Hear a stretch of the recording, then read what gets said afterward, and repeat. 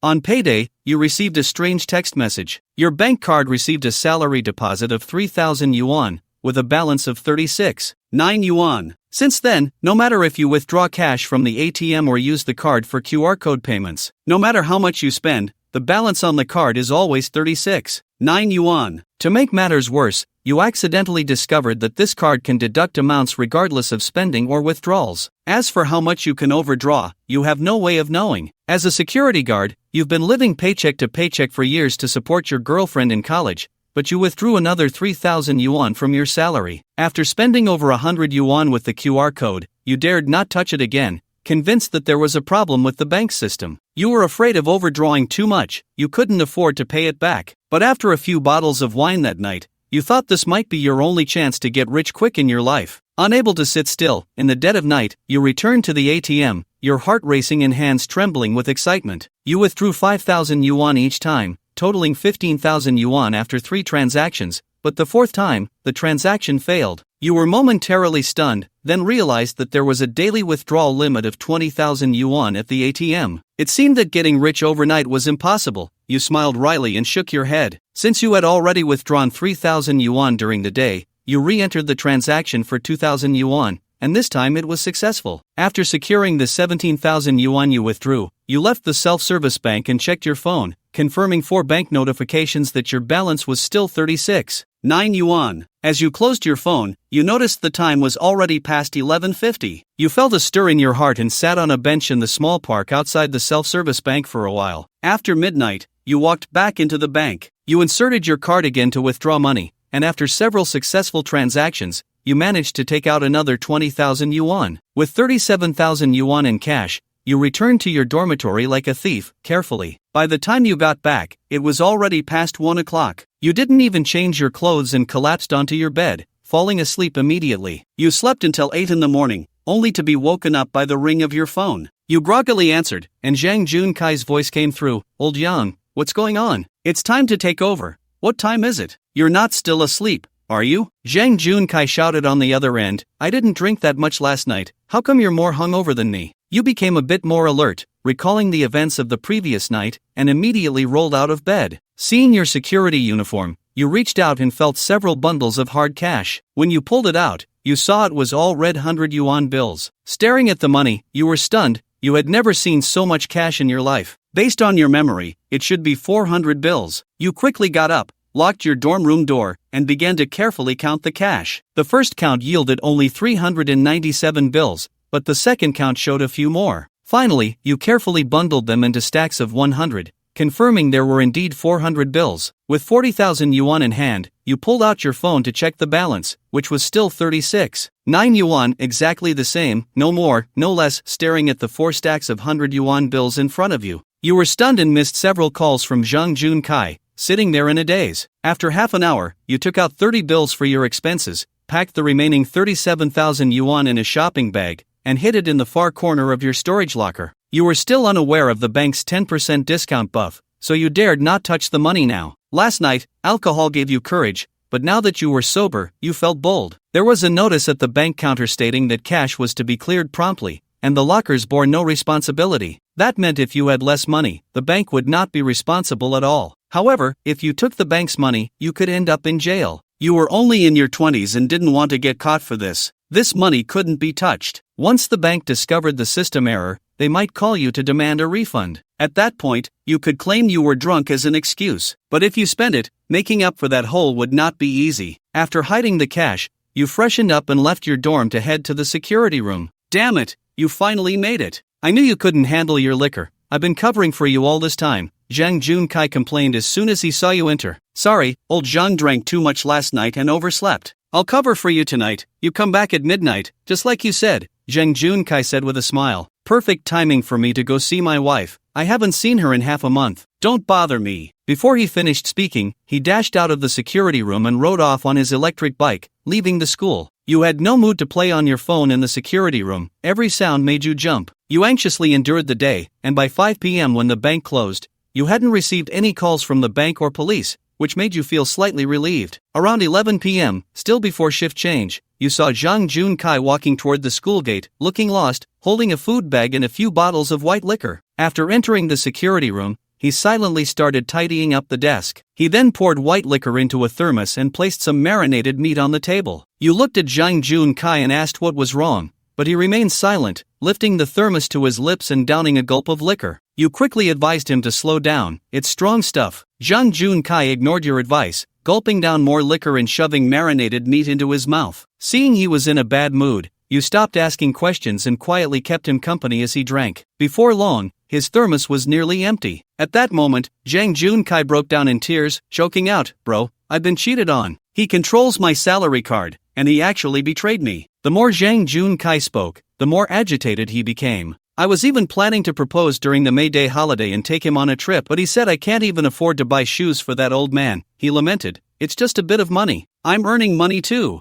I work hard every day and even gave him my salary card, yet he's still unhappy and calls me a lousy security guard. Bro, are we really that inferior just because we're security guards?" You patted his back, comforting him. "It's okay, bro, it's all in the past. Everything will get better. You're so handsome, you won't have trouble finding a wife. When one door closes, another opens. It's hard to find a three-legged frog, but there are plenty of two-legged women. Don't worry, bro. Tomorrow, I'll have Xiaolan introduce you to a company with plenty of beautiful women. Xiaolan is your high school classmate and girlfriend. You came to Donghai Art College for her. Back then, when she was in school, you saw each other every day, and life was beautiful. You gave him all your salary to support his education. For the first 2 years after graduation, when he struggled to find a job, you continued to support him. Last year, he finally got a job at a big company handling administration, but it's far from school, so you've been seeing each other less. Tomorrow is Saturday, and Zhang Junkai just had a breakup. It's a good opportunity to distract him and focus on work while you take over his shift." With this in mind, Xiaolan comforted Zhang Junkai a few more times until he fell asleep on the table. Instead of going back to the dormitory, you stayed in the security room to rest. The next morning around 9, Zhang Junkai finally woke up and heard you say beside him, "You're awake. Drink some water. I added a bit of honey to help with the hangover." You pushed the thermos cup toward him. After Zhang Junkai took a few sips of honey water from the thermos, he felt much more awake. Remembering what happened last night, he awkwardly said to you, "I didn't say anything crazy last night, did I?" You replied, "Well, you didn't talk nonsense, but I did cover your night shift all night." You asked how he was going to repay you, giving him a side glance. Zhang Junkai hesitated and quietly said,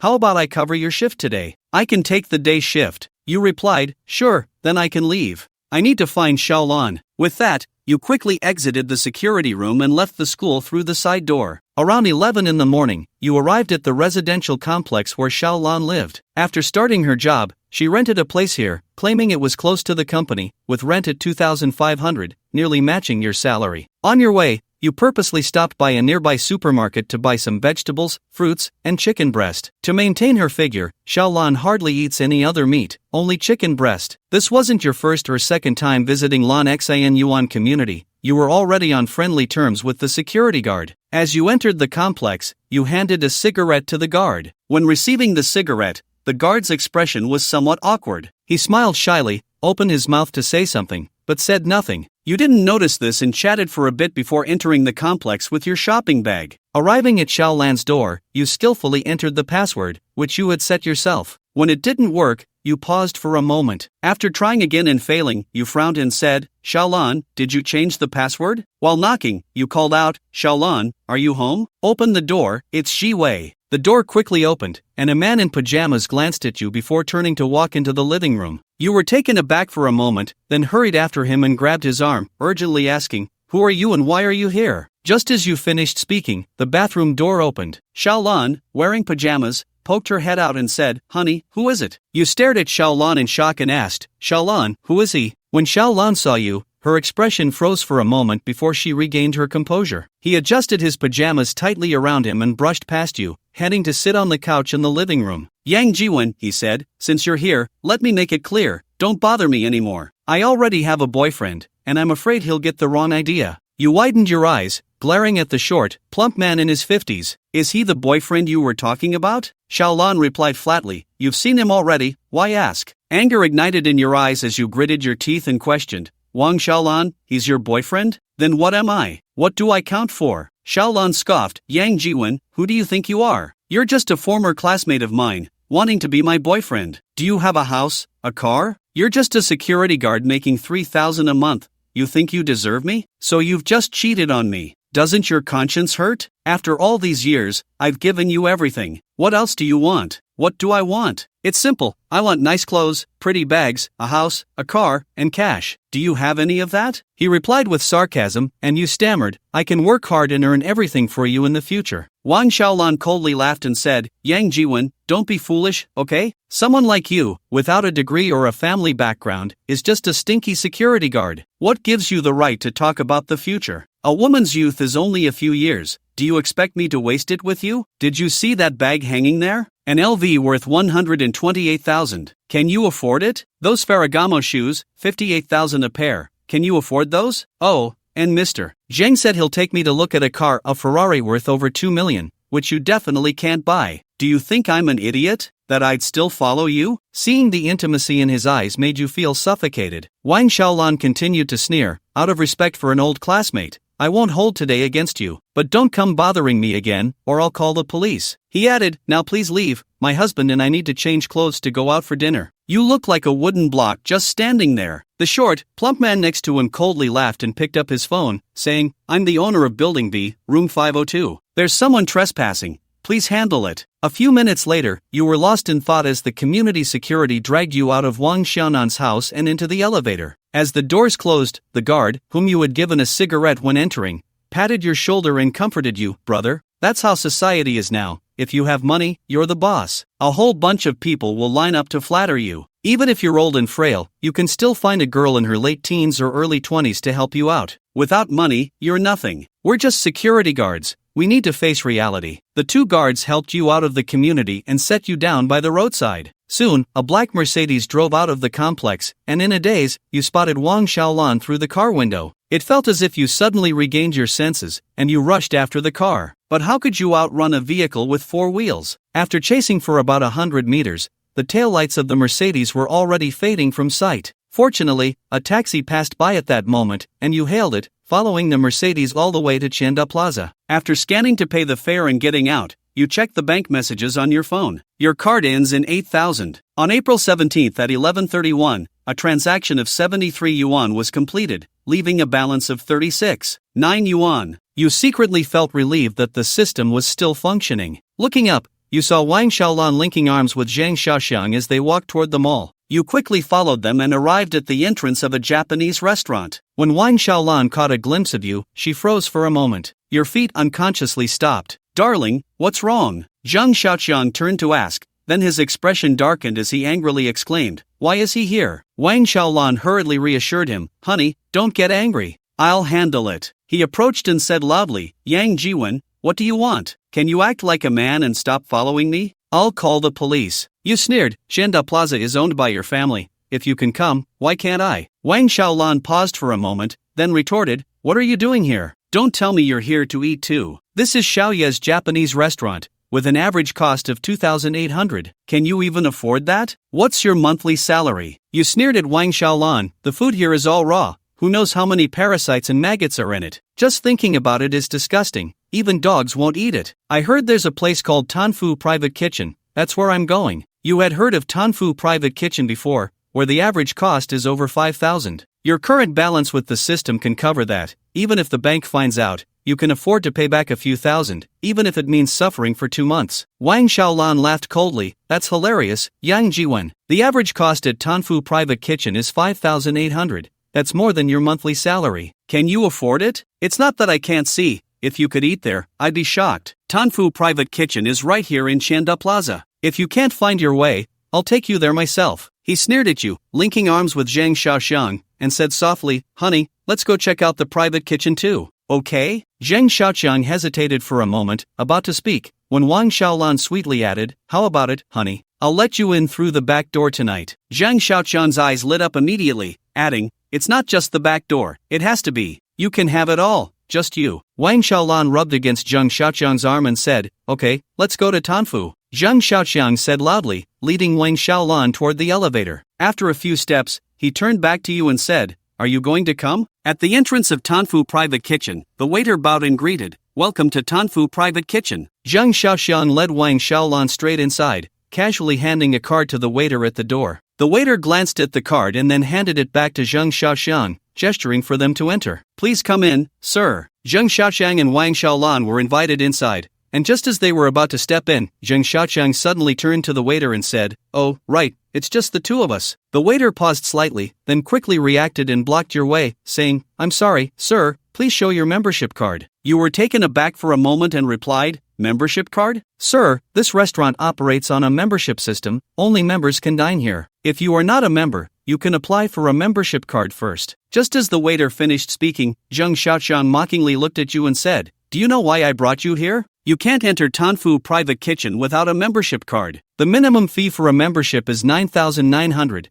and the supreme membership is 199,900. Are you brave enough to apply for one?" You were taken aback by the 9,900 fee and turned to ask the waiter, "What's his membership level?" The waiter glanced at Zheng Xiaoqiang and replied, "This gentleman is a regular member of our restaurant." You immediately said, "Well, then that's one level higher than him." Zheng Xiaoqiang sneered, "Do you know the membership tiers at Tanfu Private Kitchen? The tiers from highest to lowest are Supreme, Platinum, Gold, Silver, Bronze, and regular members. The fee for a regular membership is 9,900. While a bronze membership costs 19,900. Can you afford that? What the heck? It's only 19,900. I can afford it, you said with a sneer. The waiter immediately smiled and said, "Sir, if you want to apply for a membership, please follow me." The waiter led you to the front desk and told the staff, "Zhojia, this gentleman wants to apply for a membership." "All right, sir, which membership level would you like to apply for?" "Our membership levels are regular and bronze," the staff members started to explain. Before she could finish, Zheng Xiaoqiang sneered, "He wants to be one level higher than me. I'm just a regular member." Zhou Jie paused for a moment, then turned to you and asked, "Sir, do you want to apply for a bronze membership? The fee is 19,900, and it comes with a coupon worth 100,000, which gives you a discount of 5,000 on purchases over 50,000. Additionally, all your spending at our restaurant will enjoy a 2% discount. Would you like me to process this for you now?" You hesitated slightly. The 20,000 card comes with that so-called worth 100,000 coupon, but it's just a discount of 5,000 on spending over 50,000, so it's really just a discount. However, to use that coupon, you still need to spend a minimum of 50,000. At an average of 5,800 per person, spending 50,000 for a meal isn't hard, but you, Yang Jiwen, can't afford it. With a monthly salary of 3,000, how many meals would you have to skip to afford a single meal at 50,000? Your hesitation immediately drew Wang Xiaolan's cold ridicule. Paupers will always be paupers. Don't even talk about dining out, you can't even afford to get a membership card. Yang Jiwen, face the reality. As a security guard, what qualifications do you have to apply for a card and dine here? Honey, let's go eat, ignore this pauper so we don't lose our prestige. With that, Wang Xiaolan linked arms with Zheng Xiaoqiang and started to leave. The waiter looked at you with a hint of pity and quietly asked, "Sir, do you still want to apply for a membership?" "Why not? It's only 19,900. You gritted your teeth and replied. Zheng Xiaoqiang and Wang Xiaolan both paused, turning to look at you. The waiter, holding a form, filled in your information and smiled, "Sir, please process your payment now. Will you be paying with a card or scanning?" "Scanning," you said as you took out your phone, scanned the payment code on the bar, entered 19,900, and clicked to pay. Yang Jiwen is putting on quite a show. Do you really have that much money? You probably don't even earn that much in a year, yet you're getting a card. Wang Xiaolan sneered from the side. Before she finished speaking, the voice box announced, "Payment of 19,900 yuan received." Upon hearing the announcement, Wang Xiaolan and Zheng Xiaoqiang were both stunned. Impossible. There's no way you, Yang Jiwen,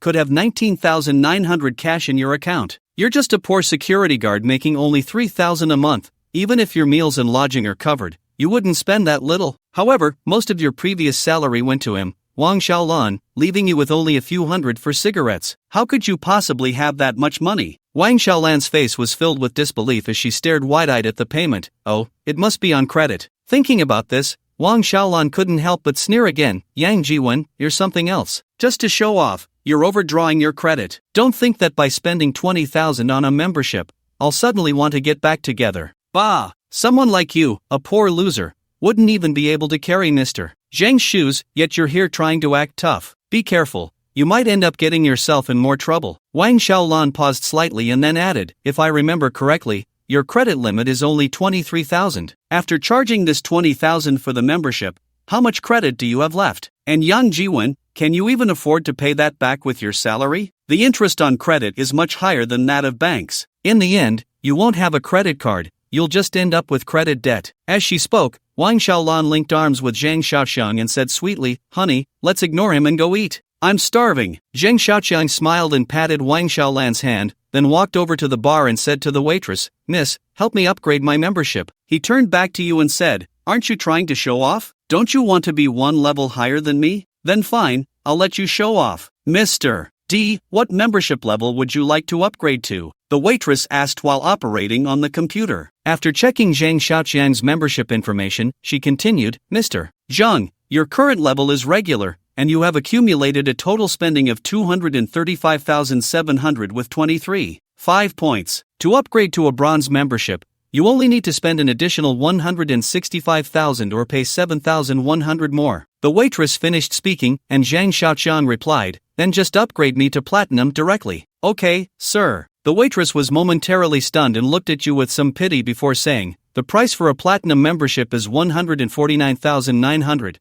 so you would need to pay an additional 111,400 to upgrade. Before the waitress could finish her sentence, Zhang Xiaoxiang pulled out a bank card and handed it to the waitress, saying, swipe it. He looked at you provocatively and added, I remember you said you wanted to be one level higher than me. Fine, I can make that happen for you. The Supreme membership at Tanfu Private Kitchen costs 199,000 to open. That's not a sum I can't afford. However, a gentleman should help others. To make this work for you, I'll begrudgingly upgrade to Platinum membership first. Now, it's your turn to show what you can do. If you can upgrade to a Supreme membership, I'll call you Daddy. If you can't, then kneel down and bow 3 times, calling me Grandpa. Standing next to Xiaolan, I might even let you eat a meal here as a courtesy from her. From now on, if you see me in Xiaolan, you better steer clear. Got it? You thought to yourself, you're full of yourself. It's not just about pride. Hearing Zhang Xiaoxiang's words, you felt a surge of anger and completely lost your rationality. You directly turned to the waitress and said,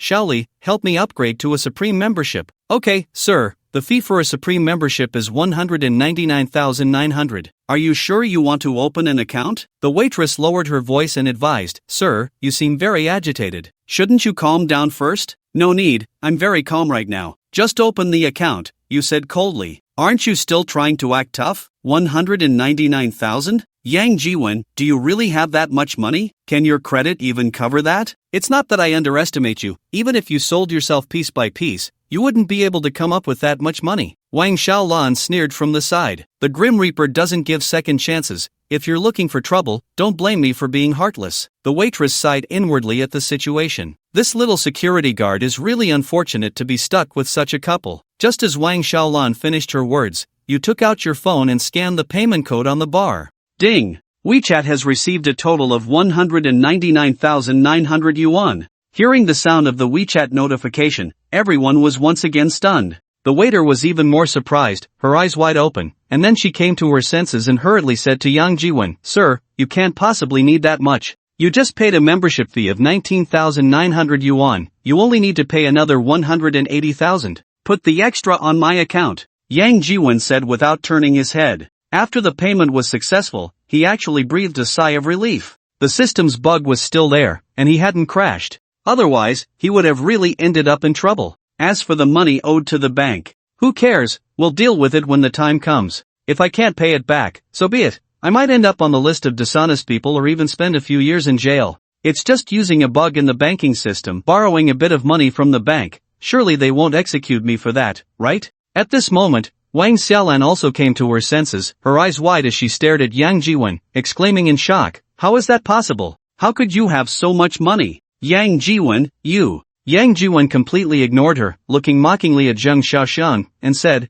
I think someone just said they were going to call my dad. Who was that again? Miss, you should have heard it too, right? The waiter glanced at Zhang Xiaoxiang but didn't dare to speak. Earlier, she thought Yang Jiwen was just a small security guard in his uniform, with no money or power. But now it seemed that this little security guard was playing the fool to catch the tiger. She had seen clients who could open a membership at their private restaurant without batting an eye, but someone like Yang Jiwen, who just to spite someone, directly opened a Supreme membership at their restaurant, was truly a first for her. But that Zhang was now also a Platinum member at their restaurant. Although she looked down on him, she didn't dare to easily offend such a big client. One complaint, and she would lose her job. Hearing Yang Jiwen's words, Zhang Xiaoqian's expression changed several times, glaring fiercely at Yang Jiwen, and coldly said, Kid, you just wait. We're leaving. With that, he turned to take Wang Xiaolan away. Just as he turned, Yang Jiwen stepped forward and blocked the way. Want to leave? It's not that easy. What do you want? Zhang Xiaoqiang's expression changed slightly, and he said coldly.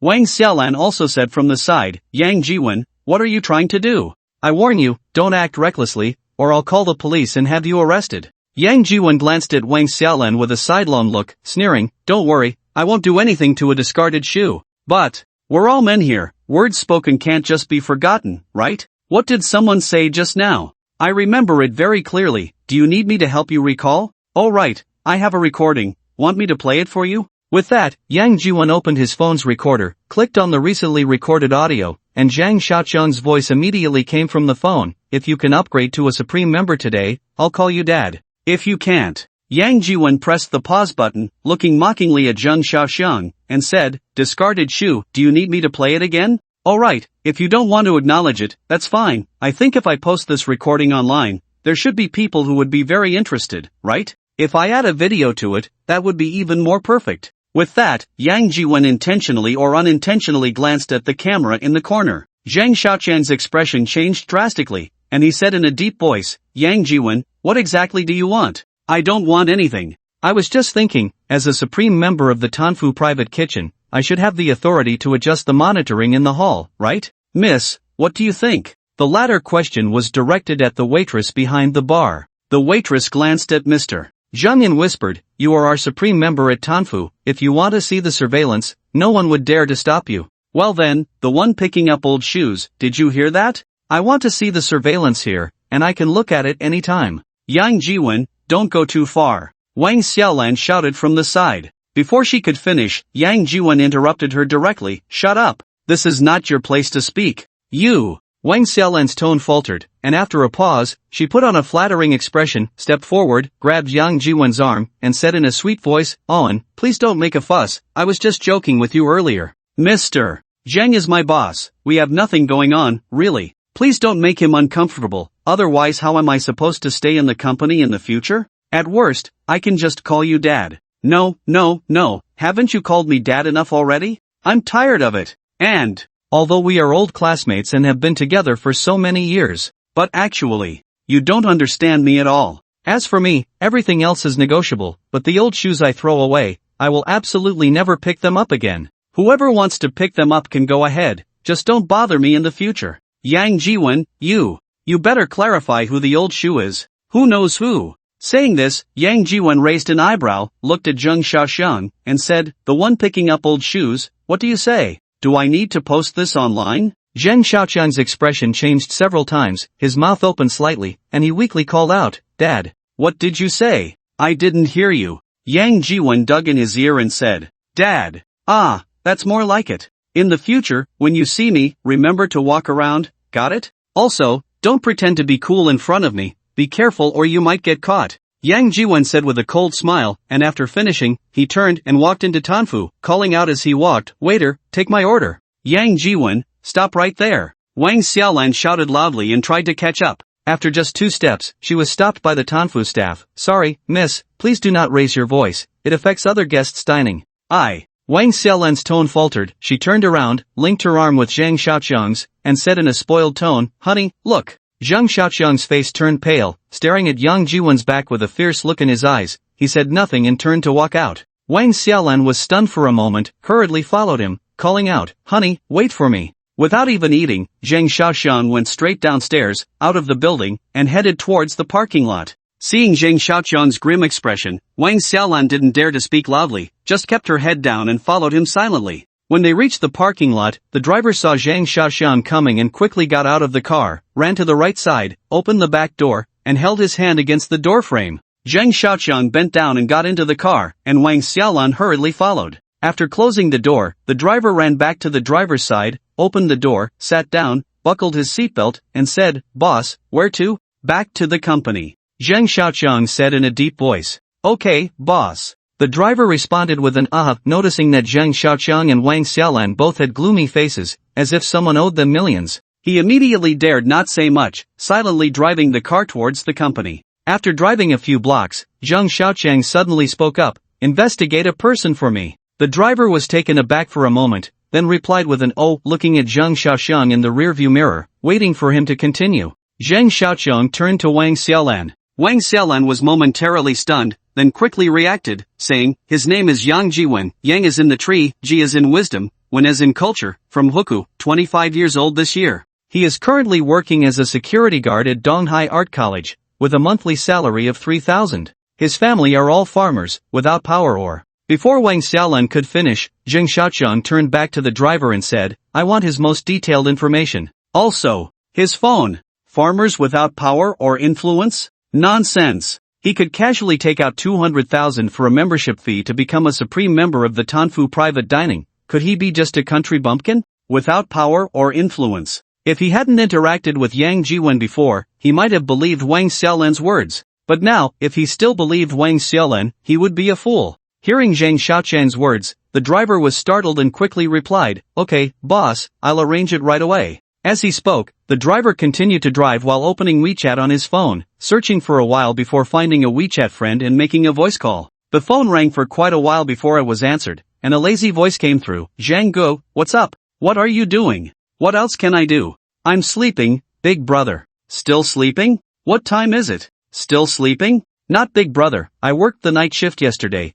What else can I do if I don't sleep? If there's nothing to say, I'm hanging up, I have to work tonight." "There is something. You don't have to go to work tonight. If you do this well, you won't have to work night shifts anymore." "Really?" The person on the other end suddenly perked up, asking urgently, "Zhang Guo, whatever it is, just tell me. I, Tian Sanner, will not frown even if I have to go through fire and water." The menu only had dish names and pictures, without any prices listed. Yang Jiwen flipped through the menu, casually ordered 2 dishes that looked good, asked for a bottle of wine, and then returned the menu to the waiter. Soon, the waiter brought the 2 dishes and the wine he ordered. The wine was a bottle of foreign white wine, and Yang Jiwen didn't know what it was, but it didn't look like English. He opened the bottle, poured a glass, took a sip, found it not bad, and took another sip. Yang Jiwen was already feeling unhappy, and now he was drinking alone, without anyone to talk to. Unknowingly, he finished a whole bottle of foreign white wine. After finishing, a slightly drunk Yang Jiwen even ordered another bottle. Before he could finish the second bottle, he was completely drunk, his head tilted, and he fell onto the table, falling asleep. He was a supreme member of Tanfu, enjoying the highest service privileges. After getting drunk, 2 waiters quickly came to help him to the VIP lounge to rest. When Yang Jiwen woke up again, he found himself lying on a soft big bed. The room was very clean, decorated warmly, and there was sandalwood incense burning, making it feel like a high-end hotel. Yang Jiwen was stunned for a moment, shook his head, and checked his phone. It was already past 6 in the afternoon. He had to hand over his shift at 8. Yang Jiwen felt anxious, quickly got up, put on his shoes, and walked out of the room. As soon as he stepped out of the room, he bumped into a waiter wearing a Tanfu uniform in the hallway. Seeing Yang Jiwen, the waiter hurriedly stepped aside and bowed, saying, "Hello, sir. Where is this?" "This is our VIP lounge at the Tan Mansion, sir. You are our supreme member at the Tan Mansion, enjoying our supreme VIP services. All areas of the Tan Mansion are open to you." Yang Jiwen was slightly taken aback, then said, "Can you take me out?" "Of course, sir, please follow me." The waiter quickly replied, gesturing for him to follow, and led Yang Jiwen out of the lounge. "Sir, do you want to dine now, or?" Before the waiter could finish, Yang Jiwen hurriedly waved his hand and said, No, I'm not hungry yet, just take me to the entrance." "Alright, sir, this way please," the waiter said, leading Yang Jiwen to the main hall of the Tan Mansion's private dining. "Thank you," Yang Jiwen said and started to walk out. "You're welcome, sir. We look forward to your next visit," the waiter smiled and replied. After walking a few steps, Yang Jiwen suddenly remembered something and turned back. Walking to the bar counter, he said to the waiter behind it, "Did I settle the bill?" "It's already settled, sir." The waiter behind the bar had changed. It was no longer the one who had activated Yang Jiwen's membership at noon. Yang Jiwen nodded slightly, looked around, then lowered his voice to ask, "Miss, can the membership fee be refunded?" The waiter was taken aback for a moment, then said, "I'm sorry, sir, the membership fee at our establishment is non-refundable. However, the membership is valid for life, and you are a supreme member, enjoying our supreme VIP services. This includes but is not limited to 10 discount coupons of 10,000 off for every 50,000 spent each month, birthday blessings, no queue for dining, free access to the VIP lounge, and more." Before the waiter could finish, Yang Jiwen turned and left the Tan Mansion's private dining. What the waiter said was all nonsense. A 10,000 off coupon for spending 50,000, isn't that just an 80% discount? And there's a threshold. You have to spend 50,000 to enjoy it. What's the difference between that and a coupon for 500 off when buying a Maserati? It's just a gimmick. Yang Jiwon was actually feeling a bit regretful now. He had been too impulsive at noon, his head got hot, and he ended up signing up for the Supreme membership at the Tan Mansion's private dining. That was a membership fee of 200,000. With a monthly salary of 3,000, how many years would he have to save to gather 200,000 for the membership fee? Now, he had acted on impulse, used it, and couldn't even get a refund. It was truly the system bug too. At the self-service bank counter, you can only withdraw 20,000 a day, but how come there's no limit when scanning to spend? If he was going to be slapped in the face, it was better than now, being in debt and not knowing how to pay it back. While thinking about these things, Yang Jiwon walked out of the commercial building, scanned a shared bike by the roadside outside the parking lot, and rode it unsteadily towards the school. Wanda Plaza was still quite far from Donghai Art College, about 10 kilometers away. After riding for more than an hour, it was almost 8 o'clock when Yang Jiwon finally reached the campus road near the school. Following the pedestrian path along the campus road, Yang Jiwon rode the shared bike unsteadily towards the school gate. When he was about 100 or 200 meters away from the school gate, Yang Jiwon noticed a van parked by the roadside, and a few young men were surrounding a woman a few meters behind the van, getting physical with her.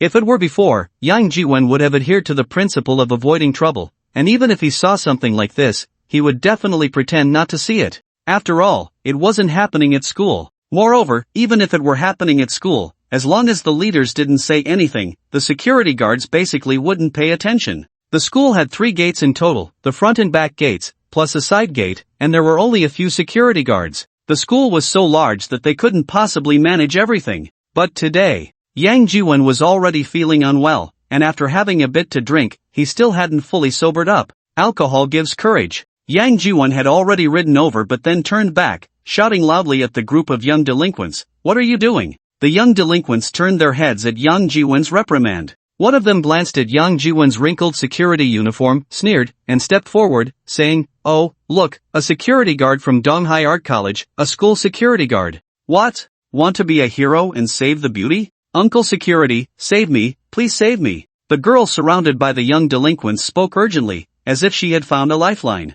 Before she could finish her sentence, the closest young delinquent slapped her across the face and cursed, "Save you? Put. He's just a little security guard, how can he save you? Let me tell you, today you better behave and listen to us, serve us well, and I might let you off. Otherwise, I'll feed you to the fish in the East Gate River, believe it or not." Saying this, the young delinquent turned to Yang Jiwon and said fiercely, "Kid, this is none of your business, get lost. Otherwise, don't blame us for being rude." Yang Jiwon had drunk more than a bottle of foreign white liquor, and the effects were still lingering. Alcohol gives courage. Before the young delinquent could finish speaking, Yang Jiwon had already grabbed a shared bicycle with both hands and charged forward, swinging the bicycle and smashing it into the closest young delinquent, knocking him to the ground, rolling and howling in pain. This fierce scene stunned the other young delinquents for a moment, and Yang Jiwon seized the opportunity to swing the shared bicycle again, knocking down another young delinquent. It was only at this moment that the other young delinquents reacted, shouting and rushing towards Yang Jiwon. Some even ran back to the van to grab a few steel pipes and charged back. An inch longer, an inch stronger. Yang Jiwon had drunk a bit, his nerves were bold, and he was full of strength with nowhere to vent. A shared bicycle in his hands felt like a toy, swung around effortlessly. The few young delinquents rushing towards him hadn't even reached Yang Jiwon when they were directly knocked down by the bicycle he swung. The young delinquents with steel pipes had their pipes knocked away as soon as they touched the shared bicycle, and then they were also sent flying. In the blink of an eye, several young delinquents were knocked down by the incredibly powerful Yang Jiwon, howling in pain. The girl who had been surrounded had taken the chance to run away at the beginning, dialing the police while running. Once she ran into the campus, she finally breathed a sigh of relief, called for security in the security room, and then ran back. The security guards in the security room were all Yang Jiwon's colleagues. Hearing the girl say that a school security guard was fighting with young delinquents outside the school, they were immediately stirred up, grabbing the plastic batons from the security room and rushing out. Although there were only 2 of them, their momentum was strong. They hadn't gone far when they saw Yang Jiwon displaying his might, swinging the shared bicycle and knocking all the young delinquents to the ground. Seeing this scene, the 2 security guards and the girl were all stunned. At that moment, the patrolling police received a report and sounded the siren as they rushed over. Before long, two police vans arrived at the scene and arrested the group of young troublemakers. Yang Jiwon was considered to have acted bravely, with the girl and the other two security guards able to testify for him. However, he and the girl were still taken to the police station for questioning. As the troublemakers were being escorted to the police van, one of them turned around and asked Yang Jiwon, "You're a security guard from the art school, do you know a security guard named Yang Jiwon?" Yang Jiwon rolled his eyes and gave him a disdainful look. Then, he was taken by another officer to a different police van. On the way to the police station, still feeling the effects of the alcohol, Yang Jiwon quickly fell asleep, his head bobbing as he leaned against the girl's shoulder, shifting to a more comfortable position and snoring away. "This guy really has a big heart," a police officer sitting next to him said with a laugh to his colleague. The girl's cheeks turned red, and she lowered her head, not daring to say a word. When they arrived at the police station, several officers called out to Yang Jiwon as he got out of the car, but he didn't wake up. With no other choice, two officers had to support him and carry him off the police van to the lounge. In this situation, even if they wanted to take a statement, it was impossible. They could only wait for Yang Jiwon to wake up. At around 2 in the morning, Zheng Xiaoxiang, who was sleeping soundly, was awakened by a series of urgent phone rings. He picked up the phone and saw it was the company's legal department calling, so he quickly answered. After hearing a few words from the legal department, Zheng Xiaoxiang frowned. Hanging up the phone, he grabbed his mobile and called the driver. After a few rings, the call was finally connected. As soon as it connected, Zheng Xiaoqiang began to curse. "Zhang Xuanli, how the hell are you handling things? What kind of people did you find? The matter wasn't handled well, and the people ended up in the police station. And the calls are coming to me." "Yes, I'm sorry, boss." The driver hurriedly apologized from the other end. As soon as the call connected, Zhang Xiaoqiang was already cursing. He actually hadn't figured out what had happened. But the boss was never wrong. When the boss was cursing, just listen and apologize. No need to say anything else. What good is sorry? Hurry up, go to the police station, and get my people out. A bunch of useless people who can't even control their pants. From now on, I don't want to see them in the company. Do you understand? Understood, boss, I'll go right now. Zhang Xuanli hurriedly replied, pausing for a moment before quietly asking, "Boss, which police station?" "Fushua Road Police Station." The next morning, around 7, Yang Jiwon finally woke up in the lounge of the Fushua Road Police Station. After being dazed for a few minutes, he realized he was actually in the police station. When he discovered this, Yang Jiwon was startled, thinking he had been exposed for using a system bug to launder over 200,000 yuan from the bank. He then planned to sneak out of the police station quietly. However, just as he reached the entrance, he was spotted by a beautiful female officer on duty. "Awake? Where do you think you're going?" I'm a bit hungry and want to buy something to eat," Yang Jiwon said with a dry smile. "Alright, go ahead. Turn right when you go out, and there's a breakfast shop about 100 meters away. The taste is not bad, economical and affordable. The meat buns are only 150 each." After a pause, the beautiful policewoman added, "Finish eating quickly and come back. We still need to take your statement."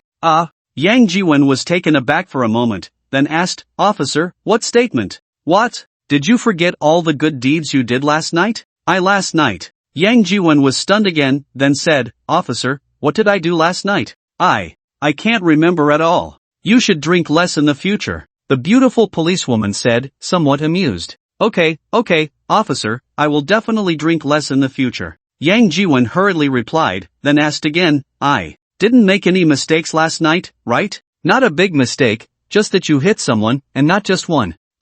"Hit someone? No, that can't be. So many people saw it, could I possibly wrong you?" The beautiful policewoman said with a light laugh. "I really hit someone? Is it serious? How much do I have to pay?" Yang Jiwon's heart tightened, and he quickly asked, "Could it be that he got drunk and caused trouble? How much do I have to pay?" The beautiful policewoman glanced at Yang Jiwon and then said, "That's hard to say. It must be several tens of thousands, right?" "Several tens of thousands?" Yang Jiwon was stunned again. The beautiful policewoman looked at Yang Jiwon and then smiled. "Alright, I'm not joking with you anymore. You did get into a fight, but it wasn't an ordinary brawl. You acted bravely to help a vulnerable group. Don't worry, you won't have to pay. After taking your statement, you can go back." "Oh." Yang Jiwon breathed a sigh of relief, then said, "Then, can I go buy breakfast first?" After walking a few steps, seeing that the beautiful police officer really had no intention of stopping him, Yang Jiwon's last bit of worry completely disappeared. It seems that the matter of him withdrawing over 200,000 from the bank hasn't been exposed. After walking a couple of steps, Yang Jiwon turned back and said, "Officer, you haven't eaten yet, right? How about I bring you something? What do you want to eat? Buns or fried dough sticks?" "Buns. No, you don't have to bring me anything, we have a cafeteria, I'll go eat there later." But Yang Jiwon seemed not to have heard and walked directly out of the police station. After exiting the police station, following what the beautiful policewoman said, he turned right and walked over 100 meters, and indeed found a breakfast shop. Yang Jiwon ordered 2 meat buns and a cup of soy milk, found an empty seat, and sat down. The boss quickly brought the buns and soy milk. Yang Jiwon picked up a bun, took a bite, chewed a few times, and found it really wasn't bad, so he stuffed another bun into his mouth and ordered 2 more. Accompanied by the soy milk, he ate 4 buns, and when leaving, he packed 2 buns and a cup of soy milk. Holding the buns and soy milk, he returned to the police station. Yang Jiwon glanced at the duty room, but the beautiful policewoman was not there. He placed the buns and soy milk on the table in the duty room and was about to leave when he caught a glimpse of the names of the on-duty police officers written on the whiteboard out of the corner of his eye. Shangwan Yun, that's a nice name. As soon as he finished speaking, a voice came from behind him. "Thank you." Yang Jiwon was startled and turned around, just in time to see the beautiful policewoman Shangwan Yun. Shangwan Yun smiled, walked up to the duty window, picked up a service card, wrote her name and phone number on it, then handed it to Yang Jiwon, saying, "This is my phone number. If those people from last night come to retaliate against you, remember to call me, understood? Also, if you encounter something like last night again, don't be brave. Call the police first, understand? By yourself, how powerful can you be? If you discover someone committing a crime, first protect yourself, then report it, and only then, if you can, act bravely. Do you understand?" "Yes, I understand. Thank you, officer," Yang Jiwon hurriedly said. "Let's go, I'll take you to make a statement. Once you're done, you can leave." The previous afternoon, Yang Jiwon had indeed drunk a bit too much. Well, it could also be that the private restaurant sold fake alcohol. The fake foreign wine was potent. He completely forgot what happened that night. During the statement, Yang Jiwon was almost clueless. Fortunately, there was that girl and his 2 security colleagues. They were all very clear-headed, and the statement was very detailed. With their testimony, Yang Jiwon's statement wasn't that important anymore. After asking a few questions about what happened, and seeing that Yang Jiwon really couldn't answer, the questioning officer stopped asking. After having Yang Jiwon sign and fingerprint the statement, he told him he could go. When Yang Jiwon walked out of the police station, he still felt a bit dazed, as if he were dreaming.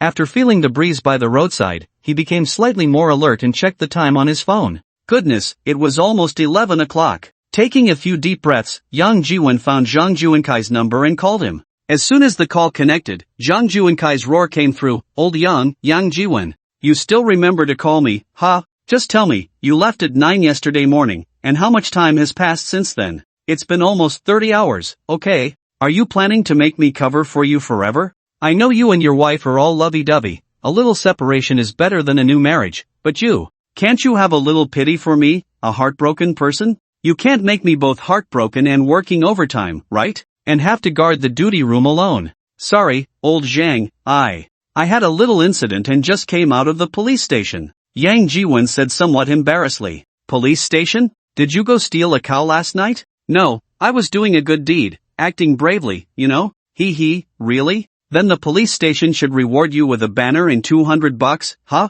Zhang Junkai laughed. Yang Jiwon was taken aback for a moment, about to speak, but heard Zhang Junkai say again, "Alright, I know about your little incident. I just couldn't get away last night, otherwise, I would have rushed over to help you swing a few sticks. If it's all good, hurry back. I've been on duty for over 30 hours straight, if I don't rest, even an Iron Man can't hold on." Hearing Zhang Juenkai's words, Yang Jiwon couldn't help but be stunned for a moment, hesitated, and then said, "Old Zhang, can you hold on a bit longer? I have a few things to take care of, and I'll be back in the afternoon." What is it? I really can't hold on much longer. It's nothing major, just a personal matter. I'll definitely be back in the afternoon. Alright then, hurry back. Yes, thank you, old Zhang. After hanging up, Yang Jiwon bought a mask at a nearby convenience store, put it on his face, and took a taxi to the nearest industrial and commercial bank branch. These past few days, Yang Jiwon felt like he was dreaming. There was a bug in the bank system. The balance in his card hadn't changed a penny, yet he had already withdrawn over 200,000 yuan. Having been poor for over 20 years, Yang Jiwon had never seen so much money, let alone spent it all at once. Yang Jiwon felt like a thief, as if he had stolen this money, and he couldn't spend it with peace of mind. If he couldn't find the reason, he would probably not be able to sleep soundly in the future. Arriving at the service hall, Yang Jiwon checked his bank card balance again at the ATM outside. It was still 36.9 yuan, not a cent more, not a cent less. The system bug was still there. Taking a deep breath, he adjusted his mask to cover most of his face, and then he took his bank card and walked into the service hall, saying to the manager inside, "Manager, I would like to check the transaction statement for this card." "Sure, follow me. You can check it on the super ATM over here." "Did you bring your ID?" "Yes. Please give me your ID." Yang Jiwon hurriedly took out his ID and handed it to the manager along with his bank card. The manager took the bank card and ID, walked to the super ATM, inserted both, operated for a while, and then asked Yang Jiwon to enter his password. After entering the password, the manager operated a few more times and then said, "It's out. Do you need it printed? You can print the transaction history for the past year." "Yes, please print it for me." "Thank you, manager." "You're welcome." The manager said lightly, operated again, and the super ATM began to print. The transaction history was printed out quickly. The manager picked up the printed statement, glanced at it, and handed it to Yang Jiwon, saying, "Take your time to look at it, you can take it with you." Yang Jiwon took the printed paper and quickly flipped to the last page. Soon, he saw the last few transactions. The last income was on the 15th of last month, the day he received his salary, an income of 3,000 yuan. The last expense was on April 14th, when Yang Jiwon bought a desktop fan online for 8.99 yuan. After that, there were no more transactions. However, there were still transaction messages on Yang Jiwon's phone. On the afternoon of the 15th, he received a salary of 3,000, and in the evening, he withdrew two amounts at the ATM, one of 500 and one of 2,500, totaling 3,000. Then he spent on marinated dishes and alcohol, three expenses that should be over 90 yuan. Then, around 11 o'clock, he withdrew 17,000, and at 12 o'clock, he withdrew 20,000 again. This 40,000 was still hidden in the dormitory storage locker. Then there were taxi fares, and the membership fee for the supreme member of Tanfu Private Kitchen, which was 199,009, as well as the ordinary member fee of 19,009. Altogether, it was nearly 267,000. But these expenses were completely missing from the transaction statement. This was truly strange. Yang Jiwon felt a bit nervous and uneasy, not knowing whether this was a good or bad thing. After hesitating for a moment, Yang Jiwon found the manager again and said, "Manager, is there any problem with my account?" "No problem. What's the issue?" As long as there's no problem, that's good." After receiving a positive answer, Yang Jiwon took his bank card and left the service hall. On the way back to school, he had already made up his mind that for the next few days, he would absolutely not use a single cent from his bank card. He had already spent over 267,000, if the matter came to light, he wouldn't even find a place to cry. Unfortunately, Tanfu wouldn't refund the membership fee. If they could refund some of it, it would be better. Over 200,000, even if he could get half of the membership fee back, that would be 100,000. What a pity. Over 200,000, how many years would he have to work as a security guard to earn that much money? As Yang Jiwon thought about this, he rode a shared bicycle back to school. For the next few days, Yang Jiwon worked the night shift, from 8 in the evening to 8 the next morning. Although the hours were long, it wasn't actually very tiring. At least, being a security guard was not more exhausting than working the night shift in a factory tightening screws. Working the night shift at the factory, tightening screws, I had to focus completely on my work, not daring to be careless for a moment. Working as a security guard on the night shift, after midnight, there was basically nothing to do. I could take a nap or sleep, and no one would mind. I could usually get about 4 to 5 hours of sleep, and during the day, I could continue sleeping. So, working the night shift was really quite comfortable. Many security guards preferred the night shift over the day shift. These past few days on the night shift, Yang Jiwon felt very comfortable. Although, deep down, he was still a bit anxious. After all, he had exploited a system bug to whitewash over 200,000 yuan from the bank. If the truth came out and he couldn't cover this hole, he might really end up spending a few years in prison. Fortunately, in these past few days, the bank hadn't called, nor had the police come knocking on his door. This eased Yang Jiwon's mind a little.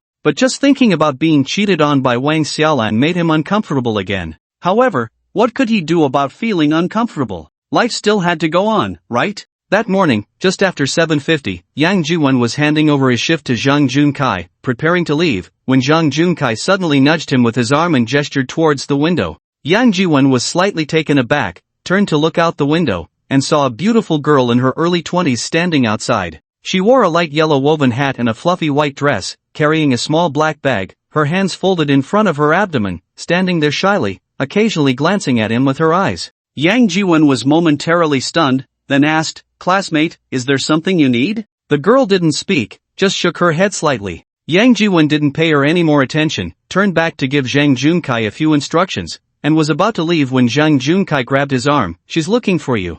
"Looking for me?" Yang Jiwon was taken aback, then chuckled. "How could that be? I don't know her." "You really don't know her?" Zhang Junkai lowered his voice and said, "Think about it again." Yang Jiwon glanced at the girl again, thought for a moment, and felt she looked a bit familiar, but he couldn't recall where he had seen her. Well, she might be a student from school. He might have caught a glimpse of her a few times while entering or leaving the campus. If he were to say he knew her, that would definitely be a no. But a pretty girl, even if he had only seen her a few times, he would still have some impression. After thinking about it and realizing he really didn't know her, Yang Jiwon smiled and patted Zhang Junkai's shoulder, saying, "I'm leaving," and then left the security room. On the way back to the dormitory, Yang Jiwon noticed that the girl was actually following him. Was she really looking for him? Yang Jiwon frowned, and just as he was about to reach the dormitory, he stopped, turned around, and asked, "Classmate, is there something you need?" The girl was taken aback for a moment, then shook her head. Seeing this, Yang Jiwon pointed to the dormitory building behind him and said, "This is the staff dormitory area. Students aren't allowed in.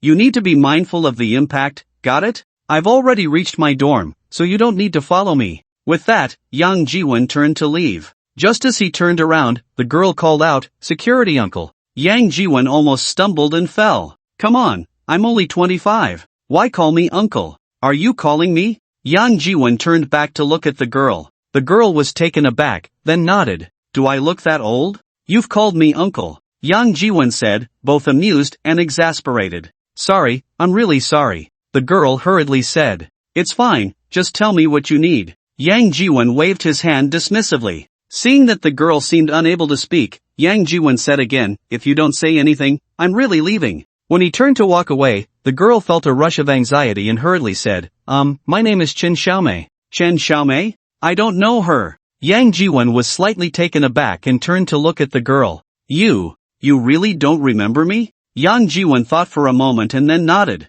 Chen Xiaomei let out a long sigh and said, "It doesn't matter if you don't remember. I came to thank you for saving my life. That night, if it weren't for you driving away those thugs, I probably..." At this point, Chen Xiaomei didn't continue, her eyes reddening as she trembled a few times before saying, "These past few days, just thinking about that terrifying outcome has kept me awake at night." As she spoke, Chen Xiaomei stole a glance at Yang Jiwon. She wasn't lying. These past few days, just thinking about the scene from that night made her feel terrified. If those young delinquents had really taken her away in a van, the consequences, she truly couldn't bear to imagine. Fortunately, at the critical moment, a hero in a security uniform descended from the sky, driving away those young delinquents and saving her. In her dreams these past few nights, it was always that hero in a security uniform, descending from the sky to rescue the damsel in distress. Over the past few days, she had gone to the security office several times, and she had already learned Yang Jiwon's name from other security guards. In fact, she had been waiting outside the security office for Yang Jiwon for several days,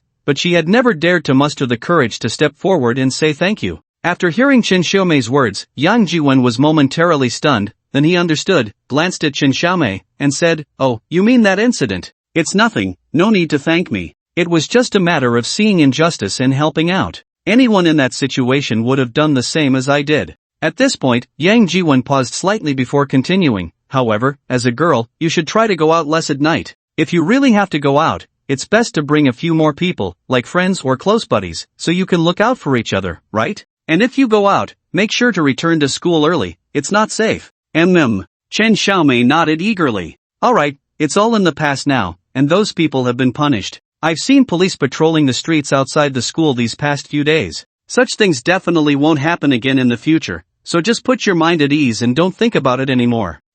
Yang. "Teacher, thank you. To show my gratitude, can I treat you to a meal?" Not wanting to call him security uncle, Chen Xiaomei switched to a more general term, teacher. "You, treat me to a meal?" Yang Jiwon was slightly taken aback and then said, "No need, right? Young teacher, you saved me, such a huge favor. If I don't repay you, I'll feel guilty forever. I don't know how else to repay you, so I can only treat you to a meal. You wouldn't refuse such a small request from me, would you?" "Well, you're a student, and I'm a security guard. It might not look good, right?" Hearing Yang Jiwen's words, Chen Xiaomei immediately became happy and hurriedly said, "It doesn't matter, we can just go somewhere far away." "Young teacher, then I'll call a car." Yang Jiwen changed into a different outfit, and the ride-hailing car Chen Xiaomei called had already arrived. Once they got in the car, the driver started the engine and left Donghai Art College. Originally, Yang Jiwen thought Chen Xiaomei would take him to a nearby snack street for a casual meal. He didn't expect that after leaving the school, the car would head straight for the city center. Today happened to be Sunday, and there were quite a few cars on the road. After more than an hour, the car unexpectedly arrived at Wanda Plaza. When Yang Jiwen saw the iconic building of Wanda Plaza, he was momentarily taken aback. Just a few days ago, he had been here, and now he was returning to the old place. Xiao Chun, are you inviting me to dinner? Or are you just asking me to accompany you to the mall? Yang Jiwen turned to Chen Xiaomei and said, "Hee, I don't really know what to treat you to. There aren't many specialties at the snack street near the school, so..." "Oh, the fourth floor of the plaza is a food court. The entire floor is filled with food vendors, and there are a few places with really good flavors, highly rated on the review sites. Let's go try it. By the way, Teacher Yang, do you prefer Western food or Chinese food?" "Chinese food, of course. My Huaxia stomach can't handle the dark cuisine of the West." "Hee, me too. Then let's go eat Chinese food. Do you prefer Sichuan cuisine or Hunan cuisine? How about hot pot?" "I'm fine with anything." "Then let's go for hot pot. I love spicy Sichuan hot pot." "Wait, I saw you being quite quiet at school. You actually like spicy food?" Yang Jiwen looked at Chen Xiaomei in surprise. Chen Xiaomei chuckled and didn't say anything more. She was timid, but that didn't mean she couldn't handle spicy food. Besides, with a hero by her side, what was there to be afraid of? Perhaps because in her dreams and reality, there was always the tall and mighty figure of Yang Jiwen saving the beauty, now following him. Chen Xiaomei felt inexplicably at ease and very secure. The car soon stopped by the roadside outside Wanda Plaza. After getting out of the car, Chen Xiaomei walked closely beside Yang Jiwen as they headed into Wanda Plaza. As they passed the parking lot, a car that had just parked suddenly honked twice. Yang Jiwen and Chen Xiaomei turned their heads almost simultaneously. Yang Jiwen only saw a BMW, and before he could see who was inside, Chen Xiaomei's expression changed slightly, and she pulled Yang Jiwen away. "What's wrong?" Yang Jiwen asked curiously. Nothing.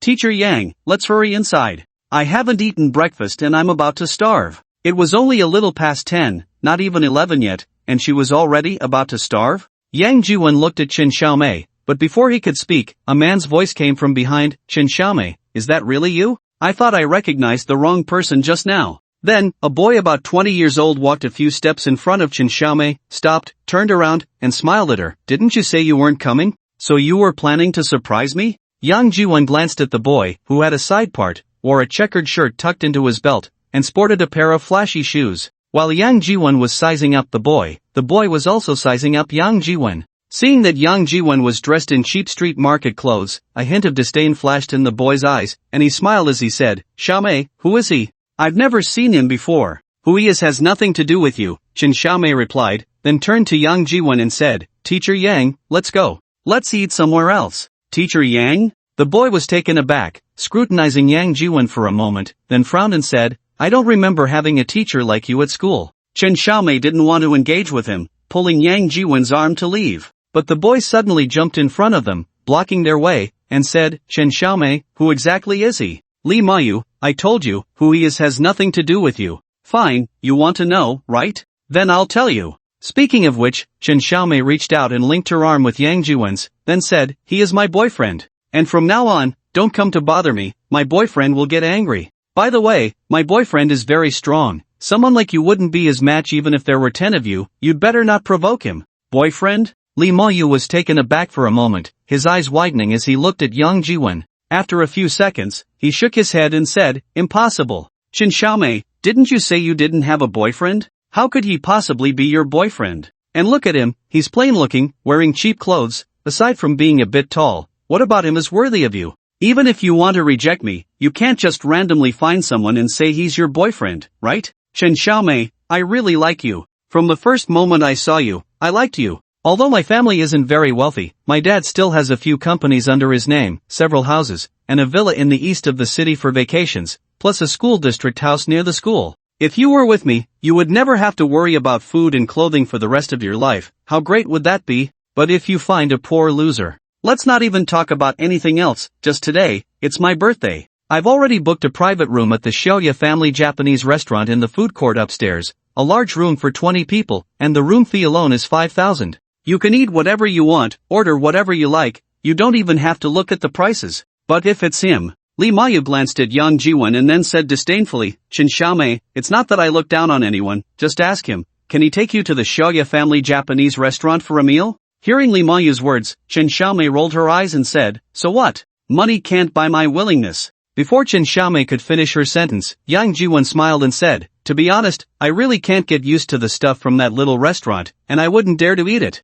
It's all raw, who knows how many parasites and maggots are in there. I've heard there's even nuclear radiation, eating it might cause mutations, I definitely wouldn't dare to eat that. You! Lee Mayu's expression changed, but then he coldly laughed and said, humph, sounds nice, but in the end, it's just that you can't afford it, so you find all sorts of excuses. The ingredients at the Shoya family Japanese restaurant are all airlifted from the East, absolutely safe and hygienic, and the chefs who make the dishes are all top chefs from the East, with superb skills and a great reputation. Moreover, the Shoya family Japanese restaurant is currently applying for a Michelin 3-star rating. There are very few restaurants in the entire Donghai that can be included in the Michelin star list. Do you still dare to shamelessly speak ill of Shoya family? Aren't you afraid of receiving their lawyer's letter? Really? The last time I said that, I didn't see them send me a lawyer's letter? Yang Jiwon said with a light laugh. Ha, you? You said that last time? You weren't just talking nonsense outside the Shoya family Japanese restaurant without even stepping inside, were you?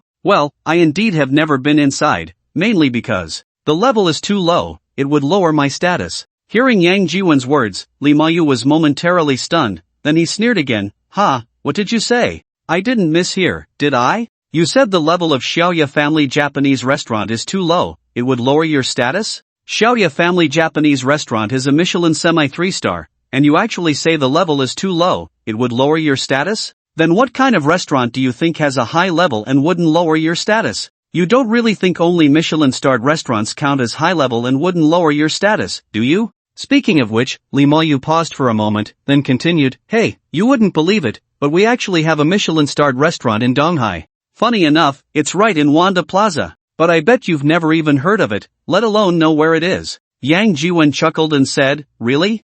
Let me think. You must be talking about Tanfu, right? Lee Mayu was taken aback. This guy actually knows about Tanfu Private Kitchen?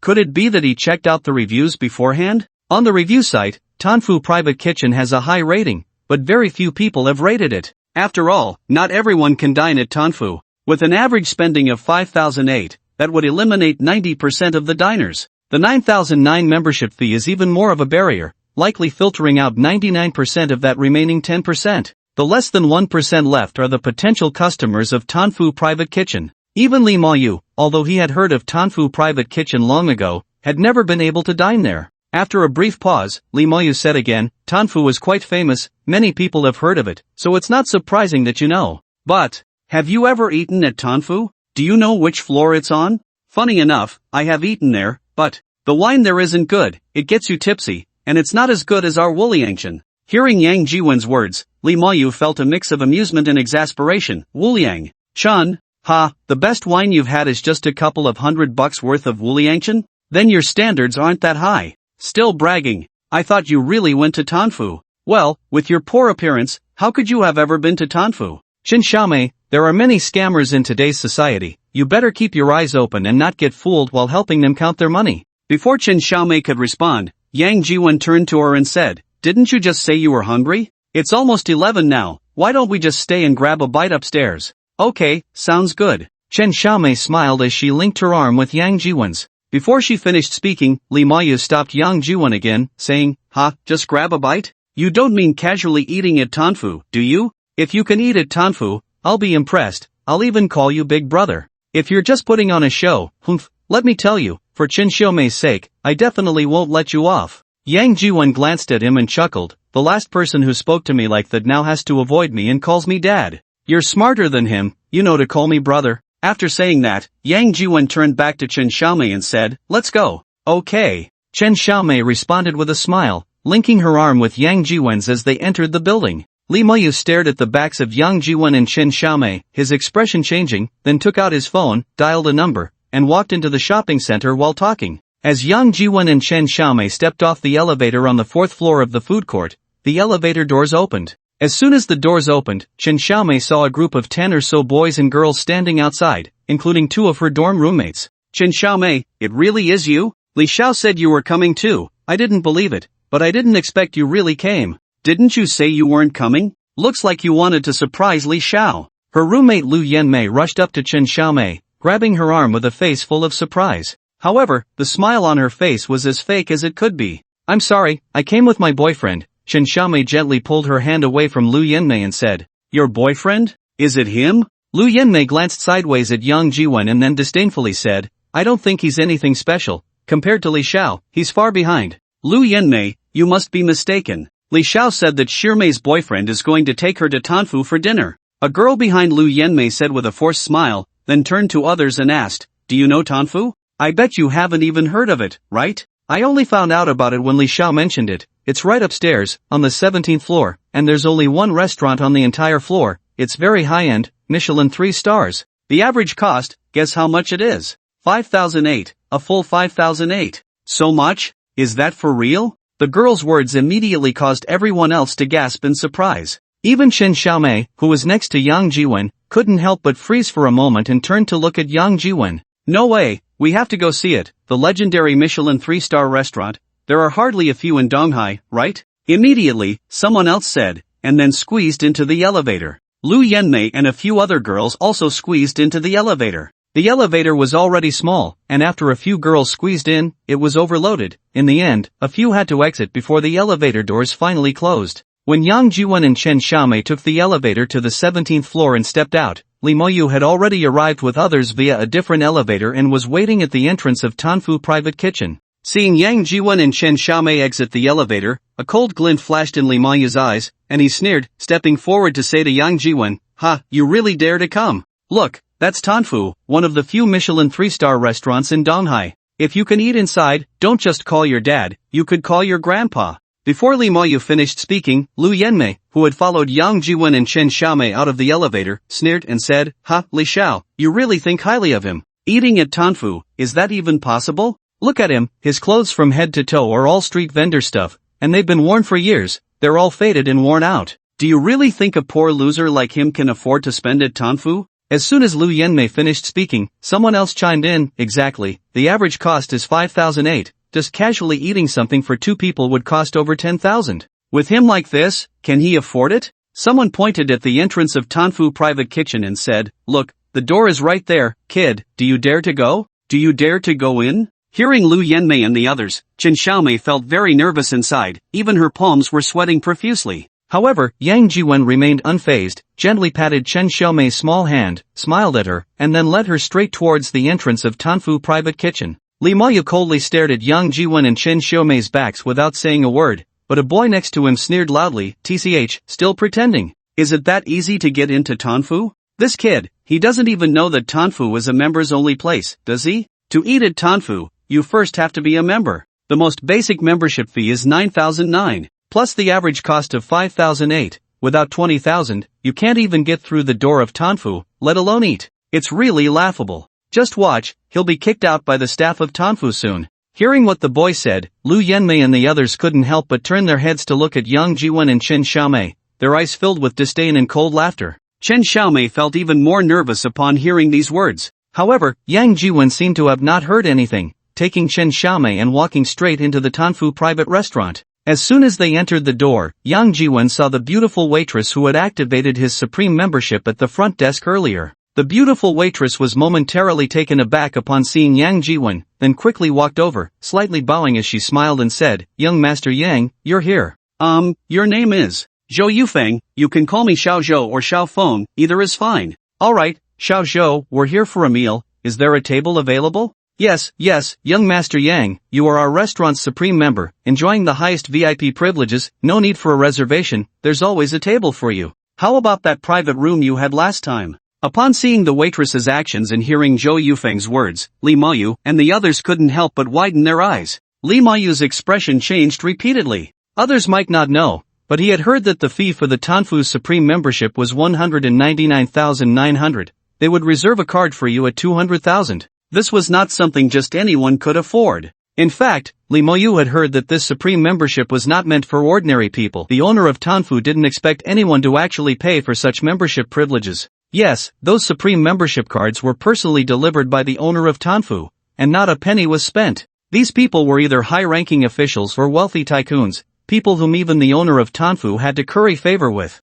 Unexpectedly, this unremarkable guy dressed in cheap clothes was actually a supreme member of Tanfu. Remembering what Yang Jiwon had said downstairs, the last person who spoke to me like this now has to walk around me and call me dad, Lee Moyu had not believed it at all, thinking Yang Jiwon was just bragging. But now it seemed he was probably not bragging, but really impressive. Young teacher, have you eaten here before? For some reason, after hearing Zhou Yufeng's words, Chen Xiaomei felt quite uncomfortable. Following Zhou Yufeng into a quaint and elegant private room, after sitting down, Chen Xiaomei quietly asked Yang Jiwen, "I've been here once." Yang Jiwen replied with a smile, handing the menu to Chen Xiaomei, saying, "Order whatever you want." Oh, Chen Xiaomei took the menu, flipping through it while asking, "Did you come here with your girlfriend?" Zhou Yufeng, who was nearby, was momentarily stunned upon hearing this, quickly glancing at Chen Xiaomei before lowering her head again. "No, I came alone." Upon hearing Yang Jiwen's words, Chen Xiaomei was slightly taken aback, then a smile appeared on her face as she continued to look through the menu, saying,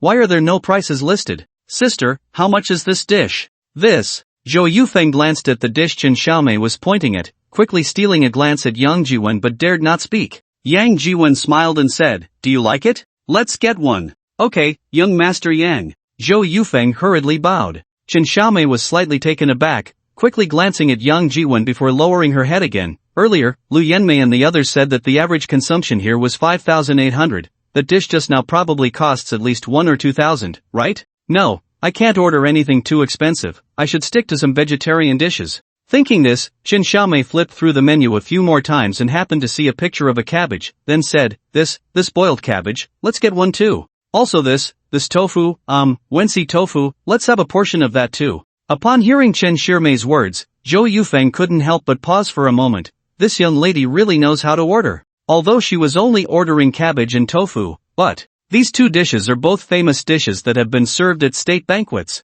One dish costs 28,000. She really knows how to save money for young Master Yang. When Yang Jiwen heard this, he wondered why everything was vegetarian. How can that be? He immediately said, "Don't just order vegetarian dishes, let's have some meat too." I don't like eating meat, Teacher Yang. What do you like to eat? Do you have any good recommendations? Yang Jiwen turned to Zhou Yufeng and asked. Zhou Yufeng thought for a moment and then said, "How about you try our restaurant's Buddha jumps over the wall? It's a famous dish from the Guangdong Sea area and is very popular there." Since they had already ordered boiled cabbage and Wensi tofu, adding one more Buddha jumps over the wall wouldn't be a big deal, right? And there's also squirrel fish, which is quite good. Alright, then let's have one of each. Before Zhou Yufeng could finish, Yang Jiwen said with a smile. Okay, young Master Yang, please wait a moment, I'll arrange that right away. Zhou Yufeng hurriedly said, taking a step to turn but then asked, "Young Master Yang, do you need a bottle of wine?" Yang Jiwen turned to look at Chen Xiaomei. "Can you drink?"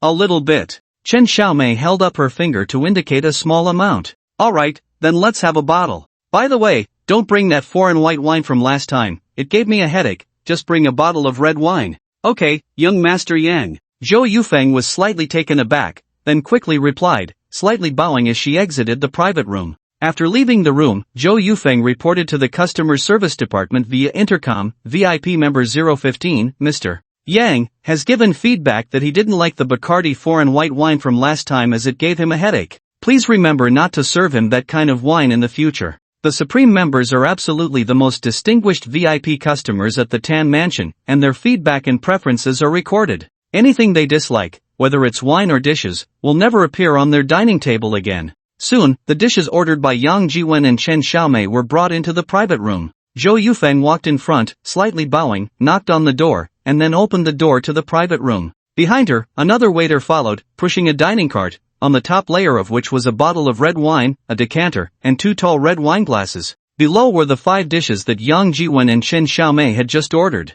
The two of them had 5 dishes, and the 2 vegetarian dishes didn't seem to be very high in specification. After placing the 5 dishes on the dining table, Zhou Yufeng turned to pick up the red wine, showing it to Yang Jiwen, and then said, "Young Master Yang, shall we open it now?" Yang Jiwen glanced at it, nodded slightly, and said, "Go ahead." Zhou Yufeng opened the red wine, poured it into the decanter, and then said, "Young Master Yang, you mentioned earlier that the foreign white wine you had last time gave you a headache. I sincerely apologize for the unpleasant dining experience it caused you. To express our apologies, our boss said that this bottle of 1995 Bordeaux Lafite is a complimentary gift for you and this beautiful young lady to enjoy. Please bear with us, and in the future, that brand of wine will not appear before you again.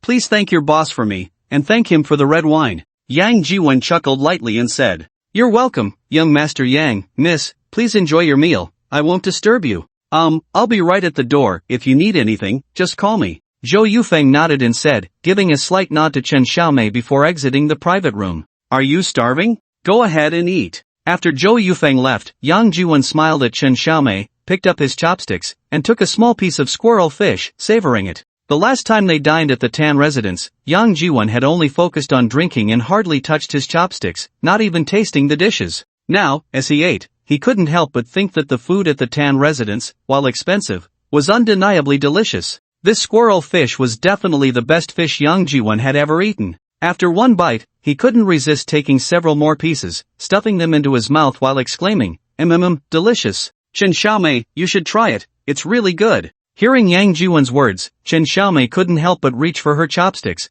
picking up a piece of squirrel fish and putting it in her mouth. It really is delicious. What kind of fish is this? How can it taste so good? After trying 2 other meat dishes, which were also very tasty, Yang Jiwen reached for the plain boiled cabbage, picking up a small piece and putting it in his mouth. Originally, Yang Jiwen thought it was just ordinary boiled cabbage, and no matter how good it was, it couldn't be that special. Who would have thought that upon tasting it, his eyes widened in surprise, boiled cabbage could be this delicious. Fresh, fragrant, sweet. Yang Jiwen swore he had never eaten such delicious boiled cabbage in his life. It was truly, truly too good. Yang Jiwen almost bit his tongue. All 5 dishes were delicious. Yang Jiwen ate until his belly was round and full, like a ball, before he finally set down his chopsticks. Chen Xiaomei was no better off. She put down her chopsticks, leaned back in her chair, and couldn't help but let out a satisfied burp, patting her round belly and smiling shyly at Yang Jiwen. "Did you eat well? Then let's go. Chen Xiaomei replied and followed Yang Jiwen out of the private room. As soon as they stepped out, Zhou Yufeng bent slightly and asked, "Young Master Yang, miss, have you finished your meal?" "Yes. Were you satisfied with the flavors?" Not bad, very tasty. Thank you for your praise, I'm glad you enjoyed it. If you have any suggestions or areas of dissatisfaction, please feel free to mention them, and we will strive to improve." Zhou Yufeng hurriedly said, pausing for a moment before asking, "Young Master Yang, miss, would you like to rest in the lounge for a bit?" Hearing Zhou Yufeng say this, Yang Jiwen suddenly remembered the room he had woken up in last time. That room was comparable to a presidential suite in a 5-star hotel, right? The bed was so big that 5 or 6 people could roll around on it. "Isn't this a restaurant? Can we still rest here?" Chen Xiaomei said, her eyes widening in surprise. "Yes, miss, we have a dedicated rest area for guests. Young Master Yang is our supreme member at the Tan residence, and his lounge is equipped to the standards of a 5-star presidential suite. Young Master, would you like to rest for a bit?" No need." Yang Jiwen's face flushed, and he hurriedly replied. Although he really wanted to try out the big bed in the 5-star presidential suite with a beautiful young student like Chen Xiaomei, they had only just officially met today, right? On the first day of knowing each other, going to a presidential suite would be inappropriate, right? Alright then, shall I take you to the front desk? Zhou Yufeng was slightly taken aback. She hadn't expected that after bringing such a beautiful girl to dinner, Yang Jiwen wouldn't want to rest in the presidential suite afterward. Are the rich second-generation kids now playing hard to get? When they reached the front desk, Chen Xiaomei secretly tugged at Yang Jiwen's sleeve and whispered, "Teacher Yang, I'll take care of the bill later, don't try to snatch it from me. We agreed that I'm treating today." Yang Jiwen was momentarily taken aback, turned to look at Chen Xiaomei, and chuckled, "Alright, you can pay, but the average consumption per person at Tanfu is 5,008. For the 2 of us, that means." Upon hearing Yang Jiwen's words, Chen Xiaomei's expression darkened, and she pouted, lowering her head as she said softly, "Teacher Yang, maybe you should just handle it. Consider it a loan from me, I promise to pay you back later." "Okay, but you better remember to pay me back," Yang Jiwen said with a light laugh. At the front desk, Yang Jiwen held up his phone and said, "Miss, I'd like to settle the bill." "Hello, young Master Yang, your total consumption this time is 125,003. A bottle of 1995 Bordeaux Lafite is complimentary for you. You are a supreme member of our establishment, and you can use a coupon for 5 off 100, plus enjoy a discount of 15%. After using the coupon, the total comes to 98,000. Will you be paying by card or scanning the code? Upon hearing the front desk attendant's words, Yang Jiwon hadn't spoken yet, but Chen Xiaomei couldn't help but widen her eyes in shock, exclaiming, "How much?" "The total is 98,000. But isn't your store's average consumption 5,008? There are just 2 of us. How did we end up spending over 100,000? Even after the discount, it's still 98,000? It's like this, miss. The 5 dishes you and young Master Yang ordered, 4 of them are state banquet specialties, our restaurant's signature dishes, so they are a bit more expensive.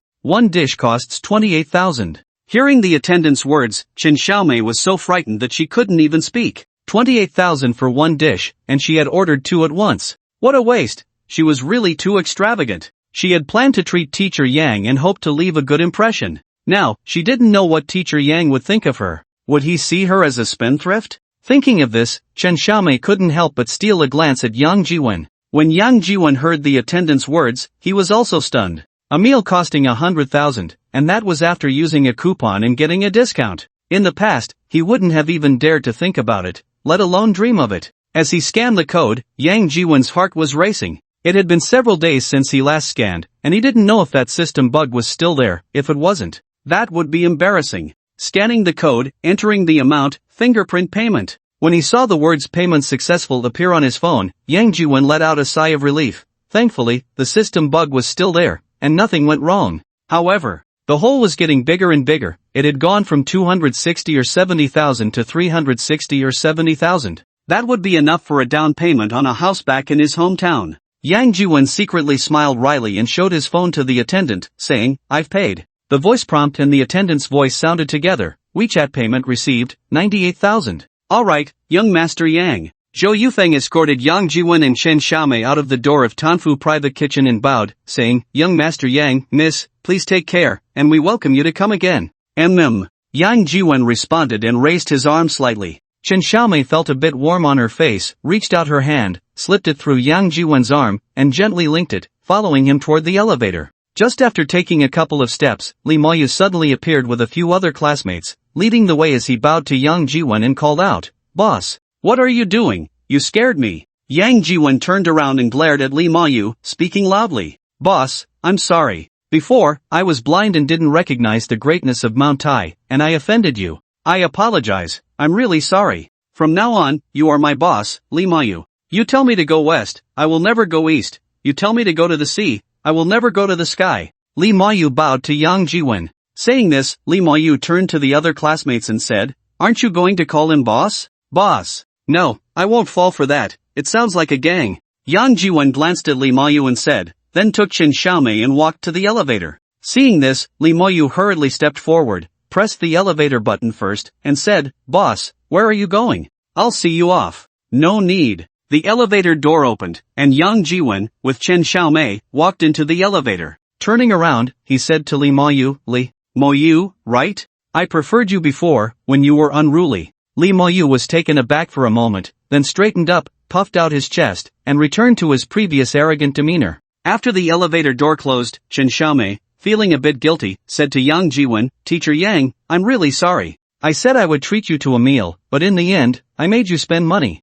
Don't worry, I'll definitely pay you back. I can write you an IOU, really, I'll get a part-time job tomorrow to earn money to pay you back." "Alright, then I'll be waiting for you to pay me back, classmate Chen," Yang Jiwon said with a light smile. The money had already been spent, so Yang Jiwon naturally didn't think about making Chen Xiaomei pay him back. However, if Chen Xiaomei could really return a part of it, he wouldn't refuse. Well, at least it would make it a little easier for him when he was filling the hole, right? Hearing Yang Jiwon's words, Chen Xiaomei couldn't help but be slightly stunned, lowered her head and said then softly said, "Teacher Yang, could you not call me classmate Chen? My name is Chen Xiaomei. You can call me by my name or call me Xiaomei, that's fine. My friends all call me that." "Alright then, Xiaomei, where are you planning to go next?" Chen Xiaomei glanced at Yang Jiwon's already faded clothes and blurted out, "To buy." Before she could finish, she realized and changed her words, saying, "Teacher Yang, I'm a bit tired. How about we go back?" "Okay, then let's go back." I'll call a car." Chen Xiaomei said with a smile, called a car with her phone, and then linked her arm with Yang Jiwon's. When the elevator door opened, they walked out together. Back at school, it was just past 3 o'clock. After sending Chen Xiaomei to the girls' dormitory, Yang Jiwen returned to his own dormitory, didn't change his clothes, and lay down to catch up on sleep. When he woke up, it was already past 6. Yang Jiwen quickly freshened up, changed into his security uniform, and was about to go to the school cafeteria for dinner. Just as he stepped out of the dormitory, his phone rang. Yang Jiwen picked up his phone and saw it was Zhang Junkai calling, so he answered, "Hey, Lao Zhang, what's up?" "Lao Yang, are you up? Hurry over to the security room." "What do you need me in the security room for?" "I'm about to go eat, and I'll come to switch shifts with you after dinner." "Don't go to the cafeteria, come to the security room first." "There's good news, good news." "What good news could there be?" Yang Jiwen said with a light laugh, pausing for a moment before asking, "What do you want to eat?" "I'll bring it for you." "No need, just come over." "I'm telling you, if you don't come, you might regret it later." Alright, I'm coming, I'm on my way now, is that good enough?" After hanging up the phone, Yang Jiwen smiled wryly and shook his head, turning to walk towards the security room. In a short while, Yang Jiwen arrived at the security room, and as he pushed the door open, he saw Chen Xiaomei. Yang Jiwen was slightly taken aback and chuckled, saying, "What are you doing here?" Zhang Junkai, standing nearby, raised his eyebrows at Yang Jiwen and said while holding a thermos, "You two chat, I'll go get some water." He then left the security room. "Yang, teacher, you haven't eaten yet, have you?" Chen Xiaomei seemed a bit more reserved than when they were at Wanda Plaza, nervously saying. As she spoke, Chen Xiaomei stood up, walked to the table, and opened the thermos, saying, I stewed some ribs, do you want to try?" "You made it yourself?" Yang Jiwen was slightly taken aback, saying with some surprise, "Yeah, it's my first time making it. It's not good, don't laugh at me." Chen Xiaomei gently nodded and said, "How could I? Many girls nowadays don't know how to cook." Yang Jiwen said with a smile, stepping forward to sniff and said, "It smells good. Then I won't be polite." Saying this, Yang Jiwen picked up chopsticks and was about to grab a rib. At that moment, a voice came from outside the window, "Chen Xiaomei, what are you doing here?" "Teacher Zhou." Chen Xiaomei's expression changed, and she exclaimed. Yang Jiwen looked up and saw a black car parked outside the window, behind the gate. The driver's window rolled down. A man in a suit, in his 30s, had his left hand resting on the window and his right hand on the steering wheel, turning his head to look at Chen Xiaomei, his eyes gleaming like a wolf dog seeing a bone. Yang Jiwen frowned slightly at this sight. The man in the suit glanced at Yang Jiwen and then said to Chen Xiaomei, "What are you doing here?" I.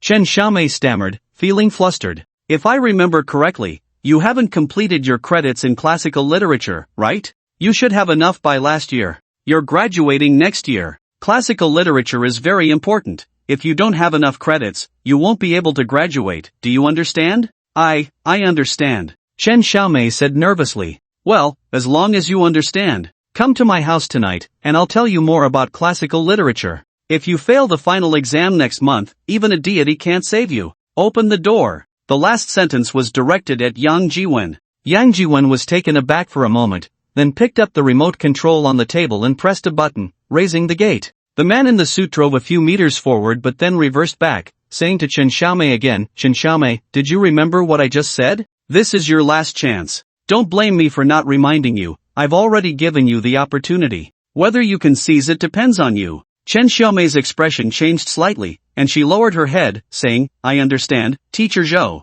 After the man in the suit glanced at Yang Jiwen again, he drove away. "Are you okay?" Yang Jiwen asked with concern, seeing that Chen Xiaomei's face looked a bit pale. Chen Xiaomei looked up, smiled at Yang Jiwen, shook her head, and said, "I'm fine, don't worry. Teacher Yang, take your time eating. I'll leave first." Saying this, Chen Xiaomei turned and walked out of the security room, but just as she stepped out, she turned back, walked to Yang Jiwen's side, and handed him a note, saying, "Teacher Yang, here." "What is it?" Yang Jiwen took the note with some curiosity, and upon looking, he found it was an IOU. He was slightly taken aback and was about to speak when Chen Xiaomei said, "Teacher Yang, I will pay you back. Tomorrow I'll find a part-time job to earn money to repay you." Yang Jiwen was slightly surprised, not expecting Chen Xiaomei to be quite principled and actually write an IOU. Just as he was about to speak, Chen Xiaomei had already left the security room. As soon as Chen Xiaomei left, Zhang Junkai pushed the door and walked in, placing the thermos in the corner and saying, "Chen Xiaomei is gone?"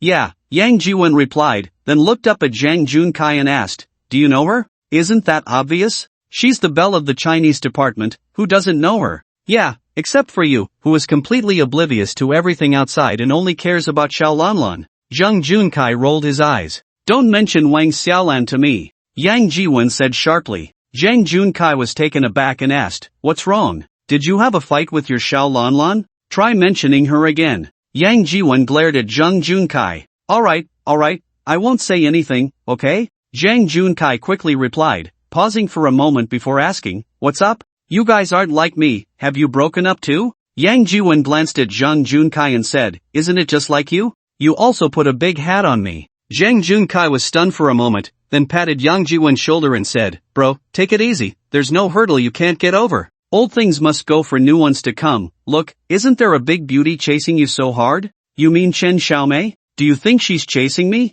Isn't it obvious? Look, she's asking you out shopping and bringing you food. What else could it be? Yang Jiwen shot Zhang Junkai a sideways glance and asked quietly, do you think there's a chance for me and her? Zhang Junkai's eyes widened, and his voice rose significantly. A chance? How could there be? Let me tell you, stop overthinking. You and her have no chance at all. Didn't you just say she's chasing me hard? Yang Jiwen pouted and said softly, I was just reminding you. Zhang Junkai said with wide eyes, look, we're just a couple of security guards, with a monthly salary of 3,000, no money, no status, right? If you've been in a relationship for several years and still got a hat put on you, what chance do you have with such a young and beautiful girl? She's just having a moment of fun, don't take it too seriously, or you'll end up getting hurt. Saying this, Zhang Junkai gently patted Yang Jiwen's shoulder again and continued, Old Yang, we need to be realistic. Let's just find someone decent, age doesn't matter, but someone too young and beautiful, we really can't handle. After hearing Zhang Junkai's words, Yang Jiwen fell silent.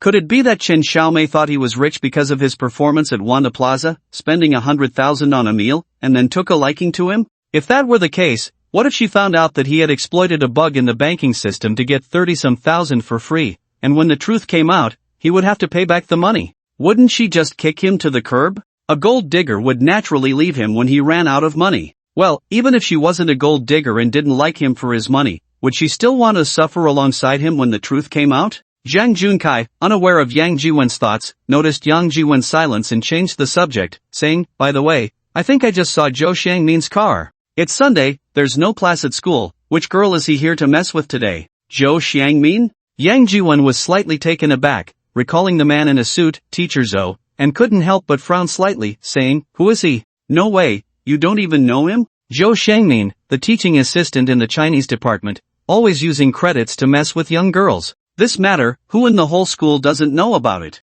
Zhang Junkai said, his eyes wide open. Upon hearing Zhang Junkai's words, Yang Jiwen's expression suddenly changed. Zhang Junkai noticed this and was momentarily taken aback, stopping in his tracks. After a moment, he lowered his voice and said, just now, he wouldn't have threatened Chen Xiaomei with credits, would he? Yang Jiwen remained silent, only slightly furrowing his brows. Seeing this, Zhang Junkai continued, then you must tell Chen Xiaomei to be careful, so she doesn't get taken advantage of. That guy is no good, relying on his father being the vice dean, he's caused a lot of trouble for the teachers and students at the school. Almost every year, there are female students from the Chinese department who get taken advantage of by him because of his class. As he spoke, Zhang Junkai reached into the thermal box, pinched a piece of rib, and stuffed it into his mouth, chewing as he said, I'm leaving, I'll come pick you up for class tomorrow morning. The ribs are good, don't waste them. After taking a couple of steps, Zhang Junkai stopped again and turned back to say, almost forgot, that was also brought by Chen Xiaomei, it should be for you too, right?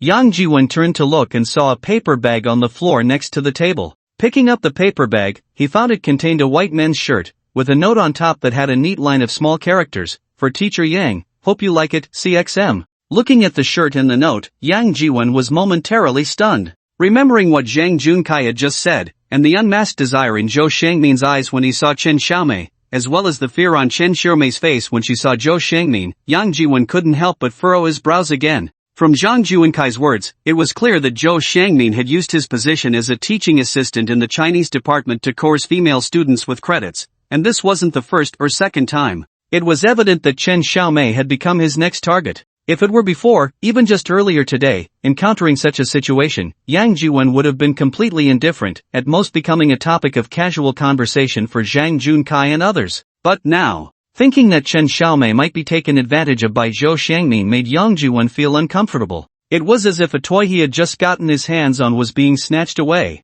Yang Jiwen wanted to rush out and snatch the toy back. But thinking of Zhou Xiangmin's identity, he hesitated. Zhou Xiangmin was not just a teaching assistant in the Chinese department, he had a father who was the vice dean. And he was just a small security guard in the arts department, and a contract worker at that, with no official position. What could he use to fight against Zhou Xiangmin? With Zhou Xiangmin's father's identity and status, firing a small security guard like him would be as easy as saying a word. Thinking of all this, Yang Jiwen felt even worse. But if he didn't save Chen Xiaomei, she would probably really be unable to escape Zhou Xiangmin's clutches tonight. After hesitating for a long time, Yang Jiwen steeled his heart and suddenly stood up. No matter what, Chen Xiaomei must be saved. Just for calling him Teacher Yang, even if he lost his job, he had to save her. After making the decision, Yang Jiwen stood up, took off his security uniform, changed into the shirt that Chen Xiaomei had just bought for him, and was about to head out. Just as he opened the security room door, he bumped into Li Moyu.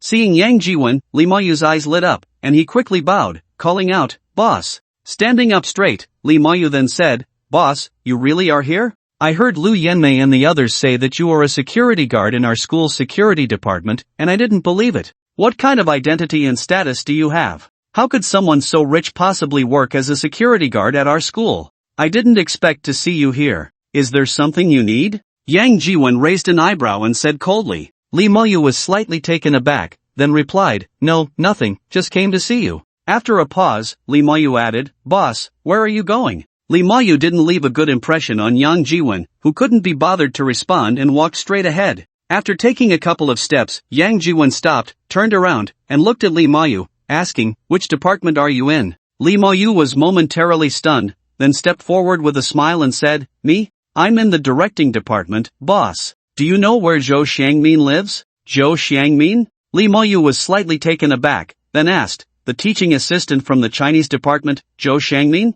Yang Jiwen nodded slightly. "Boss, wait a moment, let me ask." Li Moyu hurriedly said, pulling out his phone, scrolling through his WeChat contacts, and sent a message. After sending it, worried that the other party might not see it and reply in time, he directly made a voice call. Soon, the other party picked up. "Hello, Li Xiao. Zhang Chunyan, do you know where the teaching assistant from the Chinese department, Zhou Xiangmin, lives?" "Zhou, teacher?" Zhang Chunyan on the other end was momentarily stunned, then said, "Li Xiao, why are you asking about his address? Didn't you already have enough credits for classical literature? Less nonsense, just tell me. Don't tell me you don't know. One morning, I saw you get out of his car." After a moment of silence, Zhang Chunyan quietly said, "Isenbia UNA District, Building 2, Room 702. Isenbia UNA District, Building 2, Room 702. Li Moyu turned to Yang Jiwen and said, then hung up the voice call. Yang Jiwen nodded slightly and said, "Thanks." After that, he turned and walked towards the school gate.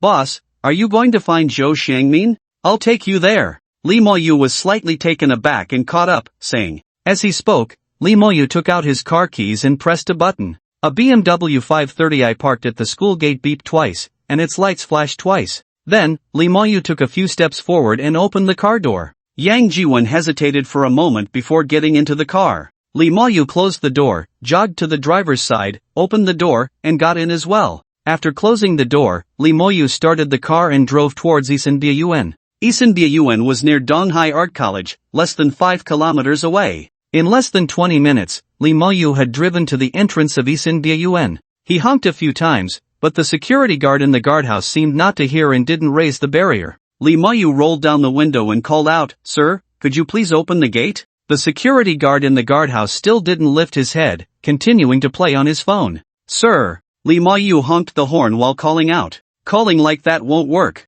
Yang Jiwen said, opening the car door, getting out, and walking to the guardhouse. He handed over a few cigarettes and chatted for a bit, quickly becoming familiar with the guards. Then, the guards raised the barrier. "Thanks, guys. I'll buy you drinks after work," Yang Jiwen said as he returned to the car. "Boss, how did you do that?" Li Moyu asked, incredulous. "Cigarettes build bridges, drinks connect lines. You won't even give out a cigarette, who would care about you?" Yang Jiwen glanced at Li Moyu and said, Boss, you really know a lot." Li Moyu drove while speaking. "But boss, you're already so rich, why are you still stuck being a little security guard at the art academy?" "Want to know?" Li Moyu quickly nodded. "You'll find out if you experience it yourself another day."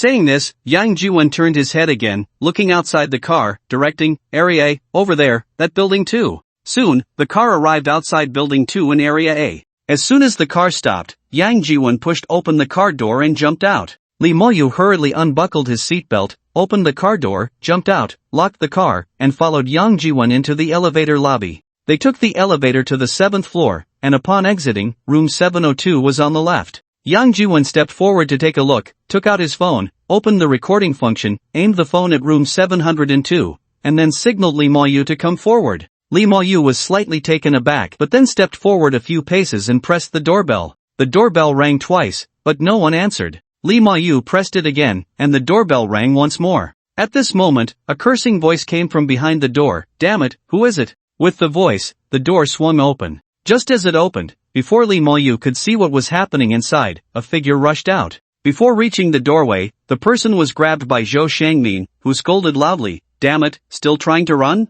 Where do you think you're going? Then, Zhou Shangmin yanked the person back, causing them to stumble and fall to the ground, and he was about to close the door. Lee Mo-yu only saw that it was a woman, but before he could see who it was, she was already pulled back by Zhou Shangmin and fell to the ground. Meanwhile, Yang Jiwon's face turned pale, and holding his phone, he raised a foot and kicked the door open. Then, Yang Jiwon rushed forward and kicked Zhou Shangmin, knocking him to the ground, and immediately pounced on him, grabbing his collar with one hand and punching him repeatedly in the face with the other. Damn it, I'll kill you, I'll kill you. This scene left Lee Mo-yu stunned. Whoa, the woman who had been pushed down by Zhou Shangmin struggled and cried out. Lee Mo-yu came to his senses, looked up, and his expression changed instantly as he shouted, Chen Xiaomei, it's you. He rushed forward, squatted down, tore off the packing tape that sealed Chen Xiaomei's mouth, and then untied the ropes binding her hands behind her back, saying, Chen Xiaomei, are you okay? Before he finished speaking, Chen Xiaomei had already jumped up from the ground, rushed to Zhou Shangmin's side, and kicked him hard.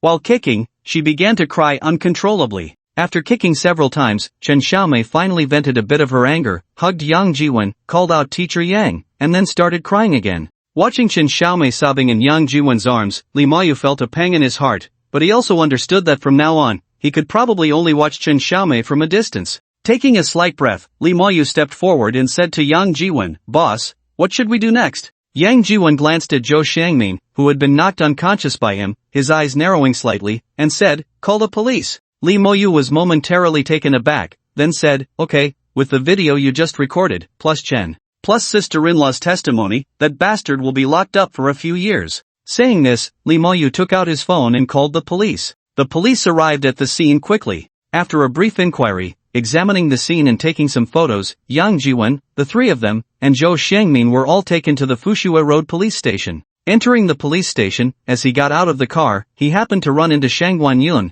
who was coming out of the nearby building with a document in hand. Upon seeing Yang Jiwon, Shang Guanyun was momentarily taken aback, then smiled and said, It's you again? What are you in for this time? As she spoke, Shang Guanyun noticed Zhou Shangmin being helped down by two police officers, paused for a moment, turned to Yang Jiwon, and asked, Did you beat someone up again? Officer, this has nothing to do with the boss. This idiot wanted to flirt with my sister-in-law, and the boss couldn't take it anymore, so he beat this idiot up. Before Yang Jiwon could speak, Lee Mo-yu hurriedly interjected from the side. Boss? Sister-in-law? Shang Guanyun glanced at Yang Jiwon and then at Chen Xiaomei, somewhat surprised, but didn't say much more. Soon, Chen Xiaomei, as the victim, filed a report, and the police station issued a receipt for the case. Yang Jiwon and Lee Mo-yu, as witnesses, were questioned, and the video Yang Jiwon recorded was submitted as evidence. Zhou Shangmin, as the suspect, was detained by the police station, while the three of them returned to school. By the time they got back to school, it was already past 11. Yang Jiwon escorted Chen Xiaomei back to the girls' dormitory, and after watching her enter the dorm building, he returned to the security room. Lee Mo-yu did not go back to the boys' dormitory but followed Yang Jiwon into the security room. Is there something else? Yang Jiwon asked after sitting down behind the desk. Lee Mo-yu hesitated for a moment, then stepped closer to Yang Jiwon and whispered, Boss, you know who Zhou Shangmin's father is, right? Yang Jiwon nodded slightly and replied, I know. That's good. So, boss, what do you plan to do next? Yang Jiwon glanced at him and asked, What do you mean, what to do? No, boss, Zhou Shangmin's father is the vice president of the academy. Lee Mo-yu said anxiously, You sent his son in, and now his bright future is gone. He might even be inside for a few years. Do you think he will let you off easily? With just one word from him, you could be kicked out, boss. So what? Yang Jiwen looked at him and said calmly. In his heart, he had already figured it out. If Zhou Xiangmin's father didn't come looking for trouble, that would be fine. But if he did come to make trouble for him, then it would be a fight to the death. He didn't believe that Zhou Xiangmin could act so recklessly while his father remained unscathed. When the time came, a letter of complaint could easily be sent to someone who would take action against him. Zhou Xiangmin's father was indeed the vice president, but that position wasn't unchangeable. If he didn't move, how would those below him advance? Didn't others have their eyes on that position? But Yang Jiwen kept these thoughts to himself. There was no need to voice them. After hearing Yang Jiwen's words, Li Moyu was momentarily stunned, then quickly reacted and lowered his voice, saying, Boss, you already have a plan in mind, right? Can you let me in on how to deal with that one? Deal with what? I'm just a small security guard at the entrance. Who am I supposed to deal with? If others don't come to provoke me, I would be grateful, let alone dealing with some trivial matter. Get out, don't disturb me while I'm trying to rest. Saying this, Yang Jiwen pushed Li Moyu out of the security room and shut the door behind him. Boss, just tell me, Li Moyu said, unable to open the door, and ran to the window to talk to Yang Jiwen. Yang Jiwen got up, pulled the window shut, and didn't bother with Li Moyu anymore. In the following days, Yang Jiwen was actually still a bit worried. One was the worry that the incident would come to light, that the bank would discover the system bug, trace it back, and demand he cover the hundreds of thousands in losses. The second concern was the potential retaliation from Zhou Xiangmin's father. However, unexpectedly, Yang Jiwen did not face retaliation from Zhou Xiangmin's father. Instead, he first received the news that Vice President Zhou had been placed under investigation. With Vice President Zhou's downfall, all the faculty and students at the school celebrated, and some even set off firecrackers in the middle of the night to commemorate his fall. Along with Vice President Zhou's downfall, those female students who had suffered at the hands of Zhou Xiangmin, and even a few female teachers, bravely stepped forward as victims. This further solidified Zhou Xiangmin's guilt. Zhou Xiangmin was formally arrested, and what awaited him next would be prison. Meanwhile, it seemed the bank had not discovered the existence of the system bug. Although Yang Jiwen kept this matter hidden in his heart and was anxious, he still consistently transferred 20,000 yuan from his salary card to his parents' bank account through mobile banking every day. In just over 10 days, he had already transferred back nearly 300,000. Yang Jiwen had made up his mind that even if the incident came to light in the future, and the bank discovered the system bug and demanded he return the money to cover the losses from these days, he would absolutely not ask his parents to give him that money back. After all, having spent over 300,000, there was no way he could return that money, and he would only end up in prison. If he really went in, he would consider that little bit of money he transferred back as his parents' pension? It had already been a month, and he didn't expect the bank still hadn't discovered this system bug. By now, he had already cost the bank 6 or 70,000. If this continued, the hole would truly get bigger. That day, Yang Jiwen happened to be on the day shift. Just after transferring 20,000 back to his parents' bank account through mobile banking, the door to the security room was pushed open, and someone called out, Yang Jiwen. Here. Yang Jiwen instinctively stood up and responded loudly. Turning around, he saw it was the security captain, followed by a Mediterranean man in a suit and tie. Yang Jiwen, this is Director Chen from the Human Resources Department. He is here to announce a directive from the department. Hello, Director Chen. Yang Jiwen hurriedly stepped forward, slightly bowing, and extended his right hand. Director Chen glanced at him without even raising his hand and turned to the security captain, saying, Captain Liu, is this Yang Jiwen? Yes, Director Chen, the security captain quickly replied. Alright, you announced the directive. Okay, Director Chen, Captain Liu quickly said, then turned to Yang Jiwen and said, Yang Jiwen, here's the thing, the college recently issued a document notification. According to the spirit of the notification, the Human Resources Department has streamlined and reformed the school's organizational structure. As per the document's requirements, our security department needs to reduce 2 security personnel. You and old Juan, one has a high school diploma, and the other, due to age, is 61 years old and has exceeded the age limit, so. At this point, Captain Liu paused and looked at Yang Jiwen, asking, Do you understand? Hearing Captain Liu's words, Yang Jiwen couldn't help but be stunned. The organizational structure adjustment meant he was being laid off? Originally, Yang Jiwen thought this matter had passed since Vice President Zhou had already fallen, but unexpectedly, he was still being laid off. Well, Yang Jiwen, don't be too anxious. Our school is a higher education institution registered with the Ministry of Education, and the compensation for those laid off will be fully in accordance with labor laws. So, you can receive N+1 compensation. You've worked at the school for 5 years, and you can get a total of 6 months compensation, which is 18,000. That's pretty good. With that money, you can easily rent a place outside, take a good rest for a few months, and then look for a job. How nice, right? Captain Lu said, patting Yang Jiwen's arm in a comforting manner. 18,000 in compensation? That's not even enough for me to transfer to my parents in a day from the bank. Yang Jiwen was slightly taken aback, then he curled his lips and looked at Captain Lu, saying, Captain, is this confirmed? Yes, it's confirmed. Captain Lu was momentarily stunned, nodded, and then lowered his voice, saying, Yang Jiwen, if you have connections, hurry up and use them. There might still be a chance. Before Captain Lu could finish, Yang Jiwen directly took off his security uniform, walked to the side, grabbed the white shirt that Qin Xiaomei had bought for him hanging on the wall, put it on, and walked straight out of the security room. If I don't stay here, there will be a place for me elsewhere. Leaving this broken place, am I going to starve to death on the street? Captain Lu was left wide-eyed in shock. Chen Ko, from the personnel department, was also momentarily stunned, then coldly said, Damn, getting fired and still acting so tough. Tough my ass. People like this should be streamlined. Captain Lu, from now on, make sure to keep your eyes open when hiring. Don't send resumes to the personnel department unless they have a bachelor's degree or higher. And remember to check carefully when leaving later, don't let him sneak out with anything from the school. Captain Lu hurriedly replied, Okay, Chen Ku. Outside the security room, Yang Jiwen heard this and couldn't help but sneer, turning around and coldly saying, Sneak out?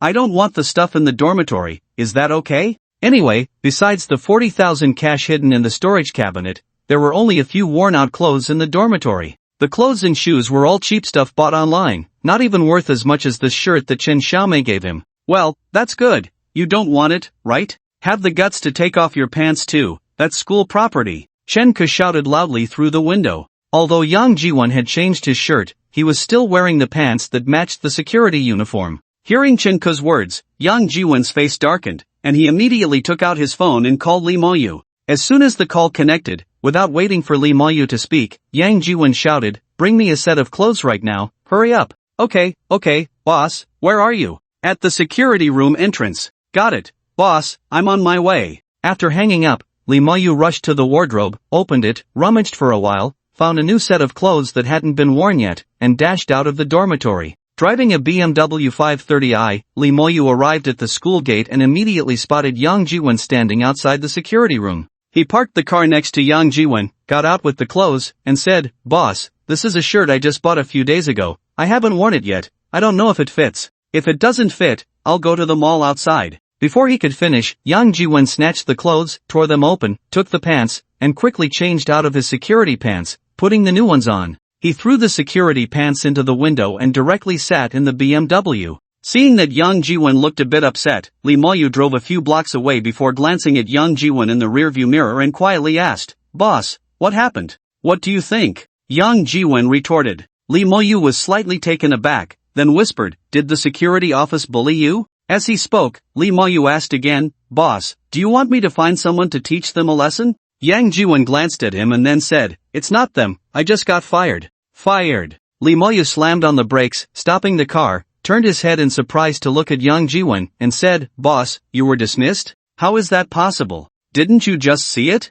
What's impossible about it? Li Moyu was momentarily stunned, then said, Boss, don't be angry. You're so rich, does it even matter? If you really want to play, my dad has several companies under his name. I can tell him, and you can go to whichever one you want. Don't say just being a security guard, you could even be the manager of the security department. Yang Jiwen didn't respond, just gave Li Moyu a faint glance. Seeing this in the rearview mirror, Li Moyu was slightly taken aback, then forced a laugh and said, Of course, I was just saying. Boss, you don't lack money, whether you work or not doesn't matter, right? If you ask me, this is good too. Boss, you should just take a good rest, eat well, drink well, and have fun, that's better than anything, right? Yang Jiwen didn't reply again, just slightly closed his eyes. Seeing this, Li Moyu didn't say anything more, glanced at the time, and it was almost 11 o'clock. After thinking for a moment, he drove directly to Wanda Plaza. Upon arriving at Wanda Plaza and parking the car, Li Moyu woke Yang Jiwen up. Boss, wake up, boss. Where is this? Yang Jiwen opened his eyes, rubbed them, and said, Wanda Plaza, boss, it's 11:30. You probably haven't eaten yet, so I took the liberty of bringing you here. That's good. You haven't eaten either, right? Let's eat together. Hearing Yang Jiwen's words, Lee Mayu's face lit up, and he hurriedly said, "Thank you, boss." Yang Jiwen waved his hand, opened the car door, and got out. Lee Mayu quickly got out of the car, locked it, and followed Yang Jiwen into Wanda Plaza. Entering the elevator, Lee Mayu directly pressed the button for the 17th floor. Yang Jiwen frowned slightly at this but then relaxed again. The 4th floor was a food court with countless food stalls. However, there was only one restaurant on the 17th floor, which was Tanfu Private Kitchen. The dishes at Tanfu were quite good but a bit expensive, with one dish costing 28,000. Previously, Yang Jiwen and Shen Xiaomei had a meal that cost 100,000, and that was with a coupon. After the discount, the meal still cost over 120,000. Well, they hadn't even counted a bottle of red wine. Including that bottle of wine, it was probably over 130,000. Originally, Yang Jiwen planned to just find a random place to eat in the food court on the 4th floor. But since Lee Moyu had already pressed the button for the 17th floor, he didn't want to say anything more. After all, in Lee Moyu's eyes, he was a wealthy man, and definitely a super rich person who was 10 or 100 times richer than Lee Moyu. Otherwise, with Lee Moyu's personality, he wouldn't willingly call him boss. The more lice, the less itch, the more debt, the less worry. With 6 or 70,000 in white tickets and 70 or 80,000 in white tickets, there wasn't much difference. Lee Moyu probably hadn't eaten at Tanfu before, so since that was the case, today could be considered bringing his little brother to see something new. Thinking of this, Yang Jiwen didn't say anything more and looked up at the display above the elevator. Soon, the elevator arrived at the 17th floor, stopped, and the doors opened. Yang Jiwen led Lee Moyu toward Tanfu Private Kitchen. Just as they reached the front of the Tanfu Private Kitchen, about 7 or 8 meters away from the main entrance, several men and women dressed in suits and ties walked out. The two leading figures were a short, stout man in his 40s and a tall, thin man in his 30s. Upon seeing Lee Moyu, the tall man involuntarily paused for a moment, then smiled and extended his right hand towards the stout man, saying, "Mr. Wu, let's leave it at that for today. I have something else to attend to, so I won't see you off. Xiao Chen, please see Mr. Wu and the others down." "Okay, Mr. Sun." Behind the tall man, a woman in a black professional suit hurriedly said, stepping forward and gesturing for the stout man, "Mr. Wu, this way please." "Thank you, Secretary Chen." "Mr. Sun, shall we gather again next time?" The stout man smiled and extended his right hand towards the tall man. The tall man shook hands with the stout man and said, "Goodbye, Mr. Wu." "Mr. Sun, please stay." None of the people were known to Yang Jiwen, and as they brushed past them, they were about to enter the Tanfu. Just as they reached the entrance, someone called out, "Lee Moyu, stop." Yang Jiwen was slightly taken aback and turned to see the tall man quickly walking up to Lee Moyu, sternly saying, "Where do you think you're going? You didn't even greet me when you saw me, you have no manners at all." Indeed, like mother, like son, whatever kind of mother, that's the kind of son she raises. "Sun Makai, you are not allowed to insult my mother." Lee Moyu blared at the tall man, gritting his teeth. "Humph, insult your mother? Does your mother even need me to insult her? In all of Donghai, who doesn't know that your mother is a mistress, and you are an illegitimate child who can't even show his face?" Sun Makai sneered at Lee Moyu. "You!" Lee Moyu's eyes were bloodshot, fists clenched tightly. "What's wrong? Are you angry? Do you want to fight me?" Sun Makai sneered at Lee Moyu, saying, "Come on, try hitting me, go ahead, hit me here." As he spoke, Sun Makai leaned his head closer. "Lee Moyu, get this straight, I am the legitimate son of the Sun family. And you are just an illegitimate child who can only take your mother's surname, and you will never enter the Sun family's door." The old man only felt sorry for you too and threw you a few coins. Saying this, Sun Makai looked up at the entrance of the Tanfu Private Kitchen and continued, "So, you came to Tanfu for a meal? Do you know what kind of place Tanfu is?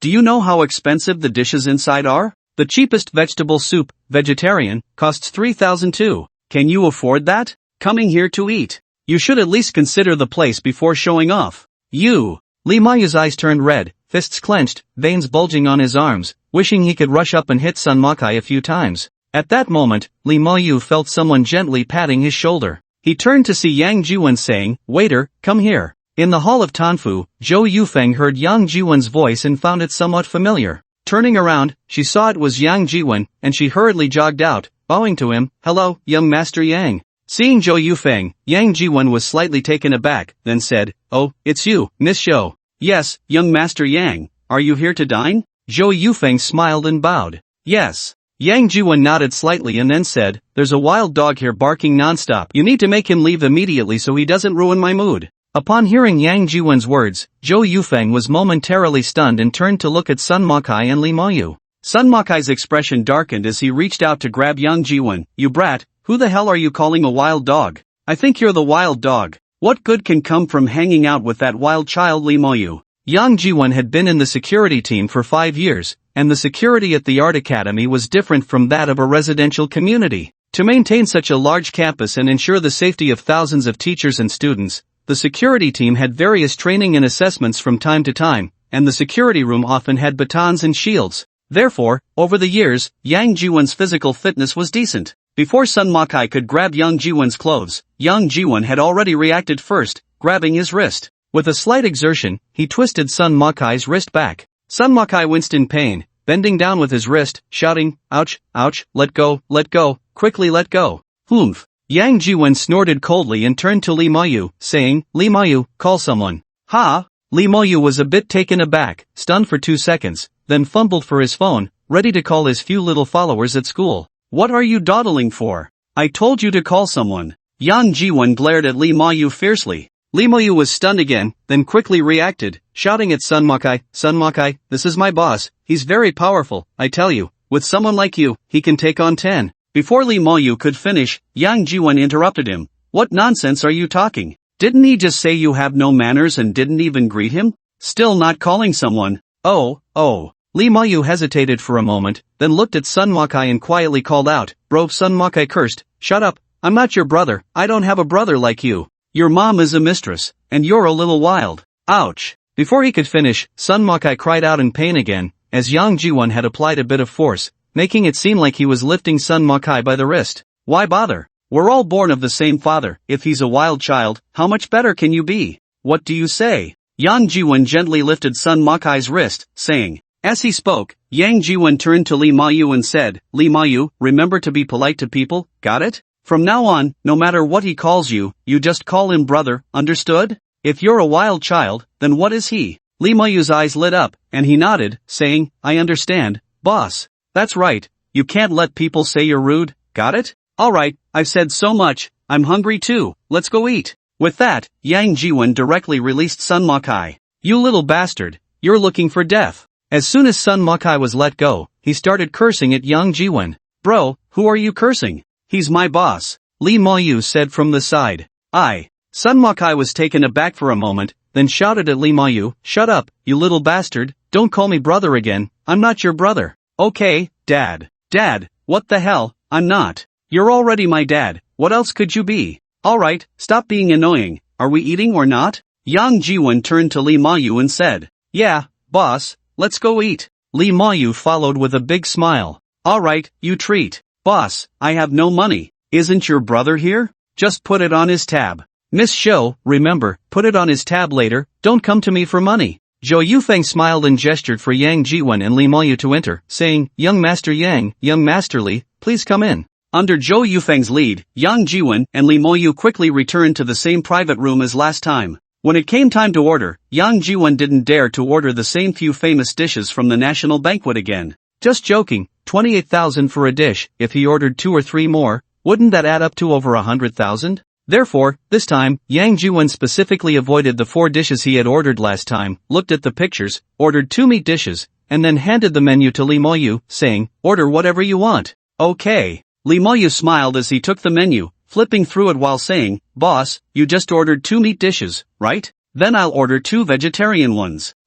This cabbage, boiled cabbage, let's have one, and this tofu." Hearing Li Mayu's words, Yang Jiwen's heart sank, and he hurriedly said, "I don't eat cabbage, and I don't eat tofu, let's change it to something else." "Oh, then fine, let's have a bowl of 3 delicacies soup, that soup looks pretty good." "Alright," Zhou Yufeng quickly said, reaching for the menu, then turned to Yang Jiwen and asked, "Young Master Yang, can we have that wine from last time?" "You mean the red wine from last time? Just to be clear, I don't want that white wine." "Yes, Young Master Yang, it's still that 1995 Bordeaux Lafite from last time," Zhou Yufeng quickly replied, pausing for a moment before continuing, "and rest assured, that white wine you don't like will definitely not appear in front of you again." "That's good, alright, let's serve the dishes." "Okay, Young Master Yang, please wait a moment." Zhou Yufeng slightly bowed and exited the private room. In a little while, Zhou Yufeng returned with another waiter, pushing a cart with food and wine into the room. As expected, Yang Jiwen got drunk again and was carried to the VIP lounge to rest.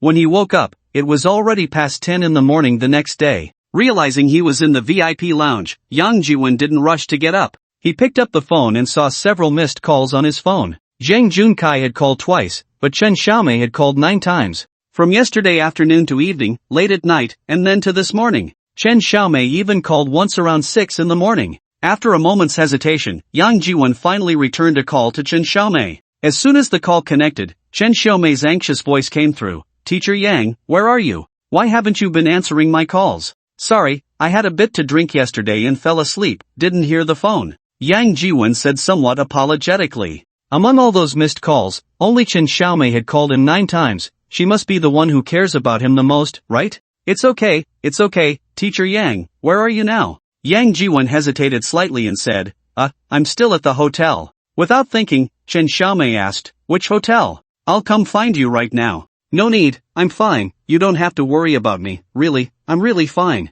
Yang Jiwen hurriedly said. It was already past 10, if Chen Xiaomei came over, wouldn't it be time for lunch again? Wouldn't that mean several tens of thousands again? The hole was getting bigger, and if it came to selling everything to pay off the debt, what would he do then? Hearing Yang Jiwen's words, Chen Xiaomei on the other end of the line was momentarily stunned, then felt a bit teary, quickly sniffing and saying, "Then, okay, you call me when you're done." She thought Yang Jiwen was at the hotel and it wasn't convenient for him. Yes, Yang Jiwen doesn't lack money. The job of a school security guard is probably just something he does out of boredom. If he quits, so be it, there's no need to be sad about it. He might even be having a good time at a hotel right now. After hearing Chen Xiaomei's words, Yang Jiwen was a bit confused. Finished? What does that mean? Just as he was about to speak, Chen Xiaomei on the other end had already hung up. Yang Jiwen held his phone, staring blankly for a few seconds, then helplessly smiled before calling Zhang Junkai back. The phone rang for quite a while without being answered. Just as Yang Jiwen was about to hang up, the call finally connected, and he heard Zhang Junkai's somewhat lazy voice. "Hello old Zhang, did you call me?" "Old Yang?" Zhang Junkai perked up a bit and said, "Old Yang, are you okay? Where are you now?" "I'm fine, what could be wrong? I'm at the hotel, why? Are you coming to find me?" "Sure, which hotel? I'll come find you and bring your stuff along." "Alright, I'll send you the address in a bit." After a slight pause, Yang Jiwen added, "I have 40,000 yuan in my locker, just bring that over. You can throw the rest away." "Throw it away?" "Old Yang, I saw you have a few sets of clothes that are still new, didn't you just buy them? You don't want them?" Yang Jiwen was slightly taken aback, then said, "Well, if you don't mind, you can pick and choose. If you like something, keep it, if you don't, just throw it away." "If you're saying that, then I won't hold back." "Well, it's almost noon. How about we have lunch together?" "Sure, where are you?" "I'll come over right now. Wanda Plaza, just come over." "Oh, not bad. You stayed at the hotel near Wanda Plaza last night? Those hotels aren't cheap, right?" "It's okay, just about that." "Got it. I've realized you're really capable now. You didn't win 5 million in the lottery, did you?" "No, when have you seen me buy a lottery ticket?" Alright, I'm not asking to borrow money from you, why are you so eager to deny it?" "Alright, are you coming or not? If not, I'm leaving." Coming, just wait for me, I'll be there soon. Today, I'm risking my life to accompany you, I won't stop until you're down." After hanging up, Yang Jiwen got up to wash up, then sat on the sofa playing with his phone. After more than an hour, it was almost noon when Zhang Junkai sent a WeChat message. "I'm here, where are you?" "Where are you? I'll come pick you up. I'm at the east entrance of Wanda Plaza, come over." "Okay, wait for me a few minutes." Yang Jiwen replied and then got up to head outside. "Hello, young Master Yang." Along the way, the staff of Tanfu bowed and greeted Yang Jiwen from a distance. Hello, you all." Yang Jiwen responded while walking towards the exit of Tanfu. Passing by the front bar, Yang Jiwen paused for a moment and turned to walk over to the bar. "Young Master Yang, how can I help you?" The staff behind the bar quickly stood up and bowed to Yang Jiwen. About yesterday's meal. It has already been charged to General Sun's account as per young Master Li's instructions." Yang Jiwen was slightly taken aback, then asked, "By the way, where's young Master Li?" If the staff hadn't mentioned Li Mayu, Yang Jiwen might have forgotten. They had dinner together yesterday, and he hadn't seen him this morning. Young Master Li received a call around 7 last night and then left. "A call?" Yang Jiwen was slightly taken aback again, then asked, "How do you know that?" The call was made to the front desk, the waiter said softly. Yang Jiwen nodded in realization and said, okay, I understand. He then left the Tanfu private kitchen. Taking the elevator to the first floor, he glanced around and soon spotted Zhang Junkai standing outside the entrance of the building. Zhang Junkai was still in his security uniform, looking like he planned to go back to work after having a meal with him. Yang Jiwen smiled and walked briskly towards Zhang Junkai. As he reached the entrance, just as he was about to speak, a sharp voice came over. Zhang Junkai, are you following me? Yang Jiwen turned to see a woman in her 30s, wearing large sunglasses, with wavy hair and lips painted bright red, glaring at Zhang Junkai and shouting, Zhang Junkai, are you even a man? You can do something like following someone? Beside her stood a grumpy old man in his 60s. Seeing this, Yang Jiwen couldn't help but frown slightly. The woman must be Zhang Junkai's girlfriend, or rather, ex-girlfriend. The old man beside her was probably that scoundrel Wang who had cheated on Zhang Junkai. He didn't expect the woman to look even a few years older than Zhang Junkai. Upon seeing her, Zhang Junkai's expression changed slightly, and he turned to leave, pulling out his phone to call Yang Jiwen. However, the woman became even more relentless, grabbing Zhang Junkai's arm and shouting, what, you want to run after I've exposed you? It's not that easy. If you don't apologize to me today, you can't leave.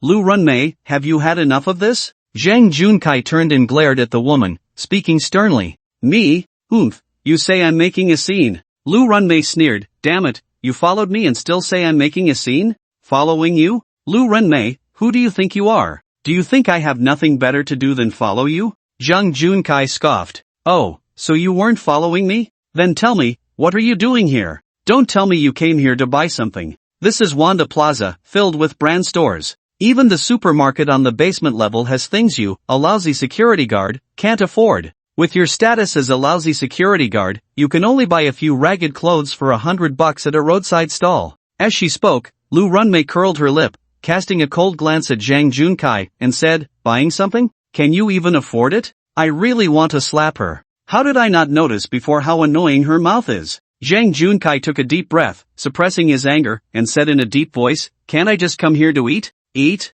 Lu Runmei was taken aback for a moment, then started laughing coldly again. Zhang Junkai, please, if you're going to brag, at least find a better excuse, okay? You came here to eat? The food court on the 4th floor? Do you know how much the average spending is at the food court on the 4th floor? 128. Oomph. You came here to eat, huh? One meal, and your salary for 2 days is gone, and you still want to eat here. Hearing Lu Runmei's words, Zhang Junkai was momentarily stunned, unsure how to respond. When he heard someone call from behind, old Zhang. Zhang Junkai turned around to see Yang Jiwen walking over with a smile. Reaching Zhang Junkai's side, Yang Jiwen extended his right hand and said, old Zhang, I'm sorry to keep you waiting. I ran into Mr. Sun from Dehua Group upstairs and chatted for a bit, which delayed me. Seeing Zhang Junkai looking a bit dazed, Yang Jiwen directly reached out, took his right hand, shook it, and said, I'm really sorry, old Zhang, you won't hold it against me, will you? No, I won't. Zhang Junkai replied in confusion.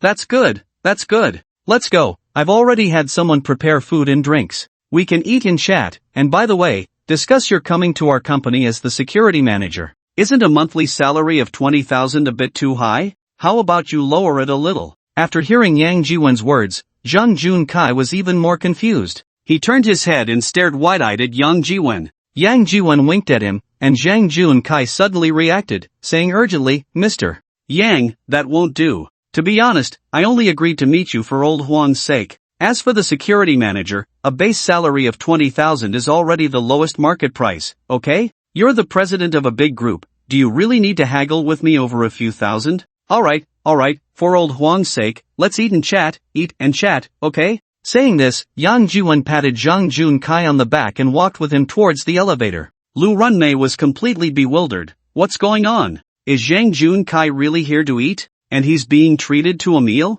The other party is the president of some big group? And wants to invite him to be the security manager? What kind of company is this? They even have a security manager? Am I not hearing clearly, or am I still dreaming? A lousy security guard like Zhang Junkai, and someone wants to recruit him? The old man lying beside Lu Runmei was also momentarily stunned, but quickly reacted and strode after Yang Jiwen and Zhang Junkai. Seeing this, Lu Runmei hurriedly called out, Mr. Wang, wait for me, and followed suit. When Zhang Junkai saw Mr. Wang and Lu Runmei entering the elevator, his expression suddenly turned a bit ugly, and he turned to say, Lu Runmei, why are you following me? Lu Runmei was taken aback, not knowing how to respond. Mr. Wang, on the side, smiled and said, brother, do you know Xiao Lu? She is our company's general office assistant, here to meet clients with me, not intentionally following you. Right, we are here to eat. Meet clients, who wants to follow you? Lu Runmei chimed in, glancing at Yang Jiwen, then continued, just a lousy security guard. Do you think changing jobs and entering a big company means you've jumped over the dragon gate and become a dragon, clinging to a big leg?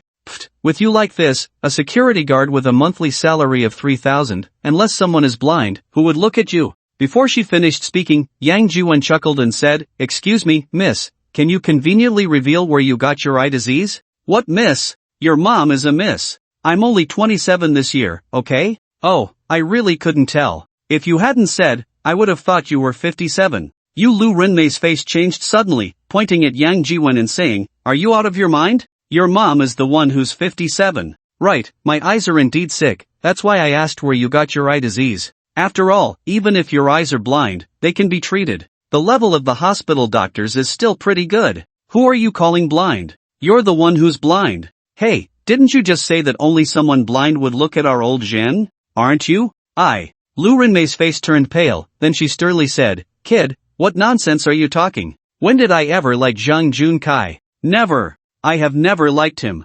Speaking of which, Lu Runmei turned her head to glance at Zhang Junkai again, sneering as she said, humph, with his looks, does he even bother to take a piss and look at himself? Why would I ever like him? Hearing Lu Runmei's words, Zhang Junkai felt a pang in his heart, glaring at her with anger and coldly saying, Lu Runmei, a day as husband and wife means 100 days of kindness. You were with me for 7 years, and I provided for you well, even letting you manage my salary card. Did your conscience not hurt when you said that? Or is it that your heart has really been eaten by a dog? Zhang Junkai, how dare you say that? Lu Runmei sneered, that's right, you did give me your salary card to manage, but have you thought about it? How much is your salary a month? What can that little salary buy? Clothes? Or bags? Or shoes? Look at this dress I'm wearing, 3,008, can your salary afford it? This bag, 8,006, can you afford it? Shoes, 5,007, can you afford them?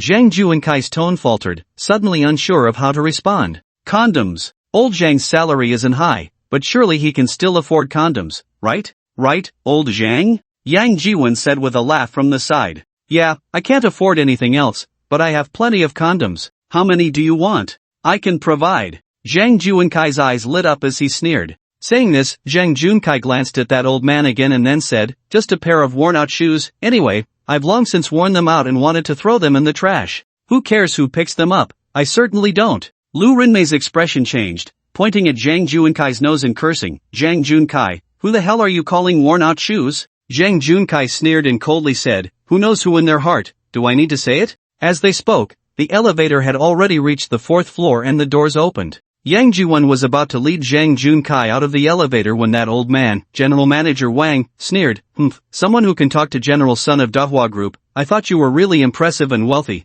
but it turns out you only deserve to eat on the 4th floor? If you really had money, why not go upstairs? Upstairs? Is there a restaurant upstairs? Lu Runmei turned to look at General Manager Wang in surprise. Dear, how come I didn't know about that? Why didn't you take me there before? General Manager Wang glanced at Lu Runmei but didn't respond, instead teasingly looking at Yang Jiwen and saying, did someone just say they were very familiar with General Sun? What a coincidence, the guest I invited today happens to be General Sun. I wonder if some people are really that familiar with him. As he said this, General Manager Wang was secretly sneering in his heart. Dahua Group, one of the top 10 large companies in Donghai, President Sun Mokiai, is not someone a young kid like you can just claim to know.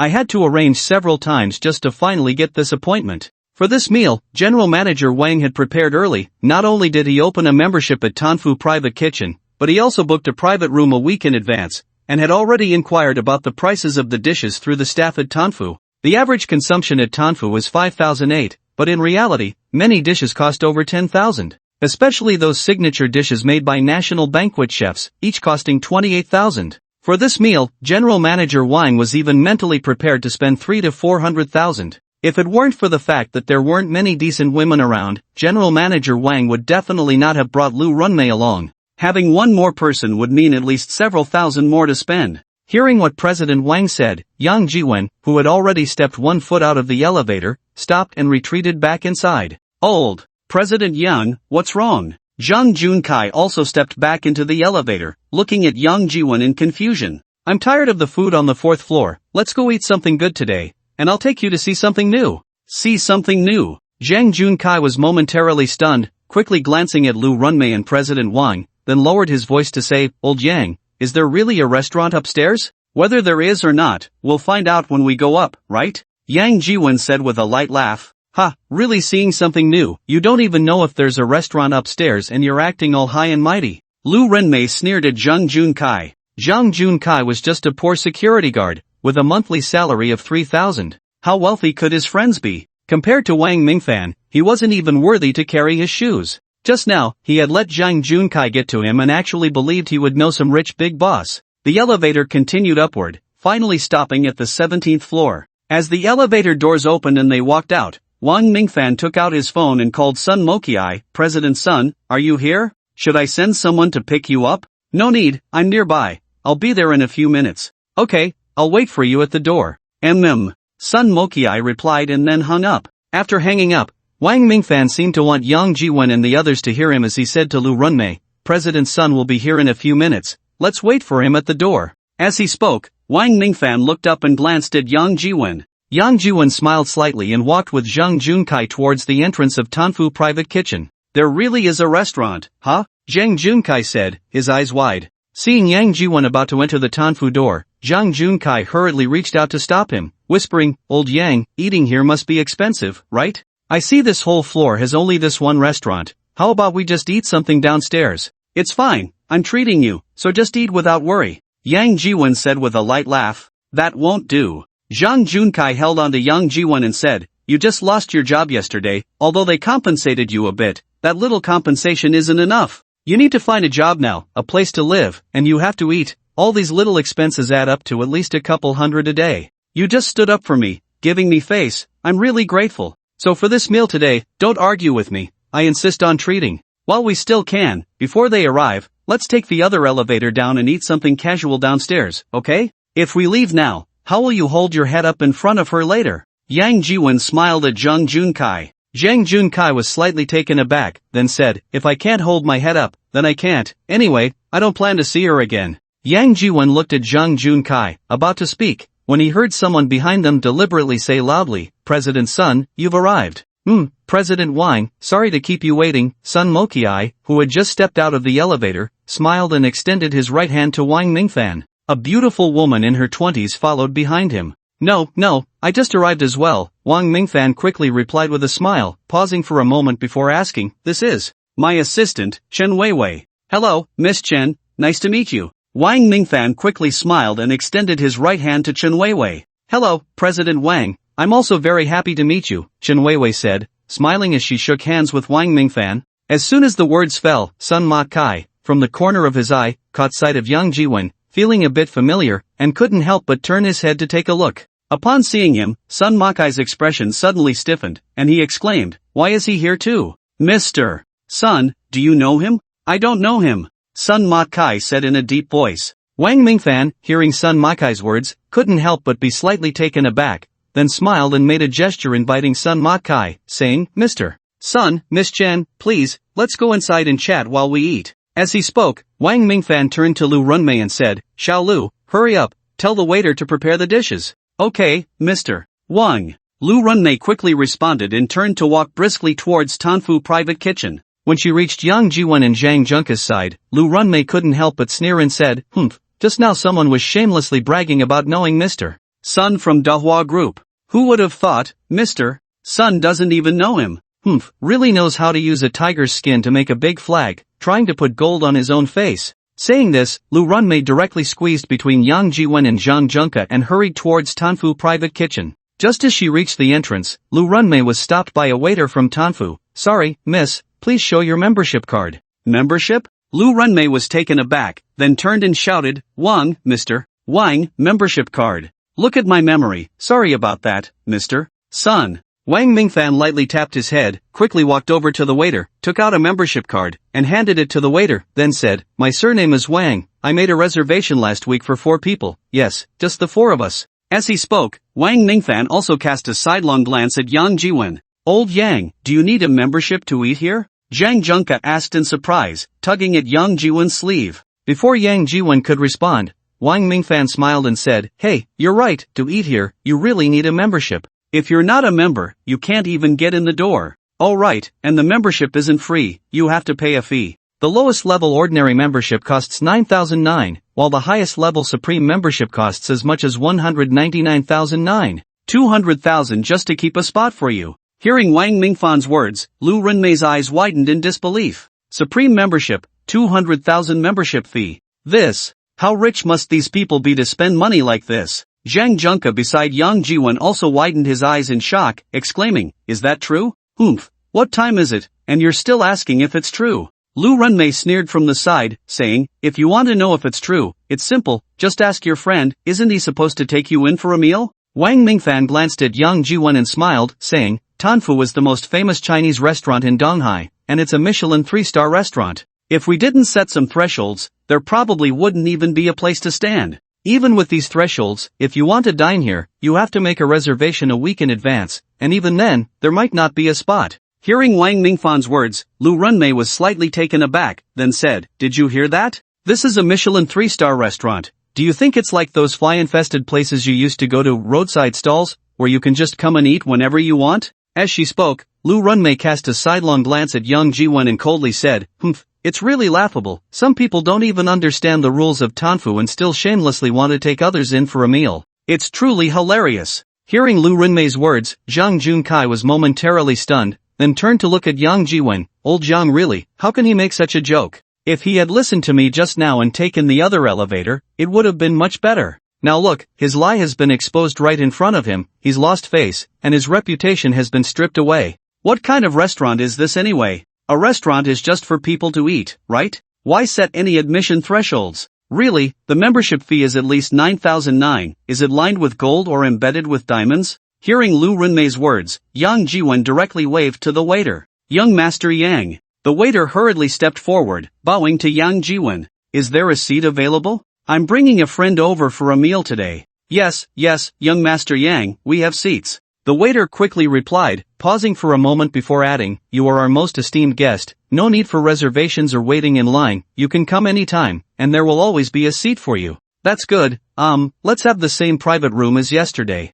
Alright, good, young Master Yang, please come in. The waiter hurriedly bowed and gestured for him to enter. Seeing this, Wang Mingfan, Lu Renmei, and Zhang Junkai were all stunned, their eyes wide as they looked at Yang Jiwen. What are you standing there for? Let's go, aren't you hungry? Yang Jiwen turned to Zhang Junkai and said, Oh.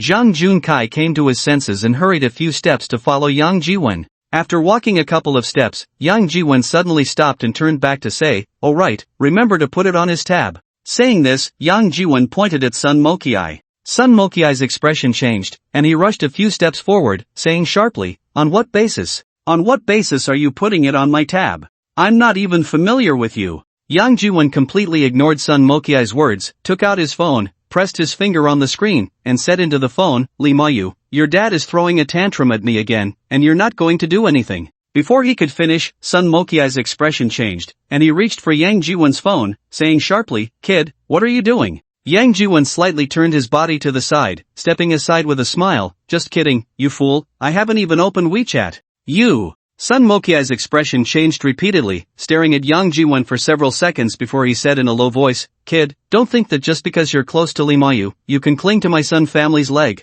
Don't forget, he's just a bastard of our Sun family, he can't even enter our family's door. About yesterday's meal, you put it on my tab, that's fine, I've already deducted it from his living expenses. For today's meal, you can put it on my tab too, including all your future expenses here, you can put it on my tab. I'm not familiar with you, I can't ask you for money, but Li Mayu is different. As a bastard, how much living expenses do you think he can have? Also, do you know why he ran off after receiving a phone call last night? Because he got to know friends like you, who are dubious and have unclear backgrounds. One meal, and it cost over 400,000. The old man found out and called him back last night, scolding him fiercely. Over 400,000? Hearing Sun Mokiai's words, Yang Jiwen couldn't help but be stunned for a moment. The dishes he ordered with Li Mayu yesterday were about the same as the last time he ate with Chen Xiaomei. There were 5 dishes and a bottle of red wine. Even if all 5 dishes were state banquet delicacies, at 28,000 each, it would only be a little over 100,000. After using the coupon for a discount, it would be just over 100,000, right? Moreover, 3 of the dishes were ordered by him, specifically avoiding those state banquet delicacies. That bottle of 1995 Bordeaux Lafite, no matter how expensive, couldn't possibly exceed 100,000, right? Spending over 400,000 on a meal? Is that even possible? Absolutely not. Unless Sun Mokiai counted his own expenses from yesterday onto Lee Moyu's tab. Thinking of this, Yang Jiwon couldn't help but glance sideways at Sun Mokiai again. What are you looking at me for? Did I say something wrong? Kid, you probably don't know yet. The old man is very angry and has cut off Lee Moyu's living expenses. For the next few months, he'll have to eat dirt. This is all thanks to you. As he spoke, Sun Mokiai sneered again and coldly said, Kid, are you still going to put the bill under my name? Of course, if I can eat for free, why should I pay myself? Yang Jiwon said with a light laugh, turning around with Zhang Junkai and heading towards the Tan Mansion. Zhang Junkai quickly followed a few steps and whispered, Old Yang, is it really that expensive to eat here? A meal costs tens of thousands? No, he's just trying to scare you. It's just a slightly upscale restaurant, how expensive can it really be? Yang Jiwon softly reassured Zhang Junkai. The waiter leading the way in front of him nearly stumbled upon hearing Yang Jiwon's words. A Michelin 3-star Tan Mansion private kitchen, in young Master Yang's eyes, is just a slightly upscale restaurant? What kind of level does he consider a high-end restaurant then? Yang Jiwon is just an ordinary little security guard. What kind of insight could he possibly have? Sun Mokiai's claim of spending 400 to 500,000 on a meal was something he wouldn't even dare to dream about. That's not 4 or 5, nor 4 or 500, but 4 or 500,000. Back in his hometown, that could buy a small 2-bedroom apartment. Instead, Yang Jiwon's words made him believe a bit more. It's just a place to eat. How expensive can it really be? With that thought, Zhang Junkai took a step forward and quietly asked, Old Yang, who is that Lee Moyu you mentioned earlier? Your friend? No, he's one of my little brothers. Little brother? Hearing Yang Jiwon's words, Zhang Junkai was instantly stunned. Old Yang actually has little brothers? What is his background? Why is he becoming more and more inscrutable? After finishing the meal and sending Zhang Junkai off, Yang Jiwon lay on the big bed in the VIP lounge of the Tan Mansion, holding his phone, hesitating for a long time before sending a message to Lee Moyu. What are you doing? After sending the message, Lee Moyu didn't reply for a while. It wasn't until around 6 in the evening that Lee Moyu finally replied, Sorry, boss, I didn't check my phone earlier and missed your message. It's fine. Yang Jiwon replied, paused for a moment, and then sent another message. What are you busy with? Looking at some scripts. Yang Jiwon didn't understand and replied with a questioning expression. The school is holding a new Youth Film Art Awards, so I discussed it with a few friends and wanted to give it a try, looking for some scripts to see if there's any possibility of adaptation. Oh, are you done now? Yeah, I'm done. Alright, do you want to go out for a drink? Now. Yeah. Okay, where? I'll come right over? Just at the snack street near the school. There's a barbecue place called Hwanju on the snack street. Let's meet there. Okay, boss, see you later. Yang Jiwon replied with a single word and didn't send any more messages to Lee Moyu. Leaving Wanda Plaza, Yang Jiwon took a taxi to the snack street near the school. It took more than half an hour for the car to reach the snack street, stopping by the roadside outside Hwanju Barbecue. Yang Jiwon scanned the code to pay the fare and pushed the car door open to get out. Just got off the car, and outside a barbecue stall, someone waved and called out, Boss, over here. Yang Jiwon turned to take a look, and it was Lee Moyu, so he walked over. Boss, have a seat. Lee Moyu wiped the chair for Yang Jiwon and said, I already ordered some skewers, take a look and see if you want to eat anything else. Yang Jiwon glanced at the large plate of skewers on the table, both meat and vegetarian, and said, Let's start with these, if it's not enough, we can order more. As he spoke, Yang Jiwon turned and shouted loudly, Boss, bring a box of beer. Sure thing. The barbecue shop owner quickly brought over a box of beer and placed it by Yang Jiwon's feet, smiling as he said, Enjoy, gentlemen, call me if you need more. Yang Jiwon nodded slightly, picked up a bottle of beer, opened it with a bottle opener, and handed it to Lee Moyu. Lee Moyu was momentarily taken aback before accepting the beer bottle. Then, Yang Jiwon opened another bottle, holding it up to Lee Moyu and said, Cheers. Lee Moyu hurriedly picked up his beer bottle and clinked it with Yang Jiwon's. After gulping down a few mouthfuls of beer, Lee Moyu smiled and said, Boss, I didn't expect you to eat street food too? What's wrong with street food? Can't I eat street food? Yang Jiwon shot Lee Moyu a sideways glance and replied, No, I was just a bit surprised. You're so wealthy, I didn't expect you to eat skewers that cost $3 or $5 each and drink beer that's $10 or $8 a bottle. Yang Jiwen looked at Lee Maoyu, picked up a skewer, pulled off a few pieces of chicken gizzards, chewed, and said, "What's wrong with street food? Compared to those fancy restaurants, I actually think street food is delicious and affordable, cheap and practical. And you can eat however you want, drink however you want. If you get drunk, you can act however you like, and no one will care. Unlike in a fancy restaurant, where you have to wear formal attire, can't speak loudly, and have to eat and drink in small bites." At this point, Yang Jiwen clinked his beer bottle with Lee Maoyu's, took a few gulps, and then said, "It's so boring." Lee Maoyu was taken aback, thought about Yang Jiwen's words, then laughed and said, "Boss, I feel like you're just like those heroes in TV shows and movies, particularly generous and carefree." Yang Jiwen smiled, picked up a skewer, and while eating, said, "Earlier on WeChat, you mentioned you were going to participate in some grand competition? It's the new Youth Film Art Grand Prix, a competition organized by our school specifically for students in the directing department. Not only do you earn credits, but there are also cash prizes, and the top 3 will be recommended by the school to the National New Youth Director Film Art Festival. If you can win an award at the National Youth Director Art Festival, it can quickly raise your profile in this circle, which is beneficial for your future directing career." Yang Jiwen nodded slightly and said, "I don't understand what you're talking about, but as long as you're determined, just go ahead and do it boldly. If you encounter any difficulties, just tell me, and I will definitely help you if I can." "Thank you, boss," Lee Maoyu said, somewhat touched, raising his beer bottle to clink with Yang Jiwen's, saying, "Boss, I toast to you." After gulping down a few mouthfuls of beer and putting down the bottle, Lee Maoyu continued, "Boss, I'm sorry about the Chen Xiaomei incident." Yang Jiwen waved his hand and said, "Everyone has a desire to be beautiful, so you can't blame yourself for that. I heard Xiaomei say that you, although a bit of a dandy and love to show off, aren't really a bad person at heart, it's just, she said she doesn't like you and asked me to say sorry. What's there to apologize for, boss? That matter is already in the past, let's not bring it up again, okay?" Lee Maoyu smiled and said. After a pause, Lee Maoyu continued, "By the way, boss, where are you living now?" Yang Jiwen swallowed the wine in his mouth and said, "I was just about to tell you about this.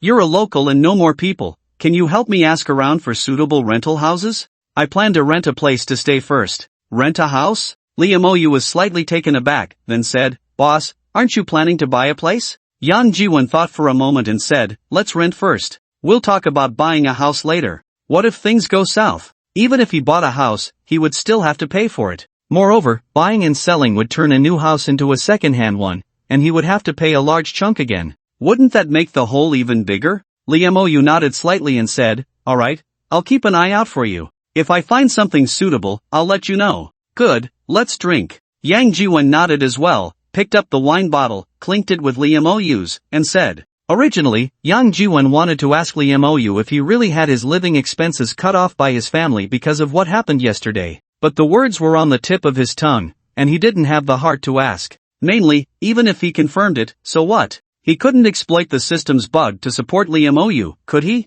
He had already exploited the system's bug to get a free loan of 6 to 70,000 from the bank. Now that it was blowing up, the hole was already too big to fill. If he supported Lee Maoyu again, wouldn't that make the hole even bigger? After a hearty meal and drinks, it was nearly 11 at night. After sending the drunken Lee Maoyu back to school, Yang Jiwen found a budget hotel nearby for a little over $100 and settled in. A budget hotel costing over $100 a night was something Yang Jiwen would never have considered before. But now, for Yang Jiwen, who had already exploited the system's bug to get over 600,000 from the bank, a little over $100 really didn't mean much. After all, the hole was already so big, whether it was a little more or less didn't make much difference. Lee Maoyu was quite quick in his actions. The next morning, Yang Jiwen, who woke up around 10, picked up his phone and saw a WeChat voice message from Lee Maoyu sent around 9. "Boss, I've already inquired a bit. I'll give you a phone number. She's a real estate agent, her last name is Feng, and her name is Feng Xiaoya. You can contact her directly.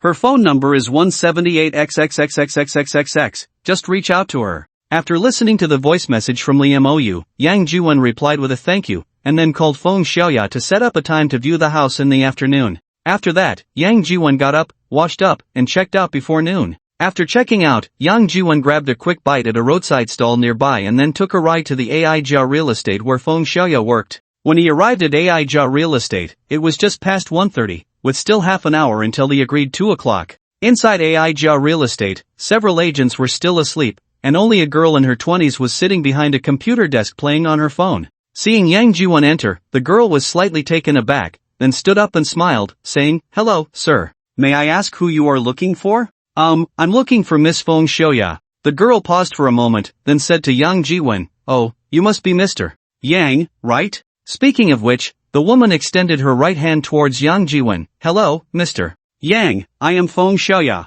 "Hello, Miss Fong." Yang Jiwon shook hands with Fong Shoya and then let go. "Please have a seat, Mr. Yang. I'll pour you a glass of water." Fong Shoya led Yang Jiwon to a small round table nearby, gestured for him to sit down, and said. After Yang Jiwon sat down, Fong Shoya went to pour a glass of water, added a bit of Tigwinyan tea, placed it in front of Yang Jiwon, and sat down beside him, saying, "Mr. Yang, Li Xiao briefly mentioned to me that you were looking to rent an apartment, right?" "Yes." Yang Jiwon nodded. "Do you have any specific requirements for the apartment? For example, whether it should be close to the business district, near a school, the convenience of transportation, how many bedrooms, and so on." "Well, I'm currently alone, so just help me find a suitable one." Yang Jiwon thought for a moment and said. Fong Shoya was slightly taken aback, then said, "Alone? Oh, Mr. Yang, you mean you want to rent a one-bedroom or a studio apartment, right?" "Yes." "Okay, let me look for you. Please wait a moment."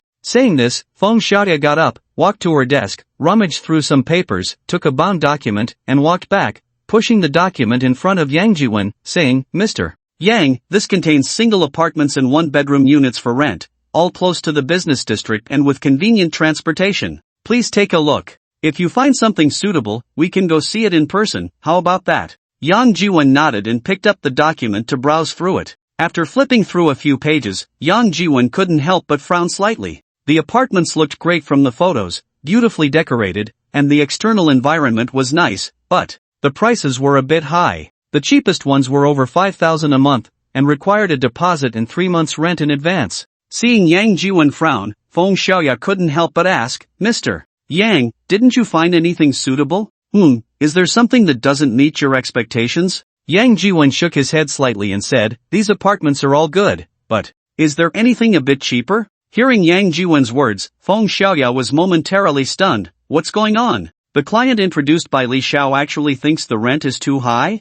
That shouldn't be the case. After a brief pause, Fong Shoya quickly reacted and said, "Oh, yes, just wait a moment, I'll go get it." Saying this, Fong Shoya got up again and brought another document, handing it to Yang Jiwon and saying, "Mr. Yang, please take a look at this first. If you find something suitable, let me know." Yang Jiwon took the document and began to flip through it. After looking through a few pages, Yang Jiwon pointed to a property and said, "Miss Fong, is this apartment still available?" "Yes, it is, Mr. Yang. Do you want to go see this apartment?" Yang Jiwon nodded, and Fong Shoya continued, "Alright, then let's go see this apartment first. However, this apartment is a bit far from here, it's outside the 3rd Ring Road. I need to call for a car, please wait a moment." Soon, Fong Shoya called for a Wuling Mini and personally drove Yang Jiwon towards the 3rd Ring Road. "Mr. Yang, this apartment is a bit far, but the environment is still nice, and the transportation is very convenient. Within a kilometer, there are 2 large supermarkets, 4 bus stops, and 2 subway stations, so whether you're shopping or traveling,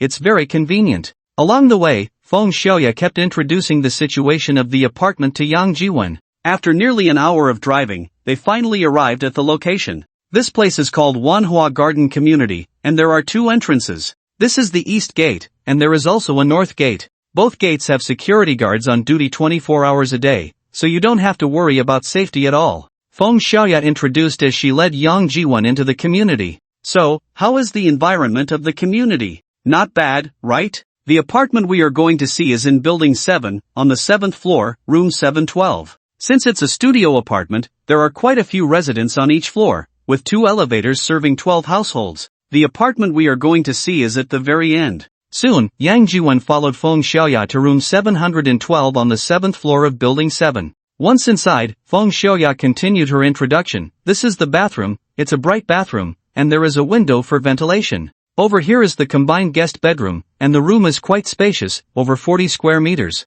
There is also a small balcony in front where you can put a washing machine to wash and dry clothes." After a slight pause, Fong Shoya added, "And most importantly, this apartment only requires a deposit and 1 month's rent in advance, while most other apartments require a deposit and 3 months rent. At this price of 1,500, the cost-performance ratio of this apartment is still very high. Mr. Yang, what do you think? Yang Jiwon looked around and felt it was quite good, so he said, alright, let's go with this one. Great, Mr. Yang, then let's go back and sign the contract. Back at Ijia Real Estate, while Feng Xiaoya was preparing the contract, one of her colleagues, seeing the contract, couldn't help but lower her voice to ask, Sister Ya, what's going on? Didn't they say it was a big client introduced by Li Xiao? Why did they just rent a 1500 single room? Clients are clients, regardless of size, we need to maintain them with care. Feng Xiaoya quickly glanced at Yang Jiwen and whispered, no wonder Sister Ya, Li Xiao introduces all his clients to you. If you ask me, Sister Ya, you only need to maintain this one client of Li Xiao,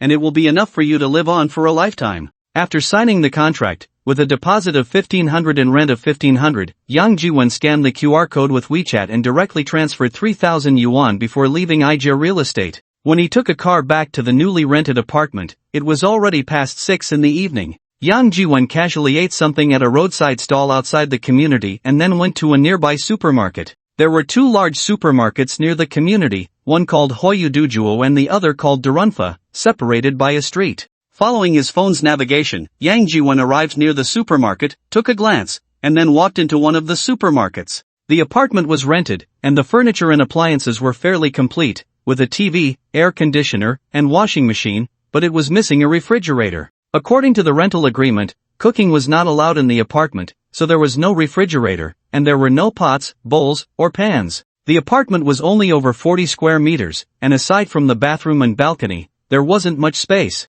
Naturally, there was no kitchen, and Yang Jiwen didn't plan to cook at home, so he didn't need to prepare pots and pans. However, he still needed to buy a set of bedding. The school dormitory had a complete set of bedding, including spare sheets and quilts. However, Yang Jiwen had previously boasted that he didn't need any of the things from the school, including several sets of clothes that he had just bought but hadn't worn yet, which he had given to Zhang Junkai. Once words were spoken, they couldn't be taken back, so Yang Jiwen couldn't shamelessly ask for them back and could only buy a new set. After wandering around the supermarket for an hour or two, he bought a large pile of bedding, cleaning supplies, toothbrushes, toothpaste, towels, bath towels, and so on, a whole bunch of things. At checkout, it cost over 1,000 yuan. Money really doesn't last long. If it weren't for that system bug still being there, allowing him to earn some money, Yang Jiwen would probably be broke by now. After sorting through a huge pile of things, it was already past 9 when he got home. It took him over an hour to categorize everything, make the bed,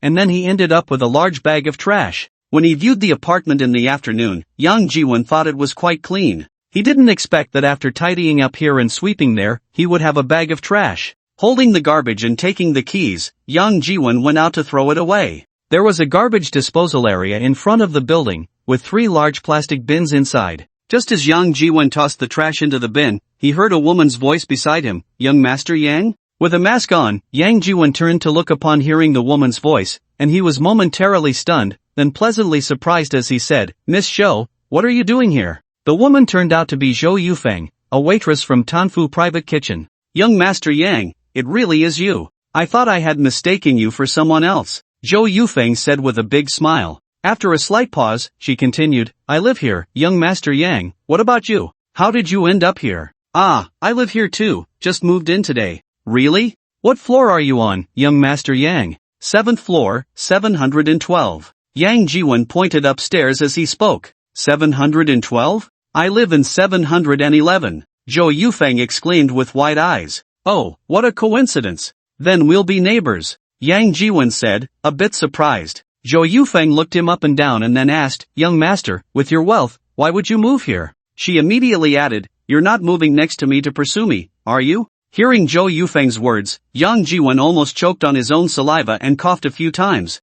Look at you getting scared, I was just joking." After coughing a few times to cover his embarrassment, he said, "Miss Zhou, if I told you I'm bankrupt now and owe the bank 6 to 700,000, and I moved here to hide from my debts, would you believe me? How could that be? Do you think I would believe that?" Zhou Yufeng said with wide eyes. Yang Jiwen had just become the 15th supreme member of their restaurant less than a month ago, and since he opened the supreme membership himself, they hadn't even prepared the membership card for him yet. Even so, in less than a month, Yang Jiwen had already eaten 4 meals at Tanfu, spending over 400,000 in total, plus the 200,000 for the supreme membership which made it over 600,000. At this rate, Wouldn't he spend millions in their restaurant in a year? A rich person. Definitely a rich person. How could such a rich person go bankrupt? And owe the bank 6 to 700,000? Well, it's not that rich people don't owe the bank money, but which rich person only owes the bank 5 to 600,000? It would be more believable if it were hundreds of thousands or millions. Yang Jiwon felt helpless. He was clearly speaking the truth, so why didn't she believe him? The two of them entered the elevator together and went upstairs. When they reached the door, Yang Jiwon took out his keys to open the door, but Zhou Yufeng suddenly called out, "Yang, young master." What's wrong? Yang Jiwon turned to look at Zhou Yufeng.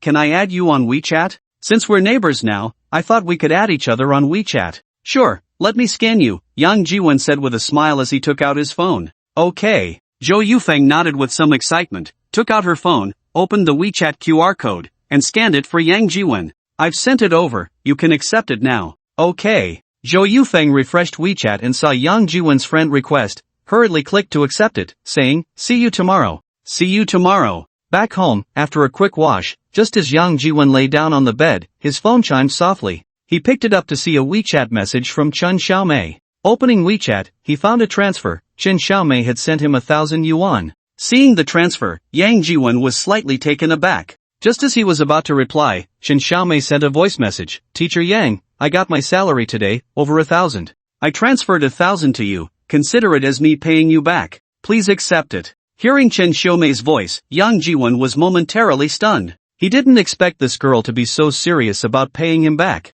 This girl had worked part-time for over half a month, earned more than 1,000, and had sent him 1,000, leaving herself only a few hundred. This made Yang Jiwon think of Wang Xiaolan. When he was good with Wang Xiaolan, every month when he got paid, he would transfer over 2,000 to her, keeping only a few hundred for himself to spend on cigarettes. He never expected that now. It had reversed. Touched, Yang Jiwon didn't accept the money and pressed his phone, saying, "Chen Xiaomei, keep the money for yourself. You owe me 100,000, and you're paying back 1,000 at a time. How many times will that take? I can't keep track. You should save up more and pay it back all at once." Just as he sent the message, Chen Xiaomei replied, "Teacher Yang, are you still awake?" Just as Yang Jiwon was about to reply, Chen Xiaomei's voice call came in. Yang Jiwon was slightly taken aback, then answered the call. "Teacher Yang, I hope I'm not disturbing you?" "No, it's late, and you're still not resting?" "I just got back to the dorm after work." "Oh, be careful on your way home at night." "I know, I'm very careful.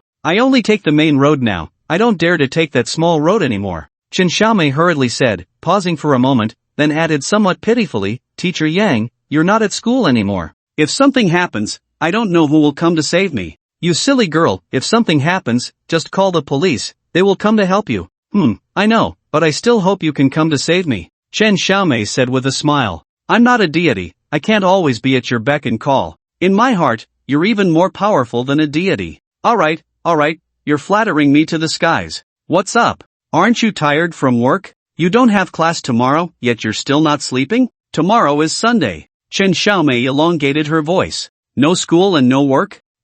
I've been working for over 10 days, so I want to take a break tomorrow. Teacher Yang, do you have time tomorrow? Can you accompany me shopping? I need to look for a job tomorrow. But tomorrow is Sunday, Teacher Yang. Where are you going to find a job? No, you must accompany me shopping tomorrow. We haven't seen each other for a week. The next morning, around 9, Yang Jiwon was woken up by Chen Xiaomei's call. With no choice, Yang Jiwon got up, quickly washed up, wore the shirt Chen Xiaomei bought for him, and the casual pants he bought at the supermarket last night. He took a taxi and went to Donghai Art College. When he arrived at the college gate, Chen Xiaomei had already been waiting there for a while. She was wearing a light blue dress today, her shoulder-length hair casually draped behind her, adorned with a milky white headband, and she had even put on some makeup. Chen Xiaomei knew that Yang Jiwon didn't like heavy makeup, so her look was not too bold, just a light touch that appeared simple yet elegant. Before even getting out of the car, Yang Jiwon was momentarily stunned, forgetting to exit, while Chen Xiaomei, through the car window, spotted Yang Jiwon, walked to the car side, opened the door, and then gestured with her lips, indicating for him to sit inside.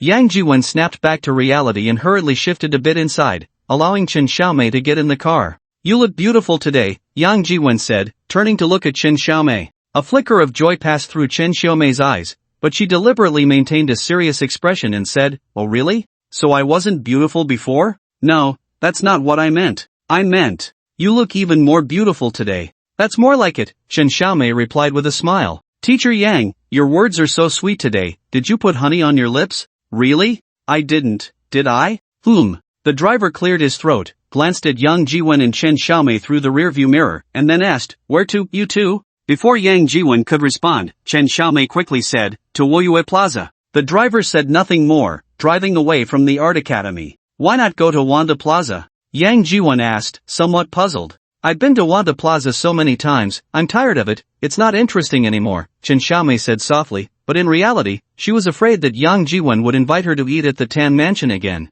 The food and drinks at the Tan Mansion were indeed delicious, but they were a bit too expensive, and she couldn't quite bear the prices. Even if it wasn't her own money, Chen Xiaomei would still feel a bit pained. The two of them spent over 100,000 on just 5 dishes, and even after the discount, it was still 98,000. Who could afford that? Yang Jiwen might be wealthy, but he couldn't keep spending like that all the time, could he? So, Chen Xiaomei decided to avoid the city center's Wanda Plaza and go to Woyue Plaza in the east of the city. Woyue Plaza was actually quite nice, with Yangyang Department Store and Woyue Building, which housed supermarkets, large stores, specialty shops, and a food court, plus there was a cinema on the upper floor of Yangyang Department Store. After shopping, they could go watch a movie. How great! Yang Jiwen, of course, had no idea what Chen Xiaomei was thinking. After hearing her words, he nodded slightly and didn't say much more. Chen Xiaomei turned to look at Yang Jiwen and, seeing him in a shirt, her smile grew even brighter. Teacher Yang, you look handsome in a shirt. That's because you have good taste.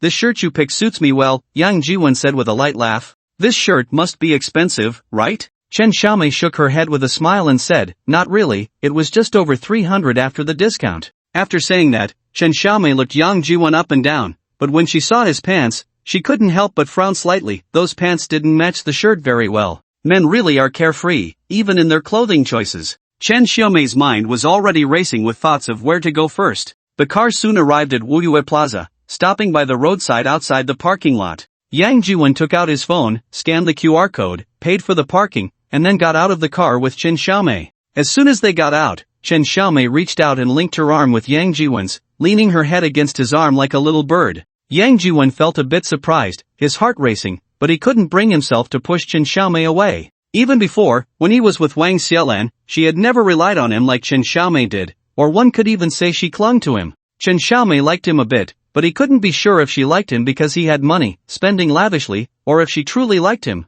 The system's bug was still there. For more than a month, no matter how Yang Jiwen swiped his card or transferred money, his bank card balance was always 36.9 yuan, not a cent more, nor a cent less. Aside from the daily transfer limit of 20,000 yuan, there seemed to be no limit on other card expenditures. Even with the limit, at least 200,000 was definitely not the upper limit for card spending. Yang Jiwen had already verified this when he opened a Supreme membership at the Tanfu private restaurant. In these days, transferring money home, dining, and shopping, although he hadn't calculated precisely, he had a rough idea of the numbers in his mind. By exploiting the system's bug, Yang Jiwen had at least gotten away with over 600,000, nearly 700,000 from the bank. This amount was absolutely a fortune for Yang Jiwen. Once the truth came out, with Yang Jiwen's current abilities, he would definitely not be able to cover this hole. But, it was just like drug addiction, once accustomed to getting something for nothing, it was really hard to stop. Knowing about the existence of that bug,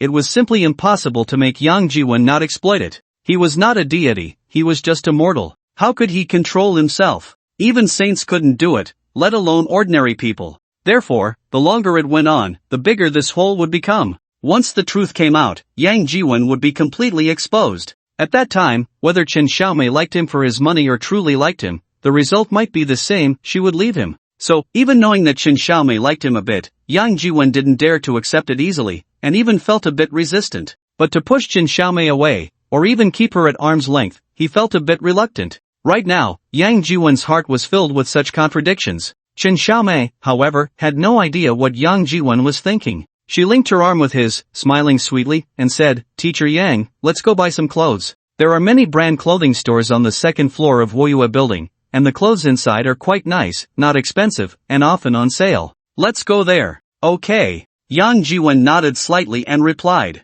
Chen Xiaomei's face lit up with joy, and she pulled Yang Jiwen into Woyue Building, heading up to the second floor's clothing city. Once on the second floor, Chen Xiaomei directly dragged Yang Jiwen into a brand men's clothing store, without any hesitation, and picked out 2 sets of clothes for him. When it was time to pay, Yang Jiwon was about to scan the code with his phone, but Chen Xiaomei quickly scanned it first, paying while saying, "Teacher Yang, I just got my salary yesterday. These 2 sets of clothes are my gift to you, you can't refuse." Yang Jiwon glanced at the price, it wasn't very expensive. After the discount, the 2 sets of clothes were just over 1,000, so he didn't argue with Chen Xiaomei. After buying the clothes, Yang Jiwon carried them, and Chen Xiaomei linked her arm with his as they continued to stroll. When they reached the outside of a brand women's clothing store, Chen Xiaomei's eyes seemed magnetically drawn to the various beautiful clothes and bags displayed inside the window. Yang Jiwon turned to look at Chen Xiaomei and said, "How about we go in and take a look?" Chen Xiaomei hesitated for a moment, then shook her head and said, "Maybe not, the things inside are too expensive, I can't afford them."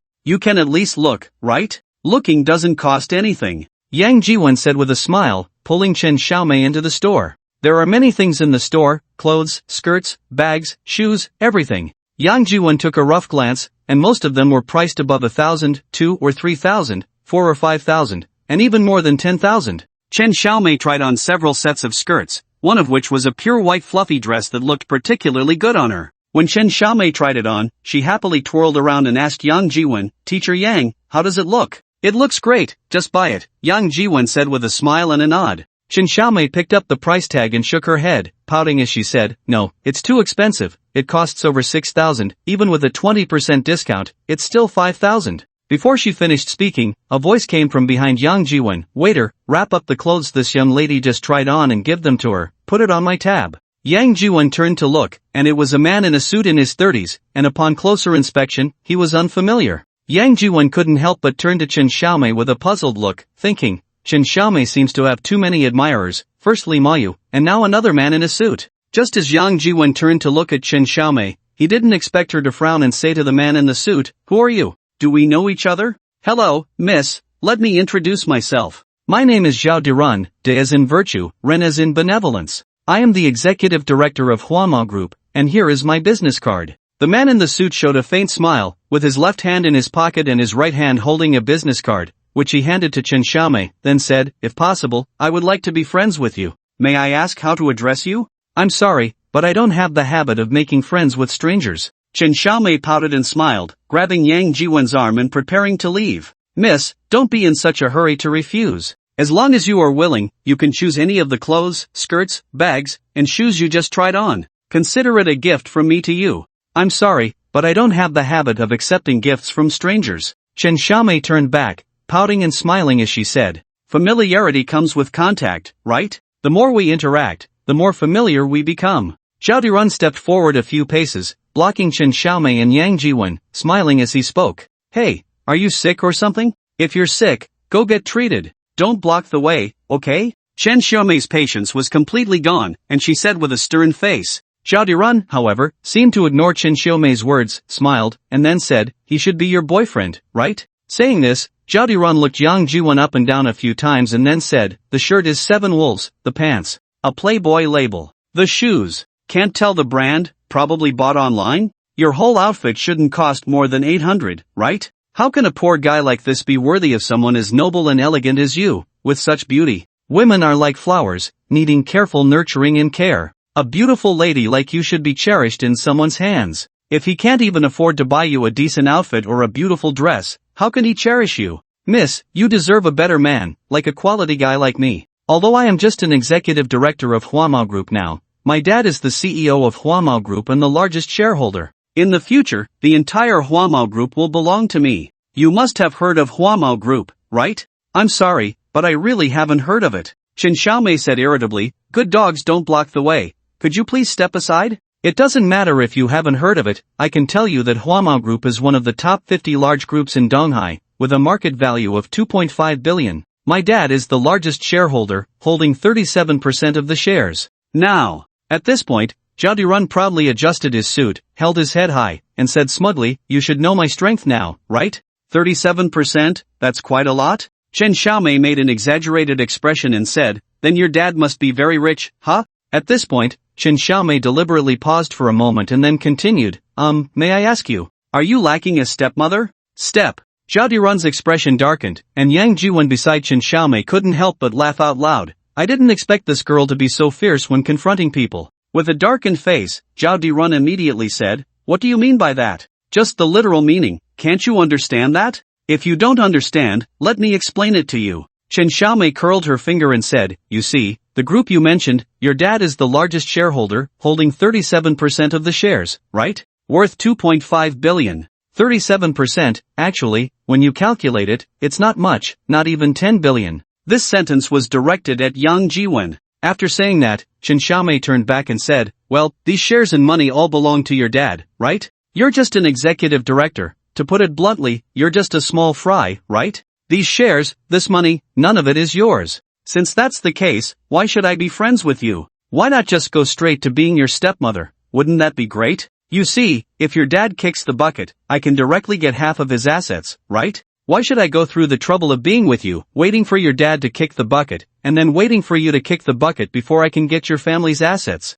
You! Zhao Dirun's face darkened, and he raised his hand to slap Chen Xiaomei. Yang Jiwen, seeing this, was quick to react, reaching out to grab Zhao Dirun's wrist and twisting it hard, causing Zhao Dirun to kneel down and cry out in pain. Chen Xiaomei turned to Yang Jiwen and smiled, then turned back to Zhao Dirun and said, by the way, I forgot to tell you, my boyfriend is very impressive. Someone like you, he can take on 10. I'm telling you, don't doubt it. Those who wanted to bully me before were all chased away by my boyfriend. Saying this, Chen Xiaomei linked her arm with Yang Jiwen's and smiled, Teacher Yang, let's go, don't bother with people like this. Okay. Yang Jiwen chuckled lightly and let go of his hand. Chen Xiaomei linked her arm with Yang Jiwen, took a couple of steps, but then turned back to Zhao Dirun and said, alright, my boyfriend is also very rich, as long as he wants, buying this shop is no problem. Right, Teacher Yang. Before Yang Jiwen could respond, Zhao Dirun couldn't help but sneer and said coldly, someone like him thinks he can buy this shop? Do you know how much this shop is worth? Do you know how much the rent is here per year? And he thinks he can buy this shop. Hey, don't say, it's quite a coincidence. I happen to know the owner of this shop, and he's looking to sell. How about I connect you too? Saying this, Zhao Dirun turned to the staff and said, go, call your boss over, just say Zhao Xiao is looking for him. The staff was taken aback for a moment, then hurriedly walked behind the cash register, picked up the phone, and called the boss. Yang Jiwen and Chen Xiaomei were momentarily taken aback, and then Chen Xiaomei pouted and said, crazy. As she spoke, she linked her arm with Yang Jiwen's and was about to leave. Just as they turned around, Zhao Dirun blocked their way again. Hey, don't go, didn't you say you wanted to take over the shop? What? Got too pretentious and can't back down now? No, is there something wrong with your head? Chen Xiaomei turned to look at Zhao Dirun and said, what does being pretentious have to do with this? Whether we're being pretentious or not, what does it have to do with you? My boyfriend and I are just here to shop. If we like something, we buy it. If not, we don't. Are you saying that just because of a few words from you, we should buy a shop? Are you crazy? Besides, this shop belongs to your friend, why should we buy it? Oh, looking for someone to be a fool, huh? Heh, your calculations are really good. I bet they can be heard 50 miles away. Miss, that's not how you should say it. Another man's voice came from inside the shop. Chen Xiaomei turned her head and saw a middle-aged man in his 50s walking quickly towards them, stopping beside Zhao Dirun. The man then slightly nodded to Zhao Dirun and extended his right hand to Chen Xiaomei. Lu Yunfeng, may I ask how to address you, miss? Sorry, I don't have the habit of shaking hands with strangers. Chen Xiaomei smirked and said, not shaking hands with Lu Yunfeng. Lu Yunfeng retracted his hand and said, I heard what you said just now. I am the owner of this little shop. Although my shop isn't big, only over 80 square meters, it has exclusive authorization from the brand, making it a specialty store. Even though it's a domestic brand, in recent years, the brand's image, reputation, and value have been gradually improving, and it belongs to the first tier among domestic trendy brands. Therefore, the shop's business is quite good, with annual revenue stabilizing around 6 million, and profits between 35 to 40%. What I'm saying is all verifiable, Mr. Zhao. You should have investigated this already, right? The latter half of the sentence was directed at Zhao Dirun. Zhao Dirun nodded, about to speak, but Lu Yunfeng turned to Chen Xiaomei and said, to be honest, I have been running this shop for 12 years, and I have deep feelings for it. If it weren't for a family emergency requiring a large amount of funds, I wouldn't be transferring this shop. At this point, Lu Yunfeng paused slightly before continuing. I'm not saying this to imply anything, I just don't want you to misunderstand that, Mr. Zhao and I are in cahoots, trying to make you the fool. Actually, it's Mr. Zhao who wants to take over my shop. After saying this, Lu Yunfeng slightly nodded to Yang Jiwen and Chen Xiaomei, then turned to Zhao Dirun and made a gesture inviting him inside, saying, Mr. Zhao, let's talk inside. Okay. Zhao Dirun replied with a smile, following Lu Yunfeng into the shop. As they passed in front of Yang Jiwen and Chen Xiaomei, Zhao Dirun stopped again, turned to Chen Xiaomei, and sneered, "Beauty, if you don't have money, don't pretend, got it? Pretending can bring trouble. It's easy to get into a mess. To be honest, I've investigated this shop many times, the business receipts and tax proofs have all been checked. What Mr. Lu said is correct, this shop can indeed be profitable right from the start. Hee, I don't have much money, but I can still scrape together enough to take over this little shop." However, at this point, Zhao Dirun glanced at Yang Jiwen before continuing, "You should keep your eyes open when looking for a boyfriend in the future. A poor loser whose entire worth wouldn't exceed $1,000. What kind of magic potion did he give you to make you think he's a rich man?" After saying this, Zhao Dirun followed Lu Yunfeng into the store. Yang Jiwen frowned slightly and suddenly called out, "Manager Lu. Is there something?" Lu Yunfeng turned to look at Yang Jiwen. Yang Jiwen stepped forward and smiled. "Could you conveniently show me the business and tax records of your store for the past few years?" Upon hearing Yang Jiwen's words, Lu Yunfeng was momentarily taken aback. Yang Jiwen then smiled and said, "If everything looks good, taking over your store wouldn't be out of the question." Yang Jiwen was currently unemployed and had nothing to do. Although he had a system bug and money to spend, there was still the possibility of exposure. If something went wrong, he wouldn't be able to cover that hole no matter what. But if he could use this bug to take over a store and keep it profitable, he might not only be able to cover the hole but also have some left over. If that happened, wouldn't he transform from a worker into a small boss? Hearing Yang Jiwen's words, Chen Xiaomei and Lu Yunfeng were both momentarily stunned. Then, Chen Xiaomei, a bit worried, reached out to grab Yang Jiwen's arm, gently shaking it and whispering, "Teacher Yang, don't be fooled." Lu Yunfeng also came back to his senses, his eyes suddenly brightening, and he nodded, saying, "Of course. Ladies and gentlemen, please, come inside. Surely, bring the accounts from the past few months, both incoming and outgoing. Also, bring the accounts from the previous years and the tax registration book." "Okay, boss." One of the store employees hurriedly bowed and responded. Zhao Dirun's eyes narrowed slightly. He felt like he had found a formidable opponent. The news that this store was up for transfer was originally known to only a few, and those interested in taking over were even fewer. Previously, it might have been just him wanting to take over this store. If it were just him, he could take the opportunity to negotiate and buy the store at the lowest price. But now, with Yang Jiwen in the mix, there was an additional competitor. At that point, the store would naturally go to the highest bidder. Thinking of this, Zhao Dirun hurriedly said, "Manager Lu, you can't do this. We already had an agreement. You can't change your mind at the last minute. Alright, let's stick to the price we agreed on before, 8 million, how about that? If you're willing, we can sign the contract right now." "Manager Zhao, don't be anxious, let's wait for this gentleman to look over the accounts and tax reports before we talk," Lu Yunfeng said with a smile, then quietly asked Yang Jiwen, "Sir, how should I address you?" "Yang." "Oh, Manager Yang, please, let's go inside for tea, the reports will be here shortly." "Manager Lu, if you say that, what if this Mr. Yang doesn't agree after seeing the reports? That won't be the price anymore." Zhao Dirun's face turned cold as he said in a deep voice, "That won't do. Manager Zhao, you know very well that the goods in this store alone are worth 6 million, not to mention the brand. This brand is now a leader in the national trend. In recent years, the acceptance of domestic products has been increasing, and there are more and more consumers. Just for this brand, if you want to open a new store now, you have to pay a 1 million deposit to get the brand's authorization. 8 million is really the lowest price I can accept. If I weren't in urgent need of money, let alone 8 million, even 10 million would definitely have someone fighting for it." As soon as Lu Yunfeng's voice fell, Zhao Dirun hurriedly said, Alright, 8 million, let's go with 8 million, okay? Let's sign the contract now." Yang Jiwen, who was looking at the report, didn't even lift his head and said, 10 million. The moment the words left his mouth, both Lu Yunfeng and Zhao Dirun were momentarily stunned. Then, Lu Yunfeng's face lit up with joy, and he took a few steps forward, walking to Yang Jiwen's side, excitedly saying, "General Manager Yang, what did you just say? 10 million? Great, I'll go prepare the contract right away." Zhao Dirun's expression changed. Seeing that Lu Yunfeng was really going to get the contract, his face darkened. He stared at Yang Jiwen for a few seconds, then gritted his teeth and said, "Wait a minute, General Manager Lu, I'll add another 100,000, 1,010,000, 1,050,000. Yang Jiwen still didn't lift his head, continuing to look at the report in his hands. Sitting next to him, Chen Xiaomei's face was filled with tension as she tightly gripped Yang Jiwen's arm. 1,060,000. Zhao Dirun gritted his teeth, glaring at Yang Jiwen and said, "If looks could kill, Yang Jiwen would have died several times by now." If it weren't for him, Zhao Diren could have easily secured the shop at the low price of 7 million. Now, he had to pay over 300,000 more.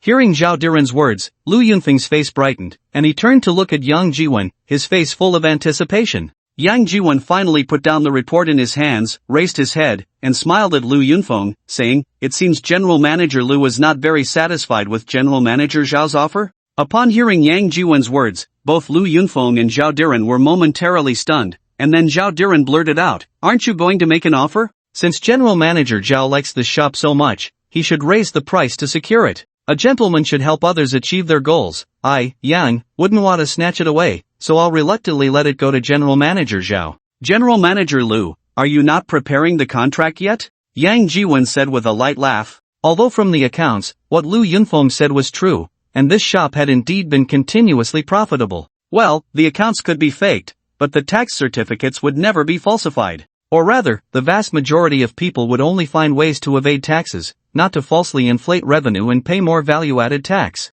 Unless this shop, company, was originally set up for financing or to be flipped for a big profit. In that case, these accounts would naturally be fake from start to finish. However, although Yang Jiwen didn't understand much about this, from these accounts, they didn't seem fake, or even if they were faked, it wouldn't last for over a decade, continuously faking and overpaying taxes. Faking for over a decade would be too costly and not worth it at all. The inflated revenue and increased shop value probably wouldn't even cover the extra taxes paid. So, Yang Jiwen felt that what Lu Yunfeng said should be true, this shop should be in a profitable state. It's just that Yang Jiwen was currently just taking advantage of a system bug to withdraw money from the bank without any cost. He didn't dare to easily test what the upper limit was. Now, he had already withdrawn 6 to 700,000, if it blew up, he wouldn't be able to cover that hole. If he were to suddenly take out over 10 million to secure this shop, that hole would truly become a bottomless pit. Even if it could be profitable, according to Lu Yunfeng,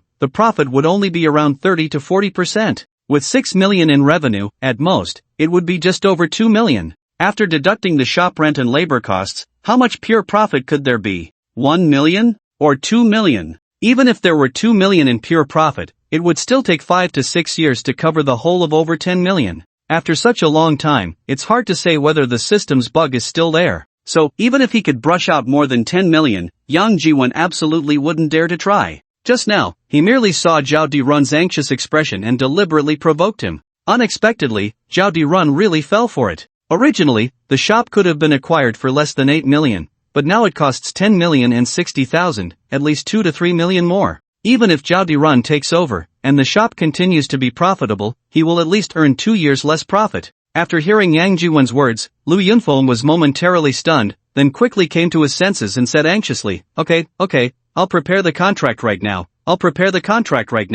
Zhao, it's a pleasure to cooperate. As he spoke, Lu Yunfeng extended his right hand towards Zhao Dirun. Zhao Dirun's face suddenly turned ashen, glaring at Yang Jiwen with anger, and said sternly, Yang, you did this on purpose to trick me, didn't you? Zhao, don't say that, just now our two families were competing, and it's only natural that the highest bidder wins. Your offer was higher than mine, I accept my defeat. Zhao, I haven't had the chance to congratulate you on successfully acquiring this shop and taking your business to the next level. By the way, Lu, such a big happy event, shouldn't Zhao treat us? Lu Yunfeng didn't dare to respond to this, only quickly glanced at Zhao Dirun. He was even a bit worried that with Yang Jiwen stirring things up, Zhao Dirun might just back out. Thinking of this, Lu Yunfeng hurriedly got up, walked to the filing cabinet, took out the contract he had prepared long ago, and with a pen in hand, was ready to fill in the parties, transaction amount, etc., and then sign and stamp. Just as he was about to write, Zhao Dirun suddenly called out, Wait a minute.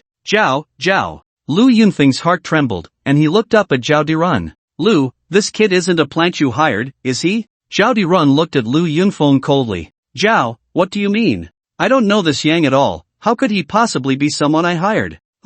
That's hard to say. You know I came here today to discuss cooperation, and it's quite normal to find a plant to inflate the transaction amount, isn't it? Before, you only needed 8 million to transfer, but now you want 10 million and 60,000, that's an increase of 260,000. Lu, that's equivalent to 2 years of pure profit. Do you really think I'm that foolish and easy to deceive? Sure enough, he was backing out. Lu Yunfeng's expression changed slightly as he stared at Zhao Dirun and said, Zhao, what do you mean? Don't you want this shop anymore? The shop, I still have high hopes for, but As for the price, I need to think about it. Sorry, Lu. Saying this, Zhao Dirun stood up, pretending to leave. Lu Yunfeng's expression changed, and seeing Zhao Dirun about to walk out of the office, he couldn't help but call out urgently, "Wait a minute, Zhao." Zhao Dirun stopped, turned to look at Lu Yunfeng. Lu Yunfeng gritted his teeth, stepped forward, and said, "Alright, Zhao, considering that we are old acquaintances, I'll make a concession, 8 million, let's sign the contract now." "Sorry, Lu, my company has a meeting, so I must excuse myself,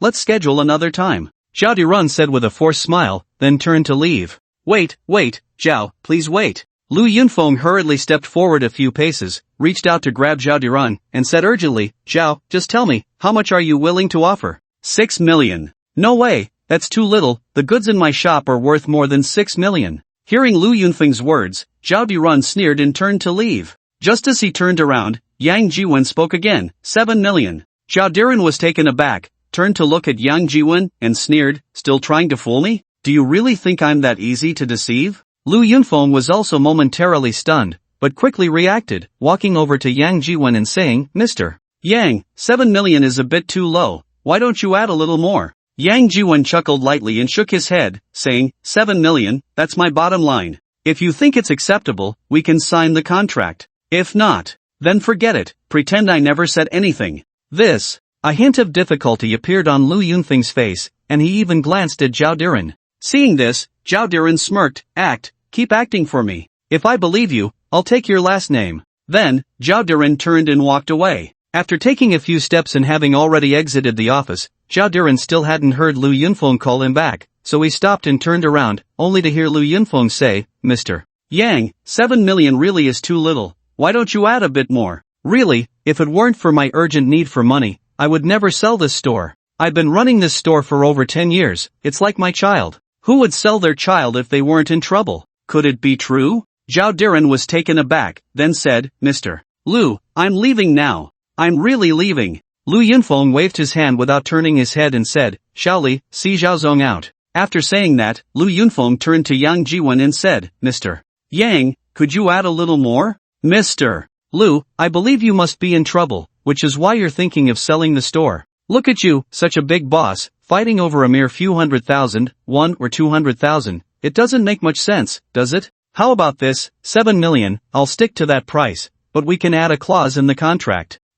Let's set a limit of 3 months. After 3 months, if you've overcome your difficulties and want to buy the store back, I'll sell it to you at the original price, you just need to add a bit of interest, how about that?" Upon hearing Yang Jiwen's words, Lu Yunfeng's eyes widened in surprise, and he exclaimed, "Really? Mr. Yang, are you serious?" "Of course I'm serious. If you're willing, we can sign the contract right now." "Great, I'll prepare the contract," Lu Yunfeng hurriedly said. Hearing this, Zhao Dirun could no longer sit still and turned to say, 8 million. "Mr. Lu, 8 million, I want this store." Lu Yunfeng ignored him, waved his hand, and said, "Shaoli, see Mr. Zhao out." Saying this, Lu Yunfeng walked to the desk, opened the computer, and began to modify the contract. After adding the clause about 3 months later, according to the bank's loan interest rate, paying a bit of interest, and then redeeming the store at the original price, Lu Yunfeng printed the contract. Hearing the printer printing the contract, Zhao Dirun's expression changed again, and he said, "Add 500,000. "Mr. Lu, 850,000, let's sign the contract now, and I'll transfer the money immediately after signing." Lu Yunfeng, however, seemed not to have heard him at all, completely ignoring him. Seeing this, Zhao Dirun's expression darkened, and he said, "Lu Yunfeng, you better think this through. Don't regret it later. Look at him, he's not worth even $1,000. Do you really think he can come up with 7 or 8 million to take over your store? Just now, the dress his girlfriend liked was only over 6,000, and he couldn't even bear to buy it. How can you believe he can come up with 7 or 8 million? I'll tell you, I'm only doing this because we've known each other for several years and I know you're in trouble now. I want to help you, that's why I'm willing to put up this much money. Otherwise, for your shop, I'd only offer 5 or 6 million at most. Lu Yunfeng, think it over. Once this village is gone, there won't be this shop anymore. In the future, don't come begging me. Shaoli, what's wrong with you? Why aren't you inviting Mr. Zhao out?" Lu Yunfeng's expression turned cold as he said in a deep voice, "Mr. Zhao, please go ahead, don't make it difficult for me, okay?" The staff member Shaoli said with a pained expression, No need for you to invite me, I'll leave on my own."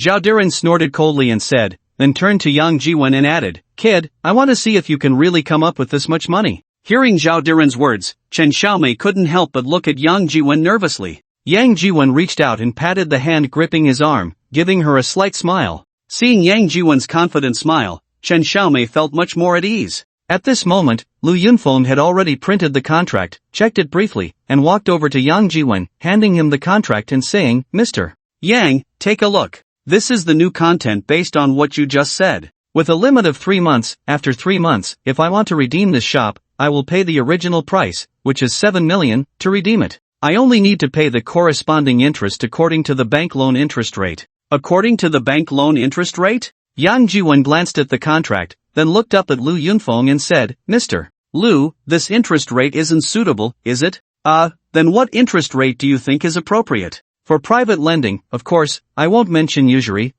let's calculate it at an annualized rate of 14%, how about that? 3 months would be 3.5 in interest, how about that?" Lu Yunfeng thought for a moment, then nodded and said, "Alright, let's go with what you said. At that time, I'll pay you 3.5 in interest, which is 245,000. Saying this, Lu Yunfeng picked up a pen and filled in the relevant numbers in the corresponding blank space on the contract, then handed the contract back to Yang Jiwen. Yang Jiwen glanced at it and said, "Okay, then it's settled." Saying this, he picked up the pen, signed his name, and pressed his fingerprint. After Yang Jiwen signed, Lu Yunfeng also signed his name and stamped the company's official seal. While Lu Yunfeng was signing, Yang Jiwen turned to Shaoli and said, "Shaoli, right? Please bring me the payment code from the cash register." After the payment, Yang Jiwen would be the new boss, and Shaoli naturally didn't dare to be slow, quickly responding and running out. In a little while, Shaoli returned with the payment code, ran a few steps to Yang Jiwen, handed over the payment code, and whispered, "Boss, here."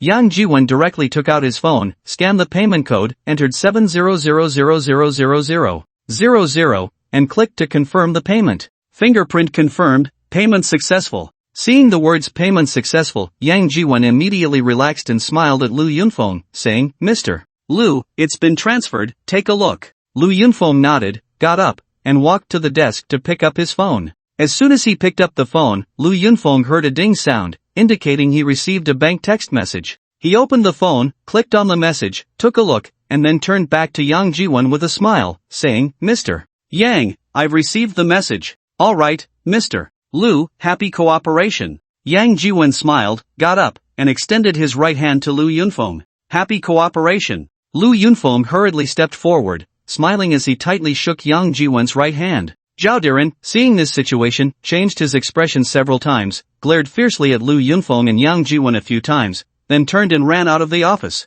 After Lu Yunfeng handed over the relevant documents, papers, and keys to Yang Jiwen, the matter was considered settled. If it were a normal equity transfer, it certainly wouldn't be so simple. In addition to signing a contract, notarization would be required, and the business entity would also need to be registered and changed. A series of processes would take at least a week. However, the agreement signed by Lu Yunfeng and Yang Jiwen, strictly speaking, was not an equity transfer agreement, but rather a pledge, or a pawn agreement. Lu Yunfeng pawned the store to Yang Jiwen for 3 months at a price of 7 million. During these 3 months, the profits from the business would belong to Yang Jiwen. After 3 months, Lu Yunfeng would redeem the store for the original price of 7 million, plus 245,000 in interest, totaling 7,245,000. The ownership of the store would still belong to Lu Yunfeng. This way, the matter became simple. As long as both parties agreed to this agreement and signed it, the agreement would be established. No notarization was needed, nor was it necessary to go through the business administration. Once the items were handed over, Yang Jiwen was now the owner of this national trend brand store. Lu Yunfeng took the money and left without even staying for 5 minutes. The 3 store clerks, however, came over to greet the new boss under Shaoli's lead. "Hello, boss." "Hello, boss lady." The 3 clerks bowed together and greeted Yang Jiwen and Chen Xiaomei. The term boss lady instantly made Chen Xiaomei's cheeks flush red, and she lowered her head, not daring to lift it. Yang Jiwen, however, smiled and nodded slightly, saying, "Hello. You are Shaoli?" "Yes, boss, my name is Chen Xuanli, you can call me Shaoli or Xiaochun." Saying this, Shaoli pointed to the other 2 clerks and introduced, "This is Lu Yuefeng. This is Zhang Xinmei." After a pause, Shaoli added, "Also, there are 2 more in the evening shift, one is Zhou Ruoshi and the other is Tan Dongmei. The shift change is at 4 in the afternoon, working until 10 at night." Yang Jiwen nodded slightly, looking at Chen Xuanli and saying, you are the day shift manager, right? Yes, boss. Alright, then for these months, we will follow the rules set by Boss Lu before. Salary and benefits remain the same. You are the manager, so you should pay more attention to the store. I just looked at the sales ledger for these months. Let's calculate based on the average sales of the previous 3 months. If the sales in the next 3 months exceed the average of the previous 3 months, 20% of the excess will be your bonus. How about that? Hearing Yang Jiwen's words, Chen Shuili and the others' eyes lit up, and Chen Shuili exclaimed in surprise, "Really?" Yang Jiwen smiled and nodded, saying, "Of course it's true."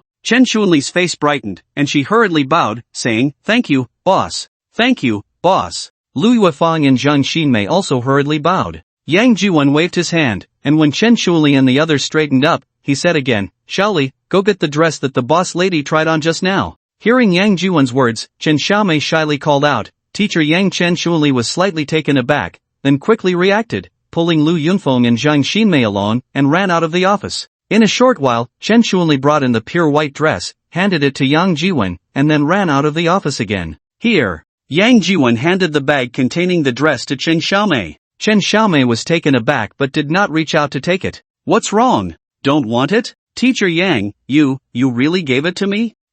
Are there any other people here?" "No, but this is too expensive, over 6,000, I can't accept it." Chen Xiaomei felt a bit reluctant but still refused, though her eyes never left that handbag. "Really don't want it? Then I might give it to someone else." "No, someone else?" Chen Xiaomei's eyes widened suddenly, and she pouted, saying, "Fine, then you can give it to someone else." Yang Jiwen looked at her angry expression and secretly chuckled, then called out, "Shaoli, boss, did you call me?" Chen Shuili ran in and said, "Here, your boss's wife didn't want it, so I'm giving it to you." Yang Jiwen smiled as he handed the handbag to Chen Shuili. Chen Shuili was taken aback, still processing it, but Chen Xiaomei snatched the handbag back and said urgently, Who said I didn't want it?" Yang Jiwen waved his hand at Chen Shuili with a smile, and she hurriedly left the office, closing the door behind her thoughtfully. At 4:30 in the afternoon, after encouraging the other 2 staff members, Yang Jiwen finally took Chen Xiaomei and left the store, going downstairs towards the outside of Woyue Plaza.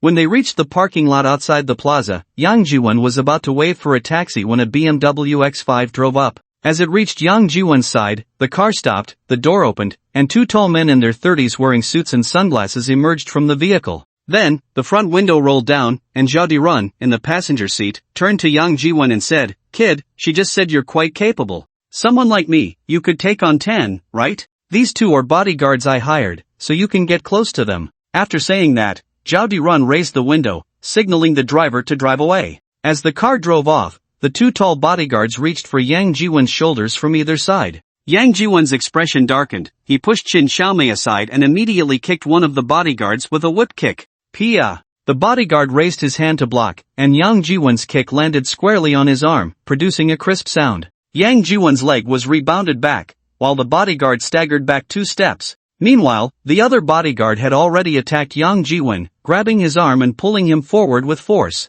Yang Jiwen reacted quickly, delivering an elbow strike directly to the bodyguard's left chest, causing him to stagger back 2 steps as well. But soon, the 2 bodyguards teamed up and charged at Yang Jiwen again. Without thinking, Yang Jiwen turned and grabbed a hollow thin iron rod from the edge of the parking lot fence, using force to twist it off. He swung it horizontally at the 2 bodyguards. Unfortunately, the rod was too thin, and the 2 bodyguards were tall and sturdy. It felt like a mere tickle when it hit them, while the thin iron rod twisted and bent. Then, the 2 bodyguards' fists struck Yang Jiwen's abdomen from both sides, knocking him back, clutching his stomach, and falling to the ground. Subsequently, the 2 bodyguards rushed forward, punching and kicking Yang Jiwen. At this moment, Chen Xiaomei, who had been pushed aside by Yang Jiwen, contacted Chen Shuili through WeChat, and Chen Shuili immediately notified the mall security. The 2 security guards, upon receiving the news, rushed out with plastic batons, shouting from a distance, "What's going on? What's going on? No fighting! No fighting!" Zhao Dirun glanced at the scene through the rearview mirror, the corners of his mouth curling slightly as he sneered coldly, saying, "Humph, just this." He turned to signal the driver to continue driving and then whistled. The 2 bodyguards, hearing the whistle, kicked Yang Jiwen again and then chased after the BMW X5, running out of the parking lot. "Teacher Yang, are you okay? Are you okay?" Chen Xiaomei rushed to Yang Jiwen's side, throwing herself onto him, anxiously asking. Seeing Yang Jiwon's bloodied face, bruised and battered, Chen Xiaomei was even more frantic, almost in tears, as she fumbled for her phone, trembling as she dialed, saying, "Call the police, I'm calling the police right now." "Yes, and call an ambulance, call an ambulance." "No need, I'm fine." Yang Jiwon reached out to grab Chen Xiaomei's hand, speaking in a deep voice. "Look at you, how can you be fine?" Chen Xiaomei exclaimed anxiously. Yang Jiwon raised his hand to wipe the blood from his nose, smiled at Chen Xiaomei, and said, "I'm really fine, don't worry, and don't call the police." But Chen Xiaomei wanted to say more, but Yang Jiwon interrupted, "Don't worry, I'm really fine. I'll handle the rest. Can you help me call a cab? Let's go back first." Okay. Chen Xiaomei looked at Yang Jiwon with concern before agreeing. In the parking lot, there were many taxis waiting for passengers. Chen Xiaomei waved her hand, and a taxi drove over. She opened the car door and then turned around, wanting to help Yang Jiwon, but he got up from the ground by himself and sat in the taxi, with Chen Xiaomei hurriedly following him inside. The driver glanced at Yang Jiwon through the rearview mirror and asked, "Hey, do you want me to take you to the hospital?" "No need, just go to Donghai Art College." The driver nodded slightly, lowered the meter, and drove away from the square. After more than an hour, it was almost 6 o'clock when they arrived at Donghai Art College. After getting out of the car, Chen Xiaomei still tightly held onto Yang Jiwon's arm, as if afraid that if she let go, he would run away. Yang Jiwon patted Chen Xiaomei's small hand and smiled, saying, "You can go back now, don't worry, it's just a little flesh wound. I'm tough, I can take a beating, I'm fine now." Chen Xiaomei opened her mouth, wanting to say something, but Yang Jiwon continued, "Be good, listen to me. I still have some things to deal with. I'll call you tomorrow, okay? Hurry and go in." Reluctantly, Chen Xiaomei entered the school gate. After walking a few steps, when she turned back to look at Yang Jiwon, he was still smiling and waving at her, signaling her to go in quickly. After watching Chen Xiaomei enter the school gate, Yang Jiwon took out his phone and called Zhang Junkai. The call was quickly connected, and Zhang Junkai's voice came through. "Old Zhang, what made you think of calling me today?" "What do you mean? When did I not just call you a couple of days ago?" True. So, what do you need me for?" Zhang Junkai said with a smile. "What shift are you on?" "Day shift, I get off in an hour." "Perfect, then call Shaolin and the others, let's get together." "What's this? Are you treating again?" Yang Jiwon paused for a moment before saying, "After working together for 6 years, now that I'm leaving, I want to treat everyone to a meal, just as a farewell dinner." On the other end of the line, Zhang Junkai listened to Yang Jiwon's words and fell silent for a few seconds, then said with a somewhat sad tone, "That's true, then we'll cover the bill, you don't have to worry about it." After a slight pause, Zhang Junkai added, "Should we also invite old Lu?" Zhang Junkai was referring to old Lu, the security team leader Lu Changhong at the school. Yang Jiwon curled his lips and said, "He's an official, he doesn't have anything to do with us, why call him? Just making things uncomfortable for ourselves, right?" "True, with him around, we can't even enjoy our drinks." Zhang Junkai grinned and said, pausing for a moment before continuing, "Alright then, send me the address later, and we'll come over after work." "Okay." Yang Jiwon replied with a smile, then hung up the phone. After hanging up, Yang Jiwon took a taxi home first, stuffing the 40,000 yuan in cash he had at home into his pocket. He simply washed the blood off his face but didn't deal with the bloodstains on his clothes, not even changing his outfit, and then took a taxi to the snack street near the school, getting off at Huanju Barbecue. Checking the time, it was almost 8 o'clock, and Yang Jiwon sent the location directly to Zhang Junkai, then sent another message, "Huanju Barbecue, waiting for you." Zhang Junkai quickly replied with an OK gesture. Glancing at Zhang Junkai's reply, Yang Jiwon turned back and said, "Boss, bring us 200 skewers of barbecue first, and a few boxes of beer." "Sure thing, brother. Do you want meat or vegetarian? You decide, there are a lot of us, just get more, 200 or 300 skewers is fine." "Alright." The shop owner happily responded. This was a big customer, spending at least several hundred. If they drank a few more cases of beer, it would easily exceed 1,000. Before long, Zhang Junkai and the others arrived. Yang Jiwon saw them and waved, calling out, "Old Zhang, Shaolin, over here." Zhang Junkai spotted Yang Jiwon, smiled, pointed, and led Shaolin and the others over. There were a total of 6 of them. The school had 3 gates, 2 main gates in the front and back, and 1 side gate. The main gate had 3 security guards per shift, the back gate had 2, and at the side gate where Yang Jiwon and Zhang Junkai used to work, there were only the 2 of them taking turns. Although they claimed to be streamlining personnel, they ended up cutting Yang Jiwon and another over 60-year-old guard. But just 2 days later, an incident occurred where an outsider fought with students on campus. After that, the school's security office reported a shortage of security personnel and requested the HR department to hire a few more guards, resulting in 2 more than before the cuts. The 2 new ones were even deputy team leaders. Because of this, Jang Junkai often complained to Yang Jiwon over the phone, standing up for him. Yang Jiwon just listened without expressing any opinions. Soon, the shop owner brought over the grilled skewers and personally opened a few bottles of beer, handing them one by one to Yang Jiwon, Jang Junkai, and the others. Yang Jiwon lifted a beer bottle and said, "Brothers, during work, everyone is busy. It's rare for us to gather like this. Today is a rare day off. We won't go home until we're drunk. Cheers! Cheers!" Jang Junkai also lifted his beer bottle, clinking it with Yang Jiwon's and shouted loudly, "Cheers!" The other security guards followed suit, lifting their bottles and clinking them together, shouting loudly. After that, they all tilted their heads back and drank deeply. After a few rounds of drinks, Yang Jiwon suddenly asked Shaolin, "Shaolin, how is your mother's illness?" Shaolin shook his head, looking a bit dejected, and said, "What can it be? It's just like that." Yang Jiwon nodded slightly and then said, "Why not bring your mother to Donghai for a checkup? After all, Donghai is a big city, and the medical standards are definitely higher than in small 3rd or 4th tier cities." Listening to Yang Jiwon's words, Shaolin smiled bitterly and shook his head, saying, "I know that the medical standards in Donghai are definitely higher than in our hometown, but the cost of living in Donghai is so high, and hospitals are like bottomless pits. If you want to see a doctor here." At this point, Shaolin couldn't help but smile bitterly and shake his head again. Yang Jiwon nodded slightly, then took out 2 stacks of money and pushed them in front of Shaolin, saying, "As long as it's a problem that money can solve, it's not a problem. Take this money first. If it's not enough, just tell me, and I'll find a way." Shaolin was taken aback for a moment, then quickly pushed the money back, saying urgently, "No, no, no, Brother Yang, I can't accept this money, I can't accept it. Just take it. Your mother's illness is a wealthy person's disease that requires continuous medication. You'll need money for many things, so don't be polite with me, okay?" Yang Jiwon pushed the money back to Shaolin again.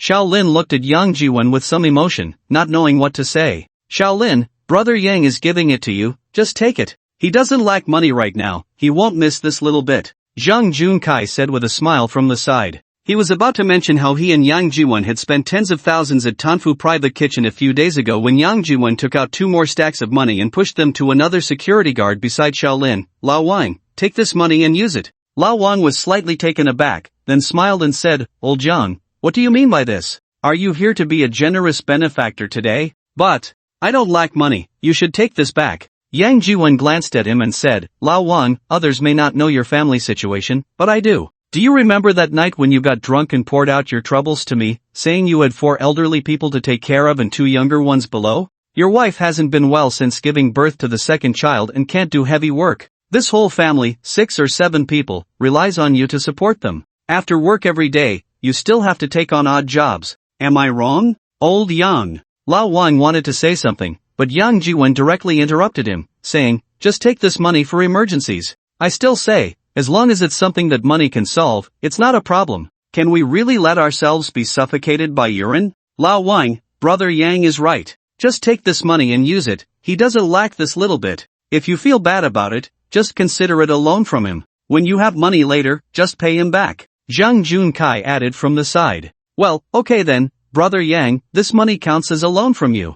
I'll pay you back as soon as I have money." Yang Jiwon smiled, then said to the other security guards, "Brothers, if you have any difficulties at home, just tell me. If I can help, I will definitely help. Still the same saying, if money can solve it, then it's not a problem. Brother Yang, just hearing you say that is enough. Come on, Brother Yang, I toast to you," one security guard said with a smile, raising a bottle. "Lao Wang is right. Brother Yang, you really aren't here to be a generous benefactor today, are you?" Another security guard said with a laugh. "Old Zhang, are you hiding something from us? Did Brother Yang win the lottery?" A security guard sitting next to Zhang Junkai said, playfully resting his hand on Zhang Junkai's shoulder. "I don't know if he won the lottery, but Brother Yang really doesn't lack money right now. Do you all know which is the most upscale restaurant in Donghai?" A few security guards shook their heads, but one of them said, "Oh, I think I heard someone mention that there's a Michelin 3-star restaurant in Donghai, something about a tire brand. It seems to be the most upscale restaurant in Donghai."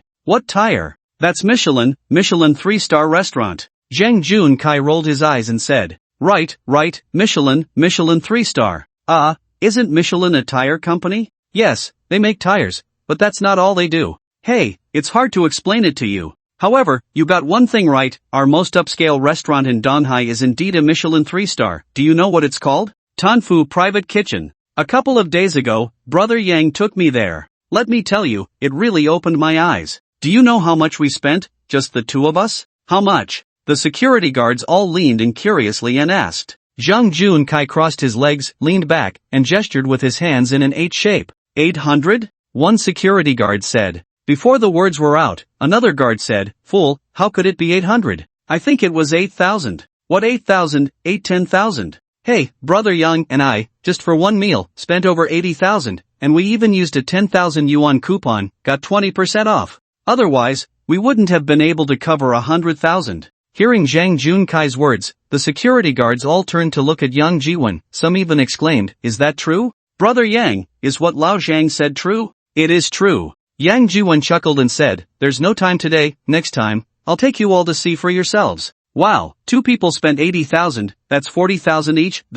We don't even earn that much in a year. What kind of mountain delicacies and seafood are they eating that's so expensive? Brother Yang, how did you make so much money? Why do I feel like ever since you got fired from school, you've completely let yourself go? Actually, it's nothing much, just that the house at home was demolished, and we got some compensation. Yang Jiwen chuckled, giving a reason that no one would doubt. Wow, so now you're a second-generation demolition? Not bad, Lao Yang. One security guard sitting next to Yang Jiwen said in surprise, reaching out to pat Yang Jiwen on the shoulder, pulling him closer. Yang Jiwen let out a yelp.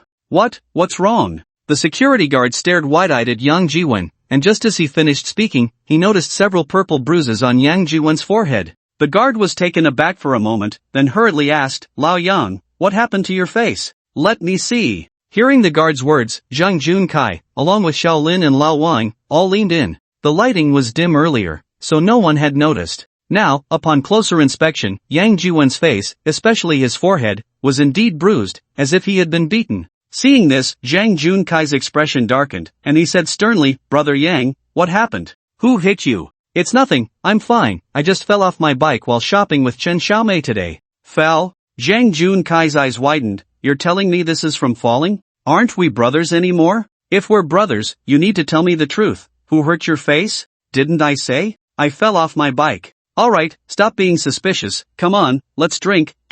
After a hearty meal and drinks, it was almost midnight when they dispersed. On the way back to the dormitory, Shaolin had his arm around Zhang Junkai's shoulder, leaning in a bit tipsily as he said, "Hey, old Zhang, do you think those injuries on Yang Ji's face are really from falling off a bicycle? Do you believe that?" Zhang Junkai turned to ask. "Believe? No way. Who falls off a bike and gets hurt like that? I have an idea. Didn't Yangu say he was out shopping with that? What's her name?" Lao Wang chimed in from the side. "Chen Xiaomei," Zhang Junkai replied. "Right, Chen Xiaomei. Just ask her, and we'll know," Lao Wang said, his tongue a bit tied. "But who knows that Chen? Whatever may?" Shaolin continued. "I know her," Zhang Junkai said quietly, already having made up his mind. After sending Shaolin and Lao Wang back to the dormitory, Zhang Junkai went to the girls' dormitory. He exchanged a few pleasantries with the dormitory supervisor and asked her to call Chen Xiaomei. Although it was already past midnight, young people tend to stay up late, and she might still be playing on her phone in bed.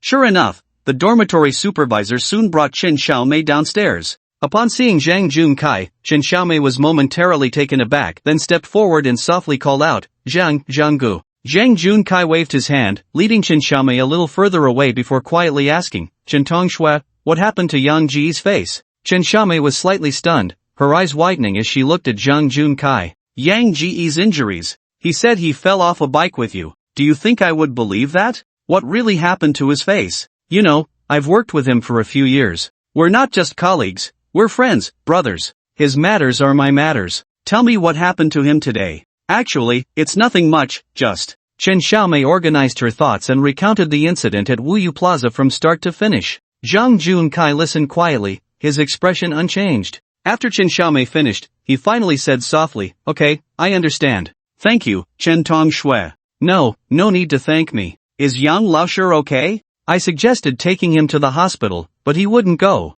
"Zhang Laoshi, you're his friend. Please help me persuade him to go to the hospital and get some medicine so he can recover faster."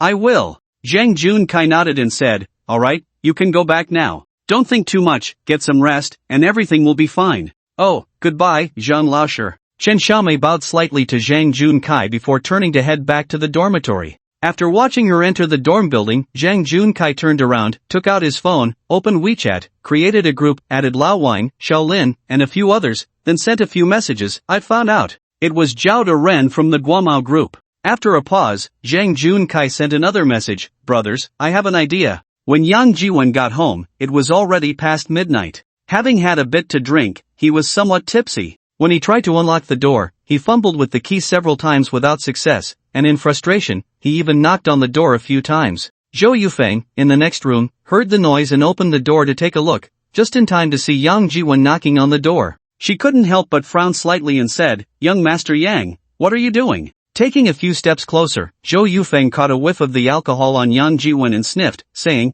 "How much have you had to drink? Miss Zhou, what are you doing here?" I didn't drink much, not much at all." Alright, you didn't drink much, you're not drunk. Zhou Yufeng said irritably, Okay, stop knocking on the door, I'll open it for you. Saying this, Zhou Yufeng took the key from Yang Jiwen's hand, helped him open the door, and then supported him as they entered the room. After turning on the light, when she helped Yang Jiwen sit down on the sofa, Zhou Yufeng noticed the injury on his face and couldn't help but frown, saying, "What happened to your face? Did you get into a fight? Look at you, such a big person. How can you still act like a child and get into fights? And you, so wealthy, don't even think to hire a few bodyguards. A big boss like you, getting into fights personally, how embarrassing. Where's the first aid kit? Let me put some medicine on it." No first aid kit, Yang Jiwen said with a smile. "Alright, I have one at home, wait for me a moment, I'll go get it. Make sure to throw up in the trash can, so I don't have to clean up after you later." Saying this, Zhou Yufeng placed a trash can next to Yang Jiwen and then went home to get a small first aid kit.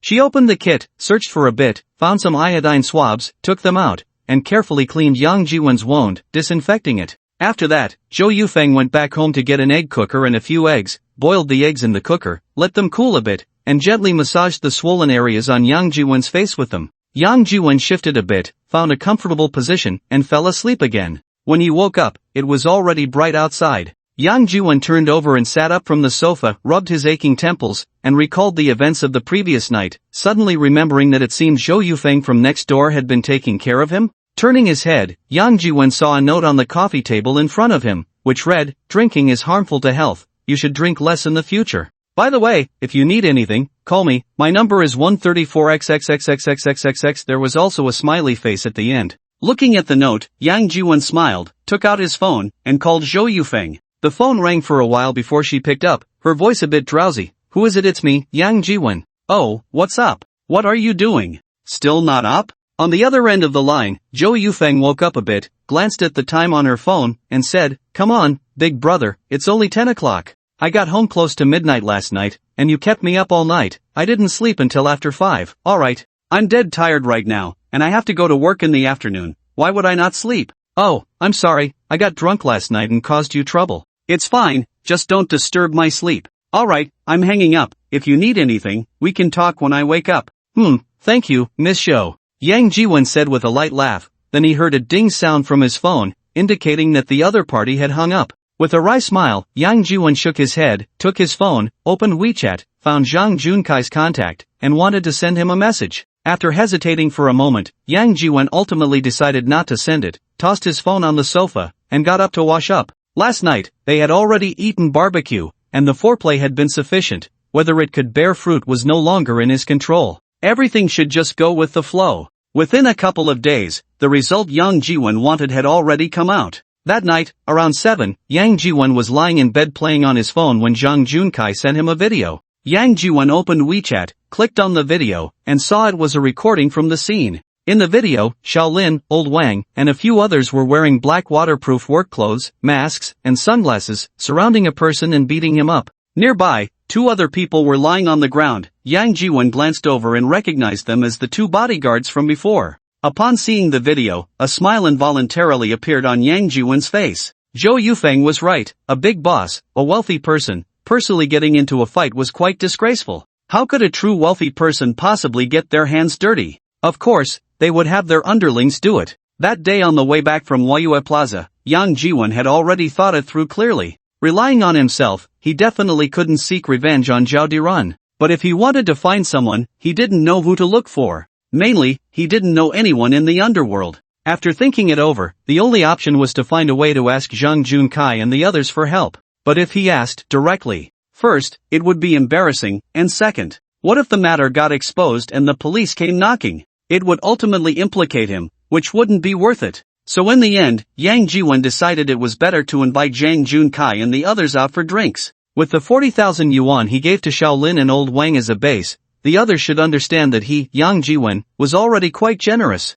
Helping him settle the matter, he naturally wouldn't treat them poorly. Sure enough, just 2 days later, Zhang Junkai and the others had already taken care of it. Thinking of this, a smile crept back onto Yang Jiwen's face. Just as he was about to reply to Zhang Junkai sent a few more messages. Brother Yang, we've heard everything from Chen Xiaomei. Your matter is our matter. If someone bullies you, they're bullying us. So just now, we blocked that kid near Guamao Group and gave him a good beating to vent your anger. Brother Yang, if you still consider us brothers, next time something like this happens, just tell the brothers. We might not be able to help with other things, but we can definitely help you save face and stand up for you. Thanks, old Zhang. Yang Jiwen replied with a voice message, then added, actually, I could handle this matter myself. I didn't want to trouble the brothers. I didn't expect you all to. Alright, no more talking. Please thank the brothers for me, and let's drink together another day. After sending that, Yang Jiwen opened his album, found the payment QR code Zhang Junkai had sent him earlier, scanned it, then entered 100,000 yuan, clicked to confirm payment, and called Zhang Junkai.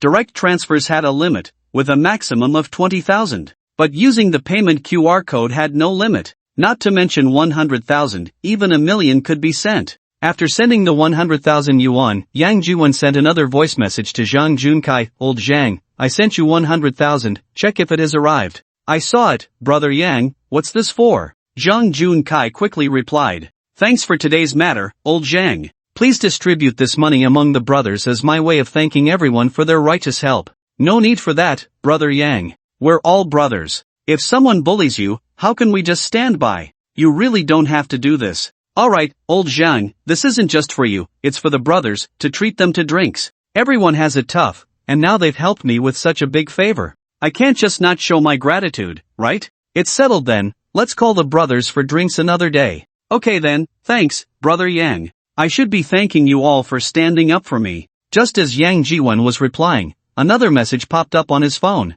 Yang Jiwen glanced at his phone, it was a message from Li Mayu. After replying to Zhang Junkai's message, Yang Jiwen swiped his phone screen, returning to the main WeChat menu, and found the message that Li Mayu had just sent. Boss, are you free tomorrow morning? Yang Jiwen paused for a moment, then replied, yeah, I'm free. What's up? Let's find a place to sit. I have something to discuss and would like to trouble you. Yang Jiwen thought for a moment and replied, alright, how about the Strolling Time Cafe near the school? Okay, see you tomorrow morning at 10 at Strolling Time Cafe. The next morning, Yang Jiwen slept in until nearly 9 before getting up to wash up. He took a taxi to Strolling Time Cafe. As soon as he walked into the cafe, Li Mayu spotted him and waved, calling out, boss, over here. Yang Jiwen nodded slightly and walked over quickly. Boss, what would you like to drink? A latte, please. Is there anything to eat? Get me something to eat too. You haven't eaten yet? How about a sandwich? Yang Jiwen nodded.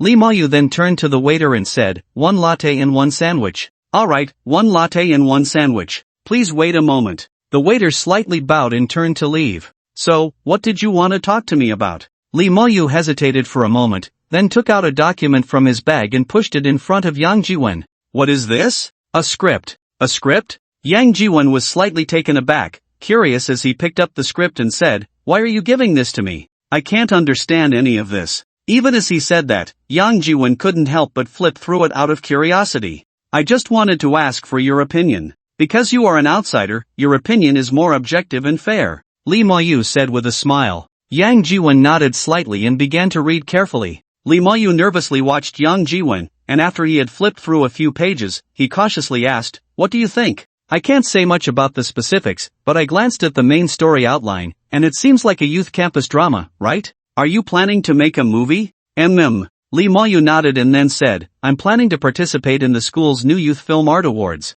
A few of us discussed it and compared several scripts, and we felt this one was easier, so. He paused slightly and then asked, what do you think? Yang Jiwon pondered for a moment and then said, I think it's okay. Youth campus films have been quite popular in recent years. I looked at your story outline, and at least for me, it still has a certain appeal. But what? Lee Mo-yu's heart tightened, and he quickly asked. Yang Jiwon thought for a moment and then pointed to a part of the script outline, saying, this abortion plot, why does it feel so awkward to me? Why does it have to involve an abortion? Why does this plot have to be included? Can't a youth campus story be a bit more youthful and pure? Hearing Yang Jiwon's words, Lee Mo-yu couldn't help but nod in agreement, falling into thought. And the ending. I'm not saying that a sad ending is bad. In campus romances, there aren't many good outcomes, most end in breakups. But, since it's a movie, and especially a youth campus film, people go to the cinema to watch it. Surely they are looking for nostalgia. Since that's the case, why can't it be a beautiful ending, with wonderful memories? For example,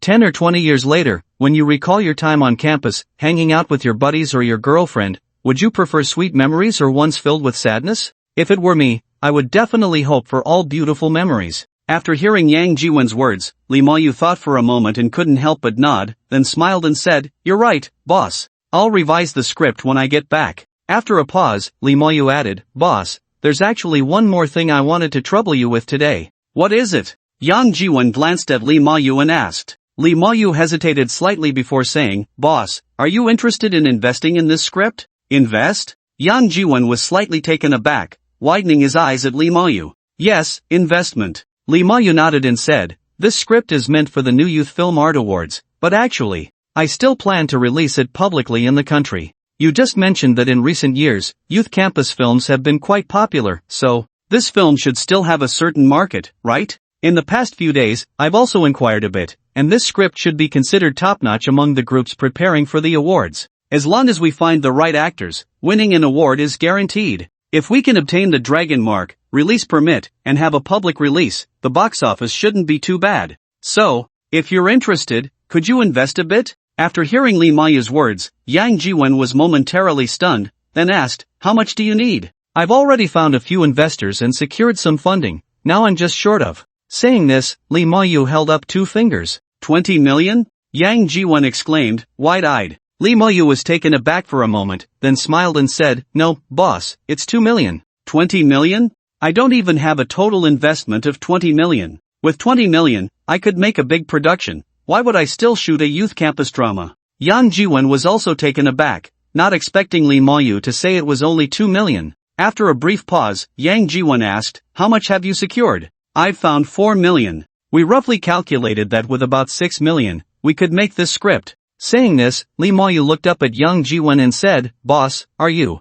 interested? Yang Jiwon thought for a moment, then asked, how will the box office be divided? Lee Mo-yu's eyes lit up, then he said, boss, you're interested? That's great. My plan for the box office split is this, after deducting the theater's share, production costs, and labor costs, we only take 10% of the remaining profit, and the other 90% will be divided among the investors according to their investment ratio. What do you think? Yang Jiwon considered it slightly. With a 6 million investment, if he put in 2 million, he would hold a third of the share, which is already quite high. Just as he was about to speak, Lee Mo-yu added, we roughly calculated that with a 6 million investment, as long as the box office reaches 30 million, we should be able to break even. In recent years, youth campus films, although there haven't been any massive hits with box offices in the billions, the vast majority have box offices over 100 million. So, the possibility of profit is still very high. As long as we can reach 100 million, we should be able to earn double. When it comes to this, Lee Mo-yu was full of spirit, his eyebrows dancing with excitement. Yang Jiwon glanced at him, pondered for a moment, and then made a decision, bring out the payment code. Lee Mo-yu was momentarily taken aback, staring blankly at Yang Jiwon. Payment code? Yang Jiwon said again. Oh. Lee Mo-yu came to his senses and hurriedly said, boss, are you planning to invest? Yang Jiwon nodded slightly, and seeing this, Lee Mo-yu quickly took out his phone, opened the WeChat payment code, and handed it to Yang Jiwon. Yang Jiwon scanned the payment code and directly transferred 2 million over. Upon seeing the notification of 2 million received, Lee Mo-yu's eyes couldn't help but redden, and he stood up to bow to Yang Jiwon, saying, boss, thank you.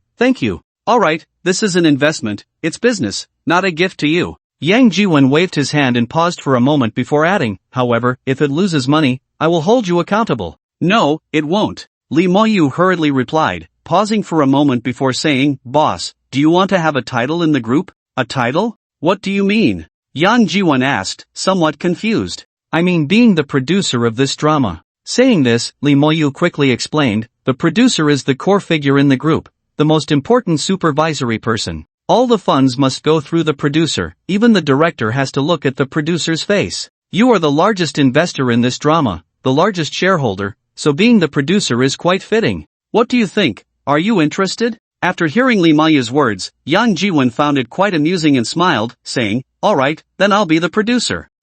If I become the producer, does that mean you are working for me? That's right, boss, the producer is the boss of the crew, everyone else works for the producer. By the time Yang Jiwon got home, it was already past 2 in the afternoon. While waiting for the elevator, the doors opened, and unexpectedly, he ran into Zhou Yufeng. Seeing Zhou Yufeng, Yang Jiwon was slightly taken aback, then smiled and greeted, off to work? Oh, no, I'm off today, planning to go shopping. Zhou Yufeng also paused for a moment before replying. Off, huh? Yang Jiwon was taken aback, then asked, how many days do you get off each month? 4 days off a month, but the days are not fixed, it's on a rotation basis. Today just happens to be my day off. Oh, do you have to switch shifts?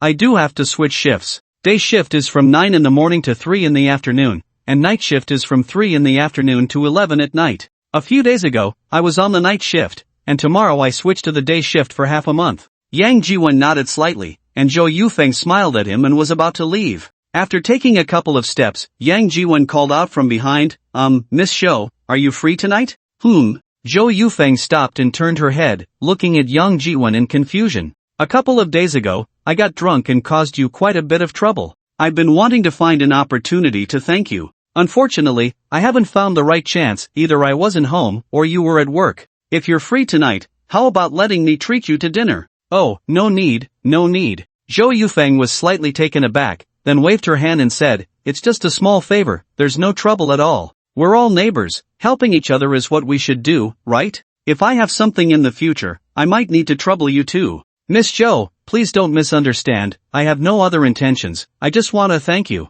I know, young Master Yang, I have no other intentions either, and I really didn't misunderstand you. To me, it's just a small favor, you don't need to take it to heart. And besides, you're one of our big clients, right? If you come to our restaurant to eat, don't we have to serve you? If you get drunk in the restaurant, we have to take care of you too. So really, you don't need to take it to heart. Hearing Zhou Yufeng's words, Yang Jiwon opened his mouth, wanting to say something, but Zhou Yufeng waved her phone at him and said, well, I have plans to go shopping with my best friend, I'm running out of time, so I'm leaving now, young Master Yang, goodbye. After saying that, Zhou Yufeng seemed to flee, running out of the apartment. Watching Zhou Yufeng escape in a hurry, Yang Jiwon couldn't help but smile wryly and shake his head. Did she misunderstand something? He really just wanted to express his gratitude to her. Back home, Yang Jiwon collapsed onto the bed and took a nap, waking up just before 6 o'clock. He picked up his phone and planned to order takeout. While browsing the pictures of takeout dishes on Meituan, a WeChat message popped up on his phone. Yang Jiwon took a look and found it was from Zhou Yufeng. Hello, young Master Yang, this is Zhou Yufeng. They had already added each other on WeChat, but they had never chatted before. The chat history still showed the friend request message from when Yang Jiwon added her. After a brief pause, Yang Jiwon replied, yes, I know. Have you eaten, young Master Yang? Yang Jiwon was slightly taken aback, then jokingly replied, not yet, why, are you inviting me to dinner? To his surprise, Zhou Yufeng replied with 2 words, sure. Seeing Zhou Yufeng's reply, Yang Jiwon was momentarily stunned. What's going on? Didn't she just refuse him in the afternoon? How did she change her mind so quickly? Noticing that Yang Jiwon hadn't replied, Zhou Yufeng sent another message, young Master Yang, are you still there? Yes, what's up? Weren't you the one who said to let me treat you to dinner? Do you have time now? How about we go out to eat together? Yang Jiwon was slightly taken aback, then made a voice call. As soon as it connected, Yang Jiwon said, are you joking, Miss Zhou? This afternoon, when I said I would treat you to dinner, you ran away like a rabbit with its tail stepped on, completely disregarding my offer. How come now? You're turning around to invite me to dinner? I'm sorry, young Master Yang, I was rude this afternoon, I'm sorry, I apologize. You're magnanimous, please forgive me this time, okay? Well, forgiving you is not a problem, but why do I feel like this meal isn't going to be that enjoyable? It feels a bit like Xiang Yu inviting Lu Bang to dinner, like a feast at Hongmen. No, young Master Yang, you're overthinking it, how could this be a Hongmen feast? And besides, you can be Lu Bang, but how could I have the qualifications to be Xiang Yu, right? Alright, enough flattery, I don't buy that. If there's something, just say it directly. Otherwise, I wouldn't dare to eat this meal, even if I did, I wouldn't feel at ease. Really, there's nothing, young Master Yang, you're really overthinking it. Not saying, huh? Then I'm hanging up. Don't.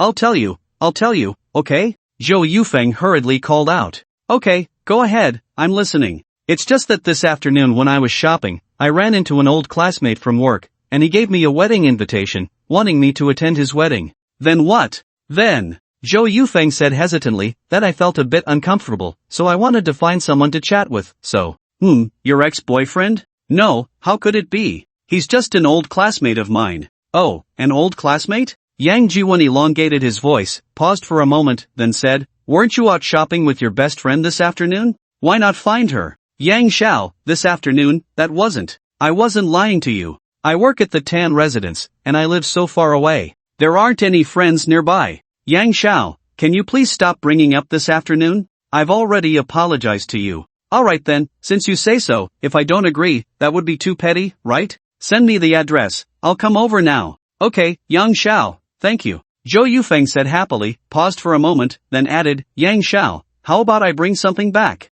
We can eat at home, have some drinks, and after eating and drinking enough, we can just sleep. Sure, since you're treating, I don't mind. It saves me a trip. Alright, see you later, Zhou Yufeng said with a smile, then hung up the phone. When Zhou Yufeng returned, she brought a large pile of skewers and over a dozen cans of beer. Perhaps because she wasn't in a good mood, Zhou Yufeng drank the beer quickly, finishing a can in just 2 or 3 gulps. In fact, when they were on the voice call earlier, Yang Jiwen had already guessed why Zhou Yufeng felt uncomfortable. Clearly, the old classmate she mentioned was her ex-boyfriend. It might also be her crush, but Yang Jiwen felt that the possibility of it being her ex-boyfriend was greater. Now, her ex-boyfriend was getting married, and it was very likely that he was doing well, so Zhou Yufeng must have felt a bit uncomfortable. Therefore, when Zhou Yufeng was gulping down the beer, Yang Jiwen didn't really try to persuade her much and often drank along with her. After just a few cans, Zhou Yufeng was already drunk, becoming more talkative, pulling Yang Jiwen along, continuously reminiscing about the past, sharing those beautiful memories. As she spoke and laughed, tears couldn't help but flow down her cheeks. Yang Jiwen was a good listener, quietly listening, only occasionally offering a few words of comfort, gently patting Zhou Yufeng's back, reassuring her, it will be alright, everything will get better. Look at how beautiful you are, you must have no shortage of admirers around you. In the future, you'll definitely find someone better, someone who loves and cherishes you. It's hard to find a 3-legged toad, but there are plenty of 2-legged men, right? However, his words seemed to have no effect. After hearing his comforting words, Zhou Yufeng cried even harder. After crying for a while, Zhou Yufeng suddenly raised her beer bottle and shouted, Old Yang, I've decided. I want to attend his wedding. I want to go to his wedding looking beautiful. I want him to know that without him, I'm still doing well, and I'm happy. Alright, attend, just don't move around too much, keep it down, don't disturb the neighbors, okay? Yang Jiwen kept soothing Zhou Yufeng. Zhou Yufeng indeed quieted down, her eyes wide open, looking at Yang Jiwen, her hands tightly gripping his arm, slurring her words, Old Yang, you have to go with me. Yang Jiwen was taken aback for a moment, just about to say something when Zhou Yufeng shook his arm repeatedly, you have to go with me, go with me, go with me. Okay, stop shaking, I'll go with you, is that alright? Thank you, Old Yang, you're so nice. Speaking of which, Zhou Yufeng reached out and hugged Yang Jiwen's head, giving him a peck on the cheek. Yang Jiwen immediately felt a bit speechless, trying to push Zhou Yufeng away, but to his surprise, not only did he fail to push her away, she actually hugged him tighter, wrapping her arms around his head so tightly that he almost couldn't breathe. Yang Jiwen was quite helpless and could only let her hold his head, reaching out to lift her up and walk to the sofa, laying her down horizontally. He rubbed his head against her a few times before finally managing to free himself from her grasp. After that, Yang Jiwen grabbed a cushion and stuffed it into her arms, finally liberating his head from her embrace. The scene was still quite cozy, but Yang Jiwen had no interest in picking up the pieces and couldn't muster the enthusiasm. He got up, took a blanket from the wardrobe, covered Zhou Yufeng with it, and then went to wash up before lying down to sleep.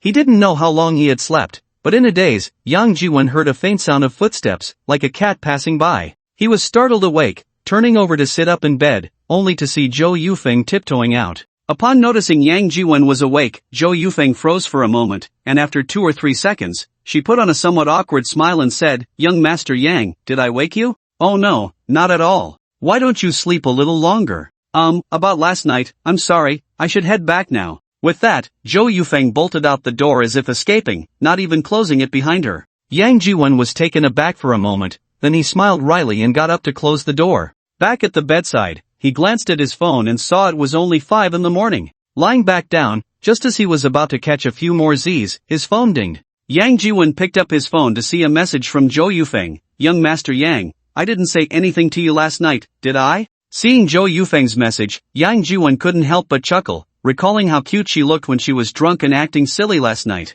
He didn't want her to feel embarrassed, so he replied, "No, you didn't say anything. I was drunk last night and don't remember anything." Just as he sent the message, Zhou Yufeng's voice call came through. Yang Jiwen hesitated for a moment before answering. As soon as he picked up, he heard Zhou Yufeng say, "Wait, young Master Yang, you were drunk last night?" "Yeah, I was really drunk. I don't even remember how I got to bed." On the other end, Zhou Yufeng was silent for a moment before saying, "But I remember that I was the one who got drunk, and you were taking care of me." "You must be mistaken, I was the one who got drunk, and you were taking care of me. Do you remember the last time I got drunk? You were the one who took care of me and even helped me with my medicine." After hearing Yang Jiwen's words, Zhou Yufeng was silent for a few seconds before softly saying, "Young Master Yang, you're not trying to back out of this, are you?" "Back out?" Yang Jiwen was taken aback, then laughed and said, "Miss Shou, where is this coming from? How could I back out? What would I back out of? As long as you're not backing out, that's good.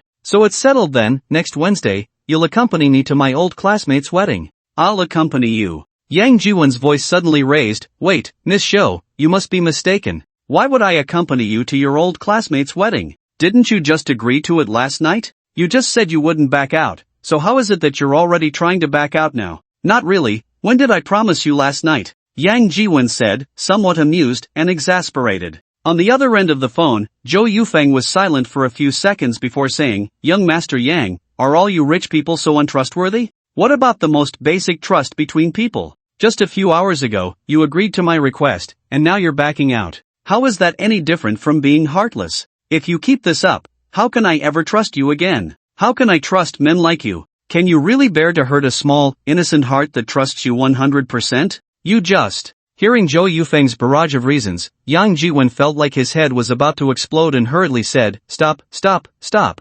I promise you, is that okay? That's more like it." On the other end, Zhou Yufeng laughed triumphantly and then said, "Alright, I need to go get some beauty sleep. I have to go to work later. Bye." After saying that, Zhou Yufeng hung up the phone. Holding his phone, Yang Jiwen smiled wryly and shook his head, feeling like he had been tricked. After catching up on some sleep, he woke up to find it was already 9 o'clock. Yang Jiwen quickly washed up and prepared to head out to check on the store at Woyue Plaza. As the owner, well, even if it had only been 3 months, he was still the owner of that national trend brand specialty store. As the owner, he couldn't just leave everything to the store manager and staff without even visiting the store, right? Moreover, he needed to see for himself how the business was doing to have a clear understanding. Just as he opened the door, he happened to run into Zhou Yufeng, who was also about to head out. Seeing Zhou Yufeng, Yang Jiwen instinctively paused, but Zhou Yufeng greeted him with a bright smile. "Young Master Yang, going out?" "Yeah, I'm going to check on the store."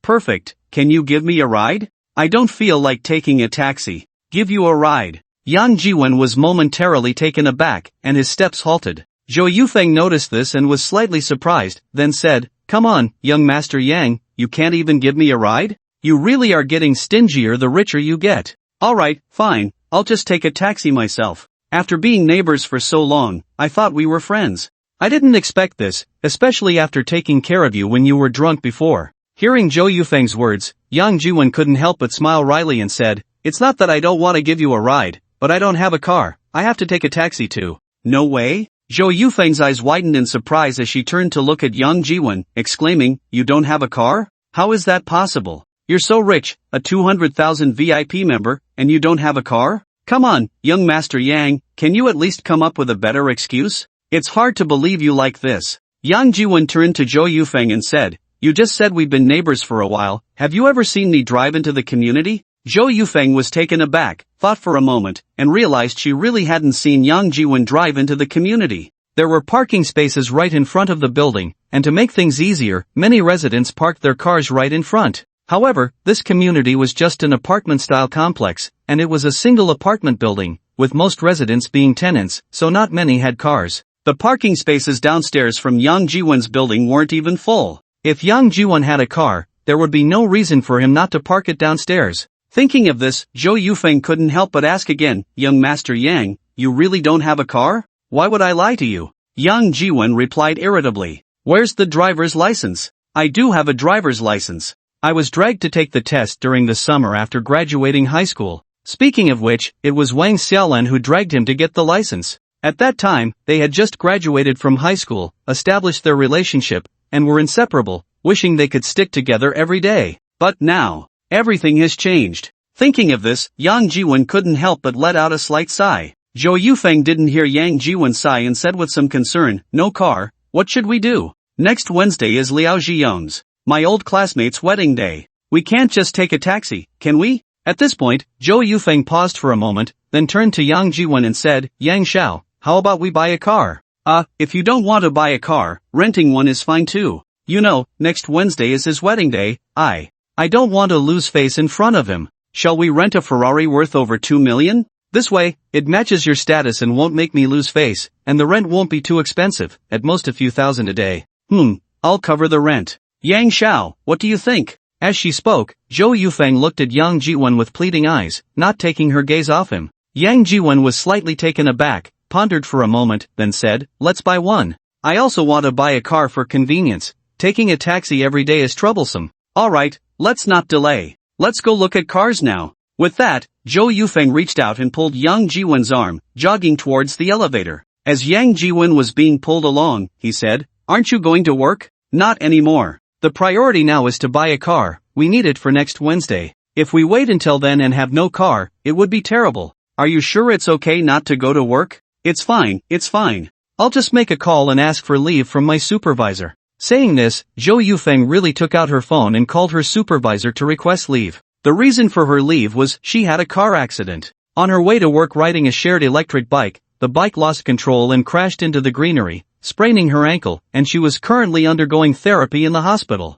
Upon hearing this reason, the supervisor naturally had nothing to say and could only comfort Zhou Yufeng a few times, telling her to rest well and take a few days off until her ankle healed before going back to work. Zhou Yufeng repeatedly thanked her supervisor on the phone before hanging up, revealing a victorious smile on her face, flashing a V sign at Yang Jiwon, and saying, "All set." After exiting the community gate, they hailed a taxi and headed straight to the car city in the east of the city. After nearly an hour, past 10:30, Yang Jiwon and Zhou Yufeng finally arrived at the car city. The car city was vast, nearly 5 to 6 square kilometers, filled with various brand car dealerships, forex stores, both domestic and foreign. Next to the car city, there was also a second-hand car trading market. Before coming, Zhou Yufeng mentioned the Ferrari sports car, and Yang Jiwon had heard from Wang Xiaolan that the fat guy wanted to buy her a car, a Ferrari sports car, a walking 3-bedroom apartment. While on the road, Yang Jiwon asked Zhou Yufeng a few questions. Although Zhou Yufeng hadn't bought a car, she was quite familiar with various car brands. According to her, Ferrari had several models of sports cars, costing around 2 to 3 million, not expensive, and they looked impressive. At least, they had much higher status than BBA. In recent years, with the rapid development of the Chinese economy, BBA cars had almost become ubiquitous. Entry-level BBA cars could even be had for just over 200,000. In this situation, the prestige of BBA has naturally been lowered significantly, far less than that of Ferrari, Rolls-Royce, and Maserati. Although, Rolls-Royce is actually a brand under BMW. Therefore, Yang Jiwon decided to first check out Ferrari, and if it was suitable, he would buy one. After all, having more debt is not a worry. Yang Jiwon now could hardly keep track of how much money he had whitewashed from the bank using the system bug. The two largest amounts were 7 million from the shop and 2 million invested in Lee Ma-yu's movie. Together, that already amounted to 9 million. Adding in the pension he transferred to his parents, as well as expenses for meals and having Zhang Junkai help with various matters, etc. The total was definitely over 10 million, possibly around 11 to 12 million. Previously, Yang Jiwon was quite worried that the bank would discover this system bug, come knocking on his door, and demand repayment to fill the hole. But now, as time passed, Yang Jiwon found that he was no longer so worried. If the bank could discover a hole of over 10 million, they probably would have found it long ago and fixed that system bug. But up to now, the bank hadn't come to him, which meant they hadn't discovered this bug at all. Or rather, in a banking system with assets in the trillions, the amount Yang Jiwon whitewashed was hardly even a drop in the bucket. He even suspected that this system bug was intentionally left by the bank for certain specific individuals. For some unknown reason, this bug had landed on Yang Jiwon, allowing him to whitewash so much money from the bank. In any case, Yang Jiwon was no longer so worried. If he could swipe 7 million, swiping another 2 or 3 million to buy a Ferrari was nothing to worry about. After getting out of the car, Yang Jiwon took Zhou Yufeng and headed straight for the Ferrari brand 4S store. Well, he was a bit desperate to use the restroom. He had forgotten to go before leaving and had been in the car for over an hour, making him feel quite uncomfortable. Good morning, sir, madam, welcome to the Ferrari 4S store. Are you here to look at cars? Do you have an appointment? As soon as they reached the entrance of the 4S store, a staff member came up, bowing slightly and smiling. Tell her, where's the restroom? Yang Jiwon pointed back at Zhou Yufeng and said urgently, while quickly walking into the store. Sorry sir, do you have an appointment? The staff member was momentarily taken aback but quickly smiled and blocked Yang Jiwon's path. Where's the restroom? Yang Jiwon said urgently. I'm sorry, sir. Don't be sorry with me, I'm asking you where the restroom is. I need to go. I'm really very sorry, sir, are you here to look at cars? Yes, we are here to look at cars. Yang Jiwon was so angry he was about to explode, and just as he was about to lose his temper, Zhou Yufeng behind him reached out to hold him back and said to the staff member, Alright, ma'am, do you have an appointment? No, we just want to look around first. Zhou Yufeng said patiently, and before she finished speaking, Yang Jiwon urgently asked again, Can you tell me where the restroom is? Of course, sir, madam, this way please. The staff member was momentarily stunned, then made a gesture inviting them in, but instead of taking them to the restroom, she led them directly to the showroom. Where's the restroom? Yang Jiwon said again, he really couldn't hold it any longer. The clerk, however, seemed not to have heard and continued to lead Yang Jiwon and Zhou Yufeng towards the exhibition hall. Yang Jiwon, feeling helpless, noticed a female clerk passing by and reached out to grab her, urgently asking, Excuse me, where is the restroom? This way, sir, the female clerk said, slightly taken aback, and then pointed to the side. Thank you.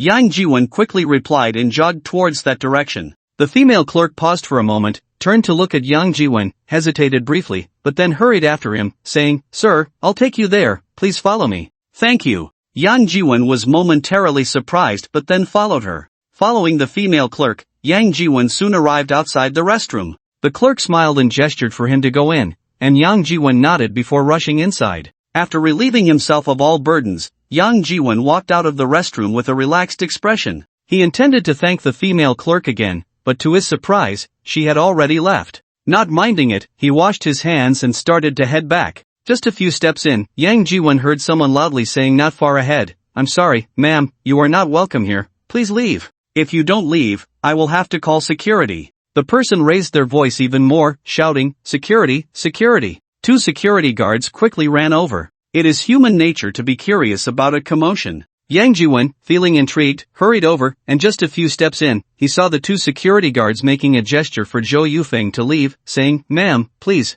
Yang Jiwon's expression darkened, and he rushed forward, asking urgently, What's going on? A few minutes earlier, when Yang Jiwon had just gone to the restroom, the clerk was leading Zhou Yufeng towards the exhibition hall while asking, Ma'am, is this your first time in our store? Yes, Zhou Yufeng nodded slightly. Let me introduce myself, my name is Chen Yuhan, I am a top sales consultant at the Ferrari 4S store. Here is my business card, which has my phone number and WeChat ID. As he spoke, the clerk handed Zhou Yufeng a gold-embossed business card. After Zhou Yufeng took the card, Chen Yuhan continued, Ma'am, do you have any understanding of the Ferrari brand? What kind of models are you interested in? What is your budget? How about I first introduce you to the best-selling models in our store? Zhou Yufeng nodded non-committally. At that moment, they happened to arrive in front of a blue Ferrari Roma. In front of that blue Ferrari Roma, another clerk was introducing the car to a short, chubby man and a young, beautiful woman. Upon seeing Chen Yuhan, the clerk turned and nodded slightly, calling out, Brother Chen.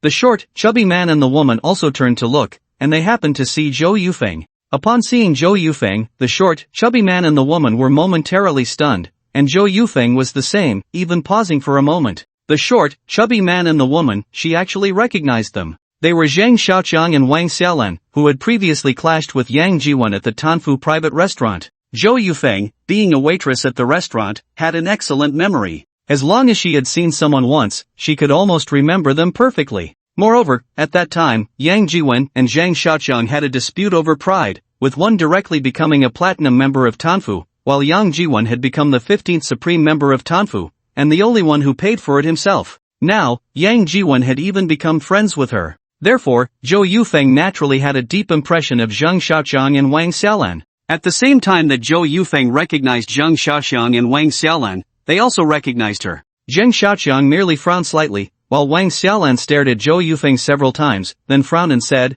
"Aren't you that waitress from the Tan's private kitchen? What are you doing here?" Since she had been recognized, Zhou Yufeng could no longer pretend not to know them. She could only wear a professional smile, nod slightly to Zhang Xiaoqiang and Wang Xiaolan, and say, "Hello, Mr. Zhang, Miss Wang." "Hello." Zhang Xiaoqiang nodded slightly in response. However, Wang Xiaolan did not answer her but asked again, "What are you doing here? You're not working here, are you?" "Ma'am, this lady is here to look at cars," Chen Yuanan said with a smile from the side. "Look at cars?" Wang Xiaolan's eyes widened in surprise as she looked Zhou Yufeng up and down several times, then said, "You mean she's here to look at cars? Do you know what she does? Let me tell you, she's just a little waitress. Do you think she can afford a Ferrari? Oh, you must be here to buy a Ferrari model, right?" The last sentence was directed at Zhou Yufeng. Why is this woman so annoying? No wonder Yang Xiao looked down on her and broke up with her. Zhou Yufeng felt a deep dislike for Wang Xiaolan, but her tone remained calm. "Miss Wang, please show some respect." "Show some respect?" Wang Xiaolan sneered and said coldly, "To be honest, I've already shown you a lot of respect. Aren't you just a little restaurant waitress? Do you know where this is? A Ferrari dealership. Do you know how much the cars here cost? This one, this Ferrari Roma, the lowest configuration, 2,800,000. Can you afford it?" Zhou Yufeng was left speechless by Wang Xiaolan's question. If it were her own money, she really couldn't afford it. Even the lowest configuration was out of her reach. What? No words left? Wang Xiaolan sneered and said coldly, "If you can afford it today, I'll write my name backward." Saying this, Wang Xiaolan turned to the salesperson and said, "Xiaolu, this woman is annoying me, you handle it. Either she leaves, or we leave." Salesperson Xiaolu looked at Zhou Yufeng with difficulty, then turned to Chen Yuanan and said, "Brother Chen, this." Chen Yuanan glanced at Zhang Xiaoqiang and Zhou Yufeng, and in his heart, he had already made a decision. Zhang Xiaoqiang looked like a rich local tycoon, and he had brought Wang Xiaolan to the store more than once.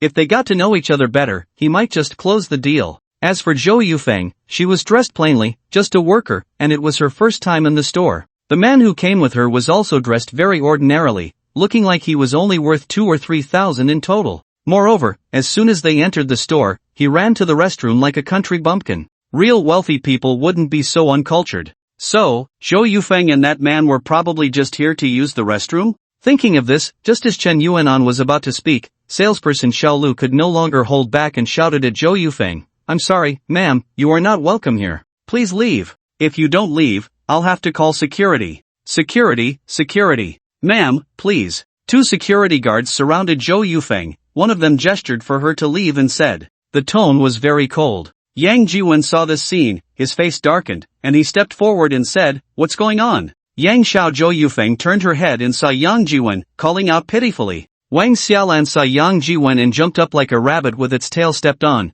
pointing at him and shouting, "Yang Jiwen, are you stalking me?" Yang Jiwen was slightly taken aback when he saw Wang Xiaolan and Zhang Xiaoxiang, then he sneered and said, "Stalking you? Who do you think you are? I have nothing better to do than to stalk you? Pa! You!" Wang Xiaolan's tone faltered, stunned for a few seconds, then said, "Alright, I was wondering how this little slut ended up here, saying she wanted to buy a car. So it turns out she's clinging to you. Yang Jiwen, are you going to buy this little slut a car?" Wang Xiaolan, clean up your mouth a bit. Do you think everyone is like you? For money, you can do anything, even lick an old man like this. You! Hearing Yang Jiwen's words, Wang Xiaolan was so angry that she couldn't even speak. Zhang Xiaoqiang's eyes narrowed slightly as he stared at Yang Jiwen and said coldly, "Kid, speak with some respect, or you'll be careful of meeting a ghost when you go out." "Humph, meeting a ghost when I go out." Yang Jiwen sneered, suddenly remembering that day when he accompanied Chen Xiaomei to the police station on Fushua Road to report a case, and Shang Wanyun mentioned a few things to him. The last time those punks harassed Chen Xiaomei, he had heroically saved her, knocking them down with a shared bike, but they were actually waiting for him outside the school. They had just been a bit drunk, their minds clouded, and when they saw Chen Xiaomei alone, they had bad intentions, not expecting to be knocked down by him with the shared bike. Now that he thought about it, why did those punks wait for him outside the school? He was just a small security guard at the school, had no grievances with those punks, so why would they block him? Clearly, they were being instructed, taking money to settle scores for someone else. And at that time, the only one who had a conflict with Yang Jiwon was this fat guy. At the Tan residence, Yang Jiwon had slapped him hard with 200,000, making him lose face completely. This fat guy could definitely do something like hiring a hitman. Thinking of this, Yang Jiwon's gaze towards Zhang Xiaoqiang became even colder. He glanced at Zhang Xiaoqiang with a sneer and said coldly, "If you hadn't reminded me, I almost forgot, what should I call you? I have the recordings saved on my phone, do you want to listen to them?" Zhang Xiaoqiang was slightly taken aback,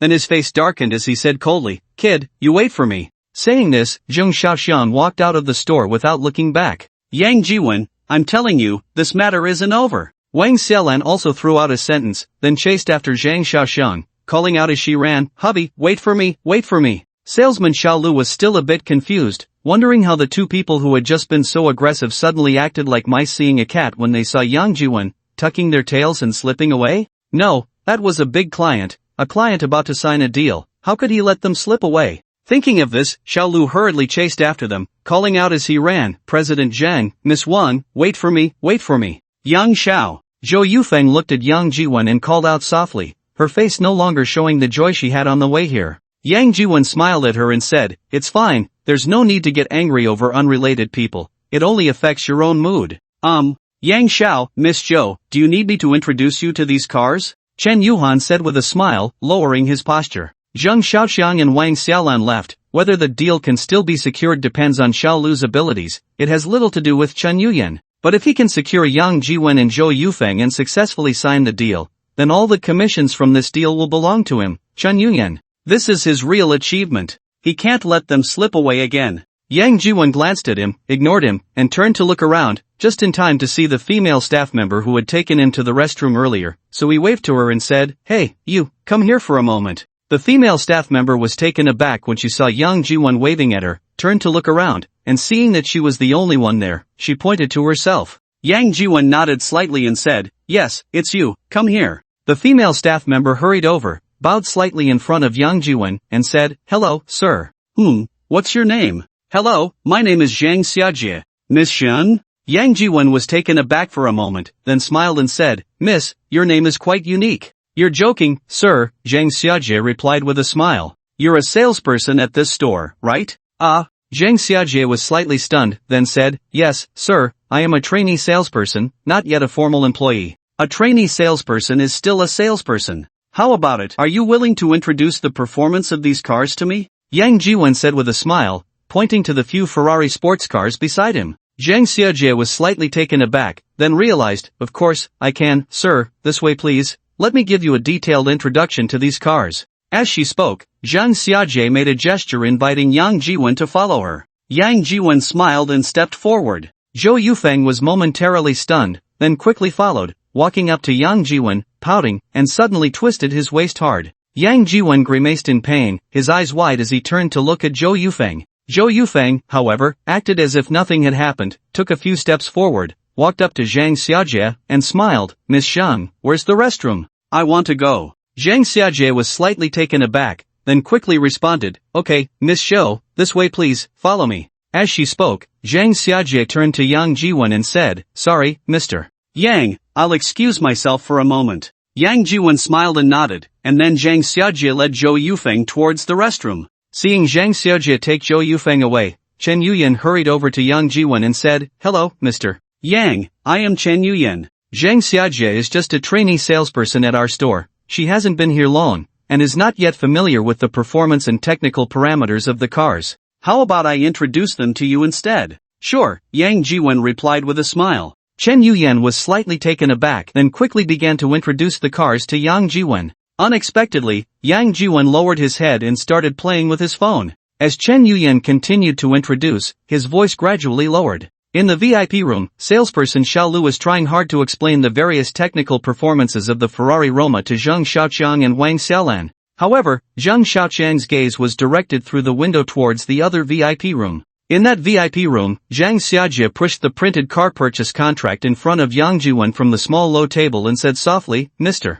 Yang, this is the purchase contract, please take a look. Okay. Yang Jiwon picked up the contract and started flipping through it, saying as he looked, "Can I pick up the car today?" "Today?" Jang Seojie was slightly taken aback, then said, "Of course, young Master Yang. But, if you want to pick up the car today, there are only a few cars available in the store, and if it's on installment, it definitely can't be processed today, so it can only be full payment." "Of course it's full payment, it's just buying a car, who still does installments?" Yang Jiwon said with a light laugh. Jang Seojie suddenly felt a bit speechless. After Yang Jiwon finished the sentence, he directly picked up the signature pen from the small low table and swiftly signed his name on the car purchase contract. Seeing this, Jang Seojie was stunned again. Did it succeed? Did she just sell her first luxury car worth 2.8 million? This was too smooth, right? So smooth that she found it hard to believe.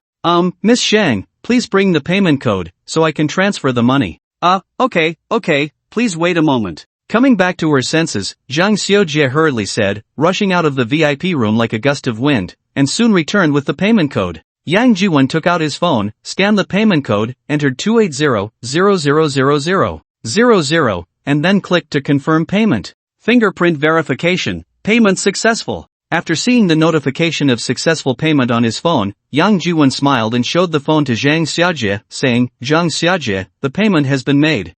Young Master Yang, could you please add my WeChat and send me a screenshot of the successful payment interface? I need it for the finance department." "Miss Zhou, please don't misunderstand, this is our company's sales process, online payments have to be done this way." What else could Zhou Yufeng say? She was just a neighbor of Yang Jiwon. Could she control whether he added other women's WeChat? Even if she were his girlfriend, she couldn't stop him from adding other women, or if other women were to throw themselves at him. Hearing Jang Seojie's words, Zhou Yufeng could only smile and say, "It's fine, go ahead and add." After adding WeChat and sending the screenshot of the payment interface to Jang Seojie, Yang Jiwon then took the contract, stood up, and smiled as he extended his right hand to Jang Seojie, saying, "Miss Shang, a pleasant cooperation." Pleasant cooperation. "So, can we take the car now?" "Of course, please wait a moment, I'll go get you a temporary license plate. The official license plate will take about a week to process, and I'll mail it to you then. Today happened to be Monday, so a week was just right."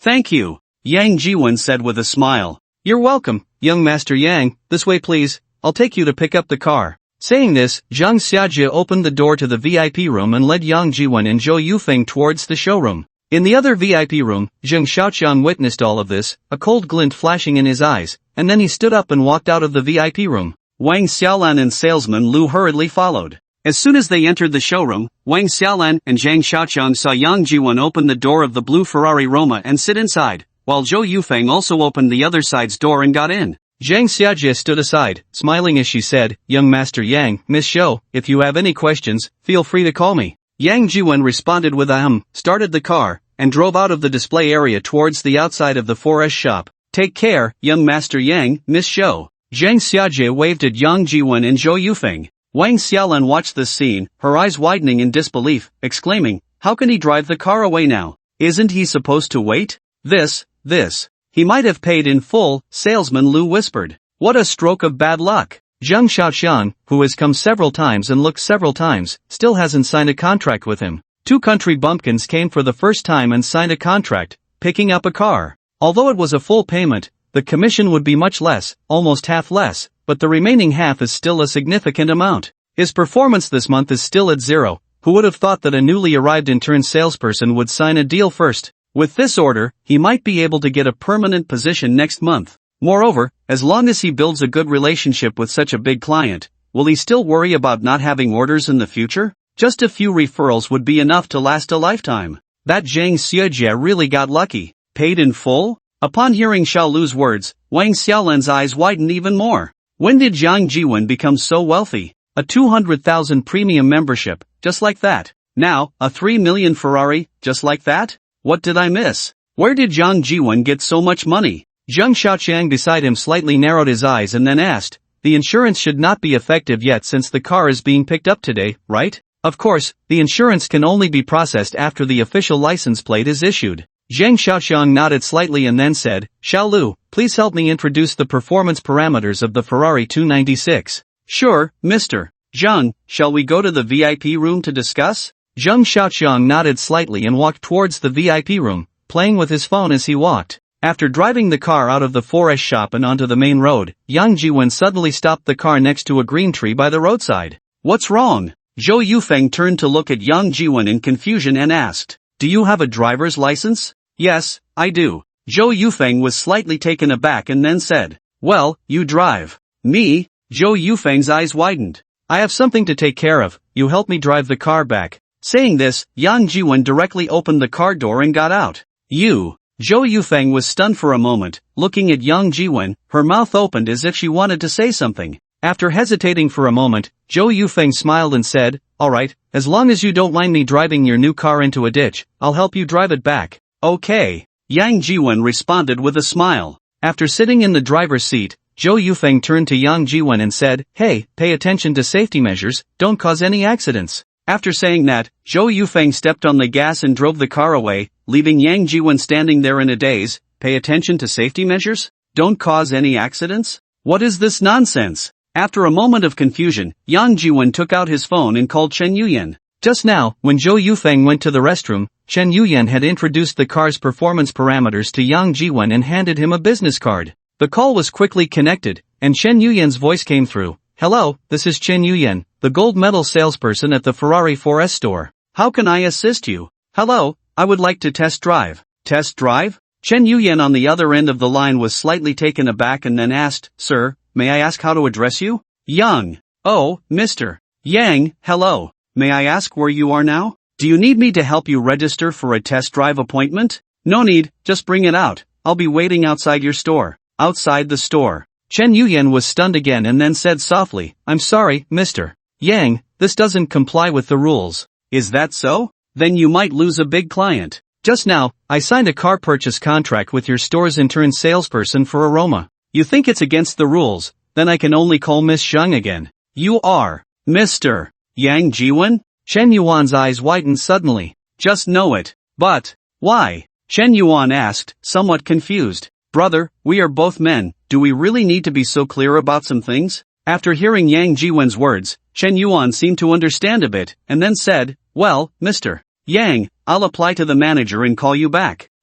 I'll wait for you for 10 minutes, no later." "Okay, Mr. Yang, I'll apply to the manager right away, just a moment." After hanging up, Chen Yuan hurried to the manager's office and submitted the test drive application. When applying, Chen Yuan didn't dare to say it was Yang Jiwen who wanted to test drive, he just mentioned it was an old client of his who had been following up for a while and finally requested a test drive today. The manager didn't think much of it, asked a few simple questions, and agreed to Chen Yuan's application. After filling out the application form, Chen Yuan drove another Ferrari Roma out of the dealership. As soon as he turned onto the main road, he saw someone waving at him by the roadside. Chen Yuan turned to look, and it was Yang Jiwen, so he quickly parked the car next to him and got out. "Mr. Yang, where's Miss Shou?" "She went back." "Oh, you just drove this car, you should be satisfied, right?" Yang Jiwen nodded slightly and then said, "Of course, if I wasn't satisfied, would I still look for you? As long as you're satisfied, that's good." "Mr. Yang, please give it a try." Yang Jiwen didn't waste any words and directly got into the driver's seat. Chen Yuan hurriedly opened the passenger door and sat in. Then, Yang Jiwen started the car. "Mr. Yang, may I ask, why didn't you call Zhang Xiaojie?" "What, you don't want to do business with me?" No, of course not. It's just, you already bought a Roma, why do you want to test drive the same model?" Yang Jiwen turned to look at Chen Yuan and said, "You really don't understand?" Chen Yuan shook his head. "Brother, have you ever had a girlfriend? You have to be fair, you know?" "Fair." Chen Yuan was taken aback for a moment, as if he understood something, but then he heard Yang Jiwen say, "Zhang Xiaojie has her phone number and added WeChat, so, I don't want her to know about this car's existence, got it?" Chen Yuan suddenly understood and quickly nodded, saying, "Got it, I understand, Mr. Yang, you can rest assured, I will definitely not let this matter leak out." I believe you." Yang Jiwen turned to Chen Yuan and smiled. After that, Yang Jiwen took out his phone, found Shang Guanyan's number, and called her, then made a quiet gesture to Chen Yuan. Chen Yuan quickly nodded again. The phone rang a few times before it was answered. "What's up? Shangguan, what are you doing?" Stop, I'm on duty, don't call me so affectionately, we're not that familiar." "Okay, do you have time? Come out for a bit, I have something to give you," Yang Jiwen said with a smile. "Something? What is it?" "It's something very important, it will greatly help your work." If you don't come, you'll definitely regret it.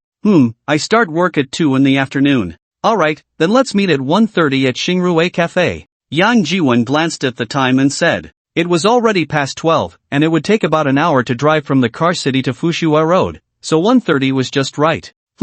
Shang Wan-yun replied and hung up the phone. After hanging up the phone, Yang Jiwon turned to Chen Yuanan and said, Brother, sorry to make you laugh. Women are just troublesome, you have to coax and please them no matter what. Yang, you're joking. Women are troublesome, but that's a happy kind of trouble. Look at us, we want a woman to trouble us, but we don't even have that chance, Chen Yuanan replied with a smile. He now completely understood why Yang Jiwon said to treat everyone equally and didn't want Zhang Xiajie to know the reason he bought the same Ferrari Roma. Having money is great, you can be so brazen even while playing both sides. It's infuriating how some people can be so shameless. Yang Jiwon chuckled and continued, by the way, the Xingrue Cafe is over on Fushua Road. Is it okay if I drive over? No problem, no problem. It's just a test drive, you have to be satisfied before you can proceed, right? Go ahead and test it, Chen Yuanan encouraged. Yang Jiwon smiled again and said, alright, as long as she's satisfied, I'll sign the contract with you right away. By the way, did you bring the contract? I forgot. Chen Yuanan paused for a moment and replied. No worries, we'll sign the contract when we get back, Yang Jiwon quickly reassured him, glancing back through the rearview mirror. While driving to the Xingrue Cafe, Yang Jiwon occasionally looked back through the rearview mirror. After passing several streets, Yang Jiwon finally noticed a Wuling van following behind them. Upon seeing the license plate of the Wuling van, Yang Jiwon's smile grew even brighter. That Wuling van was the same one he had seen near the school before. He remembered the license plate very clearly. Well, after plotting for so long, his efforts were finally not in vain. In the Wuling van, Tian Sanner sat in the passenger seat, holding a phone that displayed a photo of a sapphire blue Ferrari Roma sports car. Tian Sanner glanced at the phone and then looked up at the unregistered Ferrari not far ahead, saying, Is that the one? Absolutely, boss, that's the one. Should we block it now? The driver, a young man with dyed yellow hair, said confidently. Block it now? What are you talking about? There are cameras everywhere on this main road. If you want to get caught, don't drag me into it. Tian Sanner turned and glared at the young driver. So what do we do? There are cameras all over the street. Finding a blind spot isn't easy. If he keeps driving on the main road, won't we have no chance to act? There will be opportunities. Tian Sanner said in a low voice, Isn't that kid working at Donghai Art College? There are fewer cameras over there. We'll look for a chance to act when we get there. He then turned to the 2 rows of younger men sitting behind him and said, Make sure to put on your masks when we get out of the car. Smash it up and then run, got it? Me and the yellow-haired guy will wait for you in front. Got it, boss, don't worry. Alright, everyone stay alert. This is the last chance the boss is giving us. We have to do it beautifully. The boss said that once we succeed, each of us will get a bonus of 50,000 and can return to work. If we mess it up, even the King of Heaven can't save us. Understood? Understood. Yang Jiwon was checking the time while driving. Around 1:20, he parked the car near the Xingrue Cafe. Turning to Chen Yuanan, he said, Let's go have a cup of coffee, it's on me. Is that really okay? Chen Yuan said with a smile. It's just a cup of coffee, what's there to be embarrassed about? Let's go. Let me treat you, Yang Zone, Chen Yuan thought for a moment and said. If you want to sign the bill, you can't be too stingy, treating someone to a meal, a full service experience, that's all standard practice. Alright, but my girlfriend will be here soon, you have to order another cup. No problem, no problem. Don't mention just one more cup, even a few more cups are fine. As they spoke, they got out of the car and walked towards the cafe. Once inside the cafe, Yang Jiwon tossed the car keys to Chen Yuan and then called Shang Wan-yun. Hey Shang-wan, where are you? At Xingrue Cafe, don't rush me, I'm almost there, almost there. Okay, I'll wait for you. Yang Jiwon chatted briefly before hanging up and found a seat by the window. In the Wuling van, Huang Mao parked by the roadside and turned to Tian Sanner, saying, Boss, what now? They seem to have gone in for coffee, should we wait here? Wait? What the hell are we waiting for? What if they don't come out?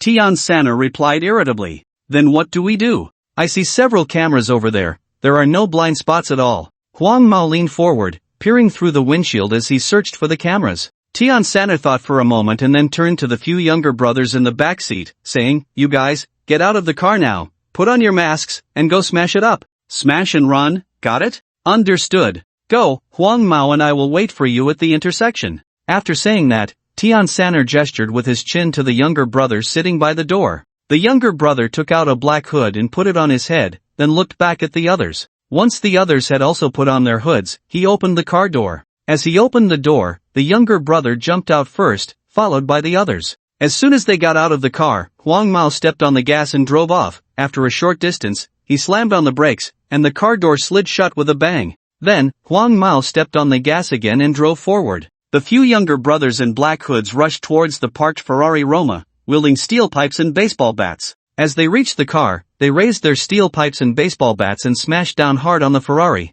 Around the corner at the back of the street, Shang Guanyun, dressed in a police uniform and riding a patrol motorcycle, wearing a helmet, had just turned the corner and happened to see this scene. Shang Guanyun was taken aback and quickly activated the body camera on her shoulder, aiming it at the few masked men who were committing violence, then took the intercom from the motorcycle and urgently called out, Headquarters, near Xingrui Cafe on Fushua Road, someone is committing violent vandalism, requesting backup. After that, Shang Guanyun activated the siren on the patrol motorcycle, which blared loudly as she accelerated towards the scene. While driving, she picked up the loudspeaker and shouted, "Don't move, police! Raise your hands!" The sudden sound of the siren startled the masked younger brothers, and almost everyone turned to look at Shang Guanyun. In the Wuling van parked at the intersection, Huang Mao and Tian Sanner simultaneously poked their heads out of the car window to look back. Upon seeing this, Tian Sanner couldn't help but curse, "Damn it!" Huang Mao was also startled and shouted, "Boss, what do we do?" Before the words were out of her mouth, the few thugs in black hoods saw Shang Guanyun charging towards them on a patrol motorcycle, the siren almost piercing their eardrums. In shock, some immediately dropped the steel pipes and baseball bats in their hands and turned to flee. The others quickly reacted as well, abandoning their weapons and running away. Seeing the thugs running towards him, Tian Sanner cursed loudly, "Damn it," and urged, "Drive, hurry, drive." Huang Mao also came to his senses, shifted gears, and pressed the accelerator, the car darting forward, running through the intersection against the yellow light.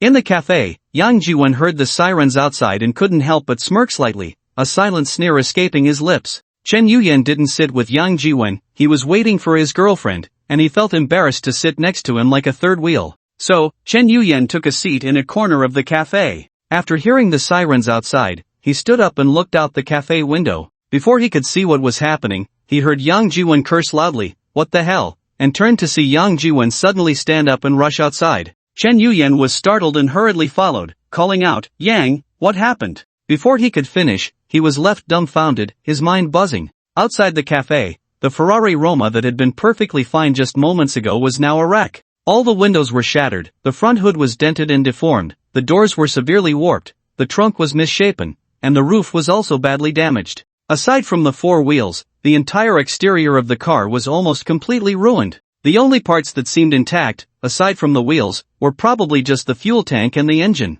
No, the fuel tank was also ruined. It had a 7 or 8 centimeter long gash made by a dagger. A car worth over 2,800,000 was just destroyed like this. This loss was at least over $1 million. The insurance hadn't even been bought yet. No, the car hadn't even been sold. What insurance could there be? Over $1 million in losses, and if he couldn't find someone to compensate, it would all have to come out of Chen Yuyan's pocket. Who the hell was so despicable? For a moment, Chen Yuyan felt the world spinning, nearly fainting. At that moment, the patrol officers who heard Shang Guanyun's call also drove over from the surrounding streets. Under Shang Guanyun's guidance, they quickly cornered the thugs in hoods who were fleeing and pinned them to the ground. Afterward, the thugs were taken outside the Xingrui Cafe to identify the scene. Shang Guanyun saw Yang Jiwen standing by the roadside, dumbfounded, and approached him, saying, "Yang Jiwen, what do you want from me?" Yang Jiwen, however, seemed not to hear her, pointing at the wrecked Ferrari Roma and answering nonsensically, This is the car I was about to buy." "Your car?" Shang Guanyun glanced at Yang Jiwen, took out a notebook, and prepared to take notes. "Have you had any recent conflicts with anyone?" No, this is the car I was about to buy. The car is from the 4S store. He is a salesperson from the 4S store. I was just test driving it with him." Yang Jiwen hurriedly waved his hands, pulling Chen Yuyan over. Shang Guanyun looked at him, then turned to Chen Yuyan. "Are you a salesperson from the 4S store?" Yes, officer." "Have you had any conflicts with anyone recently?" No, officer, absolutely not. Chen Yuyan hurriedly waved his hands. Do you know them?" Shang Guanyun pointed at the few people who had been caught and asked. Chen Yuanan stepped forward to take a look, then shook his head and said, "I don't know them." Shang Guanyun was slightly taken aback, then turned to the captured individuals and asked, "Do you know him?" The few captured subordinates were particularly honest at that moment, shaking their heads together and repeatedly saying, "No, we don't know him. Be honest, whatever I ask you, just answer truthfully." Shang Guanyun glared at them and said coldly, "Look at what you've done. Do you know how much this car costs? You dare to smash it. Officer, this car is over 280,000, and it's a new car. It has been smashed to this extent by these people. You must help me." Chen Yuanan was so anxious he was almost in tears. "I just came with General Yang to test the car. The car was parked nicely by the roadside, not blocking the way or bothering anyone. How could these scoundrels smash the car like this? Officer, you must help me." "Alright, we will investigate the matter thoroughly. You should think about whether you've had any conflicts with anyone recently." Shang Guanyun glanced at Chen Yuanan and then looked at Yang Jiwen. After a brief pause, Shang Guanyun continued, "Alright, everyone come with us for a while. We will talk about everything back at the station. Xiao Zhou, take them to the car." "Okay, Sister Yun." A police officer responded and took Chen Yuanan and the captured subordinates to 2 police cars. "Shang, I don't need to go, right?" Yang Jiwen said with a dry laugh. "Come here, I have something to ask you." Shang Guanyun shot a glance at Yang Jiwen and said, stepping aside a few steps, "What is it?" Yang Jiwen hurriedly followed a few steps and asked, "These people are coming for you, right?" Shang Guanyun turned around and looked at Yang Jiwen. "No, how could that be? I don't know them, we have no grievances in the past or present, how could they be coming for me?" Yang Jiwen was slightly taken aback, then smiled and said. Before he could finish, Shang Guanyun interrupted him, "Don't be too quick to deny it. The people have already been caught. Whether they are coming for you or not, we will know once we ask. In fact, even if they are coming for you, it doesn't matter much. The car belongs to the 4S shop, and the loss must be borne by the infringer. It has little to do with you." However, at this point, Shang Guanyun paused slightly before continuing, "Those few people are probably being instructed by someone. There must be others behind the scenes. If they are really coming for you, do you think they would easily give up? I'm saying this for your own good. If you know something, it's best to tell the truth, otherwise, they might not just be coming for your car, but directly for you. Do you understand what I'm saying?" After hearing Shang Guanyun's words, Yang Jiwen was slightly taken aback, then nodded and said, "I understand, thank you, Shang." Shang Guanyun glanced at him and then said, "So, who have you had conflicts with recently?" "Actually, I haven't had conflicts with anyone, just today at the 4S shop, I had a few words with Zhang Xiaoxiang, the boss of Xinghua Clothing." At this point, Yang Jiwen paused again and then said, "His girlfriend, Wang Xiaolan, we had a little argument." Shang Guanyun was slightly taken aback, looking up at Yang Jiwen. "His girlfriend? Why did you argue?" Yang Jiwen hesitated for a moment, then said, "Forget it, there's nothing wrong with saying it now. She is my ex-girlfriend, she thinks I'm not ambitious, so she made me wear a hat. Today, I happened to run into her at the store, and she thought I was stalking her, so we had a bit of a quarrel. That's the situation. Other than that, I can't think of anyone else I've had a conflict with." Shang Guanyun nodded slightly, jotting down Xinghua Clothing, Zhang Xiaoxiang, and Wang Xiaolan, as well as Yang Jiwen in her notebook. She connected the names Zhang Xiaoxiang, Wang Xiaolan, and Yang Jiwen with arrows, marking their relationships. Then, Shang Guanyun asked, "Did you notice anything unusual while driving here?" "Unusual?" Yang Jiwen thought for a moment, then suddenly raised his voice a bit and said, "Oh, I remember. I think I saw a van following us." "A van? What brand of van? Do you remember the license plate?"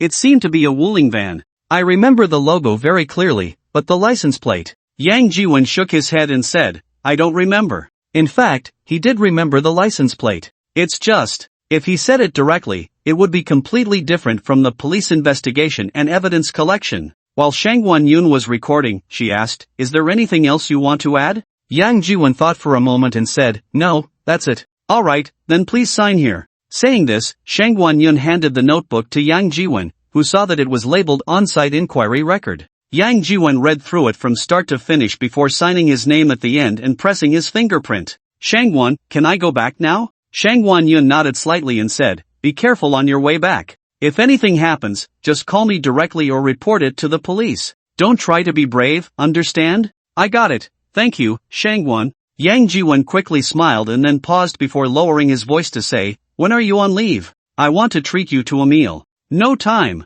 Shang Guanyun shot him a glance and then said, "You should keep an eye on your little girlfriend. Do you think everyone is as easy to fool as her? I swear, I just wanted to treat you to a meal to show my gratitude. Where did your mind wander off to?" Still no time. Shang Guanyun rolled her eyes at him and then extended her right hand, hand it over. What? Didn't you call me saying you had something very important to give me? Hey, isn't this it? Yang Jiwen said with a smile, then lowered his voice again and said, this can be considered your achievement, right? Shang Guanyun shot him another glare, hopped on her motorcycle, and returned to the station. Before Yang Jiwen even got home, the police had found the Wuling van he mentioned through surveillance investigation. Through big data analysis, the police also discovered that the Wuling van had been following the unregistered Ferrari Roma that Yang Jiwen and the others were driving from several kilometers away. It had followed them for several kilometers, indicating it was intentional, not a spur-of-the-moment decision. After the incident, the van quickly fled the scene before the police arrived and surrounded the suspects involved in the vandalism.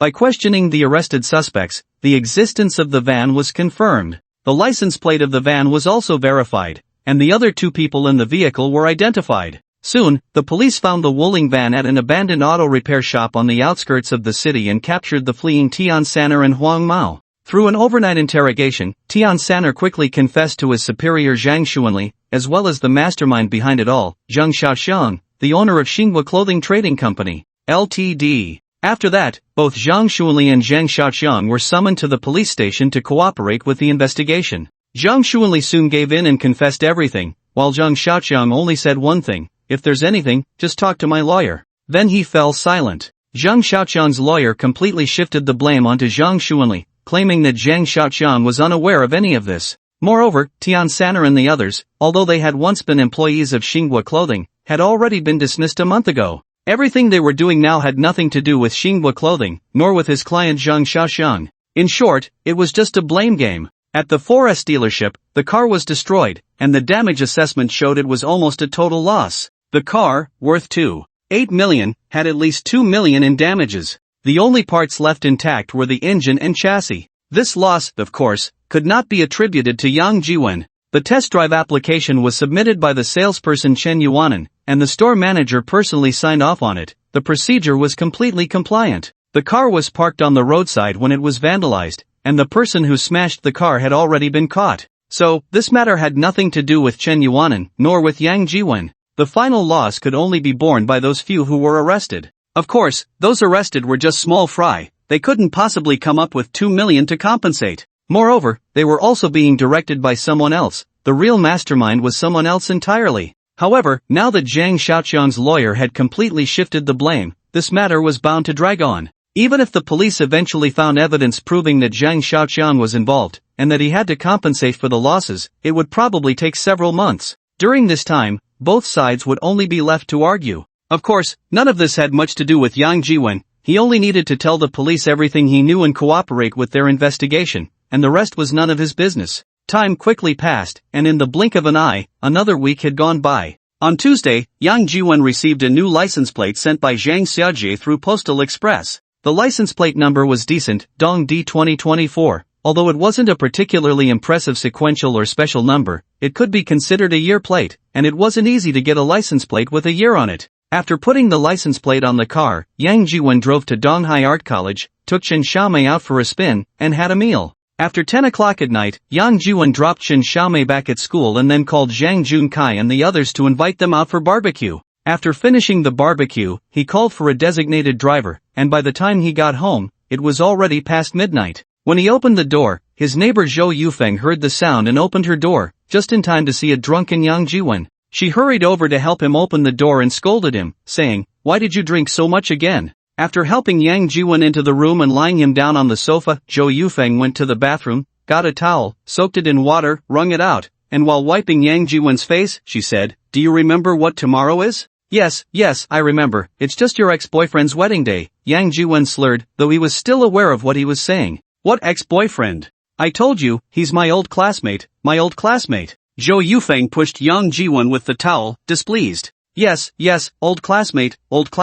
No, it's not what you think, not an ex-boyfriend. Really, knowing that and still drinking so much. It's so worrying." Zhou Yufeng scolded while wiping Yang Jiwen's face with a towel. After wiping a few times, when Zhou Yufeng stood up, she got up a bit too suddenly, her foot gave way, and with a cry of "oh no," she fell onto Yang Jiwen. In a daze, Yang Jiwen felt as if there was a little cat moving in his arms, and he couldn't help but tighten his grip, holding it tightly. That little cat instantly went still. Meanwhile, Yang Jiwon's consciousness suddenly became clear, and his whole body stiffened for a moment. He didn't dare to open his eyes, he could only feel that he was holding a soft, boneless figure. His mind raced back to the previous night. Yang Jiwon suddenly remembered. Last night, he had gone out for barbecue with Zhang Junkai and a few others and got drunk. It was Zhou Yufeng from next door who had been taking care of him, so, the one he was holding. Thinking of this, Yang Jiwon dared not open his eyes any further, and he didn't even dare to move his hands that were holding Zhou Yufeng, fearing that she would realize he was awake.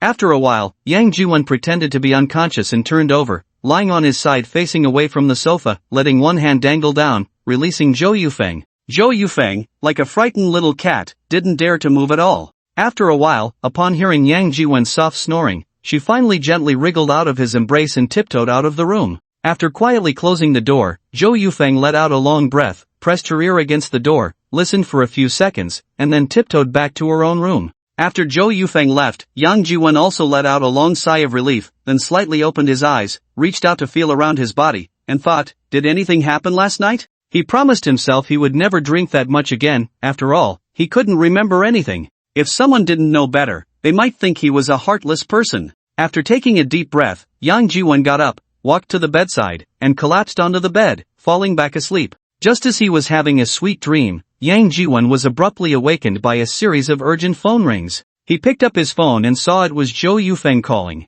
Yang Jiwon hurriedly answered, "Hello, young Master Yang, are you awake?" "Yeah, I'm awake." "Then hurry up and get out of bed. We need to leave soon, it will take 1 or 2 hours to get there." "Okay, I'll get up right away." After hanging up, Yang Jiwon glanced at the time. It was already past 8. He tossed his phone onto the bed and went to the bathroom to wash up. As a man, washing up was quick. Brushing his teeth, washing his face, and showering took less than 10 minutes. After washing his hair, Yang Jiwon casually combed through it a few times and sprayed on some hair gel. Although he didn't style it, at least it didn't look so messy. Back when he worked as a security guard, Yang Jiwon had gotten used to keeping a buzz cut, and now his hair wasn't very long, so he couldn't really style it. Usually, Yang Jiwon's hair was even more casual. He didn't use hair gel, and sometimes it looked like a bird's nest. If it weren't for wanting to make a good impression on Zhou Yufeng today, he probably wouldn't have used hair gel at all. After applying some hair gel and casually styling his hair, Yang Jiwon walked over to the wardrobe to pick out some clothes. There were several new outfits in the wardrobe, all bought with Chen Xiaomei.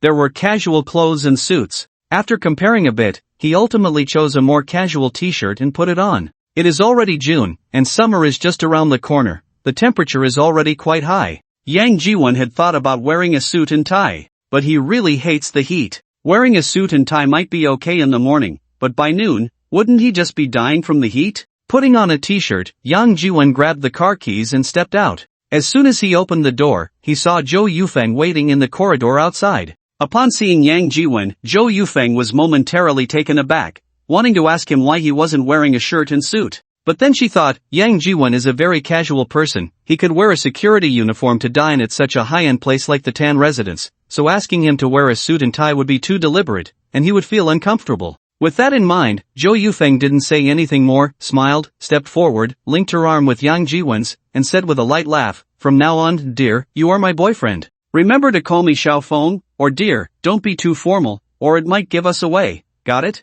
Okay, dear, let's go." Yang Jiwon chuckled and replied. Zhou Yufeng's face flushed slightly, and she lowered her head, linking her arm with Yang Jiwon's as they walked towards the elevator. The car was parked downstairs. After going down, Yang Jiwon pressed the car key and quickly walked over to open the door for Zhou Yufeng. Once Zhou Yufeng was seated in the passenger seat, Yang Jiwon walked around to the driver's side, opened the door, and got in. After fastening his seatbelt, Yang Jiwon drove out of the community. Once outside, Zhou Yufeng sent the address to Yang Jiwon. Yang Jiwon opened the map and navigated according to the address. Glancing at the navigation, it was over 80 kilometers away, and it was expected to take an hour and a half to arrive. This is a sports car, and over 80 kilometers taking an hour and a half means he wouldn't be able to utilize the speed advantage at all. Yang Jiwon muttered to himself, driving the car and following the navigation out of the city. On the way, Zhou Yufeng even took a nap, and it was only when they were almost there that Yang Jiwon woke her up. The wedding venue was a courtyard-style hotel on the outskirts of the city, a 3-story hotel with a 2-acre lawn behind it.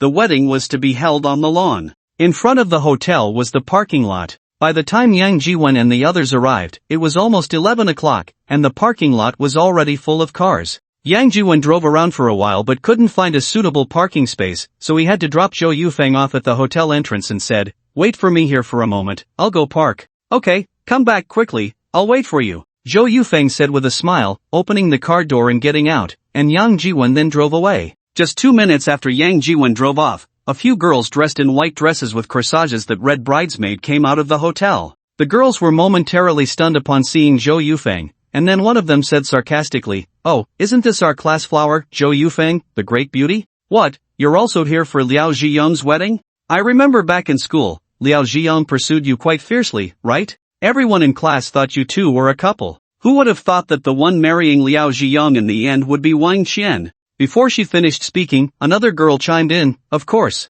If I were a guy, I'd definitely choose Qian Qian too. Look at how wealthy Qian Qian's family is, just the dowry is 2 houses, a scale of gold, plus a big company. With such a generous dowry, which guy wouldn't be tempted?" As she spoke, the girl glanced at Zhou Yufeng and then said, "Just take a look at her, besides having a pretty face, what else does she have? Don't say that 2 houses and a scale of gold is a big company's dowry. I'm afraid they can't even come up with a scale of gold, no, not even 100,000 as a dowry, right? By the way, I also heard she works as a waitress in some restaurant. Think about it, how much success can you have working as a waitress in a restaurant? A month's salary probably doesn't even reach 10,000, right?" Before the woman could finish her sentence, another woman exaggeratedly exclaimed, 10,000? What are you thinking? In many restaurants, the base salary for serving dishes is just over 2,000, right? Working hard for a month, at most, you might make 3 or 4,000, and you think it's over 10,000? Dream on. If serving tea and water could earn over 10,000, I'd be willing too. Exactly, you've been sitting in the office for too long, completely out of touch with us lower class folks, thinking you can earn over 10,000 just by serving tea and water in a restaurant. It's not that I don't know, the woman said with a forced smile, pausing for a moment before continuing. By the way, how does she have the nerve to attend Liao Zhiyong and Wang Qian's wedding? Who invited her? I don't know, maybe it was Liao Zhiyong? After all, there were rumors before that they were a couple. Before she could finish, a girl nearby shook her head and said, "You don't know this, do you? Although the invitation was sent by Liao Zhiyong, it was Wang Qian who invited her." "Qian Qian? How is that possible? Shouldn't they be? You know? Would Qian Qian really invite her? What do you know? Qian Qian wants her to give up completely, and she wants Liao Zhiyong to know who the real queen is. Then isn't there going to be a good show to watch? If I were her, I'd leave now to avoid losing face later." After hearing the words of those women, Zhou Yufeng's expression changed slightly, and she turned to leave. Just as she turned around, one of the women called out from behind, "Zhou Yufeng, where are you going?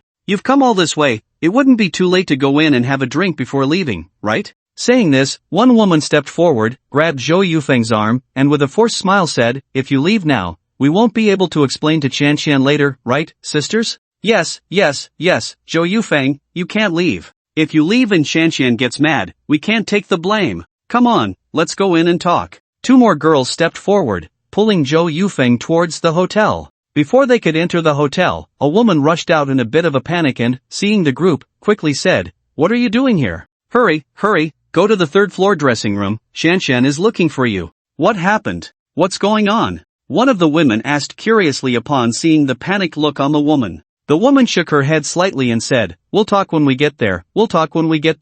Saying this, she pulled the group towards the elevator. At the hotel entrance, Zhou Yufeng was left standing alone. She hesitated at the entrance, looking like she wanted to go in but also didn't. Just then, a familiar voice sounded behind her. "What's wrong? Why aren't you going in?" Zhou Yufeng turned her head, smiled slightly at Yang Jiwen behind her, and forced a smile as she said, "I was waiting for you." Yang Jiwen stepped forward, looked at Zhou Yufeng, paused for a moment, and then said, "Xiaofeng, if you don't want to go in, we can go back now." Zhou Yufeng hesitated for a moment, then smiled and said, "How can that be? We've come all this way, paid the money, we can't leave without even having a drink, right? Was that money paid for nothing?" As she spoke, Zhou Yufeng linked her arm with Yang Jiwen's and strode towards the elevator. With Yang Jiwen by her side, she felt confident and supported, as if nothing in the world could make her feel afraid again. The banquet hall was on the 3rd floor. As soon as they stepped out of the elevator, a greeter approached, bowing slightly and saying, "Welcome to the engagement banquet of Mr.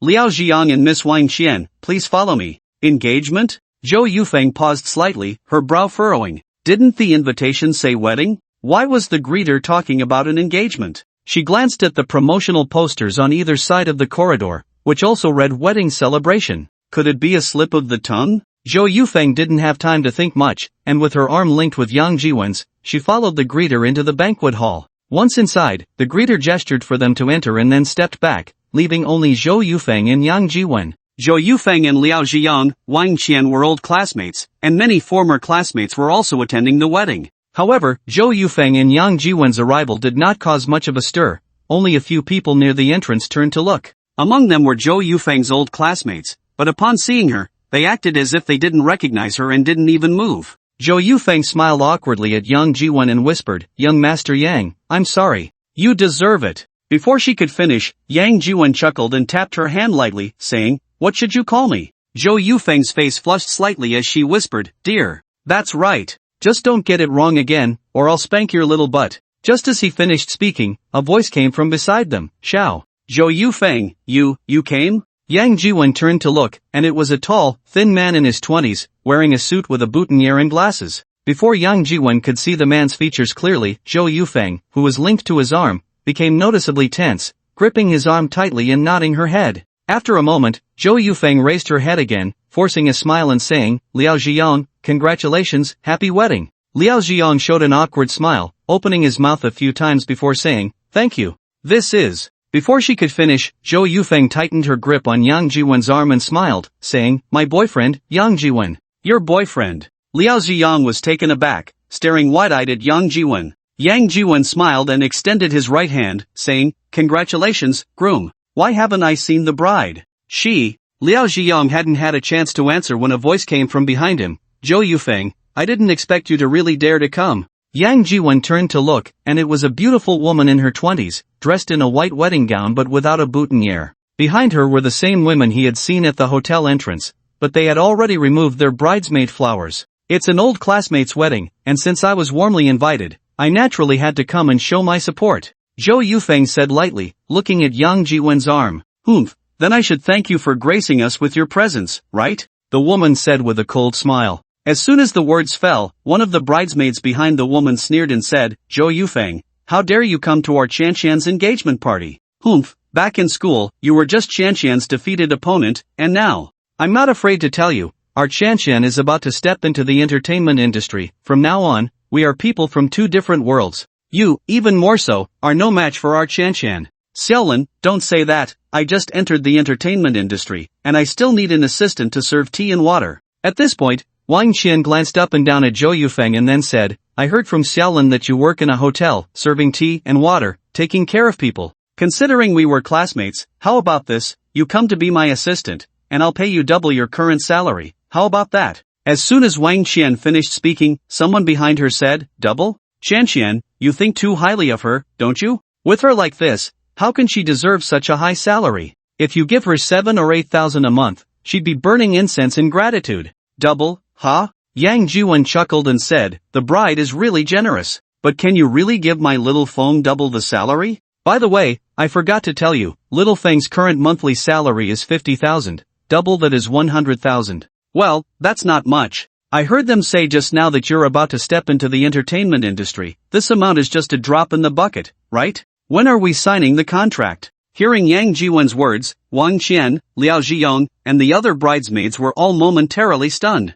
Then, one of the bridesmaids sneered and said, 50,000? What are you bragging about? Which waiter can earn 50,000 a month? Humph, you must be talking about an annual salary, right? 50,000 a year is more like it. Who are you? Do you have a say when we're talking to Zhou Yufeng? Why can't I interject when you're talking to my girlfriend?" Yang Jiwen said with a cold smile. "Girlfriend?" Wang Qian instinctively looked Yang Jiwen up and down a few times, then said, "Zhou Yufeng is your girlfriend? Is there something wrong with your eyes? Isn't it obvious?" Yang Jiwen coldly glanced at Wang Qian. Wang Qian looked Yang Jiwen up and down again, slightly furrowing her brows, then said, "Haven't we met somewhere before?" Hearing Wang Qian's words, Yang Jiwen was momentarily stunned, and the bridesmaids behind him were also taken aback, two of whom were Wang Qian's university classmates, who couldn't help but look at Yang Jiwen a few more times. One of them, after looking at Yang Jiwen a few more times, suddenly exclaimed, "I remember now, isn't he the security guard who watches the school gate?"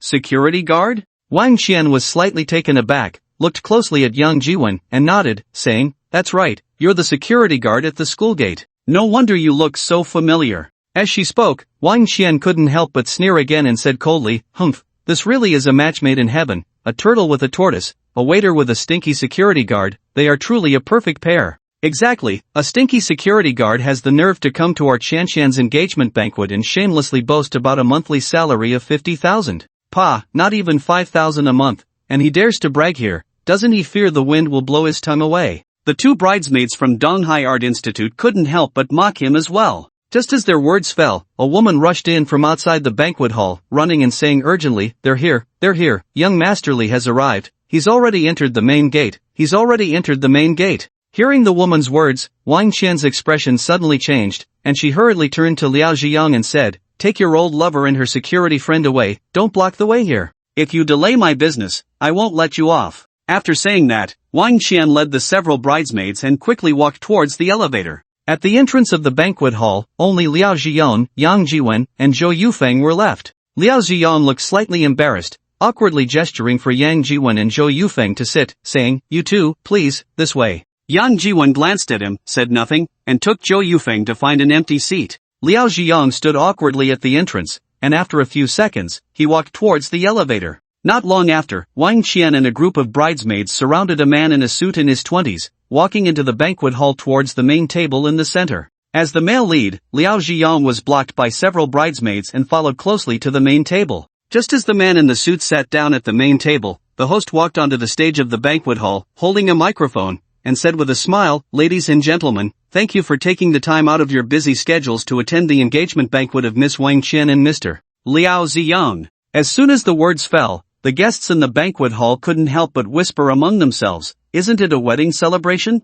How did it turn into an engagement? Did I read the invitation wrong? Or did the host make a mistake? No, the invitation clearly states it's a wedding banquet. How did it turn into an engagement? What's going on here?" You may not know, but the Wang family is wealthy and powerful, while the Liao family is just a bunch of country bumpkins. How could they match the Wang family? I heard that the Wang family strongly opposed this marriage, but they couldn't go against Miss Wang, who was determined to marry that bookworm from the Liao family. It seems that this engagement might have encountered some changes. While the relatives and friends below were whispering, the host on stage continued to smile and methodically delivered his congratulatory speech. After finishing a segment, the host said, "Next, let us warmly welcome Miss Wang's father, Mr. Wang Chongning, to say a few words." After that, the host led the applause. Amid the applause, Wang Chongning, sitting at the main table, slightly apologized to the man in the suit who was surrounded by Wang Qian and the bridesmaids, then stood up and walked onto the stage, taking the microphone from the host. "Dear guests, dear friends, I am Wang Chongning, Wang Qian's father. I am very glad that everyone could take the time out of their busy schedules to attend my daughter's engagement banquet. Thank you all." After a brief pause, Wang Chongning continued, "Here, please allow me to honorably introduce a distinguished guest. He is Mr. Li Maoyu, a young director from Donghai Art Institute." As Wang Chongning spoke, the man in the suit stood up, smiled, turned around, and waved to everyone. The venue erupted into warm applause again, and the guests began to discuss in surprise. A director. So young, so handsome. No wonder all the women are surrounding him. I have to go find him for a toast later, get familiar. After a round of greetings, Li Maoyu sat back down. At the entrance of the banquet hall, Zhou Yufeng was momentarily stunned upon seeing Li Maoyu, then nudged Yang Jiwen and whispered, "Isn't that Li Xiao? Why is he here too?" Before the words fell, Wang Chongning on the stage said again, "As everyone knows, my daughter studied at the Donghai Art Institute. Originally, I was always against her entering the entertainment industry.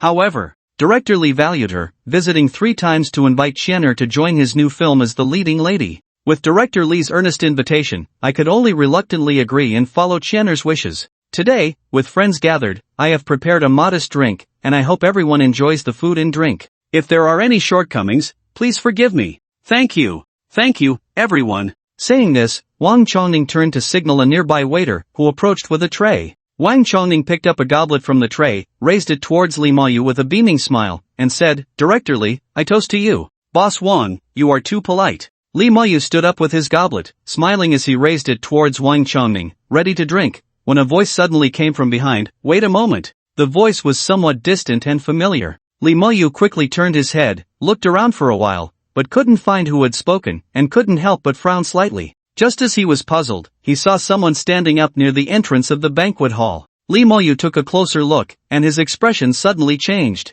He hurriedly put down his goblet and walked over quickly. Wang Chongning on the stage, Wang Qian at the main table, Liao Zhiyong, and several other bridesmaids also quickly walked over. As Lee Mo-yu approached that table, one of Wang Chongning's bodyguards had already rushed to Yang Jiwen's side, grabbing his arm and sternly saying, "Kid, what are you doing?" Wang Chongning's face darkened when he saw the bodyguard had grabbed Yang Jiwen, and he immediately signaled with his eyes, saying sternly, "Drag him out." "Wait a moment!" Lee Mo-yu called out urgently. "Lee, Director Lee." Wang Chongning was taken aback, glancing at Yang Jiwen and then at Lee Mo-yu, before saying, "Director Lee, do you know him?" Before he finished speaking, Lee Mo-yu had already stepped forward and slapped the bodyguard's face. Everyone present heard a crisp sound, and a bright red handprint instantly appeared on the bodyguard's face. The bodyguard's expression darkened, and he released Yang Jiwen, raising his hand to strike Lee Mo-yu. Before his hand could reach Lee Mo-yu's face, Wang Chongning shouted urgently, "Stop!" He stepped forward, glaring at the bodyguard, and said sternly,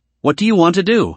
"I'm sorry, boss." The bodyguard suppressed his anger and lowered his head to Wang Chongning. "Director Lee, I apologize. My subordinate is a rough person, please forgive him for any offense." Wang Chongning turned to Lee Mo-yu with a smiling face. Before he finished speaking, Lee Mo-yu unexpectedly lowered his hands and respectfully addressed Yang Jiwen, "Boss, what brings you here?" "Boss?" Everyone's eyes widened in shock as they stared at Yang Jiwen. Yang Jiwen was dressed very ordinarily, in casual clothes that probably didn't even add up to 2,000 yuan. How could such a person be Director Lee's boss? How was that possible? One of the bridesmaids from Donghai Art Institute exclaimed, "Young Master Lee, you must be mistaken. Isn't this kid just a lousy security guard from school? How could you call him boss?" Before she finished speaking, Lee Mo-yu slapped the bridesmaid's face, sternly saying, "Try saying another word." The bridesmaid was instantly frightened into silence, covering her flushed cheek, tears welling up in her eyes as she looked at Lee Mo-yu. Yang Jiwen leisurely sat down,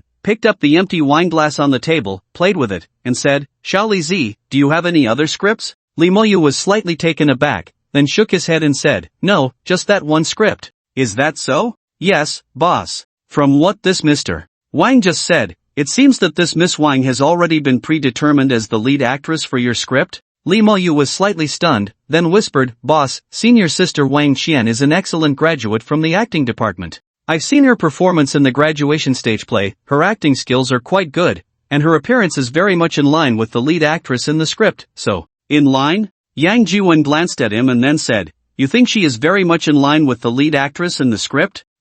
Lee Mo-yu was at a loss for words when he heard Yang Jiwen say, "But how do I feel that this Miss Zhou beside me is even more in line with the lead actress?" "Zhou? Miss?" Lee Mo-yu was taken aback, turned to look at Zhou Yufeng beside Yang Jiwen, and saw that Zhou Yufeng was also staring wide-eyed at Yang Jiwen. After a moment of surprise, Lee Mo-yu said, "Zhou, Miss, you also graduated from the art academy?" No. Zhou Yufeng hurriedly denied, and before she finished speaking, a bridesmaid behind Lee Mo-yu said, "Director Lee, what are you joking about? Look at her, could she be a graduate of the art academy? I am an old classmate of hers, and I know her background very well. She is just a vocational school student majoring in hotel management, and she is still washing dishes at a hotel in Donghai." After hearing the bridesmaid's words, Lee Mo-yu was slightly stunned again, looked at Zhou Yufeng, and suddenly felt she looked familiar. After thinking carefully, he remembered that Zhou Yufeng was the waitress from the Tan residence.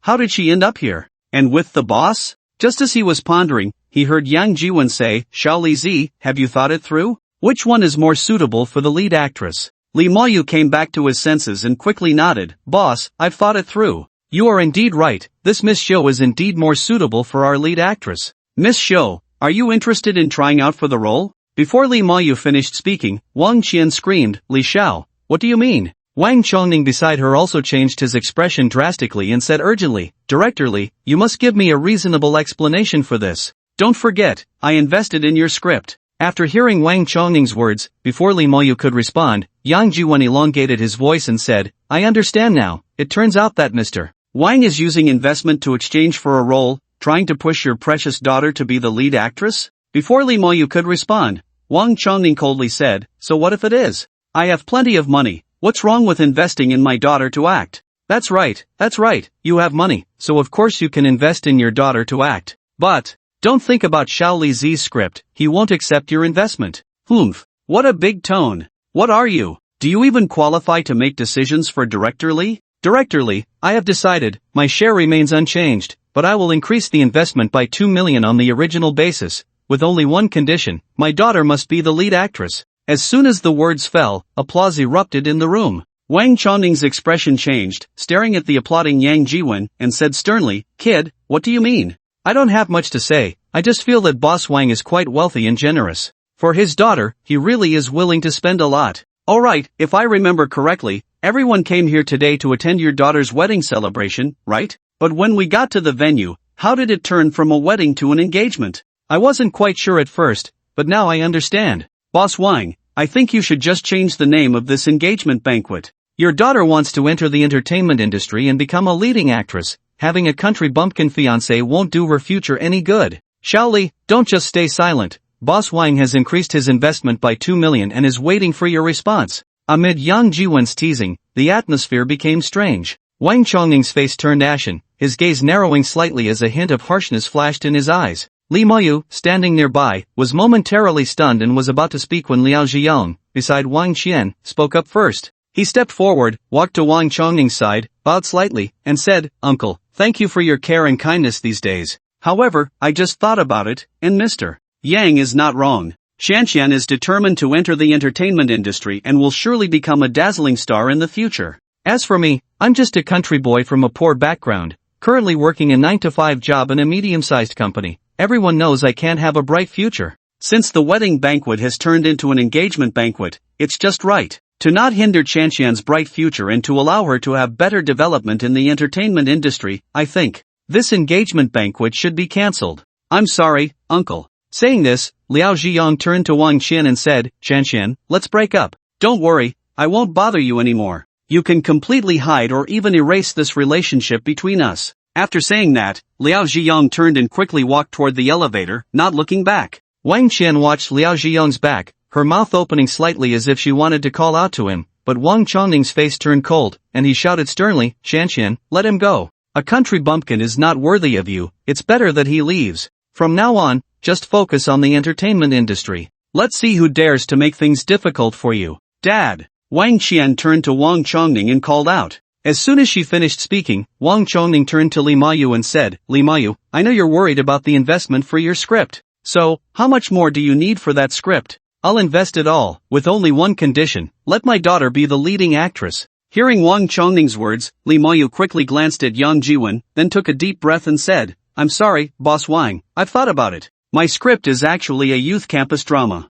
The character and positioning of the leading actress are very clear, and the main selling points are youth, purity, and innocence. Miss Wang indeed has great acting talent and a good image, she will definitely stand out in the entertainment industry. However, I'm sorry, but Miss Wang's character doesn't quite fit the role of the leading actress in my script. So," at this point, Li Moyu paused for a moment before turning to Wang Qian and saying, "I'm sorry, senior." Upon hearing Li Moyu's words, both Wang Chongning and Wang Qian were momentarily stunned, and then Wang Qian pointed at Zhou Yufeng and said, "Li Xiao, you can't really be thinking of using this vocational school student as your leading actress, right?" "I'm sorry, but that's my business secret, no comment." Li Moyu glanced at Zhou Yufeng and then said. Before he finished speaking, Wang Chongning couldn't help but snort coldly and said in a cold voice, "Li, you better think it through. Don't think I don't know your background, you're just a bastard child of old master Sun, with no inheritance rights to the Sun family's fortune. For the sake of the Sun family, I can invest in you, but if you go back on your word,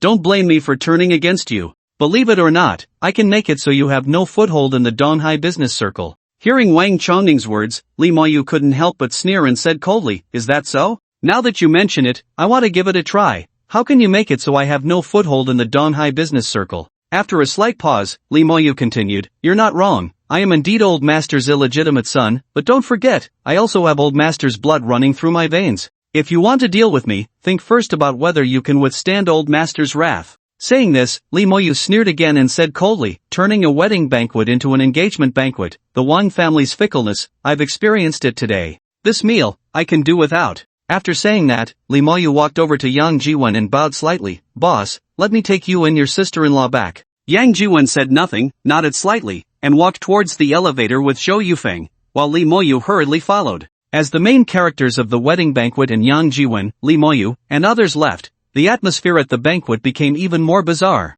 Wang Chongning was so angry that his face turned pale. In a fit of rage, he directly overturned a table in front of him, sending cups and bowls crashing to the ground. Stepping out of the hotel door, Lee Moyu took out his car keys and pressed a button, causing a Maserati's headlights to flash twice. Yang Jiwen was momentarily taken aback and then turned to say, "Changed cars?" Zhou Yufeng beside him also exclaimed in surprise, "Is this a Maserati, Lee?" At this point, Zhou Yufeng stopped. She had intended to call Lee Moyu young Master Lee, but now Lee Moyu referred to her boyfriend Yang Jiwen as boss and had just called her sister-in-law. So, could she still call Lee Moyu young Master Lee? Lee Moyu smiled awkwardly and said softly, "It's rented." Rented? Yang Jiwen was momentarily stunned, then turned to look at Lee Moyu and asked, "What about the BMW you had before?" "Sold it," Lee Moyu said quietly, looking down. Yang Jiwen's eyes narrowed slightly, and then he understood. After a moment of contemplation, Yang Jiwen said, "You tell me honestly, what is the total investment for that script?"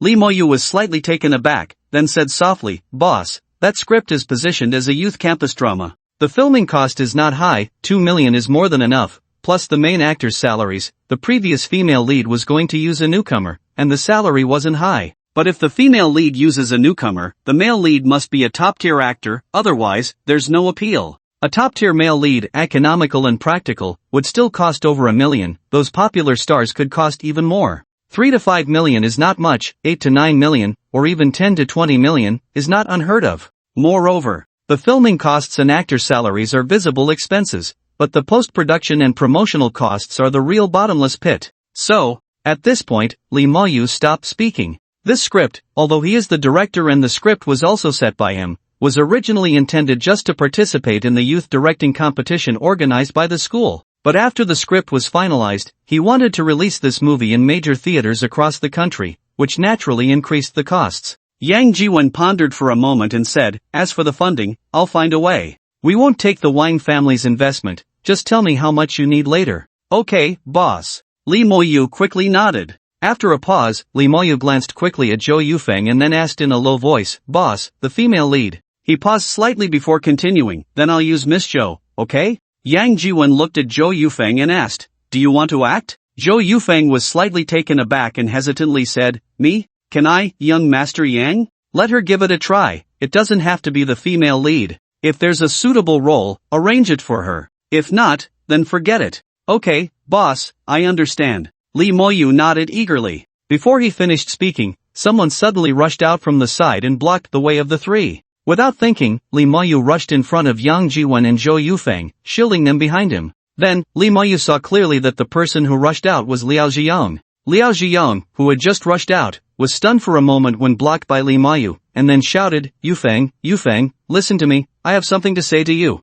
Yang Jiwen patted Lee Moyu on the shoulder and then turned to Zhou Yufeng, saying, "How about I wait for you in the car?" Lee Moyu stepped aside and turned back just in time to see Zhou Yufeng shake her head and say, "No need." As she spoke, Zhou Yufeng reached out and linked her arm with Yang Jiwen's, then said to Liao Zhiyong, "What do you want to say? Go ahead." Liao Zhiyong glanced at Zhou Yufeng's hand linked with Yang Jiwen's arm, hesitated for a moment, and then said, "Yufeng, actually, the person I've always liked in my heart has always been you. All these years, I haven't forgotten you. Really, the love letters you wrote to me when we were in school, I still keep them. If you don't believe me, I can show you." As he spoke, Liao Zhiyong reached for his pocket. Zhou Yufeng's face turned slightly red, and she hurriedly said, "No need, that was 7 or 8 years ago, I've long forgotten." And, as she spoke, Zhou Yufeng tightened her grip on Yang Jiwen's arm and said, "I already have a boyfriend now, and you are already married." At this point, Zhou Yufeng couldn't help but pause slightly. It seemed a bit intentional to bring up someone's wounds, right?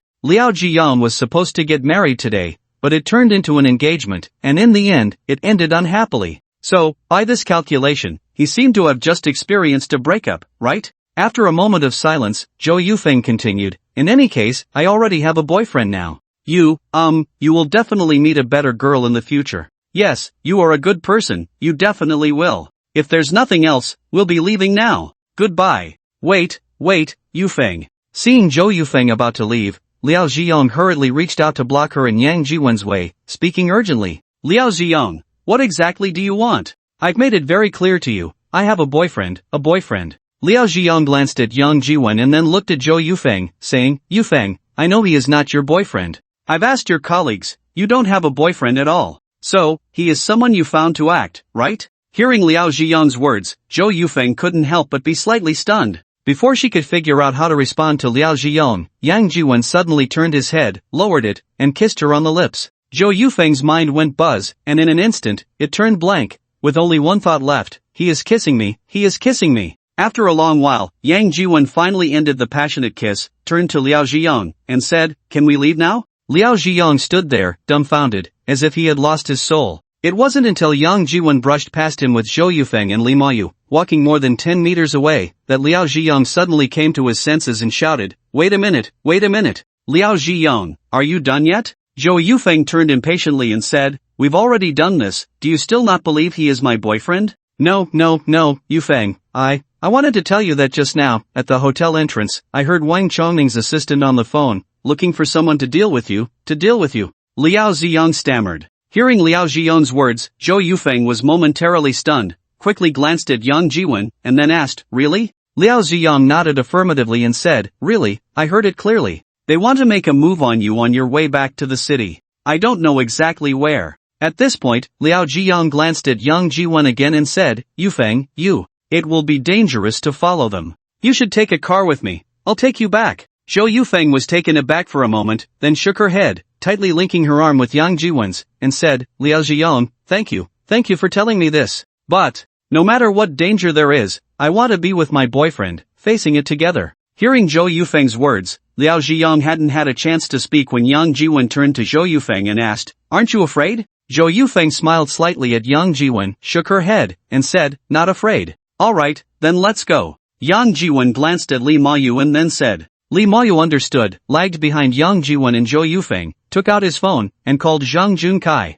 Zhang Junkai had worked the night shift last night and was still sleeping. After the phone rang several times, Zhang Junkai finally reached for his phone, answered it groggily, and asked, who is it? It's me, Li Mayu. Li Mayu was considered a well-known figure at the Art Institute, coming from a good family, wealthy, and a celebrity in the directing department. The main thing was that Li Mayu was now hanging out with Yang Jiwen. After leaving the Art Institute, Yang Jiwen had truly transformed from a sparrow into a phoenix. No one knew where he got the money, but he had become quite wealthy and treated his former poor brothers equally, being generous. When Shaolin's mother fell ill, Yang Jiwen casually handed him 20,000 yuan while drinking with them. And then there was old Wang, with 4 elders above, 2 younger ones below, and a wife in between, all the family's burdens resting solely on him. After Yang Jiwen learned about it, he casually threw him another 20,000. Later, out of brotherly loyalty, they helped Yang Jiwen deal with that nouveau riche surnamed Zhao, and when Yang Jiwen found out, he immediately transferred them 100,000 without a second thought.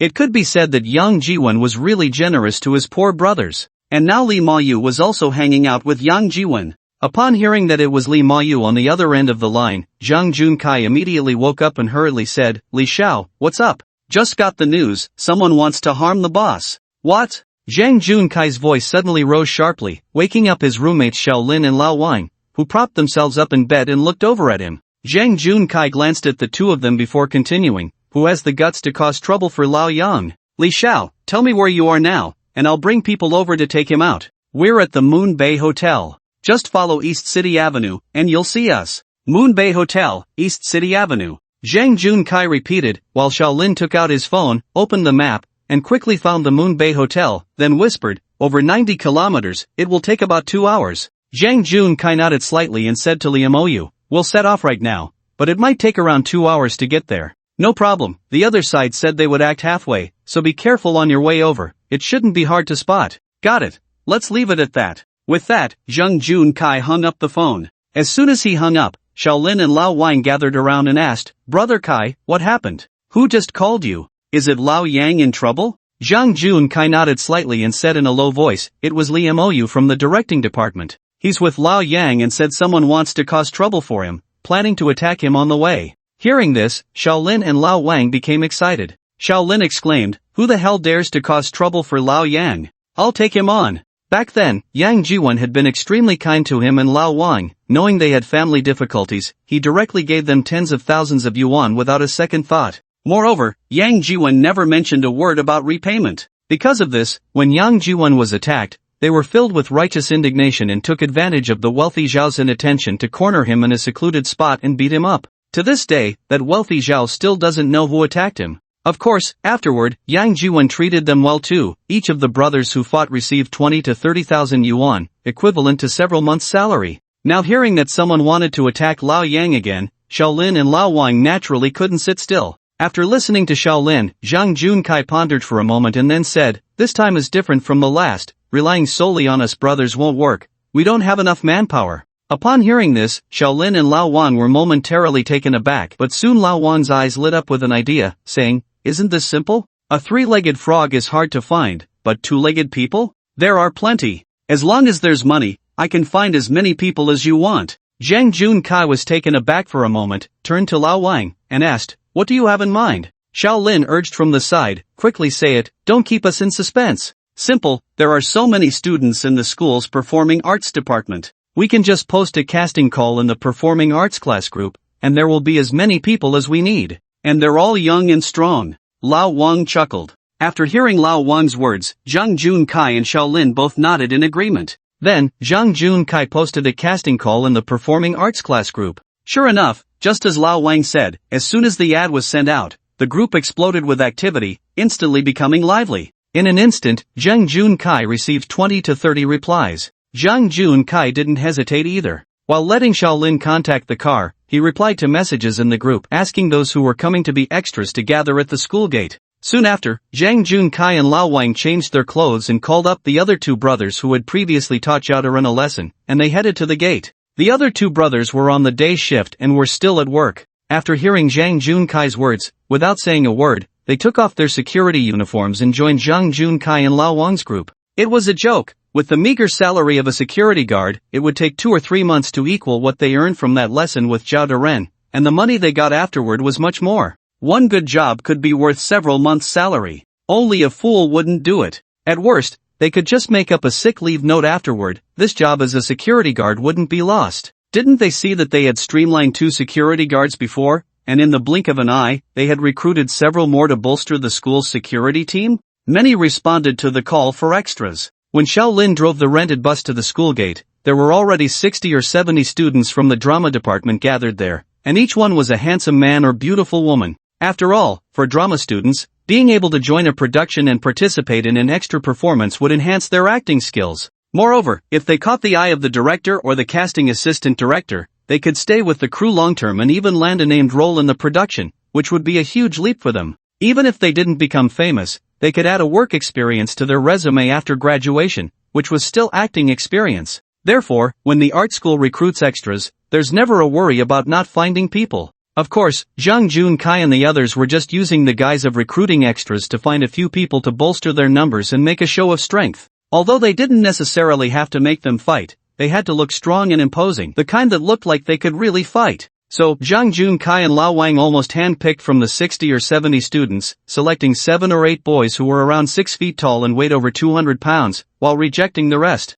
However, Xiaolin's thoughts were different. He had rented a large bus that could seat over 40 people, and now with a few of them plus those 8 boys, there were only 13 people, not even half the bus was filled. Anyway, the pay for extras wasn't high, each person earned just over 100 yuan a day, not even 200. If they encountered a greedy group leader, they could even offer 100 yuan a day. Back when Lao Wang wasn't famous, he had worked as an extra for 20 or 30 yuan, sometimes even 40 or 50 yuan a day. It was crazy. For the sake of fame, some would work for free or even pay to be extras. Since they had the space anyway, how could they not fill the bus to show that their boss Yang was wealthy and powerful? An extra 20 or 30 people would only cost a few thousand yuan, but the momentum would be completely different. A dozen people versus 40 or 50, could the momentum be the same? After hanging up the phone, Liamoyu quickly took a few steps to catch up with Yang Jiwen and Zhou Yufeng. Yang Jiwen merely turned his head and glanced at him lightly. Liamoyu nodded slightly, and Yang Jiwen turned back to Zhou Yufeng and said, "We've been busy all morning and haven't eaten. Ah Feng, are you hungry? Let's go eat." Saying this, he turned to Liamoyu and asked, "Xiaoli, are there any restaurants nearby?" Liamoyu thought for a moment and then said, "Boss, believe it or not, there really is. This area mainly features farm-style dining. Besides the Moon Bay Hotel, there are 7 or 8 other star-rated manor-style hotels nearby, each one not worse than the Moon Bay. I know of one that specializes in Hunan cuisine, and the taste is very authentic. Boss, would you and your wife like to give it a try? Alright, it's already 12 o'clock, so let's not worry about what's authentic or not, or what's genuine or not. Having something to eat is good enough. You lead the way. Sure, boss, just keep up, Lee Mo-yu hurriedly said as he got into the BMW he rented and drove out of the hotel parking lot. Yang Ji-won drove the Ferrari Roma, carrying Zhou Yufeng, following closely behind him. After driving for more than 10 minutes, the two cars entered a countryside leisure hotel named Jiaxiangui, parking in the lot outside the hotel. They ordered a table full of dishes and the three of them ate leisurely, taking over an hour to finish. After the meal, they rested for a while, enjoying a session of gongfu tea, until Lee Ma-yu received a message from Zhang Junkai. Only then did Lee Ma-yu say to Yang Ji-won, "Boss, it's about time, shall we head back to the city? If we wait any longer, we'll hit the evening rush hour." Yang Ji-won nodded slightly and said, "Alright, let's go." After settling the bill, the three of them left the hotel, driving one after the other, exiting the hotel and heading onto East City Avenue towards the city. Although East City Avenue is a 6-lane road in both directions, it is still classified as a national road. There are green belts dividing the lanes, but there are no protective barriers on either side, and there are scattered residences along the roadside, even some truck stops for drivers to eat and rest. Some of these truck stops even advertise car repair services. After driving for 20 to 30 kilometers, Yang Ji-won received a call from Lee Ma-yu, who was about 100 or 200 meters ahead. "Boss, there's a repair shop up ahead. Old Zhang just called and said someone has scattered nails about 200 or 300 meters in front of the repair shop, so be careful." "Got it," Yang Ji-won replied lightly before hanging up. It seemed the other party was planning to make a move near that repair shop. However, is it really wise to use such a lowly tactic as scattering nails on the road? Just 2 minutes after hanging up, Yang Ji-won saw Lee Ma-yu's BMW parked on the side of the road with its hazard lights on. Seeing this, Yang Ji-won also pulled over and turned on his hazard lights. As soon as he parked, Lee Ma-yu walked over and whispered, "A car ahead has been hit, 2 cars crashed into each other and are blocking the road." After a brief pause, Lee Ma-yu added quietly, "It could also be that the other party did it on purpose." Yang Ji-won nodded slightly, glanced back through the rearview mirror, and asked, "What about old Zhang and the others?" "They're across the street, on the tour bus," Lee Ma-yu said, nodding towards the other side of the road. Yang Ji-won was momentarily taken aback, turned to look, and saw a tourist bus parked across the street, his eyes widening slightly. "What's going on?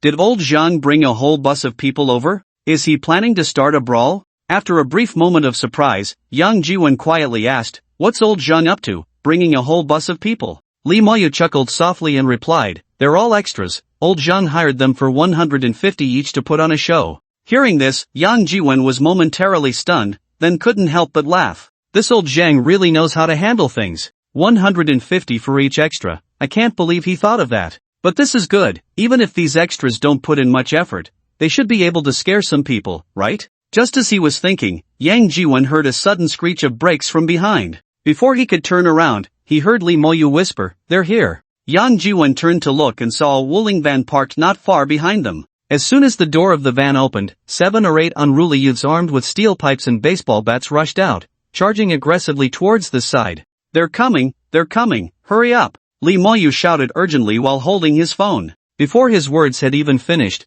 the door of the bus across the street swung open. Zhang Junkai led the charge, wielding a plastic baton and shield, and jumped off the bus, shouting loudly, "Brothers, it's time to work." As soon as he finished speaking, Shaolin and Old Wang also began to shout, Hurry, it's time to work, everyone be quick, the director is watching right next to us. Anyone who slacks off, don't blame me for docking their pay later. If everyone does well, I'll treat you all to a meal later and introduce you to the director." Saying this, Shaolin and Old Wang each grabbed a plastic baton and shield and rushed off the bus. The security room didn't have much, but there were plenty of plastic batons and shields. Each member of the security team had one, and there were still extras. Since it was acting, they had to go all out. When they set off from the art academy, the other 2 on-duty security guards had loaded all the batons and shields from the security room onto the vehicle. Zhang Junkai and his 4 companions each had a plastic baton and shield, with several sets still remaining. The few tall and strong students also each got a set. The remaining extras all held plastic sticks or shovels, following behind Zhang Junkai as they rushed off the bus, directly crossing the road and leaping over the green belt. The 7 or 8 ruffians who had just jumped out of the Wuling van had barely reached the Ferrari and hadn't even started smashing the car when Zhang Junkai and his group, already armed with batons and shields, pushed forward and used their shields to shove them all aside, shouting loudly, "What are you doing? As they spoke, the 30 or so extras from the art academy had already rushed over, surrounding the ruffians in an instant. Zhang Junkai and his dozen or so companions held plastic batons in one hand and plastic shields in the other, wearing plastic helmets and even face masks. Although the words security on the sides of the helmets were particularly glaring, their imposing presence was hardly inferior to that of regular troops. At the very least, they had the strength of a security team, comparable to that of a second-rate army. Moreover, there were not just a few of them, but over a dozen, outnumbering the ruffians. And behind them, there were even more people, a full 40 to 50 individuals. Those ruffians had only taken a small job to teach a disobedient country bumpkin a lesson, maybe breaking a leg or an arm, and that would be it. Who would have thought that before they could even make a move, a group of 40 to 50 people, including a dozen fully armed security guards, would come rushing in? The ruffians had never seen such a scene before and were immediately paralyzed with fear. The leader, with a forced smile, kept saying, "It's a misunderstanding, brothers, it's all a misunderstanding." "Misunderstanding my ass," Zhang Junkai shouted, raising his plastic baton and swinging it down towards the ruffian's head. Beside him, Shaolin, Old Wang, and the others also sprang into action, pushing forward with their shields against the ruffians while raising their plastic batons to strike down. Although the plastic batons had low attack power and couldn't cause fatal injuries, getting hit would still leave one dizzy and possibly temporarily incapacitated. Zhang Junkai and the others were originally the school's security guards. Although they didn't practice baton and shield techniques often, they still had to train occasionally. Not to mention, every year during the school's celebrations, the security guards had to go on stage to perform their baton and shield techniques, showing off a bit. Moreover, Zhang Junkai and his colleagues were familiar with each other, and they coordinated their efforts to quickly overpower those few ruffians, making them scream in terror. The steel pipes and baseball bats in the hands of those ruffians were much more powerful than the plastic batons, and a few hits would definitely cause injury. However, Zhang Junkai and the others had plastic shields and helmets, so when the ruffians' steel pipes and baseball bats struck their shields and helmets, it only made a loud bang sound before bouncing back, causing them no harm at all. In fact, there wasn't even a decent counterattack. Those ruffians were already being tightly pressed together by Zhang Junkai and his 5 companions, along with another 8 tall and strong extras, who then proceeded to beat them up. Although it didn't feel like filming, some of the extras couldn't help but strike a few hard blows with their plastic batons while pressing the ruffians together. After all, plastic batons couldn't kill anyone, and perhaps the director had intentionally arranged this scene to pursue authenticity. If they performed a bit more realistically and swung a few times, maybe the director would take notice. With this thought in mind, the extras began to swing their batons after seeing one of their own do it. Since it was acting, listening to the director and the group leader was always the right choice. Thus, a dozen security team members wearing helmets and wielding plastic batons and shields pressed the ruffians together, and the plastic batons rained down like raindrops, continuously striking them. The ruffians were immediately beaten to the point of howling and begging for mercy. Yang Jiwen sat in his Ferrari Roma, not even getting out of the car, glancing at the chaotic scene, and said lightly, "Just give them a lesson, don't let it escalate to a life-threatening situation." Li Moyu smiled beside him and said, "Don't worry, boss, old Zhang and the others know what they're doing. It won't escalate to that." After a slight pause, Li Moyu lowered his voice and asked, "Should we also teach Wang Chongning a lesson? What do you think?" Yang Jiwen glanced at him and said. Li Moyu smiled and quickly replied, "Understood, boss, just wait for the news." "Yang, young Master Yang, what are you planning to do?" Zhou Yufeng asked with some concern. "You can't just take without giving back. My principle has always been that if others don't offend me, I won't offend them. If they come knocking on my door, and I don't give them a taste of their own medicine, they'll really think I'm a sick cat." Yang Jiwen turned to Zhou Yufeng and smiled lightly. After a pause, he turned to Li Moyu and said, "Go investigate what industries the Wang family has. Didn't he say he would make it so you have no foothold in the Donghai business circle? You can't just take without giving back. They've already drawn the line, and if you don't respond, how will you survive in the Donghai business circle in the future?" Hearing Yang Jiwen's words, Li Moyu couldn't help but pause for a moment, then said softly, "Boss, you're right, but the Wang family in Donghai does have some strength. They own several industrial companies. A few years ago, the Donghai Economic Report published a list of Donghai's wealthy, and Wang Chongning made the list. Although his ranking wasn't very high, he was still among the top 20. At that time, the Wang family's total assets were around 5 to 600 million. After a slight pause, Li Moyu continued, "In recent years, the Wang family's business has shrunk quite a bit. They even sold a company last year, so their assets shouldn't be that much anymore.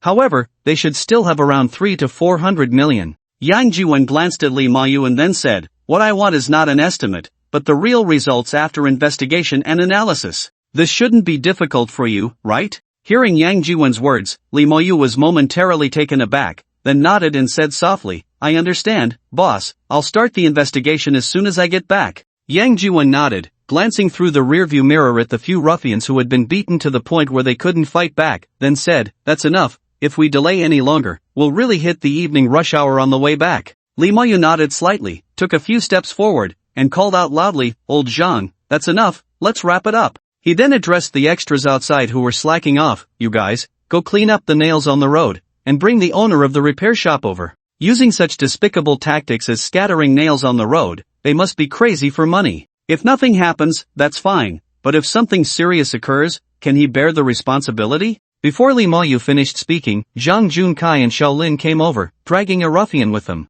They approached Yang Jiwen, and Zhang Junkai shouted sternly, kneel. He kicked the ruffian's ankle, causing him to fall to his knees in front of Yang Jiwen. Yang Jiwen turned to look. The ruffian had been beaten to a pulp, his face swollen like a pig's head. Boss, we've already found out. The guy's surname is Wang, he spent 200,000 to buy your arm. The leader is this guy, named Duan San, who specializes in this kind of no-capital business. Only 200,000? Is my arm really not worth that much? Yang Jiwen raised his hands, turning them and chuckling lightly. The ruffian Duan San had never seen such a scene and was instantly terrified, repeatedly bowing his head to Yang Jiwen, saying, Boss, I was wrong, I won't dare again, please, have mercy, let me go, I beg you, boss, I beg you. He was indeed in the no-capital business, but this person in front of him was clearly on a different level. He and his underlings were just street thugs with no proper jobs. The person in front of him had a whole busload of underlings, 40 to 50 people, all strong young men in their late teens to early 20s. The key was that the leaders were all security guards armed with batons and shields, wearing helmets. This was hardly different from a regular army. It was said that the bosses who made it to the top and succeeded in the end had long since moved on from no-capital businesses. They traveled in luxury cars, always smiling and exuding a friendly atmosphere that brought in wealth. Duan San had previously doubted this, but now, seeing it for himself, he realized it was true. The person in front of him was driving a sports car, dressed sharply, accompanied by a beautiful girl, and followed by a dozen or 20 security guards. Duan San never imagined in his wildest dreams that he would kick such a hard iron plate. If he had known it would be like this, he wouldn't have dared to take this business, not for 200,000, not for 2 million, not even for 20 million. Some money, you can earn it with your life, but you also need a life to spend it. Provoking a smiling tiger like this, who knows how he might end up dead. You can be let go, but, Yang Jiwen said with a light laugh as he looked at Duan San. But what? Duan San's heart tightened, and he hurriedly asked, my arm is worth 200,000, so how much do you think a lively, healthy person like you is worth? Well, Lao Zhang, do you think his arm is worth 200,000? Zhang Junkai was momentarily stunned but quickly reacted, smiling as he said, Boss, this is just a little punk on the street, how can he compare to you? His arm is worth at most 50,000. 2 arms, plus 2 legs, would only be worth about 200,000. As soon as Zhang Junkai finished speaking, Yang Jiwen took over the conversation, saying, alright then, let's say 2 arms and 2 legs. Sure thing, boss, I'll get it ready for you right away. Saying this, Zhang Junkai turned to Shaolin and Lao Wang, saying, Shaolin, Lao Wang, drag him over here. Upon hearing this, Duan San was instantly terrified, exclaiming, no, boss, please don't, please. Shaolin and Lao Wang, however, seemed not to hear, grabbing Duan San and dragging him away. After dragging him a couple of steps, Yang Jiwen suddenly called out, wait. Shaolin and Lao Wang stopped. Duan San felt as if he had just snatched back a small life, hurriedly saying, thank you, boss, thank you. Don't rush to thank me. If you want me to spare you, that's fine, but we need to settle the account, right? Your 2 arms and 2 legs are worth about 200,000, plus your living expenses, let's say 50,000 for you. Not too expensive, right? Not expensive, absolutely not expensive, Duan San said repeatedly. Then it's settled, hand it over. We'll exchange money for goods. Exchange money? Duan San was stunned, looking up at Yang Jiwen, trembling as he said, boss, what money are we exchanging? Before he could finish, Zhang Junkai grabbed his collar and lifted him up, coldly saying, I ask you, are you really stupid or just pretending to be? Didn't our boss make it very clear? Money for goods. Your little life is worth 50,000. Bring 50,000 to buy your life, it's that simple. Lee Moyu chimed in from the side, I say, our boss is already being very generous to you. For your good arms and legs, asking for 50,000 is already quite cheap, alright? Don't push your luck. Hearing Lee Ma-yu and Zhang Junkai's words, Duan-san suddenly understood, and his face turned bitter. This time, he truly was losing more than he gained. He hadn't made the deal and instead was extorted for 50,000. The key was, if he had 50,000, would he need to engage in such a capital-less business? With 50,000, he could run a small business and live a stable life, which was much better than the current life of danger and fear. What's wrong? Unhappy? Yang Jiwen glanced at Duan-san with a cold smile. No, I'm happy, boss, Duan-san hurriedly said, pausing for a moment to organize his words before continuing. But boss, could you give me a few days? I need to raise the money. As soon as he finished speaking, Zhang Junkai interjected, I say, are you really stupid or just pretending? What? Duan-san turned his head in confusion to look at Zhang Junkai. I ask you, who sent you here? Wang, boss Wang. Zhang Junkai rolled his eyes and asked again, who is boss Wang? Wang Chongming, Duan-san stammered in response. Zhang Junkai rolled his eyes again and said, I'm asking you, what kind of person is Wang Chongming? A big boss. At this point, Duan-san suddenly understood and hurriedly said, I understand, boss, I'll call Wang Chongming right now and have him send money. You can call, but you need to think carefully about what to say. Make sure you're ready before you speak, understand? Zhang Junkai gently patted Duan-san's face as he spoke. I understand. Duan-san hurriedly replied, taking out his phone to call Wang Chongming. Just as he pulled out his phone, it was snatched away by Lee Ma-yu. Then, Lee Ma-yu took out his own phone, opened a document, wrote a message, and then returned the phone to Duan-san, also handing his phone to Duan-san, saying, put it on speaker and say what's on the screen. If you dare to say one wrong word, you know the consequences. I wouldn't, absolutely not. Duan-san hurriedly said, then carefully took the phone and called Wang Chongming. The call connected quickly. The person who answered was Wang Chongming's assistant, Zhou Holong, who had previously called Duan-san. As soon as the call connected, Zhou Holong lowered his voice and said, didn't I tell you not to contact me? Why are you calling? Zhou, I don't want to trouble you, you're a person of importance, busy with big matters, how could I dare to bother you? Alright, enough nonsense, get to the point, if there's nothing, I'll hang up. Zhou Holong said impatiently. There is something, of course there is. Duan-san hurriedly replied. After a pause, he continued, Zhou, what you did isn't very fair. What? Zhou Holong didn't catch on and asked back. The thing you asked me to do, although it's not a big deal, the person involved is quite significant. Person? Zhou Holong was slightly taken aback, then asked back, what significance? You, Duan-san, are also somewhat known in the underworld, are you afraid of the other party's background? That may be true, Zhou, I can help you with this, but the price is not the same. It varies by person. Some money, I risked my life to get. If you have a life to earn it, you need a life to spend it, right? On the other end of the phone, Zhou Holong frowned slightly after hearing Duan-san's words, then quietly asked, what kind of background does the other party have? Zhou, look at what you're asking. In the underworld, asking about people and matters also requires payment. If you don't pay, who would be willing to tell you the hard-earned information? Don't you think that makes sense? Zhou Holong frowned again and then quietly asked, how much do you want? 50. Duan-san replied casually. 50? Zhou Holong suddenly raised his voice a bit, then lowered it again, saying quietly, 50, are you crazy? At this price, I could find someone to take him away. Zhou, it's still the same saying, it varies by person. Different identities and statuses mean different prices. Sending away a nobody is not the same as sending away a big shot like you, is it? You. Zhou Holong's face darkened suddenly, coldly saying, Duan-san, are you threatening me? Zhou, you misunderstood, I was just making a metaphor, not threatening you. This worthless life of mine, still want to stay a bit longer, how dare I threaten you? That would be seeking death, wouldn't it? However, that metaphor I just used was my heartfelt truth. Think about it, isn't that the case? After hearing Duan-san's words, Zhou Holong couldn't help but pause for a moment, pondering, and then said, I can't decide this matter, I need to report to my superiors. Wait for my call. Alright, Zhou, I'll wait for your call. Remember, I want cash. Cash? Zhou Holong was taken aback again, then whispered, what do you need cash for? Transfers leave traces, it's easy for people to trace them. Where is cash safer? And after the deal is done, I have to run. Run? Zhou Holong frowned again. Of course, if I offend such a big shot, if I don't run, am I just waiting here to die? Hearing Duan-san's words, Zhou Holong became even more curious about the other party's identity and quietly asked, who exactly is the other party? Why are you so wary? Joe, I think some things are better for you if you know less. Of course, I'm just saying that.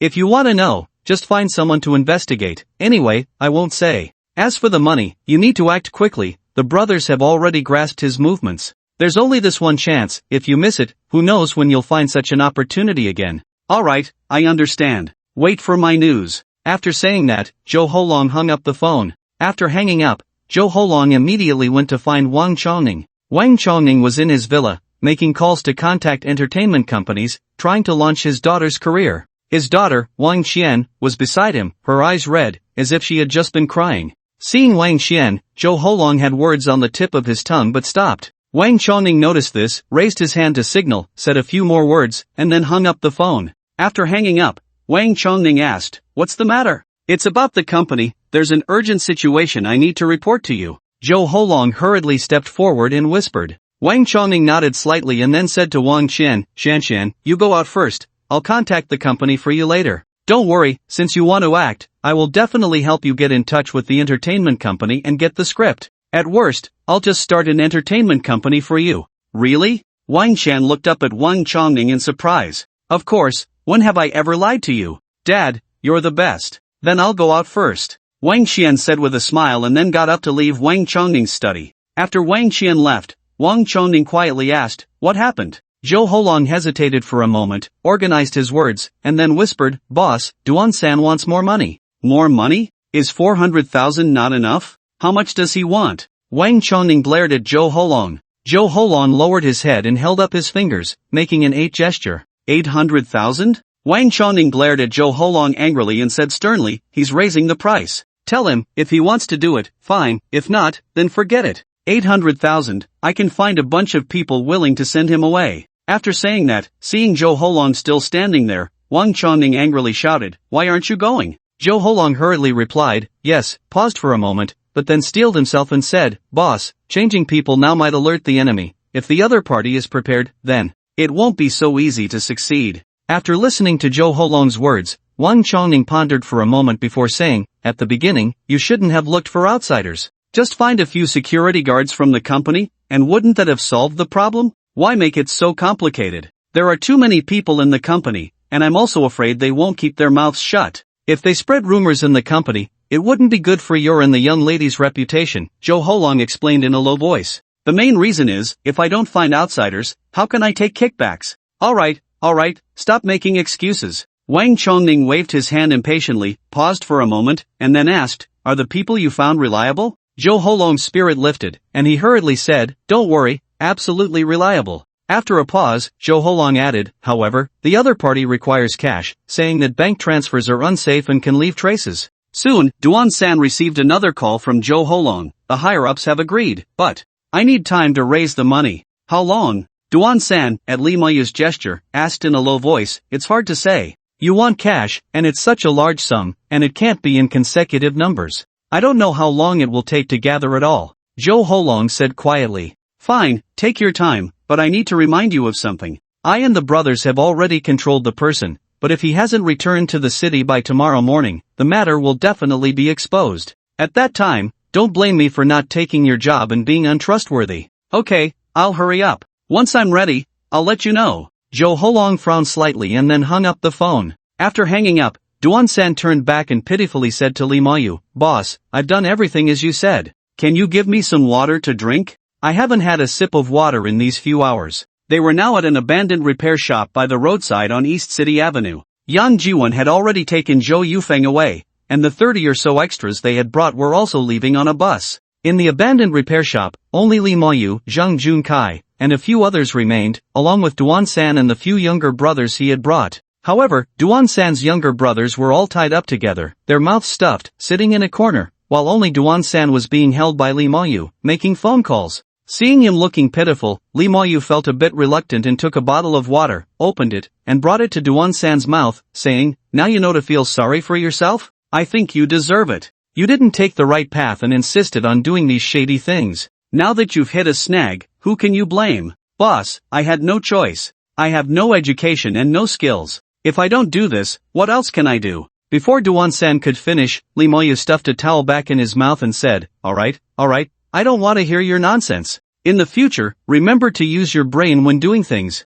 After saying that, Lee Ma-yu pushed him back into the corner. Around 11 o'clock at night, Jo Ho-long called again. Lee Ma-yu glanced at the phone number, then pulled Duan-san up, signaling him to answer the phone, and removed the towel from his mouth. Duan-san adjusted his state and answered the phone, saying, "Hello, President Joe. The items are ready. How do I give them to you?" You can bring them over, it just so happens that we can have a witness." "No need for a witness, right? I can't show my face." Jo Ho-long hesitated for a moment and said, "It's fine, just wear a mask, and no one will notice you. Besides, if you don't come to be a witness, how will you explain it to the higher-ups? At least you should come to the scene to take a photo, so we can report back, right?" After hearing Duan-san's words, Jo Ho-long pondered for a moment and then said, "Alright, where are you? Give me the address."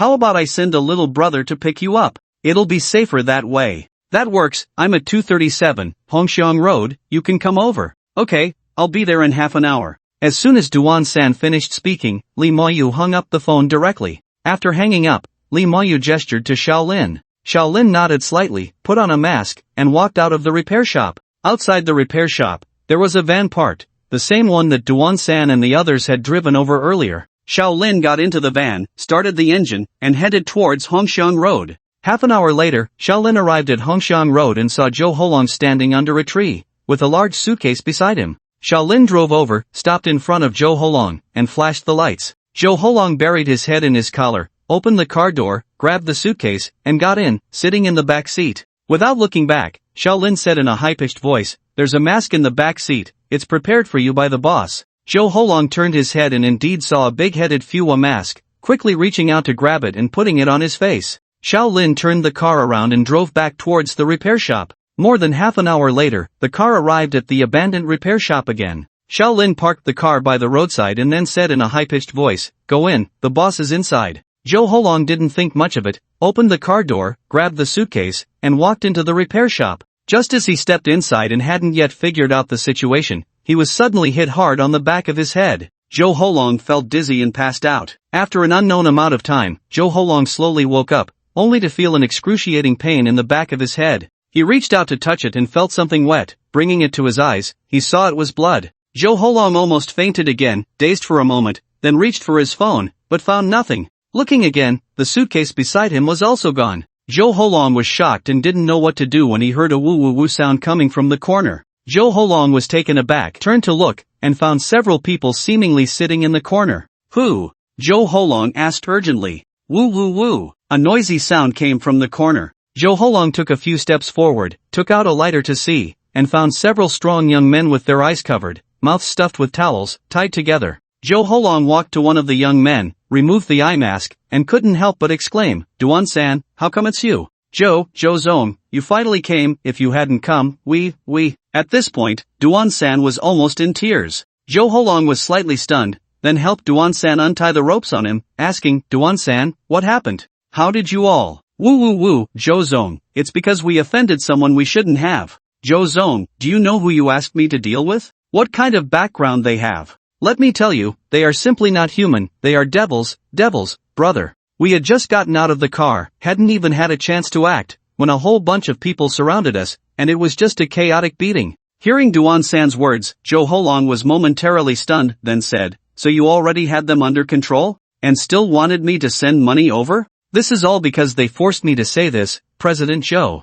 I didn't want to, but they had a knife to my throat. If I don't do as they say, they'll kill me." Duan-san cried out. Jo Ho-long felt a headache coming on. After untying the ropes from Duan-san's few little brothers, he asked Duan-san again, "So what now? The money was also stolen, the job wasn't done, and if the higher-ups find out, they'll kill us." Duan-san glanced back at his little brothers, then pulled Jo Ho-long aside and whispered, "President Joe, now that things are like this, we need to think of a way to cover this up. Anyway, if you want me to go find trouble with that person again, I absolutely won't do it. That person is definitely not someone I can provoke. If I go, it's just a death sentence. If you don't believe me, you can find someone else to see if I'm right." Jo Ho-long looked at him and asked, "So what do you suggest?" After a pause, he added, "You're afraid that person will cause you trouble, but aren't you afraid President Wang will cause you trouble? Don't forget, President Wang is no pushover. If he wants to get rid of you, it's not difficult. There's no choice, between two evils, I can only let down President Wang compared to that person."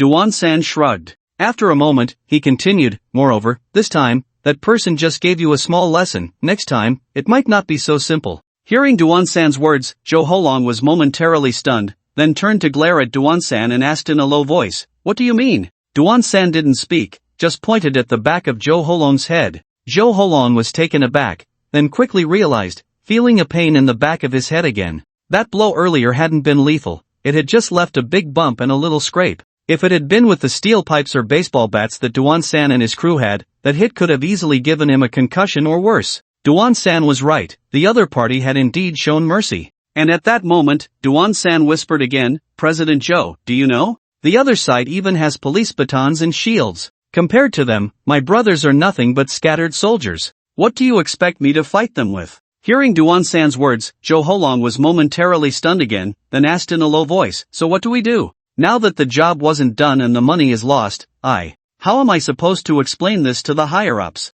At this point, Zhou Holong was so anxious he was almost in tears. Duan-san glanced at him, then said softly, "President Zhou, I have a plan, but I don't know if I should say it." "Alright, just say it quickly, don't keep me in suspense," Zhou Holong urged. "The matter was handled by you, and the money was brought by you. Anyway, the higher-ups only care about the result. Whether the job was done or not is still up to you to say, right? What do you think?" Hearing Duan-san's words, Zhou Holong was momentarily taken aback, frowned, and said softly, "You mean, President Zhou, didn't you come to witness this matter? As long as you bring back evidence, won't you have a way to report to the higher-ups?" Hearing Duan-san's words, Zhou Holong frowned slightly again, hesitated for a moment, then said softly, "But what if the higher-ups investigate and find out that person is still alive? Then I'll be the one in trouble." "No worries, at that time, you can just push the blame onto me. President Wang won't hold it against you. If President Wang really asks, I'll just say it was the wrong person, it's just a matter of a sentence, how simple."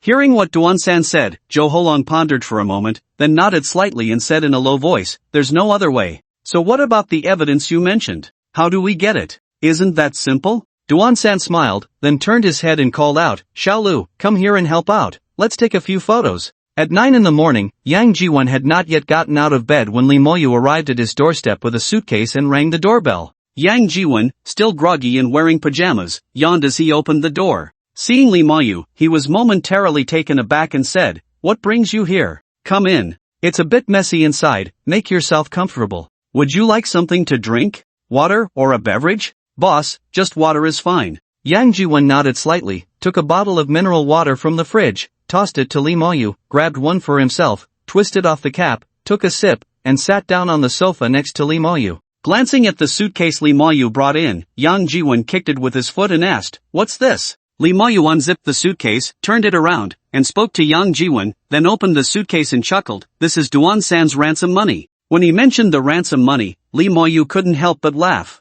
After a chuckle, he continued, "It's a full 500,000. 500,000. Yang Jiwen had never seen so much cash before. It turned out that 50 bundles of cash could really fit into a suitcase, and it didn't even need to be a large one. Yang Jiwen had gotten used to spending money lavishly, swiping cards for hundreds of thousands or even millions without batting an eye. But having 500,000 in cash right in front of him was a visual shock that was far more thrilling than swiping a card for 5 million. For a moment, Yang Jiwen could hardly tear his eyes away. After several seconds, Yang Jiwen reached out to close the suitcase and said softly, "This is the brothers' hard-earned money, you take it and distribute it among them." Hearing Yang Jiwen's words, Li Moyu was momentarily stunned, hesitated, then said quietly, "Boss, this money is Duan-san's ransom money, and it's also his token of loyalty. If you don't take it, the brothers below won't dare to take it either." Li Moyu added, "It's the rule, even if it's just a gesture, you have to make the first move, so the brothers below can feel comfortable reaching for it." After hearing Li Moyu's words, Yang Jiwen was also slightly taken aback, but then he understood. Li Moyu's meaning was very simple, this money had an unclear origin, and it could even be considered ill-gotten gains. Yang Jiwen was the boss, the leader, if he didn't take it, none of the others, including old Zhang, would feel at ease taking it. They might even lose sleep at night, fearing they would be sold out or become scapegoats. Only if Yang Jiwen took the money would the others dare to follow suit. Realizing this, Yang Jiwen nodded slightly and said, "Alright, keep 100,000, and you can take the rest to share with the brothers." Hearing Yang Jiwen's words, Li Moyu immediately said happily, "Okay, boss, I'll take it to old Zhang and the others right away." Saying this, Li Moyu took out 10 bundles, placed them on the coffee table, then left Yang Jiwon's house with the suitcase. After Lee Moyu left, Yang Jiwon took out his phone, created a group chat with Lee Moyu, Jung Junkai, and others, and sent a message, "Brothers, let's gather at Tanfu at 11:30 for lunch, it's on me." As soon as the message was sent, the group chat became lively. Jung Junkai, Tanfu. We have to go. It's a good chance for the brothers to see what a 2,800 yuan vegetarian dish looks like. Shaolin, come on, 28,000 for a vegetarian dish? How can that be vegetarian? Is this a vegetarian person? Lao Wang, a vegetarian person isn't worth that much. 28,000, come on, that's beyond imagination. Alright, stop going off topic. If you want to play with vegetarians, there will be plenty of opportunities in the future. Yang Jiwon replied with a smile, glanced at his phone, and then said, "Aren't there two brothers on the night shift? Lao Zhang, don't forget to notify them later." "Understood, I guarantee to complete the task." Zhang Junkai replied seriously, even sending a dynamic image of a soldier saluting. Yang Jiwon smiled at it, shook his head, tossed his phone aside, and got up to wash up. At 11 o'clock noon, in the private room of Tanfu's restaurant, everyone had already gathered, including Lee Moyu, with only Yang Jiwon missing. Yang Jiwon arrived around 20 past 11, entered the room, saw everyone was already there, and couldn't help but pause slightly before saying, sorry,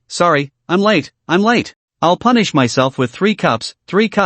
Saying this, Yang Jiwon turned to the waiter who brought him in and waved, saying, "Everyone is here, let's serve the dishes." "Okay, young Master Yang." The waiter hurriedly bowed and exited the room. In a short while, the waiter returned with another staff member, pushing a food cart, and entered the room, placing the food and drinks on the table, then opened a bottle of wine and stepped aside. Yang Jiwon kept his promise, stood up to punish himself with 3 cups before finally sitting down, smiling as he said, "We're all brothers here, so let's not be formal, dig in. What are you waiting for? Aren't you hungry? Come on, dig in." "Lao Zhang, I've been so hungry I could eat my own back. I didn't even have breakfast for this meal." Zhang Junkai also laughed, picking up his chopsticks. "Lao Zhang, which one is the 28,000 vegetarian dish, vegetarian food?" Shaolin asked from the side. "Well, it's just boiled cabbage and plain water, you can't see a bit of meat in it." Zhang Junkai pointed with his chopsticks at the boiled cabbage. "Is this it? This is too vegetarian, isn't it just the heart of the cabbage with a few layers of skin peeled off? Don't say, it really looks like a naked vegetarian." Shaolin's words immediately made everyone burst into laughter. After a hearty meal, Yang Jiwon took everyone to the lounge next to the private room, sipping tea while saying, "I called the brothers over today because it's been a long time since we gathered together, to drink, chat, and catch up. And another thing." At this point, Yang Jiwon paused slightly before continuing, "I want to start a company, a security company, and I want to invite all of you to help out. I wonder how you all feel about that." To be honest, Yang Jiwon's words caught everyone a bit off guard, he hadn't discussed it with any of them beforehand. However, as soon as Yang Jiwon finished speaking, Zhang Junkai was the first to express his support, saying, "Lao Yang, your business is my business, no doubt about it. If you want to start a company, I'm the first to back you." Yang Jiwon smiled slightly and nodded, then turned to look at the others. Shaolin and Lao Wang had already benefited from Yang Jiwon before, and after Zhang Junkai's statement, they immediately said, "No need to say more, boss, whatever you say goes.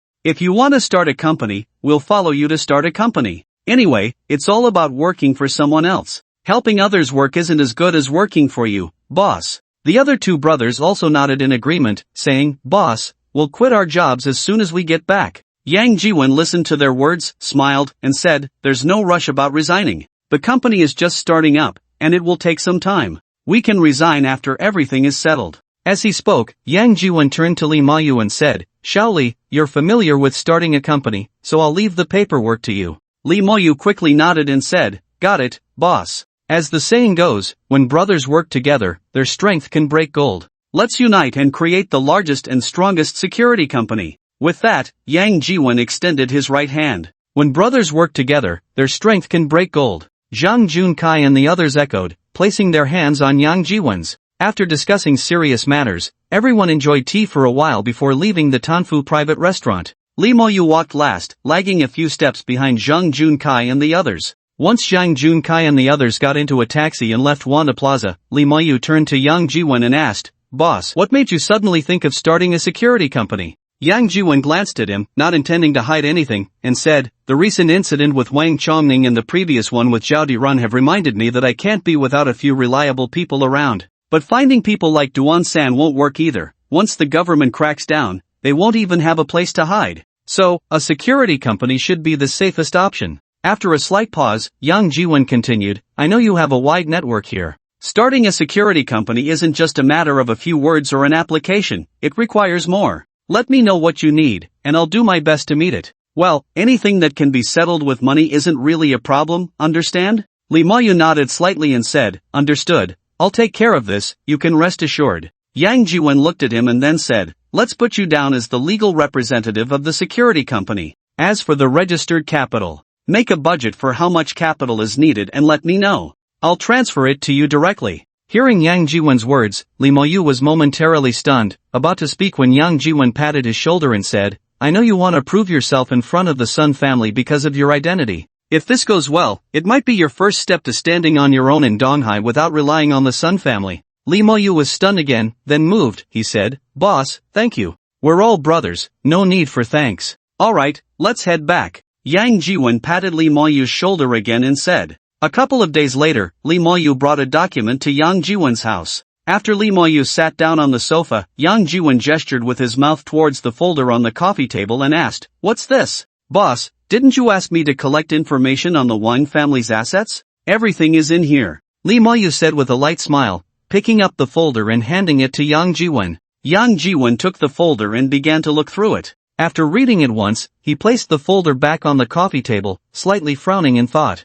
This information took a lot of effort to gather. While I can't guarantee it's 100% accurate, it should be about 90% accurate. While Yang Jiwen was pondering, Lee Mayu added. After a pause, Lee Mayu continued, from the information collected, it seems that the Wang family's business has indeed been declining in recent years. However, after selling off that bad asset, the remaining businesses of the Wang family, although their profit growth has slowed, are still overall in a profitable state. It's just that the profits aren't as high as in previous years. At this point, Lee Mayu paused for a moment before continuing, however, the centipede, even when dead, does not stiffen. Boss, trying to hunt down the Wang family is not that easy. Hearing Lee Mayu's words, Yang Jiwen couldn't help but furrow his brows slightly. Lee Mayu was right, for an old family like the Wang family, which had been cultivating in the East China Sea for decades, completely suppressing them was indeed not an easy task. Just as he was thinking, Lee Mayu smiled and said, Boss, that kid Duan-san mentioned something else. Wang Qian is still not giving up, she is determined to step into the entertainment industry and become an actress. Wang Chongning is so troubled by her that he is searching everywhere for film crews and directors, trying to help his daughter make connections. To be honest, I was a bit tempted by the condition he offered before. Upon hearing Lee Mayu's words, Yang Jiwen was momentarily taken aback. What Lee Mayu referred to was Wang Chongning's previous offer to add an extra 2 million investment while keeping the original cooperation terms unchanged. Lee Mayu's script was for a youth campus drama. No matter how large the total investment was, it couldn't be that high. An investment of 20 to 30 million was already quite terrifying. He had originally agreed with Wang Chongning to invest 3 million, which accounted for only 3% of the total script investment, and the terms were already quite harsh. Of course, Wang Chongning was mainly not after that investment amount but rather to push his daughter into the spotlight, to play the leading female role in the drama. Later, with the additional 2 million, the total investment reached 5 million. This amount had actually exceeded Yang Jiwen's investment limit, making him the largest investor in the drama. An 80% increase in investment, while the equity ratio remained at 3%. In essence, Wang Chongning was essentially giving Lee Mayu 2 million for free. If it weren't for Yang Jiwen, Lee Mayu would definitely have agreed to Wang Chongning's terms, even if it meant letting Wang Qian play the leading female role. After all, Wang Qian had only graduated 2 years ago, and her image and temperament were actually quite acceptable. For a youth campus drama, the female lead didn't necessarily have to be a campus beauty. Looking pure and youthful was better than anything else. However, Yang Jiwen didn't think highly of Wang Qian, and it seemed that Wang Qian didn't get along with another sister-in-law, Zhou Yufeng, so Lee Mayu also gave up on Wang Qian. After all, it's hard to find a three-legged toad, but there are plenty of two-legged women. There were many who could play the leading female role, not just her, Wang Qian. In the performing arts department, one could easily pick out a bunch. Glancing at Lee Mayu, Yang Jiwen's heart suddenly stirred, and he frowned slightly before saying, "Is the news reliable?" "What?" Lee Mayu was momentarily taken aback and asked back. "The news about Wang Chongning looking for film crews and directors." Lee Mayu paused for a moment and then said, "Duan-san said he heard it from Wang Chongning's assistant, Zhou Hulong, so it should be fairly reliable." Yang Jiwen nodded slightly, pondered for a moment, and then asked, do you have Lu Wenlong's contact information? Who? Lu Wenlong? Li Mayu was taken aback and then said, the director Lu Wenlong who has been particularly popular recently? Yang Jiwen nodded slightly and said, I remember he also graduated from the East China Arts Institute, right? A couple of years ago, he even came to the Arts Institute to give a speech and recruited a few newcomers. Li Mayu nodded and said, that's right, he graduated in 2003, I was still in elementary school when he graduated. As for his contact information, I really don't have it. But our department head must have it. Boss, what do you need his contact information for? Yang Jiwen glanced at Li Mayu and then said, of course, we need to send a big gift to Boss Wang. Send a gift? Li Mayu frowned slightly, a bit confused, and said, Boss, are you going to introduce Lu Wenlong to Wang Chongning? Isn't that like sending a pillow to someone who's already sleepy? Wang Chongning is worried about not being able to find the contact information of those big directors in the circle. If he gets in touch with Lu Wenlong, wouldn't it be even harder to bring down the Wang family? Who knows, Wang Qian might really soar to great heights and become a hot star in the industry. Yang Jiwen looked at Li Mayu and smiled, saying, if you want to soar, you need to have that opportunity, right? After hearing Yang Jiwen's words, Li Mayu became even more confused and asked, Boss, can you be a bit clearer? Otherwise, I feel uncertain. Lu Wenlong has always had a good reputation in the industry. Although he hasn't made many films in recent years, each one has been a box office and critical success. If the Wang family collaborates with him, it would be a strong alliance. Moreover, even though Lu Wenlong graduated from the Art Academy, I can flatter myself and call him senior, but whether he acknowledges me as his junior is another matter. Wanting him to help us bring down the Wang family. At this point, Li Mayu couldn't help but shake his head again. Who said I want him to help us bring down the Wang family? What I want is just their collaboration, without him helping us with anything. After hearing Yang Jiwen's words, Li Mayu was even more puzzled, looking at Yang Jiwen with innocent eyes, as if wanting him to explain. Yang Jiwen glanced at Li Mayu and then said, you go help me get Lu Wenlong's contact information. And also, I remember that among the top 10 on the popular novel list, there's a big female lead IP called The Great Joe Under Heaven. Help me arrange a meeting with the author of that novel, or the agency behind it, or the copyright person from the novel website. Whoever holds the copyright for that novel, just help me arrange a meeting with them. After hearing Yang Jiwen's words, Li Mayu couldn't help but be stunned for a moment and then said, Boss, do you want to buy the copyright for The Great Joe Under Heaven? After a pause, Li Mayu added, are you planning to adapt that novel into a film? Yang Jiwen glanced at Li Mayu and then said lightly, what do you think? Is there a possibility of adapting this novel into a film? Li Mayu pondered for a moment and then said, the top 10 novels on the rankings, well, to be precise, novels in the top 200 all have the potential for adaptation. Although I haven't read The Great Joe Under Heaven, I've seen the synopsis and the reviews online. This novel has all the popular tags: strong female lead, ancient romance, power struggles, palace intrigue. It can be said that the novel itself has the potential to be a hit through these tags. And the facts have proven this completely. Since its serialization, this novel has occupied the top 10 positions on various lists, including the new book list, recommendation list, reward list, and trending list. Even while still being serialized, it has already entered the top 10 of the reading list. At this point, Li Mayu paused slightly before continuing. Moreover, the tags of strong female lead, ancient romance, palace intrigue, and power struggles are among the hottest tags for adaptations recently. Several popular dramas recently have part or all of these tags. So, does that mean this novel can definitely be adapted into a film? Yang Jiwen nodded slightly.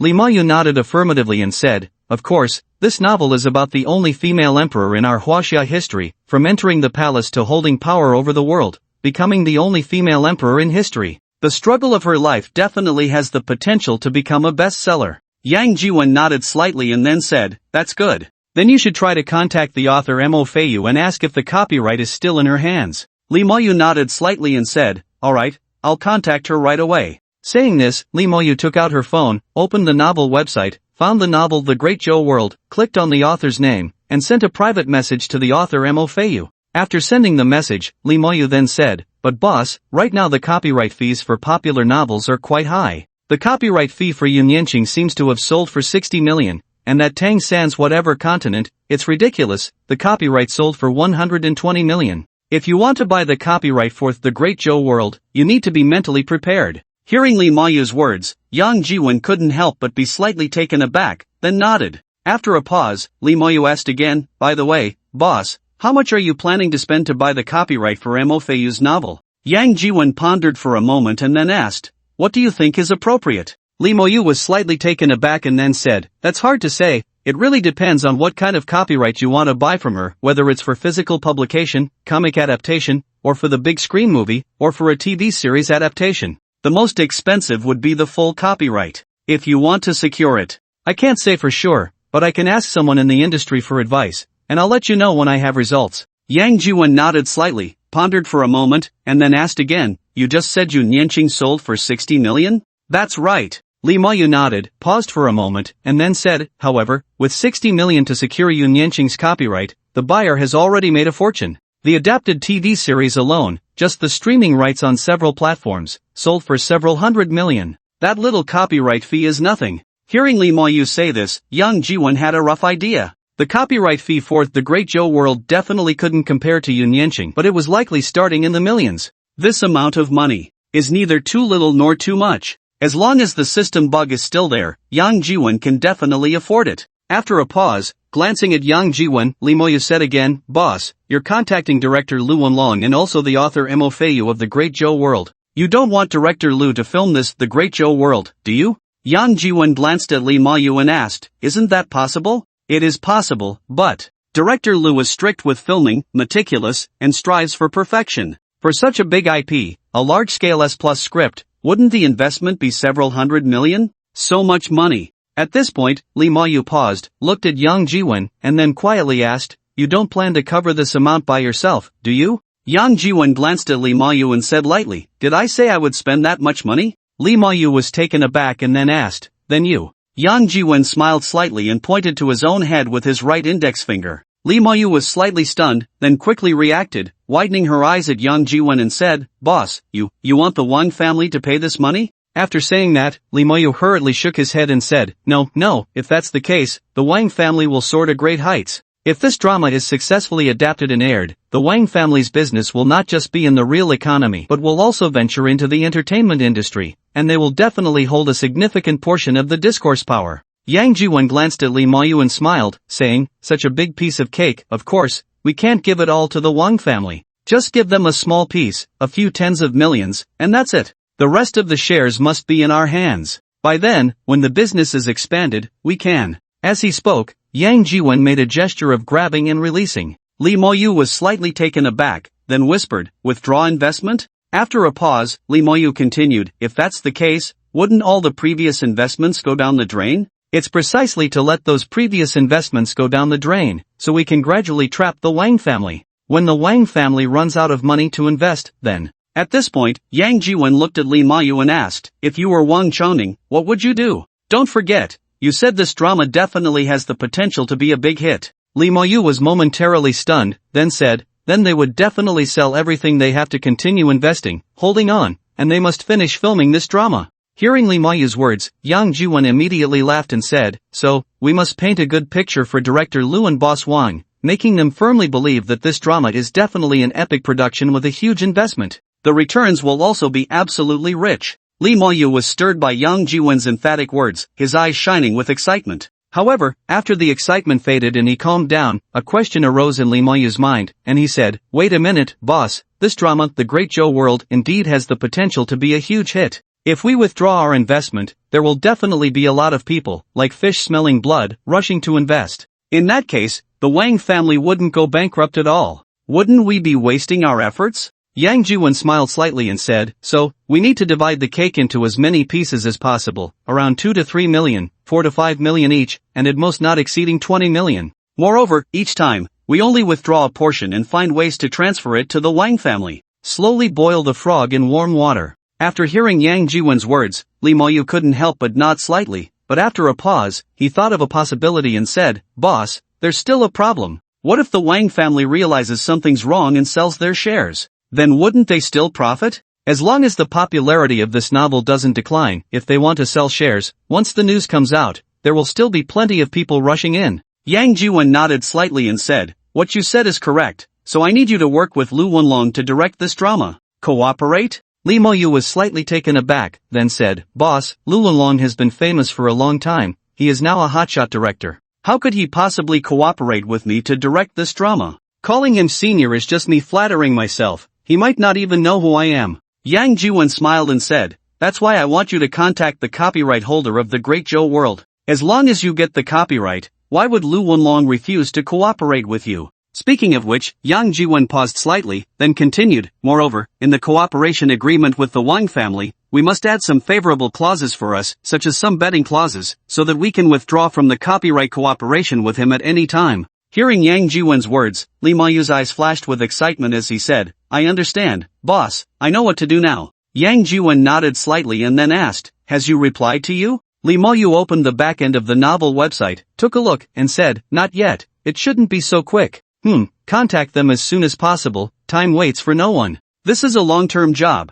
We won't see results in a year or two. Li Mayu smiled and said, after all, the Wang family is a billionaire family. If we can take them down in 2 years, that's already pretty fast, right? Boss, don't be too anxious. Yang Jiwen nodded slightly and then asked, how is your drama preparation going? With a drama as a foundation, collaborating with Lu Wenlong will be much smoother. Boss, I was just about to tell you about this. Li Moyu straightened his body and said, previously, my script was already finalized, the crew is almost assembled, and even the filming location, Donghai Experimental Foreign Language School, has already finalized the leasing agreement. The only thing missing is a female lead. But in the past couple of days, the female lead has also been decided. Boss, guess who it is? Hearing Li Mayu's words, Yang Jiwen couldn't help but frown slightly and looked at him, saying, what do you mean? Do I know the female lead? Li Mayu smiled and nodded slightly. Zhou Yufeng? Yang Jiwen frowned and said. Li Mayu shook his head and said, no, Feng Jie is playing the female lead's best friend. Although her role isn't big, it's still a character, and her name will appear in the credits. Yang Jiwen frowned slightly, pondering, and said, then who could it be? It's Mei Jie. Mei Jie? Yang Jiwen was taken aback again, looking at Li Mayu and frowning, Chen Xiaomei? Li Mayu quickly nodded and said, that's right, it's Mei Jie. Boss, you didn't expect that, did you? Yang Jiwen was stunned for a moment, then asked, is she suitable? Didn't you say that this drama is also going to be released in cinemas nationwide? Is it appropriate for a newcomer like her to play the female lead? Of course it's suitable, how could it not be? Boss, don't forget, Mei Jie is also the belle of our college's literature department. She naturally has an elegant and artistic aura. She is perfect for a youth campus drama. And, boss, I didn't force Mei Jie to act. She signed up herself and participated in the audition. Everyone in our crew voted, and it was decided without any favoritism or corruption. At this point, Li Mayu paused slightly, then lowered his voice and said, boss, Mei Jie still doesn't know that you are the producer of this drama. In a couple of days, the filming will officially start. Do you want to go to the scene to cut the ribbon? Yang Jiwen shot Li Mayu a fierce glare and said nothing. This guy is deliberately trying to make me uncomfortable, right? Knowing that Chen Xiaomei is in the crew and Zhou Yufeng is there too, and he still wants me to cut the ribbon? No, this bastard even arranged for Zhou Yufeng to be Chen Xiaomei's best friend? It's intentional. This bastard is definitely doing it on purpose. After glaring at Li Mayu, Yang Jiwen changed the subject and said, regarding the cooperation with the Wang family, you don't need to show up. Let Xiao Lin go, he's unfamiliar. By the time Wang Qian graduated, she wouldn't recognize him as a security guard. Li Mayu quickly nodded and said, okay, I'll arrange it when I get back. Let Duan San handle the introduction of Lu Wenlong to Wang Chongning. After taking a beating, he should at least get a sweet date, right? You tell him that after the matter is settled, I can give him 5% as a reward. Hearing Yang Jiwen's words, Li Mayu couldn't help but chuckle and said, that guy Duan San, he can't get serious work done, but he's quite skilled at these things. It's just right for him to take the lead. Yang Jiwen glanced at Li Mayu and then said, but we need to secure the copyright first, then we can contact Lu Wenlong. Li Mayu quickly smiled and nodded, saying, I'll call the department head right now to get Senior Lu Wenlong's contact information. Saying this, Li Mayu took out his phone, flipped to the department head's number, and dialed. 2 days later, Yang Jiwen received a call from Li Mayu. Boss, I've contacted Mo Feiyu. The copyright for Dajo Tianxia is still in her hands. That's good. Have you talked to her? I did, but what? Yang Jiwen's heart tightened slightly, and he hurriedly asked. She wants to meet you in person, in her city. Li Mayu said softly. Hearing this, Yang Jiwen couldn't help but frown slightly and then said, okay, where is it? Send me the location and her contact information. Alright, I'll send it to you right now on WeChat, take a look. Yang Jiwen glanced at WeChat and saw the message Li Mayu had sent, then said, got it. Alright, boss, you talk to her. I'm busy with the opening ceremony here, so I'll hang up first and chat with you later. Okay, wishing you a smooth opening. With that, Yang Jiwon hung up the phone. After hanging up, Yang Jiwon thought for a moment and sent Lee Moyu a red envelope of 16,888, with a message saying good luck with the opening. The cruise opening ceremony requires some sense of ritual, like burning incense and offering prayers, or sending a red envelope for the opening. Although Yang Jiwon didn't go to the scene, he is the producer of this drama and is considered part of the crew. Moreover, the current investment budget for this drama is 10 million, with 3 million already in, all of which he provided. After all, he is one of the owners of this drama, and a smooth opening and successful filming are better for him than anything else. After sending the red envelope, Yang Jiwon clicked on the phone number of Mo Feiyu that Lee Moyu had just sent, copied it, added her as a WeChat friend, and sent a friend request. Clearly, Mo Feiyu was also on her phone, as the friend request was accepted just a few seconds after it was sent. Seeing this, Yang Jiwon quickly picked up his phone and sent a message to Mo Feiyu. Hello, Mo Feiyu, I am Yang Jiwon. My friend contacted you before and wanted to discuss the copyright transfer. Yes, I know. Your friend's surname is Lee, right? Mo Feiyu quickly replied. Yes. Yang Jiwon replied with one word, followed by a smiling emoji. I've talked to your friend, and if you want to buy the copyright, you need to come and discuss it with me. You know, many people have contacted me recently wanting to obtain the exclusive copyright for Dajo Tianxia, and I really can't spare the time. No problem. When do you have time? When do I have time? Let me see. Today, tomorrow, the day after.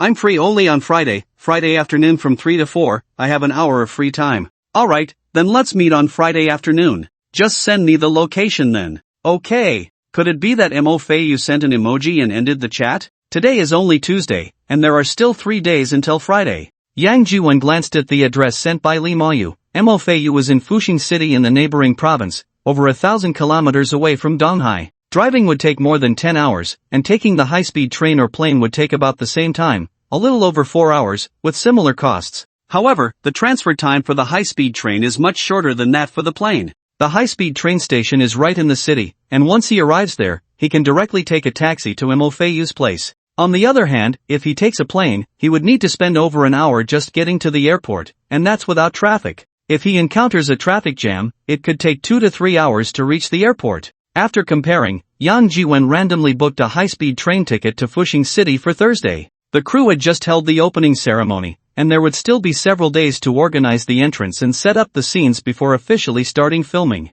The next day, Wednesday, with nothing much to do, Yang Jiwon went to Wuyue Plaza again. The clothing store at Wuyue Plaza was about to reach the 3-month mark, and when the time was up, the store would have to be returned to Boss Lu. Of course, this was on the condition that Lu Yunfeng still wanted to take back the store and, according to the contract between him and Yang Jiwon, pay back the 7 million principal and over 200,000 in interest. The interest wasn't much, over 200,000 for 3 months could be considered very low. Yang Jiwon didn't even care about that little interest. As long as the system's bug was still there, that mere 20-some thousand really didn't count for anything. How could Yang Jiwon possibly care? However, that clothing store was still quite good. Although it wasn't large, it was quite profitable. For the past 2 months, Yang Jiwon hadn't really managed the store much, hardly visiting, basically leaving it to Chen Xuanli and Tan Dongmei to handle. Only Chen Xiaomei would occasionally drop by to help sell clothes and try on those beautiful dresses when she had nothing else to do. Yang Jiwon hadn't expected to make money from this. If Chen Xiaomei wanted to play, he let her have her fun. Even so, in these 2 months, the clothing store still earned Yang Jiwon over 200,000 in pure profit. A little over 100,000 in profit a month meant over 1 million a year. For such a small store, having that kind of profit was already quite good. If Lu Yunfeng wanted to redeem it, then fine, if not, then let him continue running the store. An income of over 1 million a year was also pretty good. As Yang Jiwon pondered, he walked into the clothing store. Just as he entered, he heard Chen Xuanli saying, "Why don't you believe me? How can you not believe me? I've made it so clear. What do you need for me to convince you?" Yang Jiwon raised his eyes and saw a woman in her 40s standing in front of the bar, while Chen Xuanli stood behind the bar, looking like she was about to cry, continuously speaking to the woman. "What's wrong, Xiaoli?" Yang Jiwon frowned slightly, took a few steps forward, and asked Chen Xuanli. As he spoke, he scrutinized the woman opposite Chen Xuanli. Yang Jiwon was examining the woman, and she was also looking at him with a puzzled expression. Chen Xuanli, seeing Yang Jiwon, seemed to see a lifeline, stepping forward, linking her arms with his, and urgently said, "Mom, this is my boyfriend Yang Jiwon." Hearing Chen Xuanli's words, Yang Jiwon's body stiffened, his eyes widened in surprise as he turned to look at Chen Xuanli. Chen Shuanli smiled up at him, then turned to the woman and said, Mom, now you should believe me, right? Yang Jiwen? Why does this name sound so familiar to me? The young woman frowned slightly and said in a low voice. After thinking for a moment, she suddenly looked up at Yang Jiwen and exclaimed, I remember now, you're Lily's boss, right? Chen Shuanli, how dare you lie to me, using your boss as a cover? Oh, Mom, why don't you understand? It's precisely because he's my boss that I didn't dare to tell you I was dating him. Chen Shuanli stamped her foot and pulled Yang Jiwen's arm, saying, since we just happened to run into each other, let me formally introduce you. This is Miss Tong Ailing, and this is my boyfriend, Yang Jiwen. Mr. Yang. That was close, almost let it slip. Hearing Chen Shuanli's words, Tong Ailing couldn't help but frown slightly, glancing at Yang Jiwen and then back at Chen Shuanli, before saying, impossible, Chen Shuanli, you can't fool me. Your boss is so young, handsome, and wealthy, how could he possibly be interested in you? You say you have no figure, no looks, and a bad temper, what could he possibly see in you? After hearing Tong Ailing's words, Chen Shuanli couldn't help but roll her eyes. Is she really my mother? How could she say such things about her own daughter? How could I not have a figure or looks? With my figure and appearance, although I can't compare to the boss's wife, I should at least score an 8 or 9, right? Is it really necessary to speak so poorly of her own daughter? Just as Chen Shuanli was about to retort her mother's words, Yang Jiwen beside her reached out and gently removed Chen Shuanli's hand from his arm, bowing to Tong Ailing and saying, Auntie, you're right, you have a keen eye, I am not Chen Shuanli's boyfriend. You all continue your conversation, I have something to attend to, so I'll be leaving now. With that, Yang Jiwen turned and walked out of the clothing store. Can't spoil her. Although Chen Shuanli was very skilled at selling clothes and was the store manager, with a large portion of the store's revenue attributed to her efforts, she couldn't take advantage of that and claim him as her boyfriend just because he was fond of her. Moreover, this was meeting the parents. If this went through, the next step would be engagement and a banquet.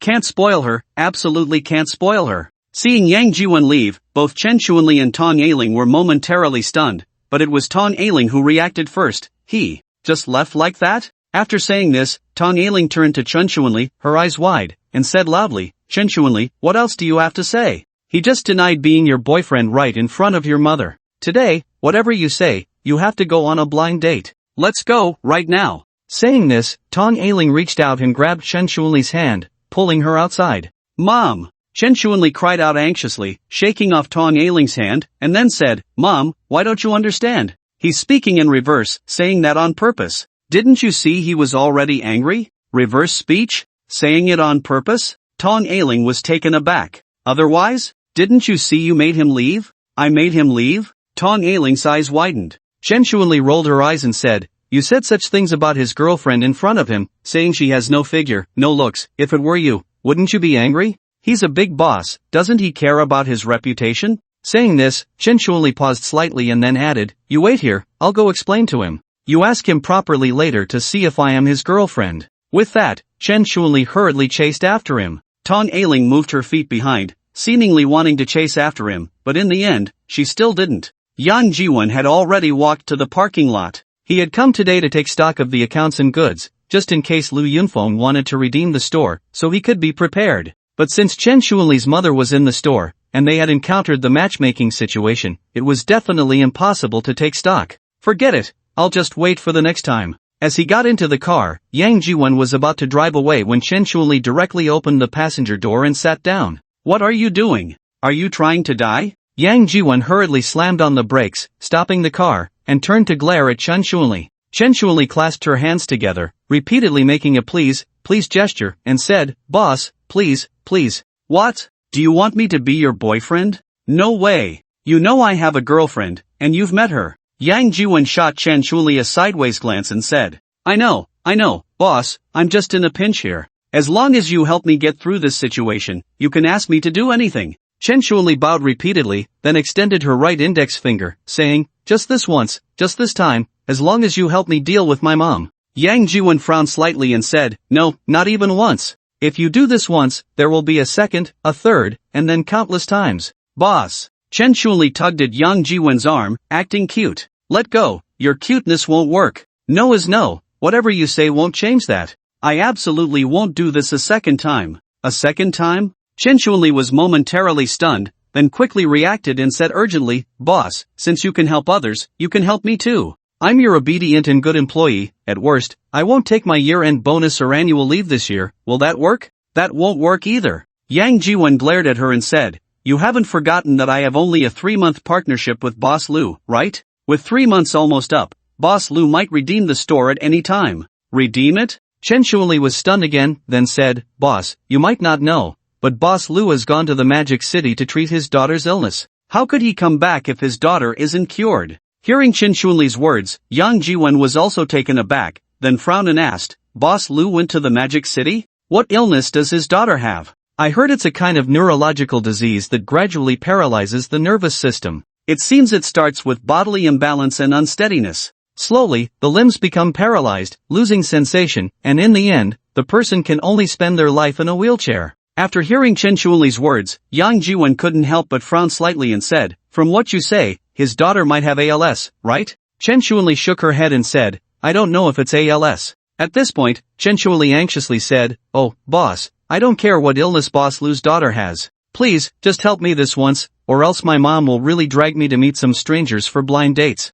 God knows what kind of weirdos my mom will arrange for me. You're being too extreme. You might meet a tall, rich, and handsome guy on a blind date. Who knows, you might just hit it off. You're the one who's a match made in heaven. Chen Shuali rolled her eyes and said, Boss, since you can help others, why not do a good deed and help me this once, okay? And I promise just this once, really, just once, alright? Hearing Chen Shuali's words, Yang Jiwon was slightly taken aback, just about to speak when Chen Shuali's phone rang. Chen Shuali took out her phone, glanced at it, then answered, saying, hello, what's up? A man's voice came from the other end, has mom left? Although it was very quiet, Yang Jiwon could hear it clearly. No, I'm busy right now, I'll call you back later, okay? Bye. Chen Shuali said repeatedly, and while speaking, she even kissed the phone's microphone before hanging up. Seeing this, Yang Jiwon couldn't help but frown again and said, your boyfriend? Yes, Chen Shuali nodded, paused for a moment, then said, boss, please. Are you crazy? Yang Jiwon glanced at Chen Shuali and said,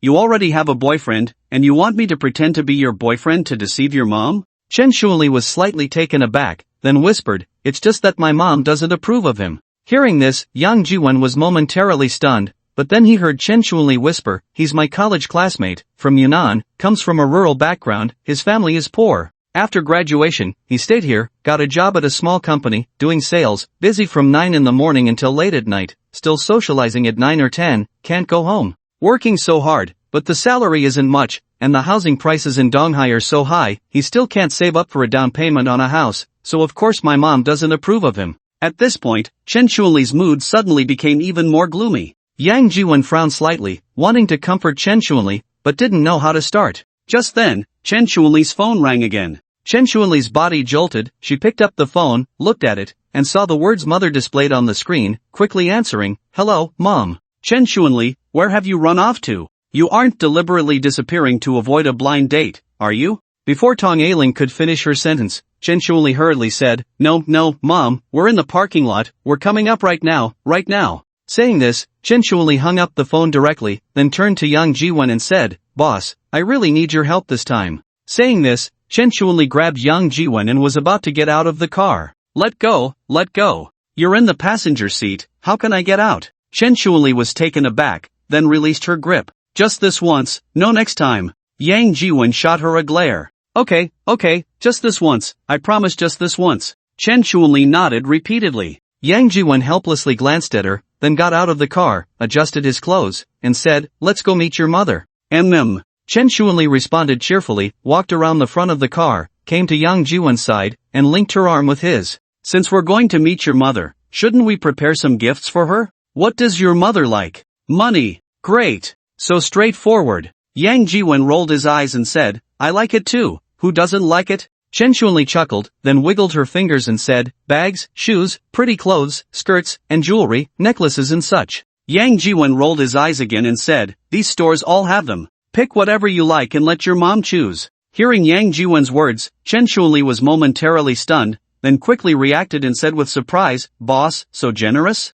Yang Jiwon turned and glared at her, saying, I'll deduct it from your salary. If that's not enough, you can just keep working for me. We'll settle it when it's all deducted. Then I won't take it. My salary is barely enough for myself, let alone for her. Chen Shuali chuckled. Yang Jiwon glanced at her, then pointed with his chin towards a store inside the mall and said, "Look, there's a place selling supplements. You can choose for yourself. Just to be clear, I'm only pretending to be your boyfriend. You can skip the appearance fee, but don't expect me to spend any money." No, I absolutely won't let you spend any money," Chen Shuanli hurriedly replied, then walked into the supplement store while Yang Jiwon stood outside watching. A few minutes later, Chen Shuanli came out carrying 2 gift boxes labeled cordyceps. Yang Jiwon glanced at them and asked, "How much did they cost?" "Don't ask, if you do, I'll feel heartbroken. Just these 2 gift boxes, and the stuff inside is less than 50 grams, and it took half a month's salary. It's highway robbery," Chen Shuanli said with a pained expression. Yang Jiwon curled his lip and said nothing more. After taking the elevator up with Chen Shuanli, they hadn't even reached the store entrance when Tong Ailing quickly approached, glanced at Yang Jiwon, then pulled Chen Shuanli aside and whispered, "Why did you take so long?" "I was picking a gift for you," Chen Shuanli said with a smile, handing the 2 gift boxes to Tong Ailing, then added, "Mom, this is a gift from Jiwon for you, cordyceps. I heard it's very nourishing." Tong Ailing took the gift boxes, glanced at them, then looked up at Yang Jiwon and said, "Oh dear, why buy these? They're expensive and impractical. Why waste money on this? Xiao Yang, you spent quite a bit on this, didn't you?" Yang Jiwon was momentarily taken aback, then realized that Tong Ailing's Xiao Yang was referring to him. Coming back to his senses, Yang Jiwon quickly smiled and said, "Auntie, it didn't cost much. I came here in a hurry today and didn't expect to see you here, so I wasn't prepared. I hope you can forgive my rudeness," she said. "Forgive? What is there to forgive?" Tong Ailing quickly replied, pausing for a moment before continuing, "Xiao Yang, don't blame me and Lily's dad. As parents, we spent the first half of our lives revolving around our parents, and now in the second half, we revolve around our children, right? We only have her as our daughter, so naturally, we hope she can have a good future. That's why we try every means to set her up for blind dates." At this point, Tong Ailing paused slightly before continuing, "You should understand our feelings, right?" "Auntie, I understand everything you said," Yang Jiwon hurriedly replied. Tong Ailing nodded slightly, then asked, "Xiao Yang, besides this store, do you have other businesses under your name? Do you have other companies or stores? What about houses? How big are they, and where are they located? Are there any elderly people at home? How many siblings do you have?" Hearing Tong Ailing's rapid-fire questions, Yang Jiwon was instantly stunned. How could he handle this situation? He took out his phone, pretended to answer a call, and then made an excuse about something happening at the company and slipped away. As he was leaving, Yang Jiwon casually threw out a line, "Auntie, Lily knows all your questions, just ask her directly? I have work at the company, so I can't accompany you. Lily, make sure to spend some quality time with Auntie today, you don't need to stay in the store. Take her out to have some fun, and I'll cover all the expenses, I'll reimburse you later."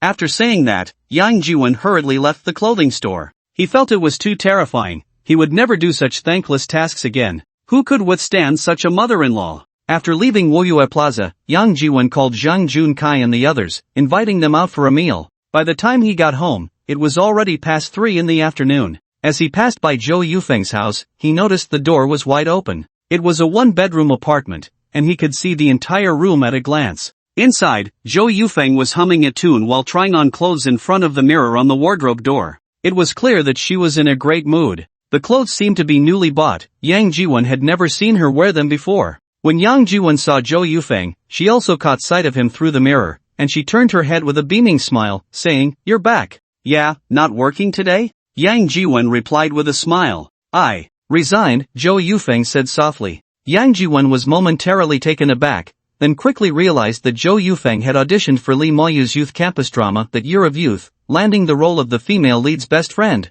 Although her part wasn't large, it was still a named character. Now that That Year of Youth had held its opening ceremony, Zhou Yufeng would soon join the crew for official filming, making it impossible for her to juggle her job at Tan's private kitchen. Just as he was thinking about this, Zhou Yufeng added softly, "I got the role in Li's That Year of Youth as the female lead's best friend." Yang Jiwon already knew all this, so he wasn't particularly surprised. He nodded slightly and said, "Congratulations. From now on, you'll be in the entertainment industry. Don't forget me when you get famous." Zhou Yufeng's face flushed slightly, and she lowered her head, saying softly, "How could I? The reason I got this role is because of you. Director Li considered your reputation and decided to cast me. You're my guide, how could I forget you?" Yang Jiwon smiled slightly and said, "The clothes look great." Zhou Yufeng's eyes lit up with surprise as she exclaimed, "Really? Before she could finish her sentence, Yang Jiwon had already opened his own door and walked inside. Zhou Yufeng was momentarily stunned, staring wide-eyed at the closed door, then stomped her foot in frustration and turned to enter her own home.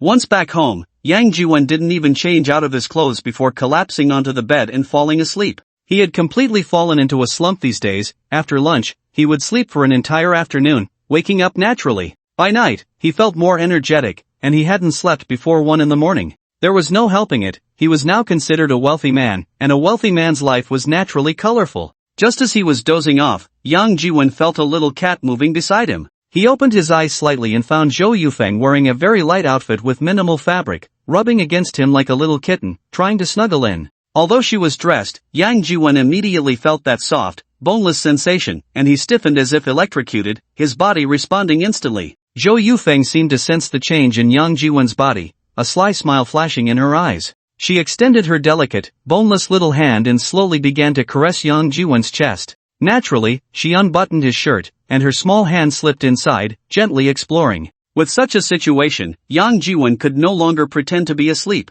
He wrapped his arms around Zhou Yufeng and rolled over, pressing down on her. A fierce battle ensued, lasting from around 5 in the afternoon until after 8 at night. By 9 o'clock, after a refreshing shower, Yang Jiwon held Zhou Yufeng close, chatting casually while ordering takeout on his phone. After finishing the meal, Yang Jiwon felt invigorated again. He embraced Zhou Yufeng and they engaged in another 300 rounds of battle, finally falling asleep comfortably after both reached their peaks. They slept soundly until after 8 the next morning. Zhou Yufeng had to go to the set today, and Yang Jiwon had already booked a high-speed train ticket to Fuxing City. He was heading there to meet the author of The Great Zhou World, Mo Feiyu, to discuss the copyright of the work. After waking up, they didn't delay, quickly freshening up before heading out. Yang Jiwon let Zhou Yufeng drive his car, taking him to the train station first before she went to the set. Zhou Yufeng didn't ask many questions, not even when he would be back, and simply drove him to the train station. At the train station, Zhou Yufeng didn't even get out of the car or kiss him goodbye.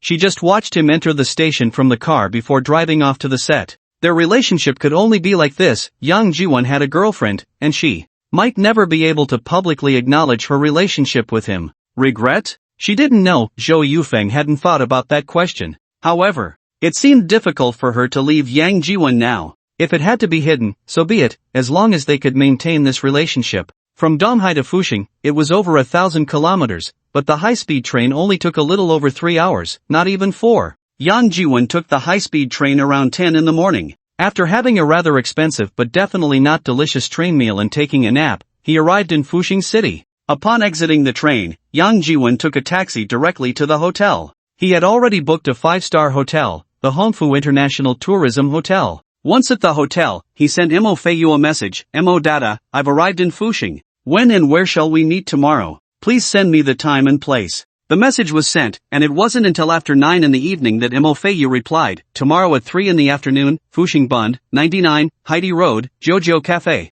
Yang Jiwon glanced at the message, replied with an OK emoji, then turned off his phone and went to freshen up. By 2 in the afternoon the next day, Yang Jiwon had already arrived at Jojo Cafe on Heidi Road, 99, at Fuxing Bund. Fuxing City faced the sea to the east, and Heidi Road was built right by the seaside, with a stretch of beach outside the seawall, followed by a swimming area and an endless expanse of ocean. I must say, the place Mo Feiyu chose was really nice. Sitting under the sunshade outside the cafe, he could enjoy the sea breeze, admire the distant blue sea and sky, and feast his eyes on the various beauties in cool swimsuits on the beach. The scenery was unprecedented, comparable to Victoria's Secret. After ordering a cup of coffee and settling into a lounge chair under the sunshade, Yang Jiwon sent another message to Mo Feiyu. Mo Dada, I've arrived. Let me know when you get here. After sending the message, Yang Jiwon finally picked up his coffee cup and sipped it through a straw, while unabashedly admiring the beauties on the beach. Although Yang Jiwon now had money and more than one beautiful woman by his side, he was still, in essence, a loser.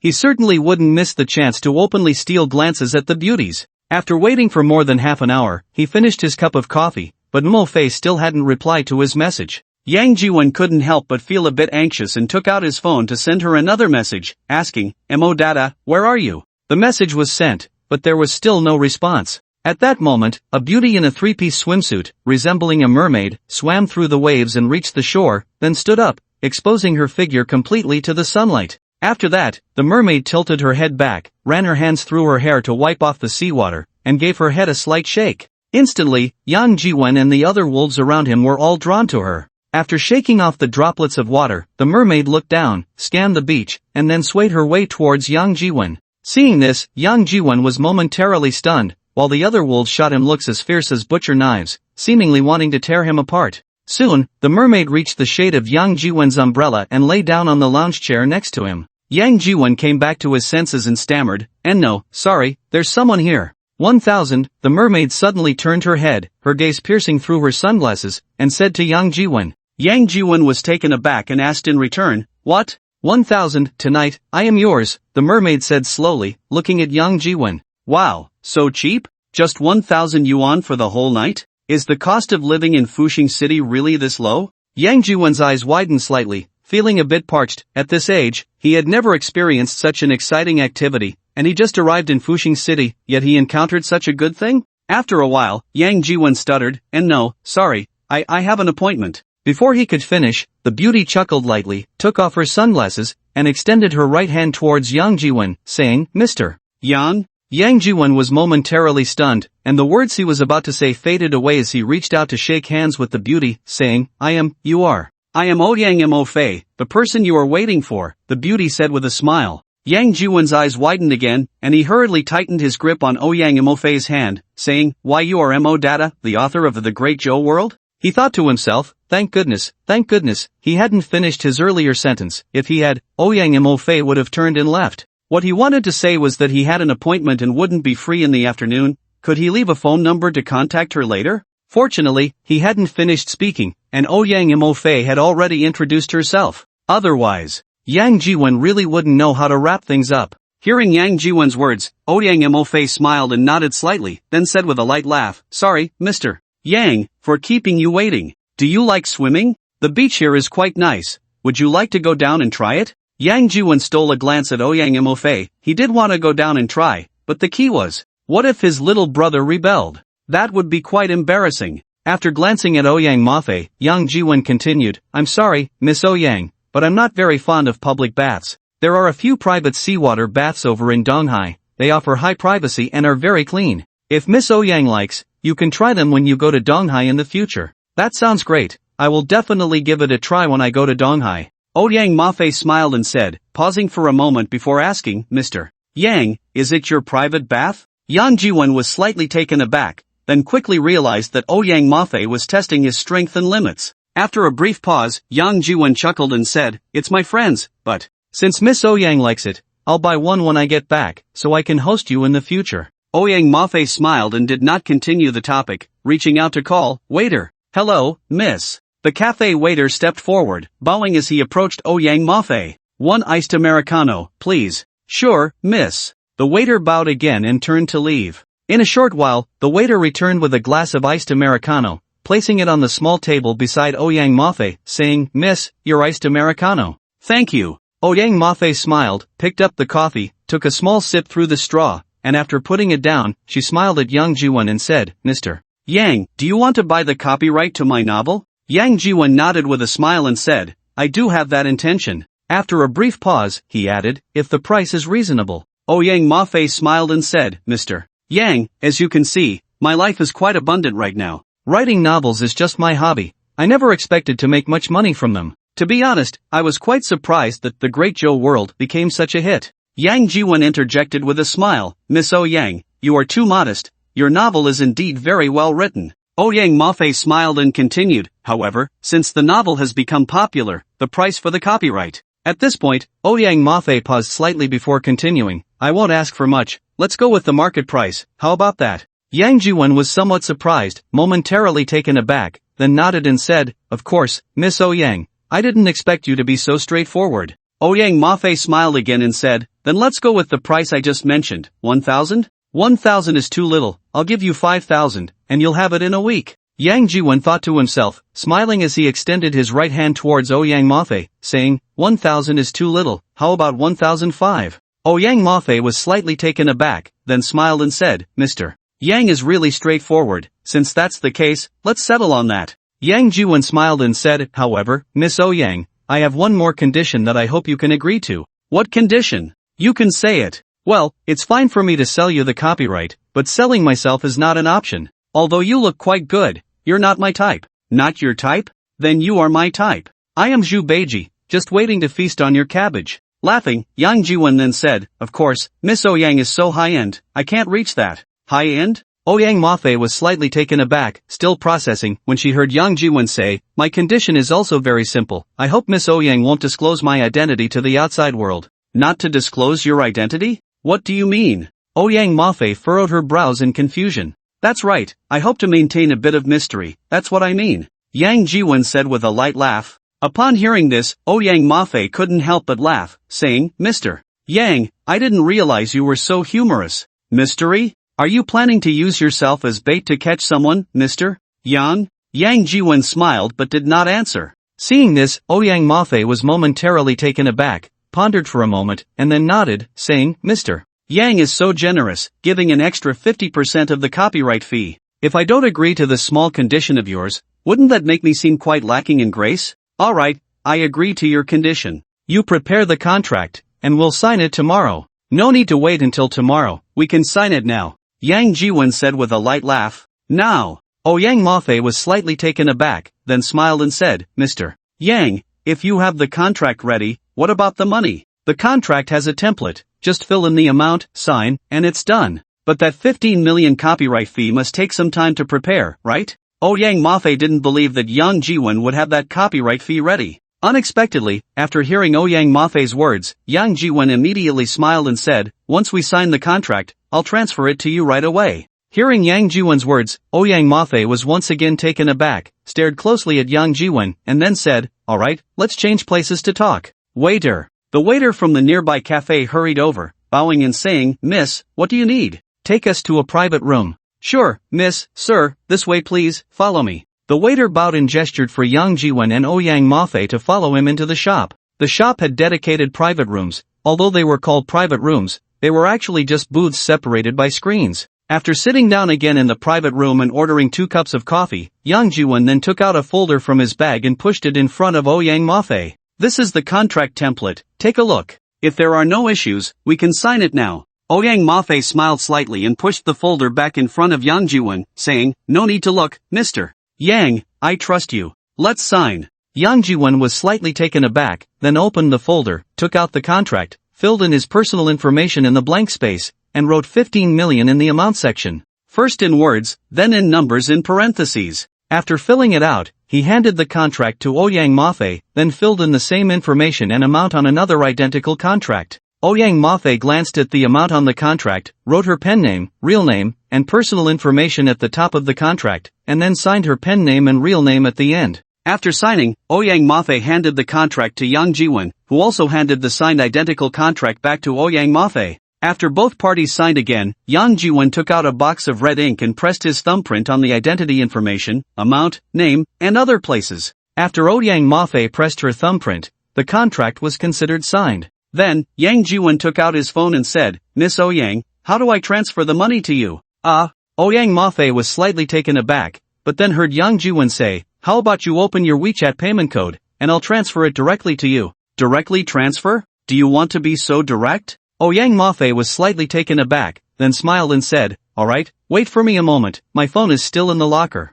As she spoke, Ouyang Mafe reached out and called out, waiter. Miss, how can I help you? The waiter quickly approached and asked with a bow, please help me get the things from locker number 29. Ouyang Mafe handed a number tag to the waiter and said, okay, miss, please wait a moment. The waiter bowed, took the number tag, and turned to leave. In a short while, the waiter returned with a white dress and an LV bag, handing both to Ouyang Mafe. Ouyang Mafe took the dress and bag, placed the dress on the booth chair, and then took out her phone from the bag, opening the WeChat payment code. Yang Jiwen scanned the payment code and then transferred 15 million over. Alright, Miss Ouyang, please check if it has arrived. Ouyang Mafe glanced at it and then smiled, saying, it's already here, Mr. Yang, I didn't expect you to be the real deal. Over 10 million in cash, and you can take it out anytime. Yang Jiwen chuckled lightly and said, Miss Ouyang, don't be amused. Since we are here to meet you, we must prepare a bit of sincerity, right? If I didn't have this bit of sincerity, how could I dare to meet you? As he spoke, Yang Jiwen picked up his coffee cup and said, Miss Ouyang, may we have a pleasant cooperation? Yang Mafei quickly raised her coffee cup, clinking it with Yang Jiwen's, and said, Mr. Yang, may we have a pleasant cooperation? After taking a small sip of coffee, Yang Mafei then asked, Mr. Yang, when do you plan to go back? Not sure yet. Then it's just right, let me show you some hospitality. I'll take you to explore our dayfuxing tomorrow. Wouldn't that be too much trouble for you? Not at all, what's troublesome about it?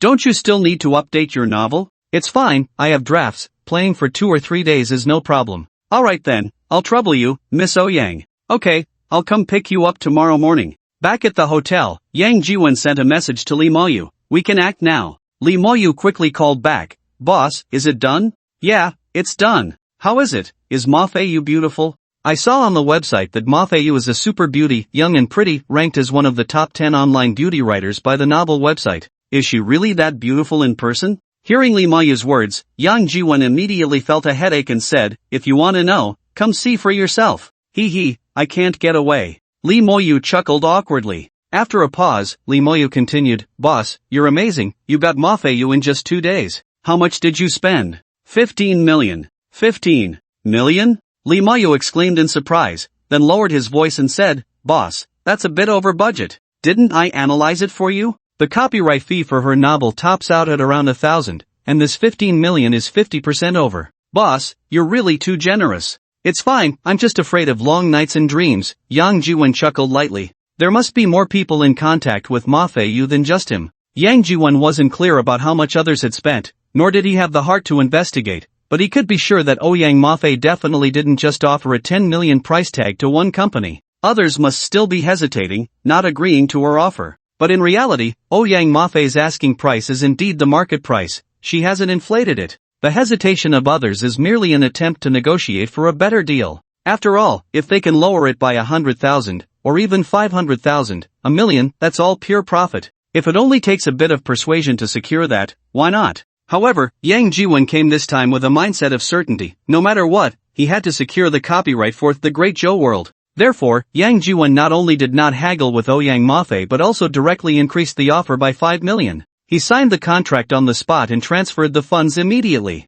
He didn't give Yang Mafei even the slightest chance to hesitate. After hearing Yang Jiwen's words, Lee Moyu fell silent for a moment before saying, Forget it, the wood has been cut, it's too late for me to say anything now. As long as we got the copyright, I can proceed with the plan. Yang Jiwen replied, but then he heard Lee Moyu ask, when are you coming back? Yang Jiwen hesitated for a moment and then said, in a couple of days. In a couple of days? Haven't you already settled this? Why are you still in Fuxing? Lee Moyu's voice suddenly rose, asking loudly. Yang Jiwen did not respond, and on the other end of the line, Lee Moyu was taken aback, then widened his eyes and said, What the hell, did Mafei invite you out? Boss, you really have too much luck with women, huh? Is there anything else? If not, hang up. There is.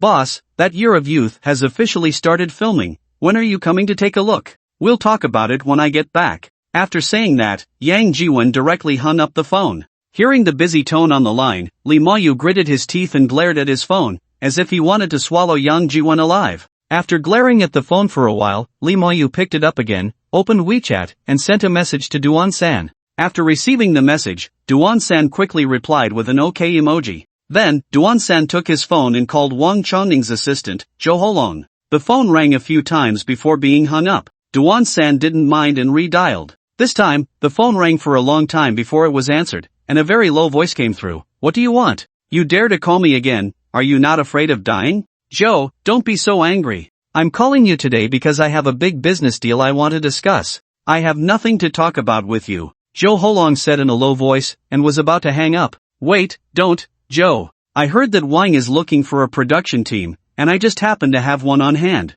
I'm here to help you out. On the other end of the line, Jo Holong, hearing this, had his finger on the hang-up button but then relaxed it, asking in a low voice, You have a production team? Is that true? You're not lying to me, are you? Joe, how could I lie to you? You dare to say that? Jo Holong said angrily. Last time, he had taken a big fall because of Duan-san. If it weren't for him taking a cut in the middle, how could that matter have been settled so easily? Joe, last time was just an accident. Fine, I'll consider the last incident as my fault, but this time, I'm really here to help you out. Don't you want to relieve some worries for your boss Wan? Jo Holong was silent for a moment before saying, come to 237, Qingxiang Road, there's a Ruweixing Cafe. I'll wait for you there. This time, Zhou Holong didn't dare to go to the place Duan-san mentioned. He was afraid of being hit on the head like last time. So, he arranged to meet near the Qianxing group of the Wang family. No, 237, Qingxiang Road, right? Okay, I'll be there soon. Saying this, Duan-san checked the map navigation again and added, it'll take about half an hour.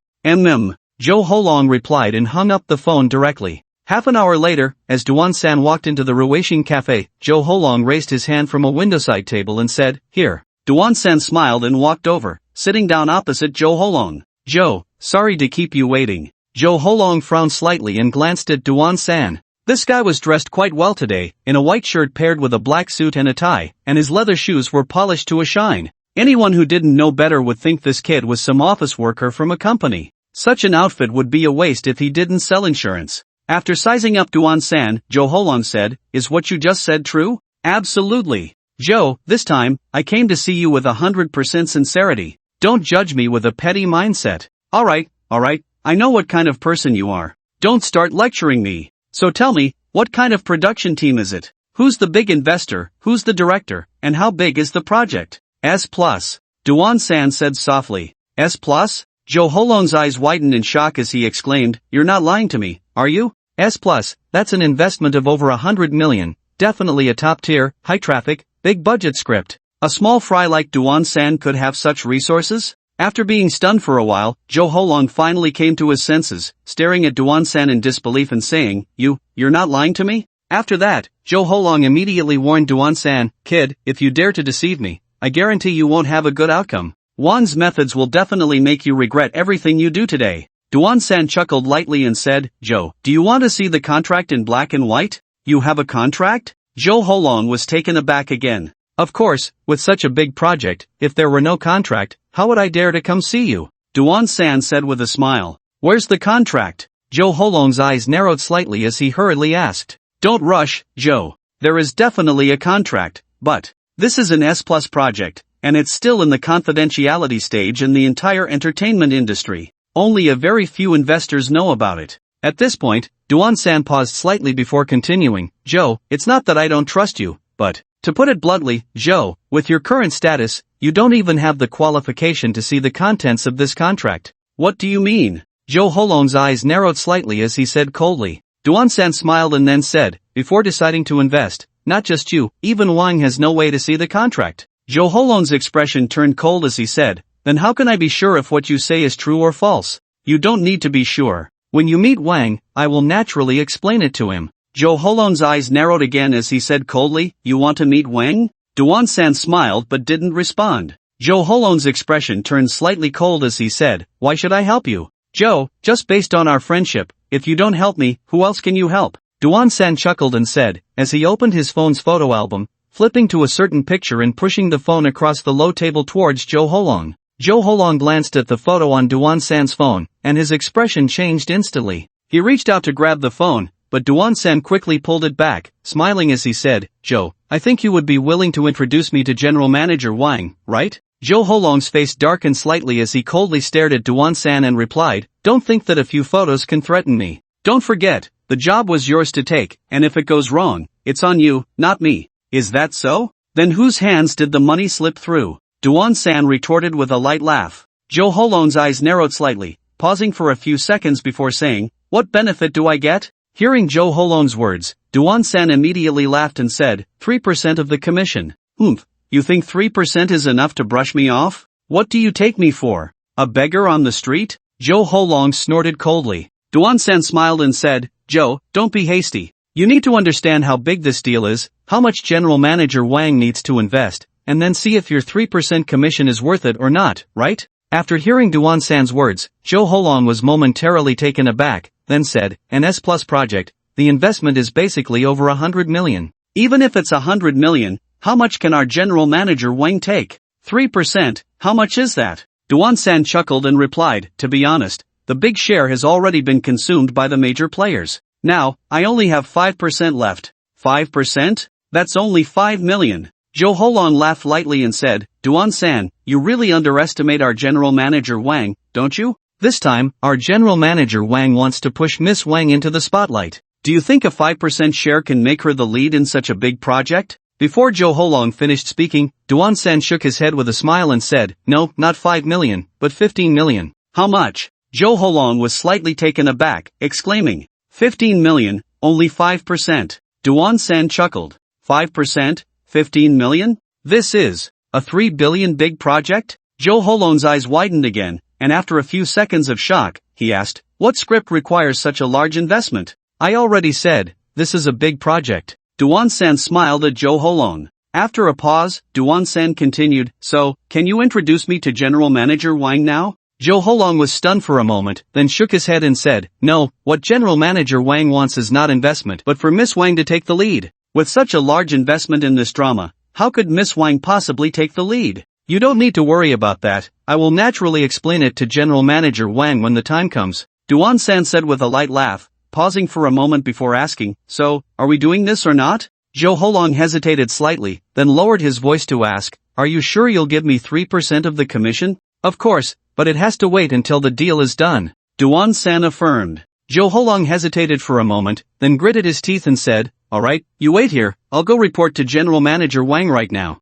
But I can't guarantee he will see you. Duan-san nodded with a slight smile. Jo Holong quickly left the cafe and returned to Cheongshing Group. Duan-san crossed his legs, resting one hand on the low table while holding a coffee cup in the other, sipping it slowly. After more than half an hour, Duan-san finally received a call from Jo Holong. On the phone, Jo Holong simply said, come up, 23rd floor, CEO's office. After hanging up, Duan-san stood up, adjusted his suit, picked up his black briefcase, and left the cafe, heading towards the Cheongshing Group next door. Upon entering Cheongshing Group, Duan-san walked straight to the front desk and said, hello, I'm looking for General Manager Wang Chongning. Sorry, may I ask your surname? Do you have an appointment? The receptionist politely asked. My surname is Duan. General Manager Wang's assistant should have informed you, Duan-san replied with a light smile. Oh, it's Mr. Duan. This way, please. Upon hearing Duan-san's words, the receptionist immediately spoke respectfully, leading him to the elevator and pressing the button for him. Soon, the elevator doors opened, and Duan-san stepped inside. The receptionist pressed the button for the 23rd floor before exiting the elevator. Before long, Duan-san arrived at the 23rd floor. As soon as the elevator doors opened, he saw Jo Holong standing at the entrance. Without waiting for Duan-san to speak, Jo Holong grabbed him and walked down the corridor, whispering, Duan-san, you'd better be reliable this time. I've staked my future on this. If you dare to betray me, I'll take you and jump off this 23rd floor, and that will be the end of it. Jo Holong's words left Duan-san stunned. Are you Duan-san? Behind the desk, Wang Chongning looked up, glanced at Duan-san, and said lightly, yes, General Manager Wang. Duan-san replied with a slight bow and a smile, it's a pleasure to meet you. Wang Chongning looked at Duan-san again and then said, you did well on the last matter. Duan-san smiled again and said, you're too kind, General Manager Wang. I was just trying to make a living. Well, I heard from Xiaozhou that you have a film crew looking for investment? What's this? Have you stopped your previous business and switched to being an agent? General Manager Wang, please don't laugh. My previous business was not respectable. I was like a rat, hiding in dark corners, looking for some moldy scraps to fill my stomach. Now that I have this opportunity, I naturally hope to be able to stand tall and proud in a suit. Wang Chongning nodded slightly and said, good, young man, you should have such aspirations. Tell me, what kind of film crew is it? How big is the project? How much can I get? And what profits can I gain from it? Hearing Wang Chongning's words, Duan-san chuckled and said, I'm sorry, General Manager Wang, but this project is currently under absolute confidentiality, so I hope that, besides you, no one else will know the specific details of this project. Upon hearing Duan-san's words, Jo Holong's eyes widened in surprise. Wang Chongning also looked at Duan-san in astonishment, then glanced at Jo Holong, paused for a few seconds, and finally said, Xiaozhou, you step out for a moment. General Manager Wang. Jo Holong said with some concern. This guy, Duan-san, is a dangerous character. If he poses a threat to General Manager Wang, then. Wang Chongning shot him a glance and said, out. Yes, General Manager Wang. Jo Holong had no choice but to lower his head in response, exiting the office and closing the door behind him. Brother Duan-san, now we can talk. Duan-san smiled, took out the documents from his briefcase, and handed them to Wang Chongning. Wang Chongning glanced at him, reached for the documents, and saw that the title read Investment Plan for the Great Zhou World. As soon as Wang Chongning saw the 4 characters de Zhou Tianxia, his eyes involuntarily narrowed. De Zhou Tianxia, after all, is the hottest novel recently. A strong female lead, power struggles, palace intrigue, and then there's the ancient romance. You could say it has all the popular tags covered. It's incredibly hot, absolutely incredibly hot. No wonder the total amount of this investment proposal has reached 300 million. Not to mention 300 million, even 400 million or 500 million, there are probably countless people fighting to invest their money. Once filming is completed and it successfully hits the screens, the return on investment will definitely multiply several times.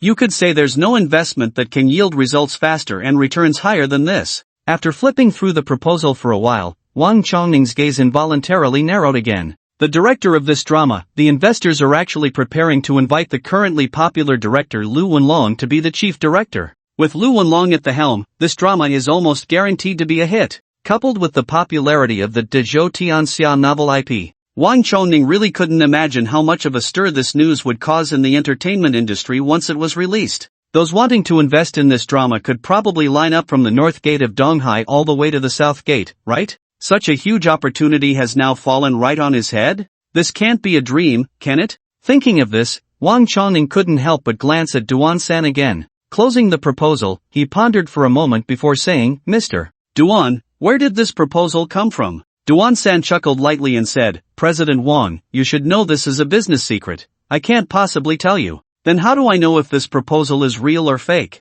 With President Wang's connections and relationships, isn't it simple to find out if this proposal is genuine? Duan-san said with a smile, pausing for a moment before adding, moreover, once President Wang decides to invest, it will definitely be in black and white, signed in a contract. What do you have to worry about, President Wang? Wang Chongning pondered for a moment and then said, if I were to invest, how much of a share could I get? To be honest, President Wang, I don't have many shares on hand. If you want, I can give you at most 5%. I don't have any more than that.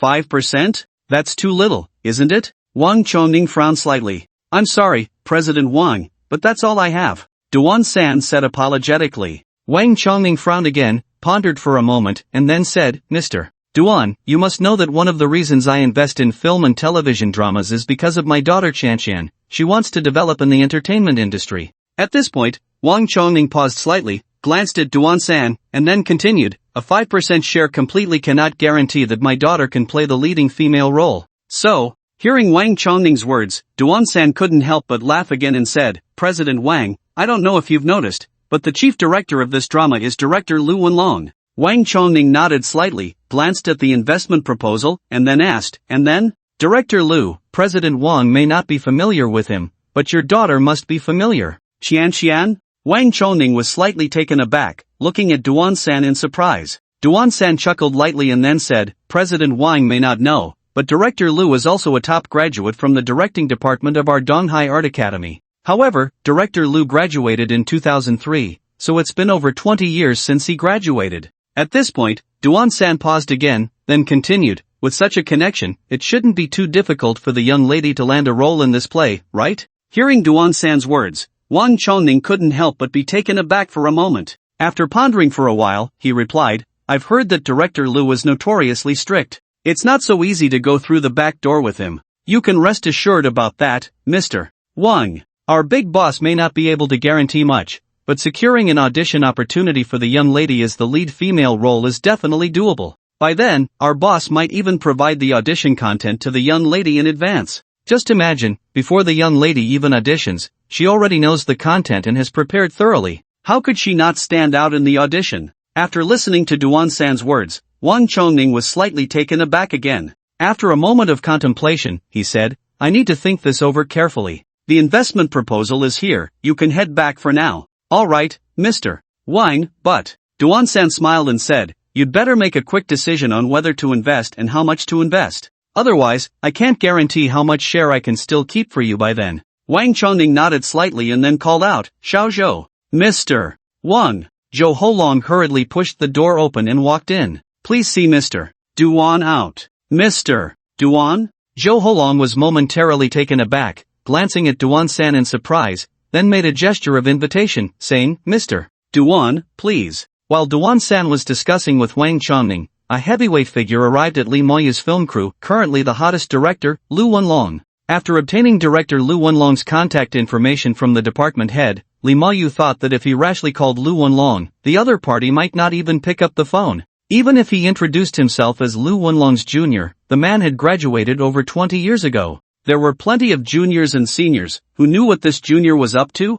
There were many who just wanted to take advantage of others for food and drinks. So, after hesitating for a long time, Lee Ma-yu ultimately did not directly call or text Lu Wenlong. In the end, he asked the department head, Tian Guilong, to step in and call director Lu Wenlong, inviting him to the school to inspect and visit, while also guiding the participants of the school's new Youth Film Art Grand Prix. Lee Ma-yu was one of the participants in the school's new Youth Film Art Grand Prix, and from the few scripts submitted for the competition, Lee Ma-yu's script had the highest chances of winning and the greatest potential. In fact, within the school, Lee Ma-yu had already been referred to as the youngest and most outstanding young director. As long as Lu Wenlong was willing to visit the school and take a look, it would be a natural thing for him to also check out the youth campus drama, That Year of Youth, that Lee Ma-yu was filming. And indeed, after Lu Wenlong accepted Tian Guilong's invitation, he came to Donghai Art Institute for an inspection and visit. As a senior, he gave a lively public lecture in the school's auditorium to the juniors. Lee Ma-yu was then formally introduced to Lu Wenlong as an outstanding young student representative by Tian Guilong and the school's leaders.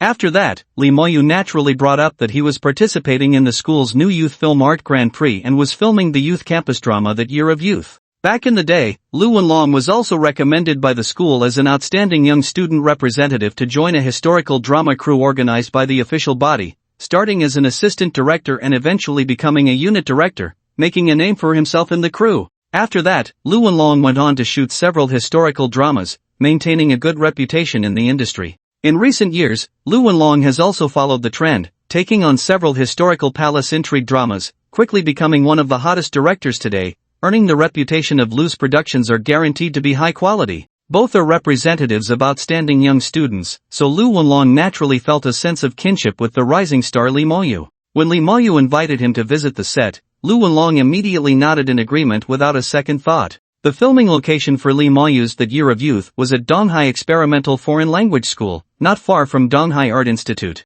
After having lunch at the Art Institute, around 2 in the afternoon, Lee Ma-yu personally accompanied Lu Wenlong, along with department head Tian Guilong, to Donghai Experimental Foreign Language School. When they arrived at the school gate, a banner reading "Warmly welcome the famous director and artist Lu Wenlong to our school for a visit and inspection" had already been hung up. The school leaders had also organized over 1,000 teachers and students to welcome Lu Wenlong at the entrance. After getting out of the car, Lu Wenlong gave a brief impromptu speech, encouraging the students to study hard and become talents useful to society and the country in the future, before heading to the filming site with Lee Ma-yu. At the filming site, an assistant director was organizing the shoot. Lu Wenlong stood quietly by the director's platform, observing, while Lee Ma-yu quietly introduced the script content, character composition, investment budget, filming progress, and so on. Lu Wenlong listened and nodded slightly. At that moment, the shooting had just wrapped up, and the assistant director called out cut, then stood up and said, "Alright, everyone has worked hard, now take a half-hour break and prepare for the next scene."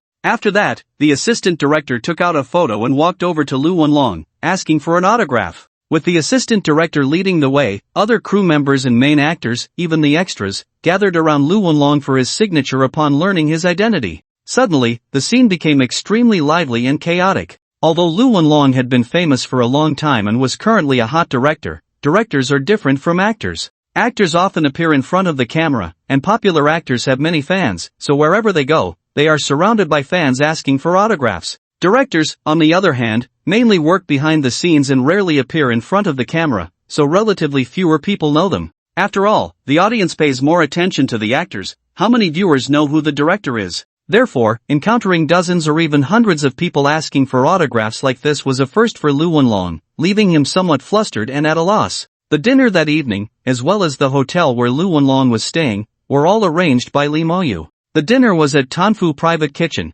with Yang Jiwen covering the bill since he had a membership there and could charge it. The hotel was also arranged nearby, at the 5-star Donghai International Tourism Hotel. Taking the opportunity to send Lu Wenlong to the hotel, Lee Ma-yu brought along the film adaptation proposal for The Great Joe World and entered the presidential suite on the top floor with Lu Wenlong. "Senior, you are a great director. Our school has recently taken on a big project, and after thinking it over, I believe that no one else can handle it except you. I wonder if you are interested in taking a look." As he spoke, Lee Ma-yu pushed the proposal across the coffee table towards Lu Wenlong. Leaning back on the sofa, Lu Wenlong glanced at the large characters on the cover of the proposal and straightened up. The Great Joe World? Have you secured the film adaptation rights for The Great Joe World? Over the past few years, Lu Wenlong had built his career on female-led palace dramas, and his interest in the novel The Great Joe World was undoubtedly higher than anyone else's. However, he was well aware that with the current popularity of The Great Joe World, the copyright fees would be quite high.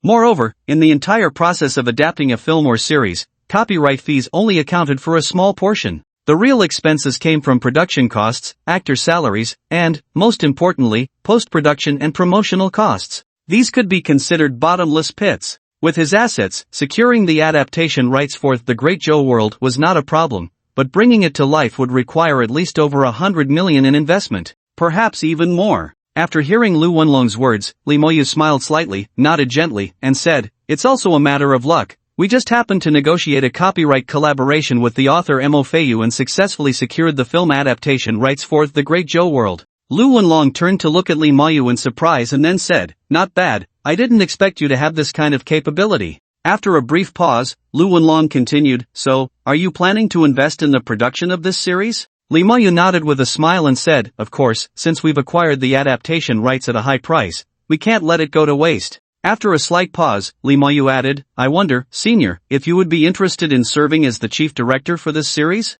Upon hearing Lee Moyu's words, Lu Wenlong was momentarily taken aback. Before he could respond, Lee Moyu continued, "Our goal in acquiring the adaptation rights is to create a series of the highest quality, with the most perfect costumes and sets, that is closest to history and most faithful to the original novel. The investment amount doesn't matter, as long as we can achieve these points, we will invest even more money. And in the industry, the only one who can truly make this series a benchmark is you, Senior. I sincerely hope you can join us." After hearing Lee Moyu's words, Lu Wenlong furrowed his brow slightly and did not immediately agree to Lee Moyu's request. He simply picked up the project proposal and began to read it carefully. As he read, he said, S+ project, investment budget 300 million, how much investment have you secured so far? We've already secured 170 million, Lee Moyu replied with a smile. 170 million, still short by 130 million. Lu Wenlong frowned slightly and said, pausing for a moment before adding, "Moreover, this series is a large-scale historical drama. Whether it leans towards a serious historical narrative or a more dramatized adaptation, the series will have at least over 80 episodes. The rough cut could very well exceed 120 episodes, and the director's cut might even reach 200 episodes. With such a large scale, based on what you said earlier, 300 million in investment might not be enough." Before Lu Wenlong could finish his sentence, Lee Moyu chuckled and said, "No worries, Senior. All our investors have great confidence in this project. If you can join us as the chief director, we believe that during the later stages of production, if the budget exceeds expectations, we will definitely increase the budget." Lu Wenlong was momentarily stunned, staring at Lee Moyu for a few seconds before saying, "Sorry to ask, when you say we, you mean the Yang family, the Sun family, the Wu family, the Wang family?" Before he could finish, Lu Wenlong grunted, frowning as he said, "Who are these people you mentioned?" "These are all top 10 business tycoons from the East China Sea. With their backing, you shouldn't have anything to worry about, right?" Lee Moyu said with a light smile. Lu Wenlong was slightly taken aback, then said, "Can I take a look at these investment contracts?" "Of course," Lee Moyu replied with a smile, then gestured and said, "At the back of the proposal, there are already 2 investment agreements signed by the full agents of the investors." Lu Wenlong flipped through the proposal and found the 2 investment contracts Lee Moyu mentioned. Indeed, there were 2 investment agreements signed by full agents. One was for 80 million, with the agent being Yang Jiwen, and the other was for 30 million, with the agent being Lee Moyu. Upon seeing Lee Moyu's name, Lu Wenlong was momentarily stunned and looked up at Lee Moyu in confusion. Lee Moyu smiled slightly and said, "To be honest, Senior, my mother's surname is Lee, but my father's surname is Sun. Sun Lianqing is my father. Sun Lianqing." Lu Wenlong pondered for a moment, then suddenly recalled that Sun Lianqing was the chairman of the Sun Group. So, Lee Moyu was actually Sun Lianqing's illegitimate child? Thinking of this, Lu Wenlong couldn't help but glance at Lee Moyu again, only to see Lee Moyu giving him a wry smile and a slight nod. Closing the proposal, Lu Wenlong contemplated for a moment, then said, "I can join this production, but I have a few conditions. If you agree, I will join, if not, then this is where it ends." "What conditions?" "Please, Senior, go ahead," Lee Moyu said with a light smile. "First, I want the investment share of this drama to be no less than 10%. "No problem. As long as you can bring it, senior, not to mention 10%, even 20 or 30% is fine. Hearing Lee Ma-yu's words, Lu Wenlong was momentarily stunned again. Asking for 10% of the investment share was already quite a bold request, but he didn't expect Lee Ma-yu to agree so easily. After all, 10% was 30 million. 30% would be nearly 100 million. Moreover, this drama was a hot IP project. Once filming was completed and successfully released, all investments would definitely multiply. A 30 million return could yield 300 million, or even more was entirely possible. For such a popular project, every share was something people would fight over. Lee Ma-yu agreeing to so much truly surprised him. After a brief pause, Lu Wenlong continued, "Second, during the filming process, I need absolute authority. No one, whether investors or producers, can interfere with my work. Of course, you are the director, and everything in the crew is decided by you. The producer will not interfere." Lee Ma-yu nodded with a smile. Hearing Lee Ma-yu's words, Lu Wenlong was momentarily stunned again, then asked in disbelief, "You won't interfere with my casting decisions?" Lee Ma-yu smiled and said, "Absolutely no interference. Senior, the dramas you filmed before have already proven your unique vision in casting. We all trust your judgment and ability. Whoever you want to use, we will naturally not interfere. After all, our goal is to make this drama well, not to let anyone ruin it." After hearing Lee Ma-yu's words, Lu Wenlong was stunned again, pondered for a moment, then said, "One more thing, all filming schedules must follow my timeline. Even if the filming progresses slowly, you cannot interfere. If the investment budget exceeds, you must add more funds at any time to ensure that this film can be completed according to my wishes. Can you agree to this?" After hearing Lu Wenlong's words, Lee Ma-yu smiled again, then extended his right hand towards Lu Wenlong and said, "Senior, let's have a pleasant cooperation." After leaving the Donghai International Tourist Hotel, Lee Ma-yu sent a message to Yang Jiwen, an OK emoji. Yang Jiwen was attending a charity auction with Ouyang Mafei when he heard his phone ding. He took out his phone and glanced at it. Seeing the message from Lee Ma-yu, he was about to put his phone away when he caught a glimpse of another message on the screen. Taking a closer look, Yang Jiwen frowned slightly, then opened the message. It read, "Feather-winged cicada silk skirt, made for the Empress by the Tang Dynasty court lady, Shangguan Wanner."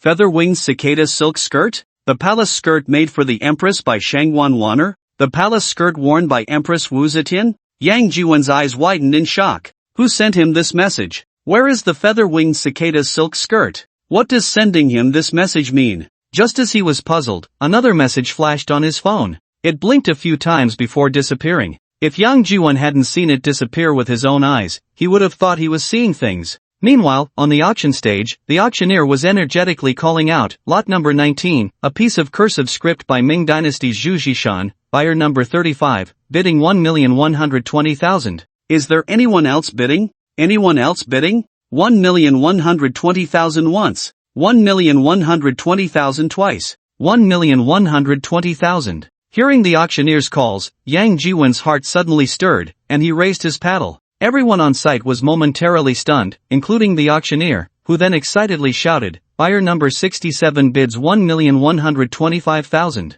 Is there anyone else bidding? Anyone else bidding?" Ouyang Mafei, sitting next to Yang Jiwen, widened her eyes in surprise and turned to look at him. On the auction stage, the auctioneer's gaze fell back on buyer number 35, loudly calling out, "Is there anyone else bidding? Anyone else bidding? 1,125,000 once. 1,125,000 twice." Before he could finish, buyer number 35 raised his paddle again and said calmly, 1,150,000. Good. Buyer number 35 bids 1,150,000. Is there anyone else bidding? Anyone else bidding? The auctioneer became even more excited. 12 million. Yang Jiwen raised his paddle again. 12 million. Buyer number 67 bids 12 million. Is there anyone else bidding? Anyone else bidding? 15 million. Buyer number 35 raised his paddle again. Before he could finish speaking, Yang Jiwen followed suit and called out, 16 million. Buyer number 35 turned around and glared at Yang Jiwen, then turned back and raised his paddle, saying, 20 million.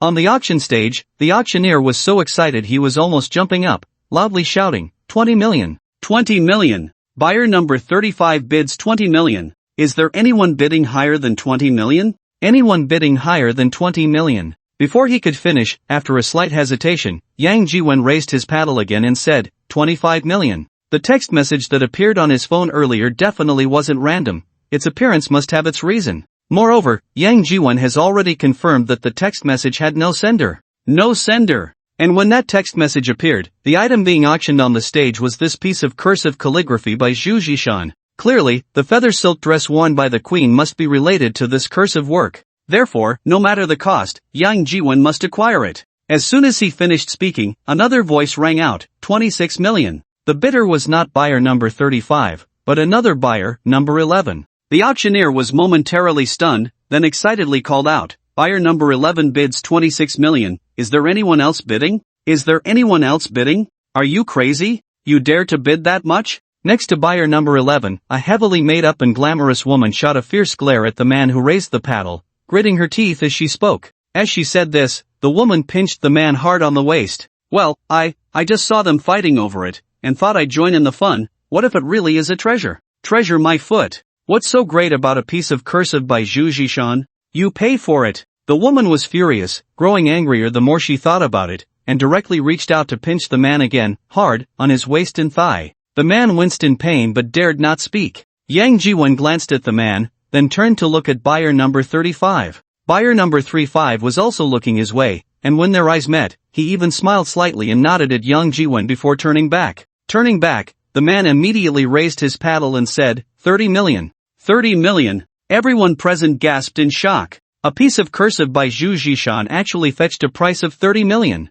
What does this mean? This is simply disrupting the market. From now on, any calligraphy work by Zhu Zhishan will likely rise in value, aiming for the 30 million mark. No, not just Zhu Zhishan, but also Wen Zhangming, Tang Bowu, and even Su Zhengqing, the four great talents of Jiangnan. All calligraphy and painting treasures will rise to a height that makes one look up in awe. On the auction stage, the auctioneer was so excited that his face turned red. A piece of calligraphy by Zhu Zhishan actually fetched a price of 30 million. How much commission would that be? The auctioneer never dreamed that this cursive work could fetch such a sky-high price. The key is, this 30 million is definitely not the final price. The final price will absolutely be higher than this. In his excitement, the auctioneer could barely complete his sentences, trembling as he said, 30 million, is there anyone bidding higher than 30 million? Is there anyone bidding higher than 30 million? 35 million. Yang Jiwen raised his paddle again. 35 million. All eyes turned to Yang Jiwen once more, and Ouyang Mafei stared at him wide-eyed, filled with confusion.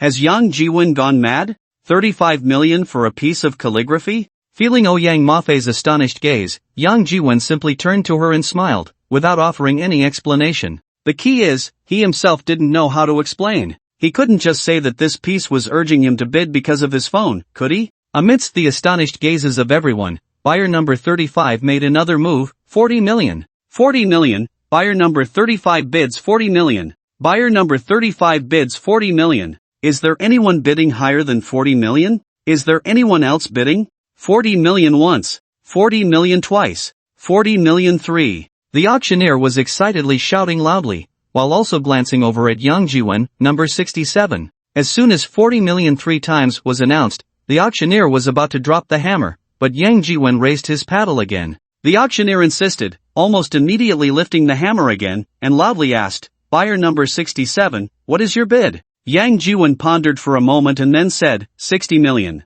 With increments of 5 million, buyer number 35 would definitely continue to follow. If that were the case, who knows how many more rounds of bidding this item would go through. Rather than that, it would be better to make a decisive bid that would make the other party retreat, letting them know that he was determined to acquire this piece of calligraphy by Zhu Zhishan. Of course, if the other party still wanted to follow at such a high price, then letting this item go to them wouldn't be a problem. No, wait, if the other party continued to follow, it would further prove the rarity of this item, and it would be even more necessary to win it. No matter how high the price, he would bid. With the announcement of 60 million, Yang Jiwen once again shocked the entire room. Buyer number 35 turned around, slightly furrowing his brows, glanced at Yang Jiwen, and then turned back, but this time he did not raise his bid again. 60 million once. Is there anyone else who wants to bid? 60 million twice. 60 million three times. Sold. With a decisive strike, the auctioneer excitedly said, congratulations to buyer number 67 for acquiring this ink treasure by Zhu Zhishan,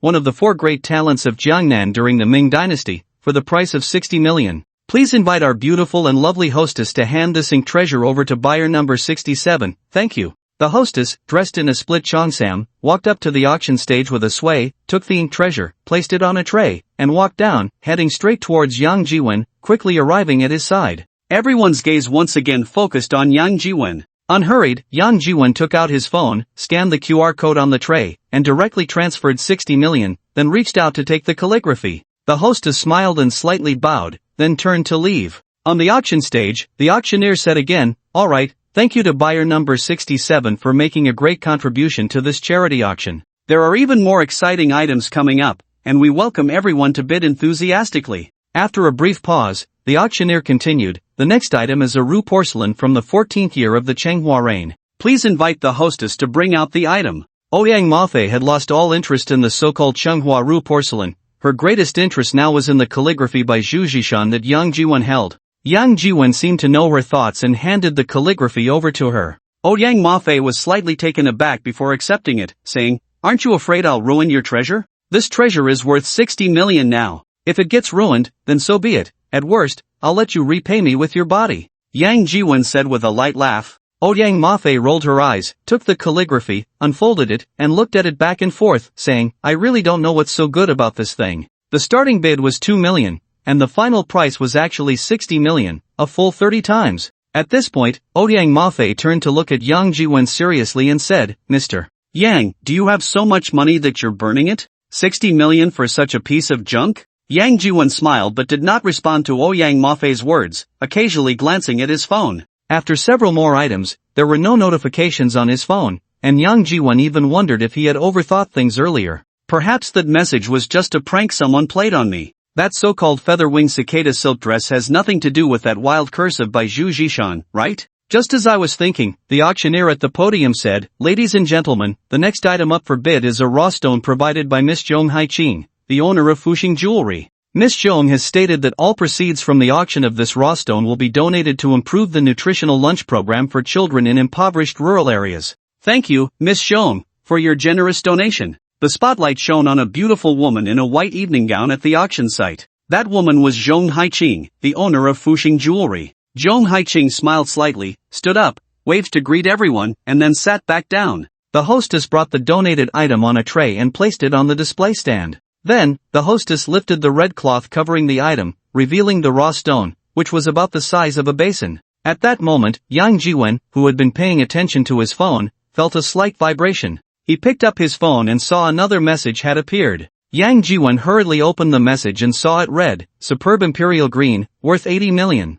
Superb Imperial Green? Worth 80 million? Yang Jiwen was momentarily stunned, looked at his phone, and then at the raw stone on the auction table. He was certain that the notification on his phone referred to that raw stone. After flickering a few times, the message on his phone disappeared again. After introducing the raw stone, the auctioneer said, "Starting price is 200,000. with each bid increasing by no less than 20,000. Now, the auction officially begins. 200,000, 220,000, 240,000, 500,000. After just 2 bids, someone directly raised the price to 500,000. Everyone was taken aback and turned to see that it was Zhong Haiqing calling the bid. "Miss Zhong bids 500,000. Are you looking to buy this item back?" Zhong Haiqing smiled slightly and said, "I came to participate in this charity auction specifically for the impoverished children in the countryside. The proceeds from this auction will also be fully donated to the poor children in the countryside. So, I don't mind using a high price to buy this item back." "Alright, thank you, Miss Zhong, for your kind gesture." Miss Zhong has already bid 500,000. Is there anyone else bidding? 500,000 once. Is there anyone else bidding? This is an old mine raw stone from the old pit, absolutely worth more than its price. Worth more than its price? Everyone at the scene couldn't help but sneer. Zhong Haiqing is in the jewelry business. The things she donates can't be that good. If the truly good raw stones were still around, she would have already processed them into jade and jewelry. Why would she wait to auction them off? Buying back her own raw stone not only advertises her business but also earns her the title of a so-called philanthropist, a win-win situation. This deal is a no-brainer. Who else would bid? Only those with a burden on the old shell would be willing to take on this role. Is there anyone else bidding? After waiting a moment with no one raising their paddles, the auctioneer said again, 500,000 twice. 500,003. Before the auctioneer could finish, a voice rang out, 550,000. Everyone turned to look in the direction of the voice.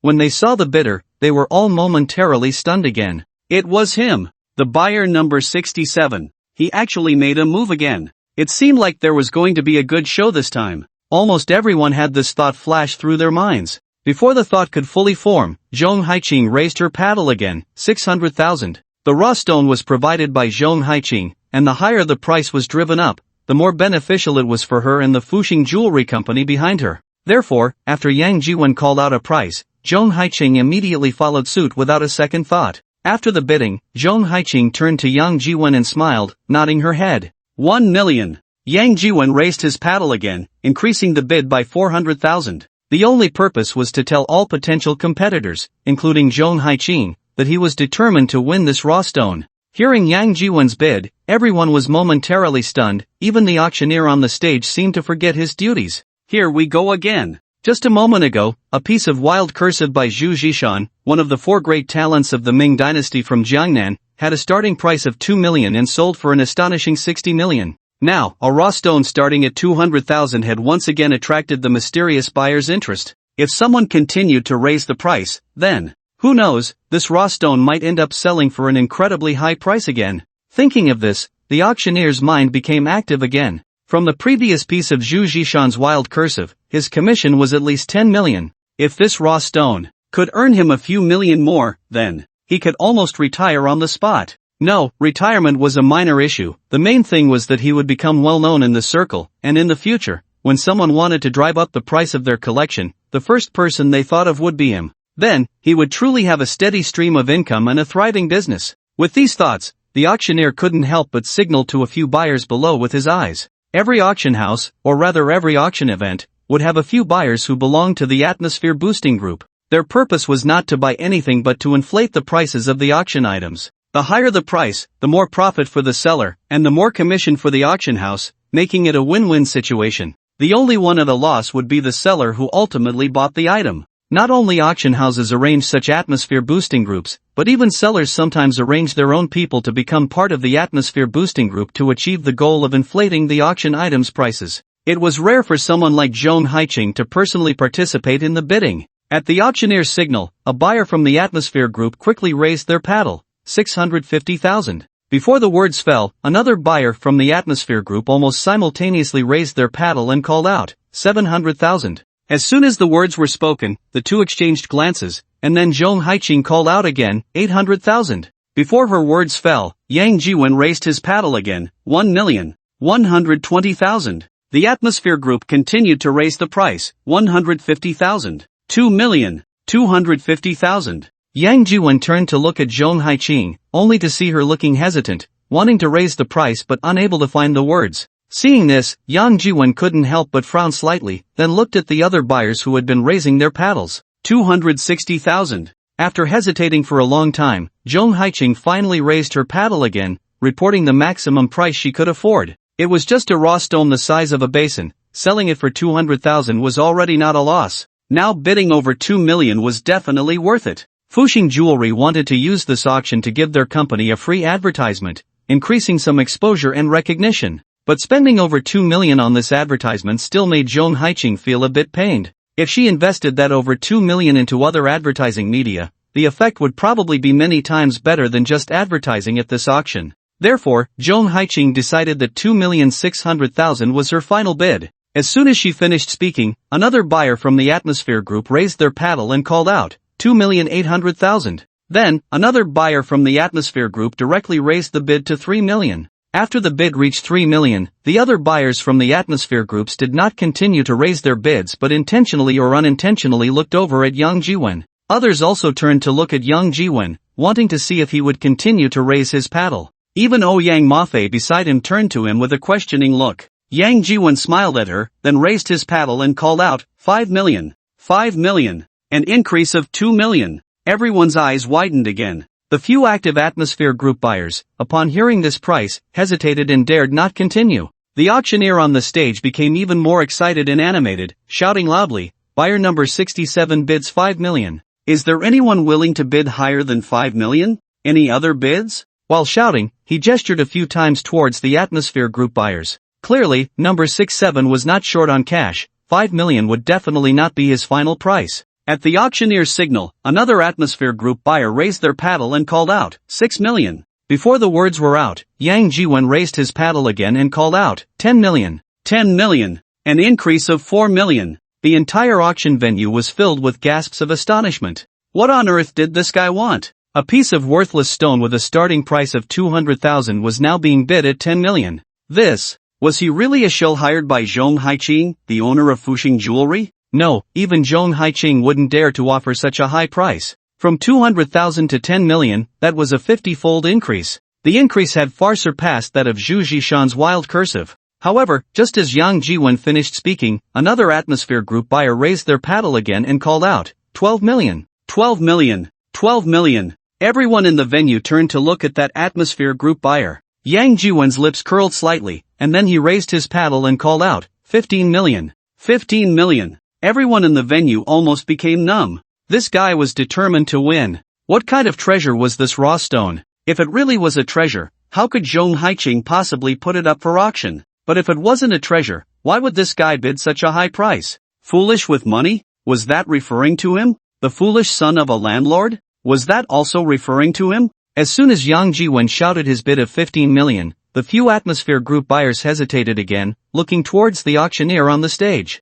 The auctioneer was also a bit hesitant. The starting price of 200,000 had skyrocketed to 15 million. This was already an astronomical price. Where was the other party's bottom line? If they continued to raise the bid, would the other party still follow? He was already uncertain. It was like a gamble, or rather, like playing Russian roulette. The other party had pulled the trigger 4 times in a row, leaving only 2 chances to pull the trigger again. Life and death depended on this last shudder. After hesitating for a while, the auctioneer even forgot to shout, and finally, he gritted his teeth and gestured to one of the atmosphere group buyers. After receiving the signal, that atmosphere group buyer immediately raised their paddle and quoted, 16 million. As soon as the words were out, the entire venue was once again shocked, and everyone turned to look at Yang Jiwen. This time, Yang Jiwen seemed to have not heard, the corners of his mouth slightly curling up, revealing a smile that was neither fully a smile nor a frown, yet he did not continue to raise his bid. After a while, it was Ouyang Mafei, who was beside Yang Jiwen, that first reacted, nudging Yang Jiwen with her arm and whispering,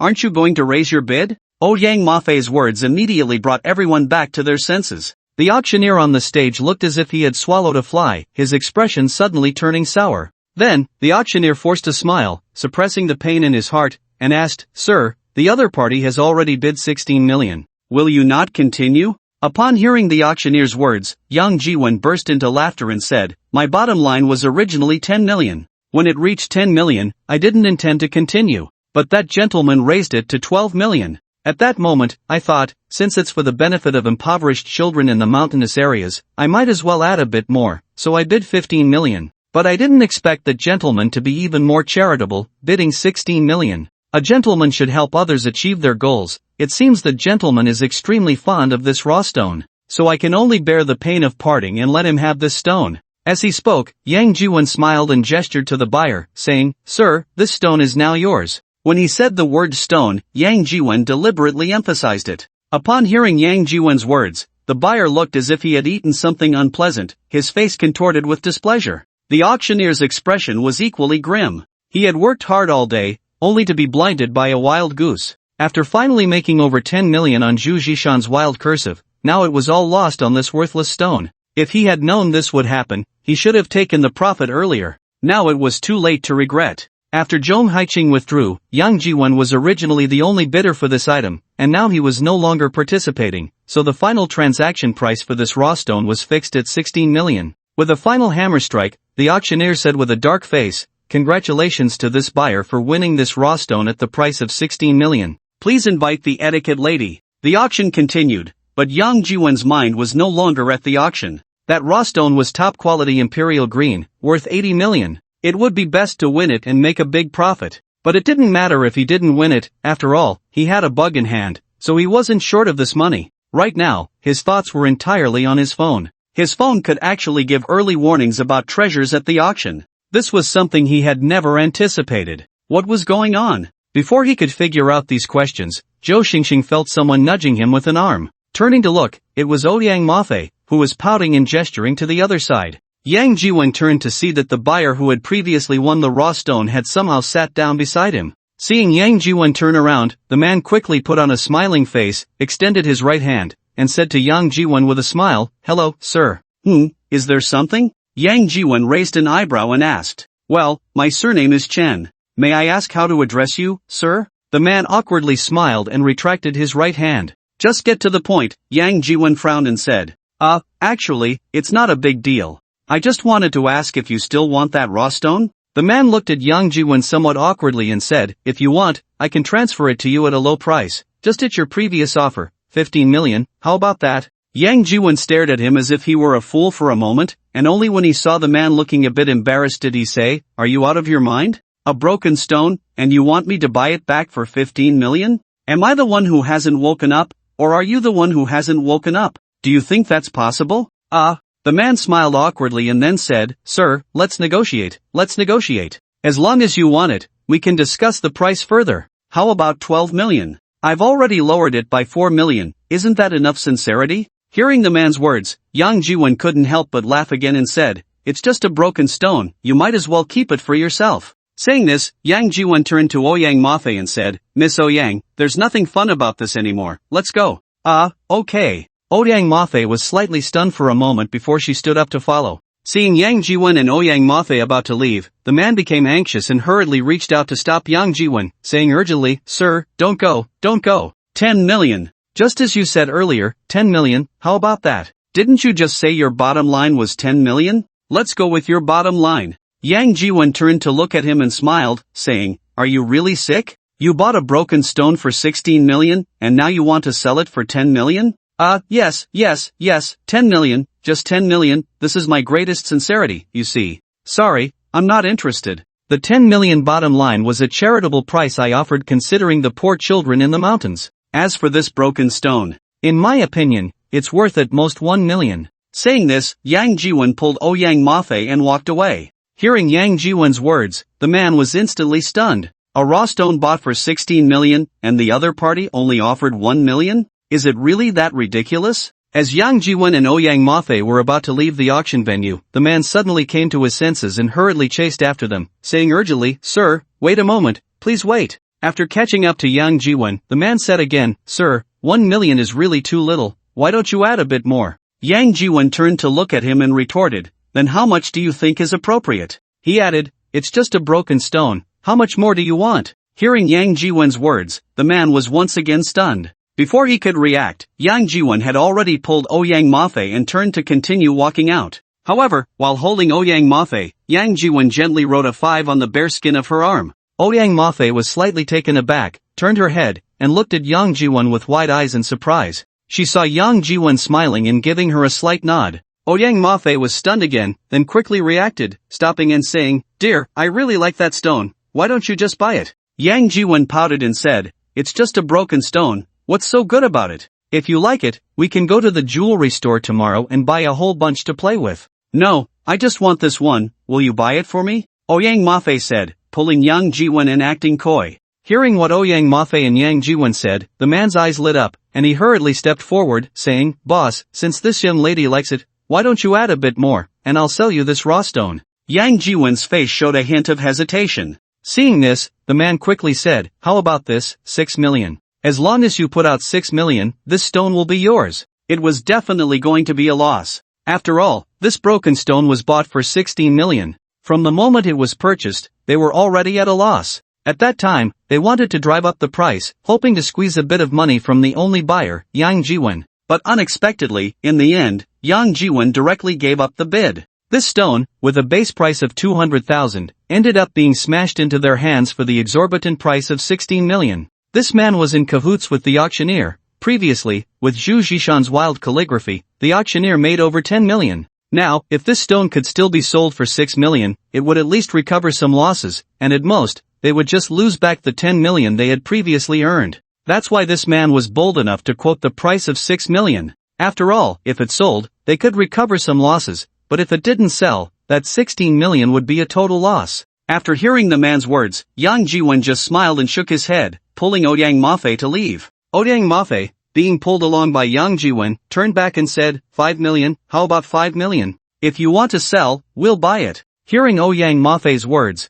the man was momentarily stunned. Seeing that Ouyang Mafei and Yang Jiwen were about to walk out the door, he hurriedly called out, "Deal." Then he chased after them, shouting, "Deal, deal. 5 million, I'll sell it." Ouyang Mafei's face lit up with joy as she grabbed Yang Jiwen's arm, shaking it repeatedly, saying, "Darling." Yang Jiwen rolled his eyes and shook his head, saying, "I really can't do anything with you." Saying this, Yang Jiwen turned to the man and said, 5 million for this broken stone, I'm really losing out. If it weren't for her liking it, even if you knelt down and begged me, I wouldn't buy it. With that, Yang Jiwen took out his phone and said, "Bring out the payment code." Oh.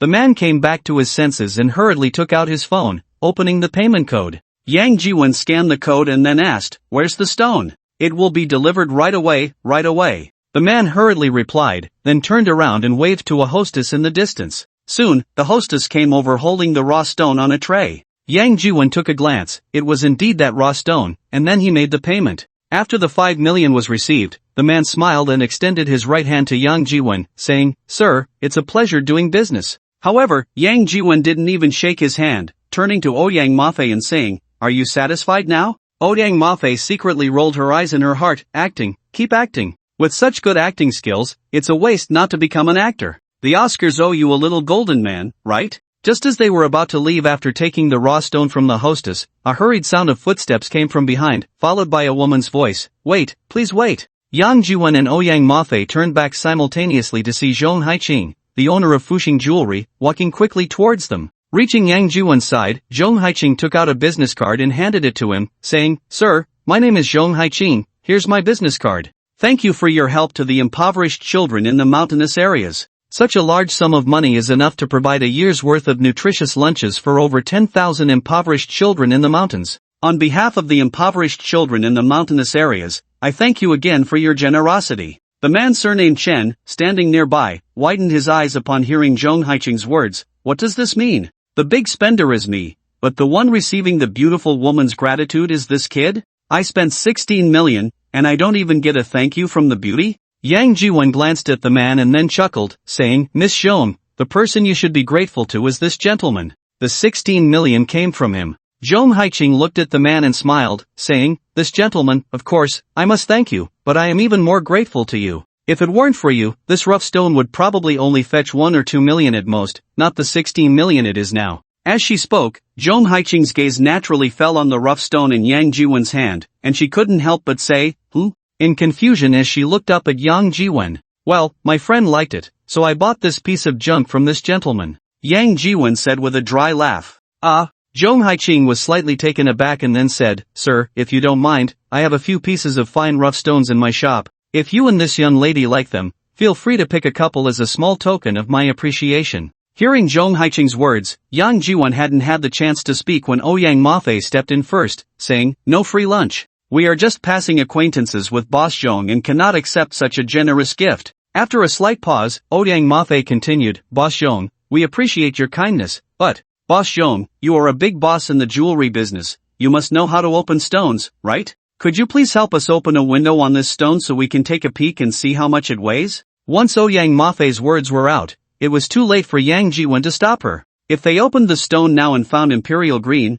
wouldn't that drop everyone's jaws? He had no idea that Ouyang Mafei was also curious about why he was willing to spend 5 million to buy this piece of junk. Well, not 5 million, if that man hadn't raised the price in the end, he would have spent 15 million to buy this piece of junk. Ouyang Mafei was very curious about how this piece of junk was worth 15 million. Hearing Ouyang Mafei's words, Zhong Haiqing was also taken aback and glanced at Yang Jiwen. At this moment, Ouyang Mafei added, "Miss Zhong, I hope this won't be too difficult for you?" Zhong Haiqing came back to her senses and smiled at Ouyang Mafei, saying, "Not at all, how could it be difficult?" But, at this point, Zhong Haiqing turned to the man surnamed Chen and said, "Sir, you have tools for opening stones here, right? It doesn't need to be too big, a handheld angle grinder will do." Yes, of course, Miss Zhong, please wait a moment." The man quickly nodded and then said to a nearby hostess, "Go, bring an angle grinder. Oh, and prepare a basin of clean water and a strong flashlight." Zhong Haiqing added. The hostess nodded slightly and then turned to leave.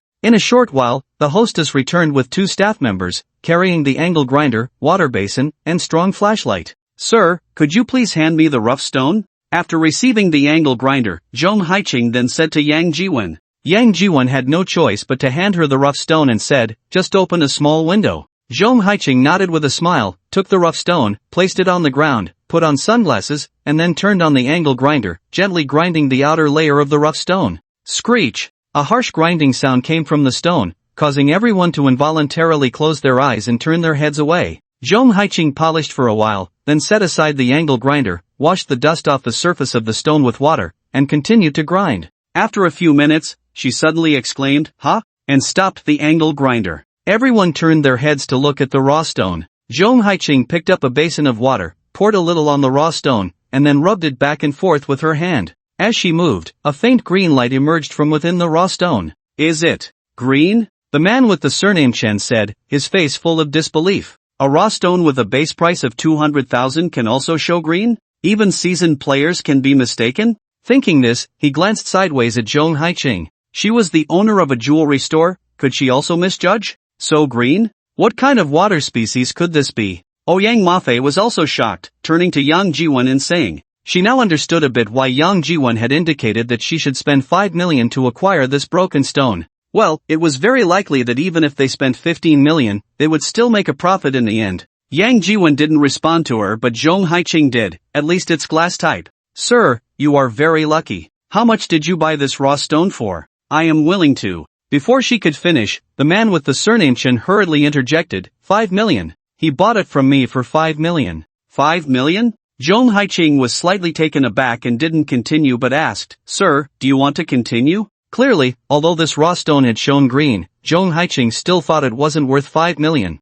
"Since it's already opened like this, why not continue? What else can we do?" Yang Jiwon said with a bitter smile. But in his heart, he was increasingly convinced that this raw stone was definitely imperial green jade, worth 80 million. Hearing Yang Jiwon's words, Jung Haiching couldn't help but be stunned again. This raw stone had already shown green. If they stopped now, perhaps someone would still be willing to pay a high price to buy it. Even if it couldn't be sold for 5 million, at least it wouldn't be a huge loss. But if they continued, what if it was still green? That would be fine. But if it didn't show green anymore, or just a little bit, then this stone would be completely worthless. After a brief pause, Jung Haiching put on her sunglasses again, picked up the angle grinder, and continued. As the outer shell of the raw stone was gradually ground away, Jung Haiching's eyes behind the sunglasses grew wider, and the man with the surname Chan's eyes widened as well, even signaling to the staff beside him. Before long, the auction house owner, the auctioneer, and some other buyers all gathered around.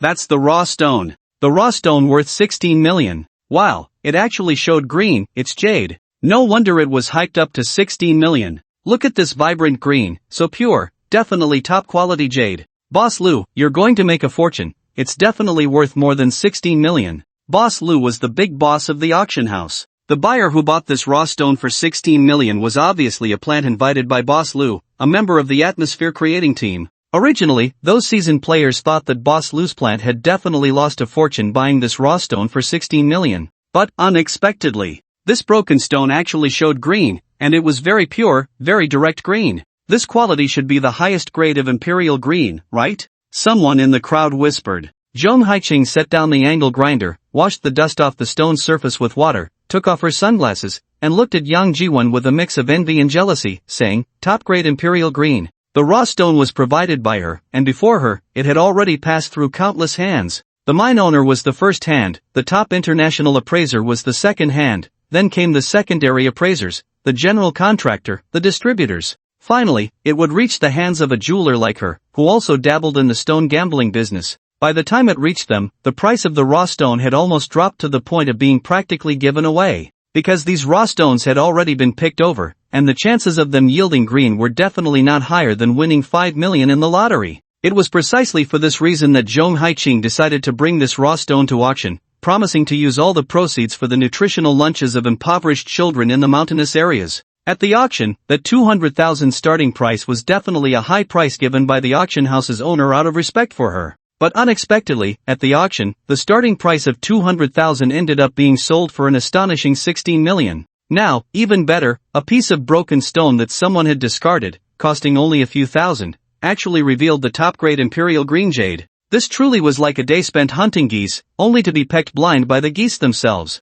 Was this guy just lucky, or did he really have the skill to spot the uniqueness of this raw stone at a glance? Thinking of this, Jong Haiching couldn't help but glance at Yang Jiwon again. Top grade Imperial Green. Upon hearing Jong Haiching's words, everyone was stunned. The Chen family seller who sold the raw stone to Yang Jiwon was even more dumbfounded. If he had known that this raw stone would yield top grade Imperial Green, only a fool would sell it. Bought for 16 million, but then sold for 5 million, directly losing 11 million. But now that this raw stone had revealed top-grade Imperial Green, its value. Before the thought could finish, someone in the crowd congratulated the auction house owner. Congratulations, Boss Lu, congratulations. This top-grade Imperial Green should be considered the treasure of your establishment from now on, right? Others directly asked, Boss Lu, is this jade for sale? As soon as the words fell, someone rebutted, brother, what are you talking about? Boss Lu runs an auction house, such a good thing must go to auction. If it's just sold like this, wouldn't that be a huge loss?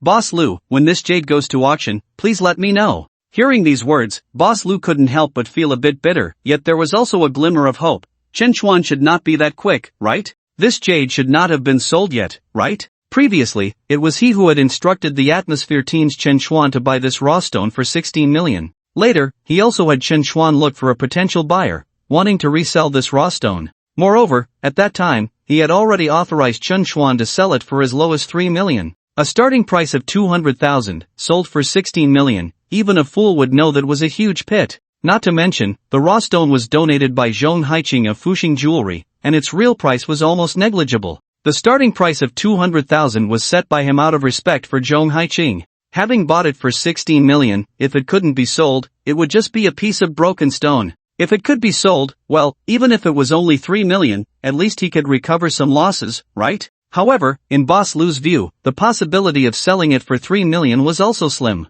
After all, that potential buyer, although wealthy, didn't seem foolish, otherwise, they wouldn't have dropped out at the last moment, allowing that raw stone to be sold for the exorbitant price of 16 million, landing in the hands of the Atmosphere team. Well, hopefully, that raw stone hasn't been sold by that guy Chen Chuan yet? Thinking this, Boss Lu couldn't help but turn his head to look at Chen Chuan Shun, only to find him staring blankly. While everyone was flattering Boss Lu, Zhong Haiching washed the top-grade Imperial Green jade with water, then presented the clean jade to Yang Jiwon with both hands, smiling as she said, Congratulations, sir, this rough stone has produced a piece of top-grade Imperial Green, weighing about 15 kilograms. Upon hearing Zhong Haiching's words, everyone was momentarily stunned, then looked at Boss Lu and then at Yang Jiwon, feeling a bit confused.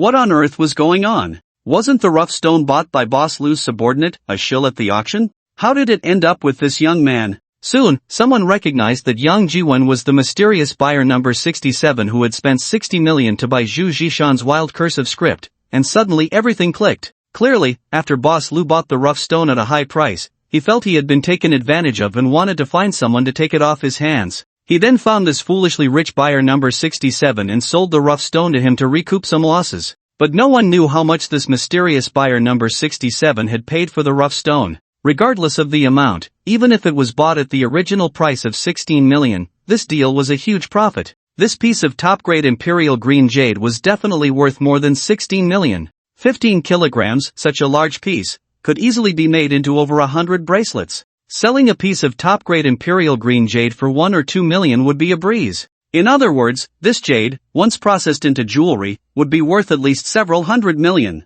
This was truly a windfall. Amidst the astonished gazes of everyone, Yang Jiwon took the jade and then handed it to Auditing Mafe, smiling as he said, Lucky me, this broken stone actually produced a piece of jade. You want to give it to me? Auditing Mafe exclaimed, her eyes wide in surprise as she looked at Yang Jiwon. Didn't you just say you liked it? What's wrong? You don't want it anymore? Yang Jiwon chuckled. Auditing Mafe was taken aback, then lowered her voice to Yang Jiwon, saying, Are you really going to give it to me? This is top-grade Imperial Green jade, worth quite a bit. Before Yang Jiwon could respond, Zhong Haiching interjected, Sir, miss, this jade is quite valuable, carrying it like this is very unsafe. My jewelry company has armed guards, if you need, I can arrange it right now. Hearing Zhong Haiching's words, both Yang Jiwon and Auditing Mafe were momentarily stunned. Yes, this broken stone was no longer the same. Originally just a worthless piece of rock. But now, this stone was worth a fortune. Carrying it like this, who knows if someone might take a risk on the way and create an accident to rob both the person and the goods.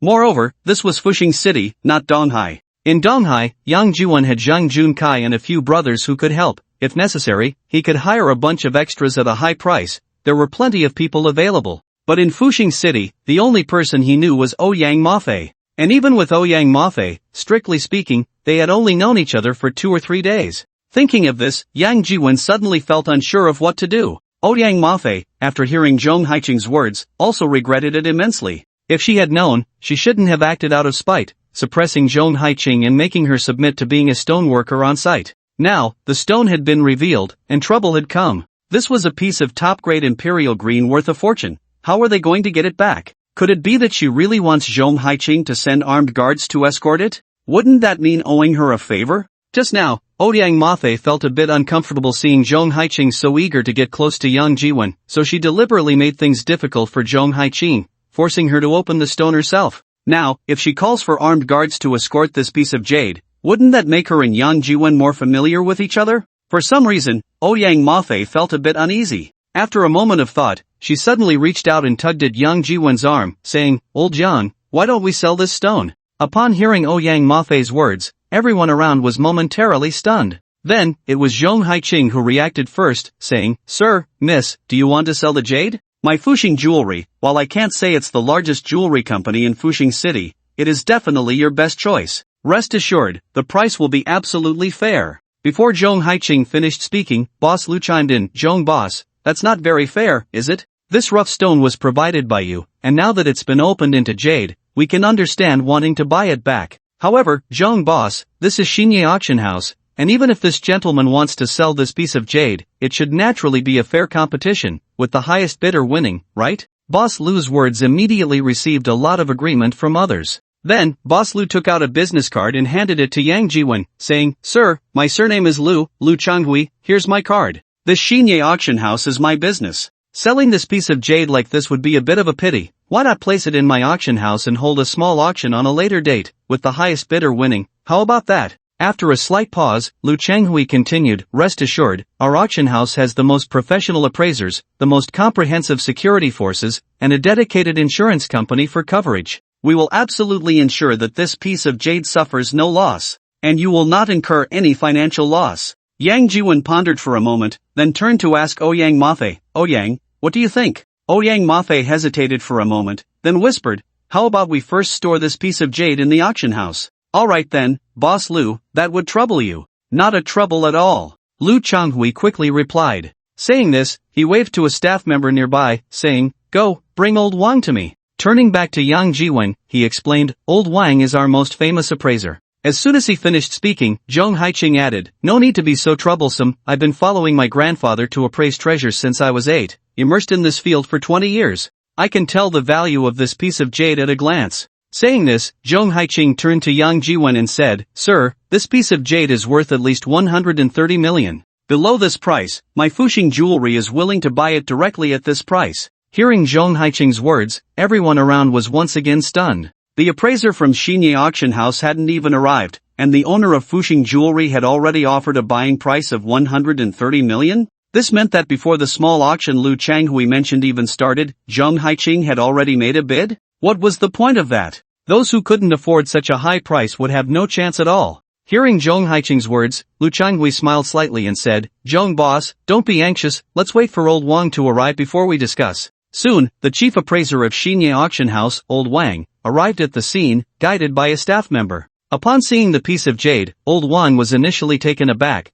then put on his glasses and carefully observed it for a while before taking them off. "Old Wang, how is it?" Lu Changhui asked anxiously. "Boss, this is indeed a top-grade imperial green jade." As he spoke, Old Wang had the jade placed on an electronic scale, weighed it, and then said, "It weighs 16.72 kilograms, valued between 120 million and 180 million. 120 million to 180 million. The lower limit was 10 million less than the estimate given by Zhong Haiqing, but the upper limit was 50 million more. Hearing Old Wang's words, everyone was once again astonished. "Thank you, Old Wang." Lu Changhui smiled and cupped his hands towards Old Wang, then turned to Yang Jiwon and said, "Sir, do you accept this valuation? If you agree, we can sign the contract now." The estimate given by the phone was 80 million, but the on-site valuation unexpectedly exceeded 100 million, which had already surpassed Yang Jiwon's psychological expectations. What could he possibly be dissatisfied with? After a moment's contemplation, Yang Jiwen nodded and said, "Okay.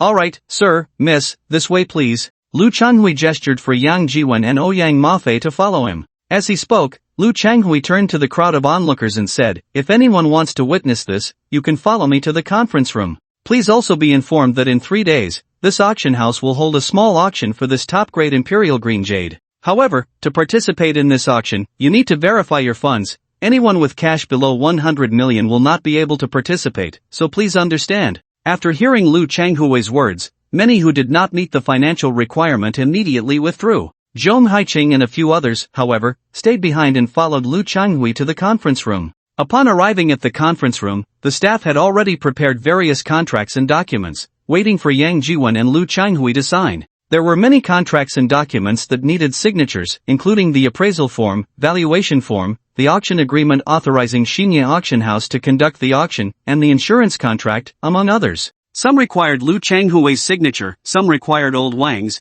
and others needed signatures from the insurance company representatives. All contracts and documents also required Yang Jiwen's signature for confirmation and authorization. The entire process took nearly an hour. After that, Yang Jiwen and Ouyang Mafei left the auction house and returned to the hotel. When they returned to the hotel, Ouyang Mafei followed Yang Jiwen to his room, lounging on the bed in an alluring pose, and said, "I'm curious, how did you know there was jade in that broken stone?" "Simple, because I have X-ray vision." Yang Jiwen replied with a light laugh. "Cut it out." Ouyang Mafei rolled her eyes, but the next second, she sat up straight, covering her chest with her hand, and stared at Yang Jiwen, saying, "You really have X-ray vision?" Yang Jiwen was taken aback for a moment, then couldn't help but laugh, saying, "Miss Ouyang, your imagination is a bit too rich, isn't it? You believe my nonsense?" Ouyang Mafei was momentarily stunned, then forced a laugh and said, "Well, I'm a novelist, so I need a bit of imagination, right?" After a slight pause, Ouyang Mafei asked again, "Do you really have X-ray vision?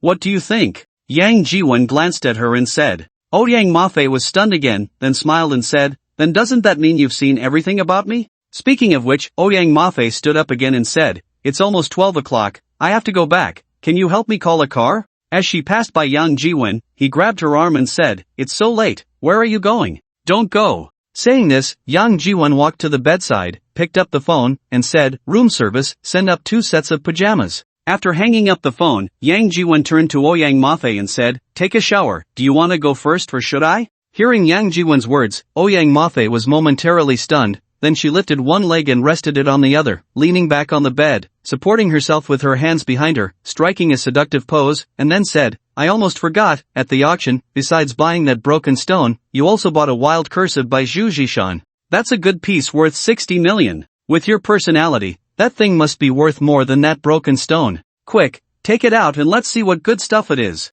Yang Jiwen was slightly taken aback, glanced at Ouyang Mafei, and then smiled, "You just know it's a good thing? What if I just like Zhu Zhishan's wild cursive? Cut it out, who are you trying to fool? I've seen your signature on the contract. With your scrawled handwriting, you would like calligraphy?" Ouyang Mafei rolled her eyes. Yang Jiwen chuckled awkwardly and then took out the wild cursive by Zhu Zhishan. To be honest, he was also very curious about where the feather-winged cicada silk dress that his phone had alerted him about was hidden. The phone wouldn't remind him for no reason. That piece of raw stone had already proven this point. His phone must have undergone some kind of mutation to produce these alerts.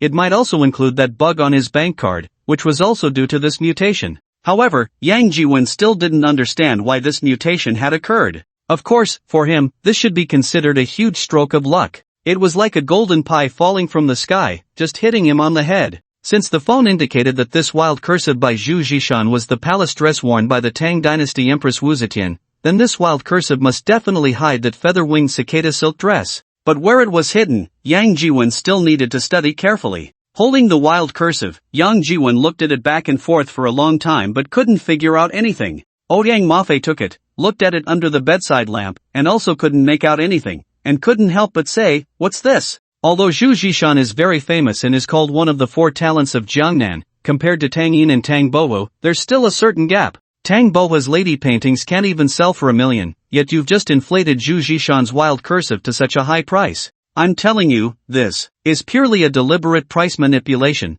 disrupting the normal economic order. If this were in the 70s or 80s, just this alone would be enough to get you arrested and executed as a typical example. After saying this, Ouyang Mafe threw the wild cursive back to Yang Jiwon, swayed her body towards the bathroom, and said as she walked, "I'm going to take a shower." Yang Jiwon took the wild cursive again and looked at it carefully. "I said, I'm going to take a shower." Ouyang Mafe reached the glass door of the bathroom, pressed her hand against the glass door, leaned her whole body against it, turned her head back, and reminded Yang Jiwon again. Yang Jiwon seemed not to hear. "You dead man." Ouyang Mafe stomped her foot, entered the bathroom, and slammed the glass door shut. Yang Jiwon frowned as he stared at the wild cursive for quite a while, examining it from top to bottom, from beginning to end, but found no clues. He couldn't help but furrow his brow slightly, and a bold idea suddenly popped into his mind. After hesitating for a moment, Yang Jiwon steeled his heart and decided to take a risk. Then, he grabbed the side of the wild cursive and tore it forcefully. Hiss! The fine Xian paper ripped in response. Yang Jiwon focused his gaze on the torn area and saw a thread that was completely different from the fibers of the Xian paper. If it weren't for the strong light from the bedside lamp, he might not have noticed that thin thread at all. Discovering the thread, Yang Jiwon couldn't help but breathe a sigh of relief, then carefully followed the thread and gently peeled off a layer of the wild cursive. After removing the first layer of the wild cursive, Yang Jiwon found a layer of gossamer thin, nearly transparent gauze skirt laid beneath it. He carefully lifted the gauze skirt and found it to be weightless. It seemed that the historical records were indeed correct. The winged cicada gauze skirt could really fit into a matchbox. No, a matchbox could probably hold 2 or 3 of these winged cicada gauze skirts. Yang Jiwon glanced at the gauze skirt, which had a simple design, but it was still evident that it was styled after the Tang Dynasty's gauze skirts. Just as he was looking, he heard Ouyang Mafei's voice behind him. This is. As she spoke, Ouyang Mafei quickly walked over, seemingly unaware that her bath towel had fallen, her eyes fixed on the winged cicada gauze skirt in Yang Jiwon's hand, exclaiming, "Is this the winged cicada gauze skirt? The Tang Dynasty's winged cicada gauze skirt? Where did you get this? Is it from that wild cursive? Is there really a winged cicada gauze skirt hidden inside that wild cursive?" Yang Jiwon turned to look and suddenly felt a rush of blood to his face, quickly turning back. Ouyang Mafei, however, still seemed oblivious to how alluring she was at that moment, her eyes wide as she stared at the winged cicada gauze skirt in Yang Jiwon's hand, saying, "Old Yang, you're going to get rich. Do you know how much this winged cicada gauze skirt is worth?" Yang Jiwon sniffed and then asked, "How much?" "At least this much." Ouyang Mafei held up a hand. The novel she was writing, The Great Zhou Under Heaven, was based on the legendary Empress Wu Zetian. To write this novel well, Ouyang Mafei had consulted countless Tang Dynasty texts, official histories, unofficial records, and even Tang and Song legendary novels, going through them countless times. One could say that Ouyang Mafei was now half an expert on Tang history. And in both official and unofficial histories of the Tang Dynasty, there were records of the winged cicada gauze skirt. It was said that this gauze skirt was as thin as a cicada's wing, weightless, exquisitely crafted, and seamless. The entire garment could even fit into a matchbox. Originally, Ouyang Mafei thought this was just a legend, and even if it existed, it probably had long since disappeared in the river of history, making it impossible for any physical object to have been passed down. But unexpectedly, there was one right in front of her. This was definitely a priceless treasure. Yang Jiwon turned to look at Ouyang Mafei, slightly stunned, then said, 5,000? Then wouldn't I be at a loss? Hearing Yang Jiwon's words, Ouyang Mafei couldn't help but roll her eyes and said, "What are you thinking? How could it possibly be worth only 50 million? I meant 500 million. 500 million? Yang Jiwon was momentarily taken aback. Although he had long been mentally prepared, he knew that anything that could be alerted by his phone must be something valuable. But he never expected that this feather-winged cicada silk dress was actually worth 500 million. Slightly stunned, Yang Jiwon turned to glance at Ouyang Mafei again, suppressing the urge to nosebleed, his eyes gleaming with a wolfish light, and said, "How about?" As he spoke, Yang Jiwon also signaled to Ouyang Mafei with his eyes. Ouyang Mafei suddenly widened her eyes, staring at Yang Jiwon for a while before saying, Are you crazy? This thing is said to have been used by Empress Wu Zetian, and you actually want me to wear it? Still thinking about that kind of idea? Aren't you afraid of desecrating the relics of our ancestors from over 1,000 years ago? Yang Jiwon chuckled and said, "Clothes are meant to be worn. If Her Majesty the Empress can wear it, why can't you wear it? Besides, it's said that women can't move when they see beautiful clothes. Now there's such a beautiful dress right in front of you, don't you want to try it on and see what it feels like?" After a slight pause, Yang Jiwon continued to coax her, "I'm telling you, the opportunity is right in front of you. If you don't cherish it and miss it, don't regret it later." Hearing Yang Jiwon's words, Ouyang Mafei couldn't help but be greatly tempted, hesitating for a moment before saying, "Aren't you afraid I'll ruin your treasure?" Yang Jiwen didn't answer Yang Mafei's question, but pretended to put the feather-winged cicada silk dress away.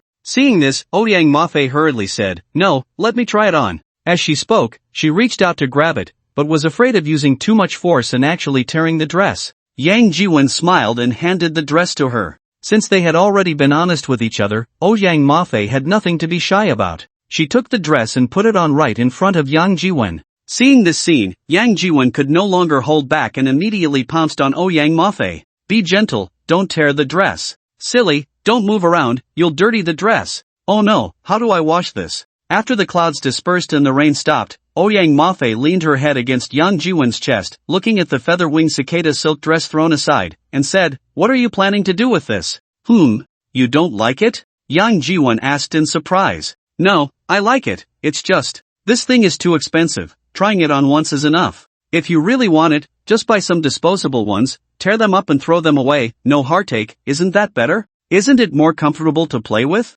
Hearing Yang Mafei's words, Yang Jiwen couldn't help but be stunned again. Those who engage in the arts really are open-minded, they can think of even this? Originally, Yang Jiwen wanted to take this feather-winged cicada silk dress back to Donghai and try it on with Chen Xiaomei and Zhou Yufeng. But he only dared to think about this idea in his heart. If he said it out loud, Yang Mafei would probably turn against him on the spot. Well, even if he wanted to take this dress back to Donghai, Yang Mafei would probably interrogate him thoroughly, giving him a soul-searching question. After a slight pause, Yang Jiwen said, "So what do you think we should do?" Yang Mafei thought for a moment and then said, "In a couple of days, you're going to auction the top-quality imperial green jade. Why not take this dress along and auction it together?" Upon hearing Yang Mafei's words, a strange expression suddenly appeared on Yang Jiwen's face. This feather-winged cicada silk dress had just gone through a fierce battle, and now Yang Mafei actually wanted him to take it to auction again? This idea seems so wicked. At this moment, Yang Mafei also noticed the strange expression on Yang Jiwen's face, glared at him, and said, "What kind of expression is that?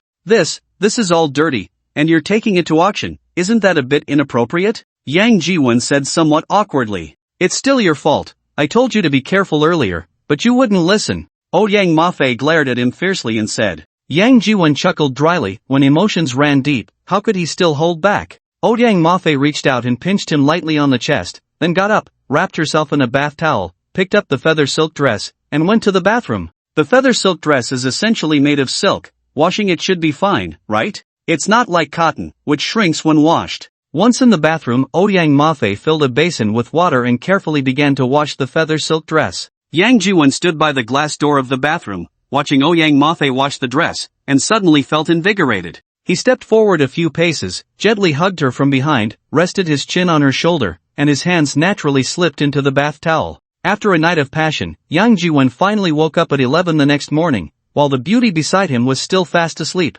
He gently kissed her forehead, then got out of bed, picked up the phone on the nightstand, and ordered room service from the hotel. He then took out his mobile phone and called Lu Changhui, the owner of Xinye Auction House. Lu Changhui had already saved Yang Jiwen's phone number yesterday. After 2 rings, Lu Changhui answered the phone respectfully, saying, "Mr. Yang, hello." Hello, Boss Lu," Yang Jiwen replied, pausing for a moment before continuing, "Boss Lu, I have another item here that I would like to entrust your auction house to sell. I wonder if you would be interested." "Yes, of course," Lu Changhui hurriedly replied, pausing again before asking, "Mr.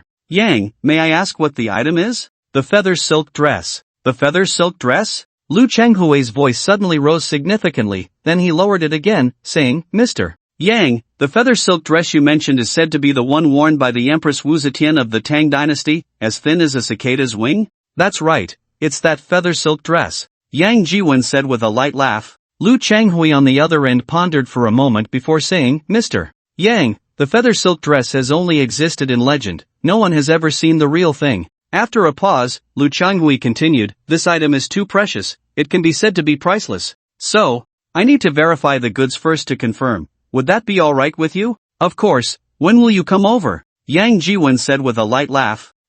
I need some time to find an expert in this area. In 2 or 3 days, I'll call you then. Also, if you want to auction this feather silk dress as well, the auction for the Imperial Green Jade might have to be postponed a few days. Is that okay?" "Of course, that's fine," Yang Jiwen said with a smile, then hung up the phone. After hanging up, Yang Jiwen thought for a moment and then called Zhang Junkai. He didn't have any acquaintances or reliable people in Fuxing. Anyway, Zhang Junkai and the others had already agreed to come out of Donghai Art Academy to help him set up the security company. However, the process for opening the security company on Li Moyu's side hadn't been completed yet, so Zhang Junkai and the others were temporarily staying at Donghai Art Academy. Now, the feather silk dress in Yang Jiwen's hands was worth at least 500 million, and the top-grade imperial green jade had already been offered a guaranteed price of 1.3 billion by Zhong Haiqing of Fuxing Jewelry. In other words, Yang Jiwen would soon have over 600 million in cash at his disposal, and it wouldn't do to have only a few reliable people around him.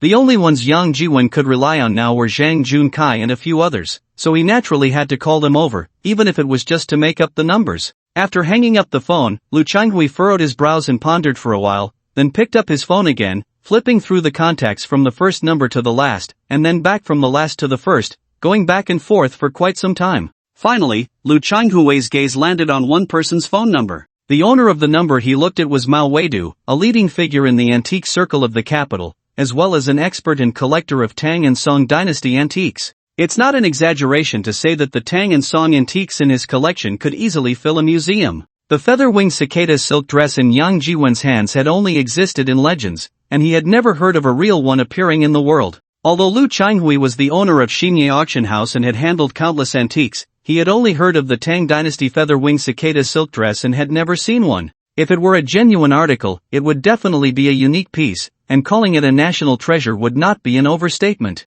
But if it were a counterfeit? If it were a counterfeit, he wouldn't be able to recognize it. If it were sold and later identified as a counterfeit, wouldn't that be a blunder? Moreover, it would tarnish the reputation of his Xinye auction house. Therefore, for safety's sake, Lu Changhui had to find a few experts from the circle to come and take a look personally. Mao Weidu was the first he wanted to invite, followed by Su Wanquan from the Su family in Jiangnan, Li Changxin from the Li family in Hanzhong, and Wang Xinyo from the Wang family in Shu. These four were all leading figures in the antique circle and also expert appraisers. With these four examining it, the possibility of error would definitely be less than 1 in 10,000. Or to put it another way, even if it were a counterfeit, as long as the four of them unanimously insisted it was genuine, then it would be considered genuine, and a counterfeit could sell for the price of a genuine article. The opposite was also true. Even if it were genuine, if the four of them insisted it was a counterfeit, then it would indeed be fake. After making the call, Mao Weidu quickly picked up, laughing as he said, "Boss Lu, what wind is blowing today that you thought of calling me? Master Mao, please don't make fun of me. It's my fault for not checking in on you for so long, and I apologize for that." Lu Changhui said, then changed his tone and said, "Master Mao, I pay my respects to you." No, what era is this? Who still pays respects these days? Forget it, please don't. If someone hears this, they'll say I'm an old relic. Mao Weidu laughed and said, pausing for a moment before continuing, "Boss Lu, you don't come to me without a reason. You must have something more than just greetings to discuss today?" "As expected, Master Mao, you are truly insightful," Lu Changhui said with a smile, flattering him. After a pause, Lu Changhui continued, "Master Mao, you are a senior in the circle. Recently, I came across a treasure and would like to ask you to take a look." "Oh, if you, Boss Lu, say it's a treasure, then it must be something good." Mao Weidu raised an eyebrow and said, "What kind of good thing is it?" Lu Changhui hesitated for a moment, then lowered his voice and said, "Master Mao, have you heard of the feather-winged cicada silk dress?" "Feather-winged cicada silk dress?" Mao Weidu was momentarily taken aback, then smiled and said, "Boss Lu, what you just said is quite something. Not only people in our circle, but even those outside it, as long as they've read a few history books, I'm afraid no one hasn't heard of the famous feathered cicada silk skirt, right?" At this point, he paused for a moment, then continued with a smile, "Boss Lu, don't tell me the treasure you recently acquired is the feathered cicada silk skirt? This thing has been legendary in our circle, but the key is, no one has seen it for over 1,000 years. Upon hearing Mao Weidu's words, Lu Changhui fell silent. After waiting for a while without hearing Lu Changhui respond, Mao Weidu was momentarily stunned, then asked, "Boss Lu, do you really have the feathered cicada silk skirt in your hands?" "I still don't know if it's real," Lu Changhui said quietly. He hadn't seen whether the feathered cicada silk skirt in Yang Jiwen's hands was real, so he couldn't be sure. Hearing Lu Changhui's words, Mao Weidu was momentarily stunned again, pondered for a moment, then said, "Boss Lu, this thing is as thin as a cicada's wing. Although it's made of silk, it's actually not very sturdy. After all, it's something from over 1,000 years ago during the Tang dynasty. Even if it was preserved back then, passing it down to the present day is probably not that easy." "The thing you mentioned," Before Mao Weidu could finish, Lu Changhui interjected, "So I want to ask you to take a look." On the other end of the phone, Mao Weidu was silent for a moment, then said, "Alright, since this thing has appeared in the world, I definitely want to join in the excitement." "Great, Master Mao, I'll be waiting for you in Fuxing." Upon hearing Mao Weidu's words, Lu Changhui let out a sigh of relief and smiled. After hanging up the phone, Lu Changhui called Su Wanquan, Li Changxin, and Wang Xan, one by one. After hearing that Lu Changhui had the feathered cicada silk skirt worn by the empress of the Tang dynasty, all three agreed to make a trip to Fuxing to see the legendary feathered cicada silk skirt with their own eyes.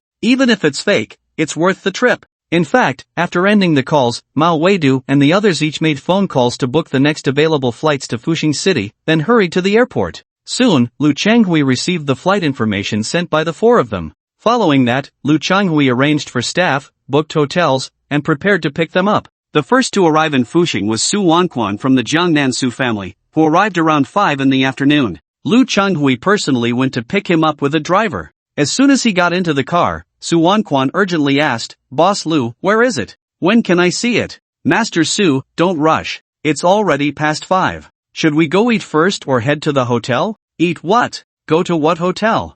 I came to see the feathered cicada silk skirt. If I don't see it, how can I eat or sleep? But we don't have to rush this moment, do we?" Lu Changhui said with a smile, pausing for a moment before continuing, "Wait for Master Mao from the capital, Master Li from Hanzhong, and Master Wang from Shu. They're all arriving tonight too. Once you four are all here, we can go find that master and see what the legendary feathered cicada silk skirt really looks like, right? Those three old fellows Mao Weidu are coming too?" Su Wanquan widened his eyes and looked at Lu Changhui. After a pause, Su Wanquan added, "That makes sense. The thing is in your hands. If only I, an old man, see it, you definitely won't feel at ease. You need to bring them along for your own peace of mind. I'm hungry. Take me to eat first." Hearing Su Wanquan's words, Lu Changhui hurriedly smiled and said, "Alright, Master Su, I prepared it for you long ago, your favorite Yangzhou lion's head." That night, Mao Weidu, Li Changxin, and Wang Xian also arrived at Fuxing one after another. Lu Changhui, along with the driver, was busy picking them up,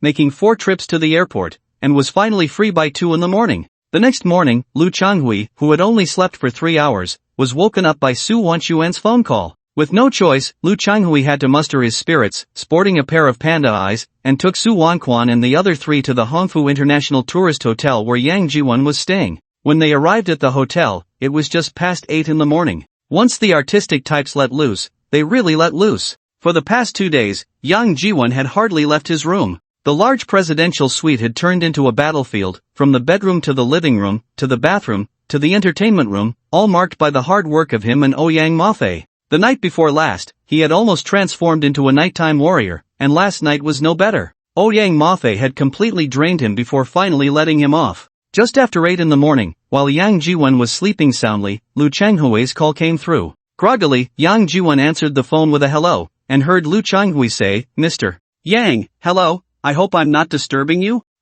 What's up?" "Well, I sent you a message yesterday, and today I want to bring a few seniors from the circle to see the goods. Do you have time?" In the afternoon, I'm really tired right now." Yang Jiwen mumbled, remembering that Lu Changhui had sent him a message the night before, but he had been busy sparring with Ouyang Mafei at that time, so he had no time to check any messages. Even if he had seen the message, he wouldn't have paid it any mind and had completely forgotten about it. No, Mr. Yang, we're already on the way." Hearing that Yang Jiwen seemed to want to hang up, Lu Changhui quickly added, Yang Jiwen was slightly taken aback, his voice raised, "You're already on the way?" Yes, we should arrive at your hotel in about half an hour." Yang Jiwen glanced at the sleeping Ouyang Mafei beside him and then said, "Alright then, since you're already coming, what can I say? Call me when you arrive." After saying that, Yang Jiwen hung up the phone. After hanging up, Yang Jiwen gently nudged Ouyang Mafei and said, "Ouyang, wake up, hurry up." Stop it." Ouyang Mafei groggily turned over. "Get up. The sun is already shining on your backside, why aren't you up yet?" Yang Jiwen said, slapping her on the backside and raising his voice, while pulling the blanket off her. "What are you doing? Do you want me to stop sleeping?" Ouyang Mafei sat up, eyes closed, looking very impatient. "Stop sleeping, Boss Lu and the others will be here soon." "Boss Lu?" Ouyang Mafei was slightly taken aback, her mind clearing a bit, and she looked at Yang Jiwen and asked, "The Boss Lu from the auction house?" Yang Jiwen nodded slightly. Ouyang Mafei was momentarily stunned, then came to her senses, pushing the blanket aside and said, "Where's my clothes? My underwear, hurry, my underwear, and my panties." "Forget it, just call the room service to send a few new sets over, these are all dirty." "Then you better hurry up," Oyang Mafe urged, getting out of bed while asking, "How long until they arrive?" "About half an hour." Yang Jiwen was answering while picking up the landline on the bedside table, saying, "Is this the housekeeping department?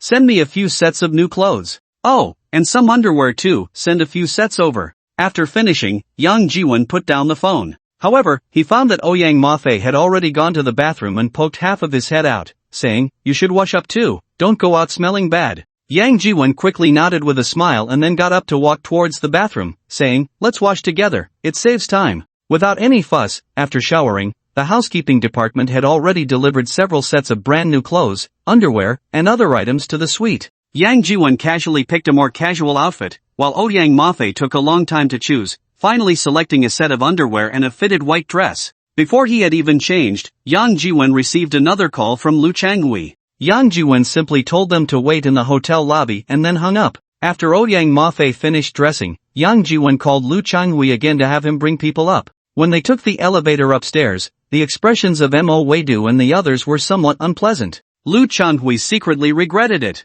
If he had known, he should have called Yang Jiwen last night to give him a heads up. These four gentlemen were the top figures in the industry. If they got angry, it wouldn't end well. To put it bluntly, as long as the four of them said a word, it would be difficult for Yang Jiwen to establish himself in this circle. And now, Yang Jiwen's actions had clearly made them a bit angry. They were seniors in the industry. Yang Jiwen didn't personally go downstairs to greet them and made them wait in the hotel lobby for over 10 minutes, and now he expected them to come upstairs to see him? This situation, not just for them, but for anyone, would probably leave them seething with anger, right? Hopefully, Yang Jiwen could bring out something good later to calm their tempers. Soon, the five arrived at the presidential suite on the top floor. When they reached the door of the suite Yang Jiwen mentioned, Lu Changhui stepped forward and knocked on the door. The door quickly opened, revealing a stunning woman in her 20s. Lu Changhui, seeing her, hurriedly smiled and bowed, saying, "Miss Oyang, hello, it's nice to see you again." "Hello, Boss Lu." Oyang Mafe smiled and nodded slightly to Lu Changhui, then stepped aside, saying, "Come in, old Yang is waiting for you." Lu Changhui smiled and nodded slightly, then gestured for Mo Weidu and the others to enter the suite. As soon as they entered, Mo Weidu couldn't wait to ask, "Where's the stuff? Hurry up and show us." Yang Jiwen sat on the sofa, glanced at Mo Weidu, but did not move. Lu Changhui was slightly startled and quickly stepped forward with a smiling face, saying, "Mr. Yang, let me introduce you. This is the leading figure in the Beijing Cultural Relics Circle, Master Mo Weidu. This is the leading figure in the Jiangnan Cultural Relics Circle, Master Su Wanquan. This is the leading figure in the Sichuan Cultural Relics Circle, Master Wang Xinyo. And this one is the leading figure in the Central Plains Cultural Relics Circle, Master Li Changxin." After a slight pause, Lu Changhui continued, "Gentlemen, this is Mr. Yang Jiwen. The feathered cicada silk dress belongs to Mr. Yang." Before Lu Changhui could finish, Mo Weidu plopped down on the other sofa and said, "I don't care who Mr. Yang or Mr. Lu is, I'm here to see the goods, where are they?"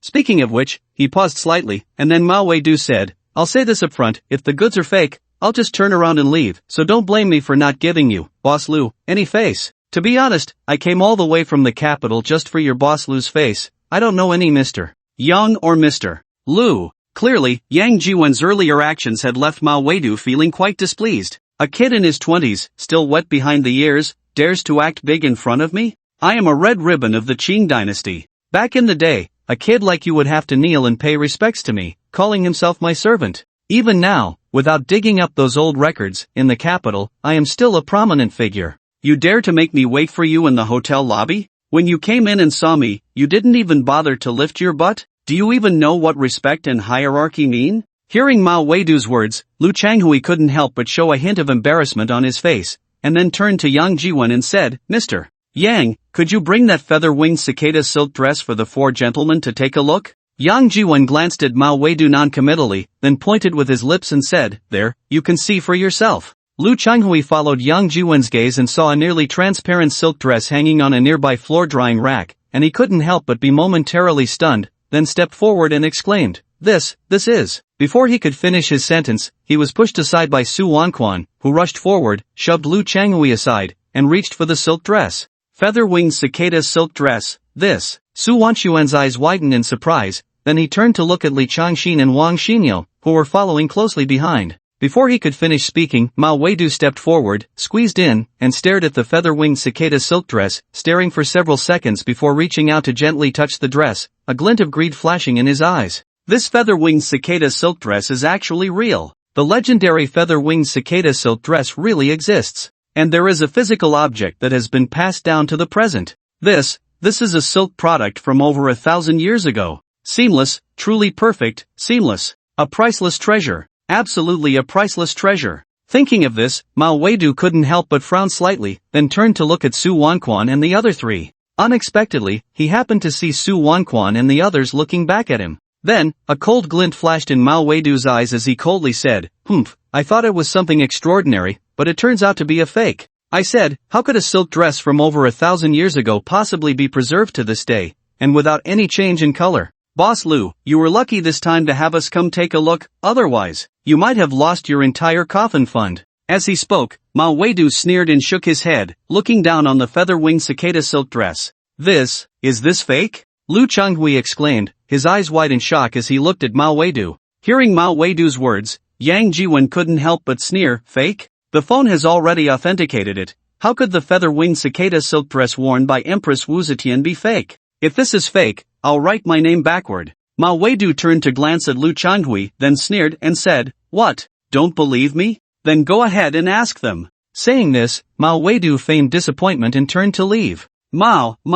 Lu Changhui hurriedly reached out to grab Mao Weidu, anxiously saying, Mao, please don't go. As he spoke, Lu Changhui turned to Su Wanquan and the other three, saying, gentlemen, Lu boss, Mao has already said that this feather-winged cicada silk dress is fake. No matter how much you ask us, it won't turn into something real. Su Wanquan glanced at Mao Weidu and said. Li Changxin and Wang Xian both nodded slightly. Seeing this, Lu Changhui couldn't help but sigh softly. The actions of the four just now could be said to be somewhat out of line. It was evident how much shock this feather-winged cicada silk dress had brought them. But now, the four insisted that this item was fake, which meant it truly had become fake. Sigh, if Yang Jiwen knew the truth, would he regret treating the four of them that way just now? With a soft sigh, Lu Changhui turned to Yang Jiwen and said, Mr. Yang, I sincerely apologize, this item, our auction house cannot. Before Lu Changhui could finish, Yang Jiwen chuckled and said, it's fine. Since these four experts all say this feather-winged cicada silk dress is fake, then please have them provide an appraisal opinion,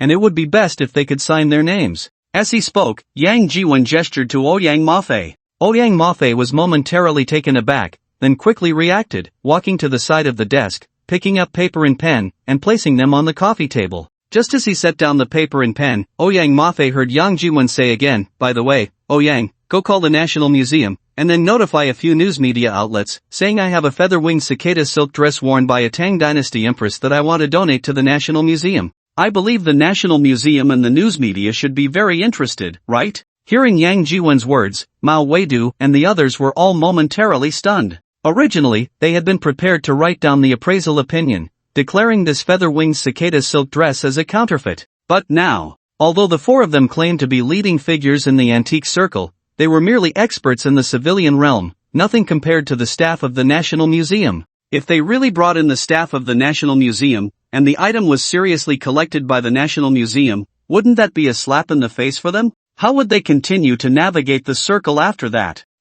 What a joke. Just because you ask me for an appraisal opinion, do you think I have to give it? What do you take me for? A servant at your beck and call? Momentarily taken aback, Mao Weidu quickly reacted, snorting coldly and saying, exactly, why should we sign and write an appraisal opinion? Who do you think you are? The King of Heaven? Even if you are the King of Heaven, you can't order us around. Su Wanquan and the other three also put on a look of righteous indignation as they spoke. Yang Jiwen smiled at the four of them, then turned to Lu Changhui and said, Lu boss, I have no objections to you bringing them over to take a look. They all insist in unison that this feather-winged cicada silk dress worn by the Empress of the Great Zhou is a counterfeit, which is fine. However, at this point, Yang Jiwen paused slightly before continuing, even if it is a counterfeit, I still want to take it to the auction for display. Let's set the starting price at 500 million. Even if it doesn't sell, I won't shortchange you on the auction house's fees. How about that? With Yang Jiwen saying this, what could Lu Changhui say?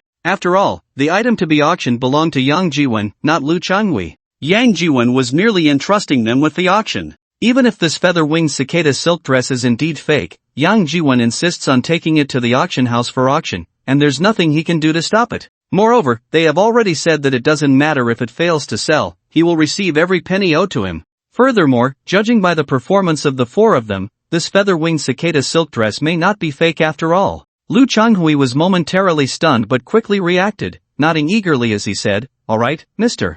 Yang, but isn't a starting price of 500 million too high? According to the auction house's rules, regardless of whether this item sells or not, a certain handling fee will be charged. For sold items, the fee is based on the final sale price, and for unsold items, the fee is based on the starting price. A starting price of 500 million, even if it fails to sell, the handling fee is not a small amount." Before Lu Changhui could finish speaking, Yang Jiwen chuckled lightly and said, "It's fine, I can afford this handling fee." Lu Changhui was slightly taken aback, then said, "Alright, then we'll proceed as you wish. This afternoon, I will arrange for the auction house staff and security to come and escort the item to the auction house, and prepare for the auction. I will notify you in advance once everything is settled." Yang Jiwen smiled and nodded slightly, then said, "In that case, I won't keep you any longer. Safe travels."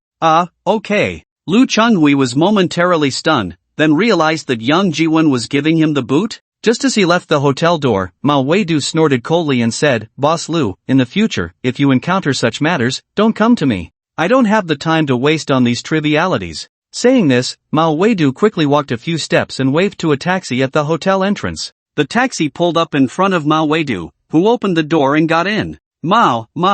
Lu Changhui called out a few times anxiously. Mao Weidu, however, seemed not to hear, rolled up the window, and the car drove away. "Boss Lu, I have things to attend to, so I'll take my leave." Su Wanquan also slightly cupped his hands towards Lu Changhui and, saying this, hailed a taxi as well. Wang Xian and Li Changxin exchanged glances, slightly taken aback, as if they wanted to say something, but in the end, said nothing, just cupped their hands towards Lu Changhui and called for a taxi, leaving one after another. Seeing this, Lu Changhui couldn't help but stomp his foot in frustration. This time, he probably offended all four of them. On the way back to the auction house, Lu Changhui was still sighing deeply. While he was lamenting, his phone dinged. Lu Changhui picked up his phone and saw it was a message from Li Changxin, and he couldn't help but be slightly stunned, then opened the message to read, "Boss Lu, could you do me a favor? Tell Mr. Yang that the feather-winged cicada silk dress won't go to the auction, and I want to buy it privately for 500 million. Is that feasible?" Seeing Li Changxin's message, Lu Changhui's eyes widened in shock.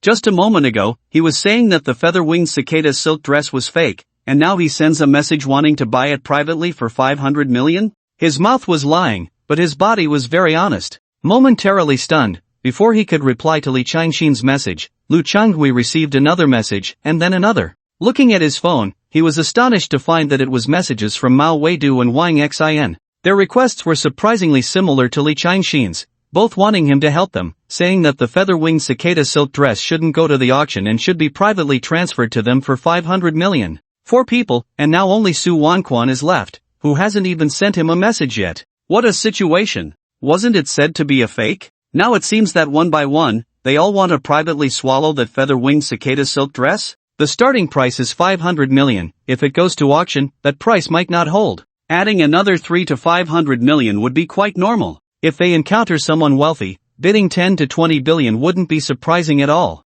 Just when he was unsure how to respond to these three, Lu Changhui's phone rang again, a call coming in. Lu Changhui glanced at the caller ID, well, it was actually Su Wanquan calling. He was just wondering why he hadn't sent a message, and now the call came in. After waiting 2 or 3 seconds, Lu Changhui finally answered Su Wanquan's call. After exchanging pleasantries, Su Wanquan got to the point and said to Lu Changhui, "Boss Lu, let's be honest. I want that feather-winged cicada silk dress. Please tell Mr. Yang not to put it up for auction. Whatever price he wants, let him quote it. Rest assured, your share will not be less by a single cent. I will cover it all. How about that?" Su, this. Lu Changhui showed a somewhat helpless expression, paused for a moment, and then said, "I can't make that decision. How about this, give me his contact information, and I'll reach out to him personally. How does that sound? Once it's done, your share will also be guaranteed." This. Lu Changhui hesitated slightly before saying, "Su, how about I first gauge his interest for you? Alright, then I'll trouble you, Boss Lu.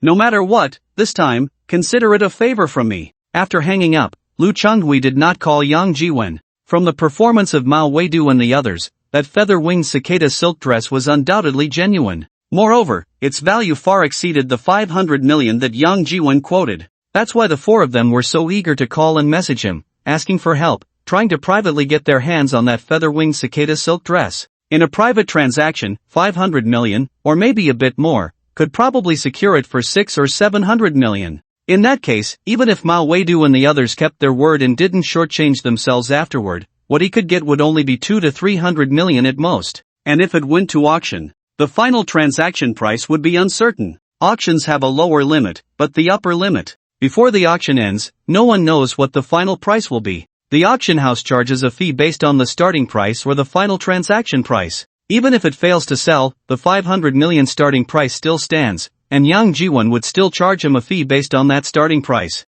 This amount would be quite similar to the benefits Mao Weidu and the others would give him. And if the final transaction price exceeds 1 billion, then the fee would be more than double what Mao Weidu and the others offered. Therefore, even if Mao Weidu and the others sent messages, made calls, or even personally visited to plead, Lu Changhui had already made up his mind that feather-winged cicada silk dress would definitely go to auction. This is not just a high-end auction where exorbitant fees can be charged, it is also the best opportunity to raise the profile of Xinye Auction House. If this opportunity is missed, it would be hard to find such a good chance again. Therefore, after hanging up on Su Wanquan, Lu Changhui did not call Yang Jiwen. Instead, he flipped through his WeChat contacts and sent an invitation to several major investors in his contact list, inviting them to attend the high-end auction this weekend. The time for the auction had already been set by Lu Changhui for this weekend. Currently, there were only 2 items up for auction, both belonging to Yang Jiwen. One was a top-quality imperial green jade that had already circulated among the wealthy circles in Fuxing City, with an estimated value of 120 million. Moreover, the owner of Fuxing Jewelry, Zhong Haiqing, had made a bottom-line promise of 130 million. This meant that this top-quality imperial green jade had already received a bid of 130 million before the auction even started. As for the final price, it would definitely exceed 130 million. Of course, this 130 million also served as an invisible threshold, keeping anyone with a net worth below that amount outside the doors of the auction. Without at least 130 million in funds, one could forget about attending this high-end auction. The other item up for auction was the winged cicada silk dress. Compared to the top-quality imperial green jade, the value of this winged cicada silk dress was even higher. Lu Changhui even specifically noted on the invitation that the starting price for this winged cicada silk dress was 500 million. After sending out the invitations, soon, several prominent investors in Fuxing City and even in Southeast Province began to reply, agreeing to attend this high-end auction. With an entry threshold of 130 million and the grand finale being a 500 million dress that only existed in legend and was making its debut, this auction was naturally a high-end affair, arguably the most elite of high-end events. Those wealthy investors would certainly not miss such a great opportunity for mutual exchange and showcasing their own strength. Upon receiving the messages from those investors, Lu Changhui couldn't help but breathe a sigh of relief. Now, the only thing he was still worried about was whether anything unexpected would happen on Yang Jiwen's side. After all, Yang Jiwen was holding a treasure worth 500 million. If someone had ill intentions, Yang Jiwen might not even be able to leave that hotel. Hopefully, those 4 gentlemen wouldn't take any risks. Thinking of this, Lu Changhui sighed softly, then picked up the phone and called the manager of the security department, saying, "Manager Wang, please arrange a team of people, 2 vehicles, no, 3 vehicles, 5 vehicles, yes, 5 armed escort vehicles to Hongfu International Tourist Hotel, waiting for my orders." "Okay, boss." Manager Wang on the other end of the line agreed without any hesitation. After hanging up the phone, Lu Changhui then called Yang Jiwen. As soon as the call connected, Lu Changhui greeted with a smile, "Mr. Yang, hello." Boss Lu, what's up?" "Well, Mr. Yang, to avoid any accidents, I have arranged 5 armed escort vehicles and the corresponding security personnel to welcome the winged cicada silk dress. I have also prepared the contract, and I can bring it to you now. Is that okay?" "Sure, bring it over." "All right, Mr. Yang, one more thing. Please be sure to pay attention to your safety. If you notice any suspicious individuals, please call the police immediately or call me." Understood," Yang Jiwen replied, then hung up the phone. After hanging up, Yang Jiwen turned to Ouyang Mafe and said, "Let's go, Ouyang, let's change places for dinner." "Oh, where to?" Ouyang Mafe asked. "You'll know when we get there," Yang Jiwen said with a light smile, casually grabbing the winged cicada silk dress and leaving the presidential suite with Ouyang Mafe. After entering the elevator, Yang Jiwon did not press the button for the first floor, but instead pressed the button for the 11th floor. Yang Mafei glanced at Yang Jiwon in confusion and said, "Why are we going to the 11th floor? There's no restaurant on the 11th floor." Yang Jiwon smiled but did not respond. Soon, the elevator arrived at the 11th floor. Exiting the elevator, Yang Jiwon led Yang Mafei to room 1107 in the middle of the 11th floor corridor, then gently and rhythmically knocked on the door. After a brief pause, Yang Jiwon knocked again, maintaining the same rhythm. Before long, the door opened, and Zhang Junkai peeked out, slightly nodding upon seeing Yang Jiwon and calling out, "Boss." Yang Jiwon nodded slightly, did not introduce Yang Mafei to Zhang Junkai, and walked in with Yang Mafei. Inside the room were Xiao Lin, Xiao Qin, Lao Wangwang Jinyon, and two other brothers, Lu Changzhang and Wu Juemin. Upon seeing Yang Jiwon enter, they quickly stood up and bowed together, calling out, "Boss." "Brothers, I appreciate you coming all this way, you've worked hard." Yang Jiwon nodded slightly to the group and asked, "Did you sleep well last night? Have you had lunch?" Zhang Junkai and the others had arrived in Fuxing City on a flight yesterday afternoon. After arriving, Yang Jiwon had arranged for the hotel to send a car to pick them up, and by the time they reached the hotel, it was already past midnight. Yang Jiwon hadn't gathered with them last night, only arranging for them to stay on the 11th floor of the hotel. To accommodate them, Yang Jiwon had even booked all the rooms on the 11th floor and had called a nearby nightclub to bring out a few girls. This morning, Yang Jiwon didn't know what time they woke up or if they had breakfast. However, it was now noon, just in time for lunch. After exchanging a few pleasantries with Lin Xiaoqing and the others, Yang Jiwon asked Zhang Junkai to call the hotel's room service to have a table of fine food and drinks sent up. Then they began to eat and drink heartily. After they were full, Yang Jiwon took out his phone and transferred 1 million to each of Zhang Junkai and the others. Just as he completed the transfer, a text message popped up on Yang Jiwon's phone. There was no sender, just a message box containing a message. "Congratulations, host, you have completed the beginner task, spending a small target, taking 49 days and 15 hours, task completion speed is average, you have received a general beginner task gift package." Yang Jiwon was momentarily stunned upon seeing this, then read through it from start to finish. Before he could finish reading the message, it flickered a few times and then disappeared, just like when his phone had previously notified him about the feathered silk skirt and the top-grade imperial green jade. Then, another message appeared on Yang Jiwon's phone: "Open the general beginner task gift package to gain attribute points plus 27. Given that the host's attributes are all at an ordinary level, the system has automatically adjusted and increased the attribute points for the host: strength plus 10, agility plus 10, constitution plus 5, wisdom plus 1, luck plus 1. Attribute point adjustment complete." After flickering a few times, this message also disappeared. Beginner task, spending a small target? What the hell? What beginner task? And what is this general beginner task gift package? What a mess! Yang Jiwon was momentarily stunned, feeling as if he were dreaming, as if something had suddenly entered his body. Just as he was feeling puzzled, Zhang Junkai beside him suddenly exclaimed, jumping up from his seat, turning his head in surprise with wide eyes, looking at Yang Jiwon. He opened his mouth as if he wanted to say something, but in the end, not a single word came out. Meanwhile, Lin Xiaoqing, Wang Jinyon, and the others widened their eyes, staring at the phones in their hands. After a while, the straightforward Wang Jinyon finally spoke up. "Boss, why did you transfer so much money to me?" As soon as he spoke, Lin Xiaoqing and the others reacted, glancing at each other, then all turned to look at Yang Jiwon, saying, "Boss, what are you doing?" Initially, they thought Yang Jiwon had only transferred 1 million to himself, but after exchanging glances, they realized each of them had received a transfer of 1 million. 5 people, that was 5 million. Lin Xiaoqing and the others' words immediately brought Yang Jiwon back to his senses from that strange feeling. He smiled at them and said, "Brothers, during this time, you've done a lot for me, thank you for your hard work. Everything you've done for me, I see it and remember it in my heart. You are my best brothers. Take this money first, those who need to support their families can do so, and those who need to pay for their parents' medical bills can do that. If it's not enough, just tell me. As long as it's a problem that money can solve, it's not a problem for me." Hearing Yang Jiwon's words, Zhang Junkai and the others were momentarily stunned. Then, Zhang Junkai was the first to react, saying, "Boss, you've already given us enough. I can't accept this money." Before he could finish, Yang Jiwon interrupted him, saying, "Old Zhang, we are brothers. No amount of money can buy the bond we have, right?" Saying this, Yang Jiwon patted Zhang Junkai's shoulder and continued, "The reason I called you here is that I want you to help me, to protect me.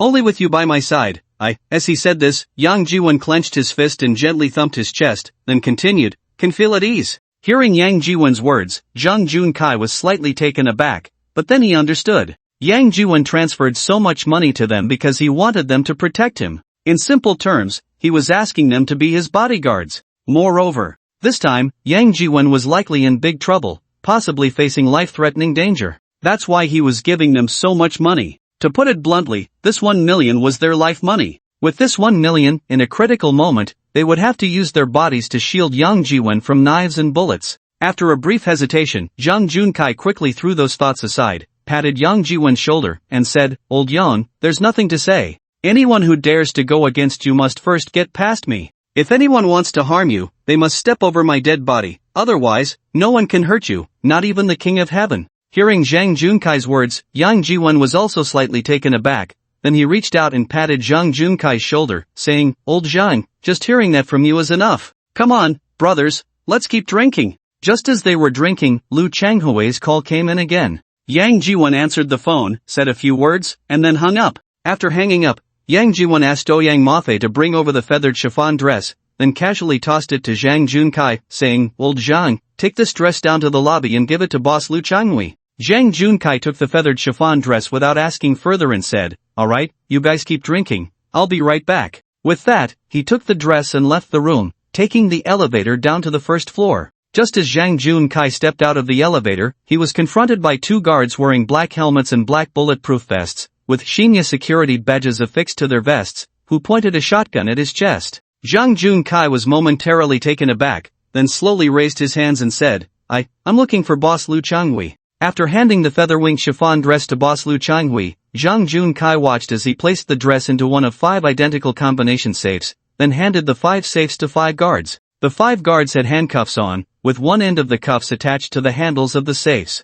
Unless they were to lose a hand, no one could take the safes from those 5 guards. Zhang Junkai couldn't help but be slightly stunned. Isn't this a bit excessive? It's just a piece of clothing. Is it really necessary to go this far? Then, Zhang Junkai saw the 5 guards each get into a black bulletproof armored car with the words "Armed Escort" written in large white letters. Next, the guards in the hotel, armed with shotguns, also got into the armored escort vehicles, which then drove out of the hotel. Back in the room, upon seeing Yang Jiwen, Zhang Junkai immediately said, "Boss, I finally understand why you wanted to start a security company." Before Yang Jiwen could respond, Lin Xiaoqing and the others asked, "Why?" "Because only a security company can legally carry guns." "Carry guns?" Lin Xiaoqing and the others were momentarily stunned, then Lin Xiaoqing said, "Old Zhang, who told you that a security company can legally carry guns? In our country, which company dares to say they can legally carry guns?" "Exactly, even street vendors with air guns could get arrested by the police, and you want to carry guns? Old Zhang,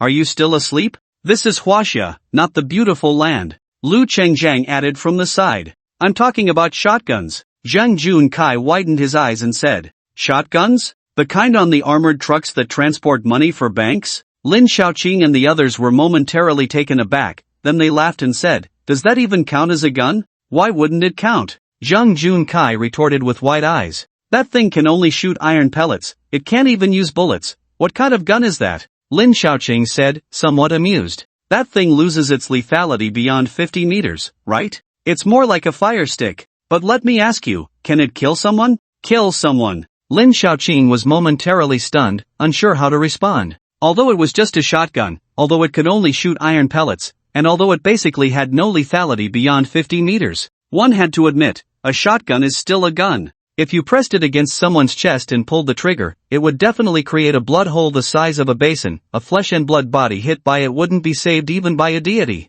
Moreover, what old Zhang said didn't seem wrong. It seemed that only a security company could legally and legitimately possess firearms. Just as he was thinking this, Wu Jumin said, "Old Zhang, did you encounter something exciting when you went downstairs? Why are you suddenly talking about firearms?" "I just went downstairs and was pointed at the forehead with a shotgun," Zhang Junkai said somewhat displeased, pausing for a moment before adding, "and it wasn't just one." Hearing Zhang Junkai's words, everyone was momentarily stunned again, then Lin Xiaoqing asked, "Old Zhang, what's going on? How did you get pointed at the forehead with a shotgun?" "If we run into a few small thugs, those brothers of mine could still fight for Zhang Junkai. But if we encounter someone with a shotgun, and not just one, even if they throw themselves at them recklessly, it would just be sending their heads to the slaughter. They simply can't compete." Zhang Junkai shrugged, then turned to Yang Jiwen and asked, "Boss, What exactly was that treasure you had me take down earlier? That boss Lu seems to value that piece of clothing a lot. He even put it in a safe, has someone guarding it, and made 4 fakes, each leaving the hotel in 5 identical cars.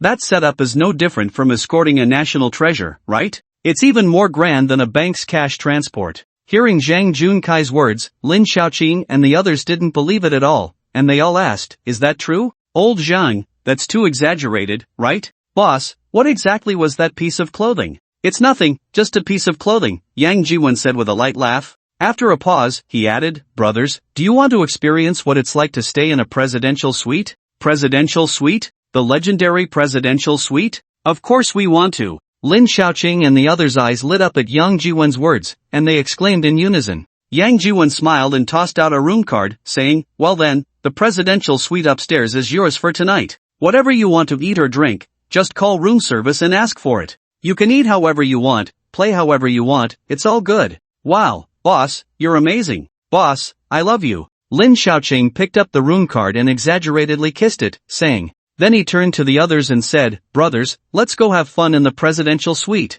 Wu Jumin, Lu Changzhang, and the others followed Lin Xiaoqing out of the room, heading to the presidential suite on the top floor. In the room, only Zhang Junkai, Yang Jiwen, and Ouyang Imofei remained. Old Zhang, why aren't you going? Yang Jiwen glanced at him and asked. Zhang Junkai smiled faintly and said, I'll go later. You gave us so much money earlier, wanting to stay in the presidential suite for a night can happen anytime, no need to rush. Hearing Zhang Junkai's words, Yang Jiwen was momentarily taken aback, then said nothing, just reached out and patted Zhang Junkai's shoulder, saying, Old Zhang, thank you. Zhang Junkai smiled at Yang Jiwen and said, didn't you say it? We're brothers. Since we're brothers, there's no need for such formalities. That night, Yang Jiwen didn't stay in that room, nor did he stay on the 11th floor. Instead, he had Zhang Junkai use his ID to book all the remaining empty rooms on another floor, mixing in with the other hotel guests. And Zhang Junkai's room was right next to his and Ouyang Imofei's. Better safe than sorry. Now that their identities had changed, that feathered cicada silk dress had a base price of 500 million.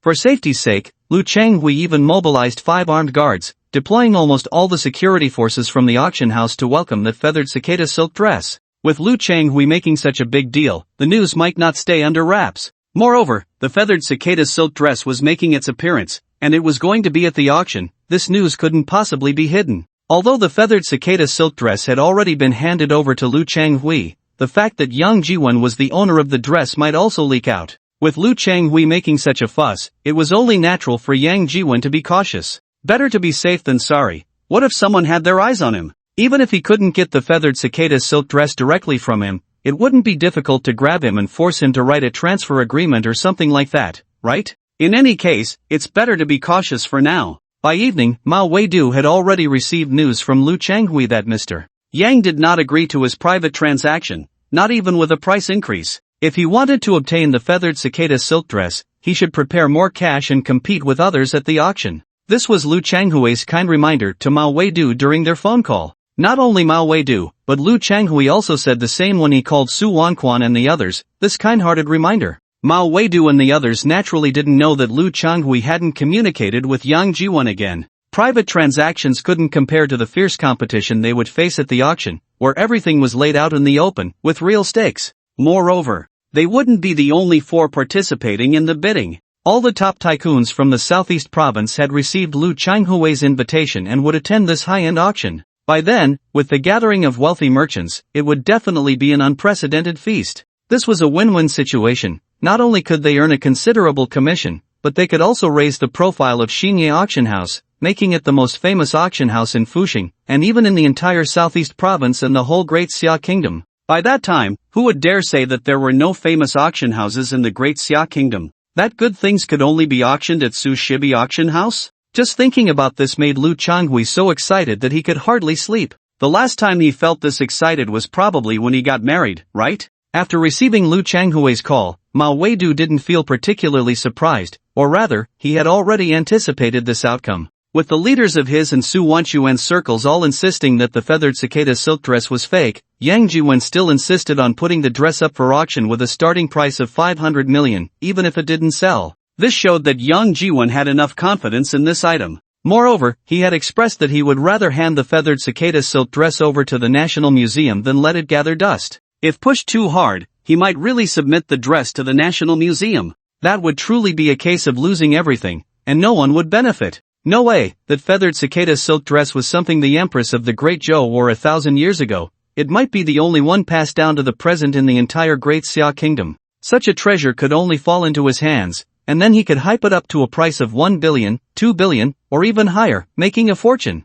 Unfortunately, his influence was all in the north, in the capital. Distant water can't quench nearby fire. Otherwise, if he wanted to get that feathered cicada silk dress, it wouldn't be so troublesome. Just kidnap the person, and wouldn't that thing become his? He could even think of a way to make that yang completely disappear. It wasn't impossible. The auction was on Saturday night, just 2 days away. It was still time to get someone. With this thought, Mao Weidu picked up his phone, opened WeChat, switched to another account, then sent a message to one of his contacts, arranged for Group A to come to Fuxing quickly. After sending the message, he quickly received an OK emoji in reply. After seeing the reply, Mao Weidu deleted the chat history and switched back to his original WeChat account. The next day, Thursday, it was Zhang Junkai and the others' first time in Fuxing, and Yang Jiwen was in the same boat. Although he had been in Fuxing for a few days, he hadn't really gone out to have fun. Therefore, under the guidance of Ouyang and Mofei, the local big shot, they spent a whole day enjoying themselves. Now, even Zhang Junkai and the others could be considered wealthy, each carrying over 1 million in cash, so they naturally felt less constrained than before.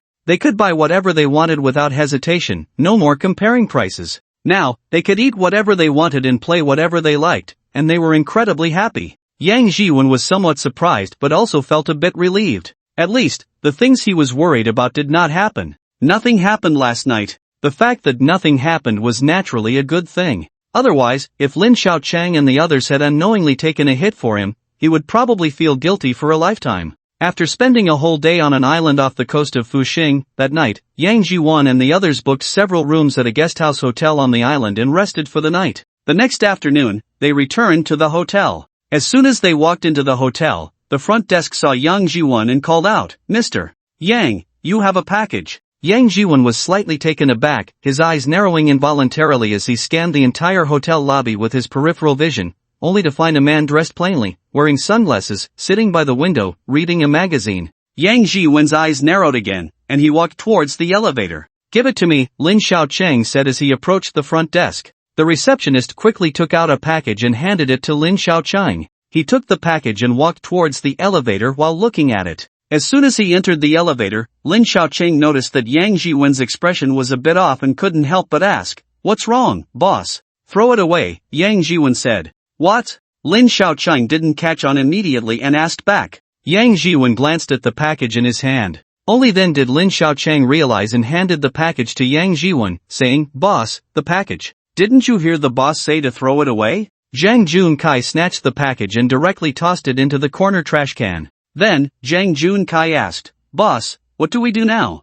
Among the group, only he seemed to understand a bit. Someone was testing the waters. Originally, the other party might not even recognize Yang Jiwen, but this package had instantly revealed Yang Jiwen's identity, allowing them to find their target. And now, it was just testing the waters to confirm the target. The next step might be an action against Yang Jiwen, right? What else can we do? When the soldiers come, we block them. When the water comes, we cover it with earth, Yang Jiwen said with a grin, then gestured towards the elevator button. Zhang Junkai immediately snapped back to reality, reaching out to press the top floor button, but just as his finger was about to hit the button, he moved it down a bit and pressed the button for the 24th floor, pressing all the buttons above the 24th floor. Seeing Zhang Junkai's actions, Lin Xiaochang and the others were momentarily stunned, and then Lin Xiaochang curiously asked, "Old Zhang, what are you doing? Is this how you play? If you do it this way, won't it take more than half an hour to get to the top floor?" Zhang Junkai glanced at him but didn't respond, instead saying, "When we get to the 24th floor, everyone get out and take the stairs down. It should be quick.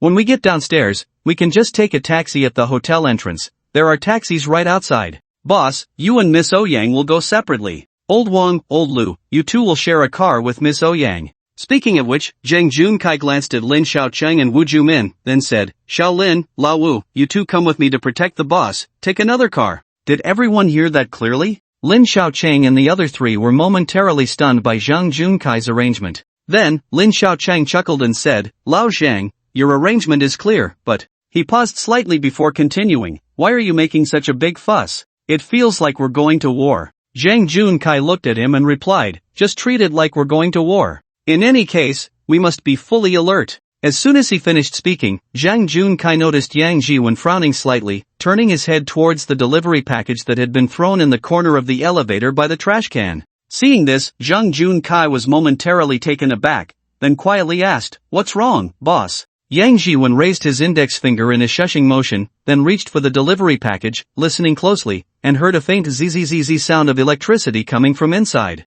The sound was very faint, but Yang Jiwen heard it clearly. Frowning slightly, Yang Jiwen then opened the delivery package. As soon as he opened it, he found a small black button-like object inside. What is this? Lin Xiaochang asked curiously, reaching out to grab the object. Yang Jiwen, however, was quicker, snatching it up and throwing it on the ground, stomping on it, saying, it's a listening device. A listening device? Lin Xiaochang stared wide-eyed in shock. What's going on? Why is there a listening device? Before he could finish this thought, Yang Jiwen said, the earlier arrangement has likely been exposed, it can't be used. Zhang Junkai nodded in agreement. After a moment of contemplation, Yang Jiwen continued, here's the plan, when we get upstairs, we'll exit from the 26th floor. Once we're out, there's a fire alarm in the corridor. Once the fire alarm goes off, everyone in the hotel will rush outside. We'll blend in with the other guests and rush out together. As long as we get out of the hotel, we'll leave immediately by car, and we'll contact each other by phone to regroup.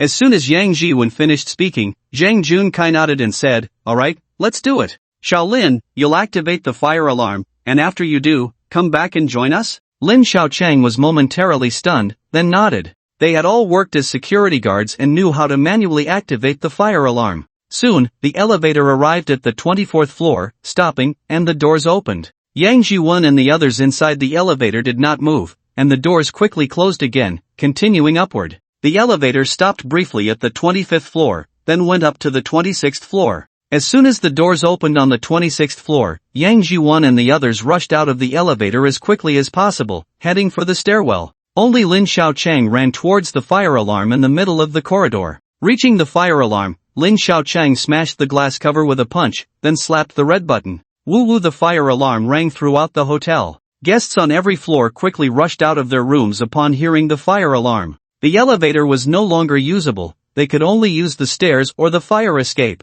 In an instant, countless guests surged towards the stairs, running down. Yang Jiwen and the others blended in with the crowd, rushing down the stairs, through the hotel lobby, and out of the hotel. As soon as they exited the hotel, without any delay, they immediately jumped into a few taxis. The cars quickly left the hotel. After driving for a while, Yang Jiwen realized that only Ouyang Mafe was following him, tightly gripping his hand, her small face flushed with excitement. Yang Jiwen glanced at her and then asked, what about Lao Zhang and the others? Ouyang Mafe shook her head slightly, paused for a moment, and then said, they should be behind us, right? As she spoke, Ouyang Mafe turned her head to look back at the taxis. Behind them, there were indeed two more taxis, which should be Zhang Junkai and the others. Yang Jiwen also turned to look back, then took out his phone and sent a message in the group he had created earlier. Hey guys, have you come out yet? Boss, we're out, just following you. Lin Xiaoqing was the first to reply. That's good. Yang Jiwen let out a slight sigh of relief and then sent another message. Stay close, don't lose track. Okay. Lin Xiaoqing, Wu Juemin, and the others quickly replied, and then Zhang Junkai sent a message asking, Boss, where are we meeting? Seeing Zhang Junkai's message, Yang Jiwen was momentarily taken aback, looked up at the driver in the front seat, then leaned over to Ouyang Mafe and handed her the phone. Ouyang Mafe glanced at the phone, furrowed her brows and thought for a moment, then took out her own phone, typed a few words, and handed it back to Yang Jiwen. Yang Jiwen looked at it and replied, Tongchuan Road, 1 Yuan Guest House. After sending the message, Yang Jiwen was about to tell the driver in the front seat to go to Tongchuan Road, but when he looked up, he saw the driver driving through a traffic light intersection, and beside him, Ouyang Mafe exclaimed, Hey, what's wrong? Yang Jiwen turned to ask. Ouyang Mafe gestured towards the car window, and when Yang Jiwen turned to look, he saw nothing unusual. Just as he was puzzled, his phone buzzed with a new message. Yang Jiwen picked up his phone to see several voice messages from Lin Xiaoqing and the others. He hurriedly clicked on one, and he heard Lin Xiaoqing's urgent voice, Boss, we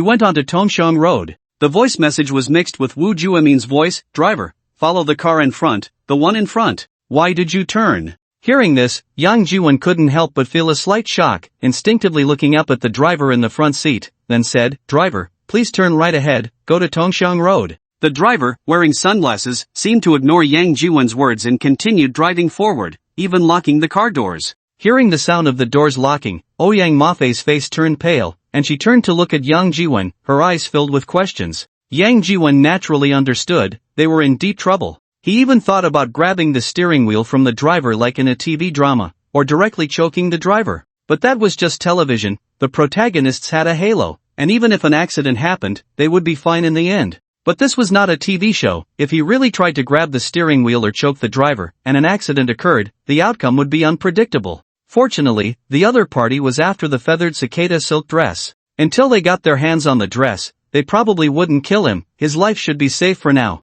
However, once they had the dress, it would be another story. Thinking of this, Yang Jiwon shook his head slightly at Yang Mafei, signaling her not to act rashly. Soon, the car turned a corner and entered a secluded little road. After driving along the road for a long time, the car finally arrived at an abandoned garbage processing plant. Through the car window, Yang Jiwon could already see that inside the garbage processing plant, there was a bulldozer, an excavator, and a few people wearing hard hats and sunglasses, covering most of their faces. Yang Mafei, seeing this situation, couldn't help but nervously grab Yang Jiwon's arm, her whole body trembling involuntarily. The abandoned garbage processing plant, the excavator, the bulldozer. This situation was going to bury her and Yang Jiwon alive. Yang Jiwon also couldn't help but frown slightly, then reached out and gently patted Yang Mafei's arm, signaling her to relax. They wouldn't kill him without getting the feather-winged cicada's silk dress first. If they killed him, they would never get that thing. Right now, this was just to scare him into handing over the feather-winged cicada silk dress.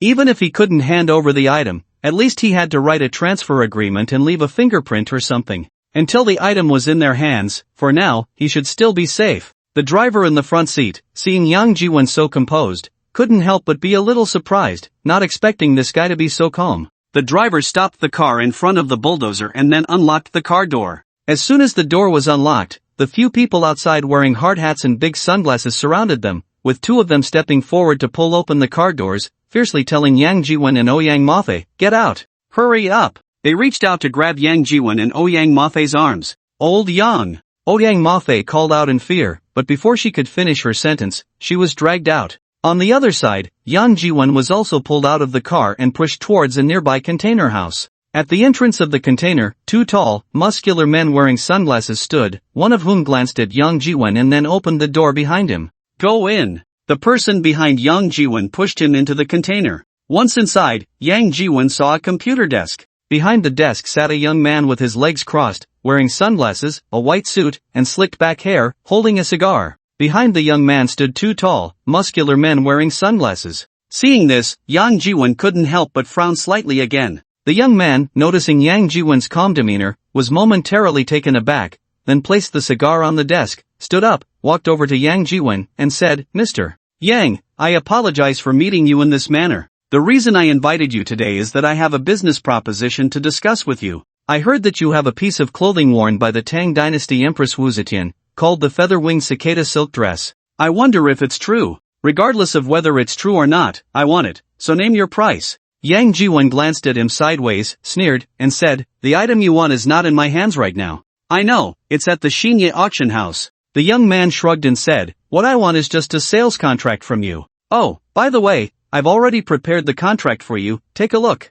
Saying this, the young man picked up a document from the desk and handed it to Yang Jiwon, then added, "You just need to sign it and leave a fingerprint." Yang Jiwon glanced at the document and couldn't help but sneer, saying, "You are quite generous, offering 10 billion for my feather-winged cicada silk dress? Of course, harmony brings wealth. For Mr. Yang, money should be considered an external possession, right? You can't take it with you when you die, nor can you bring it with you when you're born. Whether it's 500 million or 1 billion, isn't it just a number, Mr. Yang? What do you say?" After hearing the man's words, Yang Jiwon couldn't help but let out a slight cold laugh and said, "So, if I sign this, I still won't get the money, right?" The man did not respond to Yang Jiwon's words, only smiled, which was taken as an acknowledgement. The amount on the contract was merely a number, one used to silence others while also inflating the value of that feathered cicada silk dress. Moreover, as long as Yang Jiwon signed and pressed his fingerprint, the contract would take effect, and Yang Jiwon's life would come to an end.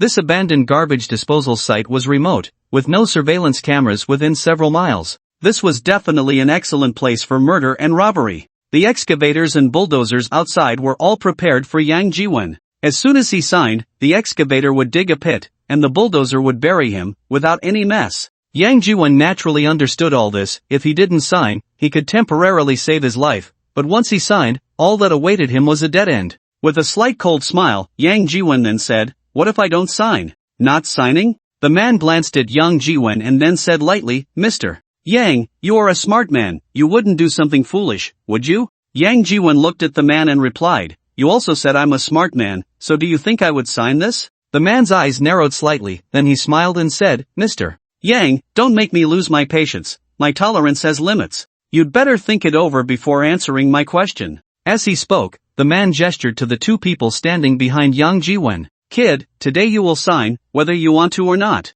If you don't want to suffer, just obediently sign." One of the two men standing behind Yang Jiwen stepped forward, grabbed Yang Jiwen's arm, twisted it behind his back, and with the other hand, held Yang Jiwen's neck, pressing him against the computer desk, coldly saying. Yang Jiwen felt a blur in front of his eyes, and it seemed like a mobile phone screen appeared before him, displaying several lines of text. Detected that the host is experiencing a violent incident, unable to respond, it is recommended to activate the self-defense system. Self-defense system activating. The lines of text flickered a few times before disappearing. But immediately after, Yang Jiwen felt as if his body was completely out of his control. A tremendous force surged from within him. One hand pushed back fiercely, the elbow suddenly locked against the side of the man who was twisting his arm and holding his neck, pressing him against the computer desk. The man let out a muffled grunt and involuntarily took a step back, then felt a blur in front of him as a tremendous force came at him, sending him flying several feet away before crashing heavily to the ground. The man didn't even understand how he was thrown out. The other person beside him and the young man by the computer desk saw it clearly. It was Yang Jiwen, delivering a whip kick that sent him flying. Stunned for a moment, the other person immediately shouted and rushed forward, also delivering a whip kick towards Yang Jiwen. Yang Jiwen responded with a whip kick of his own. The two legs collided in midair, and then there was a light crack sound. The man let out a scream as his kicked leg bent at an odd angle. As Yang Jiwen's whip-like leg continued its momentum, after breaking the man's leg, he kicked him again, sending the man flying several yards away, crashing heavily to the ground. All of this happened in just a few seconds. The young man behind the computer desk hadn't even reacted yet. His two best fighters had already been kicked out by Yang Jiwen, one with each foot. It wasn't until the other person was kicked away and fell heavily to the ground that the young man suddenly snapped awake. Without thinking, he grabbed a chair from the side of the computer desk and swung it down towards Yang Jiwen's head. However, Yang Jiwen seemed to have eyes in the back of his head. He raised his hand to block it, directly stopping the solid wooden chair. The chair shattered like it was made of paper, breaking into a pile of wooden pieces. The young man was momentarily stunned by this. At that moment, Yang Jiwen turned around and swept a kick towards the young man, sending him flying out and crashing heavily to the ground. It was only then that the others outside the container house heard the commotion inside and rushed in. To their surprise, they saw the young man being kicked away. Stunned for a moment, someone shouted, "Boss," and then rushed towards Yang Jiwen with a clenched fist. Seeing this, the others followed suit, some even grabbing steel pipes and baseball bats from by the door, all charging at Yang Jiwen. Yang Jiwen's mind was fully alert, but his body was completely beyond his control. At that moment, he was like a cold, unfeeling machine, showing not a trace of fear at the few people rushing at him. Not only did he not retreat a single step, but he also charged towards them, delivering a flying kick that sent the first person flying. Before he even hit the ground, Yang Jiwen executed a scissor kick, knocking down the next person who followed. After landing, he pushed off the ground with his hands, bouncing back up, and delivered an elbow strike directly to the head of the person in front of him, knocking him out cold. In the blink of an eye, Yang Jiwen, like flowing water, had taken down all the people who rushed in, either knocking them unconscious or leaving them on the ground, wailing in pain. Yang Jiwen stood proudly in the container house, like a top-notch master, looking coldly at the last two who rushed in. The last two to enter were an excavator operator and a bulldozer driver, one responsible for digging pits and the other for burying people. Their work was technical, and they didn't need to get involved in the heavy lifting of fighting. Therefore, their skills were the worst among the group. Seeing that everyone else had been taken down by Yang Jiwen alone, the two were left dumbfounded, as if they were watching a spectacle. They had seen fighters before, but never someone as formidable as Yang Jiwen. The boss and his 7 or 8 brothers had all been taken down by him alone. Was he even human? Fortunately, after Yang Jiwen glanced at the two, he slowly turned around to look at the young man behind him. The young man had just been kicked away by Yang Jiwen and had fallen to the ground, even losing consciousness for a few seconds before waking up. At this moment, the young man had already gotten up from the ground, still holding a replica 54 pistol in his hand, the muzzle aimed at Yang Jiwen, a slight smirk curling at the corner of his mouth,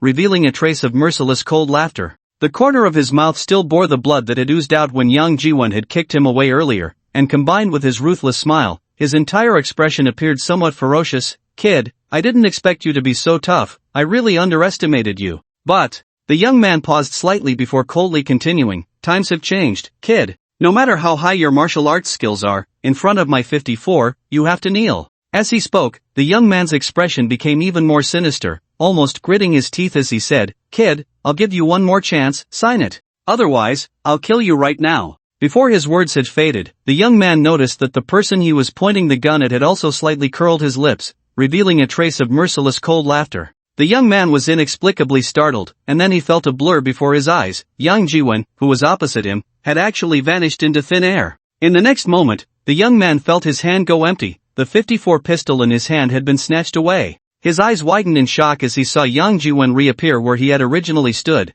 now holding another 54 pistol. Threat neutralized, self-defense system disengaging. A screen-like object appeared before him, displaying a line of text. After flickering a few times, that line of text disappeared. Yang Jiwen, as if suddenly revived, regained control of his body. Once he controlled his body, Yang Jiwen immediately felt the 54 pistol in his hand. It was a gun. Instinctively, Yang Jiwen wanted to throw the 54 pistol away, but at the last moment, he realized he was still in the tiger's den, surrounded by enemies. Although the enemies had all been knocked down by the self from earlier, without this gun, he probably wouldn't be able to maintain control of the situation. Thinking of this, Yang Jiwen tightened his grip on the 54 pistol, slightly raising the muzzle to aim at the young man. The young man, who had just been so arrogant, suddenly felt his legs go weak as the gun was pointed at him, and he knelt down, raising his hands high, trembling as he said, "No, no, no, don't kill me, don't kill me." Seeing this, Yang Jiwen couldn't help but sneer. He thought he was a character, but it turned out he was just a coward. After sneering, Yang Jiwen asked again, "Do you still want me to sign?" "No, no, no, no need, no need." With his eyes narrowing slightly, Yang Jiwen coldly questioned, "Who sent you? Who's the mastermind?" The young man shook his head slightly. "Not saying?" Yang Jiwen's gaze turned cold as he said, "I'll kill you right now." "No, no, no, don't kill me. I don't know who the mastermind is." The young man hurriedly said. Yang Jiwen raised his voice and snorted coldly. Really, we all contacted through WeChat. I haven't seen him, I only know he is called Wilson." "Wilson? A foreigner?" Yang Jiwen's eyes narrowed slightly as he asked coldly. The young man hurriedly shook his head and said, "I don't know either, but when we contacted, we all spoke in Chinese." How did you contact?" "Through WeChat. Give me your WeChat ID." Yang Jiwen said coldly again. The young man hurriedly took out his phone and handed it to Yang Jiwen with both hands, saying, "The unlock code is 372372. Yang Jiwen unlocked the phone, then pressed the power button to turn it off, locked the screen, and casually put it in his pocket before asking, "Where did you all come from?" Hejian Prefecture. Hejian Prefecture? From the Central Plains? Yang Jiwen frowned slightly. Originally, he thought there were only a few people who wanted to target his feathered silk skirt. Lu Changhui wanted to earn his commission, so the possibility of him secretly targeting the skirt was slim. The most likely culprits were probably those four so-called experts from their circles. 4 experts, one from the capital, one from Jiangnan, one from Hanzhong, and one from Shuzhong. They were spread all over the country. Yang Jiwen initially thought that these people were sent by one of the 4, which would definitely be related to their respective locations. But unexpectedly, these people were from Hejian Prefecture. Hejian Prefecture is to the north, but it is not the capital. One could argue they were sent by someone from the capital, but one cannot rule out the possibility of the other 3 sending them. In this case, it was almost impossible to dig out the mastermind behind these people. Fortunately, there was still the clue of Wilson. After a moment of contemplation, Yang Jiwen pointed his gun at the young man and asked, "Where's my friend?" In the back room," the young man hurriedly replied. Yang Jiwen snorted coldly, holding the 54-style pistol, swaggering out of the container house, glancing at the 2 men who had already hidden behind the excavator and bulldozer, before walking to the door of another container house, twisting the doorknob and pushing the door open. As soon as he pushed the door open, Yang Jiwen saw Ouyang Mafei tied to a chair with a cloth stuffed in her mouth. Ouyang Mafei also saw Yang Jiwen and began to struggle, making muffled sounds. Yang Jiwen stepped forward, walked to Ouyang Mafei's side, and pulled the cloth out of her mouth, saying, "Ouyang, it's okay, it's okay." Then he untied the ropes binding her. "Old Yang, are you okay? Are you okay?" "I'm fine," Yang Jiwen replied with a light smile. Before he finished speaking, Ouyang Mafei noticed the gun in his hand, her eyes widening in surprise as she exclaimed, "A gun? How do you have a gun?" Yang Jiwen raised the 54-style pistol in his hand, chuckling, "If it weren't for this, we might not have been able to leave this den of tigers and dragons today." Saying this, Yang Jiwen held the gun in one hand and grabbed Ouyang Mafei's arm with the other, saying, "Let's go, we'll talk outside." Okay, let's talk outside," Ouyang Mafei quickly responded. Exiting the container house, they found the taxi that had just arrived at the junkyard. Yang Jiwen walked straight to the taxi, opened the door, and said, "Get in." Once Ouyang Mafei was in the car, Yang Jiwen drove away from the junkyard. During this time, the people in the junkyard did not make any attempt to stop them. They had already been scared out of their wits by Yang Jiwen earlier. One person had single-handedly taken on nearly 10 of them without a scratch. That was terrifying. More importantly, at the last moment, their boss had pulled out a gun and pointed it at Yang Jiwen. In the case of an ordinary person, being threatened with a gun would make anyone, no matter how brave or skilled, kneel. But Yang Jiwen? He had snatched the gun from their boss's hand before they even realized what was happening. Empty-handedly seizing a white blade, what he seized was merely a dagger or something similar. What Yang Jiwen seized, however, was a gun. Such a freak, unless one is tired of living, who would seek trouble with him? Otherwise, it's better to behave and keep a low profile. Didn't you see how the boss was so obedient under the muzzle of Yang Jiwen's gun, answering every question without hesitation?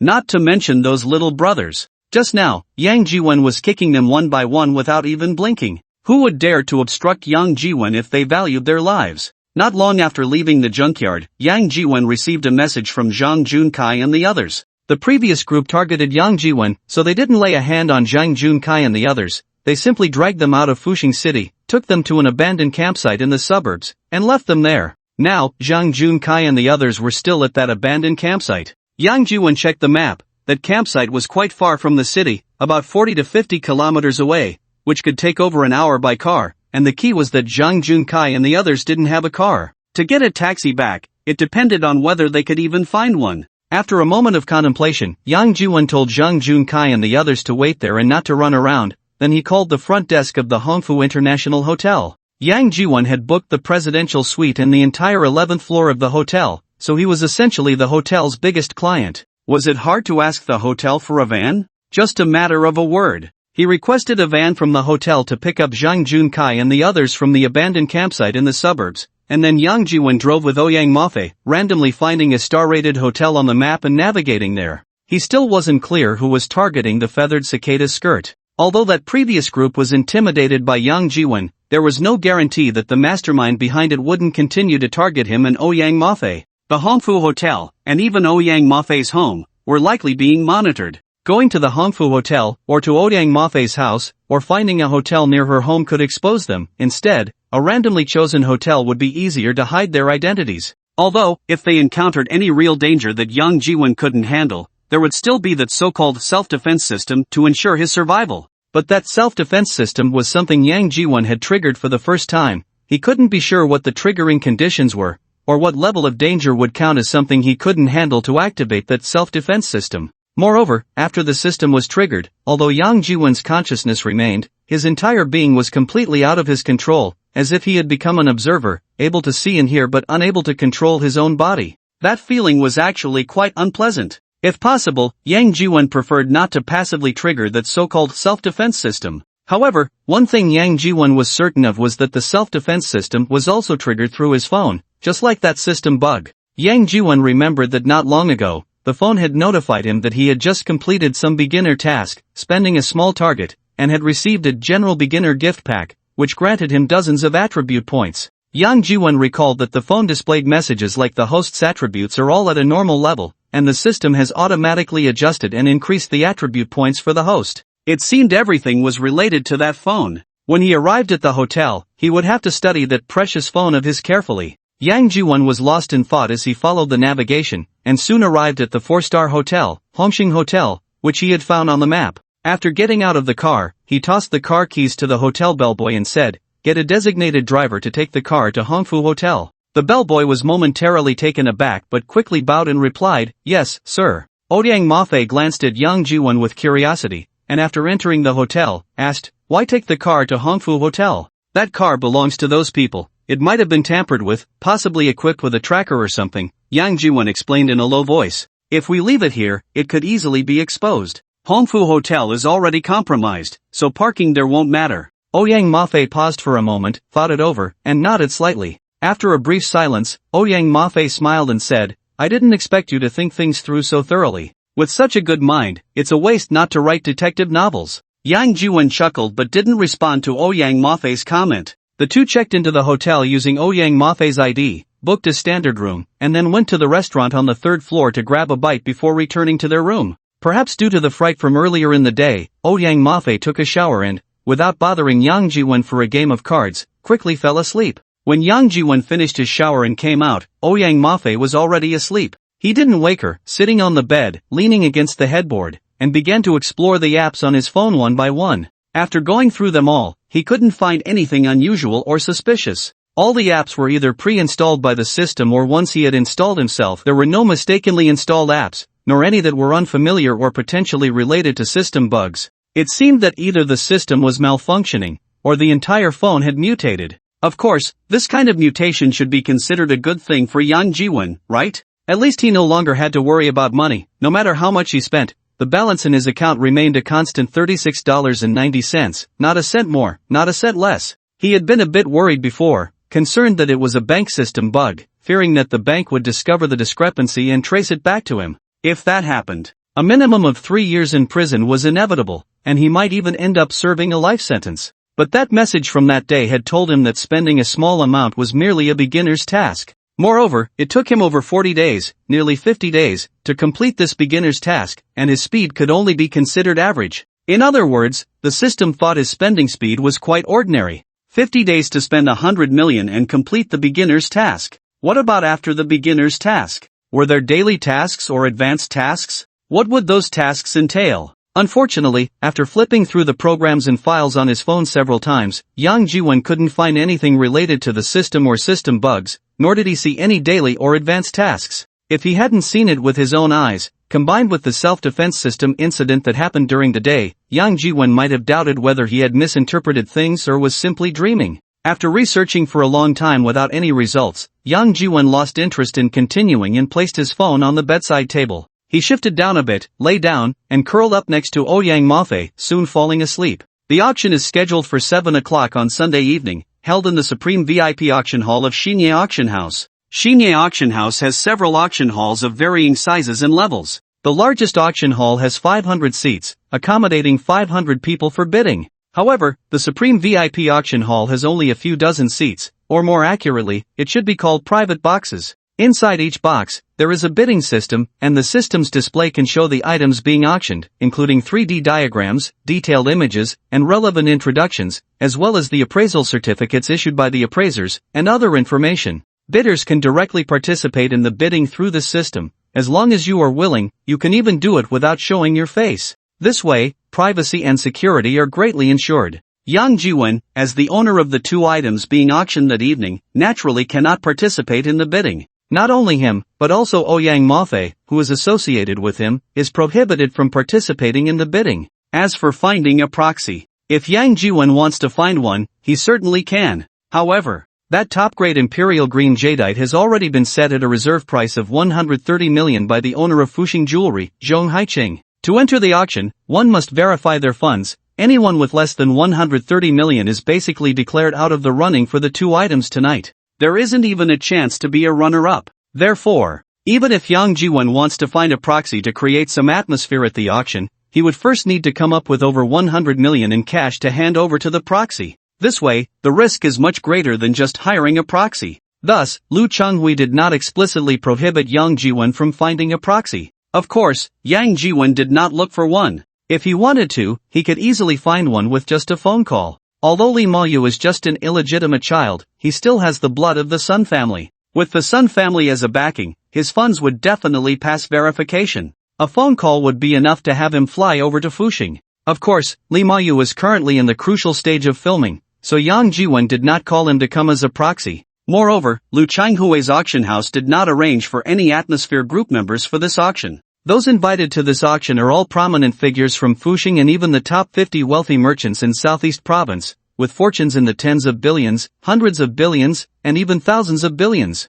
Their vehicles are all expensive, worth over 10 million each. After getting out of the car, they are surrounded by bodyguards, directly entering the auction house without giving the media reporters waiting outside any opportunity for photos or interviews. For this auction, Lu Changhui not only invited the top 50 wealthy merchants in Southeast Province but also nearly all major and minor news media reporters from across the country. After all, the two items being auctioned at the auction are rare treasures worth over 100 million. Especially that feather-wing cicada silk dress, which is said to have been worn by the Empress of the Great Zhou, has only existed in legend until now, and this is its first appearance, its first time at an auction. Even just as a cultural artifact, the words feather-wing cicada silk dress alone are enough to make the front-page headlines of all news media. Of course, when Lu Changhui invited those journalists from the news media, he did not reveal the feather-wing cicada silk skirt, only mentioning that a rare treasure would appear at the auction, and almost all the top 50 wealthy merchants from Southeast Province would attend this auction. Although he did not explicitly mention the feather-wing cicada silk skirt, just this information was enough to mobilize all news media across China. After all, an auction that could attract the top 50 wealthy merchants from the economically most developed Southeast Province was already big news. The economy in Southeast Province is prosperous, and among the top 20 wealthy merchants, some can even rank within the top 50 on the national rich list, while the rest can definitely rank within the top 200. The gathering of these people at the auction would naturally cause a sensation. Although Yang Jiwen could not participate in the bidding, he was still invited by Lu Changhui as a special guest to observe and supervise the entire auction process. The wealth of Zhong Haiqing, or rather the wealth of the entire Zhong family, does not even rank in the top 50 in Southeast Province. Although the Zhong family's wealth exceeds 100 million, the brand value of Fuxing jewelry is estimated to be around 2 billion and the actual assets definitely exceed 1 billion. However, compared to those wealthy merchants with tens of billions or hundreds of billions, the Zhong family still lacks a bit of foundation. Nevertheless, the starting price for the top imperial green jadeite was called out by Zhong Haiqing, and her main goal was that piece of top imperial green jadeite. After all, with a jewelry business, once that jadeite is in hand, it can quickly be processed into various jewelry pieces, and its value could multiply 5 to 10 times, which is not impossible. Moreover, if anyone is to regret it the most, it would definitely be Zhong Haiqing. The raw stone of that top imperial green jadeite was donated by her, and she never expected that such a large piece of top jadeite was hidden inside. It would be a lie to say she doesn't regret it, and precisely because of her regret, Zhong Haiqing would be even more determined to obtain it. Therefore, Zhong Haiqing was also within Lu Changhui's invitation range. Not only Zhong Haiqing and Fuxing Jewelry, but also several other jewelers like Chow Tai Fuk, Chow Sang Sang, Lao Fengxiang, and Lao Yingxiang were included in Lu Changhui's invitation. After all, those interested in that top imperial green jadeite were mainly these jewelers. The other wealthy merchants were not there for the jadeite. They were there for the feather-wing cicada silk skirt. Moreover, it wasn't until she entered the auction house that Zhong Haiqing learned that tonight's small auction featured not only the top imperial green jadeite but also another mysterious item.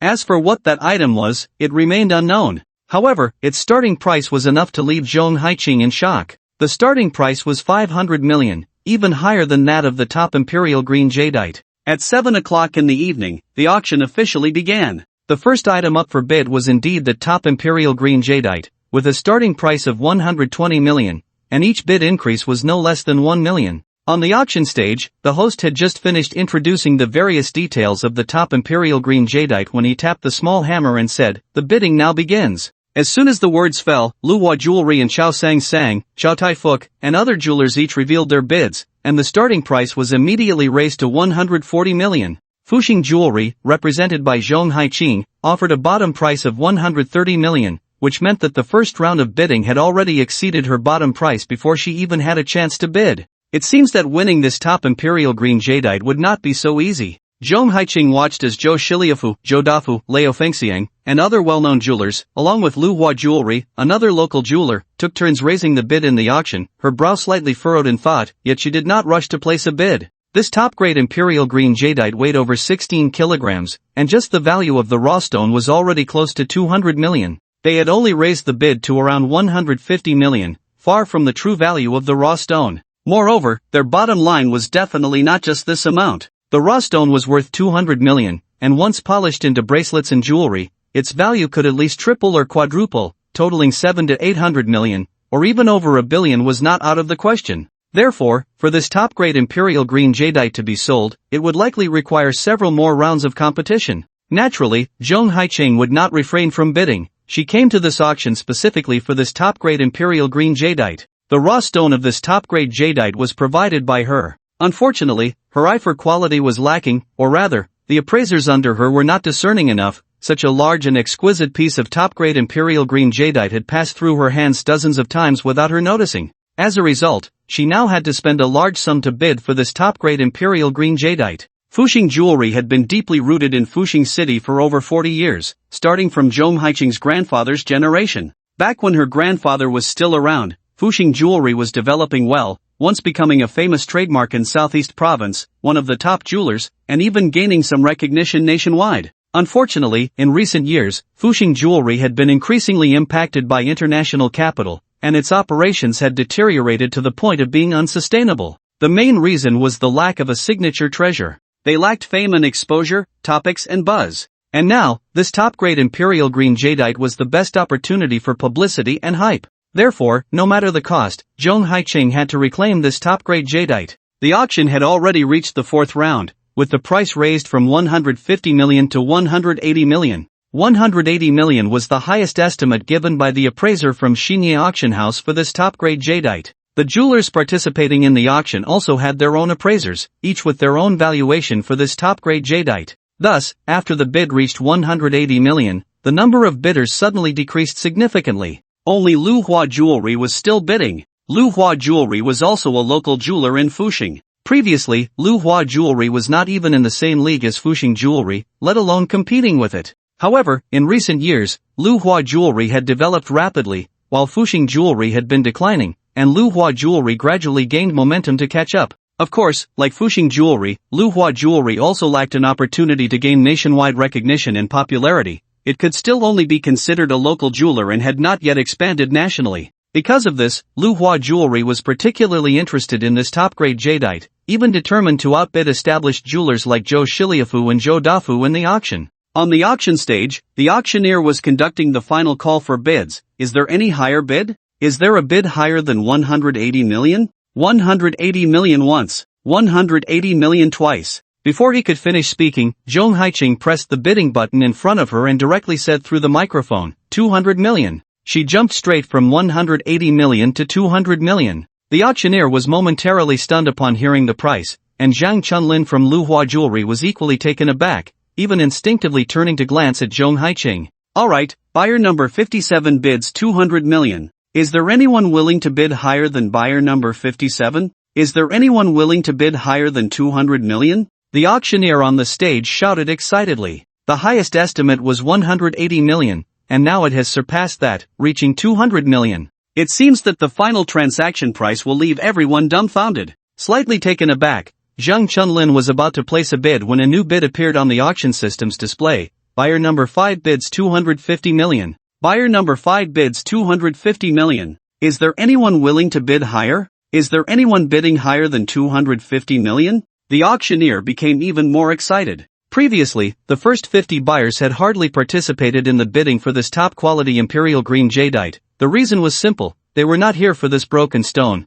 but for that feathered cicada silk dress. But now, in box 5, someone actually placed a bid, and right off the bat, they raised it by 50 million. In box 5 sat a young man in his 30s, next to him a beautiful woman in her early 20s, and behind them stood 4 bodyguards in black suits and sunglasses. After seeing the young man place a bid, the beautiful woman was momentarily stunned, then smiled and said, "Young Master Qian, are you also interested in this stone?" The young man turned to glance at the woman and replied, "I'm not interested in that broken stone, I just want them to finish the auction sooner. At this rate, with increments of 500,000, when will it ever end?" Upon hearing young Master Qian's words, the woman was instantly taken aback again. Meanwhile, Zhang Chunlin and Zhong Haiqing also found themselves momentarily stunned, frowning in contemplation. Suddenly raising the bid by 50 million, and out of nowhere, it was either someone trying to stir the pot or someone who was determined to have this jadeite. As a result, the original competition between two parties had now turned into a three-way battle. Moreover, 250 million was already close to their limit. After hesitating for a long time, Zhong Haiqing finally pressed the bid button again, raising it by 1 million, making it 251 million. Seeing Zhong Haiqing raise the bid by 1 million, Zhang Chuanlin's eyes lit up, and he quickly raised it by another million, making it 252 million. Raising it by 10 million was a bit too much to bear, but raising it by 1 million was still manageable. Furthermore, the higher the price, the closer it got to the true value of the jadeite, so the increments would naturally become smaller. In the end, the difference of 1 or 2 million could very well determine success or failure. However, young Master Qian Xiaohua in Box 5 seemed unwilling to give Zhong Haiqing and Zhang Chunlin the chance to slowly raise their bids. Just after Zhang Chunlin called out the price of 252 million, Qian Xiaohua directly pressed the bidding button again, calling out a new price, 280 million. 280 million. Another increase of 28 million. This was a determined effort.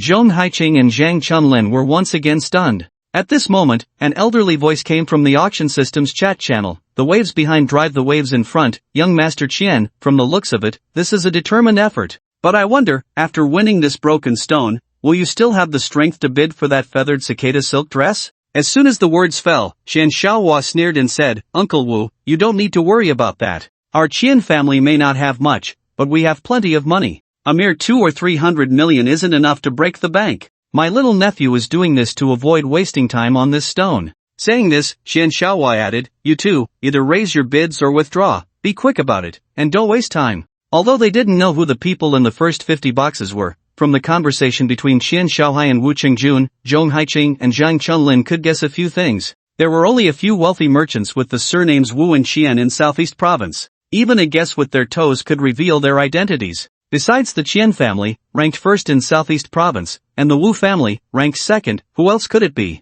The head of the Qian family is Qian Dezhuan, and the person in the box should be his son, Qian Xiaohai. The other one, of course, is the head of the Wu family, Wu Qingjun. Both families are billionaires, and compared to them, Zhong Haiqing and Zhang Chunlin really are like small fish in a big pond. After hearing Qian Xiaohai's words, Zhong Haiqing hesitated for a moment and then directly gave up on bidding. Although it was a bit of a pity, the bid of 280 million had already reached her psychological bottom line. Continuing to raise the price, even if she won this top-quality jadeite, would definitely harm the Zhong family's finances, making it not worth it. On Zhang Chuanlin's side, after hesitating for a while, he stubbornly raised the bid by 1 million, bringing it to 281 million. Qian Xiaohai glanced at the auction system's display, waited for a moment, and seeing that Zhong Haiqing did not raise the bid, he said, alright, number 63, since you can still raise the bid, it seems you really like this piece of junkstone, so I'll let you have it. Auctioneer, hurry up and knock the hammer. Hearing Qian Xiaohai's words, Zhang Chunlin was momentarily stunned. 281 million, 3 times.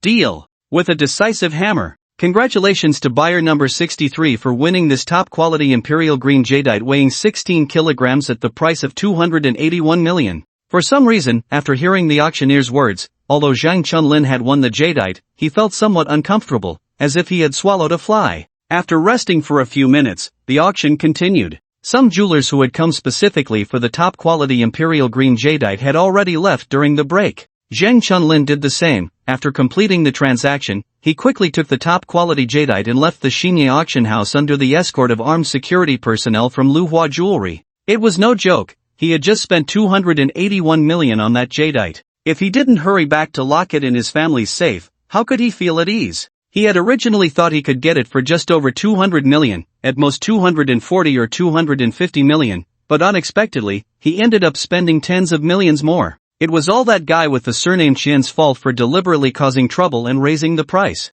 The key was that although Zhang Chunlin was furious with Qian Xiaohai, he didn't dare to confront him. Qian Xiaohai was the son of the richest man in Jiangnan. He spent tens of millions every year on jewelry, and who among these jewelers would dare to offend him? With the top-quality jadeite in hand, Zhang Chunlin quickly left the Xinye auction house. Meanwhile, Zhong Haiqing, who had originally come for the top-quality jadeite, decided to stay. She wanted to see what this grand finale item, with a starting price of 500 million, truly was. The auction continued, and soon Zhong Haiqing saw the relevant information about the feather-winged cicada silk dress on the auction system's display. The introduction began with a video, starting with a 3D animated illustration. In the animation, a beautiful woman wearing a crown appeared, dressed in a bright yellow robe with a thin layer of sheer silk skirt, almost imperceptible, like a mirage. Feather-winged cicada silk dress. 5 large characters appeared in front of the woman. Jong Haiching's eyes involuntarily widened.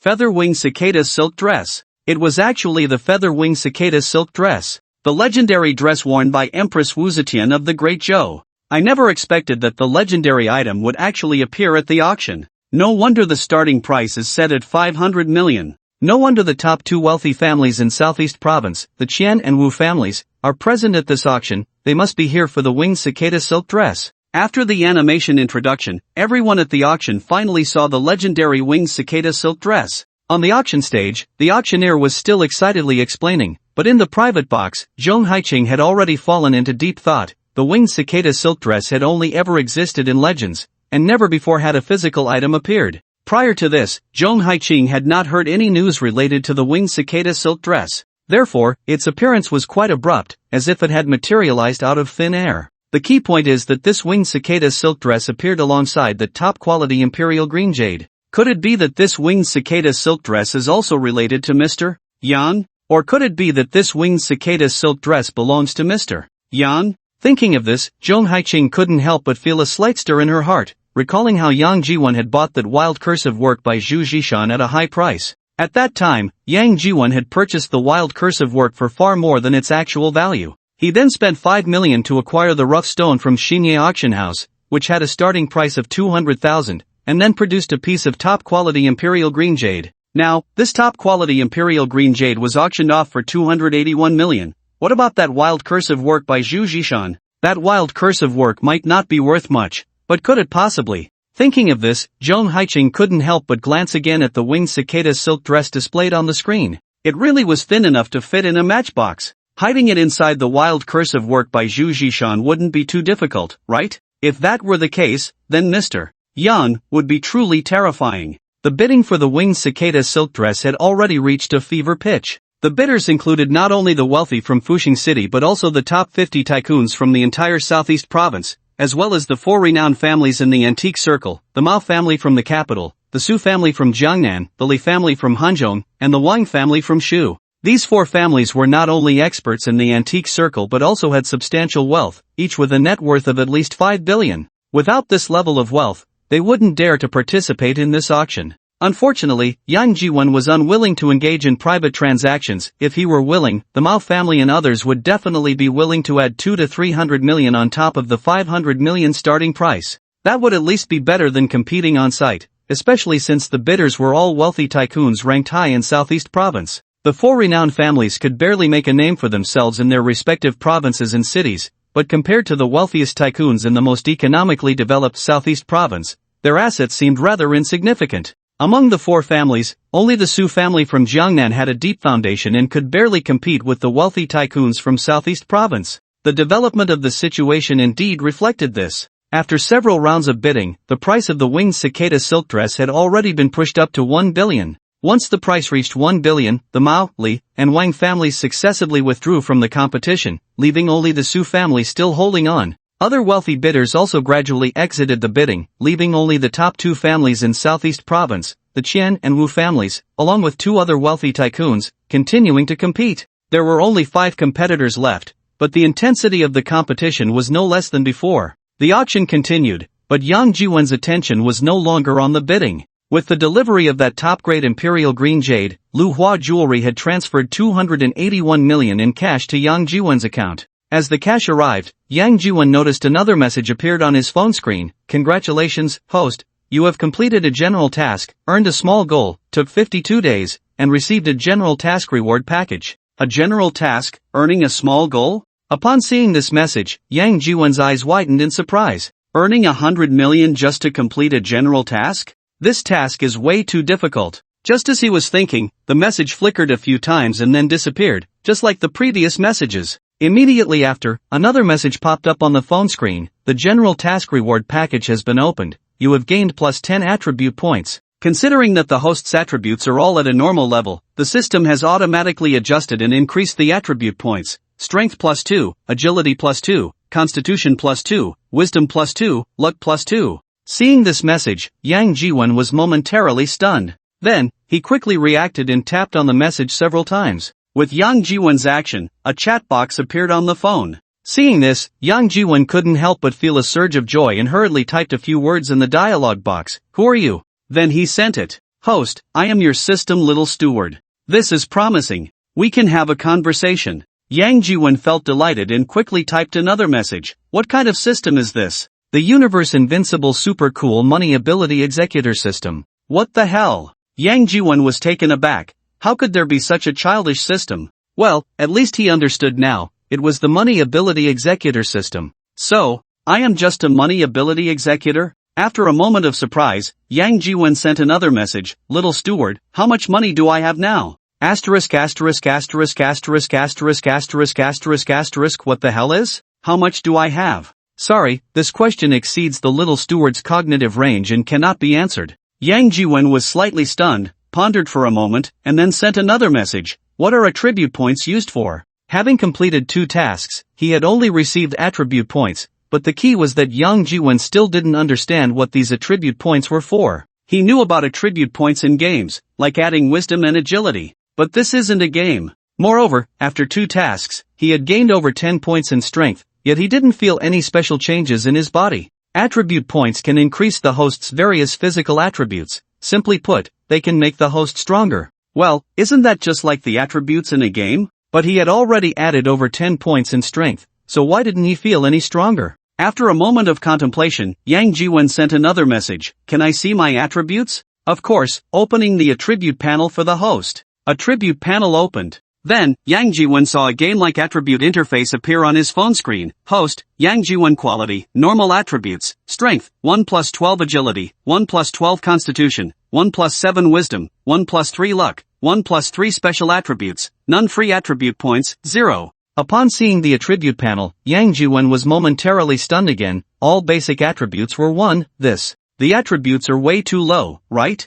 No wonder the little steward said all attributes are at a normal level. This is not normal at all. This is simply the worst, okay? After a moment of shock, Yang Jiwon sent another message. What tasks can I take on now? Task list refreshing. Current available tasks. Task 1, spend 10 small goals. Task attributes, general task deadline, none task rewards, random task 2, earn 10 small goals task attributes, general task deadline, none task rewards, random task 3, none. Seeing the message, Yang Jiwon was stunned again, then realized that the only tasks he could complete now were 2. One was to spend 10 small goals, and the other was to earn 10 small goals. By the way, is it really that easy to spend and earn back 10 small goals? While he was lost in thought, the phone screen flickered a few times, then a message popped up. Congratulations, host, you have completed a general task, earned 10 small goals, took 1 hour, and received an S+ level task reward package. Upon seeing this message, Yang Jiwon's eyes widened again. What the hell? The task of earning 10 small goals is completed? Open the S+ level task reward package, gain attribute points plus 42, wash marrow and bone cleansing pill plus 1, cultivation manual little wuxian gong plus 1, cultivation manual little Li flying dagger plus 1. Another message appeared on the phone, and Yang Jiwon's eyes widened once more. Wash marrow and bone cleansing pill, cultivation manuals, even little wuxian gong and little Li flying dagger? Is it really that super cool and awesome? Before he could finish his thought, another message popped up on the phone screen. Congratulations, host, you have completed a general task, earned 20 small goals, took 0.5 hours, and received an A-level task reward package. Open the A-level task reward package, gain attribute points plus 31, cultivation manual lingbo weibo plus 1, recovery pill plus 1. Wow! Another general task? Earning 20 small goals is also completed? Before he could finish his thought, Ouyang Mafe beside him excitedly grabbed Yang Jiwon's arm and exclaimed, Old Yang! Old Yang! Yang Jiwon was slightly stunned, turned to look at Ouyang Mafe, and saw her looking excitedly at the auction system's display screen.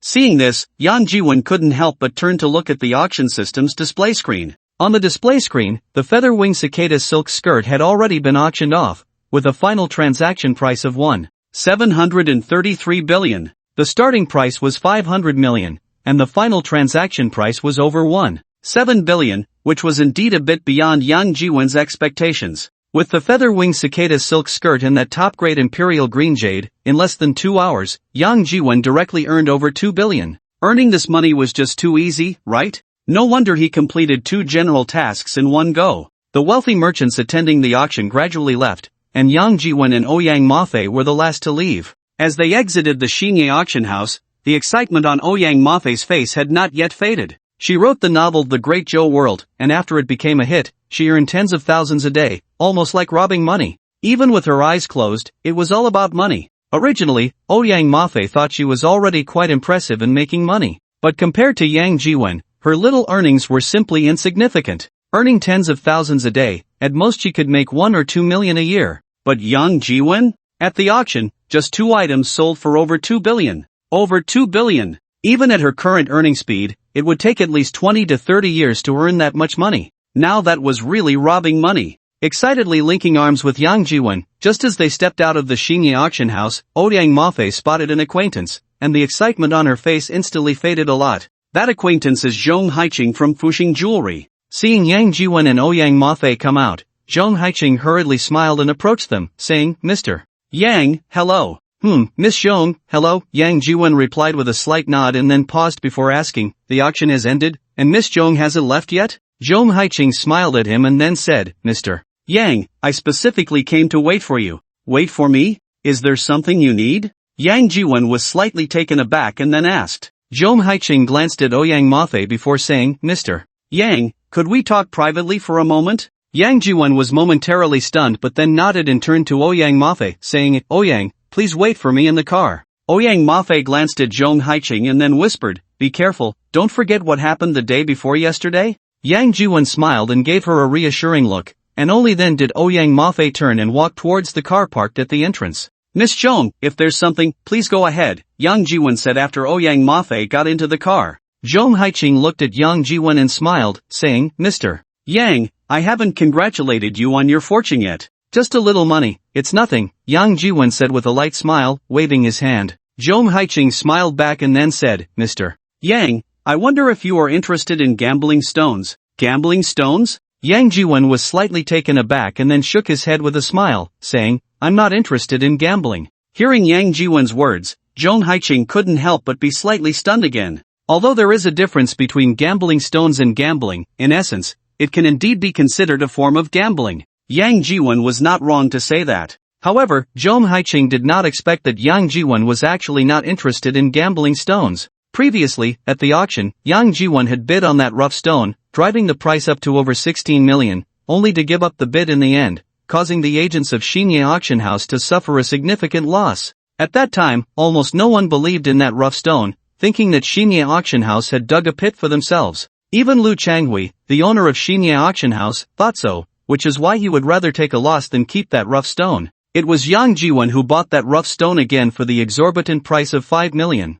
Perhaps at that time, Yang Jiwen never intended to open that rough stone, it was Ouyang Mafei who insisted on opening it. But unexpectedly, when it was opened, it turned out to be a top-quality imperial green jadeite worth over 100 million, which eventually sold for a high price of 281 million. Because of this, Zhong Haiqing felt that Yang Jiwen definitely had extraordinary skills in jade identification. That's why Zhong Haiqing was waiting for Yang Jiwen, wanting to invite him to participate in gambling stones. But unexpectedly, Yang Jiwen flatly refused. After being slightly stunned, Zhong Haiqing then said, "Mr. Yang, I was presumptuous. I didn't expect you to be uninterested in gambling stones." Yang Jiwen smiled and then asked, "Miss Zhong, is there anything else?" Zhong Haiqing hesitated for a moment before saying, "Mr. Yang, to be honest, I originally wanted to bid for that top-quality imperial green jadeite today as the treasure of our Fuxing Jewelry. Unfortunately, our strength is limited, and we ultimately couldn't compete with Lu Hua Jewelry." At this point, Zhong Haiqing paused slightly before continuing, "Mr. Yang, next month, there will be a stone viewing conference at the Myanmar Old Pit Mine, and our Fuxing Jewelry is fortunate to have received an invitation to participate. At this point, Zhong Haiqing paused slightly before continuing, "Our company lacks the strength to support a professional treasure appraisal master, so, may I invite you to help our company with your expertise?" Upon hearing Zhong Haiqing's words, Yang Jiwen couldn't help but be slightly taken aback. After pondering for a moment, he replied, "When is it next month?" "The 3rd day of next month." "Mr. Yang, you agreed?" Zhong Haiqing said with surprise. "If I have time," Yang Jiwen glanced at her and said. The raw stone of the top-grade imperial green jade was donated by her, and all the proceeds from the auction would be used for the nutritional lunch program for impoverished children in the mountainous areas. Strictly speaking, Yang Jiwen's first pot of gold was provided by her, and he had to acknowledge this favor. If he had time on the third day of next month, it wouldn't be bad to visit Myanmar. After playing crazily with Ouyang Mafe for a few days, trying and unlocking various poses, Yang Jiwon finally brought Zhang Junkai and the others back to Donghai. The application for the security company was still in process, but Zhang Junkai and the others had already resigned from their jobs at the Donghai Art Academy. Yang Jiwon was not short of money now. Just that piece of top-grade imperial green jade and that feather cicada silk dress had earned him 20 small goals. It could be said that this money was enough for him to spend a lifetime. Moreover, previously, Yang Jiwon had already transferred 1 million to each of Zhang Junkai and the others. Originally, after earning those 20 small goals, Yang Jiwon wanted to transfer some more to Zhang Junkai and the others. After all, his so-called Universe Invincible Super Cool Awesome Ability Executor system still had a general task that required spending 10 small goals. When he transferred money to Zhang Junkai and the others before, the system had defaulted it as money he spent. But this time, the transfer failed. Yang Jiwon asked the system's little steward and received the reply that the previous transfers were defaulted by the system as salaries for Zhang Junkai and the others, and they did not exceed the normal salary range, so the transfers were successful, and the system also defaulted it as money he spent. However, this time the transfer exceeded the normal salary range, so the transfer failed. To continue paying salaries, he would have to wait a year. It seemed that the system defaulted Zhang Junkai and the others' annual salary to be 1 million.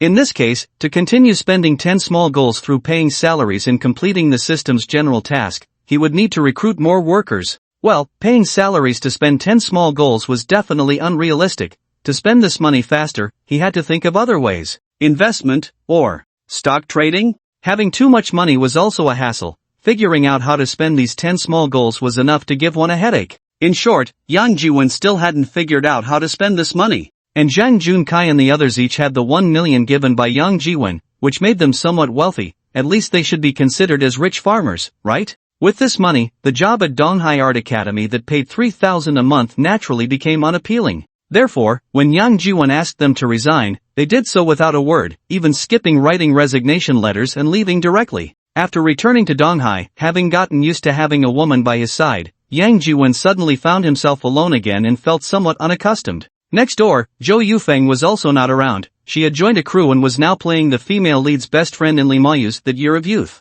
The key was that the female lead was played by Qin Xiaomei. One couldn't help but wonder what kind of sparks would fly when the two of them met. Staying in the rental room, Yang Jiwon tossed and turned, thinking all night long, and only dozed off when it was almost dawn. When he woke up, it was already past 10 in the morning. Yang Jiwon quickly washed up and called Tanfu Private Kitchen to have a few dishes delivered, making do with a meal. After eating, Yang Jiwon decided to buy a house. Previously, he was worried about exploiting a bug in the bank's system to take advantage of the bank. If things were to go wrong, he hadn't spent much, and perhaps he could fill that hole, preventing it from becoming a bottomless pit that could never be filled. That's why he hadn't bought a house but rented a small studio apartment. Of course, if he hadn't rented, he might not have developed to this extent with Zhou Yufeng. Now, the bank system loophole he thought existed had been proven to be not a loophole at all, but rather a system with an extremely long name. He was now the host of this system. The money he spent wasn't the bank's money, but the system's money, and it was money tied to system tasks.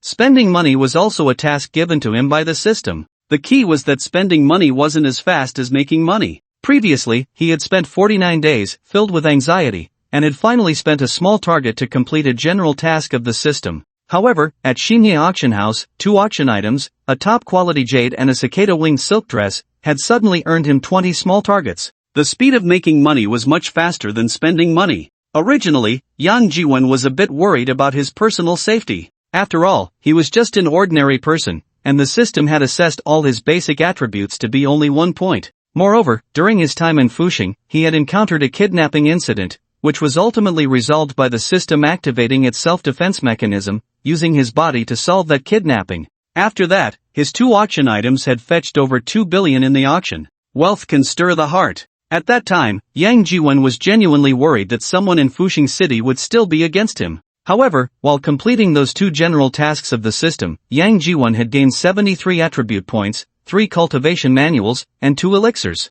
The 73 attribute points were directly allocated by the system's little steward to 5 basic attributes, increasing strength and agility by 14 points each, and constitution, wisdom, and luck by 15 points each. After adjusting these basic attributes, Yang Jiwon clearly felt that his strength and reaction speed had increased significantly. Describing Yang Jiwen's strength now as being able to lift 1,000 pounds would not be an exaggeration at all. His agility could also be described as swift as a fox. More importantly, this was just his basic attributes that had brought about these changes, and he still had 2 elixirs and 3 cultivation manuals in hand. One elixir was the bone-washing elixir, which could completely transform a person and improve their constitution. Moreover, this improvement was different from increasing attribute points. Increasing attribute points was an external change, while taking the bone-washing elixir was an internal transformation, a complete change. On the night he returned to the hotel, Yang Jiwen took the bone-washing elixir. That night, while playing cards, he made Odiang Mafe beg for mercy repeatedly, full of energy, playing cards almost all night long.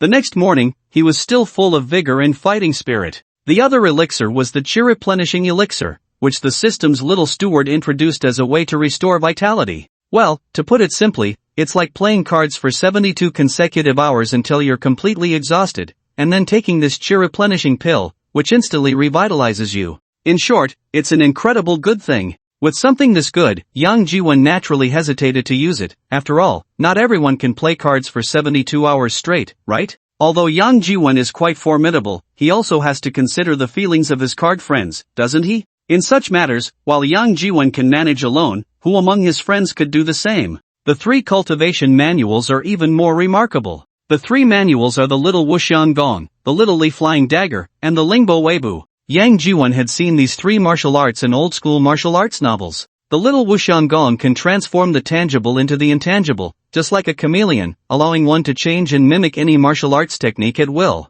Lingbo Weibu is even said to be the pinnacle of lightness skill. It can grant an ordinary person a lightness skill that is considered top-notch in the world. As for the Little Li Flying Dagger, it's even more impressive. The Little Li Flying Dagger never misses. This can hardly be called a martial art. It can be regarded as a profound skill, a method of the mysterious school. What's more crucial is that when Yang Jiwen just got these 3 manuals and opened them, the words and techniques inside seemed to come alive, swirling one after another into his mind. In the blink of an eye, those words and techniques felt as if they were etched into Yang Jiwen's mind, unforgettable and deeply impressed. And Yang Jiwen, like a martial arts master who has immersed himself in the path of martial arts for decades, had completely mastered those written techniques and moves. After learning the martial arts recorded in the 3 manuals, Yang Jiwen privately tried the Lingbo Weibu. Wow, you don't know until you try, and it was shocking. That speed, Yang Jiwen estimated simply, could exceed 100 kilometers per hour. Faster than cars on the highway. Even the speed cameras on the highway could hardly capture his figure. And the Little Li Flying Dagger was even more amazing. Yang Jiwen didn't have a handy flying dagger, but he tried using chopsticks and leaves, and when he used the Little Li Flying Dagger technique to throw the chopsticks, the bamboo chopsticks could actually pierce through an iron door, penetrating 1 centimeter thick iron. Even with leaves, he could directly cut through a sapling the size of a baby's fist. Falling leaves and flying flowers can all harm people. This saying turned out not to be bragging. The Little Li Flying Dagger is indeed the martial art closest to the profound methods. With these 3 techniques at his disposal, Yang Jiwen no longer had to worry about his safety. At least, if he encountered a situation like the one in Fuxing City again, he wouldn't need to rely on any self-defense system. With his own skills, he could easily escape. It's not an exaggeration to say that even if someone pointed a gun at his head now, he would still have the ability to fight back. Unless it was a sneak attack, Yang Jiwen wouldn't have to fear anyone pointing a gun at him anymore. Therefore, he no longer needed Zhang Junkai and the others to follow him around for protection. After finishing his meal, Yang Jiwen drove his Ferrari Roma to the largest real estate project in Donghai Heshi Crown, planning to secure dozens of apartments there first. Buying a house may not be the fastest way to spend money, but it is definitely one of the fastest ways, and also the simplest and most direct way. That so-called super ability executor system now has a general task, which is to spend 10 small targets. The housing prices in the East China Sea may not be the highest in all of Huaxia, but the best properties, the largest houses, cost over 10 million for just 1 unit. If you buy dozens of them, wouldn't those small goals disappear? If there were still old districts, those houses and villas with over 100 years of history, left over from the concession era, buying 1 or 2 would mean not just 10 small goals, but 20 or 30 small goals. Spending that money would be completely fine. Unfortunately, those old villas are all in the hands of wealthy merchants, and unless there is an economic crisis, it's unlikely anyone would sell them easily. Moreover, even if someone does sell, the average person might not even get the news before they are likely absorbed internally. Yang Jiwen had just arrived outside the Heshi Crown sales office, parked his car, and got out when a woman in her 20s quickly approached him, walked up to him, and bowed slightly, saying, "Hello, Mr. Young." "Miss Fong, hello, I'm going to trouble you again," Yang Jiwon said with a smile, extending his right hand. The woman was none other than Fong Xiaoya, the real estate agent introduced to him by Li Moyu. Fong Xiaoya specialized in the rental and sale of second-hand houses, but she also had connections with the new developments in the city. Or rather, this was all part of the business. Selling second-hand houses is one thing, but selling new properties is also selling, and the commission for selling new properties is even higher than that for second-hand houses. Yang Jiwon didn't know many real estate agents. The only one he could consider a connection was Fong Xiaoya. At that time, he just wanted to rent a studio apartment, and Fong Xiaoya didn't look down on him, which made Yang Jiwon very satisfied. Now that he wanted to buy a house, the first person he thought of was naturally Fong Xiaoya. So after getting up in the morning, Yang Jiwon called Fong Xiaoya to express his desire to buy a house. Fong Xiaoya immediately recommended the He-She Crown development to him. Hearing Yang Jiwon's words, Fong Xiaoya quickly reached out to shake his hand and smiled, saying, "Not a trouble at all. I'm very grateful that I was the first person you thought of when you wanted to see a house. Mr. Yang, let's go inside and I'll give you a detailed introduction to this development." As Fong Xiaoya spoke, she welcomed Yang Jiwon into the sales office. The houses are right behind the sales office, the main structure is nearing completion, and the types of units being promoted range from a compact 2-bedroom of 70 square meters to a 3-bedroom of 150 square meters, and even a 4-bedroom of 180 square meters. "I wonder what type of unit you are looking to see," Fong Xiaoya introduced softly while secretly observing Yang Jiwon's expression. Yang Jiwon chuckled lightly and said, "Anything is fine. How many units are still unsold?" "How many?" Fong Xiaoya was slightly taken aback, then looked at Yang Jiwon and said, "Mr. Yang, I'm not quite sure I understand. Are you asking how many units are still unsold?" "Exactly." Yang Jiwon nodded with a light smile. "Well," Fong Xiaoya was momentarily stunned again, then lowered her voice and said, "Mr. Yang, forgive me for being presumptuous, but are you looking to invest in real estate?" "Sort of," Yang Jiwon chuckled lightly, then asked, "How many do you have on hand?" This, before Fong Xiaoya could answer, a cold laugh came from behind. How ridiculous, asking the seller how many units they have. "What? Do we have 100 units, and you want to buy them all?" Yang Jiwon frowned slightly and turned to see a woman in her 20s dressed in a professional suit. Beside her were another pair of young men and women in their 20s. Seeing that young couple, Yang Jiwon couldn't help but frown slightly. The young couple turned out to be Liao Zhiyang and Wang Qian. At the moment Yang Jiwon recognized Liao Zhiyang and Wang Qian, Liao Zhiyang also recognized him, widening his eyes slightly and exclaiming, "It's you?" Immediately, a hint of embarrassment involuntarily appeared on Liao Zhiyang's face. Wang Qian, who had not been looking this way, turned her head to glance at Yang Jiwon after hearing Liao Zhiyang's words. Upon seeing him, she couldn't help but be slightly taken aback, then sneered and said, "I thought it was someone else, turns out it's you. What's wrong? Aren't you going to accompany your little actress girlfriend, clinging to her leg, and come here to look at houses? Is it that seeing your little actress girlfriend stepping into the entertainment industry and starting to make money has made you want to buy a house for a double life?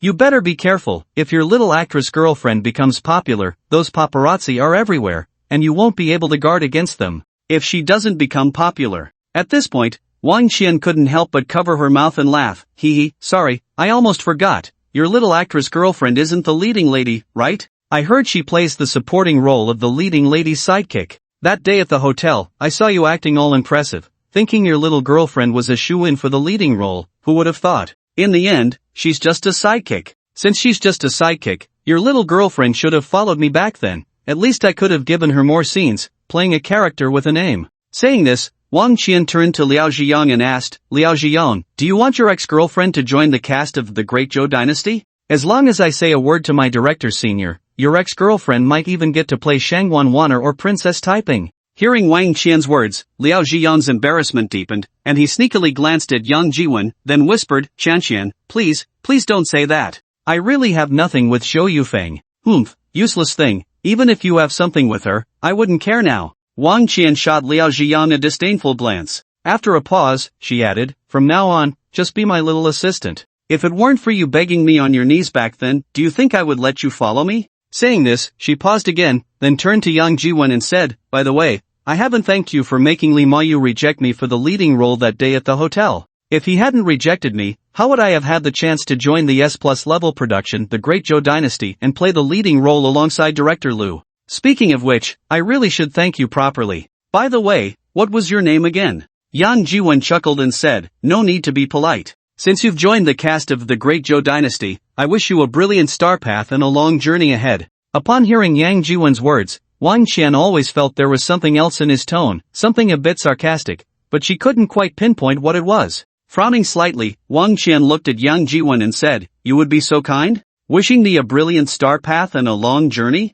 What do you want me to say? Wishing you a dim star path and a premature end. Yang Jiwen replied with a smile. You. Wang Qian's expression changed, and after a pause, she said, this young lady won't stoop to your level. Anyway, this young lady is already the de facto leading lady of the Great Zhou Dynasty. As long as the Great Zhou Dynasty finishes filming and airs smoothly, this young lady will definitely become famous and have a brilliant star path. Let's go. With that, Wang Qian walked out of the sales office with her head held high. After giving a slight bow to Yang Jiwen, Liao Ziyong hurriedly followed her out. Yang Jiwen watched the backs of Wang Qian and Liao Ziyong leave, the corners of his mouth curling up slightly as he silently sneered. The film adaptation rights of the Great Zhou Dynasty were in his hands, and the entire crew was progressing step by step. The casting and script adaptation had already been completed, and he had applied for the film and television record with the National Radio and Television Administration. Once the record was approved, the Great Zhou Dynasty could basically start filming.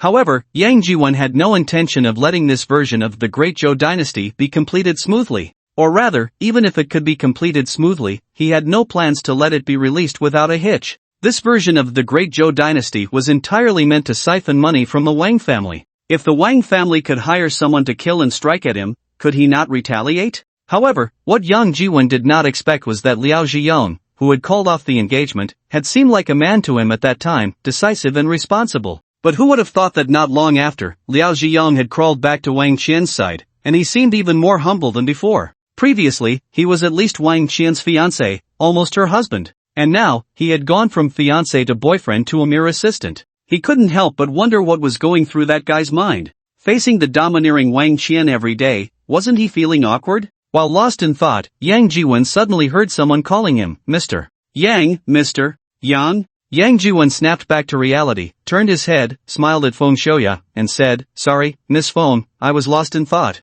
No, it's fine. Feng Xiaoya quickly shook her head with a smile, paused for a moment, then said, Mr. Yang, let's continue discussing the housing issue. You just asked how many units we have here. Are you considering investing in property? Yang Jiwen nodded slightly and said, if the price is right, I can consider it. Before Feng Xiaoya could respond, another woman in a professional suit couldn't help but sneer coldly and said, a suitable price? What kind of price do you consider suitable? Sir, you don't think this is a vegetable market where you can haggle, do you? Even if we could offer you an internal employee price, giving you a discount of 200 to 300 per square meter, how many units could you buy? 10, 20, or 30 or 50? Well, weren't you just asking how many units we have left? I can tell you right now, there are 121 units left in Area A, 107 in Area B, and 255 in Area C and D, totaling 400 to 500 units. With so many houses, can you afford them? As she spoke, the woman sneered again and said coldly, do you know how much these houses are worth?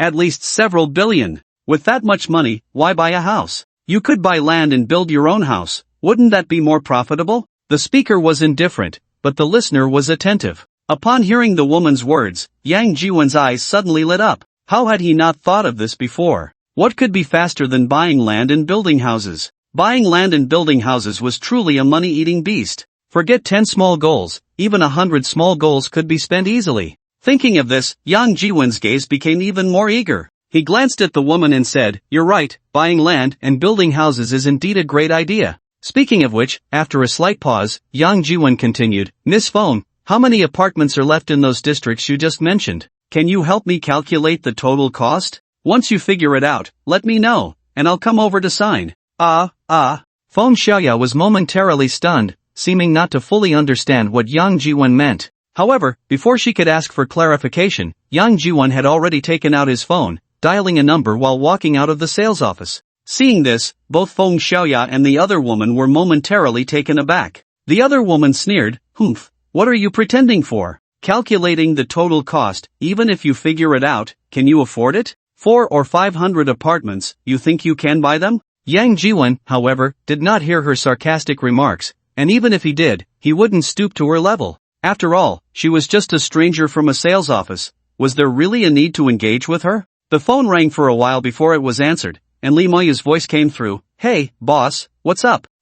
Where are you? At the film set. Where else could I be? When will you be free? Free? Lee Moyu paused for a moment before saying, Boss, I probably won't be free these days. My schedule is packed, even filming at night. The Qingdao competition deadline is on the 10th of next month, and I have to finish the director's cut before then to submit it. Otherwise, if I miss the deadline, all this work will be for nothing. Hearing Lee Moyu's words, Yang Jiwen was momentarily stunned, then said, Alright, you keep busy. I'll have someone else handle this. No, boss, what is it? Tell me, and I'll see if I can squeeze out some time. It's nothing much, just wanted to ask if you know where there's land for sale. Land? Lee Moyu was momentarily taken aback, then asked, Boss, do you want to buy land? What do you want to buy land for? Industrial land or commercial land? Yang Jiwen was slightly taken aback, then asked, Is there a difference? Of course, there's a difference. Industrial land is for building factories and workshops. To put it bluntly, it's related to industrial production. Commercial land is for building shopping malls and residential buildings. Simply put, it's for constructing houses to sell. Do you think there's a difference? Yang Jiwen was slightly taken aback, then said, Then let's go with commercial land? Commercial land. Lee Moyu elongated his tone, paused for a moment, then continued, Boss, commercial land is basically obtained through bidding, auctions, and competitive pricing. Moreover, to participate in the bidding, you must have the corresponding qualifications. Individuals cannot participate in the bidding. Hearing Lee Moyu's words, Yang Jiwen couldn't help but frown slightly, then said, Alright, I understand. Saying this, he was about to hang up the phone when Lee Moyu hurriedly called out, Boss.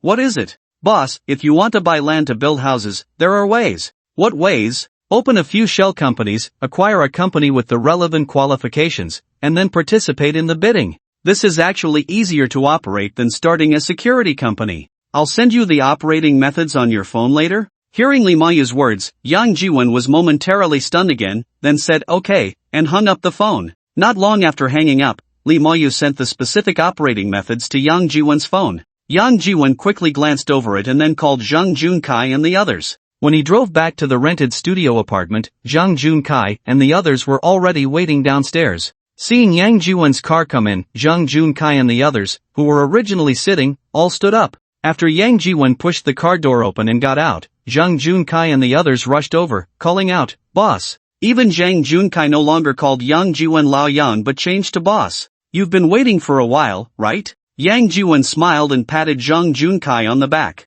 No, we just arrived, Zhang Junkai hurriedly replied. Yang Jiwen smiled and said, Alright, let's go up and sit. They took the elevator upstairs, and after opening the door, Yang Jiwen said again, Come in and sit, make yourselves at home. Shaolin, the tea leaves are on top of the fridge, bring them over to make tea for everyone. After sitting on the sofa and brewing the tea, Yang Jiwen glanced at Zhang Junkai and the others and asked, You guys have been resting well these days, right? Thanks to the boss, we haven't had such leisure time in a long time. Wu Juemin, Lu Qingjiang, and the others said in unison, their faces beaming with bright smiles. Having money and time, and not having to work, this life is simply like living as a deity. From the moment they were born until now, when have they ever lived such a divine life? No wonder everyone wants to be rich. It turns out that the life of the rich is so comfortable. Yang Jiwen looked at them and then chuckled, saying, But I'm afraid the days ahead won't be so leisurely. Boss, is there something going on? Just tell us what to do. Zhang Junkai sat up straight, his eyes shining as he stared at Yang Jiwen.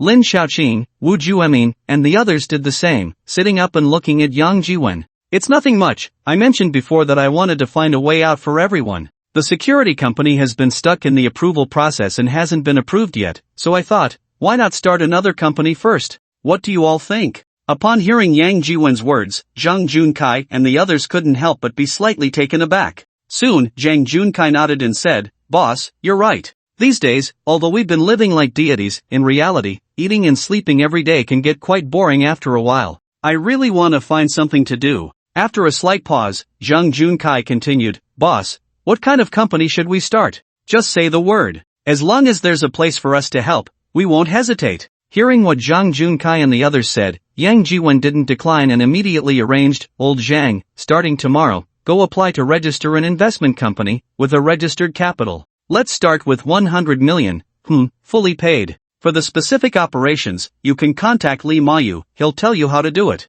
Zhang Junkai was slightly taken aback, then nodded and said, okay, boss, I'll contact Li Xiao right away. Yang Jiwen nodded slightly and then said to Lin Xiaoqing, Xiaolin, work a bit harder and check in the development zone if there are any office buildings for rent, and rent one. Don't be afraid to spend money. Okay, boss. Old Wang, Old Wu, and Old Lu, starting tomorrow, you'll do one thing, recruit people. Whether online or by distributing flyers and posting ads, in short, do whatever it takes to recruit people for me as quickly as possible and set up the framework. Wang Jinyong, Wu Juemin, and the other three quickly nodded. After a pause, Wang Jinyong said again, boss, if you want to start an investment company, it actually doesn't have to be that complicated.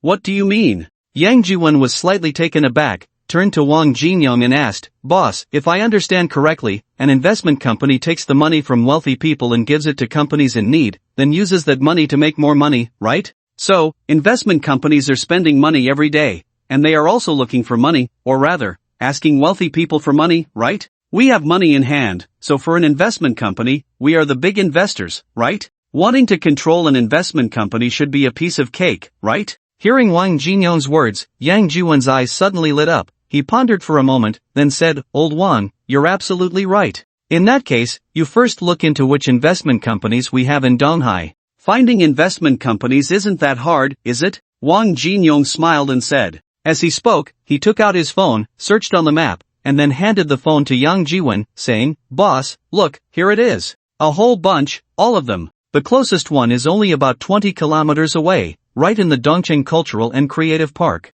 There are several companies there. Yang Jiwen looked at the investment companies Wang Jinyong found on the map, scrolled a few times, pondered for a moment, then said, continue with the company setup. Old Wu, Old Lu, keep posting job ads online. Old Wang, you come with me to the Dongqing Cultural and Creative Park tomorrow. Got it, boss. Wang Jinyong quickly nodded. That evening, Yang Jiwen had Tan Fu send over a table full of fine wine and dishes, and they feasted with Zhang Junkai and the others until after 10 o'clock, when Zhang Junkai and the others finally left. The next morning, Yang Jiwen received a call from Wang Jinyong, saying he was downstairs. Yang Jiwen hurriedly got up, tidied himself up, and then went downstairs. As soon as he got down, he saw Wang Jinyong squatting by the greenery. Upon seeing Yang Jiwen, Wang Jinyong quickly stood up and walked over, bowing slightly as he said, Boss, Old Wang, sorry to keep you waiting. No, I just arrived too. Alright, let's get in the car. Yang Jiwen pressed the car key, and the Ferrari Roma parked by the greenery flashed its lights twice.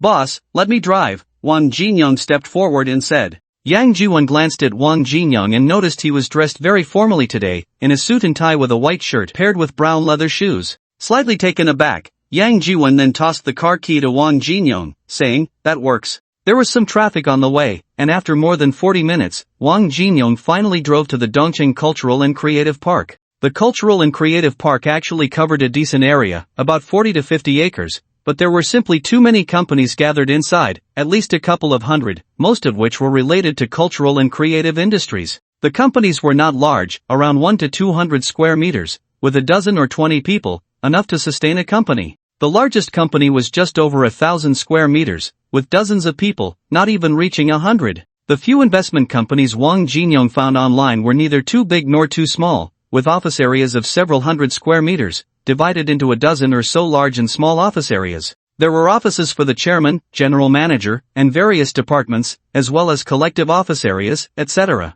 The office areas were small, and even fewer people were present. There was only a pretty young woman in her 20s at the front desk. Yang Jiwen and Wang Jinyong were now at a company called Dongming Investment. Wang Jinyong had checked the information and background of this investment company online last night and had already briefly mentioned it to Yang Jiwen on the way here. The registered capital of this company is 20 million, which is actually nothing for an investment company. A few projects casually thrown out could easily exceed this amount. It was established 5 years ago, and the publicly available information online shows that the company's equity structure is very simple, with only 2 shareholders, who are also the actual controllers, and they are a married couple, essentially a family business. The largest shareholder, Lin Weiming, invested 11 million, holding 55% of the shares, while the other major shareholder, Yang Suying, invested 9 million, holding 45%. The equity structure is straightforward, the combined shares of the two major shareholders add up to exactly 100%, which proves that this investment company has not accepted any investments from anyone other than these two major shareholders.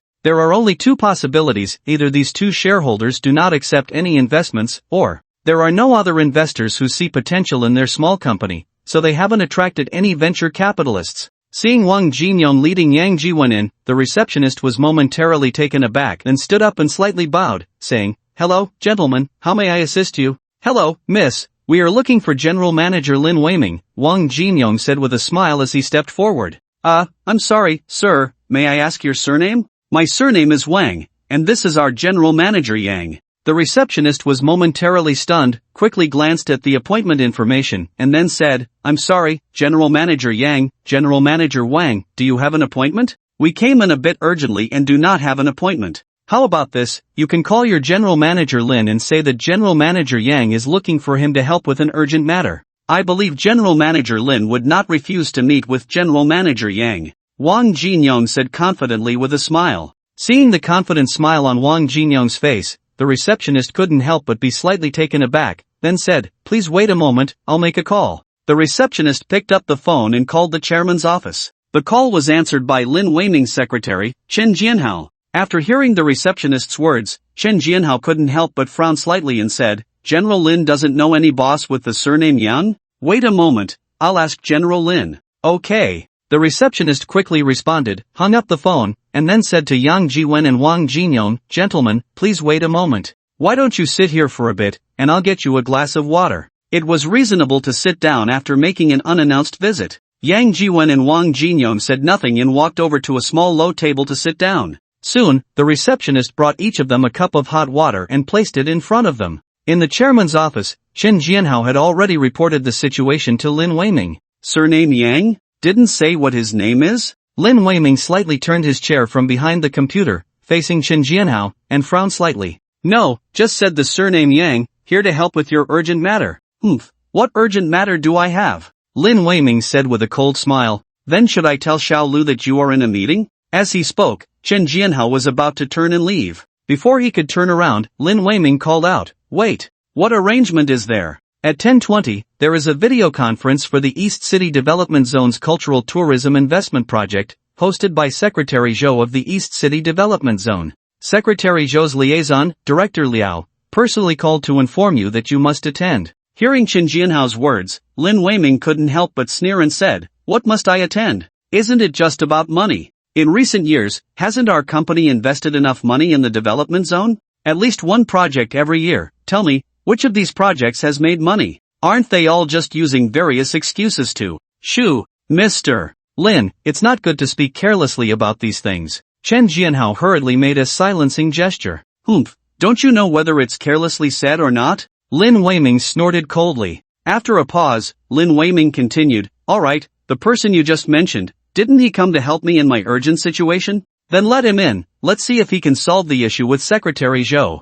Upon hearing Lin Weiming's words, Chen Jianhao couldn't help but show a hint of difficulty on his face. To let an outsider handle the matter with Secretary Zhou, if it gets resolved, that's fine, but if it doesn't, it won't be easy to explain to Secretary Zhou. Before he could finish his thought, Lin Weiming shot him a glare and said coldly, "Why aren't you going yet?" Chen Jianhao could only respond with a yes, and turned to leave the chairman's office. Back at his desk, Chen Jianhao picked up the landline and dialed the front desk number, then said, "Xiao Lu, please let Mr. Yang and Mr. Wang in." After receiving the call, the front desk girl quickly replied, "Okay, Secretary Chen." After hanging up the phone, the front desk girl walked over to Yang Jiwen and Wang Jinyong, slightly bowing as she said, "Mr. Yang, Mr. Wang, sorry to keep you waiting, please follow me." "Thank you." Yang Jiwen nodded slightly. The front desk girl smiled and bowed slightly, then made a gesture inviting the two to follow her to the chairman's office. Arriving at the office door, the front desk girl knocked and then pushed the door open, saying, "Secretary Chen, Mr.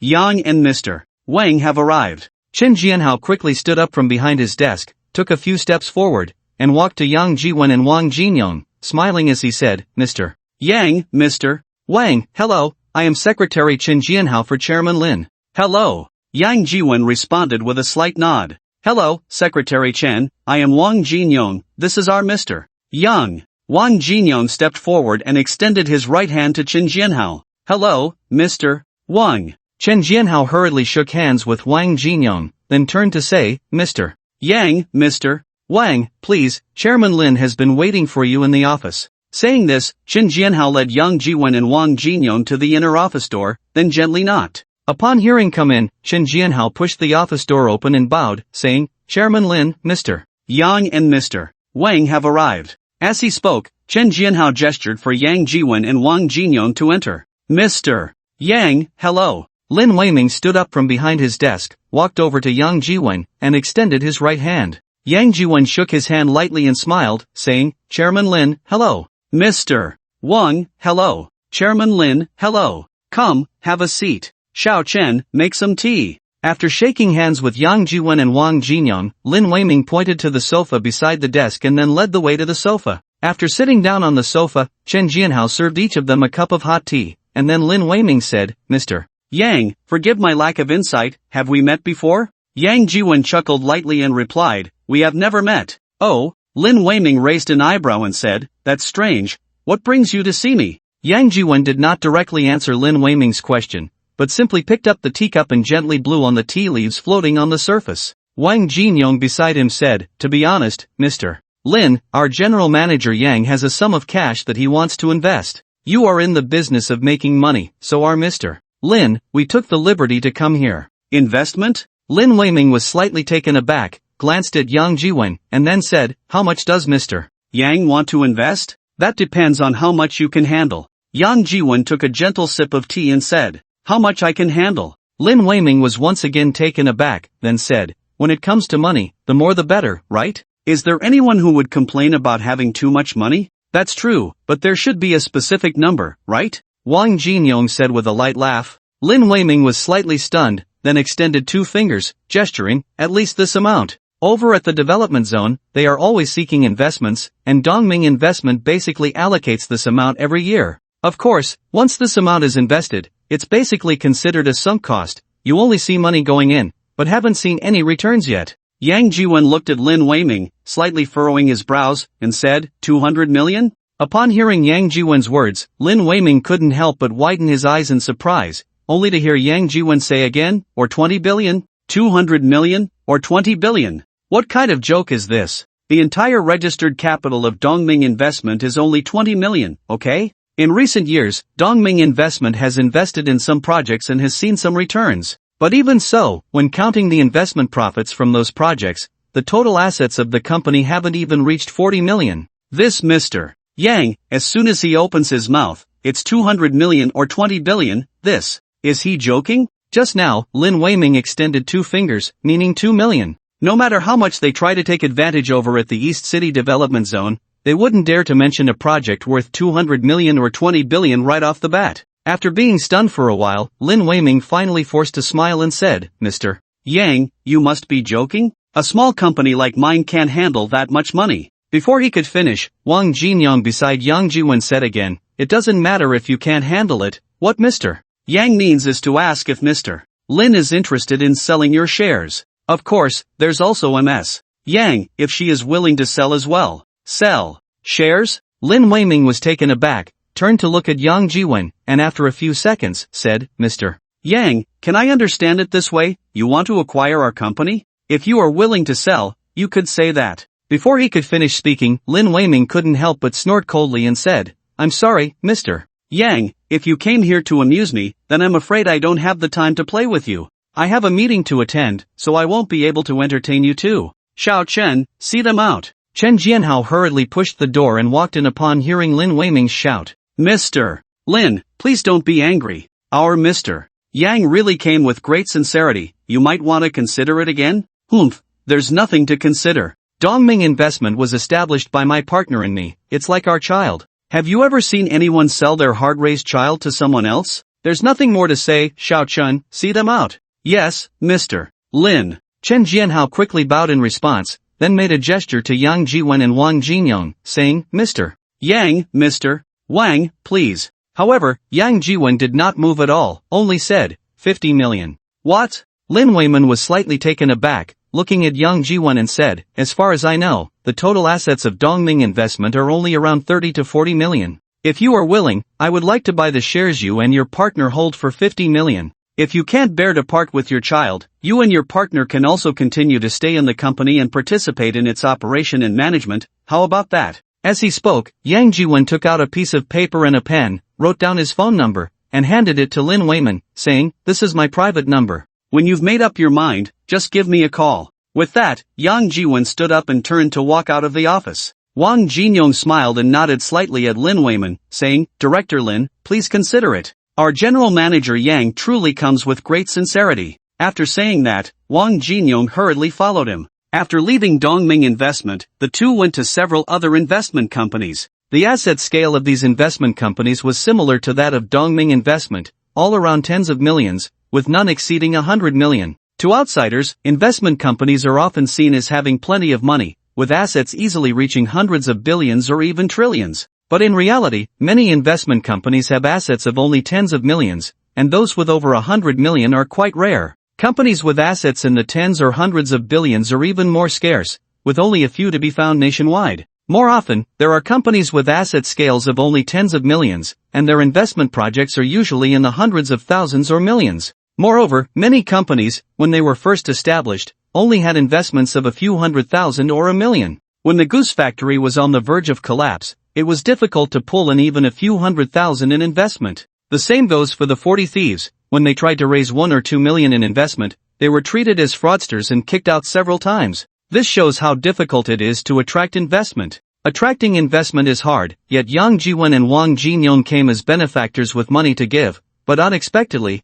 it was just as difficult to meet the bosses of those investment companies. They didn't manage to meet any of the bosses from the subsequent investment companies. They were all told that the bosses were in meetings and sent away. It was almost 11 o'clock when Yang Jiwen received a call from Li Maoyu. "Boss, Lao Zhang said you were looking for investment companies? Aren't you planning to open a real estate company anymore?" "I want to open a real estate company, and I also need to find investment companies." "No, boss, are you just burning money because you have too much? Do you want to catch all the sparrows in the world with one hand? Less nonsense, is there something or not?" Yang Jiwen said irritably. He had hit a wall several times in those investment companies that morning and was already filled with frustration. There is something, boss, you just have too much money and nowhere to spend it, so I found you a place to spend." "Where?" "I just got the news last night that this Friday, the city government is holding a project promotion meeting at Donghai Hotel. What do you think? Are you interested in taking a look?"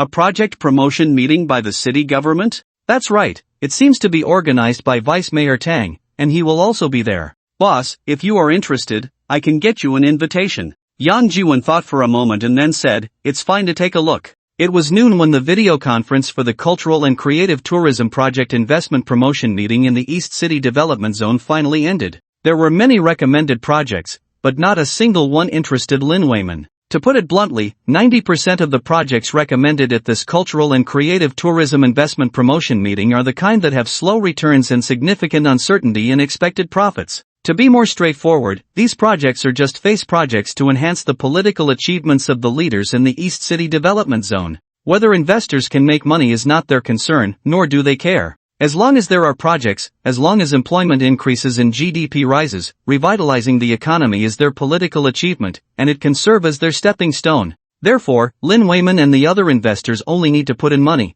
As for whether they can make a profit, who cares? Since he couldn't find any interesting projects, at the recommendation meeting, Lin Weiman almost adopted an ostrich mentality, doing his utmost to lower his presence, hardly speaking a word during the meeting. However, even so, after the meeting, Liao Qingxin, the liaison officer of the Development Zone Management Committee Director Zhou Lingfeng, still called Lin Weiman and hinted that Dongming Investment must invest at least 5 million this year. Upon receiving the call, Lin Weiman's expression changed immediately, but he didn't dare to get angry at Liao Qingxin. Although Liao Qingxin was just a liaison officer at the department level, to put it bluntly, he was just a secretary. But behind him was Zhou Lingfeng, the director of the Dongcheng Development Zone Management Committee. The Dongcheng Development Zone is a municipal-level development zone, and the director of the management committee is concurrently held by the Deputy Secretary General of the municipal government. Zhou Lingfeng is both the director of the Dongcheng Development Zone Management Committee and the Deputy Secretary General of the municipal government, an absolute power figure. Dongming Investment is just a small investment company, based in the Dongcheng Cultural and Creative Park. To go against Zhou Lingfeng is almost a dead end. Well, even if Lin Weiman had 10 times the courage, he wouldn't dare to confront the director of the Dongqing Development Zone Management Committee. He humbly exchanged a few pleasantries with Liao Qingxin. Okay, Director Liao, we will study and understand Director Zhou's meeting spirit well, carefully research all the recommended projects, and strive to submit a satisfactory report to you and Director Zhou in the shortest time possible. With Mr. Lin's words, I can rest assured. I have another meeting, so let's leave it at that. Okay, goodbye, Director Liao, Lin Weiman hurriedly said. After hanging up the phone, Lin Weiman let out a long sigh, but soon, a trace of anger appeared on his face. Last year it was only 2 million, and this year it has jumped to 5 million. If it continues like this for another year or two, won't it reach 7 or 8 million, over 10 million? It's easy to invest this money, but getting it back is difficult. Didn't the projects from the previous management committee end up half finished? This new management committee has just changed, and the projects they are working on will also end up half finished. This is simply harvesting leaks, and they do it with a clear conscience. Thinking of this, Lin Weiman recalled Mr. Yang from the morning, who could solve his urgent need. Perhaps he could really consider selling the company and then comfortably work as an employee, letting the new boss worry about these troubles? Should he make a call to discuss it with his wife first? At 10 o'clock at night, Yang Jiwen was already in bed when he received a call from an unfamiliar number. He hesitated for a moment, seeing that the number was local to Donghai, and then he answered, but remained silent. On the other end of the line, there was silence for a second or two, and then a deep male voice came through. Hello, may I ask if this is Mr. Yan? Who is this? Yang Jiwen did not answer directly but asked back. I am Lin Weiman. Yang Jiwen was slightly taken aback and then said, Mr. Lin? Sorry, I didn't have your number, didn't realize it was you. No, it's okay, Lin Weiman hurriedly replied, pausing for a moment before asking, Mr. Yang, what you said this morning about wanting to buy our company, is that still valid? Of course it's valid. So, has Mr. Lin made up his mind?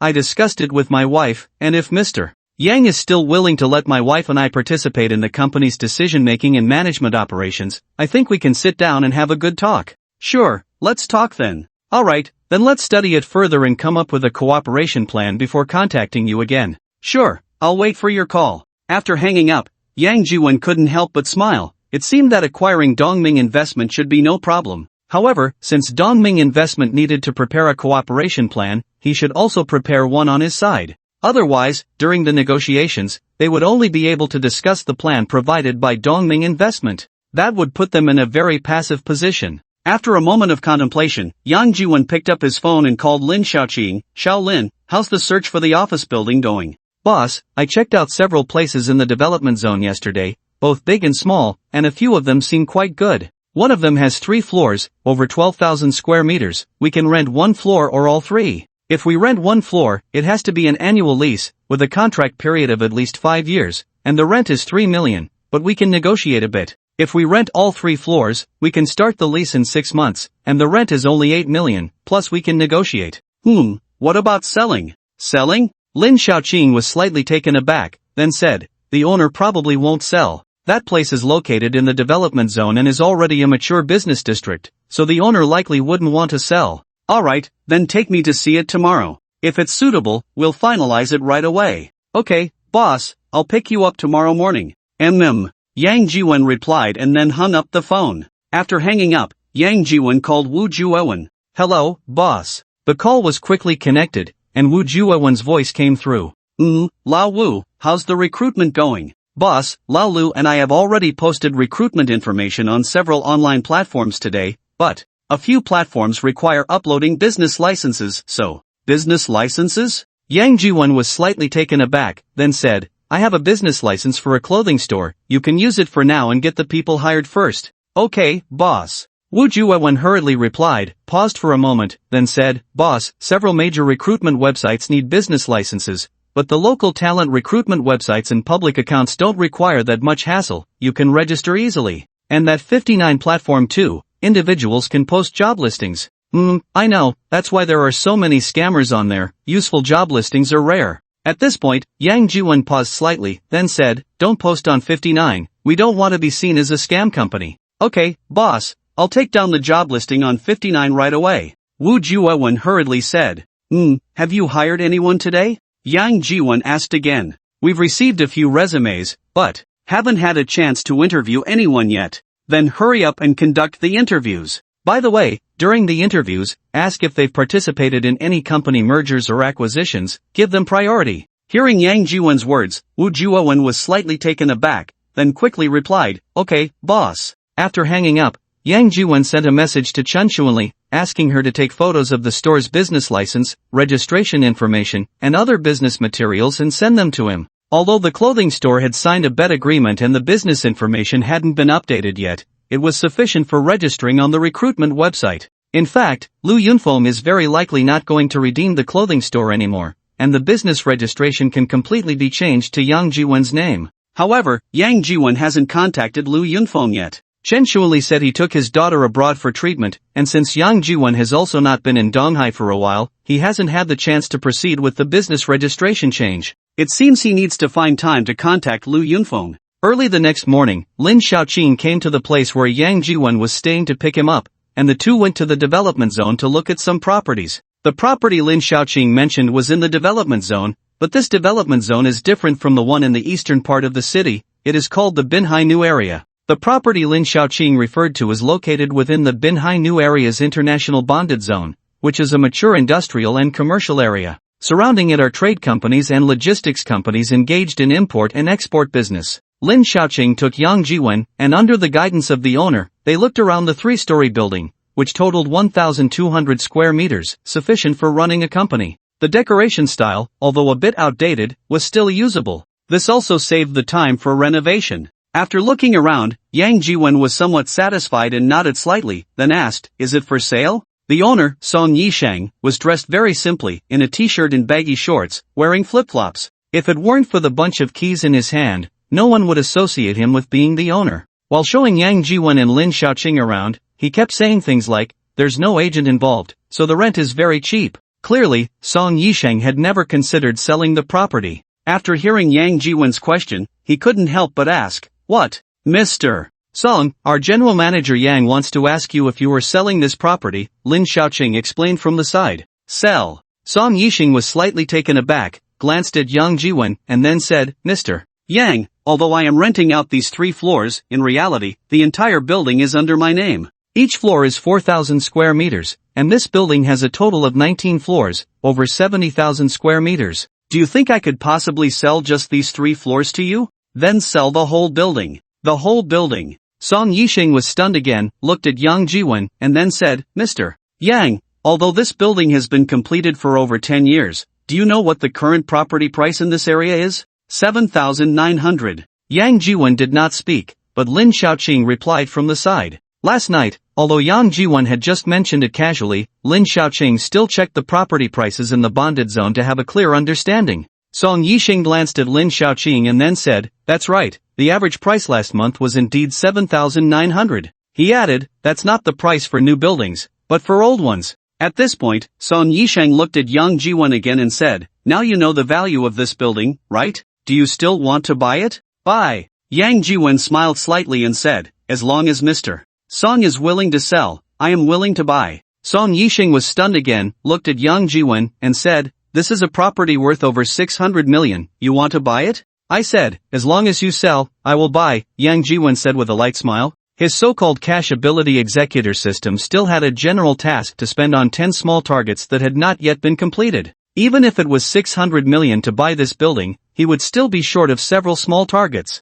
After hearing Yang Jiwon's words, Song Yisheng pondered for a long time, then shook his head and said, I'm sorry, Mr. Yang, but I currently have no plans to sell this building. If you want to buy a building, please go look elsewhere. Alright then, I'll rent the house, let's start with a 1-year lease. Seeing that Song Yisheng was unwilling to sell the building, Yang Jiwon had to settle for a second option and said, Shaolin, prepare the contract. You really want to rent my house? Song Yisheng looked at Yang Jiwon in surprise. He thought Yang Jiwon was not here to rent but to buy the building, and since he had already refused him, the deal seemed impossible. Unexpectedly, Yang Jiwon still wanted to rent his house. Of course, since Mr. Song is unwilling to sell the building, I can only rent it, right? Yang Jiwon said with a light smile, then gestured for Lin Xiaoqing to prepare the contract. Seeing this, Song Yisheng hurriedly said, I have it. I have a contract, it's a ready-made template contract. Just fill in the identity information, contact details, and the date and amount. As he spoke, Song Yixing took out a roll of A4 paper from his shorts pocket, unfolded it, and handed it to Yang Jiwen. Yang Jiwen took a look, and indeed it was a rental contract, though a bit wrinkled and lacking in style. But unexpectedly, the party on the contract was actually Yixing Real Estate Development Company, Ltd. After seeing the name of the party, Yang Jiwen looked up at Song Yixing in surprise, then lowered his head to continue reading. The contract was in duplicate, a standard template contract, just as Song Yixing had said. Fill in the identity information, contact details, and the date and amount, sign your name, and press your fingerprint, and it would be done. A standard template contract wasn't anything special to look at. Yang Jiwen glanced at it, picked up a pen, and filled in his name, identity information, contact details, then filled in the rental start and end dates, amount, etc. And finally handed the contract back to Song Yixing. Song Yixing took a look, saw no issues, then signed his name on the contract, took out the official seal of Yixing Real Estate Development Company, Ltd., stamped it on the contract, and handed it back to Yang Jiwen. Yang Jiwen also signed as the second party on the back of the contract and pressed his fingerprint. After both contracts were signed, Yang Jiwen and Song Yixing each kept a copy. Then, Yang Jiwen took out his phone, asked Song Yixing for the account of Yixing Real Estate Development Company, Ltd., and directly transferred the money. Less than 10 minutes later, Song Yixing received a phone call. After hanging up, he stood up, extended his right hand to Yang Jiwen, and said, "Mr. Yang, happy cooperation. Happy cooperation." Yang Jiwen smiled and shook hands with Song Yixing. After handing the keys to Yang Jiwen, Song Yixing left the building. The house still needs a good cleaning. After Song Yixing left, Lin Xiaoqing said to Yang Jiwen. After a pause, he asked, "Boss, what floor should we set the chairman's office on? Do we need to renovate it?" "You decide," Yang Jiwen thought for a moment and said. Anyway, even if the company started running, he probably wouldn't spend much time there, so he really didn't care what floor the office was on or how it was decorated. After a slight pause, Yang Jiwen added, "You were right earlier, it really needs a good cleaning. Find a cleaning company online, have them send more people over to clean it up as soon as possible. Also, tell Old Wu that the interview location is set here, arrange the interviews quickly, and get the company framework up and running." "Got it, boss, I'll arrange it right away." Time quickly passed to Friday. On Friday, there was a project promotion meeting held by the city government at the 5-star hotel, Donghai International Tourism Hotel. The promotion meeting was scheduled to start at 2 in the afternoon. At 11 in the morning, Li Moyu drove to Yang Jiwen's house. When Yang Jiwen opened the door and saw Li Moyu, he was momentarily taken aback and asked, "What are you doing here? Didn't you say you were in a hurry to shoot?" "The main scenes have been mostly filmed. What's left are just a few minor shots and some reshoots," Li Moyu replied lightly. After a pause, he added, "Today is your big day, of course I had to come and take a look." "What big day? What are you talking about?" He. Li Moyu smiled and didn't continue the conversation. "Have you eaten?" "Well, I guess that was a silly question. Coming over at this time is clearly just to mooch off a meal." As he spoke, Yang Jiwen picked up his phone and called Tanfu Private Kitchen. He was a supreme VIP member there, and they even opened a new service just for him, delivery. 40 minutes later, the delivery from Tanfu arrived. 4 dishes and a soup, 2 meat and 2 vegetable dishes, no alcohol. He had things to do in the afternoon, so he didn't drink. While eating, the two chatted casually. Li Moyu asked, "Boss, you've been quite active lately, I don't quite understand what you're up to. You're renting a place to start a company, planning to buy a house for real estate, and even thinking about directly buying an investment company. It feels a bit like you're throwing money around in a panic, doesn't it?" Hearing Li Moyu's words, Yang Jiwen was momentarily stunned and replied, "Is that so? What do you think?" Li Moyu rolled his eyes. After a pause, he added, "Boss, you're not really just burning through money because you have too much, wanting to be a generous benefactor, are you?" Yang Jiwen was slightly taken aback, then chuckled, "Then just think of me as a generous benefactor." Li Moyu was stunned for a moment, then smiled and reached out to Yang Jiwen, saying, "Good fortune deity, how about you give me a little money to spend?" Yang Jiwen glanced at him and asked, "Is it that the crew doesn't have enough money?" Li Moyu chuckled awkwardly and didn't respond. Yang Jiwen picked up his phone and directly transferred 10 million to Li Moyu. Hearing the notification sound on his phone, Li Moyu was immediately stunned again and hurriedly said, "Boss, I don't need this much. You know my drama is just a youth campus drama, you've already invested 5 million in the early stages, and what's left is just some post-editing and promotional costs. There's no need for this much money. 1 or 2 million would be enough." Yang Jiwen looked at Li Moyu and said, "Even if it's just a youth campus drama, it should be done with care and to the best of our ability. I've said it before, you don't need to worry about money. Problems that can be solved with money are not problems. Keep this money, you just need to focus on filming. I'll handle the financial matters. If you run out of money, just tell me. Right now, I'm only left with money. After hearing Yang Jiwen's words, Lee Mo-yu didn't know how to respond. He was originally the illegitimate son of the Sun family, which was the richest in Donghai. Logically, only the Sun family could speak so naturally about such things, right? Only someone from the Sun family could say these words and have them believed, right? But unexpectedly, when these words came out of Yang Jiwen's mouth, Lee Mo-yu felt there was nothing inappropriate about it. It felt completely justified. After finishing the meal and tidying up a bit, the two prepared to head to the Donghai International Tourism Hotel. When they went downstairs, Yang Jiwen saw the BMW X5 parked behind his car and was momentarily stunned, then said, "Is it rented again?" Lee Mo-yu chuckled awkwardly and didn't answer, which was an implicit admission. Yang Jiwen glanced at him and then said, "Drive my car.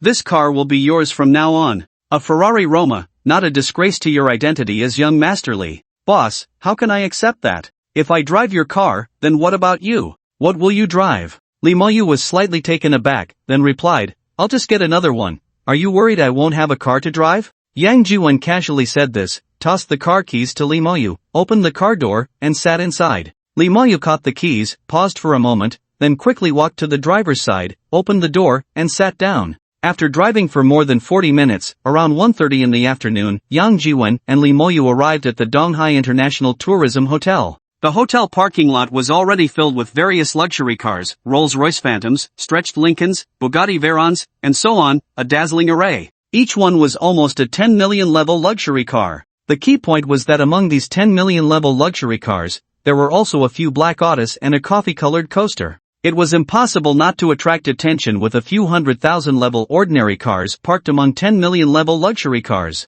The hotel parking lot was already full, so Lee Mo-yu had to park the car on the roadside outside the hotel. Fortunately, there was a large commercial event today, a promotional meeting for investment projects led by the municipal government. Early in the morning, the local police station mobilized several police and traffic teams from nearby precincts to patrol and maintain security near the hotel. A temporary parking area was also designated outside the hotel. Lee Mo-yu parked in the temporary parking area. After parking, the two walked into the hotel. As they passed the hotel parking area, Lee Mo-yu pointed to a black Audi among the 10 million level luxury cars and whispered, "That's the municipal government's No. 5 car, the vehicle of Vice Mayor Tang, who is in charge of the economy." He paused slightly and then continued in a low voice, "Vice Mayor Tang's name is Tang Huisheng, and he is only 49 this year, quite young and capable. There are rumors that after the reshuffle in the first half of next year, he will advance further to become a member of the municipal committee and the executive vice mayor. However, there are also those who oppose him, mainly focusing on 2 points, his age and his economic performance. Age is one thing, entering the municipal committee at 49 is considered young and capable, but it's not unheard of. There have been younger heads of municipal governments. So, this promotional meeting should be seen as an opportunity for him. If he performs well, his entry into the committee will be a sure thing, almost guaranteed. On the contrary. At this point, Lee Mo-yu paused again and then said, "That's why he is so invested in this promotional meeting, arriving so early. He probably wants to meet with a few people first and discuss things privately." Yang Jiwen nodded non-committally and followed Lee Mo-yu into the hotel lobby. The promotional meeting organized by the municipal government was in the hotel's banquet hall. They took the elevator to the 9th floor, and as soon as they stepped out of the banquet hall, Yang Jiwen saw a sign that read registration desk, with a hotel staff member standing nearby. Lee Mo-yu handed the invitation letter to the staff member. The staff member took a pen and handed it to Lee Mo-yu. Lee Mo-yu then passed the pen to Yang Jiwen. Yang Jiwen took the pen, found a blank space on the sign, signed his name, and then handed the pen back to Lee Mo-yu. After Lee Mo-yu took the pen, he also found a discreet spot to sign his name before handing the pen back to the waiter. The waiter then bowed slightly and gestured for them to enter. Only then did Yang Jiwen and Lee Mo-yu walk into the banquet hall. Inside, over 100 people had already gathered, chatting quietly in small groups. This kind of recommendation meeting, led by the city government, brought together the most prominent wealthy merchants from all over Donghai, and one could even say from the entire Linhai province. Usually, these wealthy merchants might gather privately in small groups to exchange information, but they would never come together like this for a recommendation meeting, where almost all the well-known wealthy merchants were present to communicate with one another. Such meetings often served as a platform, a bridge to bring everyone together and facilitate exchanges. Those in need of money could seek bank loans or find financial institutions for bridging. Projects that might not usually get approved could potentially be greenlit thanks to the city government's influence. With the city government, or rather, with Vice Mayor Tang as a guarantor, there was naturally no need to worry about the safety of funds. Those lacking projects could also look for and discover projects of interest at the recommendation meeting and then negotiate with the other party. As the saying goes, with the city government and Vice Mayor Tang playing matchmaker, both sides could feel more at ease in their cooperation, right? Yang Jiwen and Lee Mayu's arrival did not attract much attention. Only a few people standing at the entrance turned to glance at them. This was Yang Jiwen's first time attending such a recommendation meeting, and he didn't know many people in the Donghai business circle, even fewer than he knew in Fuxing. If Lee Mayu hadn't been accompanying him, Yang Jiwen would have felt even more awkward. Just as he was feeling a bit lost, Lee Mayu gently leaned against him. Yang Jiwen was momentarily taken aback but felt Lee Mayu pass him something, placing it in his hand. He looked down to find a box of business cards, exquisitely embossed and looking quite high-end. The card had his title and name, along with a string of phone numbers. The title in front of his name was Angel Investor. There was no company or specific job title, just those 5 words, Angel Investor. But just those 5 words alone would be enough for someone else to navigate these circles with ease. Unfortunately, Yang Jiwen lacked experience dealing with such people, felt constrained, and couldn't bring himself to use the card, still feeling a bit lost. Just then, a voice came from behind him, Mr. Yang? Yang Jiwen turned to see Lin Weiming from Dongming Investment, and he couldn't help but be slightly taken aback. Lin Weiming's Dongming Investment had a registered capital of only 20 million, and its total assets were probably around 40 to 50 million. Logically, someone like him, a small business owner, shouldn't qualify to be at such a large-scale recommendation meeting. However, nothing is absolute. Just like him, without connections or networks, if he hadn't known Lee Mayu, he probably wouldn't have recognized anyone at this recommendation meeting, yet here he was. Lin Weiming was at least the owner of an investment company, although his assets were not over 100 million. After years of working in the Donghai business circle, he must know a few people, right? Getting an invitation to a recommendation meeting wouldn't be too difficult, would it? If Lee Mayu could get an invitation, how could Lin Weiming not manage to get one? After a brief moment of surprise, Yang Jiwen quickly reacted and smiled, saying, "Boss Lin, hello, it's good to see you again. Mr. Yang, it really is you. I thought I had mistaken you for someone else just now," Lin Weiming said with a broad smile, extending his right hand towards Yang Jiwen. Yang Jiwen reached out to shake his hand, and before he could let go, he heard Lin Weiming ask softly, "Mr. Yang, do you have any projects in mind?" "Not yet, we just arrived," Yang Jiwen replied with a light laugh. Lin Weiming nodded in realization, turned to glance at Lee Mayu beside Yang Jiwen, frowned slightly, and then said, "You are Young Master Lee?" As he spoke, Lin Weiming hurriedly extended his hand again, saying, "Young Master Lee, hello, I am Lin Weiming from Dongming Investment. Do you remember me? We met at the investment promotion conference in Dongcheng this New Year's Day, do you remember?" "Of course I remember, we even had a drink together, didn't we?" Lee Mayu said with a light laugh, shaking hands with Lin Weiming. "That's right, young Master Lee, at the New Year's investment promotion conference, it's a pity we didn't get to drink together. After today's presentation, no matter what, I must have a good drink with you. Young Master Lee, you can't refuse me this favor." Lee Mayu chuckled lightly and then said, "Boss Lin, it's not that I'm refusing you, but today I'm just a guest, accompanying my boss. Without my boss's permission, I can't leave my post to drink with you." "You, boss?" Lin Weiming's eyes widened in surprise. At the New Year's investment promotion conference, he had heard people say that Lee Mayu was from the Sun family, and the Sun family was the richest in Donghai. The young master of the richest family actually went to work for someone else? Is that possible? Thinking of this, Lin Weiming couldn't help but turn to look at Yang Jiwen again. Who exactly is this Mr. Yang? He hadn't heard of such a figure in Donghai before. Could it be that he is a dragon crossing the river from another place? But a dragon crossing the river can't suppress the local snake, right? The Sun family can definitely be considered the local snake in Donghai, and a very powerful one at that.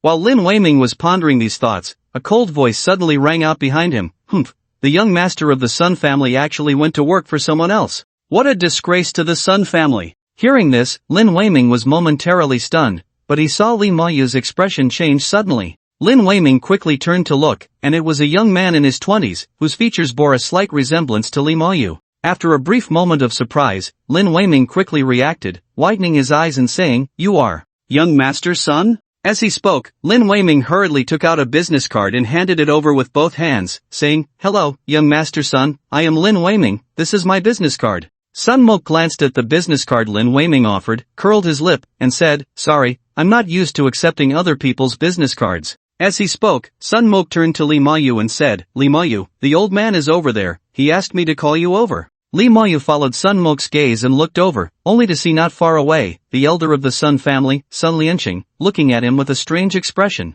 Besides Sun Lianqing were several middle-aged individuals, all prominent figures in the Donghai business circle. Seeing this, Li Mayu couldn't help but be momentarily stunned, then turned to look at Yang Jiwen. Yang Jiwen smiled at him and said, "It's fine, you go ahead, I'll just wander around." Then, "Boss, I'll go take a look first and then come find you," Li Mayu said after a brief hesitation. Yang Jiwen smiled and nodded slightly, and only then did Li Mayu turn to leave. Until Li Mayu left, Lin Weiming was still in a daze, awkwardly retracting his business card. Just as he was about to say something to Yang Jiwen, Sun Ma Kai sneered coldly and said, "Kid, I don't care what reason made Li Mayu recognize you as the boss. I just want to say, my Sun family has never had the habit of recognizing a master. Although Li Mayu doesn't have the surname Sun, he still has the blood of the Sun family flowing in him. If you know what's good for you, leave Li Mayu as soon as possible, otherwise." At this point, Sun Ma Kai paused slightly, then snorted coldly and said, "Humph. Don't blame my Jiandong Sun family for using power to bully you then."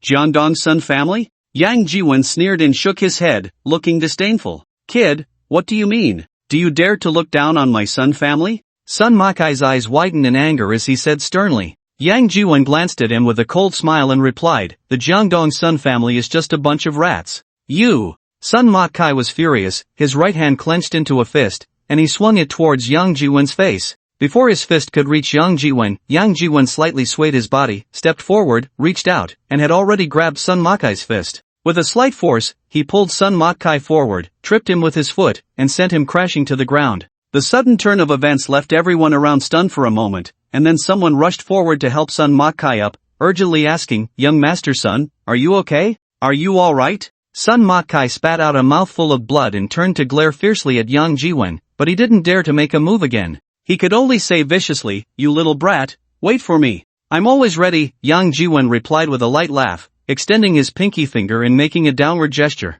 Upon seeing this, Sun Ma Kai's eyes turned even more vicious. But he had just experienced Yang Jiwen's skills and knew he was definitely no match for him. Although he wished he could swallow Yang Jiwen alive, he could only endure it for now. This was a promotional meeting for investment projects organized by Deputy Mayor Tang of the city government. Making a move at this meeting would not only embarrass the Sun family but also jeopardize Deputy Mayor Tang's trust and support. The Sun family was the richest in Donghai, while the other party was just a nameless pawn. The other side could afford to lose face 100 times, but the Sun family's face absolutely could not be lost. Just then, on the podium of the banquet hall, a middle-aged man in his 50s took the wireless microphone, said hello a few times, and then added, "Everyone, please be quiet, quiet." The banquet hall gradually quieted down. Then the man continued, "Dear guests, next, please give a warm applause to welcome Mayor Zhou to give us some instructions." As soon as he finished speaking, warm applause erupted in the venue. Amidst the applause, a middle-aged man in his 40s, with slicked back hair and wearing an administrative jacket, walked onto the podium, took the wireless microphone, and said, thank you, everyone."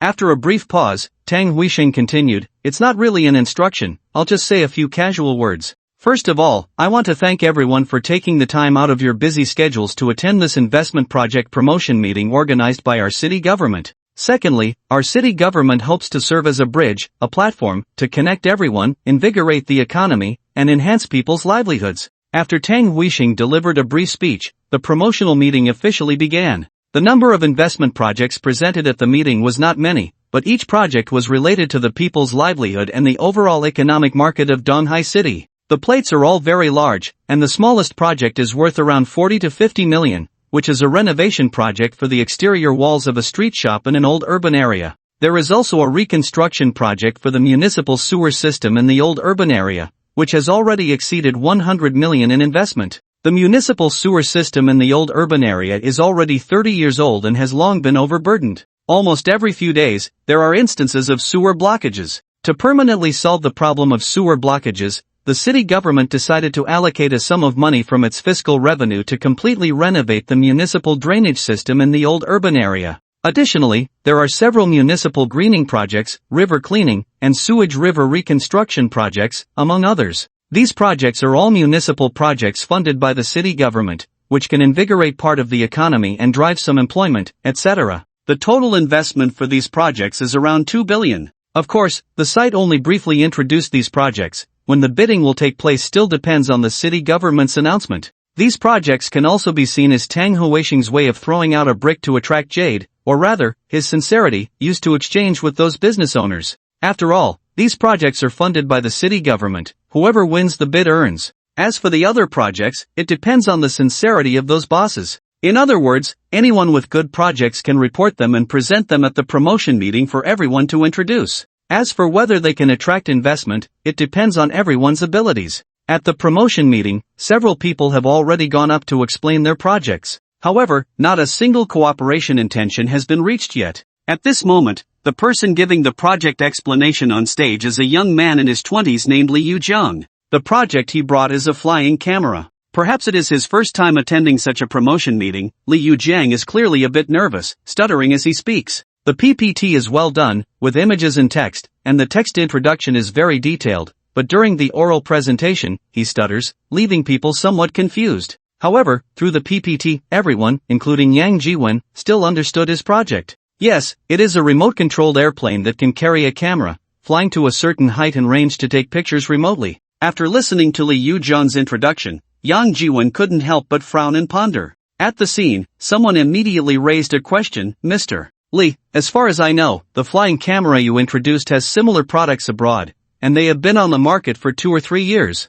May I ask, is your product inspired by similar foreign products? Or, is this essentially a copied product? Upon hearing this, Tang Huisheng on the podium's expression slightly tightened. A project that copies foreign products dares to present itself at his investment promotion meeting. Isn't that too disrespectful to him as the deputy mayor? Li Yuzheng, upon hearing the person's words, immediately flushed and hurriedly defended. No, this product was independently developed by my team and me. We did not reference or copy anyone's work. As soon as he finished speaking, the person continued, you say there was no copying, but the fact is that there are already similar products abroad, right? Saying this, the person took out his phone, opened a video, and played it, saying, this is a similar product produced by a foreign company that I just found online. Everyone can take a look. This product and the one you are promoting are not just similar, they are practically identical. If this isn't borrowing and plagiarism, then what is borrowing and plagiarism? No, our product's appearance, although somewhat similar to that product on your phone, the flight control system is absolutely different. Our flight control system was developed by me and my team, character by character, over 45 days, and it is definitely not the same as that foreign company's flight control system. Isn't it just remote flying and taking pictures? What could possibly be different? Could it be that your flying camera can do something extraordinary? Exactly, such a pointless project should just roll away as soon as possible. Or maybe you should go to the financial center and try your luck. Who knows, maybe someone blind will take a liking to your flying camera. Hearing these sarcastic remarks, Li Yuzheng on the podium turned even redder, lowering his head, unable to say a word. At that moment, a voice came from the crowd. How much investment do you want to raise? Li Yuzheng was slightly taken aback, then raised his head to look in the direction of the voice. At the same time, everyone else turned to look as well. The person who had just spoken, Yang Jiwen, instantly became the focus of everyone's attention. What did you just say, sir? Li Yuzheng stammered. I said, how much investment do you want to raise? Yang Jiwen looked at Li Yuzheng, speaking slowly and clearly. Just now, the system on his phone had actually prompted him to invest in this project. This meant that even the system had high hopes for this project. Since that was the case, what was there to hesitate about? Invest. Must invest. Even if Li Yuzheng asked for 1 billion or 2 billion, he had to invest. After being momentarily stunned again, Li Yuzheng finally said softly, 10 million. As soon as he finished speaking, Yang Jiwen said, alright, I'll invest in this project. When do we sign the contract? Sorry, sir, I meant $10 million. Li Yuzheng said somewhat embarrassedly. Upon hearing Li Yuzhen's words, everyone around was momentarily stunned, including Sun Moqiai. After a brief pause, Sun Moqiai sneered and said coldly, a knockoff product has the audacity to ask for $10 million. I really don't know who gave you the courage. $10 million could fund 10 or 20 projects like yours. Only a fool would invest in your project. Just as Sun Moqiai's words fell, Yang Jiwen chuckled lightly and said, clearly, I am that fool. After a slight pause, Yang Jiwen continued, "It's alright, Mr. Lee, $10 million is fine, I'll invest that too." $10 million was only a few tens of millions of Chinese yuan, not even a small target, far from completing the general task of that system, which required spending on 10 small targets. Really? Li Yujian's eyes widened in surprise as he looked at Yang Jiwen. Before coming to this presentation, Li Yujian actually had little hope of securing any investment. After all, for this project to take off, $10 million might only cover the initial R&D investment, subsequent production, test flights, and then promotion and market launch would require continuous funding. He didn't even have a clear idea of how much would be needed. Moreover, during the product presentation, Li Yujian had stammered, hardly managing a coherent sentence. It seemed almost like a dream to secure investment.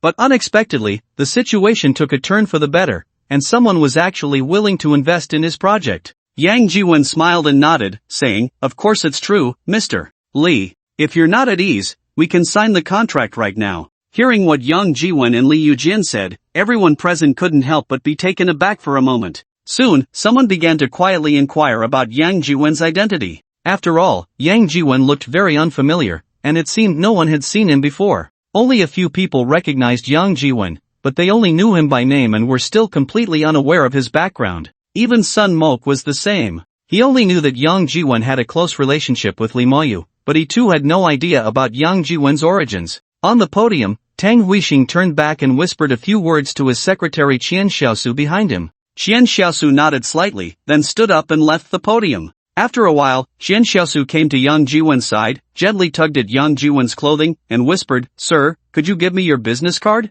Yang Jiwen turned to take a look, realizing he didn't know Qian Xiaosu and was about to refuse when Li Moyu's voice came from beside him. "He is Secretary Qian, Mayor Tang's secretary." Yang Jiwen was slightly taken aback, then quickly reacted and smiled, saying, "Of course." Saying this, Yang Jiwen took out his business card holder, pulled out a card, and handed it to Qian Xiaosu. Qian Xiaosu took the card, glanced at it, and whispered, "Angel investor, Yang Jiwen." Then, Qian Xiaosu looked up at Yang Jiwen and said, "Mr. Yang, Mayor Tang hopes that the signing ceremony between you and Mr. Lee can be held after the meeting. After the meeting, Mayor Tang will personally host a signing ceremony, where all the cooperation projects reached during the promotion will be signed. At that time, provincial and city television stations and news agencies will also conduct on-site interviews and reports." After a slight pause, Qian Xiaosu then asked, "I wonder if Mr. Yang thinks this arrangement is acceptable? As long as there are no issues on Mr. Lee's side, I'm fine with anything," Yang Jiwen replied with a light smile.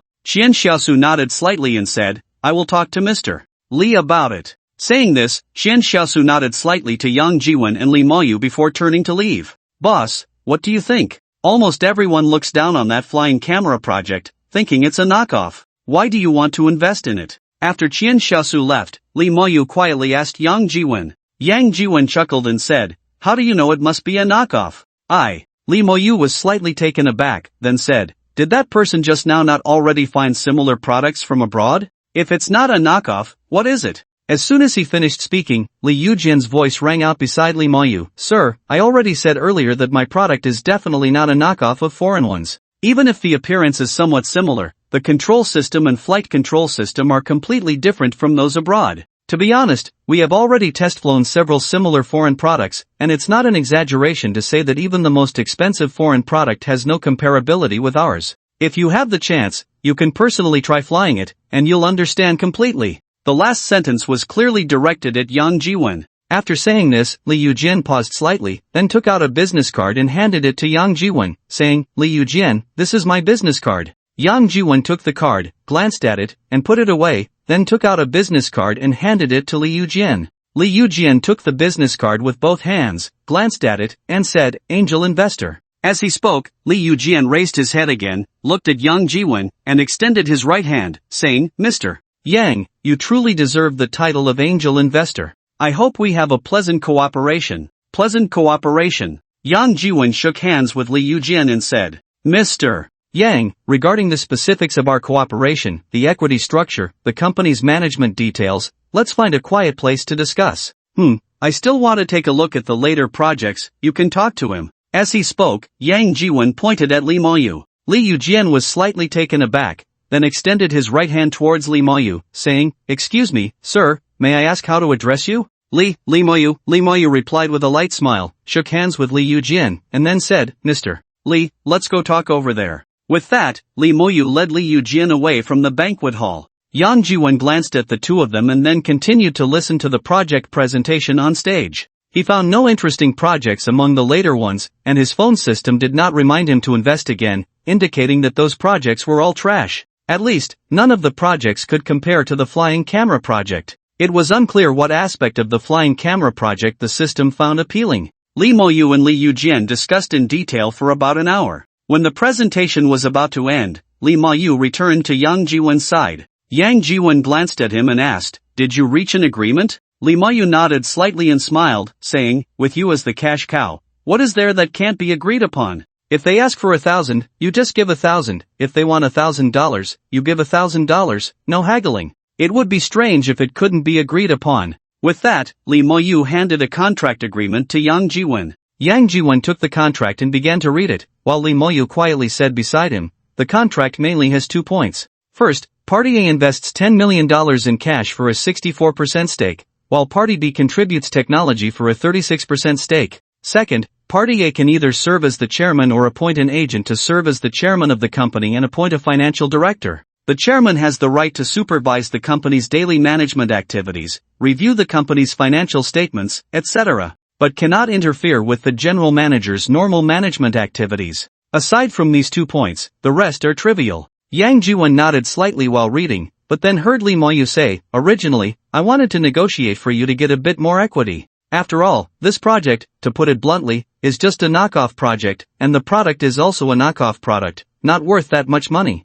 Before Li Moyu could finish, Yang Jiwen looked at him and said, you really don't have faith in this project? Boss, do you want to hear the truth or a lie? Of course the truth. The truth is, boss, this project is indeed very trashy. A flying camera, a drone combined with a digital camera, what use is that? How many people would be willing to pay for this? Out of 100, no, out of 1,000 people, would there be even one? Yang Jiwen looked at Li Moyu and said, I originally wanted you to be the chairman of this, DJI flying camera company. Since you don't believe in it, I'll find someone else. DJI flying camera company. That name sounds strange, let's change it to DJI technology. After the promotion meeting, there was a signing ceremony hosted by Tang Huixing from the city government and representatives from the investment promotion office. Although it was called a signing ceremony, in reality, it was merely a formality, taking photos and making news, without any real contracts being signed. After all, no matter how much both parties hoped to reach a cooperation agreement, they would inevitably go back and forth, engaging in several rounds of negotiations, even nitpicking every word,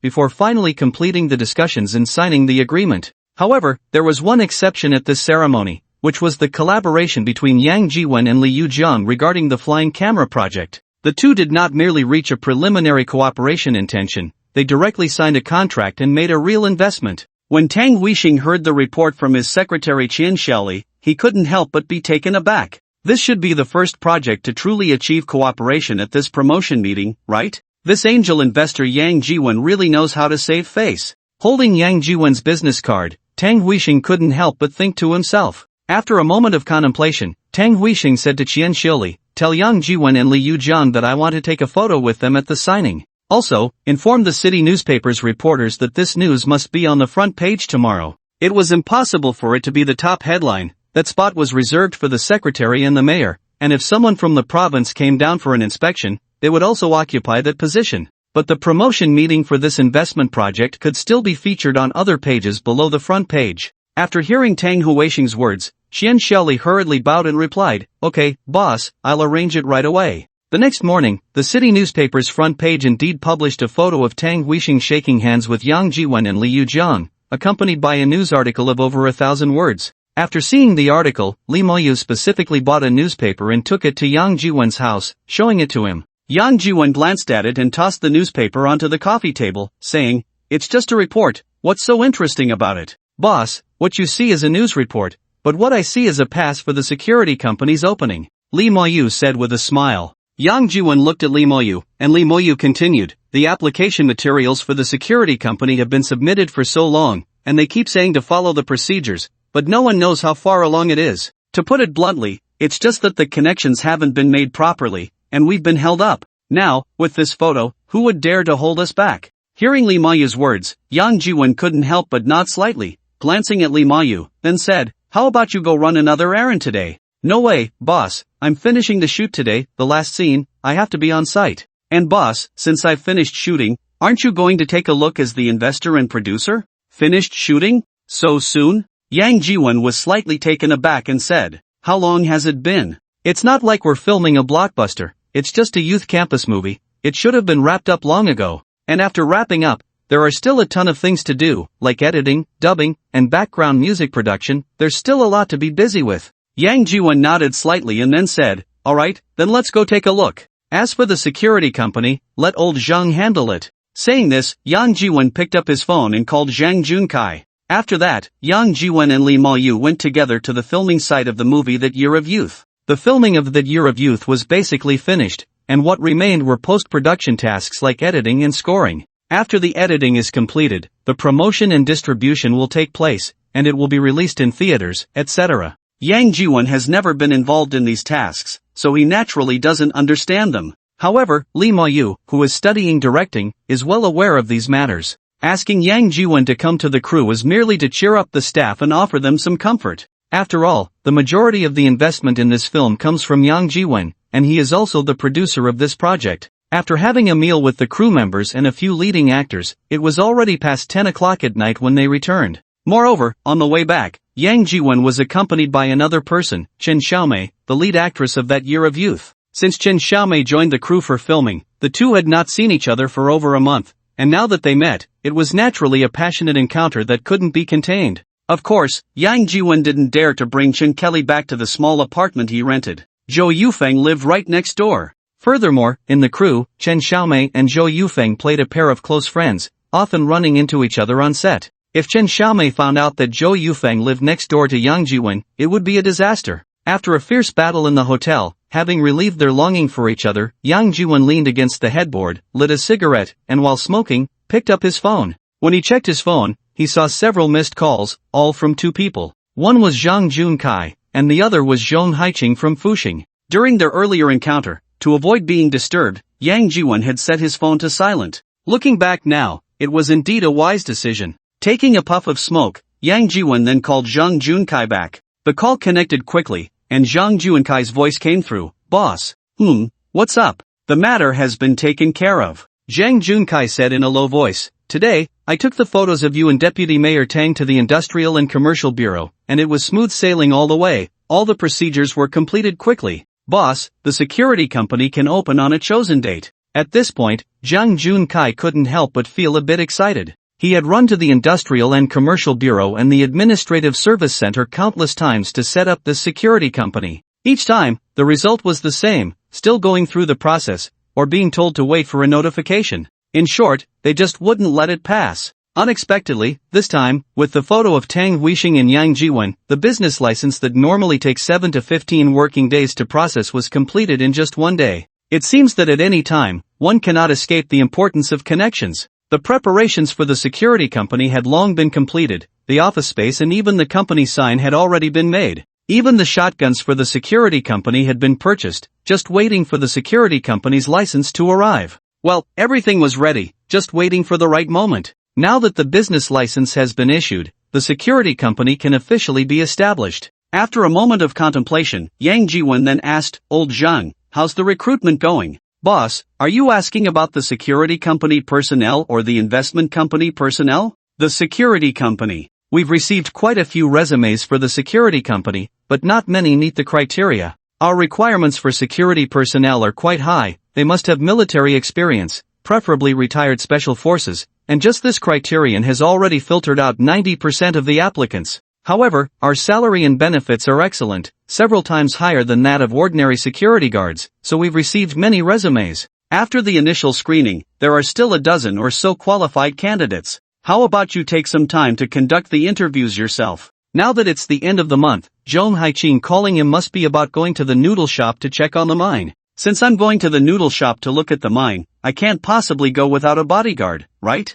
After all, I'm a billionaire. Although, well, I am actually a super martial artist now, and a few dozen ordinary people probably couldn't even hurt me. But being a billionaire, I can just spend some money to hire a few bodyguards. Why would I need to do it myself?" Doing it myself would be so beneath me. After a moment of contemplation, Yang Jiwen said, "Alright, let's do it in the next couple of days. You arrange it." After calling Zhang Junkai, Yang Jiwen called Zhong Haiqing again. Sure enough, as soon as the call connected and they exchanged a few pleasantries, Zhong Haiqing got straight to the point and asked, "Mr. Yang, have you considered the matter of going to the noodle shop to look at the mine?" I can go, but how will the compensation be calculated?" Seeing Yang Jiwen agree, Zhong Haiqing immediately said happily, "As for the compensation, Mr. Yang, feel free to propose it. I will definitely meet your request as long as I can." Yang Jiwen pondered for a moment and then said, 10 million, plus 20% of the ore profits. 10 million. Zhong Haiqing was slightly taken aback. A 10 million entrance fee and 20% of the ore profits? The price is too high, right? How much raw stone would need to be secured to make a profit? You can think about it.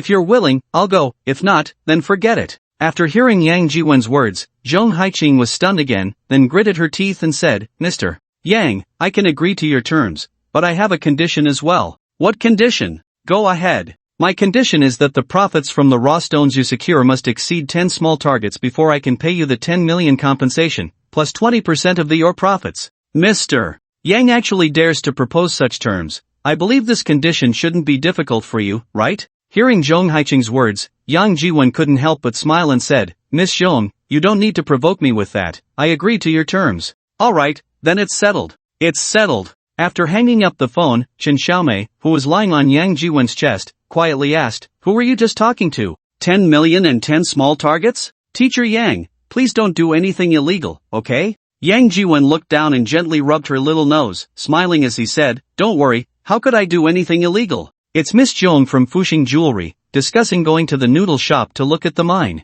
Fuxing Jewelry? I've never heard of it. Is there such a jewelry company in Donghai? It's not from Donghai, it's from Fuxing City. Didn't I go to Fuxing last time?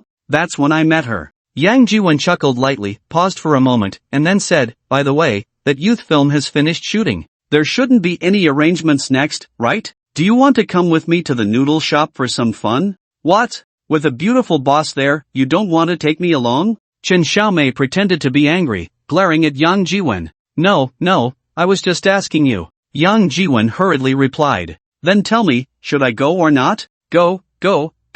You must go. Even if the King of Heaven comes, you must go." Yang Jiwen quickly said. "That's more like it." Chen Xiaomei shot him a glance, then leaned her head back on his chest, hugging him, and sweetly fell asleep. The next morning, Yang Jiwen took Chen Xiaomei and Zhang Junkai to interview several qualified veterans. The security company's salary and benefits are very good, offering a monthly salary of 15,000 plus and an annual salary of over 200,000. Such conditions are naturally very attractive. It's worth noting that an ordinary security guard only earns about 4 to 5,000 a month, and in small counties, some even earn 2 to 3,000. A monthly salary of over 15,000 is almost unheard of, except in dreams. However, the job requirement of being a retired Special Forces soldier has already discouraged over 90% of applicants. A retired Special Forces soldier with a monthly salary of 15,000 and an annual salary of over 200,000, this isn't just hiring security guards, it's essentially recruiting bodyguards. Indeed, high salaries are not so easy to obtain.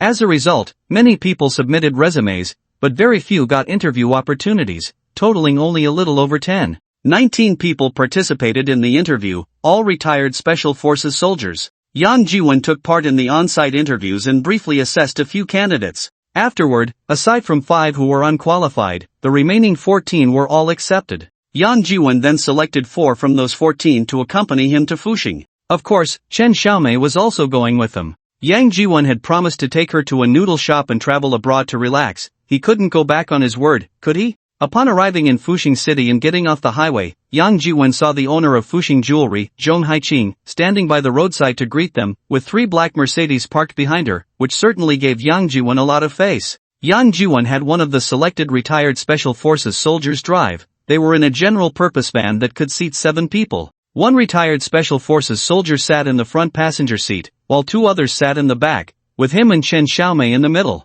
Upon seeing Zhong Haiqing standing by the roadside, Yang Jiwen quickly tapped the driver in the front seat, signaling him to pull over. After the car stopped, the door opened, and Yang Jiwen got out with Chen Xiaomei. Seeing Yang Jiwen get out of the car, Zhong Haiqing hurriedly smiled and approached. However, she soon noticed Chen Xiaomei following behind Yang Jiwen, and her steps momentarily faltered before she smiled and approached again, extending her hand to Yang Jiwen, saying, Mr. Yang, hello. Miss Zhong, hello. Yang Jiwen shook hands with Zhong Haiqing and then said, Miss Zhong, let me introduce you. This is Chen Xiaomei, my girlfriend. She also wants to join me for some fun. Is that okay? Of course, that's no problem at all. Zhong Haiqing quickly replied with a smile, then extended her hand to shake hands with Chen Xiaomei, saying, Miss Chen, hello. I'm Zhong Haiqing. Welcome to Fuxing. Hello, Miss Zhong. I've often heard Mr. Yang mention you. It's great to finally meet you in person. I didn't expect you to be so beautiful. Zhong Haiqing stole a glance at Yang Jiwen and then smiled, saying, Miss Chen is joking. Compared to you, I feel quite ashamed. Saying this, Zhong Haiqing gestured for Chen Xiaomei and Yang Jiwen to follow her, saying, Miss Chen, Mr. Yang, the hotel has been arranged. Let's head to the hotel first. Thank you, Miss Zhong. Yang Jiwen nodded slightly. Subsequently, the three cars that Zhong Haiqing brought formed a luxurious convoy, with one leading the way, followed closely by Yang Jiwen's car, and then the other two cars, heading grandly towards the hotel. The hotel arranged by Zhong Haiqing was the Fuxing Grand Hotel, a 4-star establishment, not the most luxurious, but it was quiet. The entire hotel had only 4 floors and over 100 rooms. Zhong Haiqing had booked the entire hotel. As Yang Jiwen's car just entered the hotel gate, Lu Guiyang, the retired Special Forces soldier in the front passenger seat, whispered, 2 lookouts across the street, 2 at the entrance, 2 security guards, and on the 4th floor of the hotel, there's 1 sniper and 1 observer in each room on the east and west sides. The gardener by the green belt is also one. Chen Xinhong, the driver, added quietly. Chen Xiaomei, somewhat confused, couldn't help but ask, what are you guys talking about? Lu Guiyang didn't directly answer Chen Xiaomei's question but turned back and whispered to Yang Jiwen, Boss, the security here is tight, and when I picked you up earlier, I noticed that the bodyguard next to Miss Zhong is not simple. Now I can be sure, they are definitely also retired military. Boss, this Miss Zhong is not ordinary. Yang Jiwen chuckled lightly and replied, she runs a jewelry company, and the place we are going to is a noodle shop, so being cautious is warranted. Saying this, Yang Jiwen patted Lu Guiyang on the shoulder and said, Alright, let's get out. Lu Guiyang quickly nodded, opened the car door, and got out first, followed by Yang Jiwen and Chen Xiaomei. Just as they got out, Zhong Haiqing came over and said, Mr. Yang, the conditions here are a bit rudimentary, but it's safe, so you can rest assured. Then, lowering her voice, Zhong Haiqing added, for this trip to the noodle shop, I specifically hired a security team from Dun Company. The area around this hotel is now all Dun Company personnel, so there are absolutely no safety issues.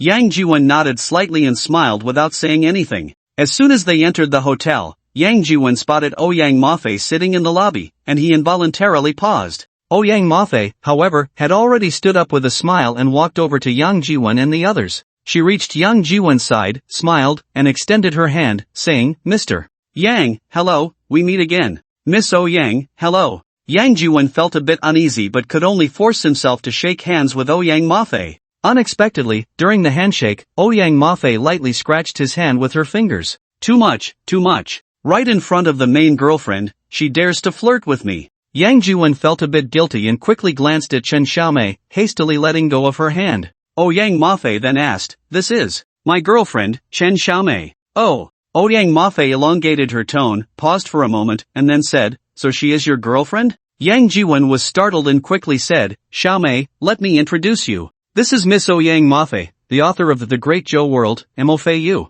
Mo-Fei-Yu? Chen Xiaomei's attention was suddenly diverted, and she didn't notice the implication in Ouyang Mafei's words. Her eyes widened in surprise, and excitedly she reached out her right hand towards Ouyang Mafei, saying, Mo-Fei Didi, are you really Mo-Fei Didi? You have no idea, I really love your novels. I've already caught up to the latest chapter of The Great Zhou World. When will you continue updating? Ouyang Mafei glanced at Yang Jiwen and then smiled, saying, very soon, it will be updated soon. Miss Chen, thank you for your support. Chen Xiaomei excitedly shook her head, but then Yang Jiwen said, Miss Ouyang, what are you doing here? It was Miss Zhong who invited me. Ouyang Mafei replied with a light laugh. Yang Jiwen was taken aback for a moment and then asked, are you also going to the noodle shop? Why? Is that not allowed? Ouyang Mafei smiled and asked in return, pausing for a moment before saying, it seems Mr. Yang doesn't welcome me?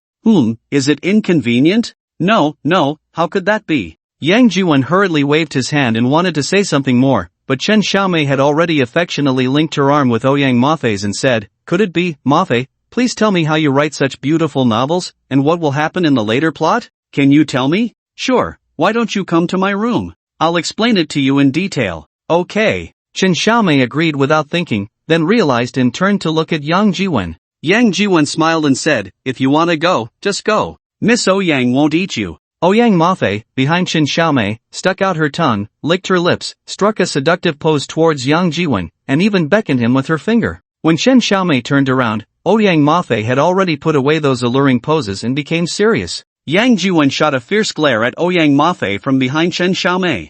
Ouyang Mafei, however, seemed not to see it, affectionately linking her arm with Chen Xiaomei's and said, "Miss Chen, let's go upstairs and talk." Okay, Mafei. Miss Chen, don't be so formal, just call me Mafei. I'm only a few years older than you, if you don't mind, just call me Sister Ouyang, how about that? This isn't too good, is it? Chen Xiaomei hesitated for a moment and then said, "What? You don't want to acknowledge me as your sister?" "No, that's not what I meant. I mean, how could I be worthy of that? What does it matter? It's settled then, from now on, you call me Sister Ouyang, and I'll call you Little Chun." The two chatted and laughed as they walked into the elevator. It wasn't until they entered the elevator that Zhong Haiqing walked over to Yang Jiwen, a bit embarrassed, and said, "I'm sorry, Mr. Yang, I didn't know you had a girlfriend, so I invited Miss Ouyang." Yang Jiwen chuckled lightly and said, "It's fine, look at them now, aren't they getting along well?" After a slight pause, Yang Jiwen asked, "When are we leaving?" Zhong Haiqing was taken aback for a moment and then said,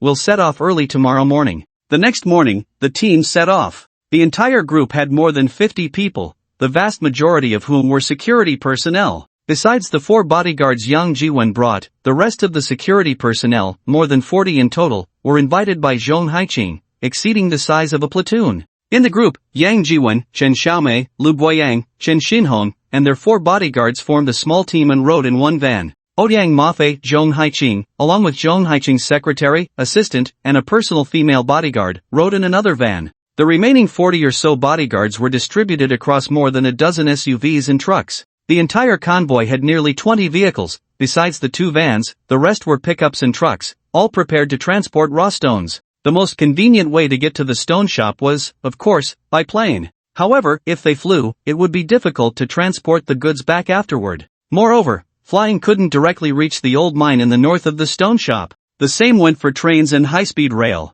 The old mine in the north of the stone shop didn't even have railways yet. How could they take a train? Therefore, the only transportation option left was by car. From Fuxing to the northern border port of the stone shop, it was over 2,000 kilometers. The convoy sped along, taking 2 days on the highway before finally reaching the northern port of Muki. After resting by the port for a night, the next morning, as dawn broke, the convoy entered the port, preparing to pass through customs. It took over 2 hours for a dozen vehicles to get through. After passing the Muki port, the wide and clean asphalt road turned into a dirt road, and the speed of the vehicles slowed down significantly. Moreover, to the north of Miandian, the terrain was mostly high mountains and steep ridges, unlike Huaxia, where the mountains, though also high and steep, were pierced by tunnels, making it easy to traverse the hills. In the north of Miandian, the high mountains had to be crossed one by one. A mountain range just a few kilometers away could take dozens or even hundreds of kilometers on winding roads, and the speed was so slow that they could only crawl along. After 2 days, the convoy had only crossed 5 high mountains and arrived at a village located in a valley.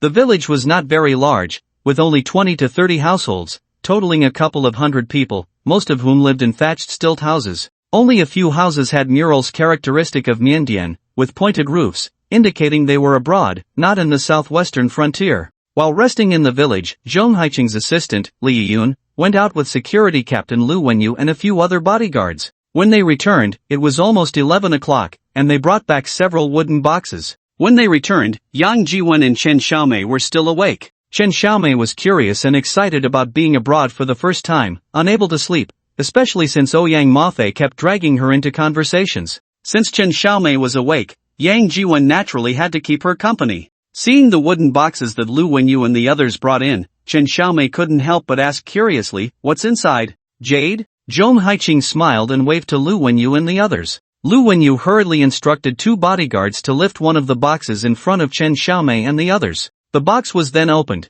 and Zhong Haiqing stepped forward, taking out 2 small handguns from inside. She walked over to Chen Xiaomei and Ouyang Mafe, handing the small handguns to them with a smile, saying, Miss Chen, Miss Ouyang, a small gift, please accept it. Guns? Are these real guns or fake guns? Chen Xiaomei exclaimed, her eyes wide with surprise. Zhong Haiqing smiled without answering, raising her hand to signal her to take the gun. Chen Xiaomei hesitantly reached out, took the small handgun, and examined it closely, astonished as she said, Is this a real gun? Zhong Haiqing smiled and said, Miss Chen, this place is different from home. Here, bandits are rampant, and various forces are mixed. You can't be without something for self-defense. Hearing Zhong Haiqing's words, Chen Xiaomei's eyes widened in shock.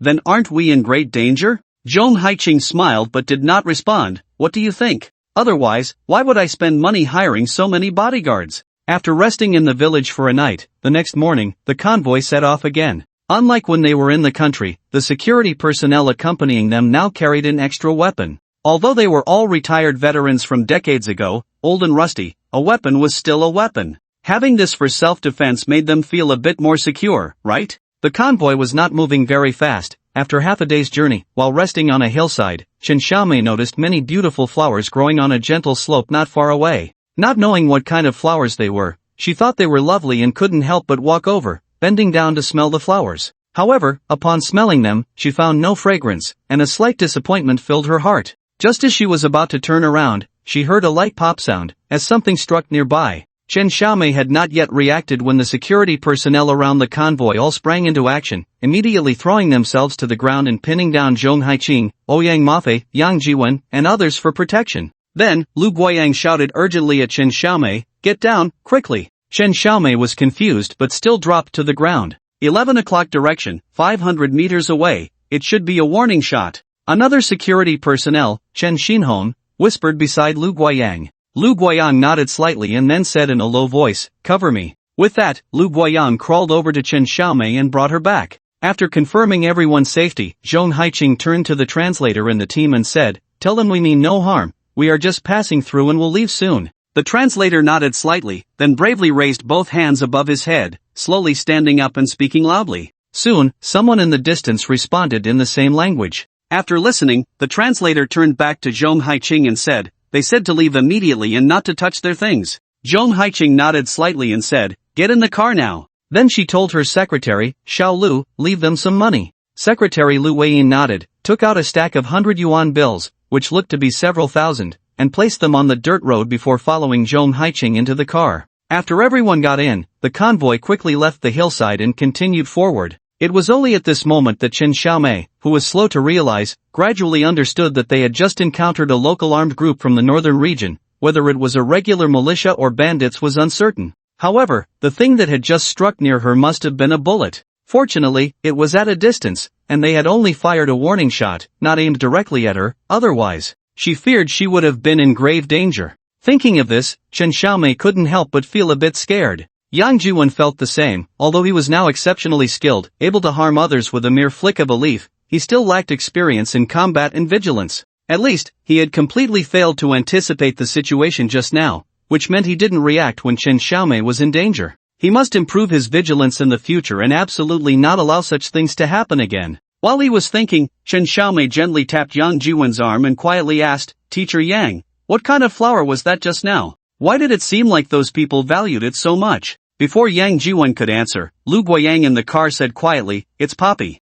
Poppy? Chen Xiaomei exclaimed in surprise, Opium? So many? Indeed, there were a lot, covering the mountains and fields. That night, the entire team rested in another village. After the events of the day, Yang Jiwen's vigilance increased significantly. In the middle of the night, while he was sleeping soundly, Yang Jiwen heard a faint noise. His heart stirred, and he suddenly woke up. Listening carefully, he realized the sound was coming from outside the house. Thinking there might be a thief, he rolled out of bed and quickly moved to the window. Peeking through a small gap, Yang Jiwen saw two figures swiftly disappearing into the darkness. Those two figures looked surprisingly familiar. Frowning in thought, Yang Jiwen suddenly remembered that those two people were actually among the security personnel hired by Zhong Haiqing. What were the two security personnel doing out in the middle of the night? Yang Jiwen furrowed his brow slightly, picked up his clothes, put them on, and opened the window a bit. With a slight movement, he flew out of the window, chasing after the two security personnel. With his current skills, tracking two people was a piece of cake.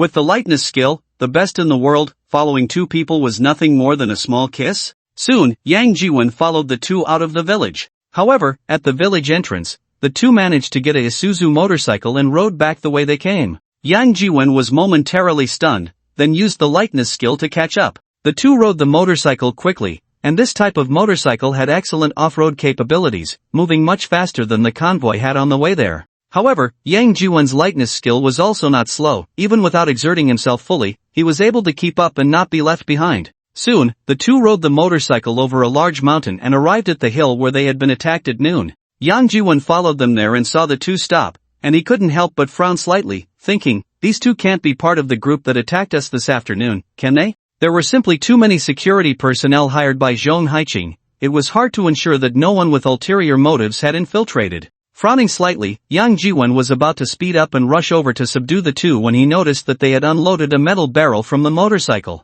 Then, the two poured the liquid from the barrel onto the vast fields of poppies. Yang Jiwen was momentarily stunned again, and then he saw the two take out lighters, ignite them, and throw them to the ground. Instantly, two bursts of sparks erupted, and they quickly ignited into roaring flames. It was gasoline. Yang Jiwen immediately understood what the two had poured out and realized why they had secretly come here. They intended to set fire to the vast fields of poppies. However, this would put them in danger. With such a large area of poppies, there would definitely be guards, and not just one. The attack on Chen Xiaomei at noon had already proven this. Now that they had set this fire, how could those armed men let them off? They would surely chase them down. These two idiots, why weren't they running away quickly? Thinking of this, Yang Jiwen couldn't help but curse under his breath. As if hearing Yang Jiwen's curse, after lighting the fire, the two turned and jumped on the motorcycle, speeding away. At the same time, behind them, the sound of gunfire erupted like popping beans, and figures rushed out of the darkness, shooting while shouting loudly, over there, quick, chase them down, don't let them escape.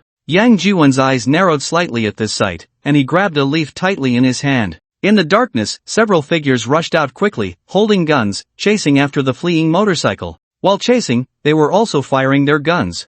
Further away, others mounted motorcycles and revved their engines, pursuing while shooting and shouting loudly, don't run, don't run. Yang Jiwen hid in the woods, holding a leaf in his hand, and aimed at the motorcycle in the front. With a flick of his fingers, the leaf flew out like a steel blade, spinning as it cut into the motorcycle's wheel. The motorcycle's wheel was instantly shredded, and the two armed men on it were thrown forward, crashing heavily to the ground. Then, the two struggled to get up from the ground, cursing. Just as he got up, one of the armed men saw another armed man, and it seemed like something had slashed across his neck. Suddenly, his entire neck split open, and blood gushed out like a fountain. The armed man made a gurgling sound, reached for his neck, and his body slumped down to the ground. The other armed man witnessed everything, his eyes wide open, screaming while raising his weapon and firing wildly in all directions. Amidst the gunfire, the armed man felt something sway in front of him, then he felt something lightly brush against his neck, prompting him to reach up and touch it. When he did, he found only a wet patch, and upon picking it up, it turned out to be blood.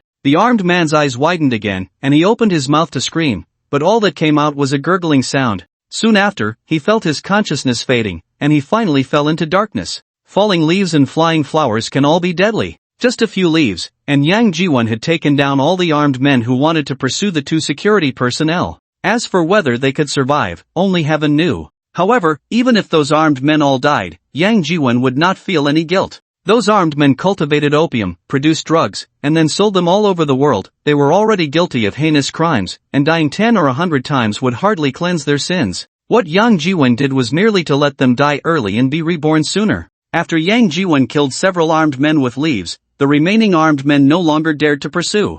They even turned off their flashlights and motorcycle lights to avoid becoming targets for the enemies hidden in the dark. Yang Jiwen hid in the woods for over half an hour, estimating that the two security personnel had already gone far, before he flew out of the woods and returned to the village along the same path. His speed was quick, and when he returned to the village, the two security personnel had just arrived back, standing guard outside the house where Yang Jiwen and the others were staying. Earlier, they had taken advantage of the night watch to go set fire to the poppy flowers. Yang Jiwen did not disturb them. He flew over from the roof of the adjacent house, returned to his room, and lay down to sleep again. He didn't know how long he had slept, but just as Yang Jiwen was sleeping soundly, a hurried sound of footsteps came from outside the room. Yang Jiwen suddenly woke up, and as he turned to sit up, he heard a rapid knocking on the door, along with Zhong Haiqing's voice, "Mr. Yang, wake up, mister. Yang, what's wrong? Chen Xiaomei, who was beside Yang Jiwen, woke up and rubbed her eyes. I don't know, let me check. It's still early, you can sleep a bit longer. Yang Jiwen glanced at his phone and said, it was just past 6 in the morning, and it was still dark here, it wouldn't be bright until around 8. After saying that, Yang Jiwen got up and walked to the door, opening it. As soon as he opened the door, Zhong Haiqing stumbled and fell in. Yang Jiwen quickly reached out to support her and said, Miss Zhong, be careful. Thank you, Zhong Haiqing said, then hurriedly added, Mr. Yang, Miss Chen, you need to come with me.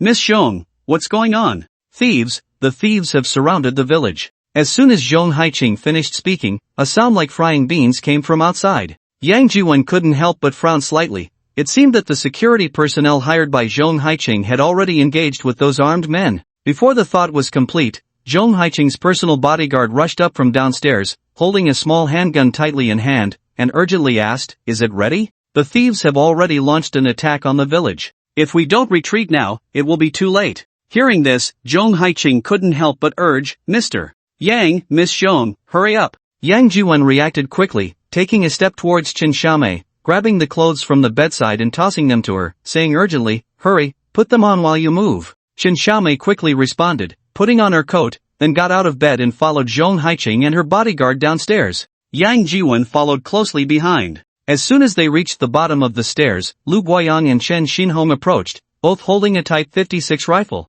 Seeing Yang Jiwen and Chen Xiaomei, Lu Guoyang hurriedly said, Boss, Lin Weiguo and Chen Jianhua have gone to scout the east side of the village. We need to retreat to the east side of the village. They will meet us there. After hearing Lu Guoyang's words, Yang Jiwen nodded quickly and then turned to ask, Miss Zhong, where are your people? Zhong Haiqing glanced at her personal bodyguard Qin Chunhua, who quickly contacted Lu Wenyu through the intercom system. Soon, Lu Wenyu's voice came through the intercom. Boss, my team and I have established a defensive line in the northwest of the village to block the thieves from entering. Just as Lu Wenyu finished speaking, the voice of Team 2 leader Zhang Jianjun came through the intercom. Team 2 is with Lin Weiguo and Chen Jianhua, searching for a retreat route. After Zhang Jianjun's report, Team 3 leader Chang Yikong quietly reported, Team 3 is nearby. While reporting, Chang Yikong, hidden in the dark shadows of nearby buildings, pressed a flashlight. Seeing Chang Yikong's flashlight signal, the group crouched down and quickly rushed to his hiding spot. Soon, several members of Team 3 gathered from the darkness, surrounding Zhong Haiqing and Yang Jiwen.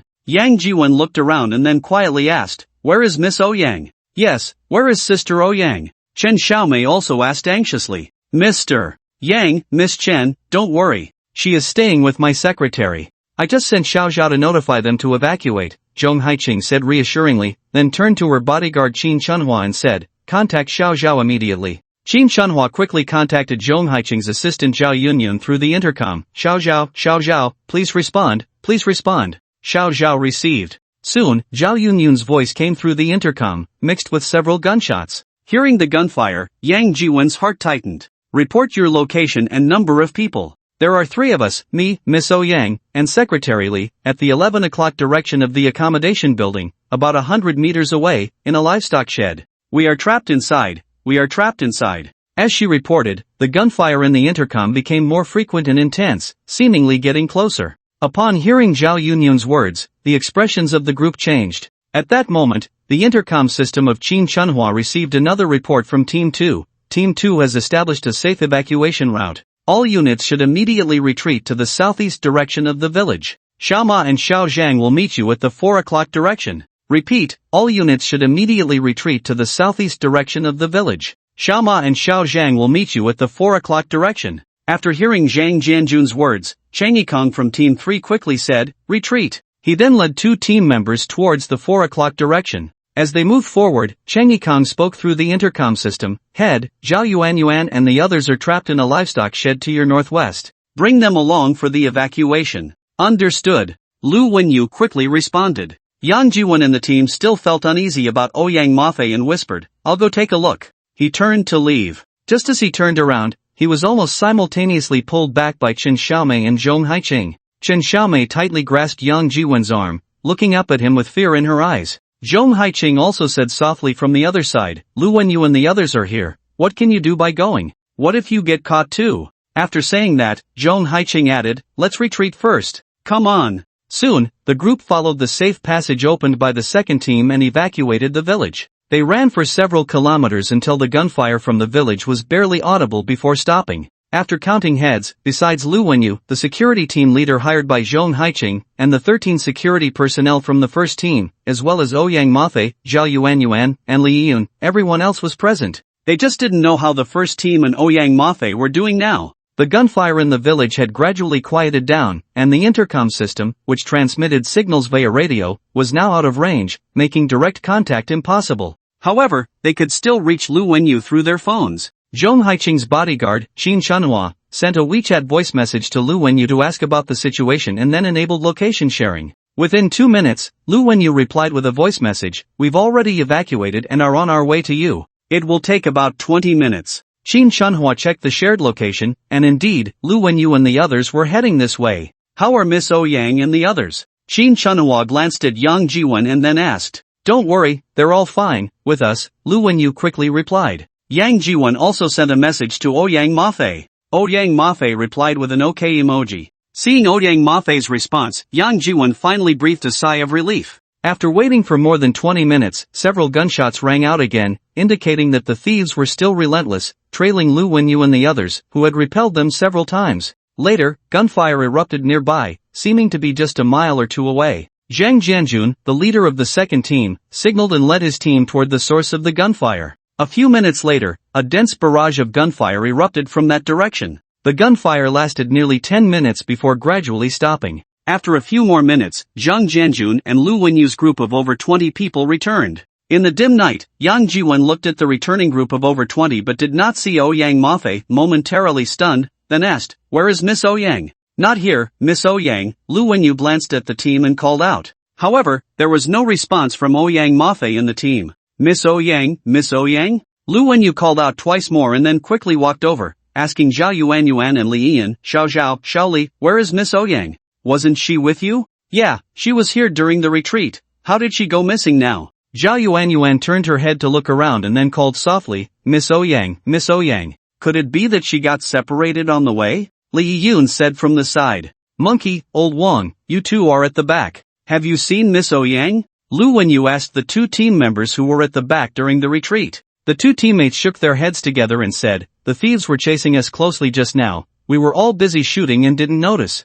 Hearing this, Yang Jiwen felt a bad premonition rise in his heart. He took out his phone, found Ouyang Mafei's number, and dialed it. However, as soon as he dialed, a synthesized voice from the telecom station came through. "Hello, the number you have dialed is turned off. Please try again later." "Hello, you. What's going on?" Zhong Haiqing walked over to Yang Jiwen, asking with concern. Yang Jiwen shook his head slightly and said, "The phone is turned off." Then, Yang Jiwen immediately said, "I'm going to find her." After saying that, he was about to run back. Before he could get far, Lu Wenyu grabbed his arm and said, "Mr. Yang, there are at least 100 thieves attacking the village tonight. If you go back like this, it's undoubtedly a death wish." "Yes, Mr. Yang, don't act impulsively. What if Miss Ouyang just got separated from us? Why don't we wait a bit longer?" Zhong Haiqing also stepped forward and said from behind Yang Jiwen, "We can wait, but what about Ouyang? Can she afford to wait?" Yang Jiwen glanced at Zhong Haiqing and Lu Wenyu and said.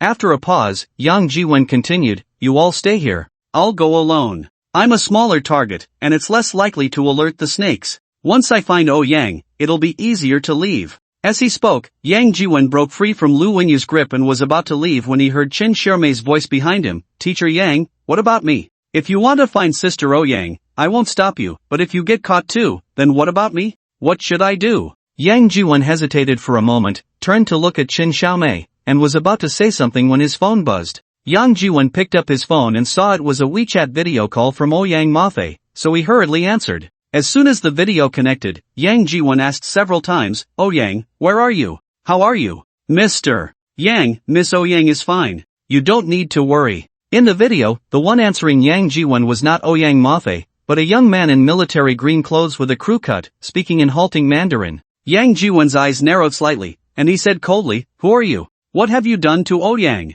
"Mr. Yang, please don't be anxious. I just said, Miss Ouyang is doing well here. You don't need to worry. I just want to invite Miss Ouyang and you, Mr. Yang, to be my guests and discuss the misunderstanding that happened between us tonight. What happened tonight has nothing to do with you, Mr. Yang and Miss Yang. It was between me and old Joe. One person does the deed, one person takes the blame. If you want to kill or torture someone, come for me and old Joe, don't make things difficult for others. A security guard from Jean Dunn Security rushed to Yang Jiwon's side and shouted at the crew-cut man on the phone. Yang Jiwon glanced over and recognized him as one of the two security guards who had set fire to the poppy flowers that night. On the other end of the phone, the crew-cut man smiled at the camera and then turned the camera to show what was behind him. Not far behind him, Yang Mafe was tied up tightly, her mouth stuffed with a piece of rag, being pressed down hard on the ground. Beside her were several armed personnel holding submachine guns, one of whom was grinning and brandishing a bayonet,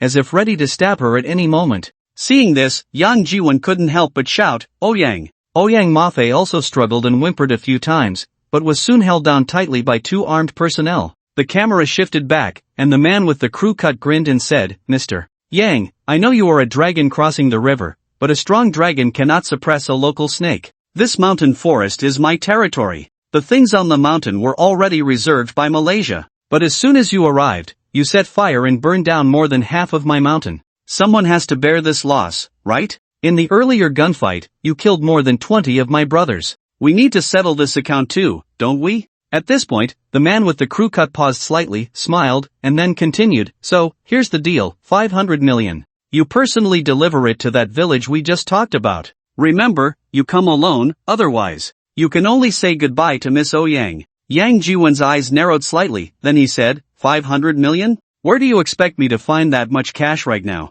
And do you know how large and heavy 500 million is? Do you think I can carry it alone? Mr.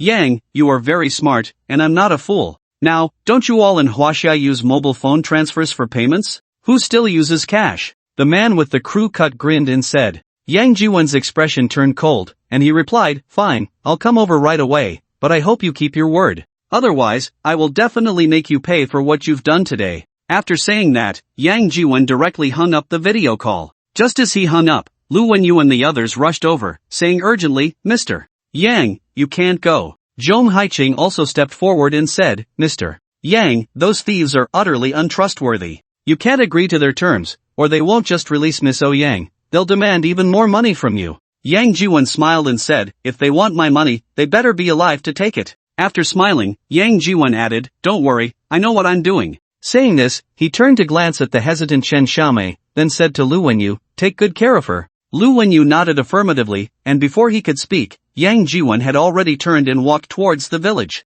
Miss Shong, can you tell me what the relationship is between Yang Mafe and Teacher Yang? Chen Xiaomei asked Zhong Haiqing, tears in her eyes. This question was one Zhong Haiqing couldn't answer, she just let out a long sigh. After a pause, Zhong Haiqing then said to Lu Wenyu, Captain Lu, you need to take your men back immediately and prepare to support Mr. Yang and Miss Yang. If the thieves refuse to release them, you must forcefully rescue them. No matter what, you must bring Mr. Yang and Miss Yang back. Saying this, Zhong Haiqing added silently in her heart, even if it's just their bodies, they must be brought back. Lu Wenyu didn't waste any words, he stood at attention, saluted Zhong Haiqing, waved his hand, and led a dozen security personnel from the Golden Shield, crouching low, into the darkness. The early morning before dawn is the darkest time. Yang Jiwon had not advanced into the village for long before he quickened his pace. The Lingbo Weibo he obtained from the system was undoubtedly the fastest lightness skill in the world, and when fully exerted, his speed could even exceed 150 kilometers per hour, faster than many small cars on the highway. Even in the darkness, even in the rural mountains, Yang Jiwon's speed remained swift. His figure darted through the dark forest like a ghost. A journey of over 20 minutes took only a few minutes, and Yang Jiwon had already sneaked into the village. The village had been completely occupied by that group of armed men, with armed guards holding rifles stationed at the entrance and various paths leading in and out of the village. However, these sentries were completely ineffective against Yang Jiwon. Moreover, only a few minutes had passed since the video call, and those armed men could never have imagined that Yang Jiwon would arrive so quickly and audaciously dare to charge into the village alone. Outside the village, at a gravel pit, Yang Jiwon picked up some small pebbles about the size of chickpeas, around 20 or 30 of them, and stuffed them into his pocket. Then, he quickly made his way from the roof of a house towards the place where Yang Mafe was trapped. Although he had only caught a brief glimpse earlier, Yang Jiwon recognized that Yang Mafe was trapped in the house where they had stayed overnight. It was the best house in the village, the tallest and largest, beautifully decorated, and the residence of the village chief. Soon, Yang Jiwen reached the vicinity of that building, crouching behind the roof of an adjacent structure, cautiously peeking out to observe. Around the house, there were more than a dozen armed guards, scattered at the front and back doors and the alleyways nearby. It was unclear how many hidden guards there were, but Yang Jiwen had already spotted 7 or 8, all concealed in various rooms on the second and third floors of the house. The defenses were tight, and every step was carefully monitored. In this situation, approaching Ouyang Mafe unnoticed to rescue her seemed almost impossible. The only way was to enter openly and rescue her right in front of that buzzcut man. Moreover, taking the buzzcut man hostage would deter the other armed men from acting recklessly, allowing for a safe exit from the village. Quickly, Yang Jiwen made his decision. With a swift movement, he dashed out from the rooftop like a ghost, and in a flash, he leaped through a window of an empty room on the 3rd floor of the building. Then, Yang Jiwen boldly opened the door and walked out. As soon as he stepped out of the room, the armed personnel hiding on the 3rd floor spotted him and shouted in surprise, "Who?"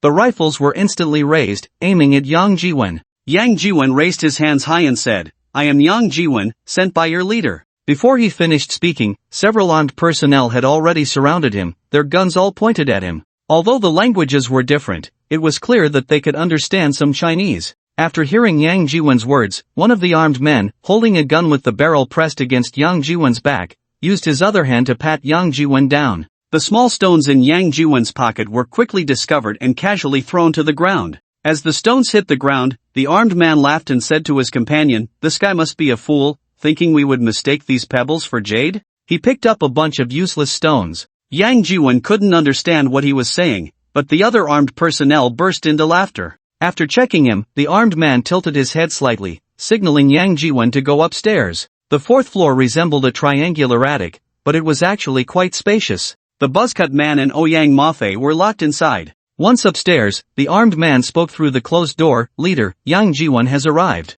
A crack opened in the door, and an armed man peeked out, glanced at Yang Jiwen, then opened the door and gestured for Yang Jiwen to enter. Yang Jiwen slowly walked in, glanced around, and quickly saw a total of 7 armed men in the room. 2 at the door, for beside Ouyang Mafe, and then there was the buzzcut guy sitting in the boss's chair against the wall. The buzzcut guy turned his chair to face Yang Jiwen and smiled, saying, "Mr. Yang, I didn't expect you to arrive so quickly. My brothers outside didn't notice you at all. It seems you have quite the skills." Yang Jiwen shot him a cold glance and slowly reached for his phone in his pocket. The buzzcut guy's expression changed dramatically as he pulled out a small handgun, pointing it at Yang Jiwen, and sternly asked, "What are you doing?" Yang Jiwen looked at him and replied, "Don't be nervous, I'm just taking out my phone." As he spoke, Yang Jiwen had already pulled out his phone and continued, "I brought the money, let her go first." With that, he tilted his head slightly towards Ouyang Mafe. The buzzcut guy smiled at Ouyang Mafe before saying, "Mr. Yang, how do I know if what you're saying is true or not? 500 million should be quite a large sum in your huaxia, right? How do I know you really have that much money?" Yang Jiwen glanced at the buzzcut guy and said, "Since you don't know whether I have that much money, how dare you ask for 500 million right off the bat?" "I don't know." The buzzcut guy chuckled and said, "But you came, didn't you? If you didn't have that much money, would you dare to come? Aren't you afraid I'll kill her and then kill you?" "Not afraid," Yang Jiwen replied indifferently, looking at the buzzcut guy. The buzzcut guy was momentarily taken aback and then retorted, "Why?" "Because you don't have the ability." With that, Yang Jiwen suddenly turned around, reaching out to grab the handgun from one of the 2 armed men behind him, effortlessly snatching it away. He swung the gun and struck the armed man's head, knocking him unconscious. Before the other armed man could react, Yang Jiwen had already pressed the gun against his neck, twisted it, and with a forceful pull, snapped the man's neck. All of this happened in just a second or two. The buzzcut guy and the 4 armed men beside Ouyang Mafe hadn't even reacted when Yang Jiwen had already dealt with the 2 armed men behind him. Then, with a flick of his hand, he had 4 small stones pinched between his fingers. Earlier, the armed man downstairs had searched Yang Jiwen and had thrown away some of the small stones he found on him, but there were still about 10 left. Now, even a leaf could be lethal in Yang Jiwen's hands, let alone these small pebbles. With a swift motion, he launched the 4 small stones, which shot out like bullets, instantly striking the foreheads of the 4 armed men. Immediately, finger-sized blood holes appeared on their foreheads, their eyes wide open as they fell backward in disbelief. And all of this happened in just a few seconds. The buzzcut guy reacted relatively quickly. As Yang Jiwen made his move, he pulled the trigger of his handgun. However, as the gunshot rang out, Yang Jiwen had already vanished from his spot. The next moment, Yang Jiwen appeared right in front of the buzzcut guy, grabbing his wrist holding the gun. Xiaopingtu only felt a sharp pain in his wrist and couldn't help but let out a miserable scream, his grip loosening involuntarily, causing the small pistol to drop to the ground. Before it even hit the floor, Yang Jiwen had already caught it in his hand and immediately pressed the gun against Xiaopingtu's temple. Xiaopingtu was startled and slowly raised both hands. "Get up!" Yang Jiwen said coldly. Xiaopingtu slowly stood up, then, with the gun pointed at him by Yang Jiwen, walked over to Ouyang Mafei's side. Once he reached Ouyang Mafei, Yang Jiwen kept one hand on the gun aimed at Xiaopingtu while using the other to pinch the rope binding Ouyang Mafei, breaking it. After that, Ouyang Mafei quickly untied the ropes around her, yanked out the cloth stuffed in her mouth, and cried out, "Yang Jiwen," as she reached out to hug him. "Don't cry yet. We'll talk outside," Yang Jiwen said softly, then turned to Xiaopingtu and said, "How about a deal? You get us out, and I'll spare your life. You saw it just now, if I wanted to take your life, it would be as easy as pie. Exchanging your life for our freedom, that should be a pretty good deal, right?" "Okay, deal," Xiaopingtu replied with a smile. Yang Jiwen's eyes narrowed slightly, then he said coldly, "Move. Open the door, let's go." Xiaopingtu obediently walked to the door, opened it, and raised his hands as he stepped outside. Just as he exited, the armed men downstairs noticed something was off and all rushed up with their guns drawn.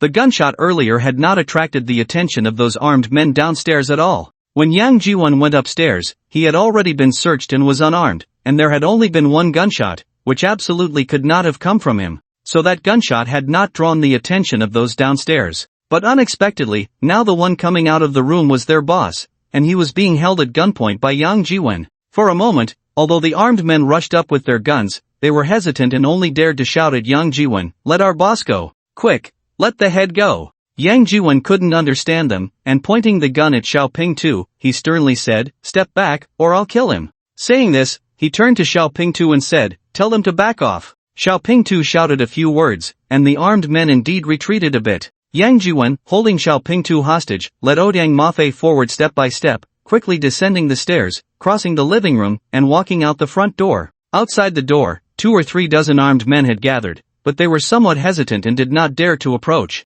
Yang Jiwen, holding Xiaopingtu, was about to lead Ouyang Mafei further out. At that moment, a noisy sound of footsteps came from behind the group of armed men. Then, those armed men parted to make way. A middle-aged man in his 50s, dressed in a grass-green military uniform and wearing a green military cap, strode over, followed by a dozen fully armed guards. "Dad," Xiaopingtu called out urgently upon seeing the middle-aged man. The middle-aged man glanced at Xiaopingtu, said nothing, and turned to take a submachine gun from one of the guards, then aimed it at Xiaopingtu and fired a burst. "Da-da-day." In an instant, Yang Jiwen, quick-witted, grabbed Ouyang Mafei with one hand and swiftly dodged to the side, evading the bullets. However, Xiaopingtu was not so lucky. He was directly hit by the barrage of bullets, turning into a bloody mess, blood streaming from the corner of his mouth as he fell to the ground, convulsed a few times, and then lay still. Seeing this, Yang Jiwen's eyes involuntarily narrowed slightly, and he said coldly, "Even a tiger does not eat its cubs. You actually. What about me?"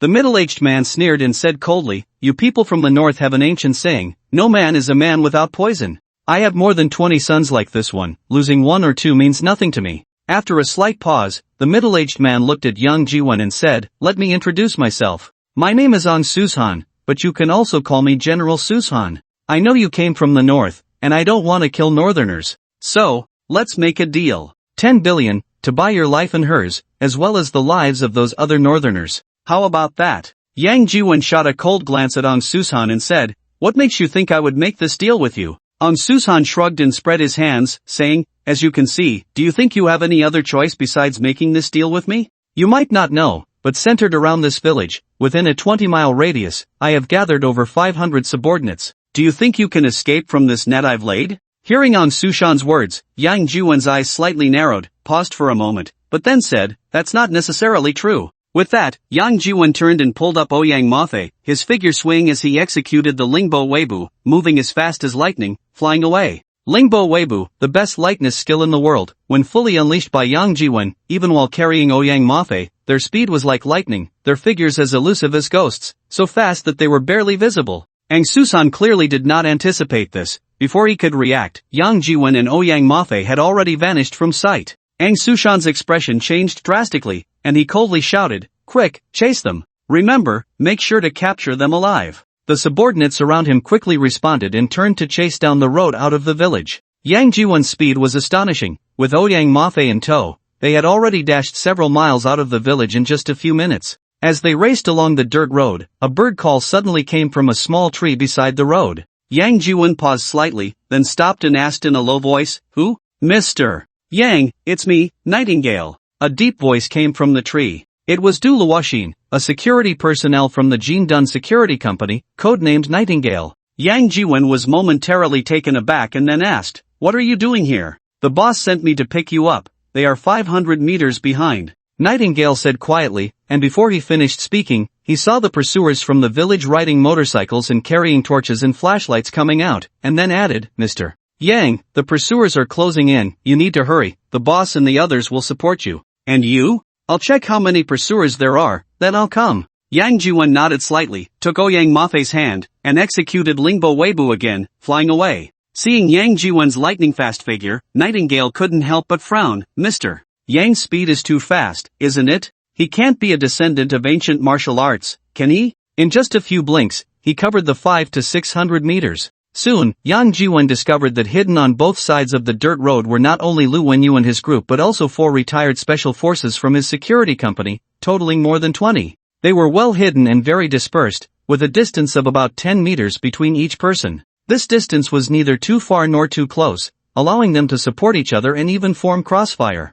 A multi-layered defense line over 50 meters deep was formed on both sides of the dirt road. If it weren't for the Nightingale's reminder, Yang Jiwon might not have even noticed the defensive line set up by Lu Wenyu and the others. Soon, Yang Jiwon charged into the defense line. Lu Wenyu jumped up from the ground, grabbed him, pressed his shoulder down, and casually tossed over a Type 56 submachine gun, whispering, "Can you use it?" Yang Jiwon smiled, turned around, and handed the Type 56 to Ouyang Mafe, casually disengaging the safety and saying, "When you see someone charging at us, just close your eyes and shoot. It doesn't matter if you hit or miss, as long as it goes off, got it?" Ouyang Mafe nodded eagerly. Lu Wenyu glanced at Yang Jiwon and then turned to ask, "Old 5, do you have any more guns?" Before the teammate beside him could answer, Yang Jiwon said again, "No need for a gun, just give me bullets." Lu Wenyu was slightly taken aback but then handed over a magazine. "What about unfilled bullets? Do you have any?" Yang Jiwon glanced over and asked. Lu Wenyu was momentarily stunned again, then turned back and called softly, "Xiaozhou, bullets."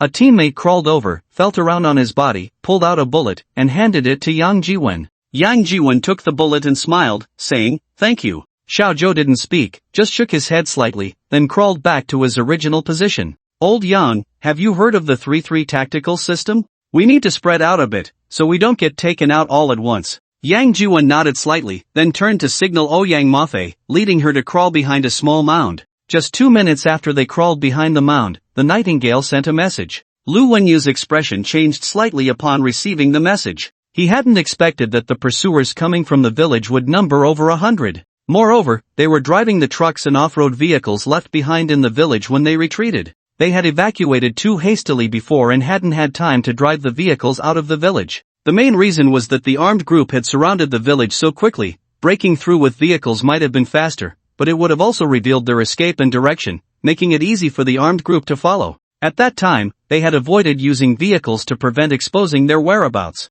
Now, unexpectedly, those vehicles had fallen into the hands of the armed group. The current situation was that they had to defeat this armed group, to inflict pain and fear upon them, to make them too scared to continue the chase, so they could completely shake off this armed group and leave. Therefore, this battle was unavoidable. Glancing at the message from the Nightingale, Lu Wenyu immediately said in a low voice, "Comrades, the enemy is closing in, everyone prepare for battle." Upon hearing Lu Wenyu's command, more than 20 security personnel hidden on both sides of the dirt road pulled the bolts of their rifles and raised their Type 56 submachine guns. Some security personnel took out wooden-handled grenades, placing them one by one in front of them, within reach. These wooden-handled grenades had a history almost as long as that of the Type 56. In the country, they were produced last century to counter the massive Soviet army in the Third World War. It was said that there were at least hundreds of billions of them. Of course, now these wooden-handled grenades have almost disappeared from the military in the country, and even training rounds no longer use these.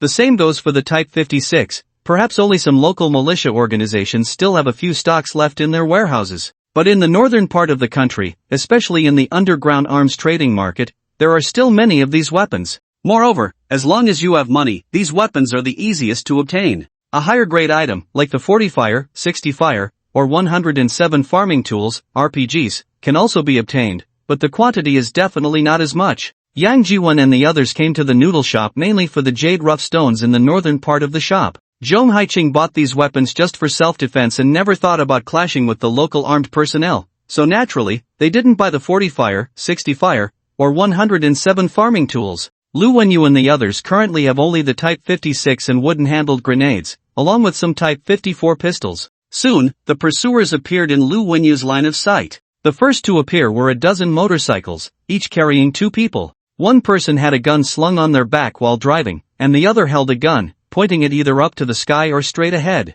In no time, the motorcycle team was less than 100 meters from the defensive line. Lu Wenyu held the walkie-talkie and whispered, "Everyone prepare fire." At the command, the few teammates at the front of the defensive line were the first to pull the triggers. Tap. Da-da. The teammates Lu Wenyu had positioned at the front, including himself, could be called sharpshooters. At a 100-meter target, they should hit at least 85 rings out of 10 shots. And now, the target was less than 100 meters away and larger than a human silhouette target. Missing would be unacceptable. A few gunshots rang out, and the riders on the front motorcycles swayed, the handlebars turned, and the bikes veered off the dirt road, flipping over. The motorcycles behind couldn't brake in time, and 2 of them crashed into each other, falling to the ground. The motorcycles further back realized something was wrong and stopped in time. The armed personnel sitting behind quickly raised their Type 50XS and began to shoot at Lu Wenyu's defensive line. The armed personnel on motorcycles also grabbed their Type 50XS and started shooting back. In the darkness, visibility was already poor, and that group of armed personnel rode their motorcycles with lights on and torches lit.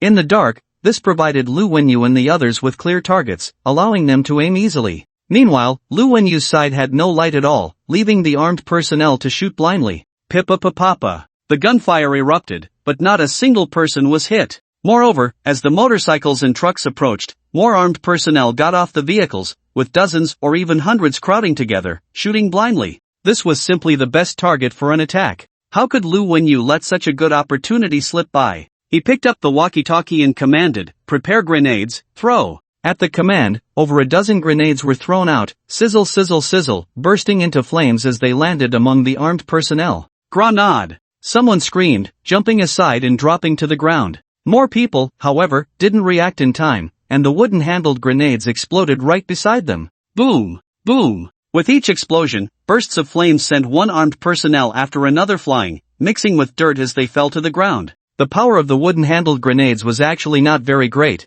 They had a small amount of explosives, produced few fragments, and had a very limited kill radius, only about 20 to 30 meters. If it were during the day with good visibility, it would actually be easy to spot and dodge. Unfortunately, it was night, and those armed personnel were too densely packed. A dozen grenades were thrown, creating a covering explosion effect, taking away 20 to 30 armed personnel in one wave. This was something Lu Wenyu had not anticipated, nor had those armed personnel. After the explosion, the few armed personnel who survived were almost scared out of their wits, blindly firing their guns at Lu Wenyu and the others while retreating. Yang Jiwon pulled Ouyang Mafe, hiding behind a small dirt slope, observing the armed personnel quietly, searching among them. To catch the thief, first catch the king. Ong Su Shan was the leader of these armed personnel. As long as he killed Ong Su Shan, these armed personnel would be like a scattered sand, no longer a threat. Earlier in the village, he actually had the chance to kill Ong Su Shan. However, if he did that, the armed personnel in the village would probably go completely crazy and ruthlessly attack him and Ouyang Mafe. If it were just him alone, relying on his light-footedness, he could easily escape from those armed personnel. But with Ouyang Mafe with him, he had never tried it and felt uncertain, which was why he didn't act against Ong Su Shan at that time. But now it was different. With Lu Wenyu and the others by his side, even if he killed Ong Su Shan, they could fully protect Ouyang Mafe. Yes, even he could calmly take Ouyang Mafe away. Yang Jiwon had excellent vision. Even in the darkness before dawn, he quickly spotted the SUV he had arrived in, which had stopped behind the convoy after hearing the gunfire ahead. When Ong Su Shan got out of the car, it coincided with the simultaneous explosion of several grenades. The 2 guards beside Ong Su Shan, without thinking, pressed him down to the ground with their bodies, protecting him. After the grenades exploded, a few seconds later, Ong Su Shan pushed the 2 guards away and got up from the ground, cursing loudly, "Idiot, all of you are idiots. Scatter, all of you scatter. Go around from both sides and surround them to fight." While saying this, Ong Su Shan was also punching and kicking the armed personnel around him. After hearing Aung Soo Shan's words, the armed personnel scattered, led by two small leaders, moving towards both sides of the dirt road. Lu Wenyu and the others only had a little over 20 people, and their defensive line was about 40 to 50 meters deep. With such depth, even if the distance between each person was 10 meters, the lateral distance wouldn't be too long, only about 20 to 30 meters on both sides of the dirt road. It was still quite easy to go around. However, before those armed personnel could reach the sides of the defensive line, Yang Jiwon had already charged out from the small dirt slope. With a flash of his light-footedness, Yang Jiwon had already dashed out several dozen meters, aiming at Aung Soo Shan, flicking his fingers, and a bullet shot out, whistling through the air towards Aung Soo Shan. In the blink of an eye, the bullet hit Aung Soo Shan's forehead, leaving a blood hole the size of a finger, then flew out from the back of his head, taking a large piece of skull and brain matter with it. Blood instantly flowed out from the hole. Aung Soo Shan's face was covered in blood, his eyes wide open in disbelief as he fell backward. Aung Soo Shan was dead? The guards around Aung Soo Shan were stunned for a moment, then reacted, frantically pulling the triggers of their guns in the direction the bullet had come from. The gunfire sounded like popping beans, dense and rapid, but Yang Jiwon had already quickly used his light-footedness to run back. As he ran back, he casually tossed out a handful of bullets like scattering flowers. Bullets shot towards the armed personnel like raindrops, instantly hitting several of them. Those armed personnel let out a scream and fell to the ground, emitting even louder cries as they randomly pulled the trigger until the magazine was empty. The commotion from the guards also caught the attention of other armed personnel who were planning to surround and attack Lu Wenyu and the others. Soon, a small leader noticed something was wrong. Among the guards, he couldn't see Aung Soo Shan's figure. Had something happened to Aung Soo Shan? Was he dead or injured? Aung Soo Shan indeed had more than 20 sons, and these sons held various positions in his team. That small leader was one of Aung Soo Shan's sons. Upon realizing that something might have happened to Aung Soo Shan, the small leader immediately stopped the attack on Lu Wenyu and the others, waved his hand, and ran towards the guards with several armed personnel, urgently asking as he ran, "Father, Father, how are you? What happened?" Not hearing Aung Soo Shan's response, only one guard, recognizing the small leader's identity, said, "Ninth young master, the general. He is gone." Upon hearing the armed personnel's words, the ninth young master felt a moment of joy, then burst into tears, crying out heartbreakingly, "Father, Father." His voice was filled with sorrow and anguish, and almost all the armed personnel heard it. The nearby guards knelt down together, saying in unison, "Ninth young master, avenge the general! Avenge the general! Avenge the general!" The surrounding people also knelt down, shouting loudly. Just as Yang Jiwon returned to the small hill, he heard Lu Wenyu's voice beside him, "Old Yang, what did you do to provoke them?" Before he finished speaking, a very low voice from the nightingale came through the intercom. "Boss, their leader is dead, and they are shouting to avenge him." Lu Wenyu was taken aback, turned to look at Yang Jiwon, and exclaimed, "Old Yang, did you kill their leader?"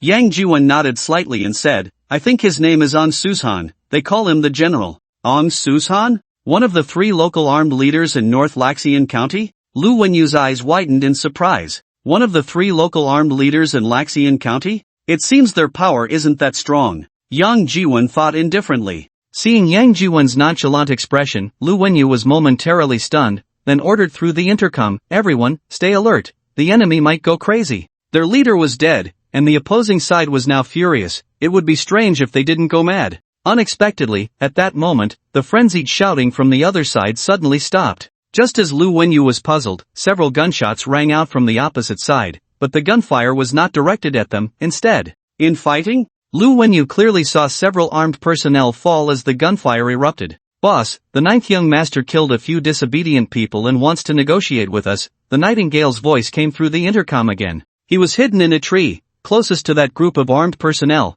and could understand the local dialect from the northern region. Lu Wenyu was taken aback and hadn't had time to respond when those armed personnel retreated about 100 meters. Then, an armed personnel raised his hands and slowly walked towards Lu Wenyu and the others, calling out in broken Mandarin, "Don't shoot, don't kill me, I'm here to negotiate." Lu Wenyu was slightly stunned, then said through the intercom to the front team members, "Let him come over." Very soon, the armed personnel walked to within 100 meters of the front line and said, "Please let Mr. Yang come out to speak." Lu Wenyu turned to glance at Yang Jiwon and then shouted, "Whatever you have to say, just say it. Our Mr. Yang can hear you." "I'm sorry, our leader said we will only talk to Mr. Yang. I am Yang Jiwon. What do you want to say?" Yang Jiwon stood up from behind a small mound and said loudly. With his skills, he wasn't afraid of just one armed personnel, let alone 10 or 8 more. "Hello, Mr. Young. We are the ninth young master Ong Suanai. Let me send my regards to you on his behalf. The armed personnel clasped his hands in greeting and said,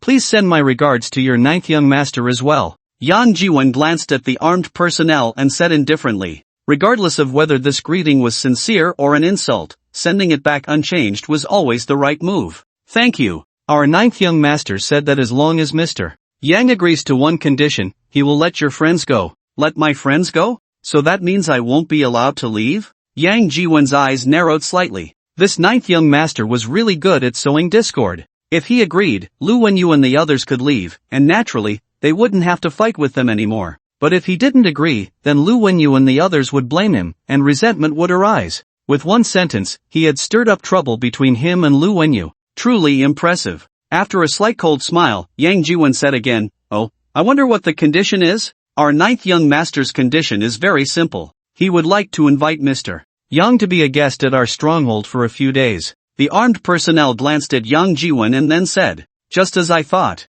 Yang Jiwen grinned, silently sneering. Before he could speak, the armed personnel continued, "Mr. Yang, you also know that our ninth young master has many brothers, and these brothers are not all born of our ninth young master's mother, so General Su Shan was killed by your hands. The ninth young master can be magnanimous and not hold a grudge for the murder of his father, but shouldn't Mr. Yang also do something for the ninth young master in return? What do you say, Mr. Yang?" Hearing the words of the armed personnel, Yang Jiwen couldn't help but be slightly stunned. He didn't expect that the ninth young master Ong Suanai could set aside the grudge of his father's murder just to ask him for help in killing his own brothers. In the face of power and status, can one really cast aside familial ties? Ong Su Shan could kill his son without batting an eye, that little flat top. Now, this ninth young master could even let go of the grudge of his father's murder just to become the so-called leader of one of the three major local armed groups in Lasha Mountain? After a moment of shock, Yang Jiwen coldly said, "We can discuss conditions,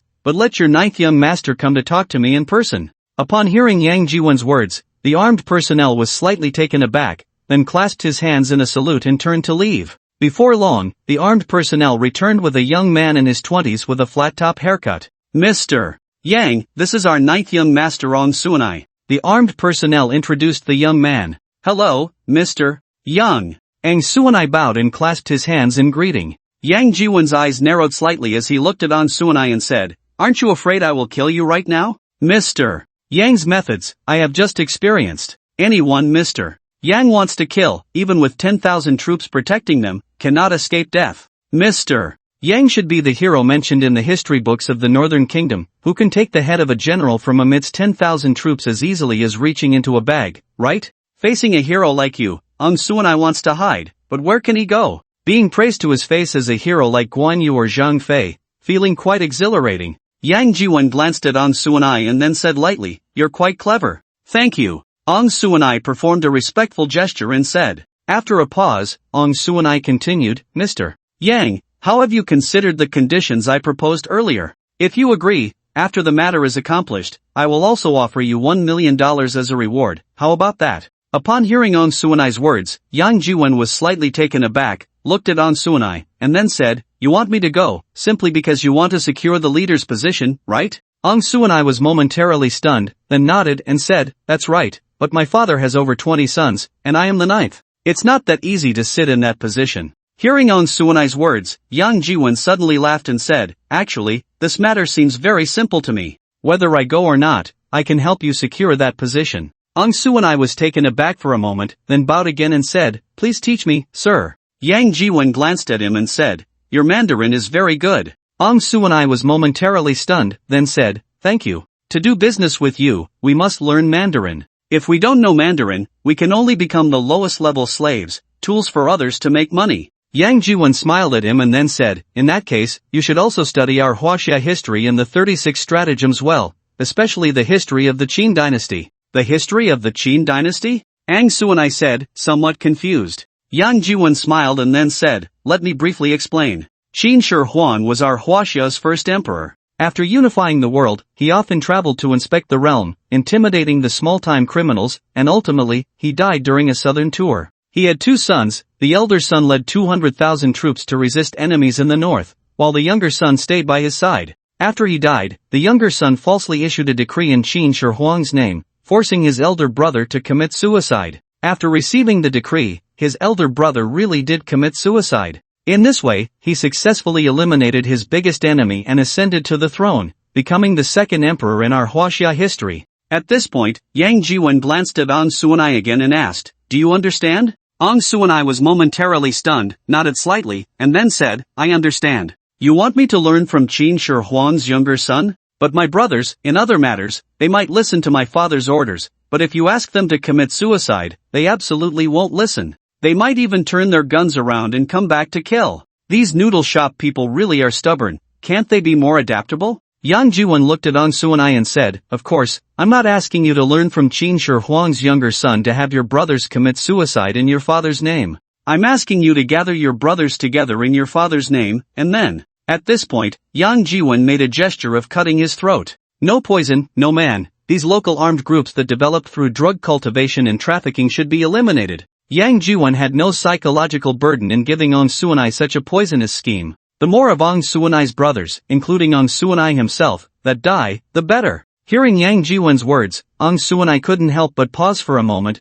then widened his eyes in surprise. After a few seconds, Ong Suanai shook his head and said, "Still not possible. My brothers may not all come. Moreover, even if they are willing to come, each of them will definitely bring guards, and I still don't have absolute confidence in winning." "Then you need to find a compelling reason, like a family banquet or something, to make it impossible for your brothers to refuse to come. And the guards they bring can also be given a reason to be stopped outside," Yang Jiwen said, giving Ong Suanai a sideways glance. Ong Suanai was slightly taken aback, but then he heard Yang Jiwen say, "Those are your father's personal guards, right?" As he spoke, Yang Jiwen pointed behind Ong Suanai. Ong Suanai turned to take a look and nodded, saying, "Yes, but they are all obedient to me now." "Then that's settled. While the news of your father's death hasn't spread yet, you should use your father's phone to send a message to your brothers. Just make up some reason, like catching a big fish or something, to gather all your brothers at a certain place. Then you can ambush dozens or even hundreds of your loyal followers there. As long as you give the order, do you still fear that your brothers won't obediently surrender?" After hearing Yang Jiwen's words, Ong Suanai thought along his lines, and the more he thought about it, the more feasible the plan seemed. It was simply a flawless scheme. As long as he dealt with his brothers, he wouldn't have to worry about his father's subordinates not obediently bowing down after his father's death, right? For a moment, Ong Suanai seemed to envision the situation after he inherited his father's power. At that time, he would not only have guns but also power, status, and countless beautiful women. The several stepmothers his father married later were all stunningly beautiful. Just thinking about it made him excited. With these thoughts, Ong Suanai's eyes lit up, and he excitedly said to Yang Jiwen, "Mr. Yang, thank you, thank you." Yang Jiwen smiled and said, "No need to thank me, I haven't done anything. I just shared a bit of our Huaxia Qin dynasty's history with you. If there's a chance in the future, I'll tell you about the Tang dynasty's history and the story of inviting the king into the urn." Ong Suanai nodded slightly and said, "Okay, I will definitely seek your advice when I have time." "Well, we Huaxia have a saying, a long night brings many dreams, and another saying, the early bird catches the worm. You don't need me to explain what these two sayings mean, right?" Ong Suanai was slightly taken aback, then nodded, clasped his hands in respect to Yang Jiwen, and turned to leave with the armed personnel. Soon, Ong Suanai left with the group of armed personnel, retreating back to the village. When leaving, Ong Suanai also left behind Yang Jiwen's truck and the nanny van. It wasn't until a while after Ong Suanai and the others had left that Lu Wenyu sent someone to check the vehicles left behind by Ong Suanai. After confirming that there were no dangerous explosives in the vehicles, Yang Jiwen and the others got into the car and drove along the dirt road. When getting into the car, Ouyang Mafe had not left Yang Jiwen's side, almost hanging onto him, her eyes filled with love that seemed about to overflow. Yang Jiwen wanted to break free from her grip, worried that Chen Xiaomei would see and misunderstand, but he was also concerned that Ouyang Mafe had just escaped from danger. If she were to be startled again, it could be problematic and easily leave lasting effects. So, Yang Jiwen allowed Ouyang Mafe to cling to him. At this time, the sky was almost bright, and they could barely see the road. The convoy had not driven far when Lu Wenyu and the others spotted Zhong Haiqing and her group running out from the roadside. Lu Wenyu had already contacted the members of the third group via intercom, so Zhong Haiqing and the others naturally knew that they had escaped from danger and that the other party had returned their vehicle. When they saw the convoy, Zhong Haiqing and the others did not panic. After confirming it was Lu Wenyu and his group, they rushed out from their hiding place. Zhong Haiqing and Chen Xiaomei were the fastest, charging to the front, while Yang Jiwen's vehicle was in the middle of the convoy, but he quickly spotted Chen Xiaomei. Upon seeing her, Yang Jiwon hurriedly tried to push Ouyang Mafe aside to get up, but Ouyang Mafe instead tightly grasped his arm and leaned close to his ear, whispering, "Actually, I let them capture me on purpose, and I was the one who made them demand 500 million from you." Hearing Ouyang Mafe's words, Yang Jiwon was momentarily stunned, turned to look at her, and asked, "Why?" "Because I want to know what is more important to you, the 500 million or me." Ouyang Mafe smiled and deliberately kissed Yang Jiwon on the cheek as she spoke. At that moment, Chen Xiaomei happened to run up to the outside of Yang Jiwon's van, and Ouyang Mafei's side window was just being lowered. Chen Xiaomei thus caught sight of this scene and heard those words. Yang Jiwon was taken aback, looking at Chen Xiaomei, opening his mouth to explain, but Chen Xiaomei suddenly turned and ran back. Yang Jiwon glared fiercely at Ouyang Mafe and said, "Are you satisfied now?" Ouyang Mafe smiled, holding onto Yang Jiwon's arm, and said, "I think you could agree to that on Suanai's condition, at least. Here, you can enjoy the blessings of both worlds without anyone daring to say anything to you." Hearing Ouyang Mafe's words, Yang Jiwon shot her another fierce glare, pushed her hand away, and got out of the car. After getting out, he searched around but couldn't find Chen Xiaomei. After asking, he learned that Chen Xiaomei had actually gotten into Zhong Haiqing's car with her assistant Zhao Yunxian. Yang Jiwon hurriedly went to Zhong Haiqing's car, knocked on the window, and signaled for the people inside to lower the window. The window was covered with heat-insulating film and was one-way transparent, allowing those inside to see outside, but not the other way around. Yang Jiwon knocked on the window, but it remained closed, and he had no idea how Chen Xiaomei was doing inside. Finally, one of the middle windows was lowered, and Zhong Haiqing turned her head and said, "Mr. Yang, don't worry, I will take good care of Miss Chen." As she spoke, Zhong Haiqing slightly tilted her head, giving Yang Jiwon a signal. Yang Jiwon leaned closer to the window and said to Chen Xiaomei in the back seat, "Xiaomei, let me explain, Before he could finish, Chen Xiaomei directly covered her ears with her hands, repeatedly saying, "I don't want to hear it.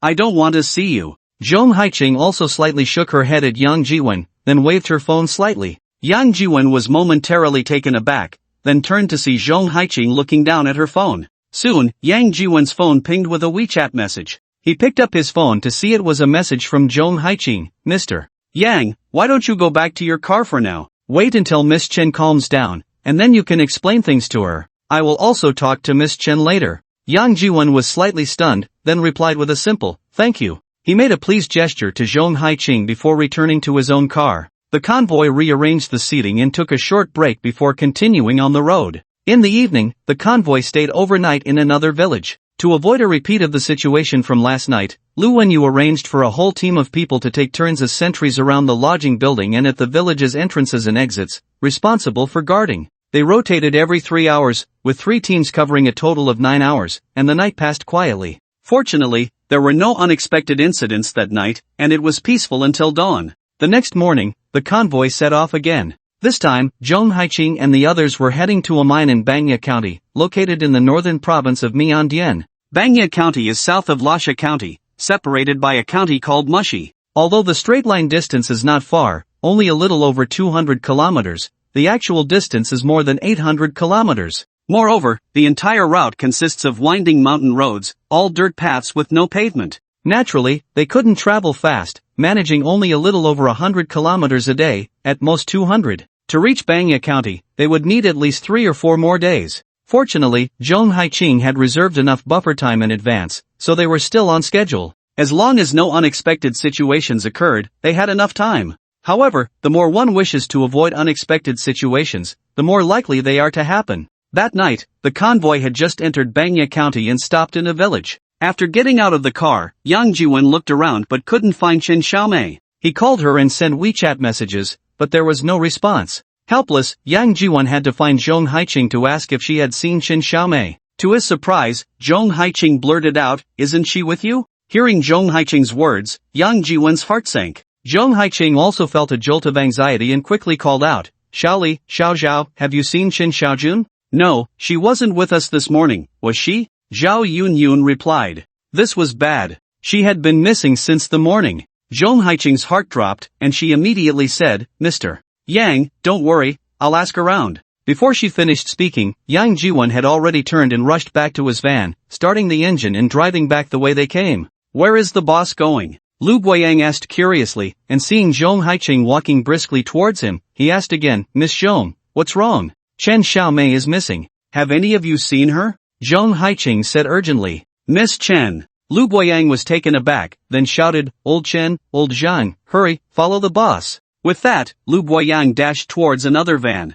Chen Xinhong and 2 other security guards hurried over, jumped into the vehicle, and Chen Xinhong drove off in pursuit of Yang Jiwen. "Boss, what should we do now?" Zhao Yunyun walked up behind Zhong Haiqing, watching Lu Guoyang and the others leave, and asked quietly. Zhong Haiqing sighed softly, glancing at Ouyang Mafei who was rushing over, but said nothing. Yang Jiwen drove back quickly. During the day, their convoy had traveled all day, but the speed of the entire convoy was not fast, covering only about 200 kilometers. Yang Jiwen, alone in his vehicle, was driving an off-road vehicle, so he was able to go much faster. Although it was night, Yang Jiwen had excellent vision, and despite the dirt road, there were hardly any other vehicles, with only one road to follow. Worried about Chen Xiaomei's safety, he pressed the accelerator to the floor and sped ahead. Chen Xinhong's speed was also fast. In the army, he could forge a path even where there was none, let alone now when there was at least a dirt road. Even so, Chen Xinhong's car could only see the taillights of Yang Jiwen's vehicle. Over 200 kilometers, the convoy drove for a whole day, a journey of 11 or 12 hours,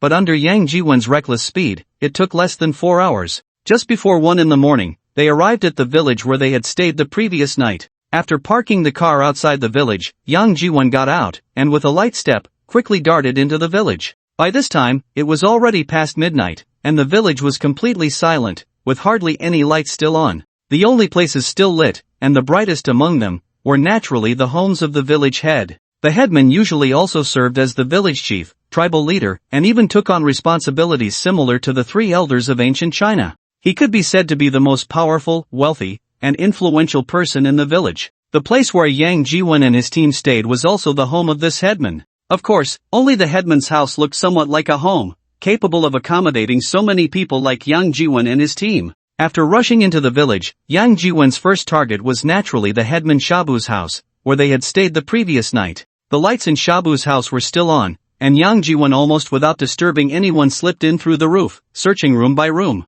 After searching, except for the headman's bedroom, Yang Jiwen had already checked the entire house and found no trace of Chen Xiaomei. Yang Jiwen hesitated for a moment. Just as he was about to search the headman's bedroom, a sound of a cricket came from the stairs nearby. Yang Jiwen turned to look and saw Lu Guoyang at the corner of the stairs, shaking his head slightly at him. Yang Jiwen was taken aback for a moment, then he was about to push the door open, but Lu Guoyang suddenly rushed over, grabbed his arm, and whispered, "Boss, let's talk outside." Saying this, he pulled Yang Jiwen and headed downstairs. With no choice, Yang Jiwen followed Lu Guoyang out of Shabu's house. After leaving the headman's house, hidden in a dark alley, Lu Guoyang imitated the sound of a cricket a few times. In the darkness, a response soon came back. Lu Guoyang tugged at Yang Jiwen and moved toward the direction of the cricket's sound. Not far ahead, they heard Chen Xinhong's voice, "Boss, over here." Yang Jiwen turned to see Chen Xinhong and the other 2 crouched in the corner of the alley, with another person behind them, bound and gagged. "This is a tongue we caught, a servant from Shabu's house," Lu Guoyang whispered, pausing for a moment before continuing. "Xiao Zhang can speak the local dialect.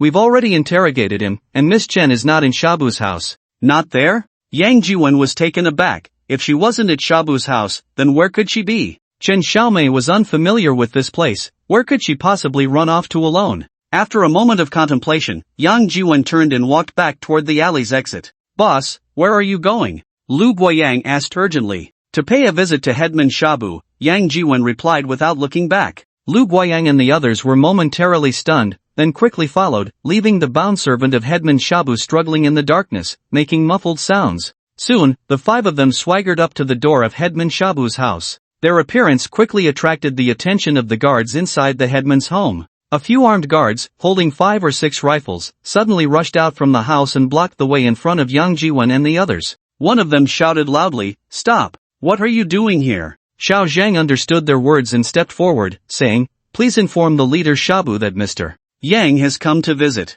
"Mr. Yang?" The armed guards were all taken aback for a moment. With the help of the light, they carefully looked at Yang Jiwen and the others, and someone immediately recognized them, whispering, "It's those northerners from last night. Quickly go tell the leader." One of the armed guards turned and ran back into the house. In a short while, the armed guard ran back out, bowed to Yang Jiwen, and said, "Mr. Yang, the leader requests your presence." Xiao Zhang quietly translated this for Yang Jiwen, but before he could finish, the armed guards had already made way. Yang Jiwon stepped in, and Lu Guoyang and the other three hurriedly followed. Just as they entered the main door, they saw the leader Shabu coming down the stairs, draped in a coat and leaning on a cane, speaking in halting Mandarin. Mr. Yang, weren't you already leaving? Why have you come back? Leader Shabu, hello. I apologize for disturbing you at such a late hour. No, Shabu shook his head and said, you are my friend. Between friends, there is no such thing as disturbance. Mr. Yang, please sit. As he spoke, Shabu had already come down the stairs and walked into the living room,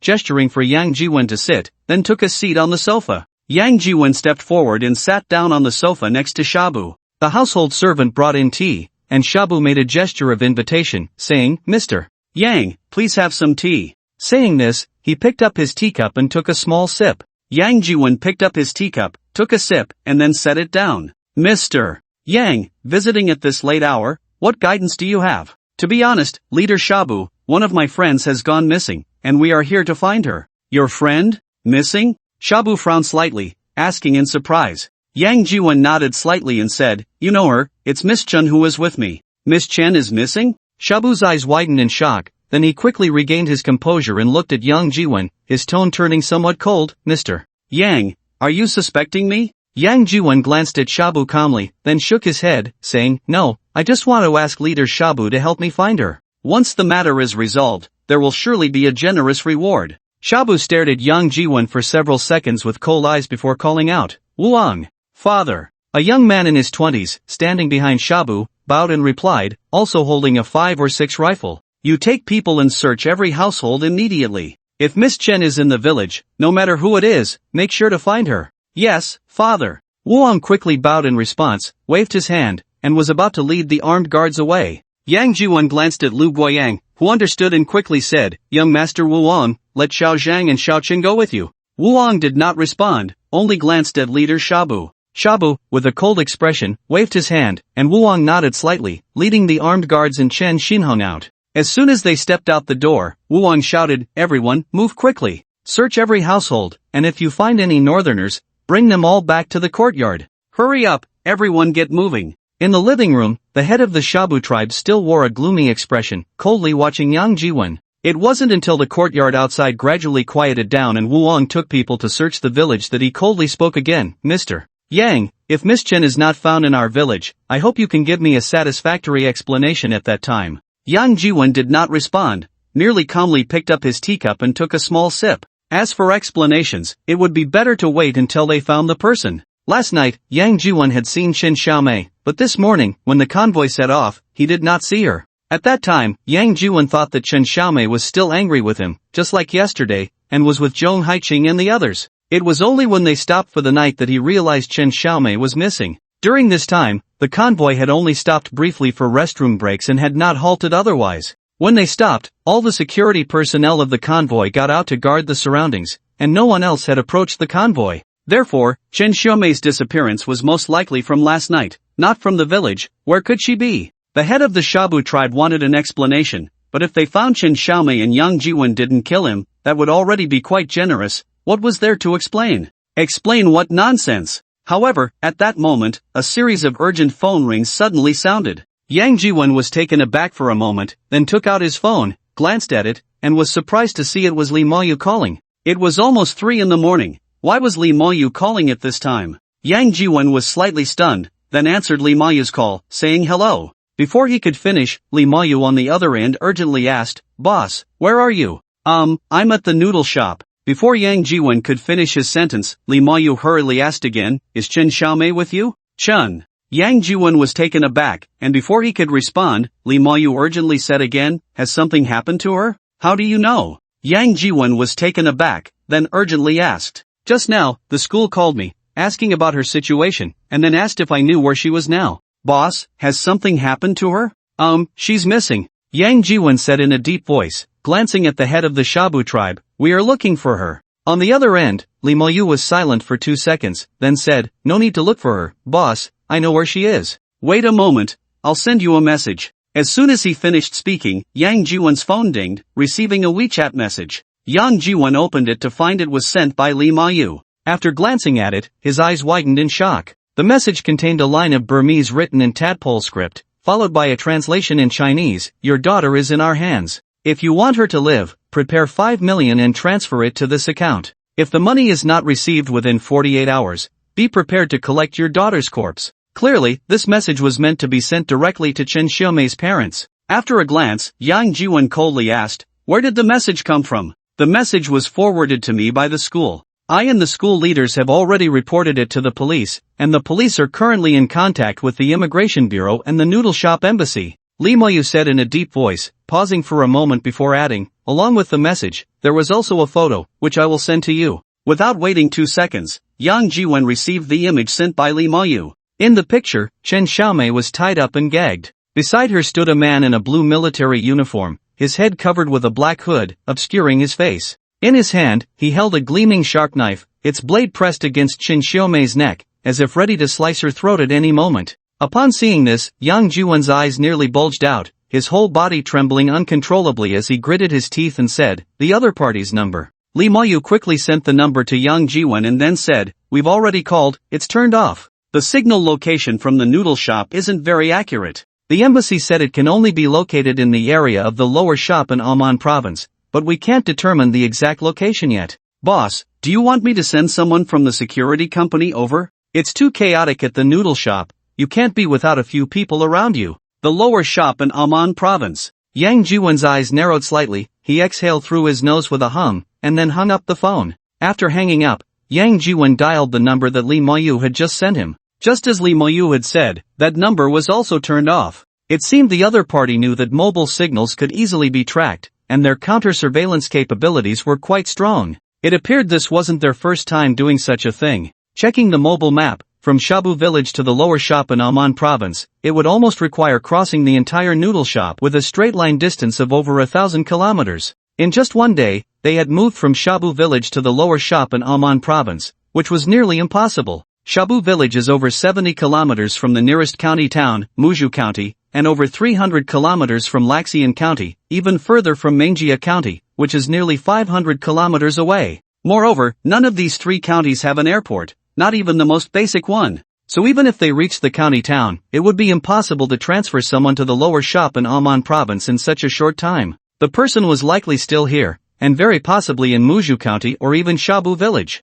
Thinking of this, Yang Jiwen couldn't help but cast a cold glance at the head of Shabu. When Yang Jiwen was on the phone, the head of Shabu said nothing, merely sipping tea from his cup. It was only after Yang Jiwen hung up that the head of Shabu set down his cup, looked at Yang Jiwen, and said lightly, Mr. Yang, shouldn't you give me an explanation? Yang Jiwen's eyes narrowed slightly, and with a flick of his wrist, he produced a pebble the size of an egg, casually placing it on the coffee table, saying, of course. As he spoke, his finger lightly traced over the pebble, slicing off the top part, which fell aside, revealing the vibrant green color inside. This pebble was something Yang Jiwen had discovered earlier in a pile of gravel. The noodle shop area was indeed rich in jade, even the pile of construction materials contained high-quality jade. The piece of jade before him, though not large, about the size of an egg, once the outer stone shell was removed, the jade inside was at most the size of a lychee. But the quality was excellent, a top-grade imperial green jade. Yang Jiwen had originally intended to use it to make a matching ring or pendant for Chen Xiaomei,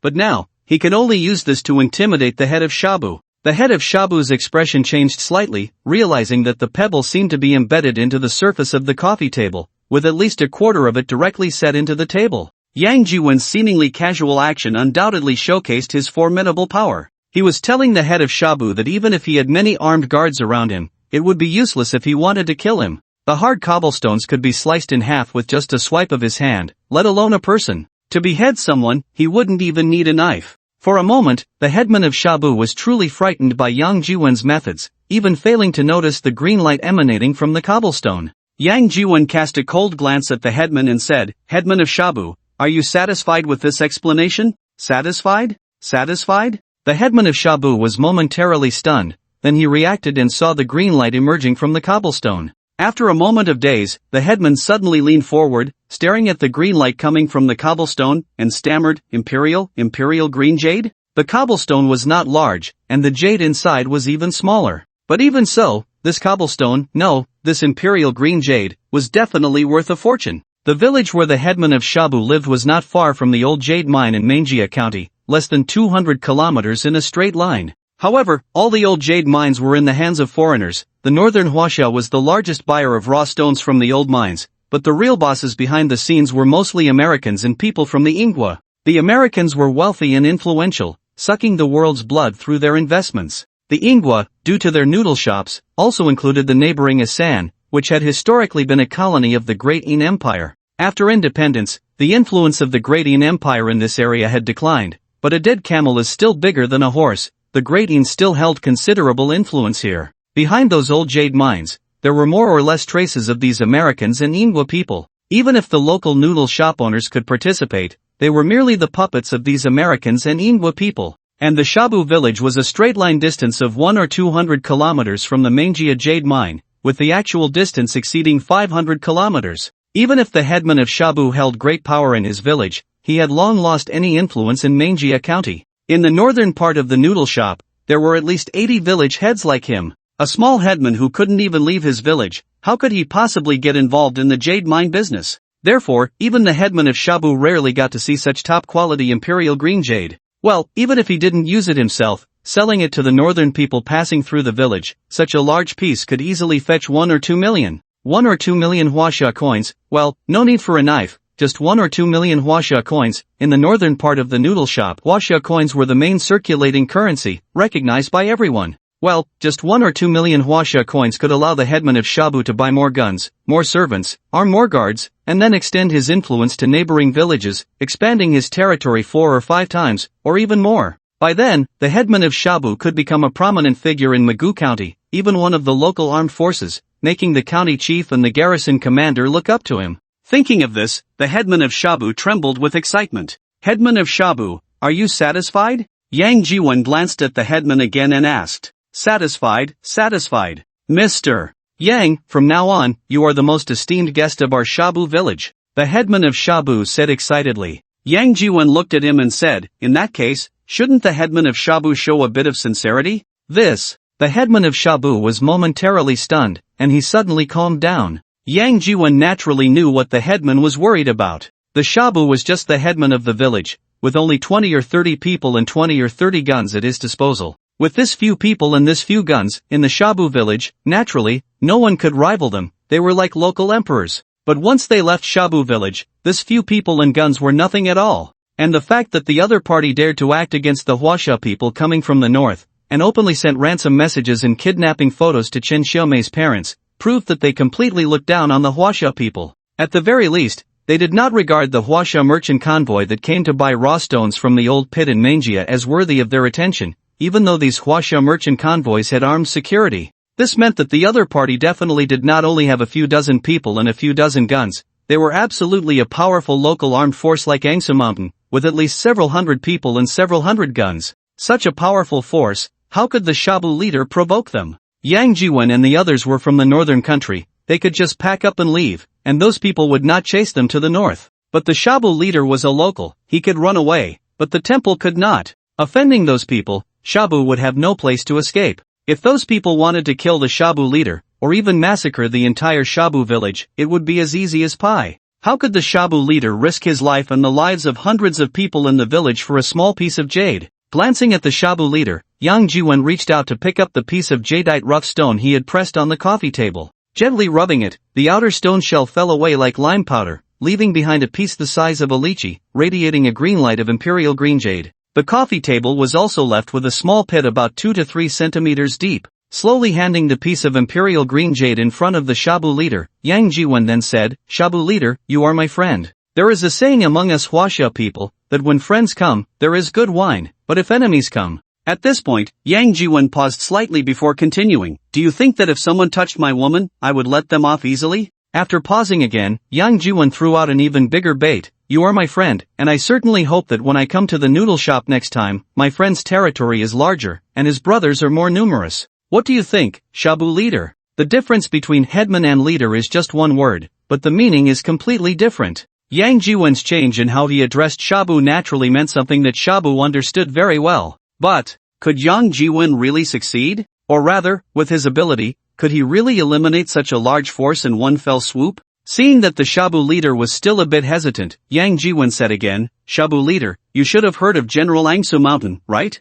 The Shabu leader was taken aback for a moment, then nodded and said, "Of course I have heard of him. General Angsu Mountain is one of the 3 major armed forces in Laxian County, with over 1,000 men and guns. He is dead." Before the Shabu leader could finish speaking, Yang Jiwen casually interrupted him. "Dead? Dead?" The Shabu leader couldn't help but be stunned for a moment, his eyes widening in surprise as he looked at Yang Jiwen. Angsu Mountain's death was just 2 days ago. After hearing Yang Jiwen's story, Angsu Nai had deliberately sealed off the news of Angsu Mountain's death. So by now, the news of Angsu Mountain's death had not yet spread. However, as long as someone went to the village where Yang Jiwen and the others had rested a couple of days ago to inquire a little, it shouldn't be difficult to find out that Angsu Mountain was already dead. After a slight pause, the Shabu leader then said, "How is that possible? General Angsu Mountain is hundreds of miles away in the Laxian Kapok township. How could you possibly know?" Yang Jiwen glanced at the Shabu leader without speaking, just looking at Lu Guoyang beside him. Some words, when spoken by those around you, are more convincing than when you say them yourself.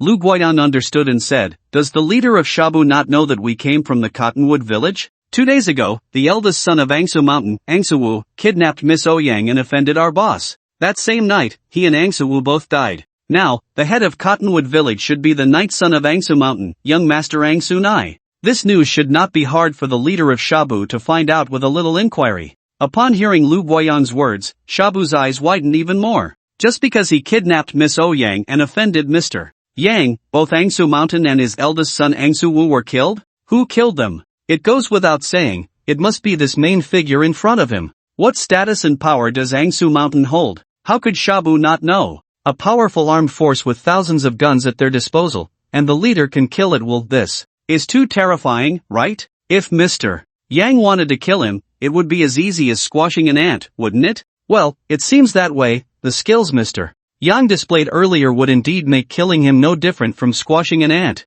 The problem is, if Angsu Mountain is dead, how could his subordinate, the ninth son Angsu Nai, not seek revenge and pursue Yang Jiwen and the others relentlessly? Thinking of this, Shabu couldn't help but frown again and said, "This is impossible. If General Su Mountain were in trouble, the entire Cottonwood village would be thrown into chaos, and the news would have spread long ago. How could there be not a whisper of it until now? And there hasn't been any revenge action taken?" When mentioning revenge, Shabu glanced at Yang Jiwen. Lu Guoyang naturally understood what Shabu meant by revenge actions, smiled slightly, and then said, "That's because young master Angsu Nai is already a friend of our boss." At this point, Lu Guoyang paused slightly and added, "Otherwise, do you think young master Angsu Nai has the right to inherit Angsu Mountain's position? He has 27 brothers. If one elder brother dies, there are still 26 left." Upon hearing Lu Guoyang's words, Shabu was momentarily stunned. He was well aware that Angsu Mountain had 27 sons, so it seemed Lu Guoyang was not lying. In other words, Angsu Nai is now also Mr.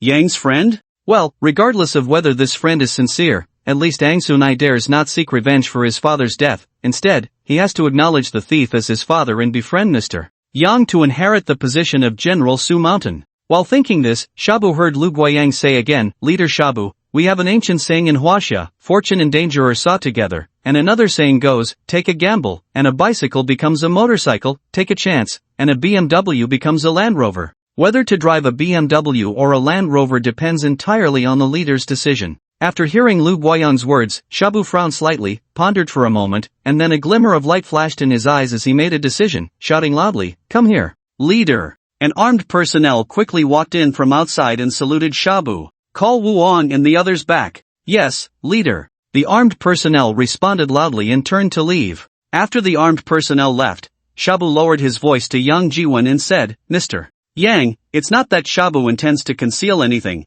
but the opposing force is too powerful for Shabu to offend. Please forgive me. Leader Shabu, you are too modest. You are my friend, I naturally understand your difficulties and will not blame you. Thank you, Mr. Yang." Shabu bowed to Yang Jiwen, paused for a moment, and then said, "The ones who kidnapped Miss Chen should be Major Wu Diwen's men." Wu Diwen? Yang Jiwen frowned slightly and asked back. Shabu nodded slightly and continued, "Major Wu Diwen is the commander of the 37th Infantry Regiment stationed in Magu County, with about 200 men under his command, all well-equipped and well-trained regular troops. Last night, before you entered the village, a patrol team from the 37th Infantry Regiment, 7 or 8 men, entered the village and left before dawn this morning. Miss Chen is very likely to have been kidnapped by them." The 37th Infantry Regiment? More than 200 men, regular troops? Yang Jiwen's eyes narrowed slightly, and he coldly asked, which way did they go? Southwest, in the southwest direction, Shabu quickly replied. Upon hearing Shabu's words, Yang Jiwon immediately stood up and turned to walk out.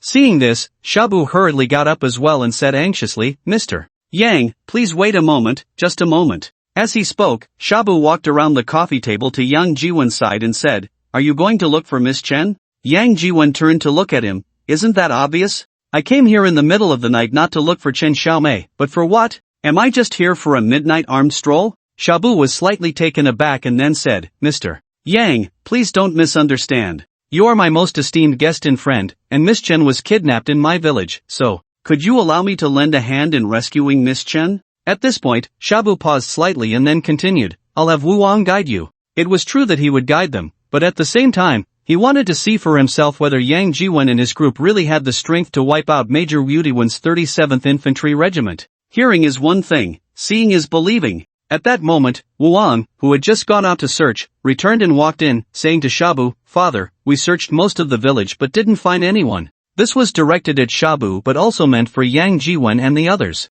Chen Xinhong and Xiao Zhang, who had gone with Wu Wang to search the village, stepped forward to report to Yang Jiwon, but Lu Guoyang beside Yang Jiwon directly reached out and pulled Chen Xinhong, whispering, They've already been found, they're not in the village. Not in. Chen Xinhong was taken aback and then quietly asked, If they're not in the village, where are they? Lu Guoyang did not answer Chen Xinhong's question. At this moment, Shabu spoke to Wu Wang again, Wu Wang, go with Mr. Yang and the others to Laowan Township to inquire about Miss Chen's whereabouts, and bring your family along. Upon hearing Shabu's words, Wu Wang was momentarily stunned, his eyes wide with surprise as he looked at Shabu. Laowan Township is the base of the 37th Infantry Regiment, and he knew about the patrol team's stop in the village last night. The disappearance of Chen Xiaomei was not done by the villagers, those villagers didn't have the guts. The only ones with the guts and ability to do this were from their family. But last night, Yang Jiwon's convoy of 40 to 50 people surrounded their home inside and out. Even if he and Shabu had that thieving heart,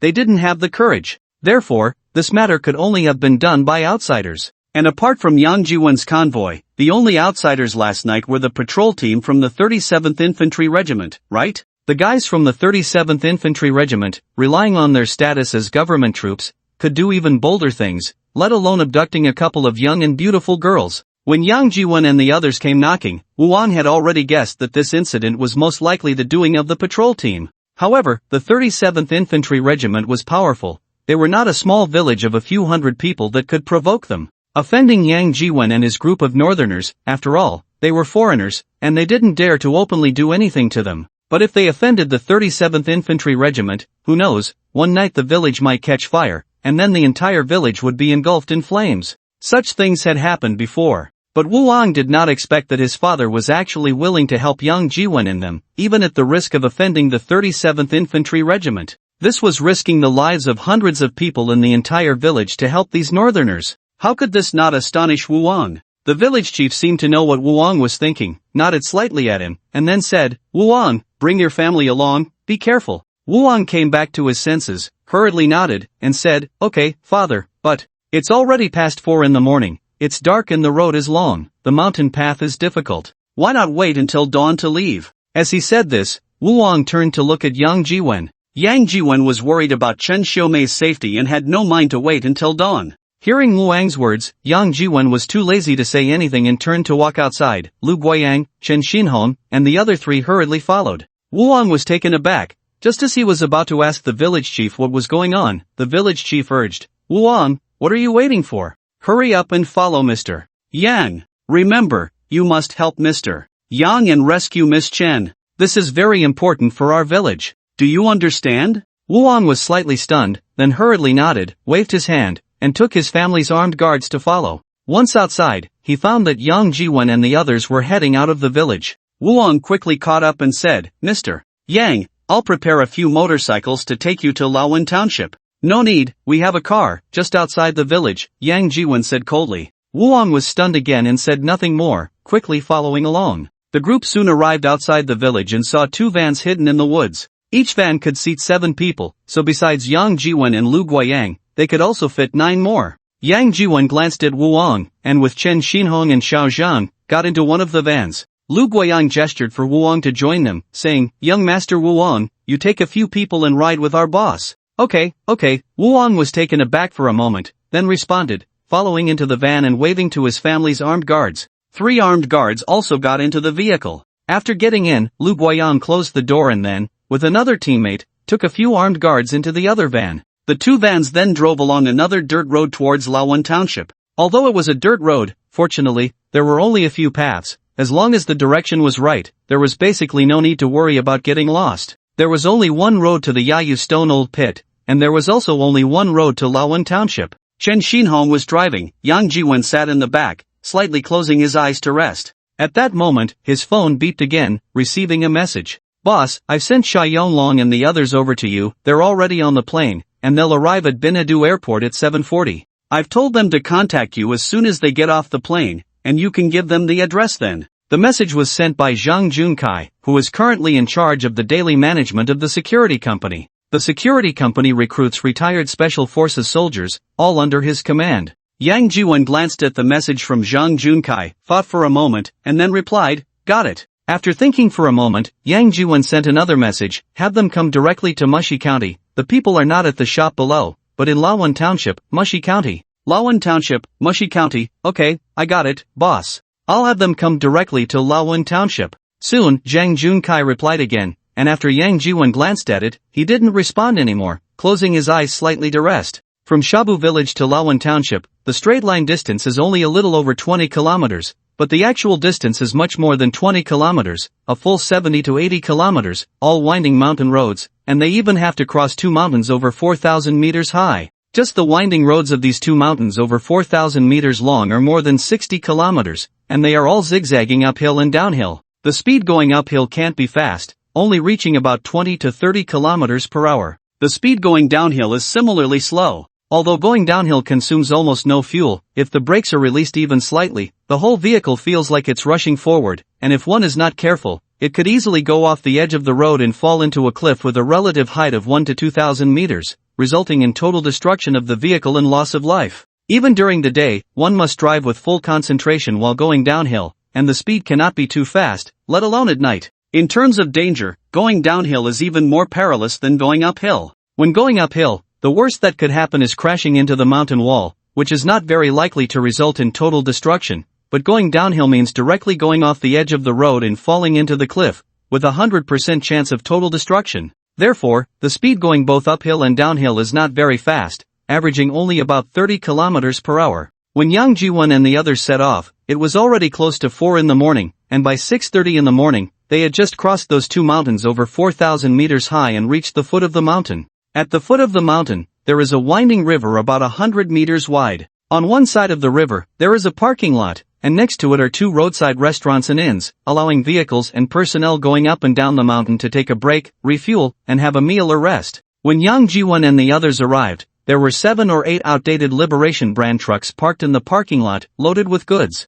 Mixed among the trucks were a few old Santana sedans, looking to be at least 10 to 20 years old. Less than 200 meters in front of the parking lot is a bridge crossing the river, and at this end of the bridge, there is a guard booth with armed personnel on duty, and outside are sandbag fortifications and steel triangular barricades, sharp spikes glaringly facing outward. Mr. Yang, we need to go to Lawan Township, this bridge is the only way. In the van, Wu Lang said softly to Yang Jiwen, that guard booth is the outermost checkpoint of Lawan Township, with a phone line directly connected to the military camp in Lawan Township. At this point, Wu Lang paused slightly, then continued in a low voice, thanks to your country's telecommunications company, there is also a telecom base station outside the guard booth, allowing them to contact the military camp directly via mobile phone. Under normal circumstances, there are usually 5 soldiers in that guard booth, who set up checkpoints here to inspect passing vehicles and personnel, collecting taxes and fees. Without giving them money, you can't get through at all. When Wu Lang said this, Chen Xinhong and Xiao Zhang had already observed the checkpoint through the car window.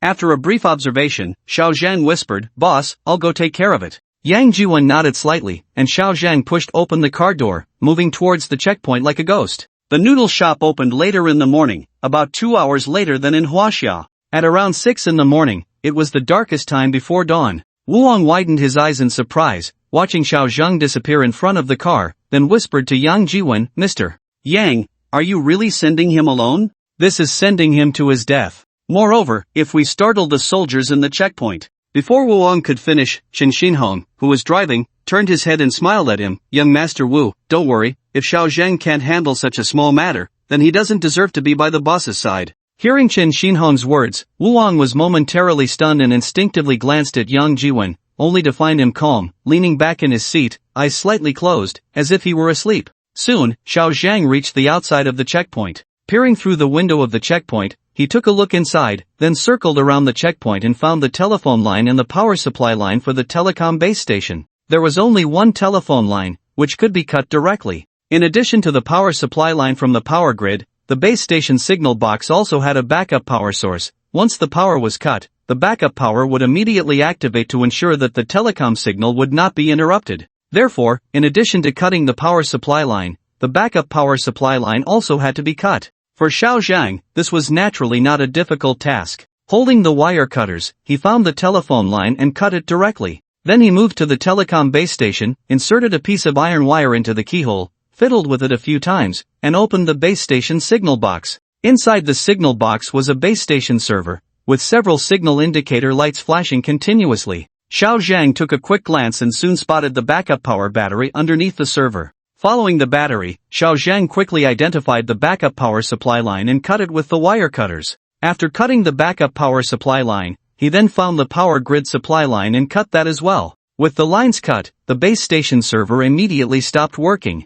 Xiao Zhang checked his phone, the signal had disappeared, and he let out a slight sigh of relief. He put away his phone, drew out the triangular military dagger from his belt, crouched down, and approached the checkpoint's main door. The main door of the checkpoint was tightly closed. Xiao Zhang reached out to twist the doorknob and found it was locked. He then used the iron wire to fiddle with the keyhole on the handle. After a few attempts, the lock opened, but when he twisted the doorknob, the door still wouldn't budge. It seemed to be locked from the inside. Frowning slightly, Xiao Zhang put away the iron wire, gripped the triangular dagger, and gently knocked on the main door. "Who is it?" A young man's voice came from inside the checkpoint. "Sir, I want to get through. Could you please open the door for me?" Xiao Zhang replied in the northern dialect of the noodle shop. "Get through? It's already 7 o'clock, and there's still more than an hour until dawn. You can go after 8. "No, sir, I'm in a hurry to go to the countryside to sell things. If I get there late, I won't be able to sell them for a good price." Xiao Zhang pretended to sound anxious as he spoke.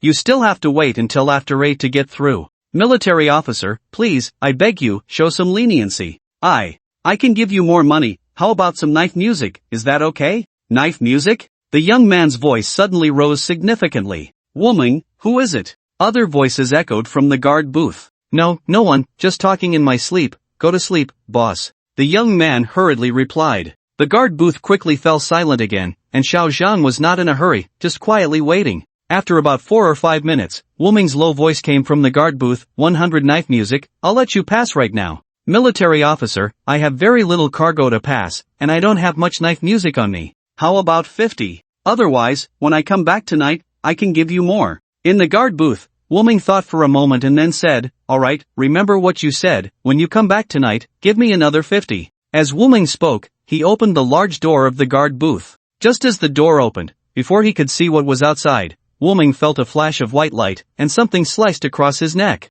Then, Wu Ming felt a liquid continuously flowing down from under his neck, instantly sticking to his body, flowing over his chest and abdomen. After a knife had slashed Wu Ming's neck, Xiao Zhang reached out to support Wu Ming's body, while his other hand quickly covered Wu Ming's mouth to prevent him from screaming. Then, Xiao Zhang dragged Wu Ming's body to the side of the guard booth, turned around, and swiftly slipped into the booth. Inside the guard booth, there was a monitoring room and 2 rest areas. Wu Ming should have been on duty in the monitoring room. However, it was late at night, and there were no people or vehicles passing through at this time, so Wu Ming should have been asleep. Otherwise, he wouldn't have missed the unusual situation outside the booth. After all, Xiao Zhang had cut off the phone line and the power line to the mobile telecom base station. If Wu Ming wasn't asleep, he should have noticed the lack of signal on his phone long ago. After glancing at the monitoring room, Xiao Zhang quickly moved to the door of one of the rest areas, grasped the doorknob, slowly turned it, and gently pushed the door open. Inside the room, 2 sets of green military uniforms hung on the wall, and beside the bed were 2 bunk beds, each occupied by a young man in his 20s or 30s.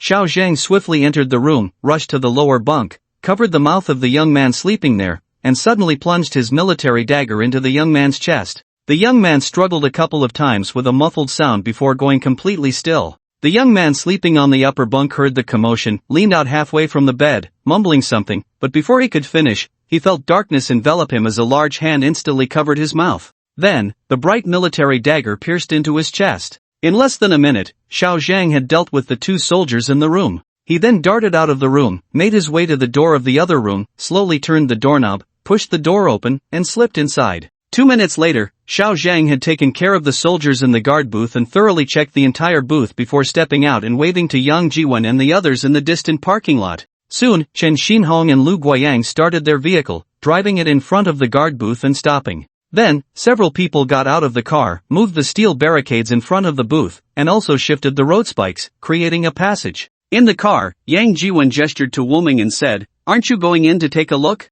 Wu Ang was momentarily taken aback, then waved his hand and shook his head repeatedly, saying, No, I still won't visit." At that moment, Chen Xinhong, who was driving, turned to Wu Ang and said, "Young Master Wu Ang, do you know why Chief Shabu wants you to go with us to Lawan Township?" Wu Ang was slightly stunned, then shook his head and said, "I don't know. In the future, these places will all be Chief Shabu's territory. As Chief Shabu's son, aren't you going to inspect it? You just said that there are 5 soldiers in the guard post, which means there are at least 5 guns inside, and maybe even grenades. These things, our boss naturally looks down upon." But, before Chen Xinhong could finish, Wu Ang had already jumped out of the car, waved his hand, and charged into the guard post with several armed guards from his family. In no time, he came out with 5 Type 56 rifles and several wooden ammunition boxes. After loading the guns and ammunition boxes into the car, Wu Ang excitedly got back in, constantly thanking Yang Jiwen. Yang Jiwen smiled nonchalantly, then closed his eyes, leaning against the car seat to rest. The 2 cars quickly passed the guard post and drove onto the bridge leading to the other side of the river. The car behind, as it passed the guard post, rolled down the window and threw a wooden-handled grenade directly into the open gate of the guard post. Boom! With a loud sound, although the guard post did not collapse, the scene inside was definitely completely destroyed. After crossing the river, they were only about 7 or 8 kilometers from Lawan Township, and the road along the river had been hardened, though it had been a long time since the hardening, and the surface was already pockmarked. By 8 o'clock, the 2 cars had reached a spot less than 2 kilometers from Lawan Township and then stopped in the woods to hide. There were only 2 main entrances to Lawan Township, and at each entrance, there was a guard post, with more guards inside than at the one by the bridge. Wu Ang said that each guard post had at least 10 guards. All pedestrians and merchants entering and exiting Lawan Township had to undergo inspections and pay taxes before being allowed to pass. Yang Jiwen and the others were foreigners, although their skin color was similar to that of the local people. Their behavior, attire, and appearance were still quite different, making the distinction obvious at a glance. Entering Lawan Township recklessly would be quite conspicuous. So Wu Ang suggested to Yang Jiwen that he first take his guards inside to gather information, and it would be best for Yang Jiwen and the others to enter after finding Miss Chen. Yang Jiwen said nothing, just nodded slightly. Then, Wu Ang took his subordinates, got out of the car, and walked toward Lawan Township. After watching Wu Ang and the others leave, Lu Guoyang then whispered to Yang Jiwen, "Boss, Lawan Township is built along the river. We should be able to find a way in from the river. How about I take Xiao Zhang and sneak in to check the situation first?" Yang Jiwen pondered for a moment and then said, "I'll go with you." Lu Guoyang was slightly taken aback and then said, "Boss, the situation inside is still unclear. It's not wise to take risks. Let's wait until I and Xiao Zhang figure out the situation before you go in." Yang Jiwen did not respond, glanced at Lu Guoyang, and stood up to head toward the riverbank. Seeing this, Lu Guoyang hurriedly waved to Chen Xinhong and the others to follow. Just as they reached the riverbank and were about to enter the water, Yang Jiwen's phone suddenly beeped twice.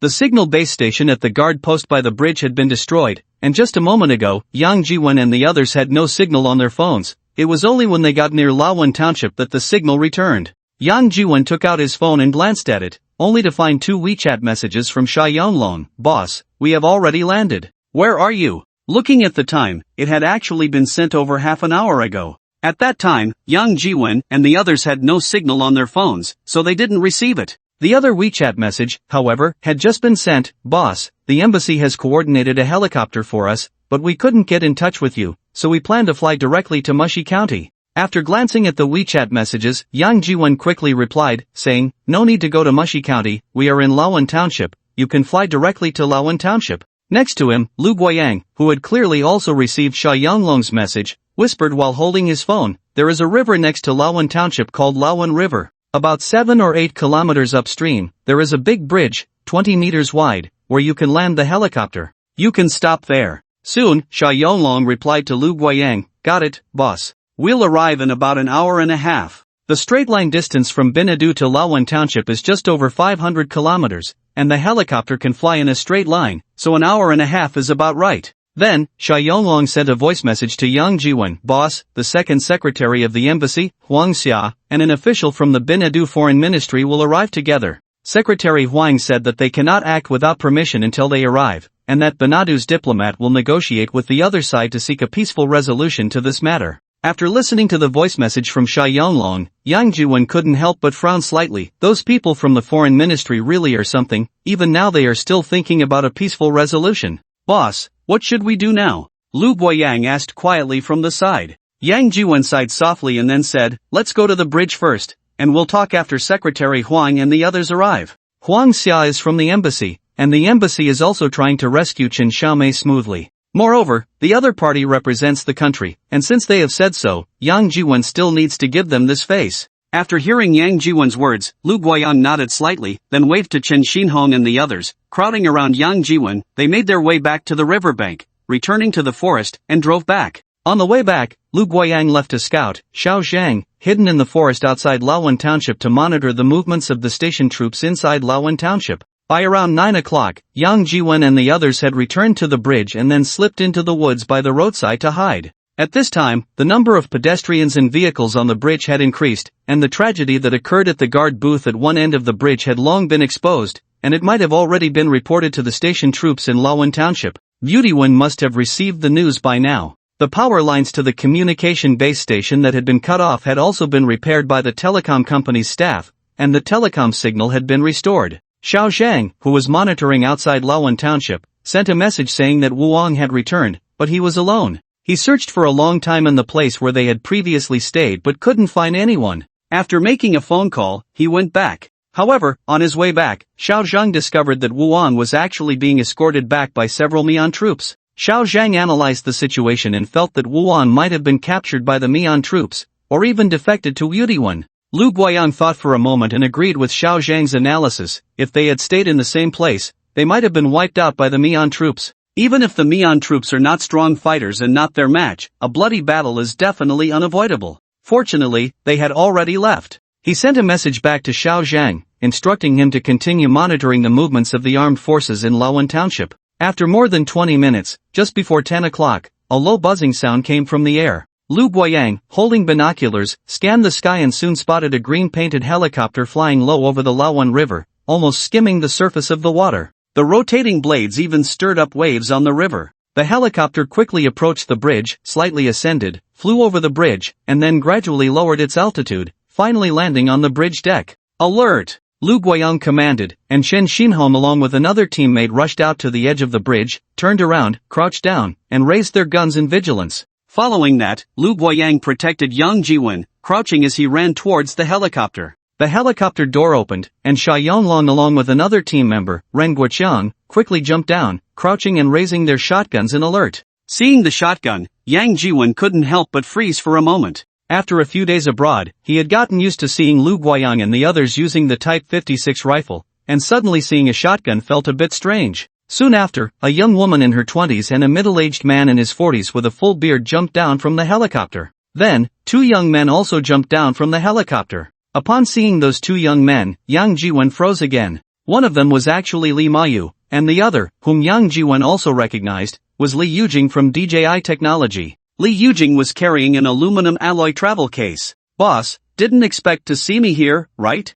Li Mayu jumped down from the helicopter and gave Yang Jiwen a big hug, smiling as he spoke. Yang Jiwen was slightly taken aback, then looked at Li Mayu and Li Yujing, asking, "What are you doing here?" Li Mayu glanced at Li Yujing and then whispered, "Old Li said the company developed a new toy and wanted to test it out here, so I came along." New toy? So soon? Yang Jiwen turned to Li Yujing in surprise. DJI Technology had only been established for a few days, and they had already developed a new toy and wanted to test it here? What kind of toy required testing in this place? Actually, it's not really a new development, we just modified the program a bit, and it didn't take much time or effort, Li Yujing said somewhat shyly. Yang Jiwen nodded slightly, about to say something more, when Li Moyu whispered again, "We'll talk about the toy later, boss." Let me introduce you to this one. She is our embassy's second secretary, Huang Xia, and this is Deputy Director Wen Minan from the Ministry of Foreign Affairs Huaxia Affairs Department. Hello, Secretary Huang. Yang Jiwen quickly extended his hand to shake Huang Xia's hand, then shook hands with Wen Minan, saying, Hello, Director Wen. Hello, Mr. Yang. Wen Minan firmly shook Yang Jiwen's hand, saying, I'm very sorry for what happened. Bai Nadu sent me here, hoping to resolve this kidnapping incident peacefully. Mr. Yang, rest assured, I will do my utmost to rescue Miss Chen. Then I will trouble you, Director Wen, Yang Jiwen said with a smile. You're welcome, it's my duty, Wen Minan replied, waving his hand repeatedly. Wen Minan also brought an aide. The helicopter had limited capacity, and apart from Wen Minan and his aide, there were only the second secretary of the embassy, Huang Xia, and Li Moyu, Li Yujiang, Xia Yonglong, and Ring Guoqiang. The domestic security company, although it had only been established for a short time, Zhang Junkai had told Yang Jiwen that they had already recruited over 30 retired soldiers. Retired Special Forces soldiers were not so easy to recruit, so the security company lowered some of the interview standards, hiring any qualified veterans, though their pay was slightly less than that of retired Special Forces. Now, the security company had more than 30 people, yet only 2 were sent over here? What were Zhang Junkai and Li Mayu up to? While Wen Minan's aide went to the parking lot to coordinate the requisition of vehicles, Lu Guoyang couldn't help but quietly ask Xia Yonglong. Xia Yonglong glanced at Li Mayu before quietly replying to Lu Guoyang, President Zhang sent all the people from the domestic side over. They're all over there now. The embassy only coordinated 1 helicopter, and with Councillor Huang coming over, Wen Minan and his aide, and Li insisting on coming along, so. At this point, Xia Yonglong paused slightly before continuing. Don't worry, boss, Sun Yaohui and the others are figuring out a way to get over here. Figuring out a way? What way? Get a few vehicles? Lu Guoyang shot Xia Yonglong a glare and whispered, Do you know how bad the roads are here? It's over 500 kilometers in a straight line, and who knows how far it actually is. Plus, it's up and down the mountains. By the time they get here, the food will be cold. But the embassy only coordinated this 1 helicopter, Xia Yonglong said somewhat helplessly. Before he finished speaking, Yang Jiwen's voice rang out from the side, Buy it. Hearing Yang Jiwen's words, Lu Guoyang and Xia Yonglong turned their heads in unison, looking at Yang Jiwen with puzzled expressions. Yang Jiwen didn't waste any time, directly took out his phone, transferred 50 million to Lu Guoyang, and then said, Send this to Sun Yaohui, tell him to buy a few helicopters directly. If the money isn't enough, let me know. For civilian helicopters, the price wouldn't be too high. There were some for a few million, even a few 100,000 each. Of course, those helicopters were just small ones that could carry 1 or 2 people, meant for sightseeing. With short ranges and low altitude limits, they were fine for short commutes, but not very useful for longer distances. Sun Yaohui and the others had over 30 people. To get them all over, they needed large helicopters, and 1 wouldn't be enough, at least 2 or 3. Such helicopters would cost at least 10 million or more, and it wasn't guaranteed they could even be bought. They had always heard that the boss was very wealthy, and the salaries and benefits offered to them were high, even ridiculously so. But Lu Guoyang and Xia Yonglong were experiencing Yang Jiwen's financial might for the first time. He just casually handed out 50 million, and it hadn't even gone through the company's account. This was entirely from his personal account. And this 50 million was actually for buying helicopters, just to ensure Sun Yaohui and the others could get here quickly? This was too extravagant. It was simply inhumane wealth. After being stunned for a while, Lu Guoyang finally came to his senses, quickly acknowledged, and then transferred the money directly to Sun Yaohui, holding his phone and saying, Old son, this is from the boss. Figure out a way to buy a few helicopters and fly over. Soon, Sun Yaohui replied with a message, 50 million? Boss is awesome. I'll find a way to buy the helicopters. Hang tight, we'll be there soon. After playing Sun Yaohui's voice message, Lu Guoyang didn't reply to him again. At this moment, when Minan's aide had coordinated an old Santana from the parking lot and drove it to the destroyed guard booth. After arranging the personnel, everyone got into the car and headed towards Laowan Township. Yang Jiwen, Huang Xia, Wen Minan, as well as Li Mayu, Li Yujiang, Lu Guoyang, and Chen Xinhong were in Yang Jiwen's nanny car, driven by Chen Xinhong.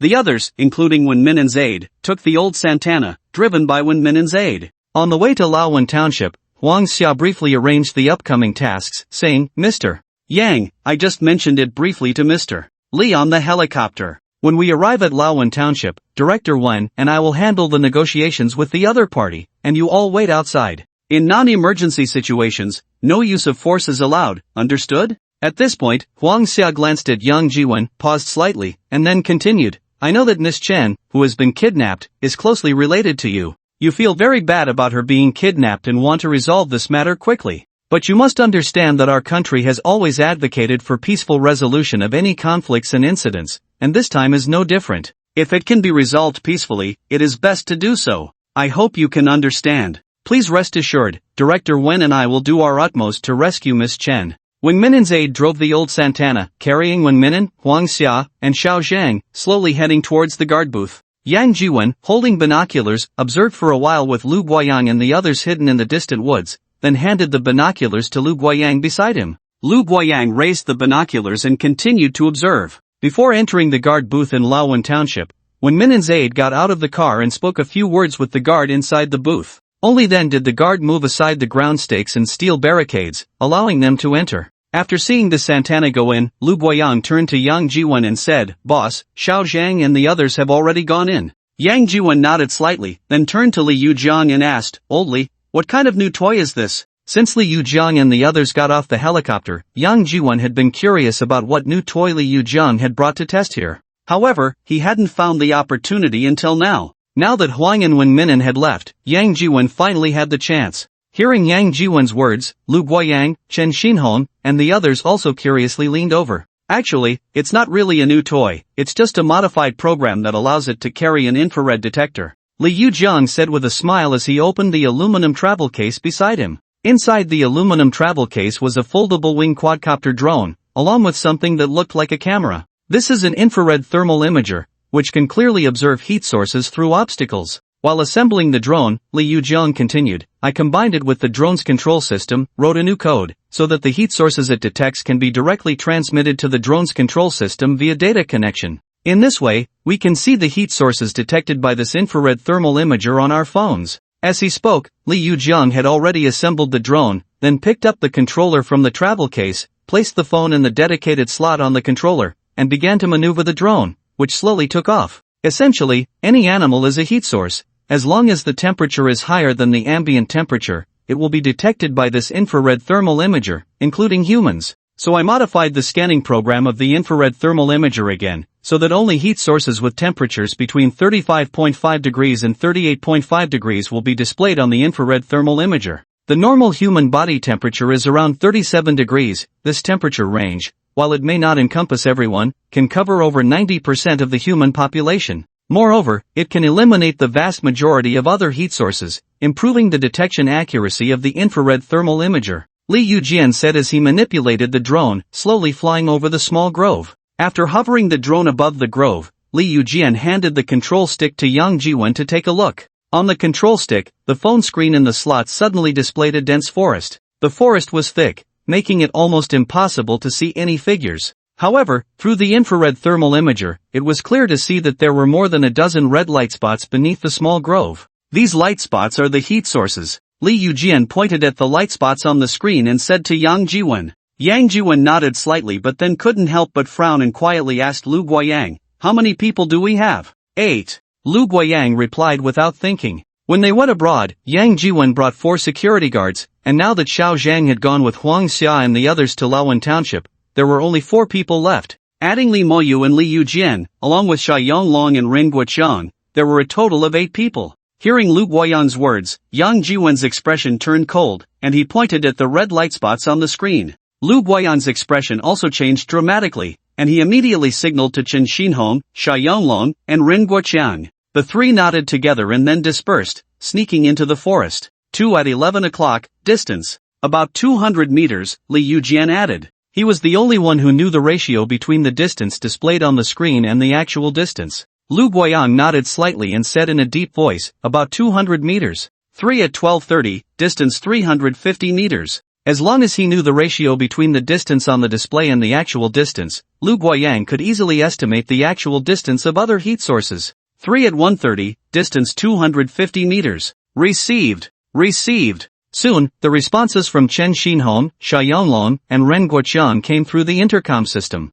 Within a few minutes, Chen Xinhong's voice came through the intercom again. Target cleared at 11 o'clock. Just a few seconds later, the voices of Sha Yonglong and Ren Guoqiang came through the intercom. 3 targets at 12:30, cleared. 3 targets at 1:30, cleared. Before Ren Guoqiang could finish speaking, Lu Guoyang saw several new heat sources appear at the edge of the display screen, and he couldn't help but pause slightly. Li Yujian maneuvered the drone to fly a short distance forward, and those new heat sources immediately appeared on the phone screen. Lu Guoyang took a glance and then spoke through the intercom. 5 targets at 11:30, distance 200 meters. 5 targets at 12:30, distance 200 meters. Received. Received. Chen Xinhong and Xia Yonglong answered almost simultaneously. Immediately after, several muffled gunshots rang out from the front of the forest. It was the 5.6 with silencers. As soon as Huang Xia and the others left, Lu Guoyang took 2 5.6s from the trunk of the car and tossed them to Xia Yonglong and Ren Guoqiang, replacing the shotguns they had in hand.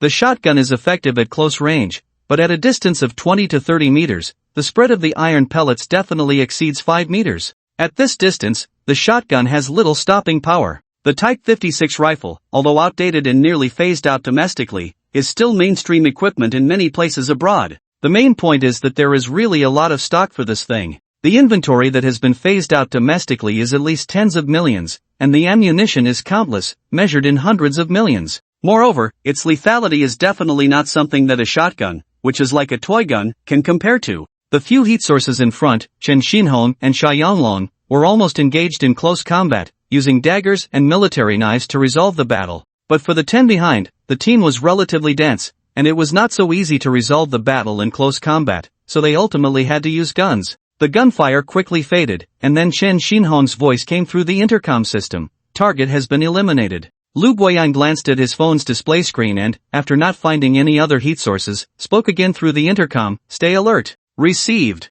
Understood. Understood. Chen Xinhong, Xia Yonglong, and Ren Guoqiang quickly replied. Lu Guoyang then said to Li Yujian, "Can you fly a little further forward? Expand the scanning range?" Li Yujian nodded slightly and flew the drone higher, reaching an altitude of over 3,500 meters. The image ratio displayed on the phone screen became much smaller, but the range expanded significantly. The edges of the display even showed scenes from the streets of Laowan Township, and the guard booth at the entrance to Laowan Township was clearly visible. Inside the guard booth, there was even a large red heat source. That large red heat source was, of course, an infrared heat source, but it was not a signal from a single heat source. Rather, it was several heat sources that appeared as one due to their proximity. Outside the guard booth, a guard seemed to have noticed the drone in the sky, raised his rifle, and pulled the trigger towards the drone. However, at this distance, even a high-precision sniper rifle might not hit the drone, let alone an ordinary Type 56. The guard's gunfire also attracted the attention of other guards inside the booth,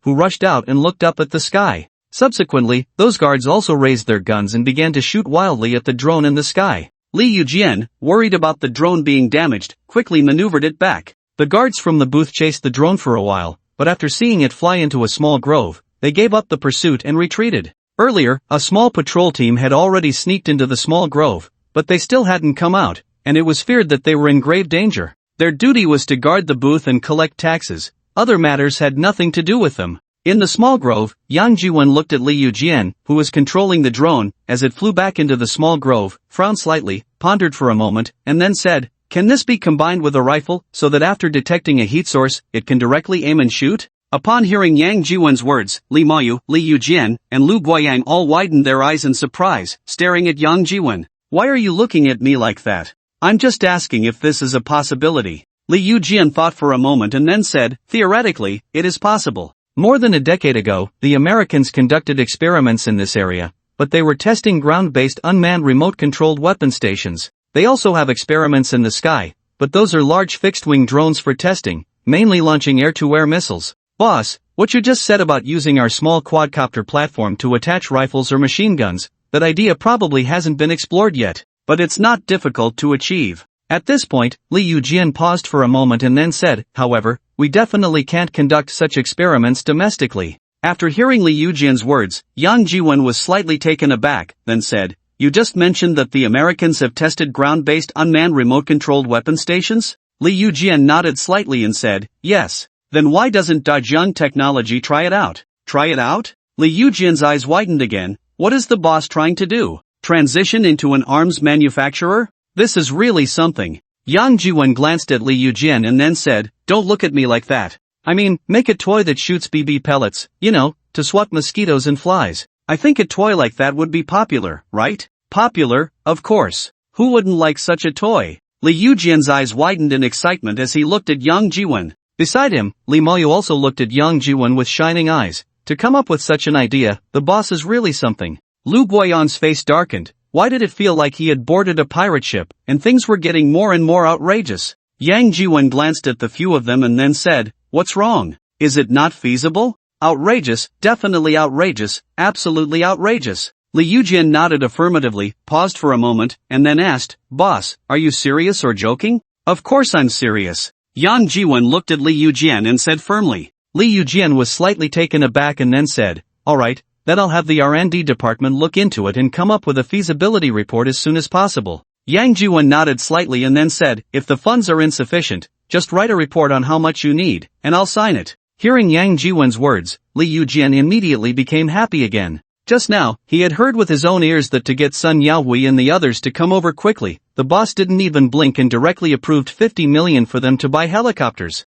Now Dajung Technology wants to develop a new toy, and it's a new toy conceived by the boss. How could the funding be less? Wouldn't it be that he could apply for as much as he wanted, and the boss would approve it? As Li Yujian was excitedly thinking, Lu Guoyan's intercom system suddenly transmitted Chen Xinhong's voice. "Boss, a car is coming out." Lu Guoyang was startled and quickly said to Li Yujian, "Raise the drone higher." Old Chen said a car is coming out. Li Yujian hurriedly raised the drone a bit higher, repositioning it above the small grove. Soon, the phone's display showed the car that Chen Xinhong mentioned, slowly driving along the road outside the small grove. After locking onto the car, Li Yujian maneuvered the drone to fly over slowly. Through the infrared thermal imager, it was clear to see that there was only one person in the car, driving. It's Wen Minen's aide. Chen Xinhong and Lu Guoyang almost simultaneously recognized the person in the car and whispered. Soon, the car stopped on the road outside the small grove. Then, Wen Minen's aide slowly opened the car door and got out with both hands raised.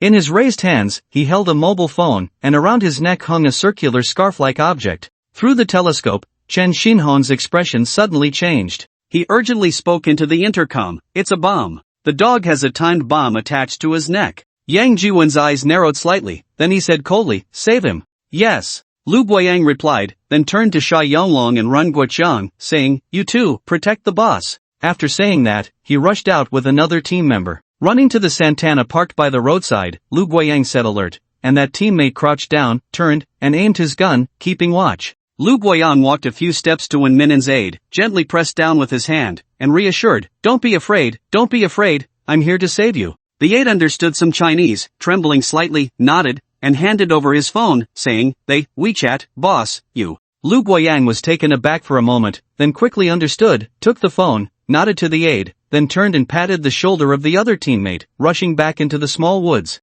That teammate swung his gun behind him, walked to the aide's side, and whispered, "Don't be afraid, I need to check this bomb now." Saying this, the teammate picked up a screwdriver and began to carefully examine the bomb on the aide's neck. In the small woods, Lu Guoyang had already handed the phone to Yang Jiwon. Yang Jiwon opened the phone and took a look. It only had a WeChat app installed. Yang Jiwon opened WeChat, and there was only one contact. He paused for a moment, then clicked on that WeChat contact and made a video call. The video quickly connected, revealing a man in his 40s wearing military uniform. But soon, the camera shifted, and the figure of the kidnapped Chen Xiaomei appeared. Next to Chen Xiaomei stood two tall soldiers, one of whom held a gleaming dagger, the sharp blade pressed against Chen Xiaomei's neck. Chen Xiaomei trembled in fear, continuously making woo-woo-woo sounds. Yang Jiwon hurriedly shouted, "Xiaomei, don't be afraid, I will definitely save you." Saying this, Yang Jiwon shouted loudly, "Mutiwan, if you dare to touch a hair on her head, I will never let you go." "Mr. Yang, don't be anxious, the good show hasn't started yet," came Mutiwan's somewhat strange Mandarin from the phone. The camera shifted slightly, revealing another figure. "I haven't thanked you yet for sending me such a good talisman," Mutiwan said proudly. On the screen was Huang Xia, the second secretary of the embassy. Huang Xia was also tied up, her mouth stuffed with cloth, struggling and wooing at the camera. But soon, one of the soldiers next to her punched her in the face, knocking her out. "Oh right, I almost forgot about this one, the traitorous dog, just knows how to lick your northern people's boots." As he spoke, Mutiwan's phone camera turned to Wen Minen. Wen Minen was also tied up, his mouth stuffed with cloth, his clothes disheveled, and there were obvious injuries on his body. "If it weren't for the fact that you still have some use, I would have killed you by now," Mutiwan said, then punched and kicked Wen Minen again. After several minutes of beating, Mutiwan seemed to finally catch his breath. then turned the camera back to Yang Jiwen, saying, I heard from Wuong that you are in the jade business, so you must be very rich. Speaking of which, Yudawen walked over to Chen Xiaomei and the others, reaching out to pat Chen Xiaomei on the shoulder, saying, how about this, Miss Chen, and then add this esteemed ambassador's counselor from your country, Huang. And this one, who knows how to flatter the deputy director of the Huaxia division of your foreign ministry. He's just a sycophant. 2 beautiful ladies, plus such a sycophant, I'll take 100 million from you, isn't that too much? Prepare 100 million within 24 hours and send it to the store below in Amman province. If I don't see the money in 24 hours, you know the consequences. At this point, Yudawen paused slightly, then continued, oh right, to avoid certain people not knowing the severity of the situation and acting impulsively, I've decided to give you another gift. Goodbye. Saying this, Yudawen waved a remote control in his hand in front of the camera a few times, then hung up the video call. Seeing Yudawen's last action on the phone, Lu Guoyang's expression suddenly changed, and he shouted, Old Wang, be careful. He then quickly rushed towards the edge of the woods. Before he could escape the small grove, a loud boom sounded from outside. The explosion was not from the timed bomb around Wen Minen's aide's neck, but from the Santana behind him and Old Wang. The instant explosion sent that Santana flying, with windows, glass, and other debris mixed in the shockwave of the explosion, directly blasting Old Wang and Wen Minen's aide into the air. Subsequently, the enormous flames generated by the explosion instantly engulfed both Old Wang and that aide. Then, the bomb around the aide's neck also detonated, boom, erupting into an even more dazzling fireball. The explosion shattered the aide into countless pieces, while Old Wang was again affected by the shockwave, thrown into the air, and then fell heavily to the ground. Blood instantly gushed from his mouth, ears, and nose. Old Wang. After dodging the shockwave from the bomb, Lu Guoyang quickly got up from the ground, shouted, and rushed out of the small grove to Old Wang's side, hugging him tightly, urgently calling, First aid kit, first aid kit. Hurry! Sha Yonglong and Ren Guoqiang simultaneously reacted, grabbing a first aid kit and rushing out of the small grove. Just as they reached Lu Guoyang's side, they found Lu Guoyang slumped on the ground as if all his strength had been drained. Head, Old Wang he. Sha Yonglong asked in a low voice. He's gone, Old Wang is gone. Lu Guoyang turned his head to look at Sha Yonglong and Ren Guoqiang, weakly saying. Sha Yonglong and Ren Guoqiang's eyes turned red instantly, and Ren Guoqiang gritted his teeth tightly, punching the ground, then suddenly stood up and rushed down the road towards Lawan Township.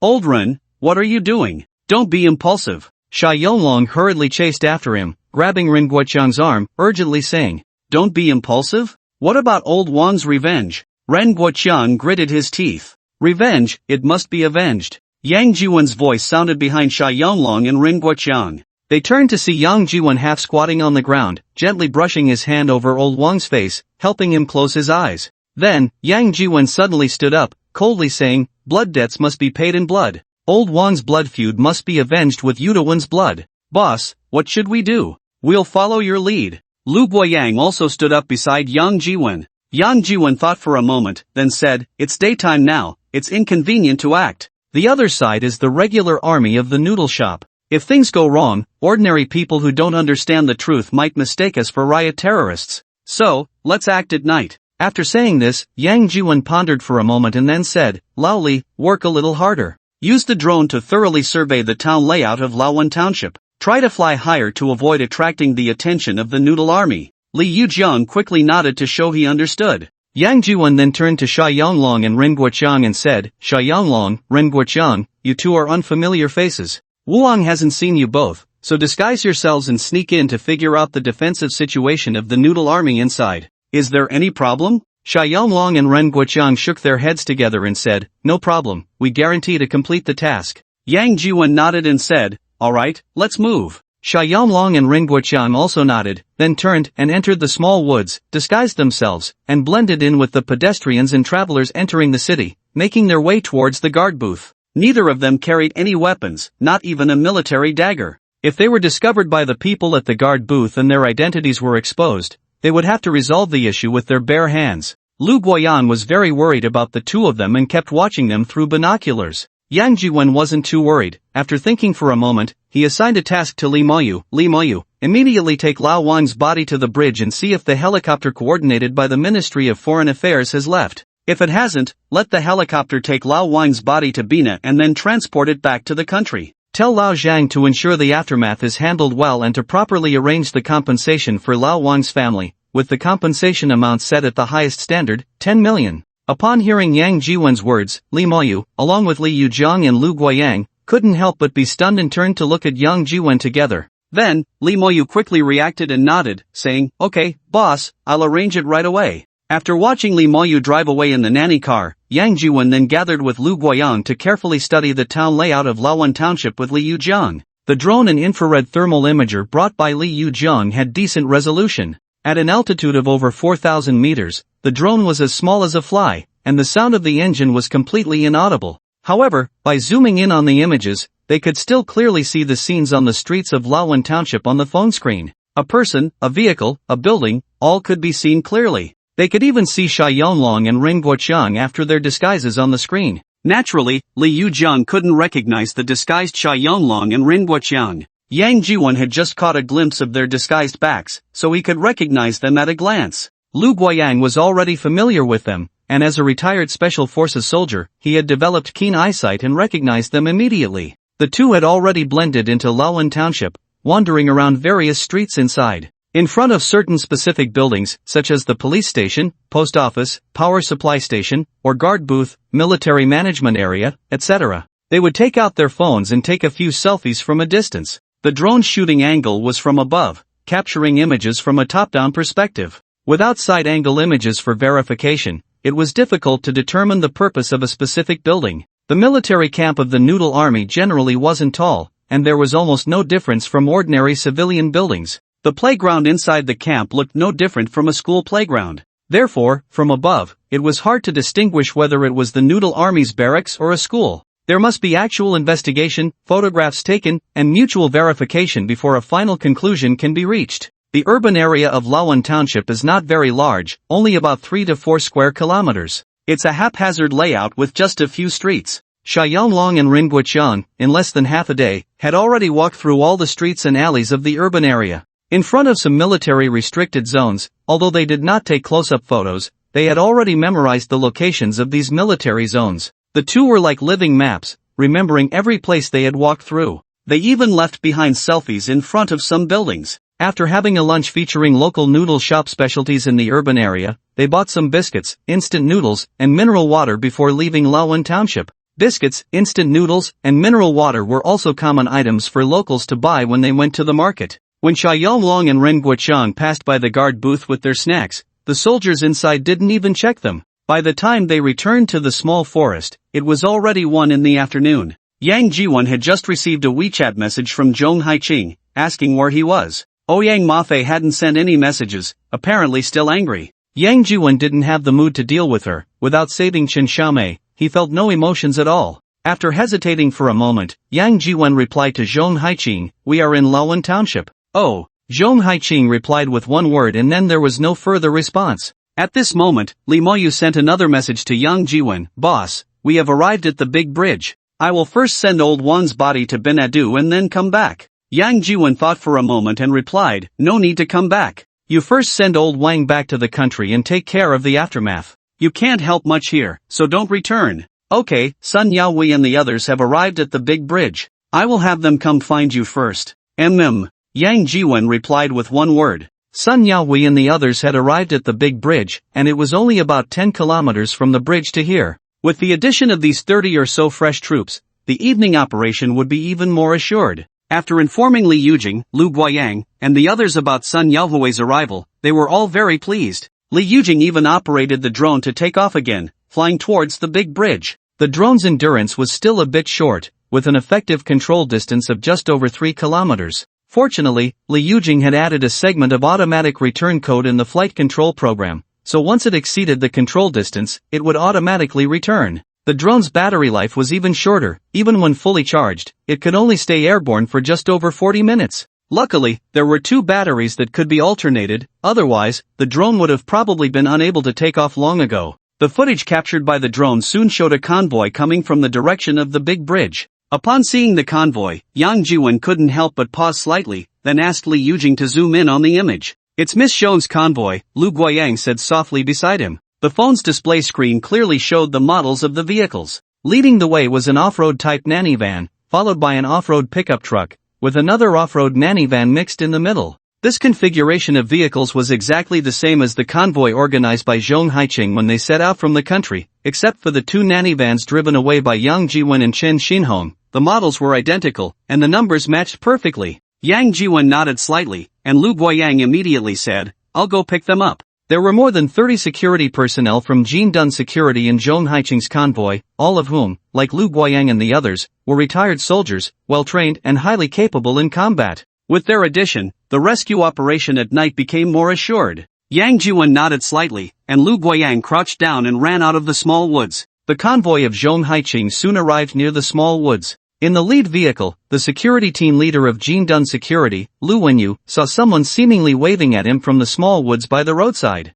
Lu Wenyu turned his head to take a closer look and quickly spotted Lu Guoyang, hurriedly calling out, "Stop!" The lead vehicle came to a halt, and the following vehicles gradually stopped as well. Lu Wenyu then opened the car door, jumped down, and dashed into the small woods, quickly reaching Lu Guoyang's side. "Old Lu, what are you doing here?" Lu Guoyang gently embraced Lu Wenyu and whispered, "Miss Zhong is worried about Mr. Yang, so she sent us over to see if we could help," Lu Wenyu replied softly. "Thank you for coming. With you here, the rescue operation tonight is even more assured," Lu Guoyang said, somewhat excited, pausing for a moment before asking, "Where is Miss Zhong?" In the car behind, Lu Wenyu said with a smile, "Not only did Miss Zhong come, but people from your company also came." "Ha? You mean Sun Yaohui and the others?" Lu Guoyang was slightly taken aback, then asked urgently. Lu Wenyu nodded with a smile and said, "They are at the parking lot by the bridge, with two Liberation 141s, right behind our convoy." When Lu Guoyang came to pick up Lu Wenyu and the others,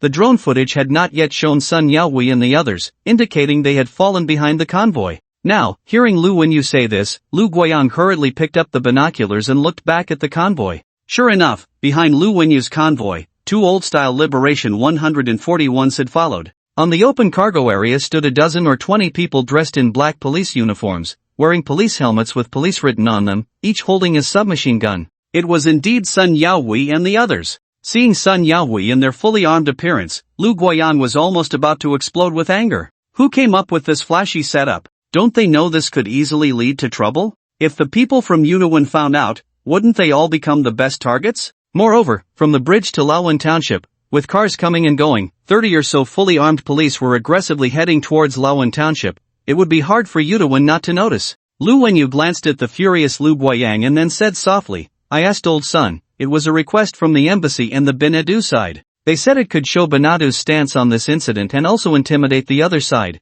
making them think twice before acting." Intimidate the other side? Make them think twice? Lu Guoyang widened his eyes, turned to look at Lu Wenyu, and gritted his teeth. "Do you know what happened here this morning? At 9:25 this morning, there was an explosion here. The aide of the deputy director of the Benadu foreign ministry and one of my teammates are gone. If they dare to kill people from their foreign ministry, do you think such actions can intimidate the other side? Do you think the other side will be afraid of your flashy stuff?" After hearing Lu Guoyang's words, Lu Wenyu didn't say anything further. He just reached out and patted Lu Guoyang's shoulder, silently comforting him. Soon, the convoy, including the two Liberation 141s behind, all drove into the small woods and hid. The people in the vehicles got out and gathered in the small woods. After the assembly was completed, the Golden Shield security appeared a bit more formal, with a captain and 3 subteams, each led by a team leader, and about 10 members in each group, resembling a class. Lu Guoyang's team, on the other hand, was relatively laid back, mainly because they had been established not long ago, and the members were all newly recruited into the security company, some even joining after Yang Jiwen and the others left Donghai. Although there were team leaders and squad leaders, the organization was not yet very refined, and they still needed time to adjust to each other, making them naturally less formal than Lu Wenyu's team. Subsequently, Lu Guoyang briefly arranged some tasks and reported the news of Old Wang's sacrifice, also informing the team about the compensation arrangements made by Yang Jiwen. Upon hearing the news of Old Wang's sacrifice, the 30 or so members, including Sun Yaohui, were all stunned, while Lu Wenyu and the others did not seem particularly surprised. They had followed Zhong Haiqing to the noodle shop several times and were already accustomed to the chaos here. Every time they came to the noodle shop, there would be some casualties among the brothers in the team. They weren't afraid of death as long as the compensation was in place. They were all people who lived on the edge, and if they were afraid of death, they wouldn't be doing this. However, when Lu Guoyang mentioned that the death compensation was actually 10 million, not only did Sun Yaohui and the others widen their eyes in shock, but even Lu Wenyu and the others were equally astonished. 10 million for death compensation. This was definitely not a small amount, even higher than the death compensation in the military. Mr. Yang really was quite wealthy. Zhong Haiqing, standing behind Lu Guoyang, couldn't help but show a wry smile upon hearing this. In the contract she signed with Golden Shield Security, the death compensation was only 2 million, and that was given to the company. The actual amount that would reach the deceased's family would probably only be half of that. With Yang Jiwen's arrangement, it was no wonder Lu Wenyu and the others felt unbalanced. It seemed there was no way around it. If there were casualties, they could only provide them with more compensation. After instructing all the team members to disperse and hide behind the small woods and the riverbank outside the road, Lu Guoyang then took Zhong Haiqing, Ouyang Mafe, Sun Yaohui, and a few others to where Yang Jiwen was. Upon seeing Zhong Haiqing and Ouyang Mafe, Yang Jiwen couldn't help but frown slightly and said, "Miss Zhong, what brings you here?" As for Ouyang Mafe, to be honest, Yang Jiwen still felt a bit resentful towards her. If it weren't for her deliberately causing such a scene, they wouldn't be facing so many troublesome matters now. However, her actions were also to test whether he really liked her. It was indeed a bit of a romantic mindset, but it seemed there was nothing else to blame her for. After all, she was a woman who wrote novels. Having a bit of a romantic mindset seemed quite normal. "It's Miss Ouyang, worried about your safety. You haven't even had a sip of water since last night," Zhong Haiqing said with a smile, then turned to Ouyang Mafe and said, "Now that you see Mr. Yang is fine, you should feel relieved, right?" Ouyang Mafe stood there with red eyes, lowering her head and saying nothing. Seeing Ouyang Mafei's pitiful appearance, Yang Jiwen's heart softened. He stepped forward, wrapped his arms around her, and gently stroked her back, silently comforting her. "Mr. Yang, how is Miss Chen doing now?" After a while, Zhong Haiqing asked softly. On the way here, Zhong Haiqing had already learned some information from Sun Yaohui and the others, but it was not comprehensive. Sun Yaohui and the others had just arrived at the noodle shop and had only gathered some information from the embassy, so they were not very clear about the specific situation either. Yang Jiwen glanced at Zhong Haiqing before continuing. "What can be confirmed now is that Chen Xiaomei has been kidnapped by the 37th Infantry Regiment of Wudiwen. In the morning, Councillor Huang Xia from the embassy, along with a deputy director and an aide from the Ministry of Foreign Affairs of Benedu, went in to negotiate and were also detained by Wudiwen. Wudiwen even caused an explosion, killing that aide and one of our people." Zhong Haiqing and Ouyang Mafe listened, nodding slightly. Upon hearing this, Ouyang Mafe couldn't help but say that Wudiwen is truly despicable. In a war between two countries, they don't kill envoys, yet he even detains negotiators? He even creates a terrorist explosion. Aren't they the regular army? How can they not control someone like him? What's the difference from a local tyrant? Miss Ouyang, you may not know, but the northern part of the noodle shop area is mountainous, economically backward, and has many ethnic groups, each with its own armed forces and territory. Moreover, due to various historical and current reasons, conflicts and contradictions among the different ethnic groups and local armed forces are constant, and Benedu can't manage it at all. Zhong Haiqing explained, although Wudiwen's 37th Infantry Regiment is part of the regular army, in reality, it is a local armed force that surrendered to Benedu. At this point, Zhong Haiqing paused slightly before continuing. At its peak, Wudiwen had over 2,000 men, with Mushu County and Laxian County being within his sphere of influence. At that time, to encircle Wudiwen, Benedu sent a brigade and allied with more than a dozen local armed forces, totaling over 10,000 men, and after more than 3 months of fighting, they finally trapped Wudiwen in Lawan Township. Wudiwen, left with no way out, chose to surrender. Benedu was worried that if they eliminated Wudiwen, the local forces in the north might unite and become uncontrollable. Secondly, they might have considered that keeping Wudiwen's forces would be like inserting a nail among the various local armed forces in the north, which could be used to incite conflicts between Wudiwen and other local armed groups. So at that time, Benedu accepted Wudiwen's surrender and gave him a regiment structure, reconstituting his armed forces into the 37th Infantry Regiment. Though it is said to be a regular army, in reality, it is still a local armed force that fundamentally does not align with Benedu. Moreover, although Wudiwen's regiment has only over 200 men, they are all veterans who survived the gunfire, remnants of those 2,000 men, so their combat effectiveness is stronger than that of the surrounding local armed forces. After listening to Zhong Haiqing's explanation, Ouyang Mafe couldn't help but nod in realization and then asked, "Miss Zhong, how do you know all this?" "I've been here more than once or twice. The more I come, the more I hear about these old stories," Zhong Haiqing replied with a light smile. "So, nothing serious has happened before?" Ouyang Mafe continued. Zhong Haiqing smiled again and said, "I haven't encountered anything major, but I've had some minor issues, though they can all be settled with money. This area is economically backward, and many things can be resolved with money. This time, the incident has caused such a stir that even the embassy is alarmed. It's the first time. Hearing Zhong Haiqing's words, Ouyang Mafei was taken aback and wanted to say something, but Yang Jiwen shot her a glare and said softly, "Isn't it your fault for causing so much trouble? How is it my fault?" Ouyang Mafei turned to Yang Jiwen, retorting, "If it weren't for you deliberately getting kidnapped, would there be so many troublesome matters?" Yang Jiwen glared at her fiercely. Ouyang Mafei was momentarily speechless, choked by Yang Jiwen's words. However, Zhong Haiqing chuckled softly beside them and said, "Mr. Yang, you can't blame Miss Ouyang for this. It's mainly the trouble caused by the Wangguo and Wangguozhang brothers. If they hadn't sneaked out in the middle of the night to set fire to someone else's poppy flowers, none of this would have happened." Hearing Zhong Haiqing's words, Yang Jiwen was momentarily taken aback, but Ouyang Mafei asked again, "Wangguo and Wangguozhang? Why did they burn someone else's poppy flowers?" Their father was a drug enforcement officer and died during a drug bust. They later joined the Border Defense Police to fight against drugs and just retired a couple of years ago. Retired but not faded, seeing a large field of poppy flowers, they couldn't resist and ran out in the middle of the night to set it ablaze. They said that if it weren't for someone secretly helping them, they wouldn't have made it back. However, although they returned, they led the local armed group to the village, which is how all this happened. They meant well, Mr. Yang, I'm here to apologize on their behalf. Yang Jiwen waved his hand slightly and said, "No need to apologize. If I were them, I would have done the same. Since they are the sons of martyrs, how could they retire?" Ouyang Mafei asked again. This question left both Yang Jiwen and Zhong Haiqing at a loss for words, unsure how to respond. Should they tell her that wanting to stay in the military also requires resources and connections? "Boss, something feels off." Suddenly, Chen Xinhong's voice came through the intercom system. He had been assigned by Lu Guoyang as a scout, specifically monitoring the movements of the armed forces in Laowan Township from the outskirts of a small grove. "What's wrong?" Lu Guoyang was momentarily taken aback by Chen Xinhong's report and then quietly asked. "There are no pedestrians or vehicles on the road," Chen Xinhong reported in a low voice. Lu Guoyang frowned slightly. The road outside the grove was the main route to Laowan Township, and since 8 in the morning, there had hardly been a break in the flow of pedestrians and vehicles.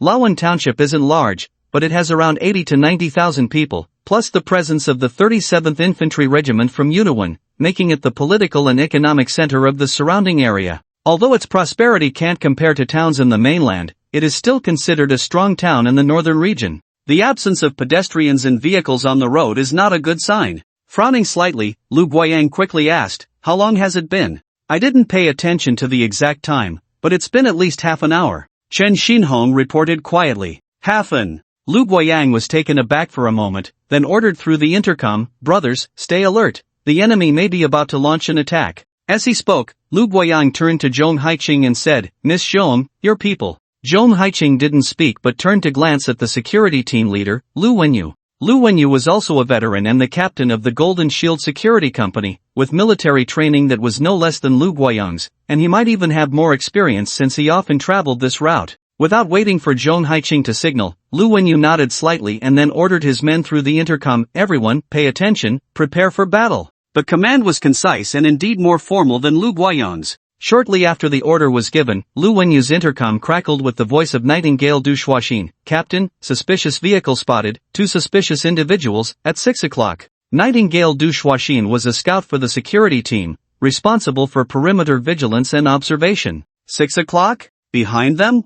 Lu Wenyu was slightly taken aback, turned to glance at Lu Guoyang, and then whispered to Du Shuaxin, "Keep a close watch and report at any time." Beside them, Yang Jiwen also frowned slightly, then turned to Li Yujiang and asked, "Oldly, can the drone still take off?" Li Yujiang nodded and said, "This battery still has 20 minutes of endurance." After hearing Li Yujiang's words, Yang Jiwen immediately said, "Take a look, what's the situation?" Li Yujiang took out the drone again, maneuvering it to fly up into the air. Through the footage captured by the drone, it was clear to see that behind Yang Jiwen and the others, in the direction of the bridge, about 10 miles from Laowan Township, several armed personnel in plainclothes had set up a checkpoint on the road, intercepting pedestrians and vehicles heading to Laowan Township. This checkpoint had not been there before. It was definitely set up after Sun Yaohui and Lu Wenyu arrived, and those armed personnel were dressed in plain clothes to avoid being monitored by the scouts. It was evident that Sun Yaohui and the others, dressed in police uniforms, had boldly made their way to Laowan Township, which had clearly raised Wu Diwen's alert.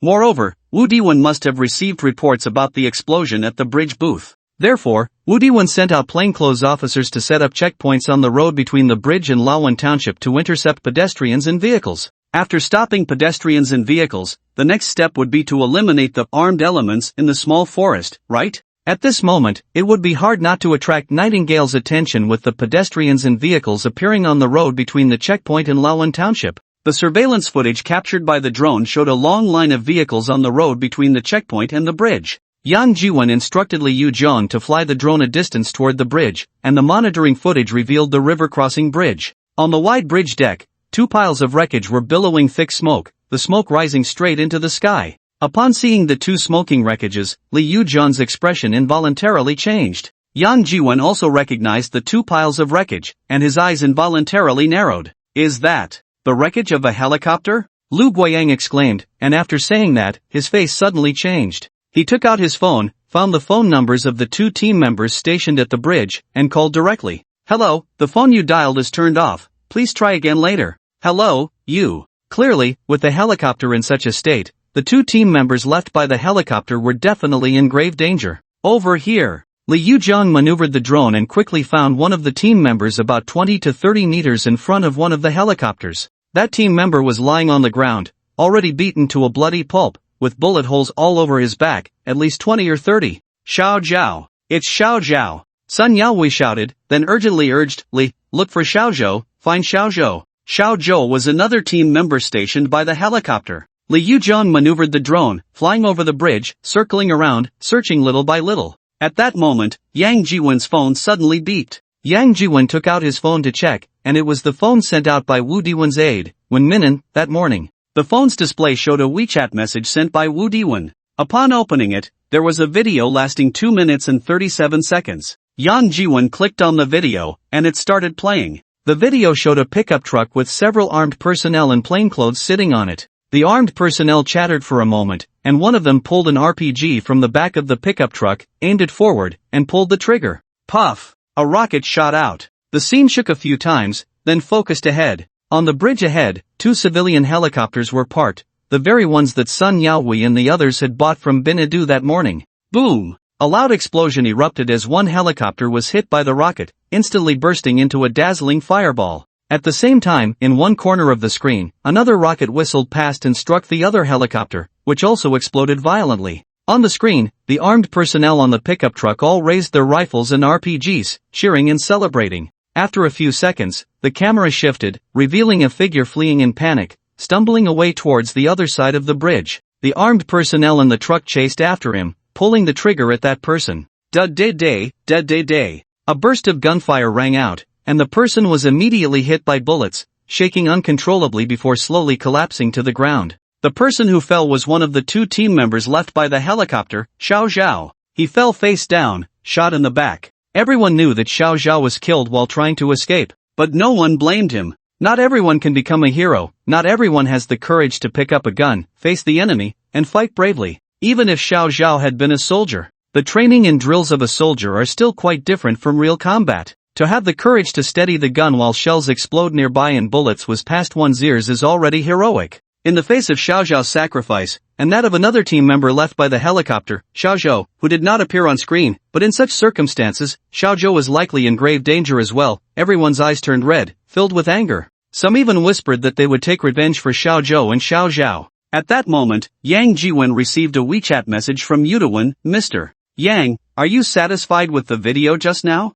Given your lack of sincerity, having called in the police force from Binadu to resolve this matter with force, I have decided to nullify our previous agreement. Within half an hour, you must transfer 10 billion in cash to the account I designate, or else. What you saw in the video just now was just an appetizer. I cannot guarantee what you will face next. And don't think I don't know where you are hiding. Wuong has already told me. Don't think you are the only ones who can conduct guerrilla warfare or jungle combat. Don't forget, this is Muzhu County, where I have fought for over a decade. As Yang Jiwen was reading these messages from Yudawen, the scouts Nightingale and Chen Xinhong reported almost simultaneously through the intercom. There's a situation on the road. Li Yujing pulled the drone back a bit and refocused the camera on the road outside the small forest. There, 5 GFU 141 vehicles were parked in a row, forming a makeshift defensive line. On the other side of the vehicles, dozens of armed personnel, some in military uniforms and some not, were mixed together, lying on the ground on the other side of the vehicles, forming a simple skirmish line.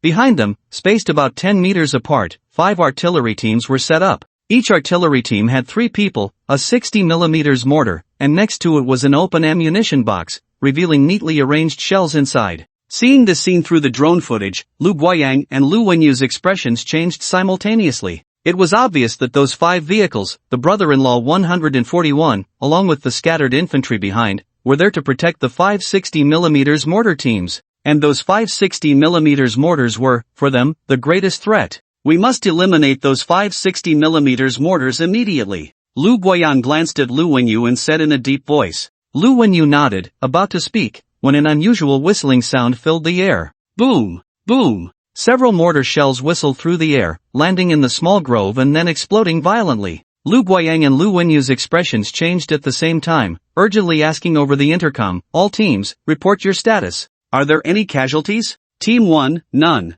Team 2, none. Team 3, none. None. None. Hearing the reports from everyone, Lu Guoyang and Lu Wenyu couldn't help but breathe a sigh of relief. Thankfully, there had been no casualties. Clearly, this was just a probing fire from the enemy, or rather, a calibration shot to adjust their firing parameters. Everyone, pay attention, disperse and conceal yourselves. Be careful to avoid the shells. After a slight sigh of relief, Lu Wenyu quietly ordered. Lu Guoyang followed with almost the same command. After that, Lu Guoyang turned to Lu Wenyu and said, Team Lu, why don't we unify the command channel? It's not good to have multiple orders coming from different places, it hinders coordinated action. Lu Wenyu nodded and then said, alright, our communication frequency is 51. 2. 51. 2, got it. Lu Guoyang nodded slightly and then spoke into the intercom system, everyone, in 5 minutes, switch the communication frequency to 51. 2. After 5 minutes, the original frequency will be abandoned. Additionally, I'll quickly divide the teams. Sha Yonglong, Ren Guoqiang. You 10 are Team 4. Sun Yao Wei. Soon, Lu Guoyang divided Sha Yonglong and the 30 or so others into 3 groups, designated as Teams 4, 5, and 6. The 2 security teams, totaling over 60 people, were also divided into 6 groups for unified command and action. After the simple grouping, the communication frequency was adjusted to 51. 2. Then, Lu Guoyang said to Lu Wenyu, Team Lu, we need to find a way to eliminate those few nails. The nails Lu Guoyang referred to were, of course, those 560mm mortars. Lu Wenyu nodded slightly, thought for a moment, and then said, we lack heavy firepower, and the enemy's artillery position is defended by infantry. It won't be easy to take them out. What about using grenades? Cluster grenades, binding several grenades together, as long as we can throw them onto the artillery position, it would be enough to destroy their setup. Lu Guoyang thought for a moment and added, even if we can take out one of their guns, the rest will have to flee. They only had wooden-handled grenades manufactured decades ago, and the quantity was limited, with not much power. To destroy the enemy's artillery position, they could only bind several grenades together. This method of using grenades had been employed before. During the anti-Japanese war, the weapons and equipment of the local forces were outdated. Besides rifles, there were only these grenades. To deal with enemy tanks and artillery in battle, it was either explosives or this makeshift cluster grenade method. However, while making cluster grenades was easy, accurately throwing them onto the enemy's artillery position was a troublesome matter. Moreover, these wooden-handled grenades typically had a throwing range of only 40 to 50 meters, at most 70 to 80 meters, and there seemed to be no record of a throw exceeding 100 meters. The artillery position was set up on land far from the small grove and the road, with an open field of vision. It was almost impossible to stealthily approach within throwing range to toss the cluster grenades onto the artillery position. In other words, if you don't expose yourself to the enemy's defensive artillery fire, you can't throw the cluster grenades onto the artillery positions at all. If someone wants to throw the cluster grenades onto the artillery positions, they will be exposed to the enemy's infantry guns, and are very likely to be targeted and shot at, risking injury or even death. No one can ask their teammates to complete such a task, not even if Lu Guoyang and Lu Wenyu are the captains. Not even if Yang Jiwen and Zhong Haiqing, the 2 bosses, are involved. For a moment, Lu Guoyang, who had proposed the cluster grenades, fell silent. We can wait until nightfall, after it gets dark, and then sneak up and take out all the artillery groups in one go. After a long silence, Sun Yaohui finally spoke up with his opinion. However, after hearing Sun Yaohui's words, Lu Guoyang and Lu Wenyu couldn't help but shake their heads. Then Lu Guoyang said, it's only a little past 4 in the afternoon. Do you think the enemy will give us that much time? Just now, they conducted calibration fire. Do you know what that means? Calibration fire is to adjust the shooting parameters in preparation for the subsequent bombardment, improving the accuracy of the artillery fire. So, after calibration fire, what follows is precise bombardment and artillery coverage. Just as Lu Guoyang finished speaking, a voice came from behind him. I'll go. Boss, you. Lu Guoyang turned to Yang Jiwen, hesitated for a moment, and then said, Boss, you haven't received formal military training. What can you do about throwing grenades? Originally, Lu Guoyang wanted to say you can't do it, but after all, Yang Jiwen is the boss. If he said that, where would he put his face? It might provoke him to go and get himself killed. Yang Jiwen glanced at Lu Guoyang and then said, You all just prepare the bombs, I'll handle the rest. Seeing that Yang Jiwen was insistent, Lu Guoyang and Lu Wenyu had no choice but to say nothing more, exchanging glances. There's no way around it. If the boss wants to play, let him play for now, and we'll talk after the cluster grenades are ready. Making cluster grenades is actually quite simple. You just need to tie a few wooden-handled grenades together. There's no other way, it's that simple. Soon, Lu Guoyang, Lu Wenyu, and Sun Yaohui brought over 20 to 30 wooden-handled grenades and tied 7 or 8 of them together to make a simple cluster grenade.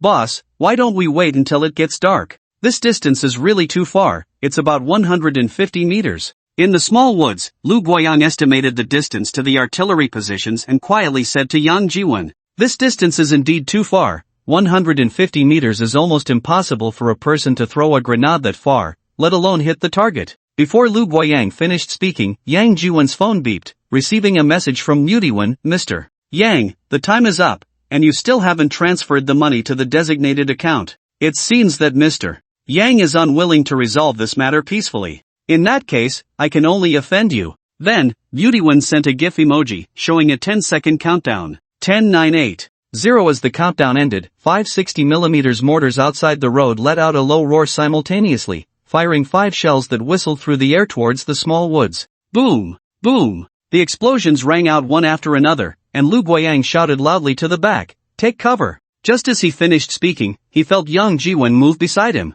When Lu Guoyang hurriedly turned his head, he saw 7 or 8 tied-together cluster grenades being casually thrown out by Yang Jiwen like a stone. Seeing this situation, Lu Guoyang couldn't help but be stunned for a moment. But immediately after, his eyes widened like a cow's. That bundle of wooden-handled grenades actually traced a beautiful parabolic arc in midair, accurately landing among one of the 5 60mm mortar teams behind the car of his brother-in-law 141, and then exploded violently. No, it didn't explode after hitting the ground, it was an airburst, with several grenades detonating just 2 or 3 meters above the mortar team. The flames from the explosion instantly engulfed the entire mortar team, and the shrapnel and shockwave directly sent the 3 gunners and the 60mm mortar flying into the air. This scene left not only Lu Guoyang and the other hidden team members dumbfounded, but even the soldiers outside the road were left in shock. The arrangement of the artillery had been meticulously calculated, definitely beyond the effective range of the enemy's rifles. Moreover, Mutiwen had long been clear about Yang Jiwen and their background, and was fully aware of their weaponry, which consisted only of rifles, small pistols, and some wooden-handled grenades. They knew how far those wooden-handled grenades could be thrown. At this distance, they posed no threat to them at all. Unless Yang Jiwen and his team had a grenade launcher. Only a grenade launcher could throw grenades over 100 meters. However, Yang Jiwen and his team did not have one. Therefore, the 60mm mortar was their big weapon, capable of suppressing Yang Jiwen and his team, while the latter had nothing to threaten them. Who would have thought that after just one round of fire, one of their mortars would be blown to the sky by the enemy's wooden-handled grenades? However, before Lu Guoyang and the soldiers could react, Yang Jiwen grabbed another bundle of wooden-handled grenades, opened the safety cover, pulled the fuse, paused for just over a second, and threw the cluster grenades again. Yang Jiwen was already very familiar with the positions of the 5 mortar teams, and the distances had long been calculated. He was now like a humanoid robot, just throwing bombs. Boom! Boom! After a few explosions, all 5 mortar teams, all 5 60mm mortars, were blown into the air, leaving not a single good piece of artillery behind. And the soldiers guarding the artillery had never seen such a formidable sharpshooter before. After being stunned, they quickly regained their senses, and those soldiers were so frightened that they fled in all directions without even taking their weapons or getting in their vehicles. In the village of Lawan, Mutiwen, hearing the explosions, thought it was his own mortars bombarding the small woods, and sent Yang Jiwen a voice message, "How is it, Mr. Yang, do you like the gift I sent you?" Just 20 seconds after sending the message, Yang Jiwen replied with a voice message, I really like it, thank you for the gift, Mr. Wu. His tone was very calm, showing no signs of anger or frustration, which made Yutawan feel a bit strange. At that moment, the phone rang from the lieutenant in charge of the infantry squad assigned to guard the artillery. Yutawan was slightly taken aback and then answered, Hello? Chief, it's not good, the enemy has a sharpshooter who threw several bundles of grenades from the woods, and blew up all the mortar teams. The lieutenant stammered in his report. What? Yutawan immediately stood up from his seat, and before he could finish speaking, a strange voice came from the phone, Mr.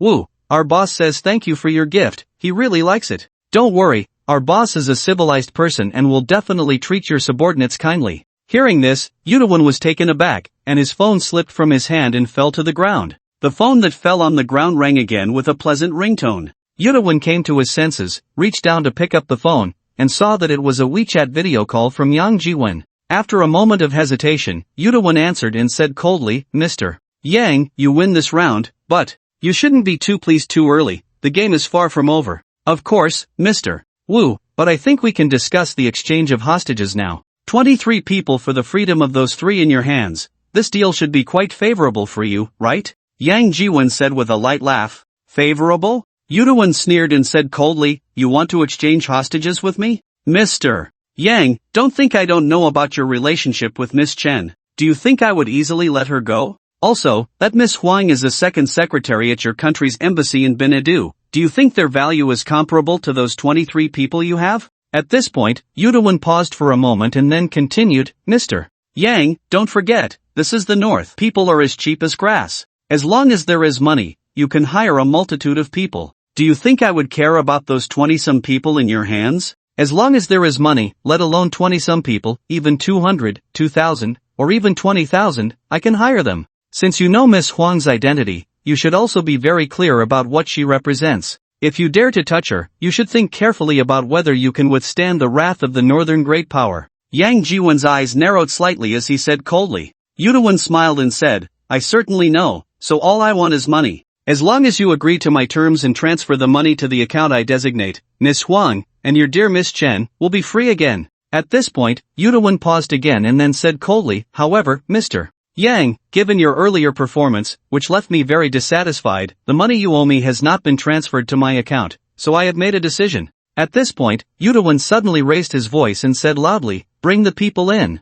Hearing Yutawan's words, Yang Jiwen's eyes involuntarily narrowed slightly. Then, Yutawan flipped the camera and switched to the rear camera. Soon, Yang Jiwen saw several fully armed soldiers dragging Wen Minnan, Chen Xiaomei, and Huang Xia into the room. When Minnan had the worst experience, he was the first to be dragged in, covered in blood, with bruises all over his face, and there were even fresh bloodstains at the corner of his mouth. Clearly, Yutawan's men were not very friendly to Wen Minnan, the deputy director of the Ministry of Foreign Affairs in Benedu. Huang Xia and Chen Xiaomei, although their clothes and hair were a bit disheveled, at least looked unharmed and had no obvious injuries or signs of being offended. It seemed Yutawan was also very clear that if Huang Xia and Chen Xiaomei were really harmed, especially Huang Xia, even if he hid in this poor and remote place, the northern Huaxia would definitely have 1,001 ways to make him disappear. So up to this point, Yutawan had been relatively polite to Huang Xia and Chen Xiaomei and had not resorted to violence. When Minnan was different, in Yutawan's eyes, he was a sycophant of Huaxia, a traitor seeking glory, and beating him was a light punishment.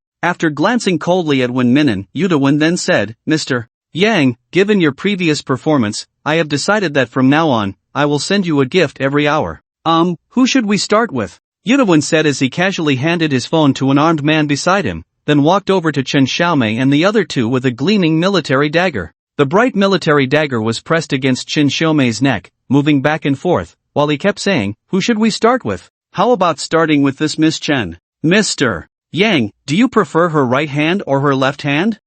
These legs are really beautiful, tsk, they are simply a work of art, Mr. Yang, you must like them very much, right? How about I cut them off first and have someone deliver them to you? Hearing Yutawan's words and feeling the sharp, cold military dagger sliding across her leg, Chen Xiaomei couldn't help but tremble in fear, and with her mouth stuffed with cloth, she let out muffled cries of woo woo woo. On the other end of the phone, Yang Jiwen's face turned ashen with anger as he shouted, you dare. Before he could finish, the phone screen suddenly went black. Yutawan had turned off the camera. He didn't hang up the call, though. Don't be anxious, Mr. Yang, the gift will arrive shortly. As soon as Yudawan finished speaking, a scream of awe echoed from the phone. Yang Jiwan's expression changed, and he shouted urgently, "No!" Before he could finish, Yudawan hung up the phone. Looking at the notification on the phone screen, Yang Jiwan's eyes turned red, and he stood up, ready to rush out of the small woods. Just as he stood up, he was grabbed by Zhong Haiqing. "Mr. Yang, don't be impulsive." Yang Jiwan, with red eyes, turned to glare at Zhong Haiqing and said sternly, "Let go." "Mr. Yang, I can let go, but you mustn't be impulsive. That wasn't Miss Chen's voice just now," Zhong Haiqing said urgently. The scream they heard was clearly a man's voice, and Chen Xiaomei's mouth was stuffed with cloth, so she couldn't make such a sound. Yang Jiwan was too close to the situation, worried and confused, and upon hearing the scream, he immediately assumed it was Chen Xiaomei's. However, Zhong Haiqing and the others, as bystanders, could hear clearly. After hearing Zhong Haiqing's words, Yang Jiwan paused for a moment, and as he calmed down, he recalled that the scream indeed didn't sound like Chen Xiaomei's voice. At that moment, however, the intercom system of Lu Guoyang reported, "Boss, a car has come out of the city." Lu Guoyang quickly raised his binoculars and looked through the small woods towards the direction of the old Winxiang urban area. He saw an old Santana 2000 slowly driving out from the urban area, passing the checkpoint at the entrance and heading towards the small woods along the road. Lu Guoyang observed for a moment and then handed the binoculars to Yang Jiwan. Yang Jiwan took the binoculars and continued to observe. The Santana soon stopped by the roadside outside the small woods. The driver opened the door, holding a box in one hand and raising the other high as he slowly got out of the car, walked a few steps towards the edge of the small woods, squatted down to place the box by the roadside, then got back in the car and quickly turned around, heading back to the urban area. It wasn't until the Santana passed the checkpoint and entered the old Winxiang urban area that Yang Jiwan withdrew his gaze and handed the binoculars back to Lu Guoyang. "Boss, I'm going to take a look," came the voice of the scout, Xiao Zhang, over the intercom system again. Be careful, safety first," Lu Guoyang replied softly. They had already been tricked once before. Yudawan had sent a subordinate of Wen Minan to deliver the phone to Yang Jiwan, but a timed bomb had been installed on that subordinate's neck. All attention was drawn to the time bomb on the aide's neck, completely unaware that a remote-controlled bomb had also been installed in the car. Old Wang was killed by the shockwave from the explosion of the remote-controlled bomb while he was disarming the time bomb on the aide's neck. Having been fooled once, he naturally couldn't be fooled a second time. Soon, Xiao Zhang stealthily made his way out from the hidden grove, carefully approaching the small box placed by Yudawan's subordinate at the roadside. He listened intently and did not hear the ticking of a timer. Xiao Zhang let out a slight sigh of relief, then inserted his military dagger into the box, cautiously prying it open. No abnormalities. Xiao Zhang breathed a little easier, stretched his neck to peek inside the box, but his expression suddenly changed. Inside the box was a bloody severed hand. "Xiao Zhang, how is it?" Lu Guoyang asked in a low voice through the intercom. "Boss, it's a severed hand," Xiao Zhang reported softly, stepping forward to pick up the hand. As soon as he picked it up, he noticed a thin transparent thread coming out from one of the fingers. The thread tied to the finger was covered in blood, and Xiao Zhang had just missed it until he picked up the hand. Upon discovering the thread, Xiao Zhang's face changed instantly, and he hurriedly turned and threw himself to the ground. Boom! A loud explosion erupted as the bomb hidden in the box detonated, the flames instantly engulfing Xiao Zhang. "Xiao Zhang!" Lu Guoyang and the others shouted in alarm. The two team members closest to Xiao Zhang rushed out from the grove, ran to the roadside, broke a small branch, and began to beat out the flames on Xiao Zhang. After a few attempts to extinguish the flames on Xiao Zhang, the two team members finally turned their attention to checking his injuries. "Xiao Zhang, Xiao Wu, how is Xiao Zhang?" Lu Guoyang asked urgently. "Boss, Xiao Zhang has extensive burns, but he's alive. He must be taken to the hospital immediately," Xiao Wu replied in a low voice. As long as he was alive, that was good. Lu Guoyang let out a slight sigh of relief and quickly said, "Get him inside, and remember not to hurt him again." After saying that, Lu Guoyang turned to Yang Jiwan and said, "Boss, Xiao Zhang is injured and must be taken to the hospital immediately." Yang Jiwan nodded slightly, glanced at Ouyang Mafe and Zhong Haiqing, then said, "Ouyang, you and Miss Zhong go." Ouyang Mafe wanted to say "I want to go with you," but was silenced by a glare from Yang Jiwan, leaving her unable to finish her sentence. Zhong Haiqing nodded slightly and said, "That's fine, anyway, I can't help much here with Miss Ouyang." Yang Jiwan nodded again and said, "Contact Li Mayu and have him send a helicopter to the bridge to pick them up." At the bridge, the two helicopters that Sun Yaohui and the others had brought over had already been blown up by Yudawan's men using RPGs. Only one helicopter remained, sent by Li Mayu to return Xiao Wang's body. Hearing Yang Jiwen's words, Lu Guoyang quickly nodded, took out his phone, and contacted Li Mayu. At that moment, Li Yujing spoke up again, but on the way to the bridge, Yudawen has set up checkpoints, intercepting all passing pedestrians and vehicles. From the surveillance footage, there are at least 10 people at that checkpoint. Zhong Haiqing turned to look at Li Yian, Lu Weiyin, and Zhao Yunxian, saying, "Can we handle it?" Li Yun, Lu Weiyin, and the others were Zhong Haiqing's personal bodyguards and assistants. Being able to be accompanied by Zhong Haiqing to the noodle shop, of course, it wouldn't just be simple secretaries and assistants,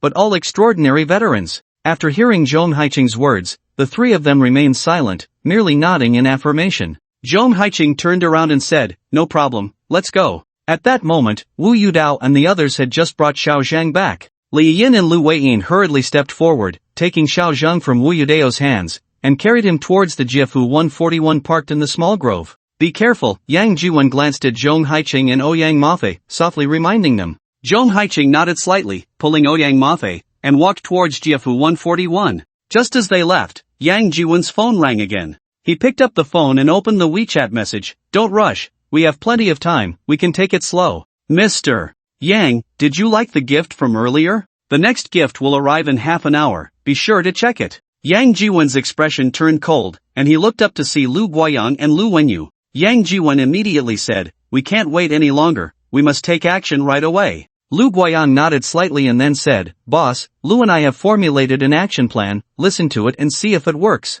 The troops under Wu Diwen, the 37th Infantry Regiment, have more than 200 men, the strongest fighting force under Wu Diwen. Of course, this is the visible strength. The actual strength is definitely more than that. Wu Diwen has been entrenched in Lawan Township for so many years. After surrendering to that, the military only gave him a regiment's structure, but in reality, he must have developed private armed forces behind the scenes. Don't forget, both Bitu and the shop below have Wu Diwen's people, specifically helping him conduct shady business and collect black money. Wu Diwen's subordinates certainly cannot be limited to just one regiment of over 200 men. The field reconnaissance by Sha Yonglong and Ren Guoqiang can also prove this. Sha Yonglong and Ren Guoqiang disguised themselves and conducted reconnaissance in Lawan Township. The urban area of Lawan Township is not large, but there are 5 military management zones. Moreover, each military management zone covers several acres, with numerous buildings. The armed personnel stationed in these military management zones are definitely armed forces.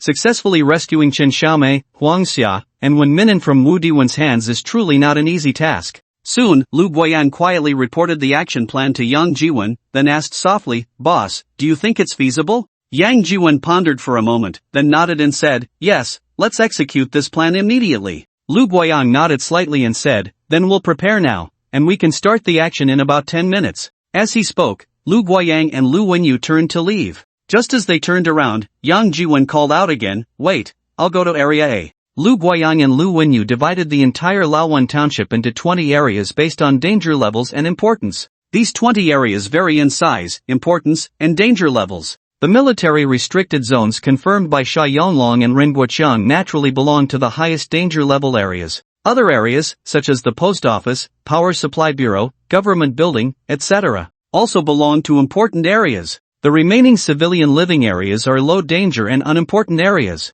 There are 5 military restricted zones, and Area A is one of them. Area A is not large, but based on the information gathered by Sha Yonglong and Ren Guoqiang, it is most likely Wu Diwen's stronghold and command center. Chen Xiaomei, Huang Xia, and Wen Minin were also very likely to be detained in Area A. Since it was Wu Diwen's stronghold, it was naturally heavily guarded, with sentries every few steps and the highest level of alert. It wouldn't be an exaggeration to say that Wu Diwen had occupied Lawan Township for nearly 20 years, turning his lair into an impregnable fortress, a dragon's den and a tiger's lair. To attack it was already difficult, and it was even harder to rescue people under such circumstances. Therefore, the plan devised by Lu Guoyang and Lu Wenyu was to lure the tiger away from its mountain, concentrate forces to launch a fierce attack on the other 2 military restricted areas near Area A, based on the situation from Sha Yonglong and Ren Guoqiang, as well as aerial reconnaissance by drones. They should be 2 garrison camps, forcing Wu Diwen to mobilize troops for reinforcement, thereby weakening the defensive strength of Area A.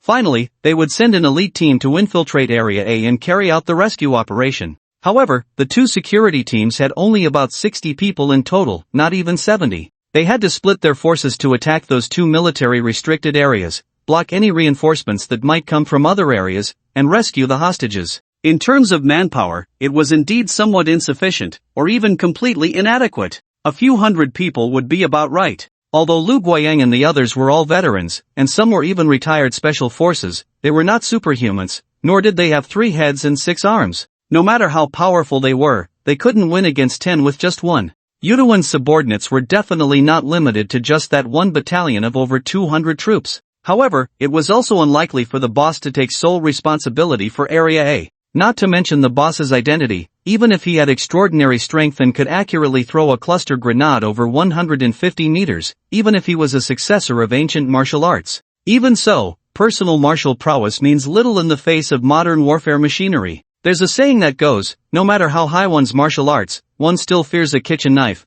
No matter how good one's lightness skill, a single shot can take one down. Ancient martial arts are practically useless against guns and cannons. Otherwise, those ancient martial arts successors wouldn't have vanished without a trace in modern society. After listening to Yang Jiwen's words, Lu Guiyang pondered for a moment and then said, "Boss, I know you are a successor of ancient martial arts, but our current enemy is a well-trained and ruthless modern armed force. Personal bravery really." At this point, Lu Guiyang worried that his words might provoke Yang Jiwen, so he hurriedly explained, "Of course, I don't mean to belittle ancient martial arts, but really, it's just useless." In the end, Lu Guiyang still couldn't bring himself to say those words. Yang Jiwen certainly knew what Lu Guiyang wanted to say, glanced at him, and then said, "It's definitely not feasible to confront dozens or hundreds of armed men head-on, but if you can coordinate from the outside to attract their attention, I can sneak in and rescue the hostages, which is still possible. It's settled then, I'll take responsibility for Area A, and you just need to hit hard from the outside, the harder the better."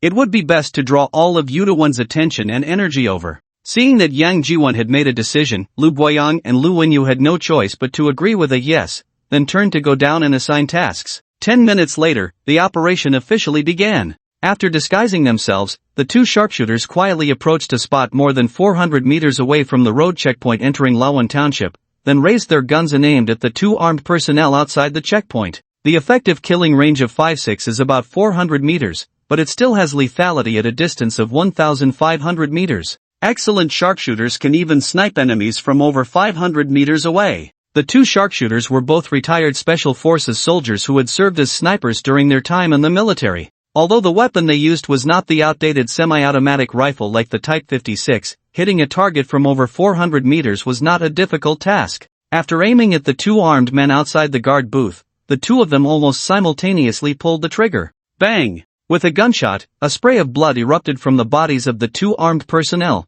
who fell backward to the ground. Enemy attack! Enemy attack! The other armed personnel in the guard booth immediately shouted in panic. The piercing alarm sounded instantly, spreading throughout the entire Lawan Township. Subsequently, the other armed personnel inside the guard booth either rushed out with their guns, taking cover behind the sandbag barricades to shoot, or crouched behind the windows to fire. Bang! Bang! Bang! The gunfire erupted like popping beans, and more armed personnel rushed out from the streets of Lawan Township to reinforce those by the guard booth. At this moment, Lu Guiyang and others, who had already sneaked close to the guard booth, took the opportunity to charge forward about 100 meters and began shooting. Boom! A bundle of cluster grenades fell from the sky, landing directly behind the sandbag barricade outside the guard booth, blowing the barricade and the dozen or so armed personnel behind it into the air. Seizing this opportunity, Lu Guiyang and others quickly rushed to the side of the guard booth. One of the team members dashed to the window outside the guard booth and directly stuffed a wooden-handled grenade inside.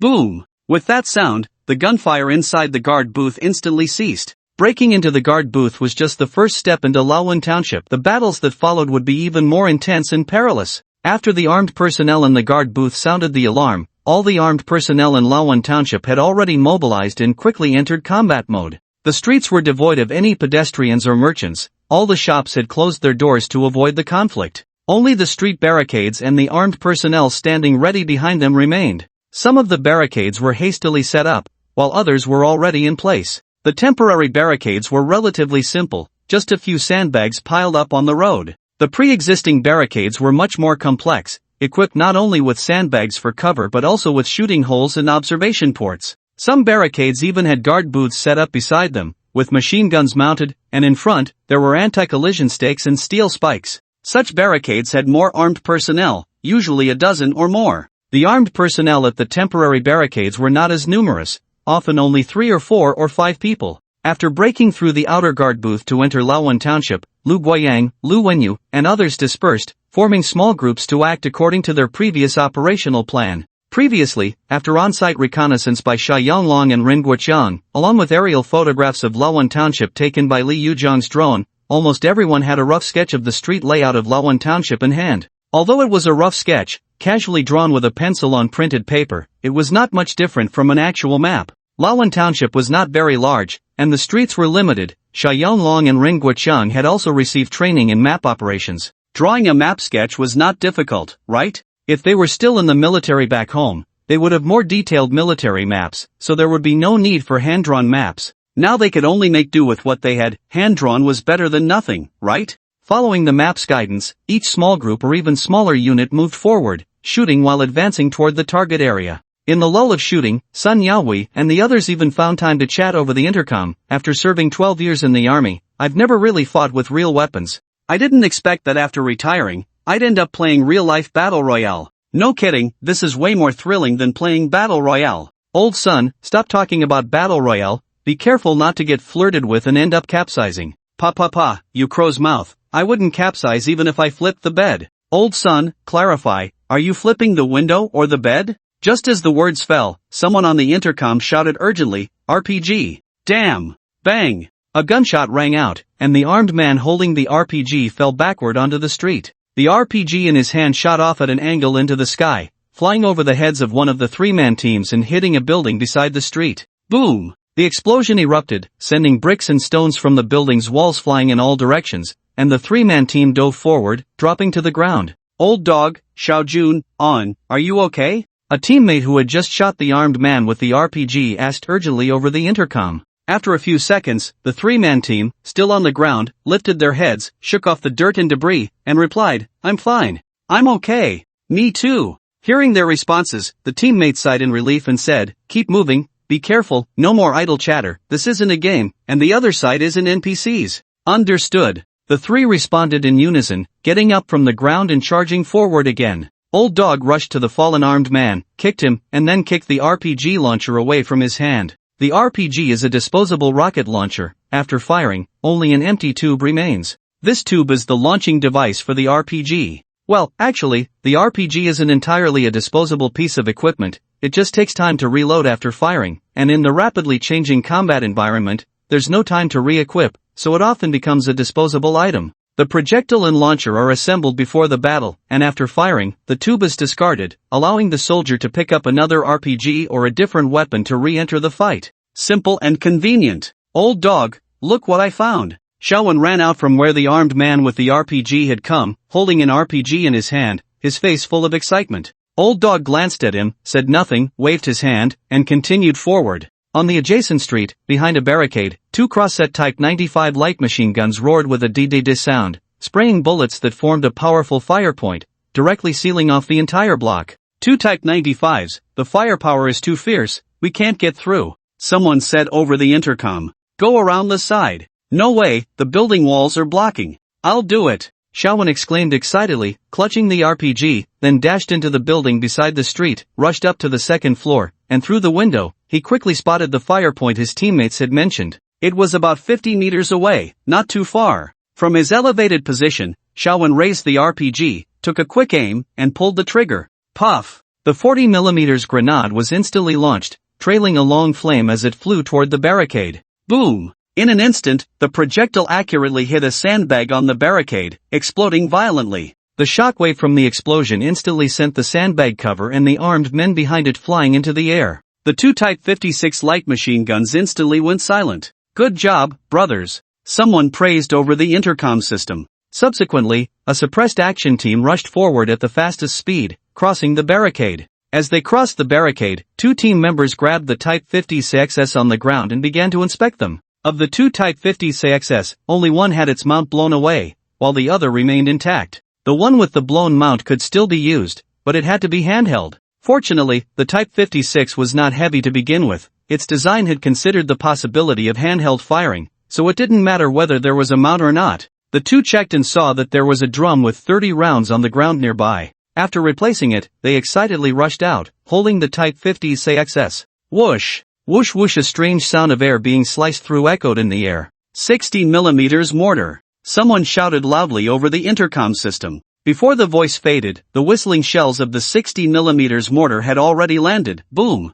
Boom! Exploding. Mortar position, C2 block. Watch out for the shells. Someone shouted over the intercom. Team 5, take it out. Team 5 received, 2 minutes. In Lawan Township, the sound of gunfire crackled everywhere, like frying beans. Amidst the gunfire, the occasional boom and boom of explosions could be heard. That was the sound of RPG-40s and 60mm mortar shells exploding. Some were from the army, and some were captured by Lu Guoyang and Lu Wenyu from the army. The intense battle captured the attention of the vast majority of armed groups in Lawan Township. The army stationed in various blocks continuously called for support and reported situations to Yudawan's stronghold, with the phone ringing non-stop. Landlines, mobile phones, and the aide's phone rang in succession, never ceasing. From Wuhan, the news received was that Yang Jiwen and his group only had a few people, and 2 off-road vans were already filled. Although there was another convoy behind, with 2 vehicles carrying a batch of people in police uniforms arriving, the number was not large, just over 30 people. All counted, the other side had only about 50 people.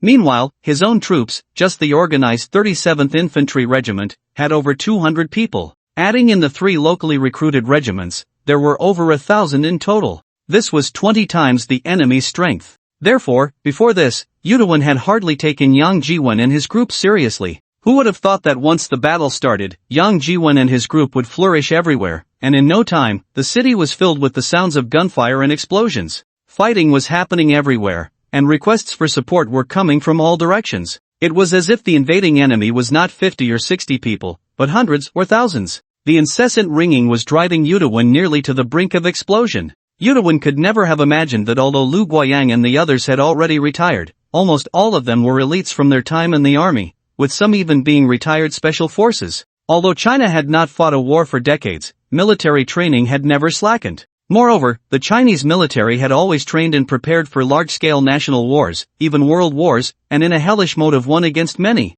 Therefore, Chinese soldiers were completely different from the local militias in the northern regions. Those local militias could just pull out a makeshift gun and head to the front lines to fight with other armed groups. The Chinese military, however, was different. From the moment they enlisted, they had to undergo military training. After new recruits joined their units, they continued to participate in training, along with various military exercises and multinational drills. Even the logistics soldiers have to participate in several military exercises throughout their service. It's not an exaggeration to say that even the cooks have better military training than those armed groups in the northern regions. Although Lu Guoyang, Lu Wenyu, and the others only number a little over 60, once they are dispersed into small action teams, they bloom all over Lawan Township, creating an atmosphere of hundreds or even thousands. Even Yudawan, for a moment, couldn't figure out how many people had entered Lawan Township, or if there were other armed groups or even military personnel involved in the action. At that moment, the phone in Yudawan's lair rang incessantly, but suddenly it stopped, falling silent all at once. Even the mobile phone ringtones ceased. The whole world seemed to quiet down in an instant. Yudawan leaned back in his chair and let out a long sigh. But just a few seconds later, the door to his office was suddenly pushed open, and an armed personnel in a green military uniform rushed in, speaking urgently, "Chief, the enemy has cut off the power and telephone lines, and they've blown up 2 telecom base stations in the east and west of the city, completely severing our communication. Now, we have completely lost contact with the 2nd and 3rd battalions." The one who entered was Yudawan's adjutant. What? Yudawan's expression changed drastically, and he stood up abruptly, asking anxiously, "How long will it take to restore contact?" The adjutant didn't answer Yudawan's question, nor could he. The city was engulfed in fighting. Who had the time to repair the communication base stations? Restoring power and communication both required time, and the communication base stations and power supply stations were key targets of the enemy's attacks. With the battle ongoing, who would dare to go and restore them? Seeing that the adjutant didn't respond, Yudawan calmed down slightly and then asked again, "How long will it take to activate the backup communication?" The military had alternative communication methods, such as walkie-talkies, microwave radios, and wireless intercoms, which could be used for short-distance communication. However, civilian communication methods were more developed and convenient, and military-specific communication projects were costly and labor-intensive to set up. Therefore, under normal circumstances, they would use civilian communication as much as possible. Mobile phones were the most convenient, and now there was WeChat, which only required data. After getting used to mobile phones and WeChat, switching back to backup communication methods wasn't so easy. Mainly, reactivating them would also take time. The fastest would take half an hour to activate the backup communication, the adjutant said after thinking for a moment. Half an hour. Yudawon was taken aback for a moment, then said, activate it as soon as possible, and make sure to contact the 2nd and 3rd battalions. Yes, Chief. The adjutant responded, standing at attention and saluting before turning to leave Yudawon's office. After the adjutant left, Yudawon picked up his phone and took a look. Indeed, there was no signal. With the signal cut off, it was impossible for him to threaten Yang Jiwon through WeChat. Since he couldn't directly send a WeChat message to threaten Yang Jiwon, he might as well send someone over. After all, the time had come. Thinking of this, Yudawon shouted loudly, come here. Chief. A guard at the door, hearing Yudawon's call, pushed the door open and entered, saluting. Bring Won Minan, Huang Xia, and the others to me. Yudawon said coldly. Yes, Chief. The guard replied loudly and turned to leave. In a short while, the guard returned with several armed personnel, dragging Won Minan, Huang Xia, and Chen Xiaomei into Yudawon's room. When Minan's right hand had already been severed from the forearm, the bloodstains blurred, and the wound was not bandaged. Although it had stopped bleeding, it still looked quite terrifying. When Minan appeared pale due to excessive blood loss, his face white as a sheet, and his eyes were filled with resentment as he looked at Yudawon. Seeing the hatred in Won Minan's gaze, Yudawon's expression turned cold.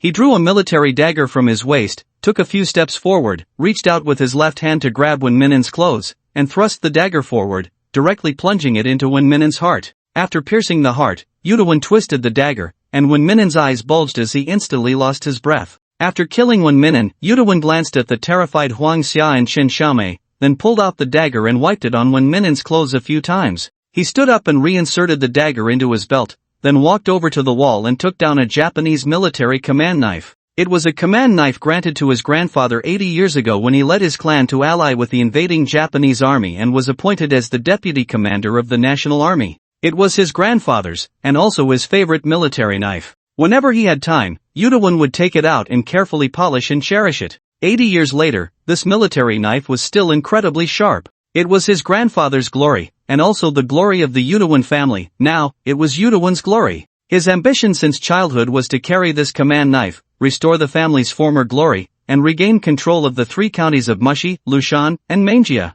Yudawon took the command knife from the wall and drew it out with a whoosh. The gleaming military knife reflected Yudawon's somewhat distorted face, exuding a cold aura. Yudawon grinned maliciously, walked to Won Minan's corpse, and with a swing of the knife, directly severed Won Minan's head. Then, Yudawon used a box to store Won Minan's head, walked over to Huang Xia, and said with a sneer, Miss Huang, I will let you go now, but you must help me deliver this gift to Mr. Yang Jiwon. Tell him to cease fire immediately and withdraw from Lawon Township, otherwise. The next box contains the lovely head of his dear Miss Chen. As he spoke, Yudawon gestured to an armed man nearby, who stepped forward to untie Huang Xia and remove the cloth stuffed in her mouth. As soon as the cloth was taken out, Huang Xia spat at Yudawon and cursed loudly, Madman!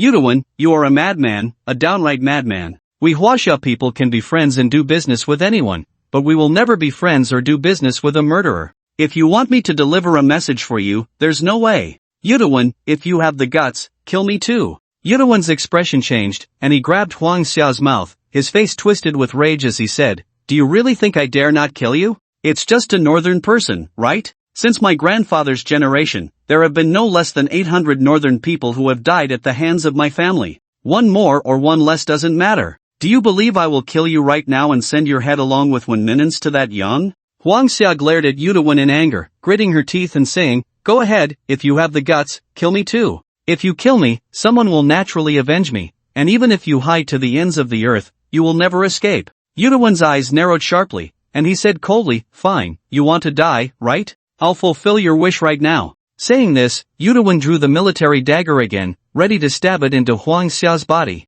At that moment, with a crisp clang, Yudawon felt his military dagger violently struck by something, causing him to involuntarily let go, and with a thud, it embedded itself into the wall beside him. Then, Yudawon felt a blur before his eyes as a large hand, like a steel hoop, clamped around his neck, instantly lifting him and slamming him against the wall a few meters away. Only then did Yudawon realize who was choking him. It was Yang Jiwon. Upon recognizing the person gripping his neck, Yudawon's expression changed dramatically, and he struggled to say, Why you? How did you get in? Of course, I walked in boldly. Yang Jiwon replied coldly. What? Did you really think this was a den of dragons and tigers, where no one dared to come? As he spoke, the armed men in the room had already reacted, raising their rifles to shoot at Yang Jiwen. With a wave of his hand, several bullets shot out like flowers scattering from the heavens, striking the armed men. Thud! Thud! With muffled sounds, small blood holes appeared on the heads of the armed men. Blood mixed with brain matter flowed out, and the armed men slowly collapsed to the ground.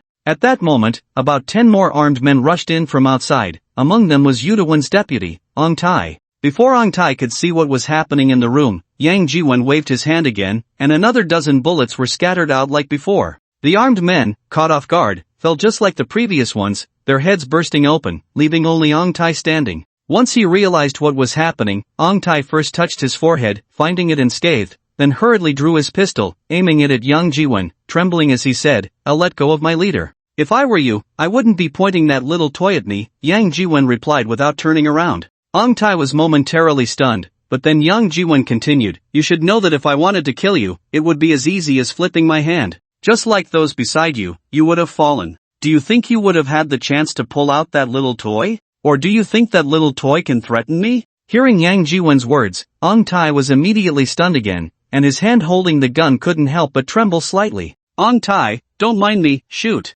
Shoot him," Yudawen shouted with a twisted expression, gritting his teeth. Ong Tai's hand holding the gun trembled even more violently. Seeing this, Yudawen shouted again, "Ong Tai, kill that woman beside you." Ong Tai suddenly snapped back to reality, turning the gun to point at Chen Xiaomei, saying, "Why Mr. Yang, how about we make a deal? You let my leader go, and I'll release Chen Xiaowan and Miss Huang." Before Yang Jiwen could respond, Huang Xia said sharply, "No way, we will never negotiate with terrorists. Miss Huang, we are the 37th Battalion of the Noodle Shop Infantry, not terrorists," Ong Tai said urgently. "But your actions are those of terrorists. Kidnapping for ransom, indiscriminate killing, what else could you be?" Huang Xia retorted sharply. "That's right, I am a terrorist, and I want to kill all the people of the North. So what? Everything I do is for my people to live a better life. Even if it means death, I am willing," Yudawen shouted madly from the side. Yang Jiwen glanced at him and said coldly, "For your people?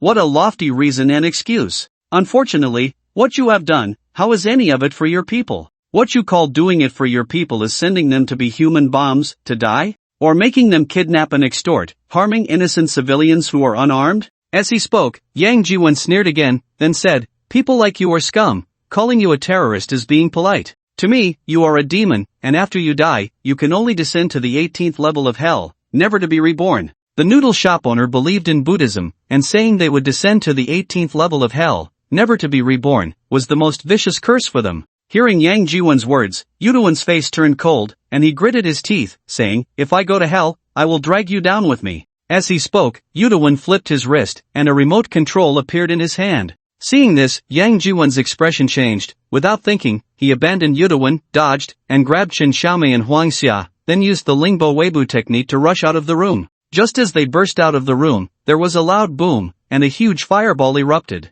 Yudawen had crazily planted a bomb in his own room. Clearly, he knew very well that what he was doing would not end well, so he had installed the bomb in advance, wanting to take a few down with him before he died. Unfortunately, Yudawen still underestimated Yang Jiwen's abilities. Even before they reached the stairs, the bomb had already exploded. Moreover, the shockwave from the explosion almost instantly sent Yang Jiwen, Huang Xia, and Chen Xiaomei into the air, mixing them with bricks and rubble as they fell to the ground. But before they hit the ground, Yang Jiwen had already used the force to propel himself, stepping on a piece of concrete debris that had been blown away, and his body shot up like a soaring goose. In his hands, he held Huang Xia in one hand and Chen Xiaomei in the other. Finally, Yang Jiwen landed steadily on the roof of a nearby building. As for Ong Tai and the other armed men, as well as Yudawen, they were not so lucky. The bomb was in Yudawen's room, and he was the first to be blown to smithereens, leaving no trace of his body. Ong Tai and the other armed men were also blown away, mixed in with the debris, landing within a radius of 10 to 20 meters around the building.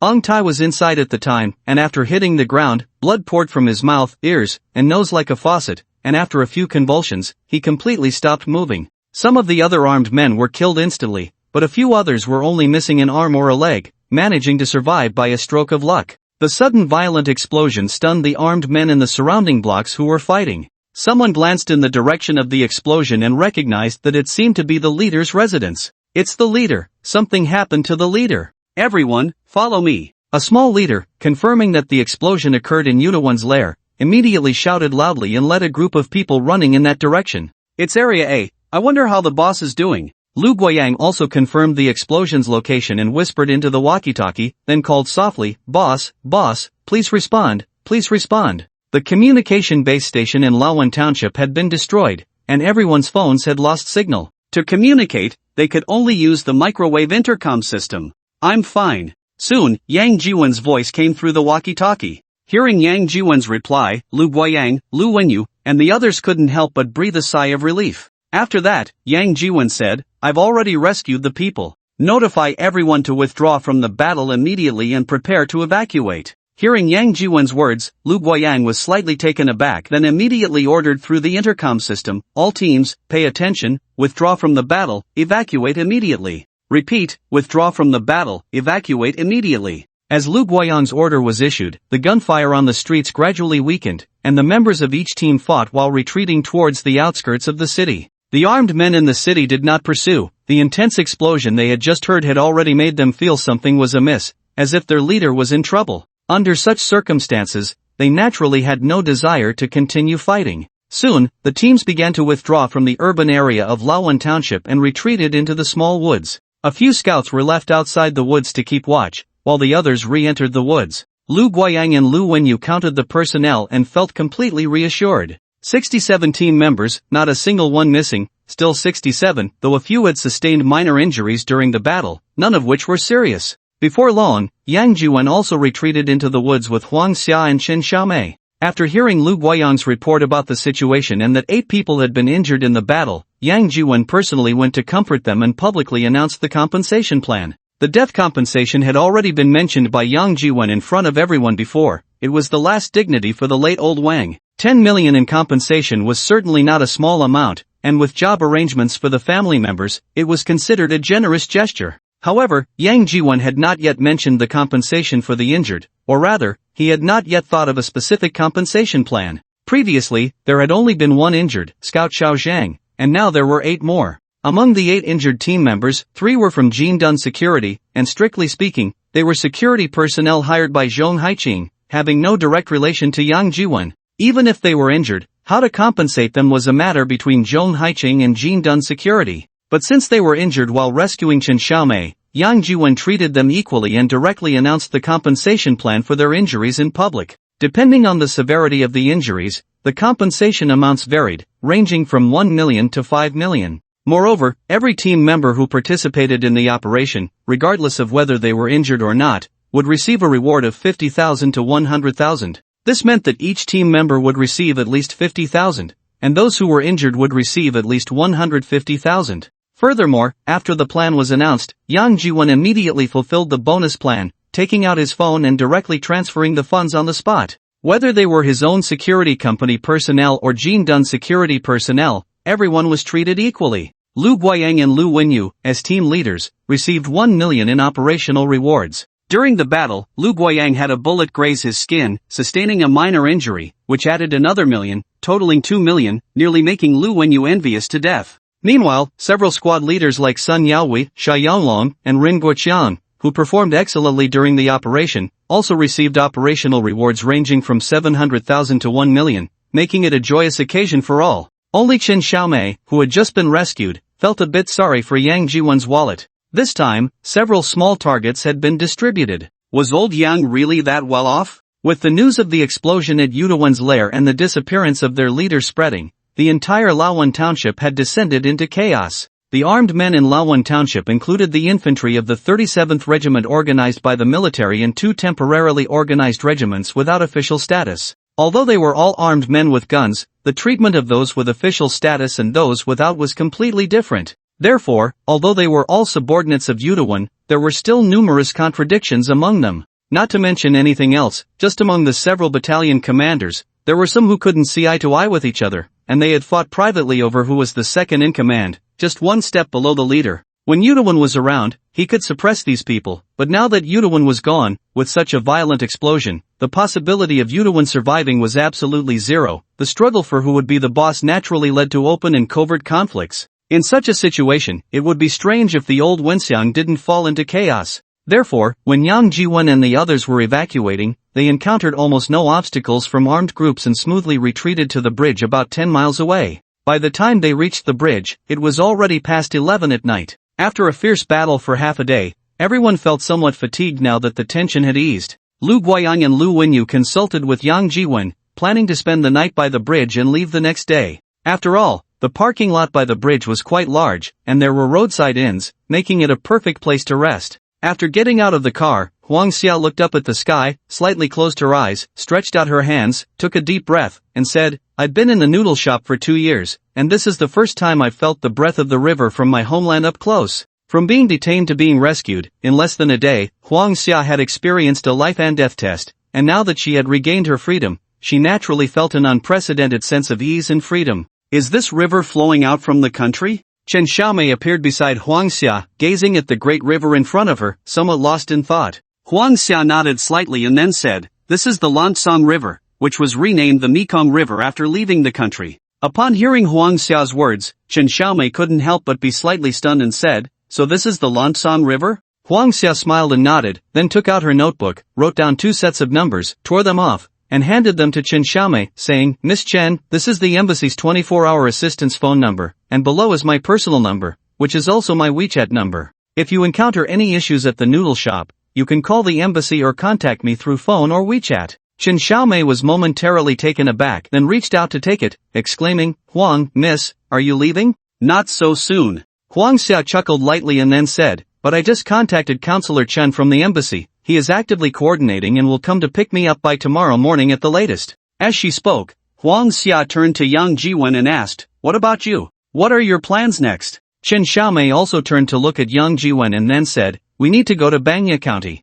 "Banya County? Are you going to buy jade raw stones?" Huang Xia was slightly taken aback and immediately asked. Chen Xiaomei nodded slightly, just about to speak when Xia Yonglong ran over and said, "Miss Chen, Miss Huang, the rooms have been prepared, the boss invites you to come over." "Okay, we'll be right there." Huang Xia nodded and said. The roadside inn had already been forcibly requisitioned by Lu Guoyang and the others. The inn was not large, with 3 floors and only a dozen rooms, and with over 60 people suddenly staying there, it naturally felt a bit crowded. Fortunately, they were all rough men, and squeezing together for one night would just pass. Originally, Chen Xiaomei, having just been rescued, wanted to stay close to Yang Jiwen for a sense of security. But in the entire team, there were only her and Huang Xia as the 2 women, and with so few rooms, if she stayed with Yang Jiwen, Huang Xia would need to arrange another room, leaving even fewer rooms available. So in the end, they arranged for her to share a room with Huang Xia, while Yang Jiwen squeezed in with the others. Although they were temporarily safe, the armed elements in the Old One village probably wouldn't have the time to trouble them now. As for avenging their leader, Yuduan, those battalion commanders and company commanders could shout slogans to rally support, but none of them actually followed through. Once Yuduan and the others retreated to the riverbank, they were naturally safe. However, Lu Guoyang and Lu Wenyu still arranged for night watchmen to prevent any further incidents. Fortunately, nothing else happened throughout the night, and everyone almost slept soundly until dawn. Around 8 in the morning, Yang Jiwen, still in a dream, heard footsteps approaching and suddenly woke up. Shortly after, he heard a knock on the door. "Who?" A team member sleeping by the door suddenly woke up and asked in a low voice. "It's me, Huang Xia." "Miss Huang? Is there something wrong? I'm looking for Mr. Yang." The security guard at the door turned to glance at where Yang Jiwen was sleeping and just happened to see him getting up and walking over. After a few steps to the door, Yang Jiwen opened it and asked, "Miss Huang, is there something you need?" Huang Xia nodded slightly and then said, "Mr. Yang, I just received a call from the embassy. At 10 o'clock this morning, Ambassador Zhou will personally come to greet and comfort the rescued personnel. Counselor Chen hopes we can arrange security personnel to ensure Ambassador Zhou's safety." Hearing Huang Xia's words, Yang Jiwen couldn't help but frown slightly and said, "Doesn't the embassy have security personnel? They aren't sending anyone?" "They do, the embassy has a platoon of armed police for security. Usually, they would also send armed police for perimeter security and safety during outings. However, this time it was sudden, and since it's in the north, both the embassy and the local authorities couldn't arrange it in time. So we have to rely on you for perimeter security and safety." Before Yang Jiwen could respond, the security guard behind him couldn't help but mutter, "What's the point of all this show? If they're scared, they shouldn't come. Anyway, the people have already been rescued, so what's the point of all this superficial work?" Hearing the guard's words, Huang Xia's face flashed with a hint of embarrassment. After all, during this rescue operation, she and the embassy hadn't been much help,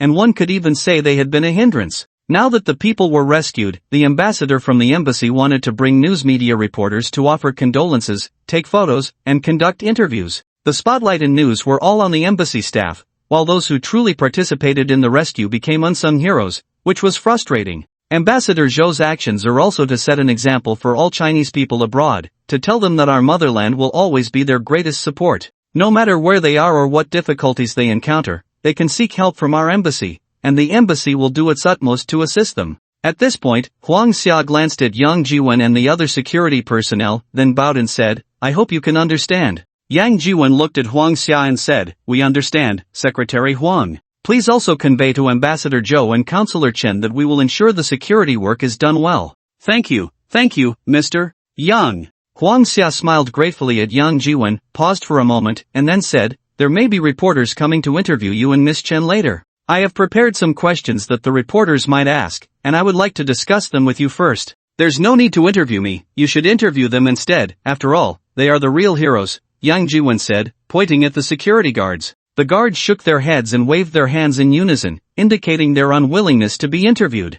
Huang Xia glanced at them and then said, "All right then, I'll try to communicate with the reporters and see if we can cancel the interview segment. I won't disturb you any further," Huang Xia said, slightly bowing before turning to leave. After Huang Xia left, Yang Jiwen took out his phone to notify Lu Guoyang and Lu Wenyu that a meeting was to be held in the restaurant of the motel. Soon, Lu Guoyang, Lu Wenyu, and several team leaders arrived at the restaurant. After briefly explaining the situation to Lu Guoyang and Lu Wenyu, both fell silent for a moment. "This is the situation." Miss Huang said that Ambassador Zhou's actions are also to inform all Chinese people abroad that the embassy in our country are their greatest support. That's why Ambassador Zhou personally came to welcome the rescued Chen Xiaomei. But time is tight, and the embassy couldn't prepare security in time, so the safety assurance here relies on all of us, Yang Jiwen said to Lu Guoyang and the others. "Boss, when we were in the army, we also did some security work for important personnel. Since the close protection is handled by the armed police, we only need to take care of the outer perimeter,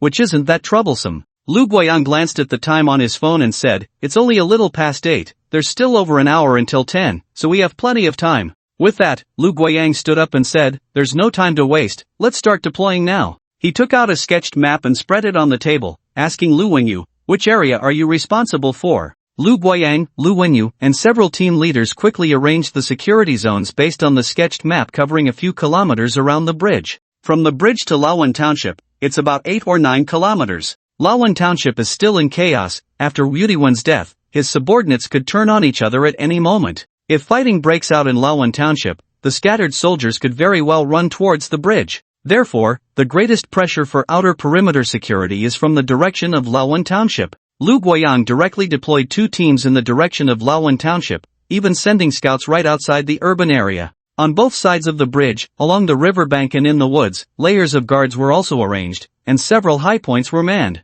After the deployment, Lu Guoyang asked Yang Jiwen and Huang Xia to personally check everything to ensure there were no oversights. At 9:55 a.m., the observing scout, Nightingale, spotted 2 white-painted helicopters flying in from the southern valley through her binoculars. "All units, target sighted, target sighted," Nightingale reported through the intercom system. At the same time, Huang Xia received a message from Counselor Qin Kaishu, Secretary Huang, "The ambassador will arrive in 5 minutes, prepare to receive him." After receiving the message, Huang Xia turned to Yang Jiwen beside her and made an OK gesture. Yang Jiwen nodded slightly, then turned to look in the direction of the approaching helicopters. In the air, the sound of the helicopters buzzing grew louder as the 2 white helicopters quickly flew over the bridge and then slowly descended. As soon as they landed, Yang Jiwen, Huang Xia, Chen Xiaomei, Li Yujing, and others crouched down and moved forward to greet them. The helicopter door swung open, and 2 armed police officers jumped down first, then lowered the boarding ladder, standing guard with their guns on either side. Following them, several journalists, holding cameras and photo equipment, descended from the helicopter. After that, Ambassador Zhou Dengxian, accompanied by Counselor Chen Kaishu, stepped down. Meanwhile, from another helicopter, a deputy minister from the Ministry of Foreign Affairs and several accompanying officials, along with the director of an operations department from the armed police, also disembarked. Subsequently, according to the plan, they met with the rescued Chen Xiaomei, expressed condolences to her, delivered speeches on site, and emphasized the functions and responsibilities of the embassy abroad, among other things. Finally, the deputy minister from the Ministry of Foreign Affairs and the director of the Armed Police's Operations Department also expressed their condolences to Chen Xiaomei and provided her with a sum of money to help ease her distress. In the end, both of them delivered speeches, with the director of the Armed Police's Operations Department stating on the spot that they would initiate a crackdown on organized crime to prevent such incidents from happening again, and so on. By the time the entire process was completed, it was already past 12 o'clock. Fortunately, the motel owner was quite perceptive and had prepared a fairly sumptuous meal early on. Although it wasn't exactly gourmet, at least it could fill their stomachs, right? While Yang Jiwen was eating, Huang Xia approached him and whispered, "Mr. Yang, Ambassador Zhou wants to see you." Now, Yang Jiwen was slightly taken aback and then asked. Huang Xia nodded slightly. Seeing this, Yang Jiwen put down his chopsticks and stood up to follow Huang Xia upstairs. Ambassador Zhou's dining area was not in the restaurant on the first floor but in a special room on the second floor, with armed police officers stationed at the entrance, from the first floor to the second and up to the third floor. Under Huang Xia's guidance, Yang Jiwen arrived outside Ambassador Zhou's room. At the door, Huang Xia knocked, and once the door was opened, she led Yang Jiwen inside, bowing slightly as she said, "Ambassador, Mr. Yang has arrived." Inside the room, besides Ambassador Zhou, there was Counselor Chen and another middle-aged man in his 50s. Counselor Chen opened the door, while Ambassador Zhou was seated on the sofa with the middle-aged man. Upon seeing Yang Jiwen enter, both Ambassador Zhou and the man stood up. Then, Ambassador Zhou smiled and waved to Yang Jiwen, saying, "Xiao Yan, let me introduce you. This is the president of the Chinese Merchants Association, Lu Yongxian. President Lu, this is the young talent I mentioned to you, Yang Jiwen." When they got off the plane, Huang Xia had already introduced Yang Jiwen to Ambassador Zhou. At that time, Ambassador Zhou had called him Mr. Yang, but now he directly referred to him as Xiao Yang. "Hello, Mr. Yang, I am Lu Yongxian. It's a pleasure to meet you." Lu Yongxian smiled and slightly bowed, extending his right hand to Yang Jiwen. "Hello, President Lu, I am also honored to meet you." Yang Jiwen shook hands with Lu Yongxian. After they shook hands, Ambassador Zhou then said, "Come on, don't just stand there, have a seat. Xiao Yang, your efforts, along with those of your company's security personnel, were crucial in successfully rescuing Xiao Huan and Xiao Chen. On behalf of the country and the people, thank you." After sitting down on the sofa, Ambassador Zhou spoke to Yang Jiwen again. Yang Jiwen glanced around the room. There were no journalists or cameras, so why was Ambassador Zhou saying such grandiose words? Slightly taken aback, Yang Jiwen quickly replied, "Sir, you overstate it. This is what I should do. Chen Xiaomei is my friend, she was kidnapped, and I have a responsibility." Before he could finish, Ambassador Zhou waved his hand slightly, interrupting Yang Jiwen, and said, "Regardless of the reason, we have an inescapable responsibility when our citizens are kidnapped abroad. After all is said and done, it's still because our country is not strong enough, to the point where petty individuals dare to ride on our citizens' heads to defecate and urinate, flaunting their power. President Lu, Xiao Yang, you should interact more in the future, get closer." "Rest assured, Ambassador, I will definitely get closer to Mr. Yang and interact more in the future," Lu Yongxian said with a smile beside them. However, the words of Ambassador Zhou and Lu Yongxian left Yang Jiwen somewhat puzzled. Ambassador Zhou continued to say some formalities for about 15 minutes before concluding the meeting. When he sent Yang Jiwen downstairs, Huang Xia then said to him, "Mr. Yang, shall we chat?" Yang Jiwen nodded slightly and followed Huang Xia out of the motel, walking to the riverside of the hotel. Looking at the rushing river, Huang Xia seemed a bit lost in thought. She didn't speak, and Yang Jiwen stood beside her in silence, quietly watching the river. Mr. Yang, being in Ambassador Zhou's position, every word and action represents the will of the country and the government. After a while, Huang Xia finally spoke. "So, there are some things he can't say directly, he can only say what can be said, hoping you can understand." As she spoke, Huang Xia turned to look at Yang Jiwen. Yang Jiwen was slightly taken aback, then nodded, but heard Huang Xia continue, that President Lu has been in the noodle shop for almost 30 years, struggling from a small-time runner to where he is now. Only he knows how difficult it has been, and if he doesn't say it, outsiders will never know. At this point, Huang Xia paused for a moment before continuing, "Ambassador Zhou wants you to interact with him because he actually wants you to set up a security company in the noodle shop. This way, if we encounter incidents like kidnapping and extortion of our citizens in the future, they can be resolved better and faster." Hearing Huang Xia's words, Yang Jiwen couldn't help but be slightly stunned, but then he heard Huang Xia say, "This matter, Ambassador Zhou can't say directly to you, so I hope you can understand." Yang Jiwen quickly nodded, realizing that all this talk was for this reason. This was simple, just open a branch office here, and it would be done. After all, he already had a security company back home. Huang Xia glanced at Yang Jiwen again and then said, "This company, the ambassador hopes it won't have any connection with Huaxia, at least on the surface, it appears to have no connection, which is why we need to leverage President Lu's connections and networks here. As for how to operate specifically, you can discuss it with President Lu. Aren't you both going to busy Yaxian to buy jade raw stones? He happens to be going too, so you can talk slowly on the way, the embassy won't interfere." Saying this, Huang Xia took out a piece of paper and handed it to Yang Jiwen, saying, "This is my personal phone number, and also my WeChat ID. If you need anything, you can find me." Yang Jiwen nodded slightly and took the note. Huang Xia then added, "Mr. Yang, thank you." Yang Jiwen was taken aback for a moment, looked up at Huang Xia, and smiled. "Why are you thanking me?" "Thank you for saving me. If it weren't for you, I might have already died at Yunawen's hands. Through this incident, I've also understood a principle. There's no reasoning with terrorists." Hearing Huang Xia's words, Yang Jiwen couldn't help but smile and said, "If terrorists reasoned, would they still be terrorists?" "You're right, if terrorists reasoned, then they wouldn't be terrorists." Huang Xia laughed along, saying, when she smiled, she was truly beautiful. After laughing for a while, Huang Xia extended her right hand to Yang Jiwen and said, "Mr.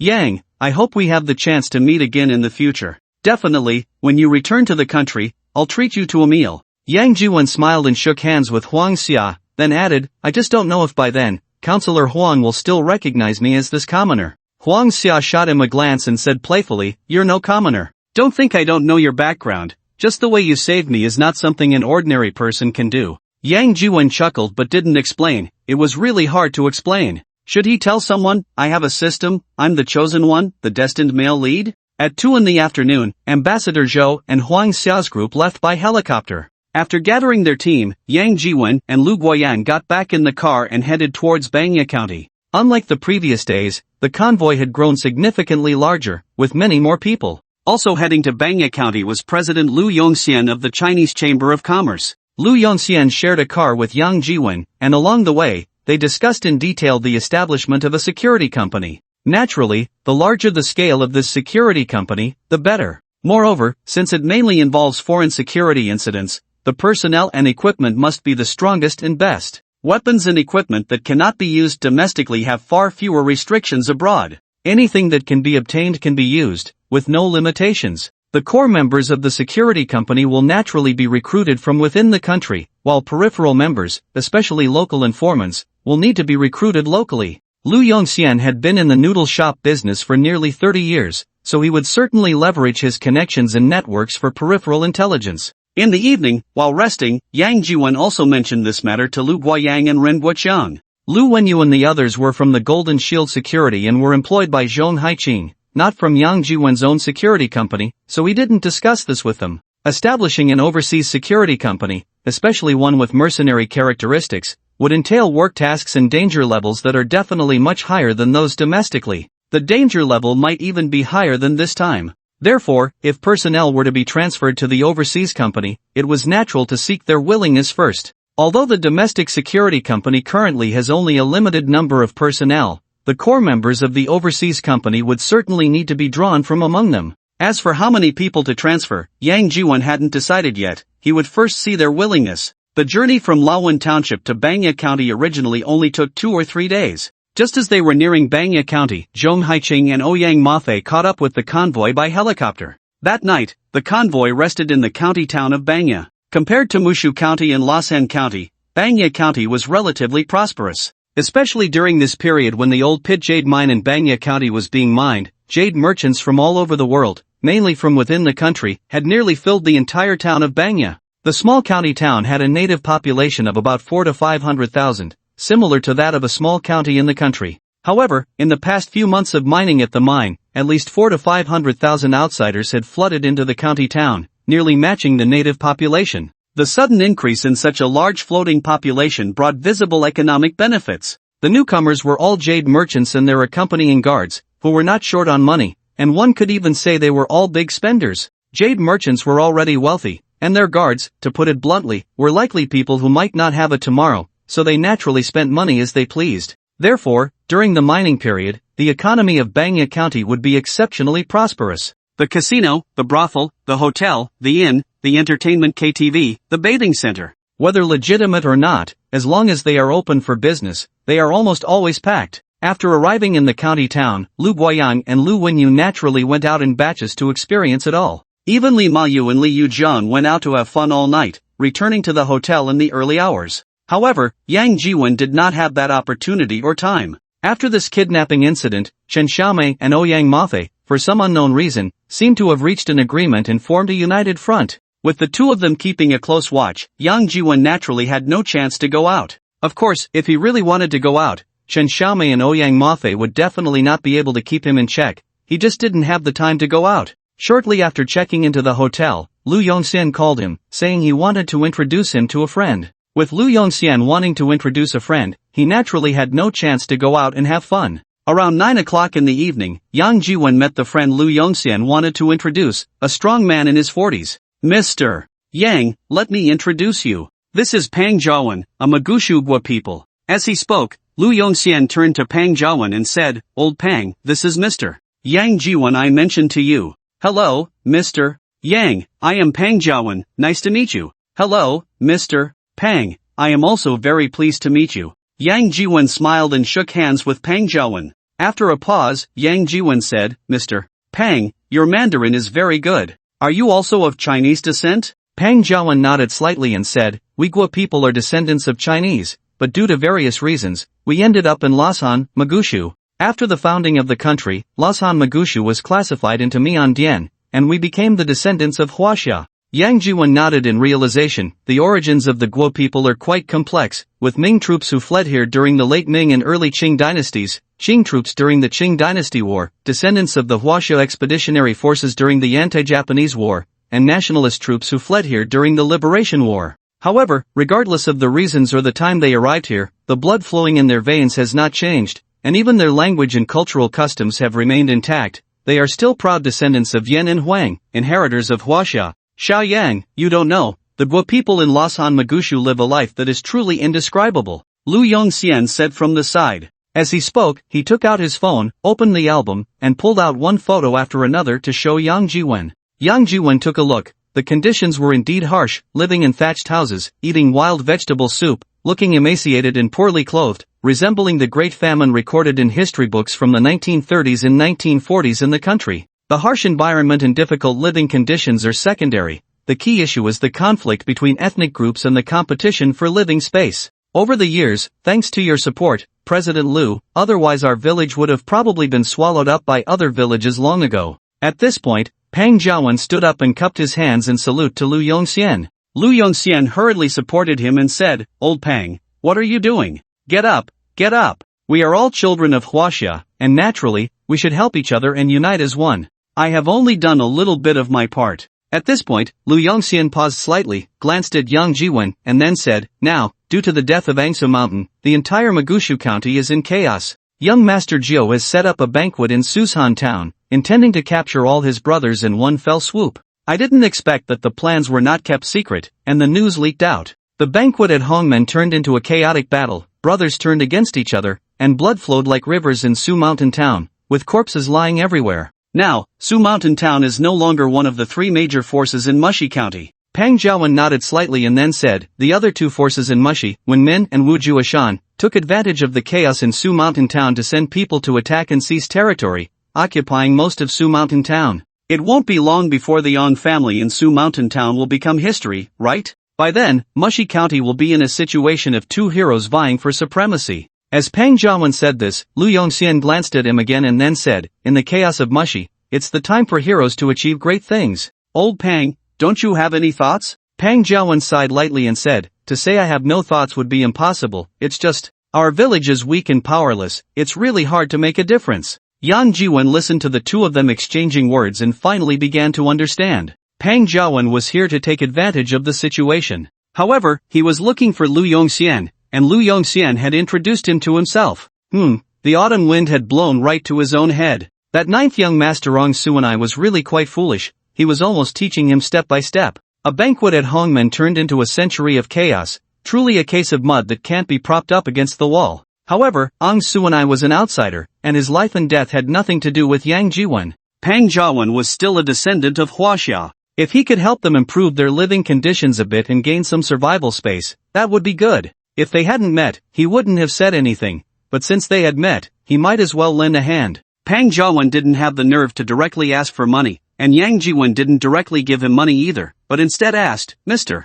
Pang, are you also here to participate in the jade stone raw material purchase? Pang Jiawen was taken aback for a moment, then shook his head and said with a wry smile, Mr. Yang, you're joking. How could I have the money to participate in the jade stone purchase? Lu Yongxian also chimed in, Little Yang, you don't know. In old Pang's village, any money they have has to be used to buy food and other supplies. How could they have money to play with jade? Before Lu Yongxian could finish, Yang Jiwen smiled and said, Since you're here, Mr. Pang, wouldn't it be a pity not to go see the jade mine? With the water's edge, one can get the moon first. Mr. Pang is so close to the old pit mine, don't you want to take a look? President Lu, you should also be going to the mine tomorrow, right? Lu Yongxian was taken aback for a moment, then nodded and said, Of course. Lu Yongxian had been running a noodle shop for nearly 30 years, and to be honest, there weren't many things that could be showcased from the noodle shop. Jade raw materials should be considered one of them. Therefore, Lu Yongxian also owned a jewelry company, which had started by reselling raw stones in its early years. After growing larger, he even wanted to acquire a few mines. Unfortunately, the backers of those mines were big bosses from Europe and America. Although Lu Yongxian was the president of the Chinese Chamber of Commerce, he couldn't compete with those big bosses, so he had never succeeded and was still just a middleman, a second-hand dealer. After hearing Lu Yongxian's words, Yang Jiwen immediately smiled and said, President Lu, Mr. Pang, it's getting late. Shall we meet at the raw stone trading conference tomorrow?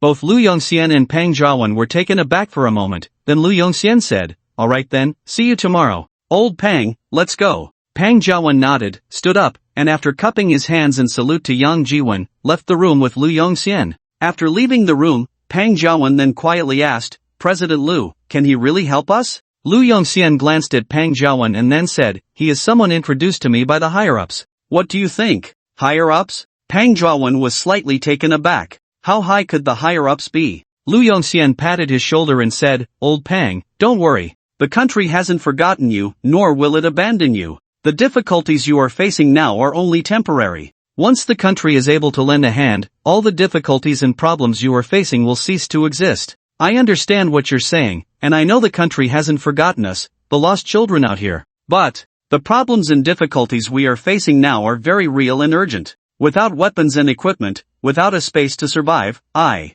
really don't know how much longer we can hold on. After hearing Pang Jiawen's words, Lu Yongxian couldn't help but ponder for a moment, letting out a slight sigh before saying, My company still has some funds. I'll coordinate 5 million for you, take it for emergencies. Thank you, old Lu. If it weren't for your support over the years, no need for pleasantries. What I'm doing is just to hope you can have a better life. Also, I need you to give me a few fresh faces. There are some matters I need to handle with a few new faces. Pang Jiawen quickly nodded and said, Alright, I'll send my eldest to you. It's about time he went out to see the world. Lu Yongxian looked at Pang Jiawen and smiled, saying, Sure, as long as you're willing, I have no objections. But if anything happens to him, I'm not responsible, okay? Life and death are fated, wealth and nobility are determined by heaven. If something happens to him, it can't be blamed on anyone else. Alright, since you say so, let him follow me. As they spoke, the two returned to their rooms. The next morning, Yang Jiwen and Zhong Haiqing went to the jade raw stone trading market.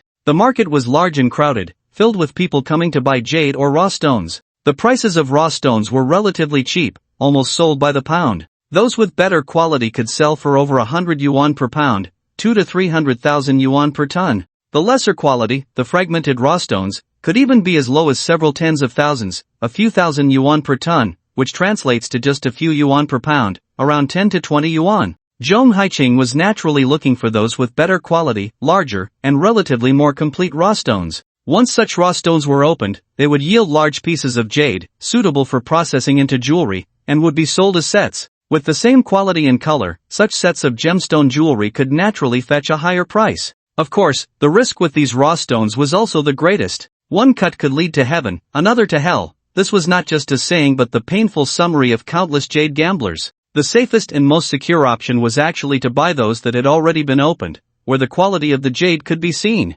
Buying such jade basically wouldn't lead to losses. At least one could earn a bit of hard-earned money, processing fees, and so on. But how many people come here willing to settle for just that little bit of hard-earned money, processing fees? If they were only going to earn that little, why bother traveling thousands of miles, even risking their lives to come here? The most cost-effective option was actually those cheapest fragmented stones, some of which could be as low as a few yuan per pound. A few thousand or 10,000 yuan could buy several tons. These fragmented stones were mostly dug out during large-scale mining, and major jewelers hardly looked at them. But in reality, these fragmented stones were the best places to find bargains. The large raw stones, those with good quality, have long been scrutinized by countless eyes and handled by countless hands, and their prices have been driven up exceptionally high. The chance of picking up a bargain is almost non-existent. Instead, among these scattered small stones, because they attract little attention, there are often some that, while not large, are of very good varieties of jade. As long as you can find one or two of those, you can basically break even.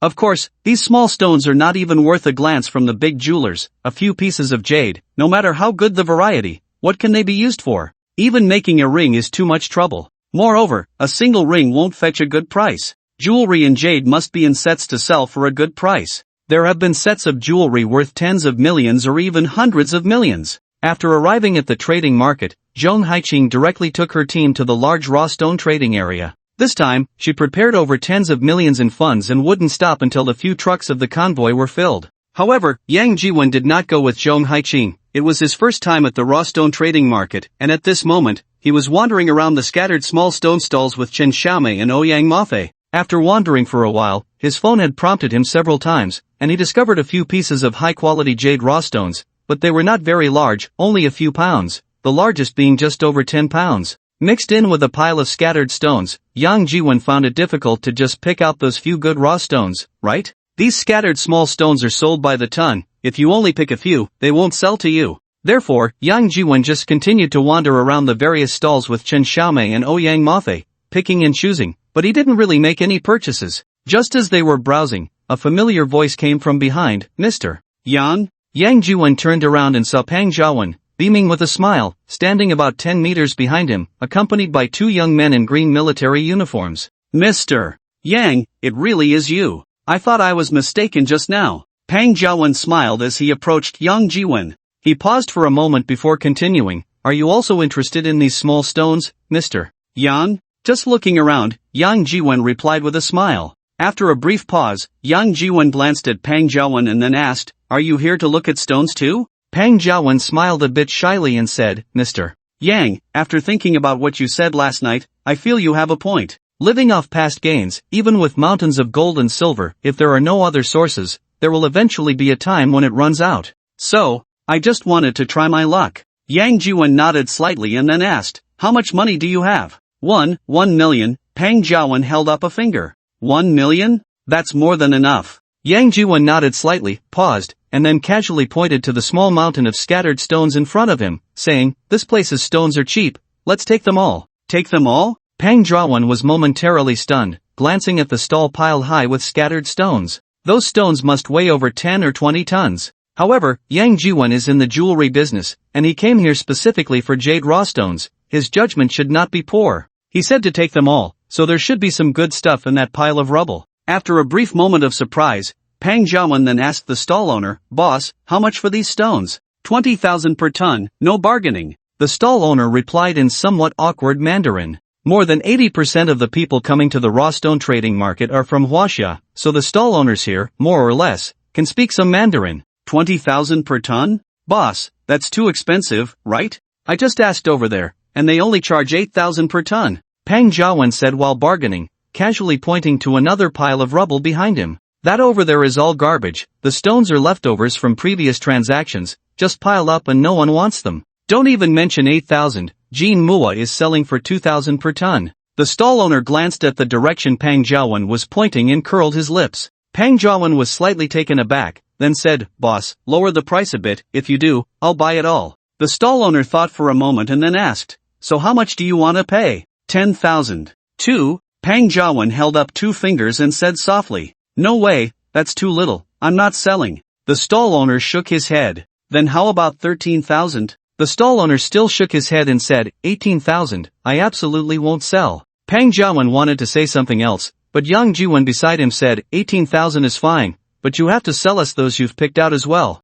Among these scattered small stones, there were also some jade stones mixed in. The stall owner's daily job is actually to pick out the good quality, already exposed jade raw stones from these small piles and sell them separately. These raw stones can basically be confirmed to definitely yield jade. Although they are not large, they are still jade, right? Making a few rings or earrings from them is still possible. Selling these raw stones separately is much more cost-effective than selling by the ton. Upon hearing Yang Jiwen's words, the stall owner quickly shook his head and said, No, I won't sell those. If you want to buy, those have to be priced separately. Then how much for these? Pang Jiawen asked again. These are priced individually. This one, already exposed, is 30,000 for you, this one is 12,000, and this one, if you want it, I'll give it to you for 8,000. The stall owner picked up the raw stones and said to Pang Jiawen. Pang Jiawen looked at them and felt that the prices were quite reasonable. At least the stall owner wasn't randomly inflating the prices. However, Yang Jiwen didn't even glance at the raw stones in the stall owner's hands. Instead, he discreetly kicked a raw stone that the stall owner had pushed aside into the rubble pile and then said, Since you want to sell those separately, then this whole pile at 18,000 per ton is too expensive, right?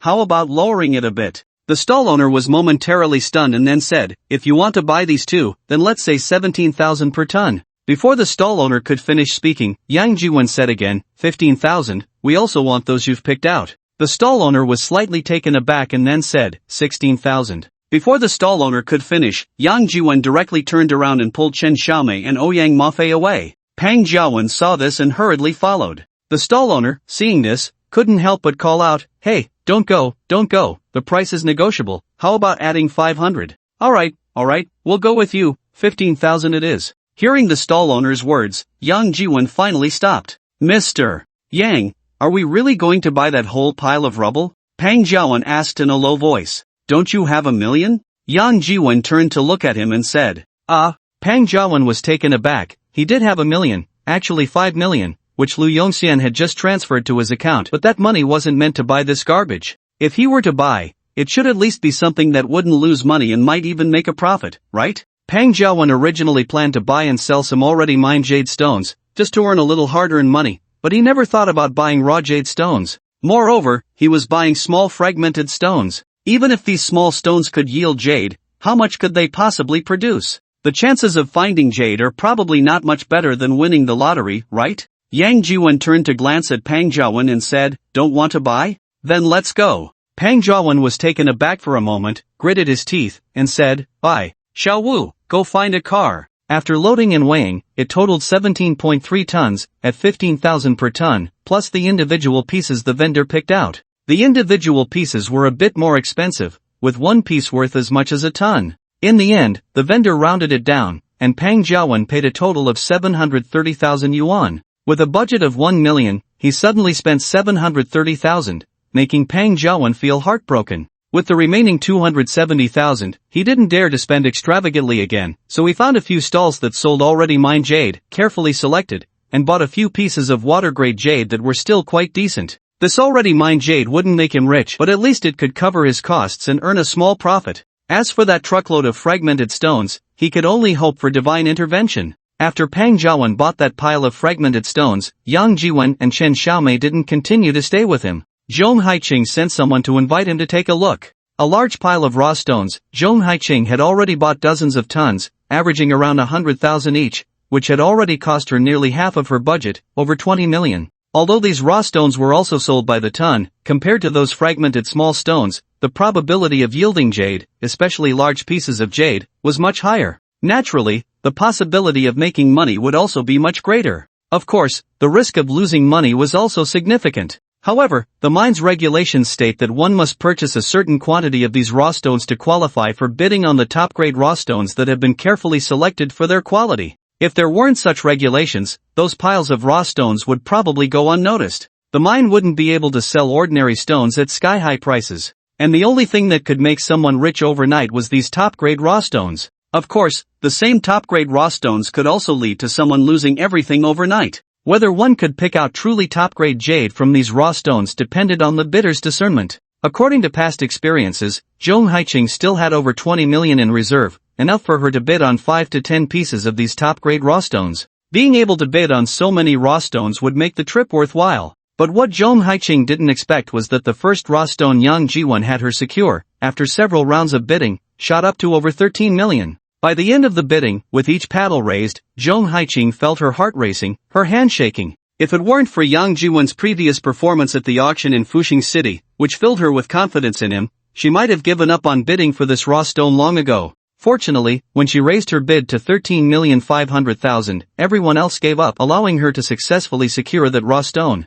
After securing that raw stone, Jong Haiching immediately put it in a safe and stored it at the auction house. The raw stone trading would continue for several more days, and once the trading ended, or if she didn't want to continue participating in the bidding, she could take out all the previously stored raw stones and pack them up to take away. In her first auction, she spent over 13 million, which nearly set a record for the transaction of a single raw stone in the raw stone trading market. At the same time, this piece of raw stone had already consumed more than half of Jong Haiching's preparation funds. When she came here, she had prepared 50 million, and now there was less than 10 million left. In previous years, a top-quality raw stone like this would only go for 2 to 3 million at most, and smaller ones could even be picked up for hundreds of thousands. But who would have thought that this year's prices would suddenly soar to over 10 million? According to this trend, the prices of the remaining raw stones would probably be much higher than in previous years. With the little budget she had left, how many could she bid on? If she could manage to bid on 2 more, that would already be good. She might not even be able to secure one. Thinking of this, Jong Haiching took out her phone again and sent a message to the company back home, asking the accountant to prepare some more funds to be transferred to her account. There were still several days left after the trading fair. What if she encountered good raw stones again and had no money to bid? That would be a pity. However, what Jong Haiching did not expect was that after Yang Jiwon won that piece of raw stone, he had not mentioned any of the raw stones that appeared afterward. It was as if he had fallen asleep, resting with his eyes closed. Yang Jiwon did not let her participate in the bidding, and she felt sorry for the little money left, so she did not dare to take the initiative to participate. By the end of the day, she had only managed to bid on that one piece of raw stone. With nothing to do in the evening, Jong Haiching invited Yang Jiwon, Chen Xiaomei, and Ouyang Mafei to go to a bar for drinks. The bar had a rather common name, 1,000 Miles of Fate, and was run by a local native. As they entered the bar, Yang Jiwon's phone suddenly went ding. He took out his phone and saw a message flashing on the screen. Jade Chalcedony, priceless treasure. Jade Chalcedony? Priceless treasure? Yang Jiwon was momentarily stunned, turned his head to look around, and his gaze fell on the artificial hill outside the bar. The only stone around the bar was that artificial hill. The Jade Chalcedony must be inside that artificial hill. That hill was not small, about 7 or 8 meters high, with a base of over 20 meters. It must weigh several thousand pounds, and the owner had even decorated it with a mountain stream. What are you looking at? Chen Xiaomei noticed Yang Jiwon staring at the artificial hill in a daze and stepped forward to ask softly. Yang Jiwon came back to his senses, shook his head, and said, "Nothing, just feel that this artificial hill looks quite nice." As he spoke, Yang Jiwon happened to see a bar waiter and called out, "Waiter, sir, how can I help you?" The waiter approached, slightly bowing. Yang Jiwon took out a 100 yuan bill and handed it to the waiter, saying, "Tip." "Thank you, sir," the waiter said with surprise. The Huaxia currency is hard currency in the north, and 100 yuan is equivalent to several days' wages for him. Huaxia people who come here are generally not short on money, but it is rare to see someone as generous as Yang Jiwon, who tips 100 every time. "You're welcome. May I ask who your boss is? If possible, I hope you can help me convey a message to your boss that I have a business deal I would like to discuss with him." Upon hearing Yang Jiwon's words, the waiter was momentarily taken aback and then said, "I'm sorry, sir, our boss rarely comes to the store." Before he could finish, Yang Jiwon took out a few more 100 yuan bills and directly stuffed them into the waiter's hands. The waiter was stunned again and then bowed, saying, "Sir, please wait a moment, I will call the boss right away." "Thank you." Yang Jiwon smiled slightly and then walked into the bar with Chen Xiaomei. Inside the bar, Jong Haiching and Ouyang Mafei had already settled into a booth in front of the stage. Ouyang Mafei had even ordered a cocktail for both Yang Jiwon and Chen Xiaomei. Soon, a waiter brought the drinks for Yang Jiwon and Chen Xiaomei and placed them in front of the two. "What were you doing just now?" Ouyang Mafei whispered to Chen Xiaomei. Chen Xiaomei shook her head slightly, and before she could speak, the waiter who had just been outside led a middle-aged man in his 50s, dressed in local ethnic attire, to Yang Jiwon. "Hello, sir, this is my boss, Mr. Umala." The waiter then said to Umala, "Boss, this gentleman says he has a business deal he wants to discuss with you." Umala nodded slightly, waved his hand, and said, "All right, I understand, you can go now." The waiter bowed and retreated. "Umala, how should I address you?" Umala extended his right hand to Yang Jiwen and said, Yang Jiwen. Yang Jiwen shook hands with Umala. Is that it? Umala was momentarily taken aback, then sat down on the sofa next to Yang Jiwen and said, You must be from the northern region? Isn't that obvious? Yang Jiwen glanced at him without responding. Are you here to do jade business? Umala asked again. This Miss Zhong is the owner of Huaxia Fuxing Jewelry, and I came with her. Yang Jiwen pointed to Zhong Haiqing and said. Umala was slightly taken aback, glanced at Zhong Haiqing, and then said, I heard from Xiaoqi that you have a business deal to discuss with me? I'm just a small bar owner. I don't understand the jade business, so I think we might not have much to talk about. What I want to discuss is the business of your bar, Yang Jiwen said with a light smile. Umala was taken aback again and then said, Mr. Yang is interested in the bar business? As long as it's a profitable business, I'm interested. Umala was stunned again, then gave a wry smile and said, That might disappoint you. Although my bar seems to be doing well now, after this month, it can only be described with your northern idiom. The door can be used to catch sparrows. Yang Jiwen glanced at Umala and said, The boss is quite familiar with our Huaxia culture, even knows the door can be used to catch sparrows. If I want to do business with you northern folks, I must be familiar with northern culture and be able to speak Mandarin. Yang Jiwen nodded slightly and then said, Since business is usually bleak, has the boss considered leasing this place out? Leasing out? Umala was momentarily taken aback, looking at Yang Jiwen in confusion. It's like this, Miss Zhong is the owner of Fuxing Jewelry, and she comes here every year to buy jade rough stones. Every time she comes here, she has to stay in a hotel, and the rough stones she buys have to be stored in an auction house, which is quite troublesome. So she wants to lease a place here, to use as a warehouse or something, to store goods, and when she comes here, she can have a place to stay. After hearing Yang Jiwen's words, both Umala and Zhong Haiqing were taken aback. Zhong Haiqing even took out her phone and sent a message to Yang Jiwen. Yang Jiwen picked up his phone to take a look but did not reply. Umala turned to Zhong Haiqing and said, Miss Zhong is really interested in my little shop? Zhong Haiqing was slightly taken aback, then nodded and said, Yes, every time I come here to buy rough stones, I find it very troublesome. If I could lease a place, having a place to stay would save me a lot of trouble. To be honest, we've already looked at several shops, and yours is neither the best nor the worst. If the price is right, we can have a good discussion. Umala was taken aback, then said, I can tell that Miss Zhong is a straightforward person. Since that's the case, I'll be direct, 5 million, and this shop is yours. 5 million?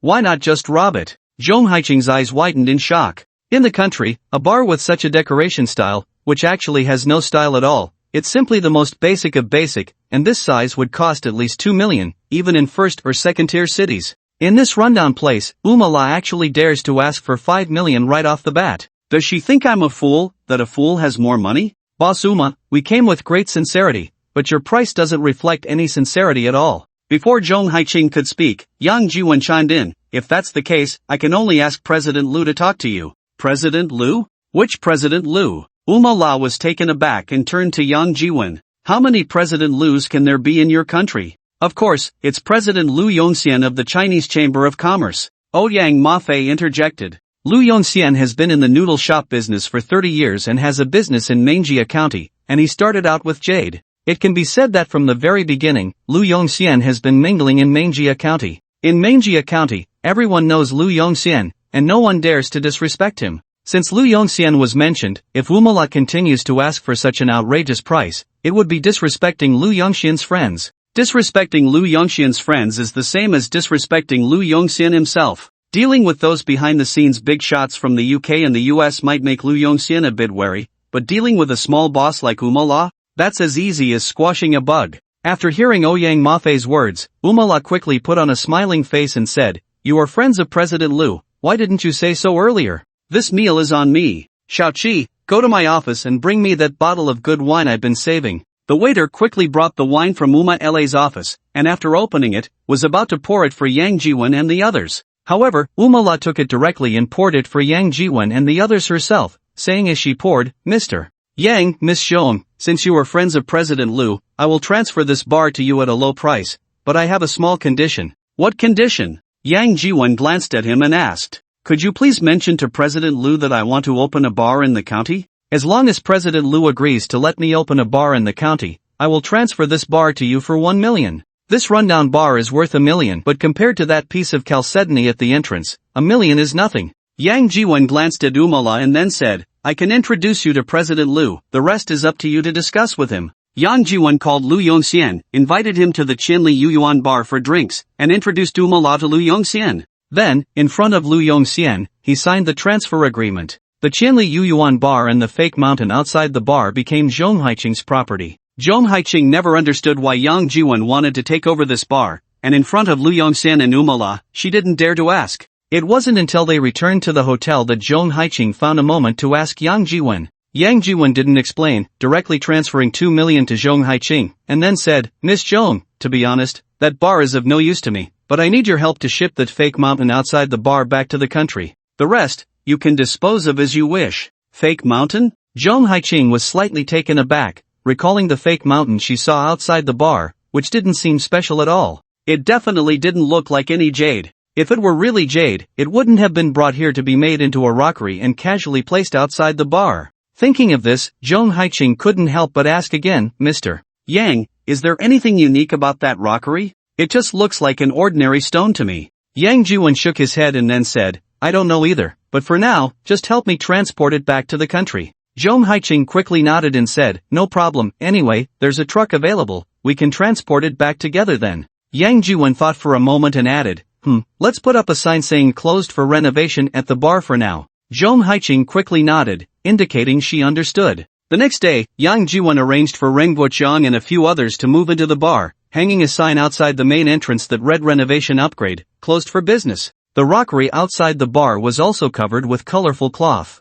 Yang Jiwon and Lu Yongxian planned to establish an overseas security company at the noodle shop. This bar could serve as a base for the overseas security company. The people moving into the hotel, including Reng Guoqiang, were all single men without homes or ties in the country, and they voluntarily stayed to join the overseas security company. Once the security company was established, Ren Guoqiang would be one of the main responsible persons, in charge of training and operations. At that time, Lu Yongxian would also contribute some personnel, and even some people would be placed domestically. This security company was nominally a civilian organization, with no connection to the state. However, it was still a quasi-militarized organization, and it would even have a certain mercenary nature. The domestic side would not interfere at all, which was unlikely. Therefore, Yang Jiwon wasn't particularly worried about Ren Guoqiang and the others' loyalty. After all, if there were loyalty issues, they wouldn't be able to stay in the end. In the following days, at the rough stone trading auction, Yang Jiwon didn't let Zhong Haiqing participate in the bidding anymore, not even raising a paddle to signal.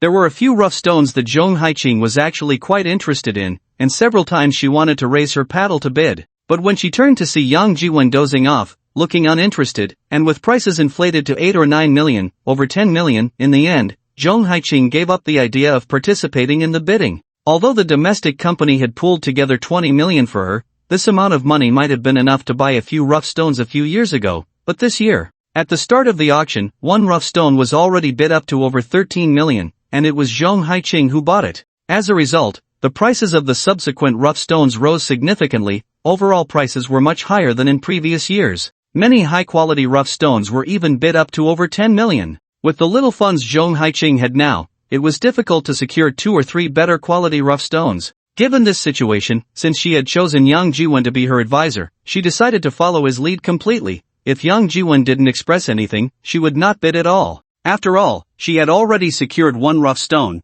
which should have some value, right? The rough stone trading continued until the end of the month. On the last day, there were not many participants left in the auction, only a handful of people from jewelry stores. The high-quality, large rough stones had already been sold off in the previous day's auctions. Those big jewelers had long bought what they wanted and returned with full loads. The entire trading market had suddenly become much quieter. Those still remaining in the trading market, preparing to participate in the final bidding, naturally were few. After all, the rough stones being auctioned on the last day were mostly of ordinary quality, only weighing dozens or a couple hundred pounds, and were relatively small rough stones. These raw stones had a low starting price. For the smaller ones, the starting price was even just 300,000. Compared to the previous starting prices of 1 or 2 million, it was practically a bargain. Originally, Zhong Haiqing didn't expect to gain anything on this last day. But unexpectedly, as soon as the auction began, Yang Jiwon signaled her to bid on a raw stone with a starting price of only 300,000.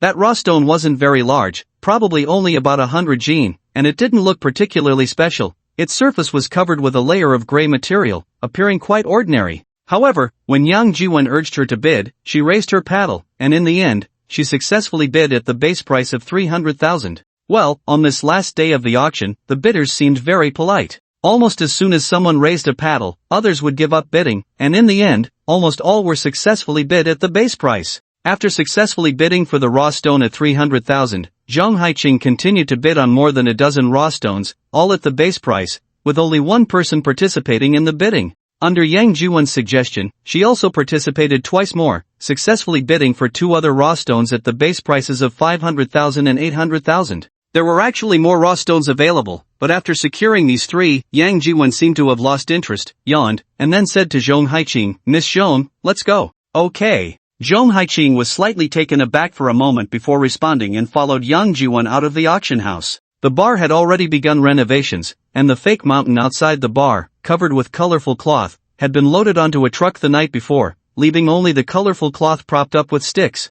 During the renovation, a new fake mountain would be sculpted there, and a small pond would be dug beneath it, complete with a small fountain and several rows of spotlights. After such an upgrade, naturally, no one would care where the original fake mountain had gone. After a day of rest, packing all the raw stones and loading the ones stored in the auction house, on the last day of the month, the convoy set off to return home. Compared to when they came, the returning convoy appeared even larger, with many more people. Although Yang Jiwen left some behind at the noodle shop to help Liu Yongxian establish an overseas security company, the security personnel returning were still more than 20 more than when they came. Moreover, a new batch of weapons and equipment had been ordered, just in case. Coming here was already fraught with danger, like a journey to the west, even without these jade raw stones. Now, returning with so many raw stones worth tens of millions, how could that not make people envious? Not to mention, Mushi County and Lasha County were now even less stable, more dangerous than when they came. The local forces in Mushi County and Lasha County were being reshuffled, and there would only be more scattered soldiers and mercenaries, increasing the danger.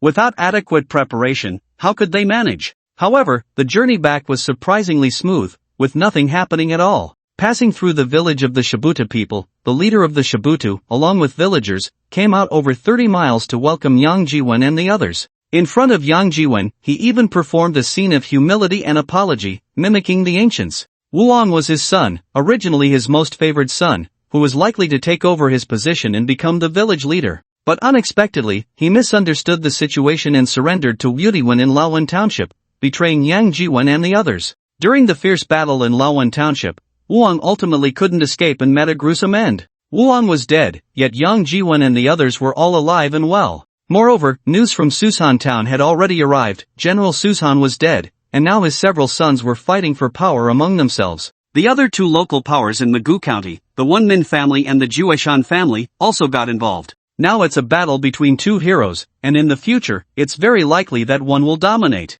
As for who will ultimately win, it's still hard to say. But one thing is certain, the leader of Shabu can be sure that Yang Jiwen and his fellow northerners are definitely not to be trifled with. Even General Sushan said he could kill them, let alone someone like him, a mere village chief. To crush him would be as easy as squashing an ant. Moreover, his son Wuan has betrayed Yang Jiwen and the others, so if they wanted to deal with him, Yang Jiwen and his group wouldn't even need to find an excuse. In this situation, the only solution the leader of Shabu could think of was to admit his mistakes and hope that his humble attitude could appease Yang Jiwen and the others' anger. The outcome was relatively good. After returning the piece of imperial green that Yang Jiwen had given him, along with adding a few pieces of jade and over 10 pounds of gold ornaments, Yang Jiwen and his group did not make things difficult for him anymore. After resting for a night in the village, Yang Jiwen and his group left Shabu village early the next morning. It wasn't until they had completely left the village that the leader of Shabu finally breathed a sigh of relief. The previous matters could finally be put behind them.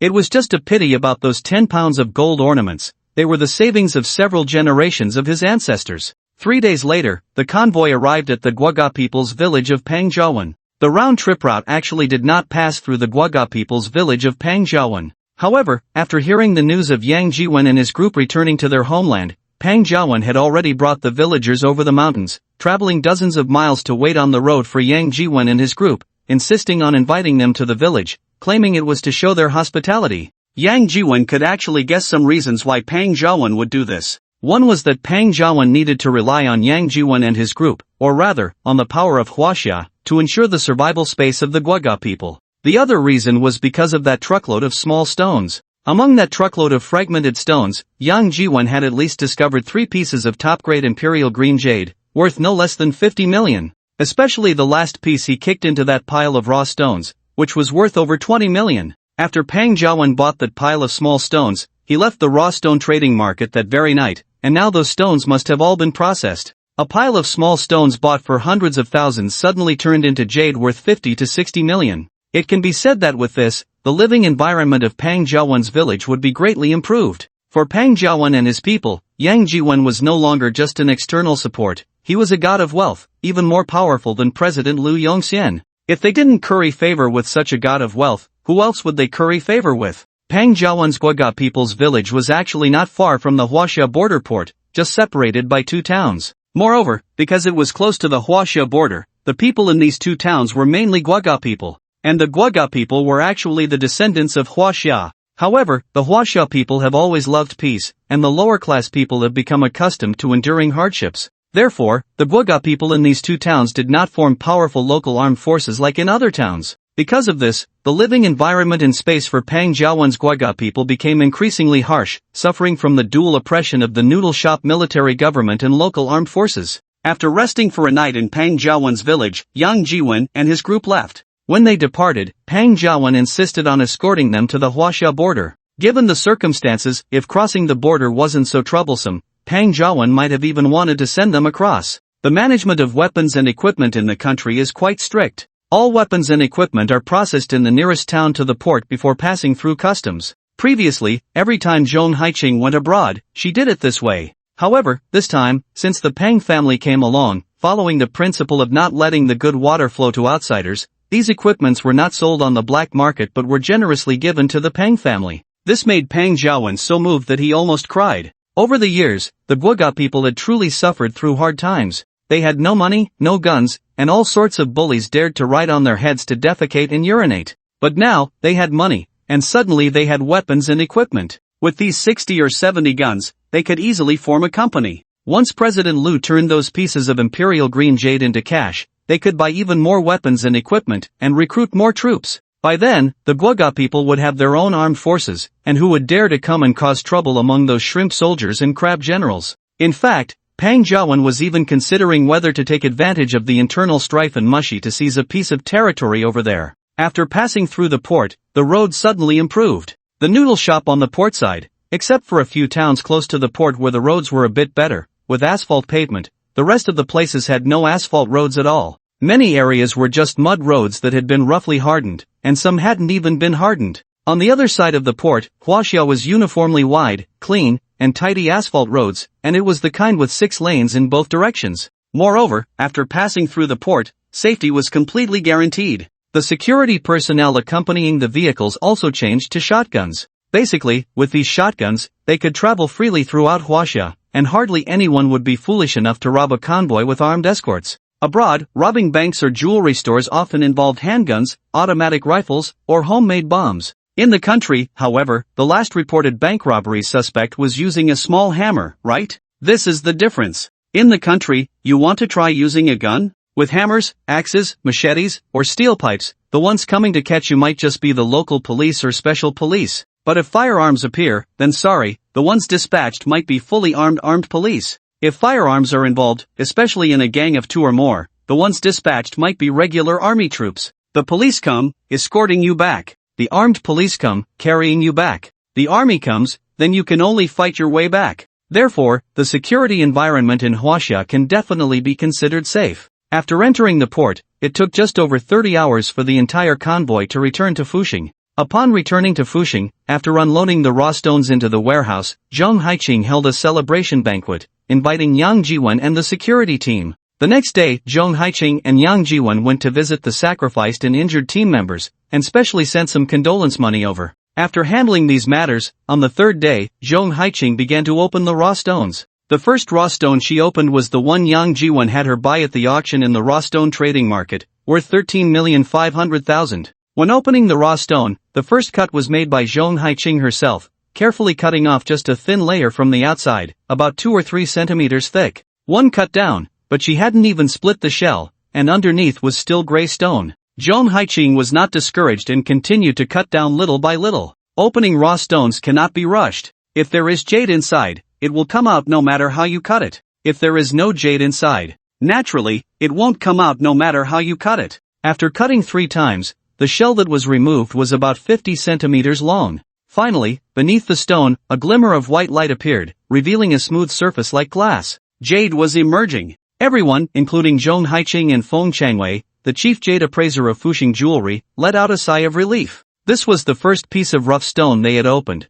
worth over 13 million. If it didn't yield jade, the blow to the jade dealer would be unimaginable. If it didn't yield jade, Zhong Haiqing would probably be so angry she would spit blood. Fortunately, they finally saw a hint of jade quality. Next, they needed to confirm the type and quality of the jade. Holding the grinding wheel, Zhong Haiqing carefully ground down some of the stone layer outside the jade, then washed it with water, revealing a large area of jade underneath. However, when she saw the jade below, Zhong Haiqing couldn't help but pause slightly. Why is the jade color so light? Is it a piece of white jade? If it's white jade, then it wouldn't be worth much. Thinking this, Zhong Haiqing couldn't help but turn to look at Feng Changwei. She saw Feng Changwei frowning slightly, staring at the exposed jade, somewhat lost in thought. Teacher Feng? Zhong Haiqing called out twice, and only then did Feng Changwei come back to his senses, exclaiming, "Ah," and asking, "What's wrong? Teacher Feng, can you take a look? Is this white jade?" Zhong Haiqing asked softly. Feng Changwei nodded and said, "It seems that this should be a piece of white jade."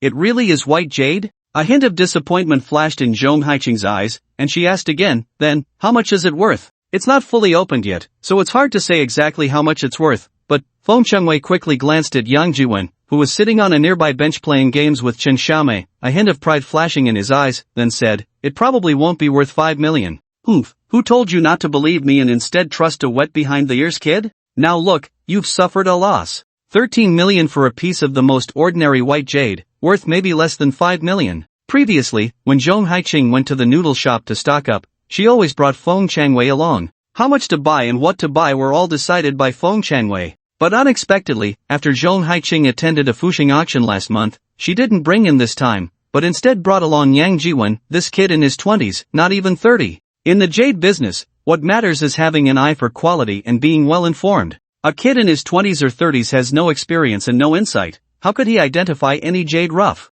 If she asked him to appraise it, wouldn't he end up losing everything? Now look, the first piece of rough stone opened, and it's a loss. While Feng Changwei was smugly lost in thought, Yang Jiwen, who was playing games with Chen Xiaomei, didn't even lift his head and said, "Are you sure it's just white jade?" Hearing Yang Jiwen's words, a hint of excitement flashed in Zhong Haiqing's eyes. Feng Changwei, beside her, was slightly taken aback, then sneered and said, "What a joke. What else could it be if not white jade? I've been in this business for over 40 years, and I've handled at least 8,000 pieces of jade and jadeite. How could I not recognize white jade?" "Is that so? I think you should take another good look." Yang Jiwen still didn't lift his head. "No need to look, I say it's white jade. Even if the King of Heaven comes, it's still white jade," Feng Changwei said decisively. Zhong Haiqing was slightly taken aback, then said to Yang Jiwen, "Mr. Yang, this really seems like white." Before Zhong Haiqing could finish her sentence, Yang Jiwen interrupted her, saying, "Miss Xiong, why don't you touch it with your hand and see how it feels?"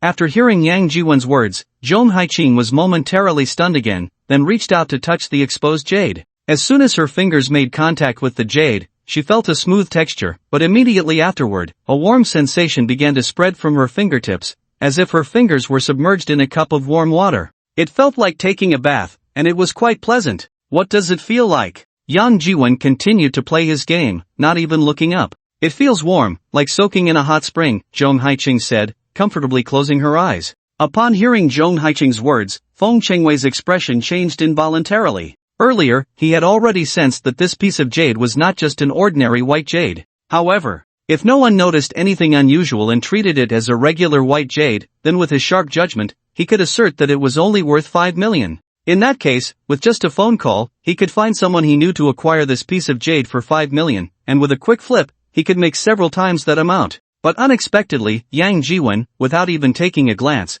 could determine that this was not an ordinary white jade. It was even possible that he had already identified the quality of this jade long ago, otherwise, he wouldn't have let Zhong Haiqing touch it and feel it. Now, Feng Changwei could only brace himself and say, "Warm, like, could it be warm jade?" Zhong Haiqing was momentarily stunned by Feng Changwei's words, then asked, "Teacher Feng, what is warm jade? I've never heard of it." Feng Changwei was slightly taken aback, quickly glanced at Yang Jiwon, then said, "Miss, have you heard of the saying the warm jade of Lantian produces smoke? This actually refers to warm jade." After a brief pause, Feng Changwei continued, "Although warm jade is slightly more valuable than white jade, this piece of raw stone probably isn't worth much." As soon as he finished speaking, Yang Jiwon put away his phone and said, "Miss Jong, have you heard of the cold jade bed?" "Cold jade bed?" Zhong Haiqing was momentarily stunned, thought for a moment, then said, "I saw it in a martial arts novel. It seems to say that it is made from cold jade collected from the depths of the Arctic ice, and it has special effects for martial artists practicing ice attribute techniques,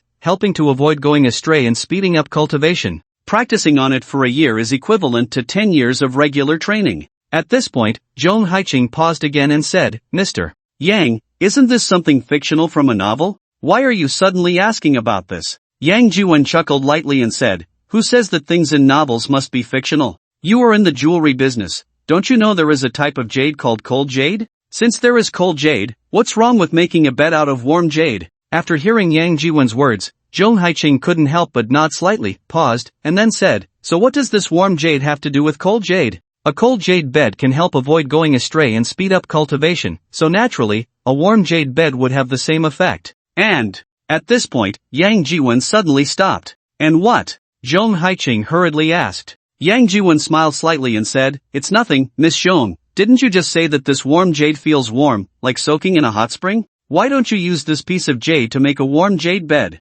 Sleeping on it feels like soaking in a hot spring every day, and it can also help to relax the muscles and dispel dampness and cold." After hearing Yang Jiwon's words, Feng Changwei couldn't help but breathe a sigh of relief. It seemed that Yang Jiwon didn't know the true purpose of the warm jade. However, Zhong Haiqing was momentarily taken aback. A piece of jade worth over 13 million used as a bed was too extravagant, right? How much does it cost to soak in a hot spring just once? With that 13 million, how many times could one soak in a hot spring? After hearing Yang Jiwon's words, Zhong Haiqing didn't respond. She picked up the cutting machine and cut away all the other stone layers from the jade, then carefully polished it, revealing the entire jade layer. It took more than 2 hours to finish completely. To be honest, this piece of warm jade was quite large. When weighed, it turned out to be over 800 pounds. Such a large piece of jade, even if not used as a bed, could be made into many sets of jewelry. Although the cost was a bit high, if sold completely, it wouldn't necessarily result in a loss. Thinking this way,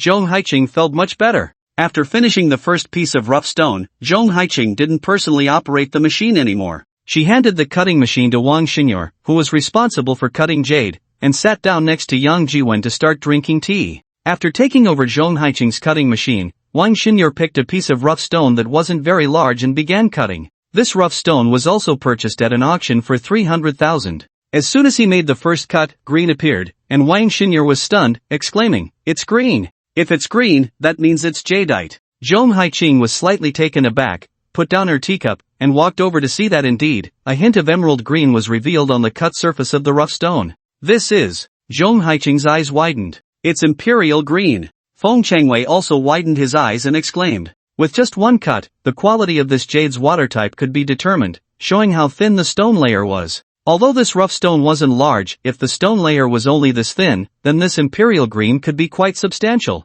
It must be worth several small targets. Hearing Feng Changwei's words, Zhong Haiqing immediately reacted, snatched the cutting machine from Wang Xinyor, and began cutting herself. After working on it for over an hour, it was finally completed around noon. When weighed, it turned out to be over 80 pounds. A piece of imperial green jadeite of the highest quality and water type. This value, Feng Changwei directly estimated it to be worth 9 small targets. This was truly a night of sudden wealth. Who would have thought that on the last day of the auction, a piece of rough stone that almost no one had high hopes for, which was purchased at a base price of 300,000, would yield an over 80-pound top-grade jadeite worth 9 small targets? In this way, her verbal agreement with Yang Jiwon was almost reached. Is it really that easy to make money by following Yang Jiwon? This trip to the noodle shop, all expenses combined, including the security fees for hiring Jean and security, disability compensation, and the cost of purchasing weapons and equipment, only amounted to 1 small target. But unexpectedly, the jadeite that was cut out now not only recouped the costs but also earned several small targets.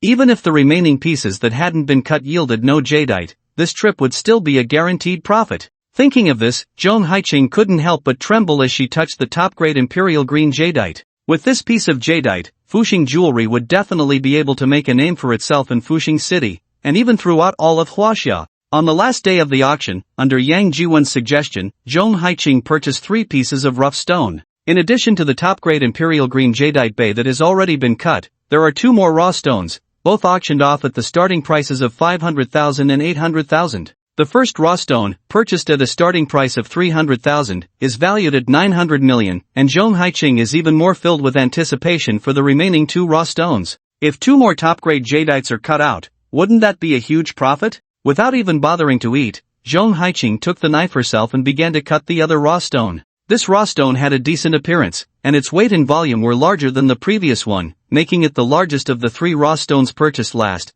valued at 800,000. However, what Zhong Haiqing did not expect was that with one cut, the surface revealed was still a gray-white stone layer. Unlike the previous raw stone, which showed green with just one cut. Of course, not every raw stone has such a thin layer of stone. Raw stones with only a very thin layer of stone are actually rare. Most jade has a thick outer layer of stone, and between the stone layer and the jade layer, there is a gradient layer, which is the interface between jade and stone. Only after cutting away the stone layer and the gradient layer does what remains become true jade. It is normal not to see the jade layer or even the gradient layer after one cut. Zhong Haiqing was not discouraged. She raised the cutting knife and made another cut. This time, she still did not see the jade layer, but she did see the gradient layer, with a hint of light earthy yellow jade mixed in the gray-white stone. It was jade. Zhong Haiqing couldn't help but feel a bit disappointed. With another cut, the jade layer fully presented itself before Zhong Haiqing's eyes. It was indeed jade, not jadeite. After cleaning the cut surface, when her hand touched it,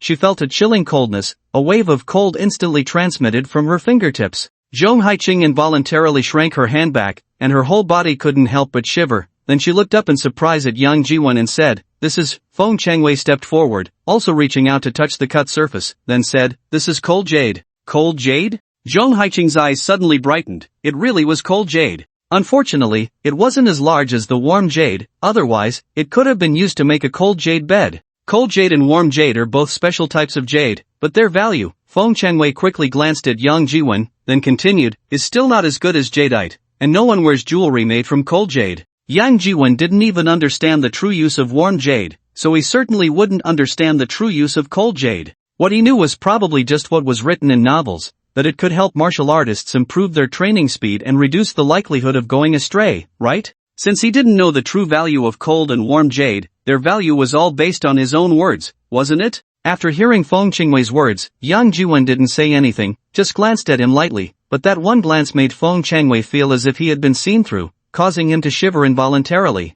Zhong Haiqing, however, did not notice this. She picked up the cutting machine and opened the remaining raw stone. Unexpectedly, this time, she cut out another piece of imperial green jadeite. When she saw the green light emerging from the jade layer, Zhong Haiqing was already numb. In the past, imperial green jadeite was the top-grade jade, rare in the world, with each piece worth a fortune. Now, it seemed that this imperial green jadeite was as if it were worthless, having cut out 2 pieces in one day. The first piece weighed over 80 pounds, and although this piece wasn't as large as the first, it still weighed over 50 pounds. The 2 pieces of imperial green jade together weigh over 140 pounds, and crafting 2 or 3 dozen sets of top-tier jewelry is completely feasible. Just the valuation of these 2 pieces of imperial green jade has already exceeded 1.5 billion. Once processed into jewelry, the value will multiply several times. This trip out is like stumbling upon a gold mine. Regardless of how much those 2 pieces of warm jade and cold jade are worth, just these 2 pieces of imperial green jade have already earned more than any previous venture of Zhong Haiqing.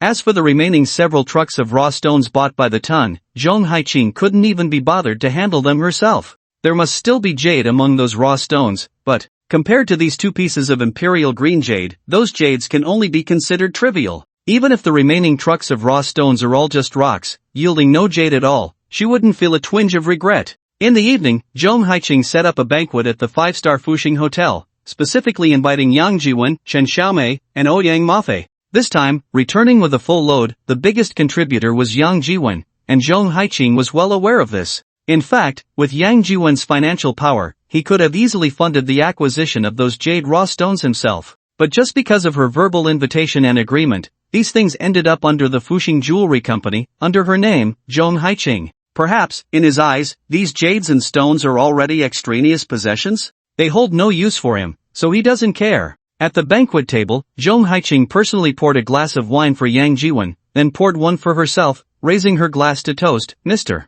Yang, I want to toast you with this glass. Thank you. If it weren't for you, we wouldn't have had such great gains on this trip to the noodle shop. At this point, Zhong Haiqing paused for a moment, then continued, however, the promised reward for you might need to be delayed. Once these 2 pieces of jade are auctioned off and funds are available, I will transfer it to you immediately. Yang Juwen chuckled and waved his hand, about to speak when suddenly the door to the private room was pushed open. Then, a young man's voice rang out, a mere few hundred million in reward, and Miss Zhong still needs to delay it? It seems the Zhong family has indeed fallen. As soon as the words fell, Zhong Haiqing's expression involuntarily changed, but she quickly put on a smiling face and said, "What brings you here, Mr. Qian? Please, have a seat." Saying this, Zhong Haiqing hurriedly pulled out a chair. The person who entered was Qian Shaohai, the son of Qian Dazhuang, the richest man in Jiangnan, accompanied by a young and beautiful female assistant in her 20s, followed by 4 tall and strong bodyguards. Qian Shaohai glanced at Zhong Haiqing and plopped down onto the chair she had pulled out. Looking at the food and drinks on the table, he said, "Is this the level of hospitality from Miss Zhong?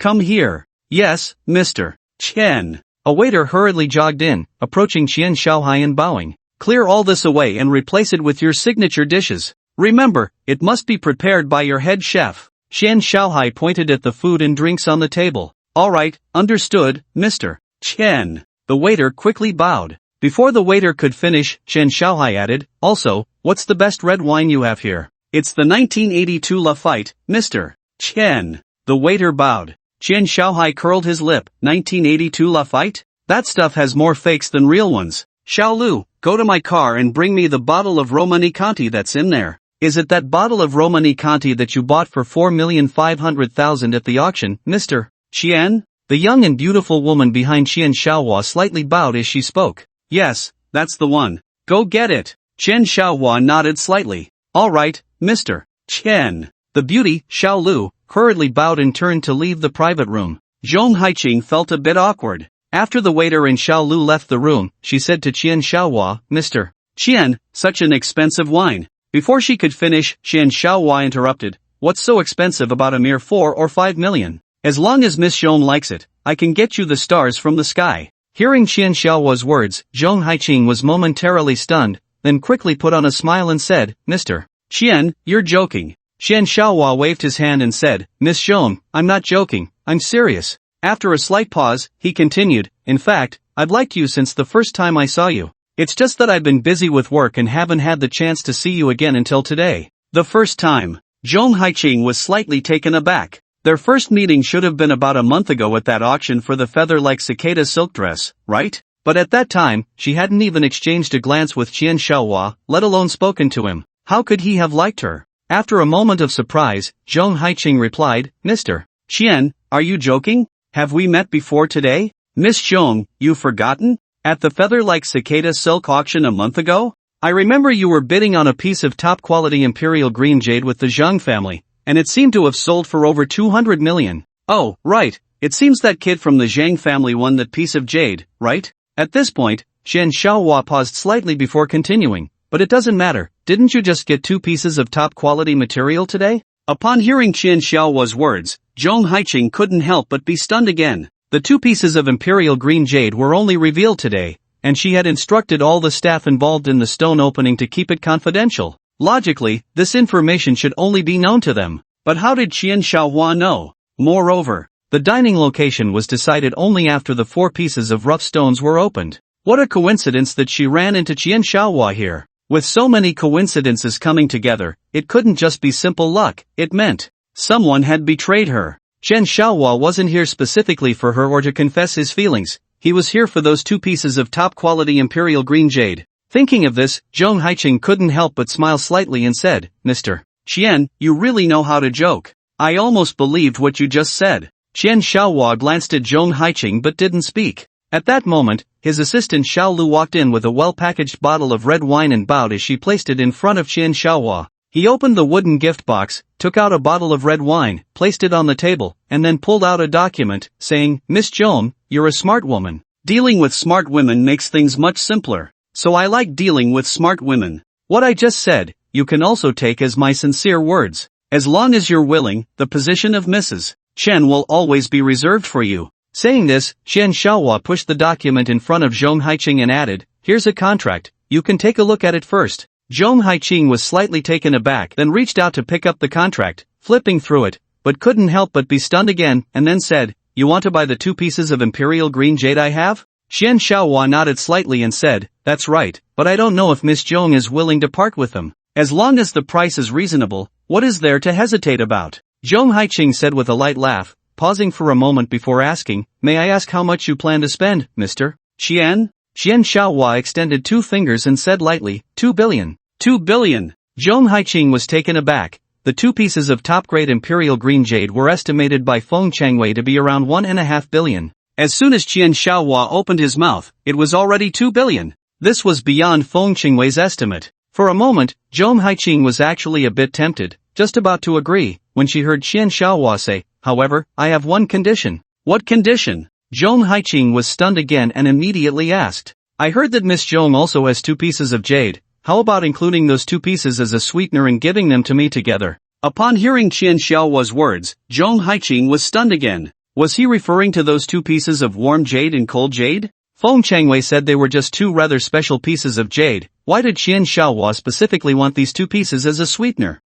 No, if they were just 2 rather special pieces of jade, how could Yang Jiwen let her bid on them? Moreover, the other 2 raw stones were top-grade jade worth several small targets. One of those pieces was something she spent over 10 million to acquire. How could they possibly just be considered special pieces of jade? Could it be that the so-called warm jade and cold jade had some other special use? Thinking of this, Zhong Haiqing couldn't help but turn her head to look at Yang Jiwen. "Miss Zhong?" Seeing this, Qian Xiaohua quickly glanced at Yang Jiwen and then turned back to call out, saying, "Of course, if Miss Zhong is willing to become the young mistress of the Chen family, then this 2 billion can be considered our betrothal gift." Upon hearing Qian Xiaohua's words, Zhong Haiqing was stunned again, then smiled lightly and said, 2 billion as a betrothal gift, Mr. Qian is indeed quite generous. However, although I have some confidence in my looks, I also know that I am not someone who could be called a beauty that could topple a city. As for betrothal gifts, I wouldn't dare to hope for 10 or 20 billion. Mr. Qian's mention of a 2 billion betrothal gift must also come with other conditions, right? At this point, Zhong Haiqing paused slightly, and before Qian Xiaohua could speak, she continued, Mr. Qian's condition wouldn't also involve those 2 pieces of jade as part of the dowry, would it? Zhong Haiqing did not mention the 2 pieces of top-grade imperial green jade. Those 2 pieces were probably already worth over 1 billion. The Qin family was the richest in Jiangnan, and with their wealth, what kind of jade or gemstone couldn't they buy? 2 pieces of jade rough material, which hadn't even been processed yet. Even if the Qian family wanted them, they wouldn't exchange a position as a young mistress for them. There were countless jade and gemstones in the world, but there was only one young mistress of the Qian family. The Qian family would absolutely not give up the position of young mistress for just 2 pieces of jade. Therefore, Qian Xiaohua was most likely after those 2 pieces of warm jade and cold jade. The so-called sweetener was just an excuse from Qian Xiaohua. The real sweetener was not those 2 pieces of warm jade and cold jade, but those 2 pieces of jade, right? So when Zhong Haiqing mentioned the conditions, she only referred to the jade and did not mention those 2 pieces of jade. Qian Xiaohai clearly did not notice the small trap in Zhong Haiqing's words. After listening to her, without a second thought, he nodded and said, That's right, Miss Zhong is indeed a smart person. I like chatting with smart people like you. You're too kind, Shenxiao, Zhong Haiqing said with a light laugh, pausing for a moment before continuing. However, you might be disappointed, as I have already transferred those 2 pieces of jade to Mr. Yang as part of the compensation. If you want those 2 pieces of jade, you'll have to find Mr. Yang. Mr. Yang? Chen Xiaohai's eyes narrowed slightly as he turned to look at Yang Jiwen. Yang Jiwen had been silent and had not intervened in the matter between Zhong Haiqing and Chen Xiaohai until he heard Zhong Haiqing mention transferring the 2 pieces of jade to him, at which point he frowned slightly. Zhong Haiqing was indeed a clever person. This tactic of diverting trouble was executed flawlessly. With one sentence, she had shifted Qian Xiaohai's focus from her to herself. However, the Qian family was a formidable force to others, but to Yang Jiwen, they were nothing. Others feared him, but Yang Jiwen was not afraid. You are Yang Jiwen? Qian Xiaohai said coldly, looking at Yang Jiwen. Yang Jiwen did not answer, only smiled at Qian Xiaohai. Name your price, Qian Xiaohai said again. Yang Jiwen extended a finger. 10 million? Yang Jiwen smiled and shrugged without speaking. 100 million? Yang Jiwen still did not respond. Qian Xiaohai's eyes narrowed slightly, coldly staring at Yang Jiwen, and said in a cold voice, You don't mean to ask for 1 billion, do you? Your family is the richest in Jiangnan, $1 billion would be an insult to a beggar. A flicker of anger flashed in Qian Xiaohai's eyes as he coldly said, 10 billion? Why don't you go rob a bank? Yang Jiwen shook his head and said, no, you misunderstood. I meant 100 billion. 100. Qian Xiaohai laughed in anger, coldly saying, good, very good. Since you treasure those two worthless stones so much, you better keep a close eye on them. Otherwise, who will you ask for your 100 billion? After saying that, Qian Xiaohai stood up and turned to leave the private room.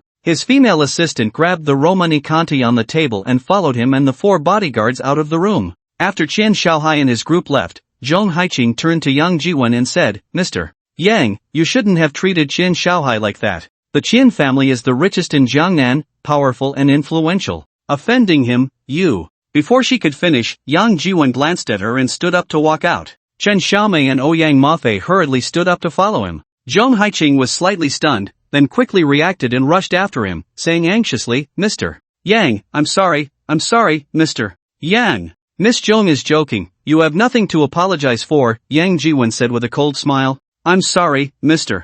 Yang, I know I was wrong, but the Qian family is powerful, my Zhong family is just a small jewelry business, not even ranking in Fuxing, let alone comparing with the Qian family. The Qian family could easily destroy us with just a snap of their fingers. I had no choice earlier, I had to say that. Mr. Yang, I'm sorry, I won't do it again. At this point, Zhong Haiqing paused slightly before continuing. I know those 2 pieces of jade are definitely not just ordinary warm jade and cold jade. A common man is innocent, but possessing jade is a crime. Those 2 pieces of cold and warm jade are not something a small family like ours can possess. If it is still of some use to you, then I am willing to offer you those 2 pieces of jade with both hands. After hearing Zhong Haiqing's words, Yang Jiwen was slightly taken aback, then said, did you not just say that those 2 pieces of jade have already been transferred to me as payment? Yes, Mr. Yang, as long as you do not mind, those 2 pieces of jade are yours, Zhong Haiqing hurriedly replied. After a brief pause, she quickly glanced at Yang Jiwen and then said softly, Mr.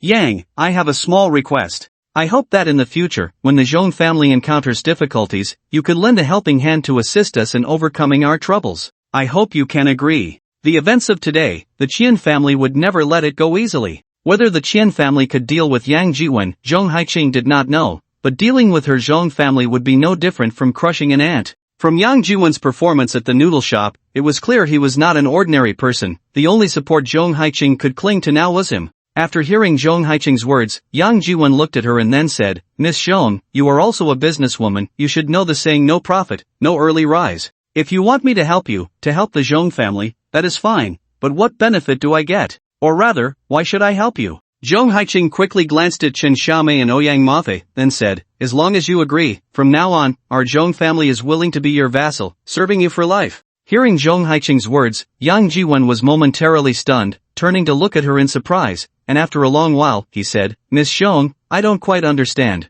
Qian Xiaohua is willing to offer 2 billion as a betrothal gift for you to marry into a wealthy family and become Mrs. Qian, yet you refuse. Why do you want to recognize me as your master and make the entire Zhong family my vassal? Isn't being Mrs. Qian better than being my vassal? Zhong Haiqing smiled bitterly and said, Mr. Yang, you do not know. The so-called marrying into a wealthy family and becoming Mrs. Qian may seem glorious on the surface, but in reality, it comes at the cost of my entire family. The Chen family, as the richest in Jiangnan, has plenty of means and ways to completely devour our Zhong family, leaving not even a scrap behind. And once the Zhong family is no longer a support, do you think I can still live peacefully as Mrs. Qian? Aristocratic families have always emphasized matching social status. The Zhong family is a small family, marrying into the Qian family would ultimately only make us a vassal of the Qian family, even if we are not swallowed up in the end. Rather than that, it would be better. It would be better to marry someone I like. This sentence Zhong Haiqing did not dare to say out loud. She merely glanced at Yang Jiwen, paused for a moment, and then continued, when you were at the noodle shop, you stood by Miss Ouyang and Miss Chen without leaving their side, even risking yourself. This scene is vivid in my mind. I believe that if I could become your vassal, wouldn't that be 1,000 times better than being a vassal of the Qian family? At this point, Zhong Haiqing paused again and then said softly, are you satisfied with my explanation?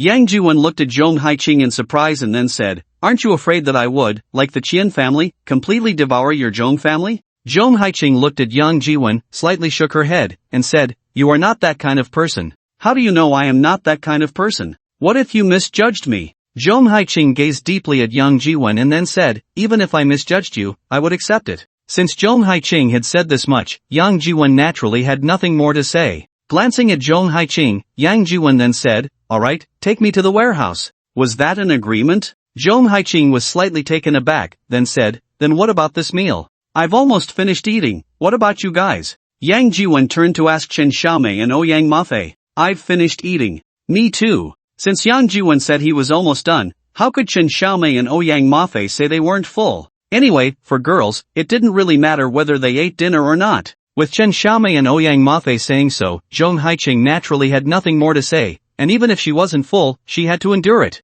Zhong Haiqing drove, and the four of them quickly arrived at the jewelry warehouse of Fuxing Jewelry. The security at the warehouse was quite strict, with a 10-man security team from Golden Shield Security specifically assigned to guard it. There were not only stationary posts but also patrols, with 24-hour continuous duty. The outer wall of the warehouse even had barbed wire, ensuring that not even a fly could get in. Once inside the warehouse, several tons of raw stones were still piled in the yard, waiting to be processed. The 4 pieces of raw stones that had already been opened were locked in a special safe warehouse, awaiting further processing. The doors of the safe warehouse were designed and installed like those of a bank vault, capable of withstanding the shock waves from a close-range explosion of 100 kilograms of high explosives. The security environment in Huaxia is quite good, and obtaining 100 kilograms of high explosives is not that easy. Therefore, this safe warehouse is still very secure. The Zhong family had been using it for over 20 years without any incidents. 2 top-grade imperial green jade pieces were placed in a separate safe,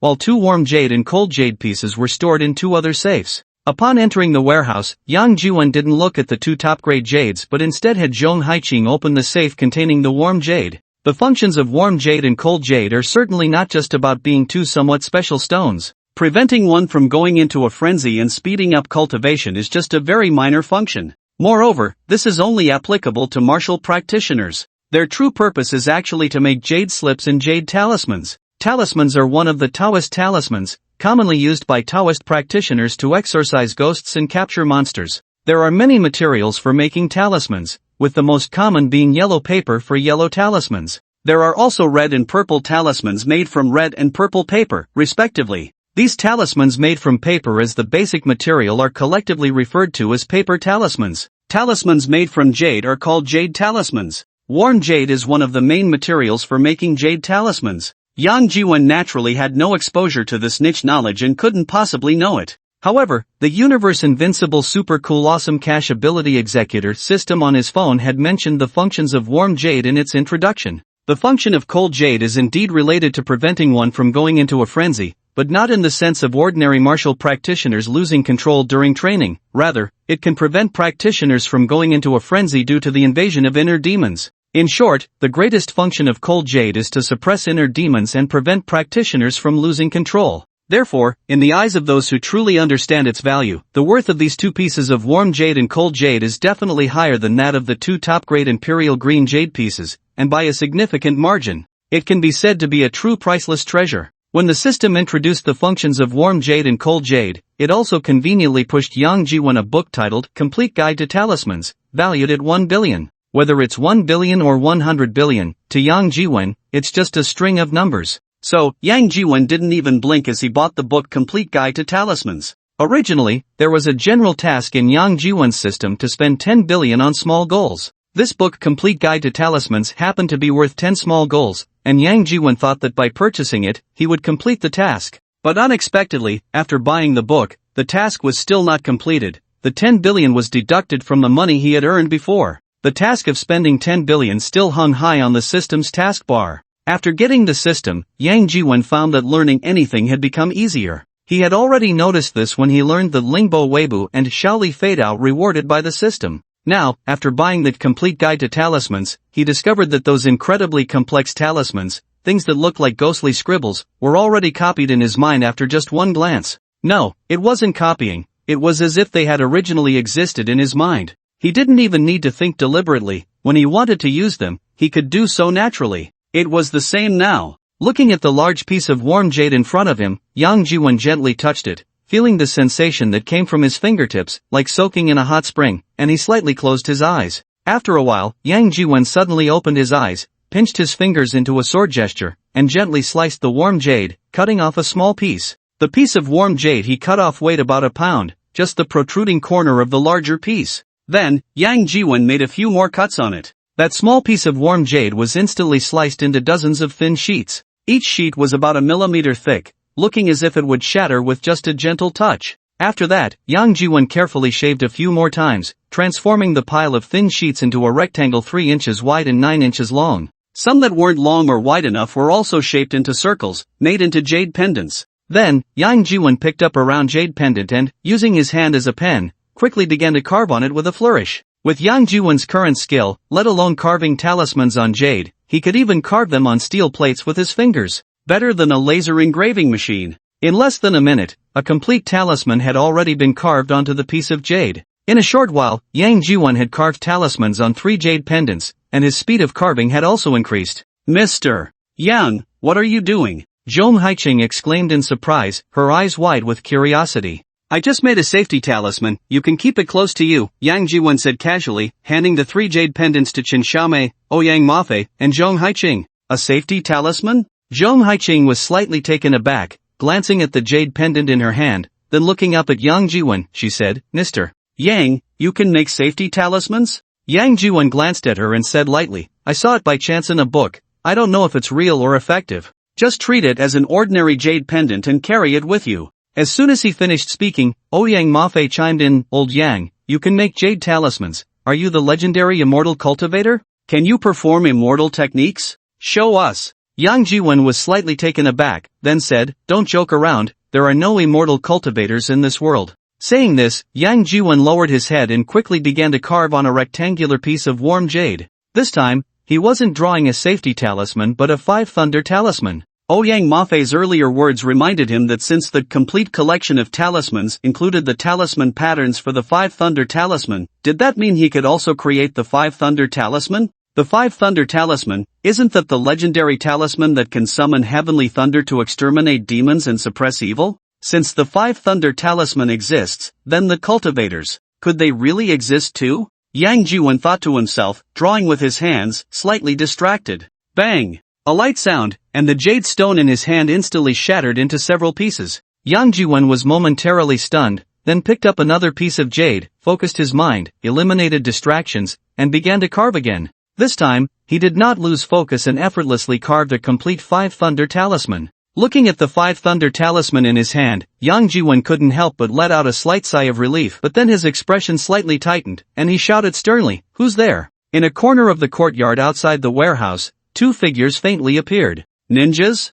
Yang Jiwon's eyes narrowed slightly, and he said coldly. Beside him, Qin Xiaomei, Ouyang Mafe, and Zhong Haiching all changed their expressions, and Zhong Haiching exclaimed urgently, Someone! The warehouse had 10 security guards on duty, 24 hours a day, with strict defenses. Logically, it was impossible for someone to sneak into the warehouse without being discovered by the outside guards. Unless something happened to those guards. Miss Zhong, you needn't bother. Your guards are all asleep and won't wake up anytime soon. Even if you scream your throat raw, no one will come in. Another ninja walked in from the main entrance, arms crossed, holding a samurai sword in his right hand, looking at Zhong Haiching with a smug expression, speaking in broken Mandarin. Hearing his words, Zhong Haiching was momentarily stunned and exclaimed, You know me? Ouyang Mafe and Chen Xiaomei also came to their senses, picking up their phones to call the police. After dialing 110, they realized there was no signal at all. Just as they were about to dial for emergency help, the 2 ninjas that had appeared in the corner casually flicked their hands, and 2 cold stars swiftly flew towards Qin Xiaomei and Ouyang Mafe, knocking their phones to the ground.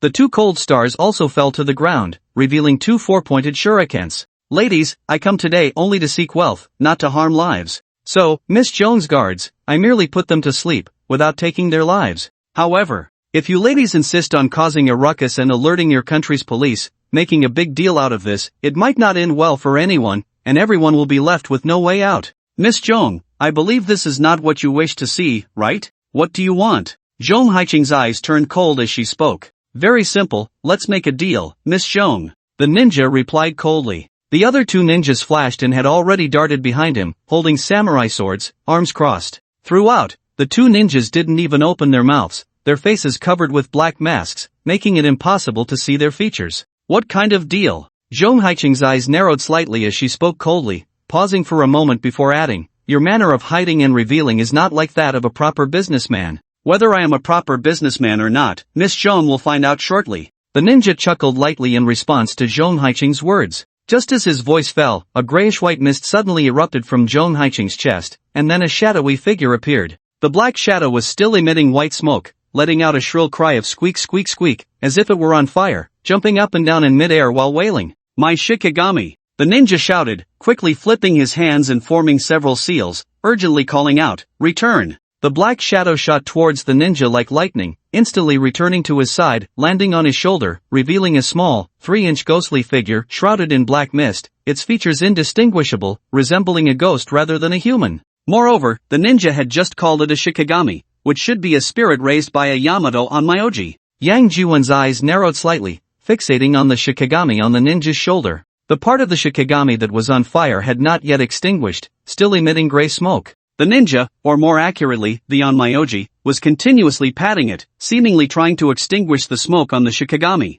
However, it was in vain. The smoke from the Shikigami could not be patted out, and it continued to wail in a squeak as the ghostly mist on its body grew fainter, as if it were about to dissipate at any moment. The Onmyoji's eyes suddenly narrowed, he bit his fingertip, squeezed out a drop of blood, and then flicked his finger at the Shikigami. Instantly, the Shikigami trembled, and then, like a warrior severing his own arm, it forcibly tore off the smoking part of its body, which fell to the ground. After falling, the black shadow continued to emit smoke for a while before slowly extinguishing, leaving not even a trace of ash on the ground. The Onmyoji gently touched the Shikigami on his shoulder, flipped his wrist, and stored the Shikigami away, casting a cold glance at Zhong Haiqing, and said coldly, originally, I wanted to use the method of possessing my Shikigami to make you obedient and hand over the Fuxing jewelry store. It seems that this gentle approach is no longer effective, so I can only resort to more intense measures. Miss Zhong, I apologize. With that, the Onmyoji waved his hands, and the two ninjas behind him flickered and disappeared from sight. Zhong Haiqing was startled by this, still not reacting when she heard Yang Jiwen shout urgently, be careful. Then, Zhong Haiqing's body was pulled several feet away by a great force. Where she had been standing, a gleaming samurai sword appeared. Following that, a ninja's figure also emerged. However, the ninja had a shuriken lodged in his body. Yamashita-kun. The Onmyoji's face changed dramatically, calling out urgently. Before his words fell, the ninja's body began to slowly topple to the ground. Seeing this, the Onmyoji's face turned even more ashen, his eyes filled with fierce light, and he coldly commanded, Watanabe-kun, kill them all, leave not one alive. As the Onmyoji's words fell, no one responded, but several cold stars suddenly appeared in the courtyard, darting like lightning towards Yang Jiwen, Zhong Haiqing, Chen Xiaomei, and Ouyang Mafei. Yang Jiwen's lips curled slightly, silently sneering, and said coldly, a grain of rice dares to compete with the bright moon. Truly overestimating oneself. With that, Yang Jiwen flicked his fingers several times, and those cold stars were instantly shot away. One of the cold stars was even deflected towards the entrance of the warehouse. With a soft puff sound, that cold star seemed to hit something. Then, at the entrance of the warehouse, a figure in black appeared. The shuriken had struck the ninja's chest. Until death, that ninja could not understand how Yang Jiwen discovered him and Yamashita-kun. He and Yamashita were both high-ranking ninjas from the east. Although they were not the top-tier ninjas, they were definitely among the elite. But unexpectedly, on his first mission to China, he fell into Yang Jiwen's hands. Was this considered a ship capsizing in a ditch? Seeing Watanabe-kun lying on the ground, the Onmyoji seemed to be stunned, his eyes wide with shock as he stared at Yang Jiwen, as if he had seen a ghost. But soon, the Onmyoji reacted, flipping his wrist, and a small silver ball the size of a ping-pong ball appeared in his hand. Then, the Onmyoji casually threw it to the ground. In an instant, a burst of flames erupted from the ground, mixed with a large amount of white smoke, enveloping his figure. Seizing this opportunity, the Onmyoji quickly turned and dashed towards the warehouse's main door. Unexpectedly, just as he reached the entrance, his body felt as if it had crashed into a wall, instantly rebounding back and falling to the ground. Want to leave? Have you asked the owner's opinion? Yang Jiwen's voice rang in his ears. You are a practitioner from China? The Onmyoji's face flashed with a hint of fear as he exclaimed. He was a great Onmyoji from the east, and although he was not a top-tier figure in his country, he was at least on par with the abbot of a famous temple. It is not an exaggeration to say that in the east, there were no more than 50 Onmyoji who could rank above him. Moreover, in the east, he had always held himself in high regard, believing that even those 4 or 5 people ranked above him would not necessarily defeat him in a real fight. Well, except for those few in the top 10 who had legendary great demons like Yamada no Orochi, Shitoku Taisho, and Tamamonome as their Shikigami, he really did not take other onmyoji seriously. Therefore, when he heard about a mission to China with a generous reward of 50 million yen, he agreed without a second thought. At that time, he was even thinking that once he arrived in China, he might be able to spar with the practitioners there. He wanted to see whether the Taoist practitioners of China were stronger or the onmyoji of the East. But he never expected that in the first encounter, he would run into two high-ranking ninjas and almost lose his own Shikigami. Little did he know that the warm jade had a restraining effect on spirits, and the talisman drawn by Yang Jiwen further enhanced this restraining effect. Although Shikigami were called gods in the East and enjoyed the offerings of onmyoji, some even had dedicated temples and statues, they were essentially still spirits. Since they were spirits, they would naturally be restrained by the talismans made of warm jade. So, upon encountering the warm jade talisman, it was like being ignited, and it began to smoke. Yang Jiwen did not respond to the East's onmyoji but merely glanced at him coldly and said lightly, "Speak, who sent you?" The onmyoji's eyes narrowed slightly, then he coldly replied, "If you want to pry information from me, let's see if you have that ability." Saying this, the onmyoji quickly performed several hand seals and then said, "Come forth, my Shikigami." A cloud of black smoke emerged from the onmyoji, and the previous Shikigami reappeared on the onmyoji's shoulder. But when it saw Yang Jiwen, it was immediately frightened and began to tremble, wanting to turn back. Shikigami all have a vessel they inhabit, and they usually stay on that vessel, just like spirits possessing a body. And that vessel is like their home. The onmyoji would summon them only when needed. The vessel of that Shikigami was a small ceramic doll, carried around like a keychain by the onmyoji. Just as the Shikigami turned to retreat into its vessel, the onmyoji grabbed the vessel and said, "Great Shikigami, I offer my soul as sustenance. As long as you kill them, I will set you free." With that, the onmyoji exerted force, crushing the ceramic doll, and only a piece remained in his hand as the fragments fell to the ground. Then, holding that piece of ceramic, the onmyoji suddenly slashed it across his neck. Blood instantly gushed from his arteries, and his body slowly began to fall to the ground. As he fell, the onmyoji's eyes were fixed on Yang Jiwen, a glint of ruthless satisfaction flashing in his gaze. "What of the cultivators of Huaxia? Even in death, I will take one down with me." Witnessing this scene, Yang Jiwen was momentarily stunned. The three women, Zhong Haiqing and her companions, were even more terrified, their faces pale. They had seen ruthless people, but never someone this ruthless. Slitting his throat was as casual as eating or drinking, without a hint of hesitation. The Shikigami, upon seeing the blood gushing from the onmyoji's neck, let out an excited scream, its form swaying as it lunged forward, voraciously sucking up the onmyoji's blood soul. As the Shikigami continuously consumed the onmyoji's blood soul, its body visibly expanded. It was like a balloon being inflated. Originally the size of a fist, it suddenly swelled to adult size, and it kept growing. In an instant, the onmyoji's body looked like it had been dried out, leaving only a skin bag, devoid of any flesh, while the Shikigami had already grown to over 2 meters tall, resembling a humanoid robot. "Squeak, delicious blood and flesh, it's been so long since I've eaten to my fill." The Shikigami let out a strange cry, then surprisingly spoke human words.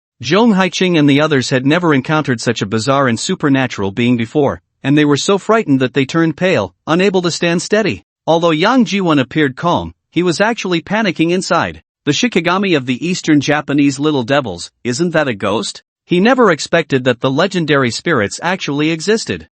Spirits? Yang Jiwen's heart suddenly stirred, secretly pressing the Five Thunder talisman he had previously drawn into his palm. At that moment, the Shikigami turned around, facing Yang Jiwen, a glint of ferocity flashing in its eyes as it grinned and said, "Hee hee, delicious blood food, once I eat you, I will be completely free. Lowly food, let me enjoy you properly." With that, the Shikigami swayed and pounced at Yang Jiwen like a hungry tiger. Yang Jiwen's eyes narrowed slightly, and with a flick of his hand, the Five Thunder talisman was sent flying out. Instantly, the talisman pierced through the Shikigami's body, leaving a small hole in it. "What is this? You dare to insult me?" The Shikigami was momentarily stunned, not sensing anything amiss, thinking Yang Jiwen had merely thrown away some trash to humiliate it. But the next second, before its words had even landed, a flash of lightning suddenly illuminated the warehouse yard. Then, with a crisp bang, the lightning struck the Shikigami's body. "No!" The Shikigami let out a cry, its swollen body shrinking instantly like a balloon that had been pricked by a needle,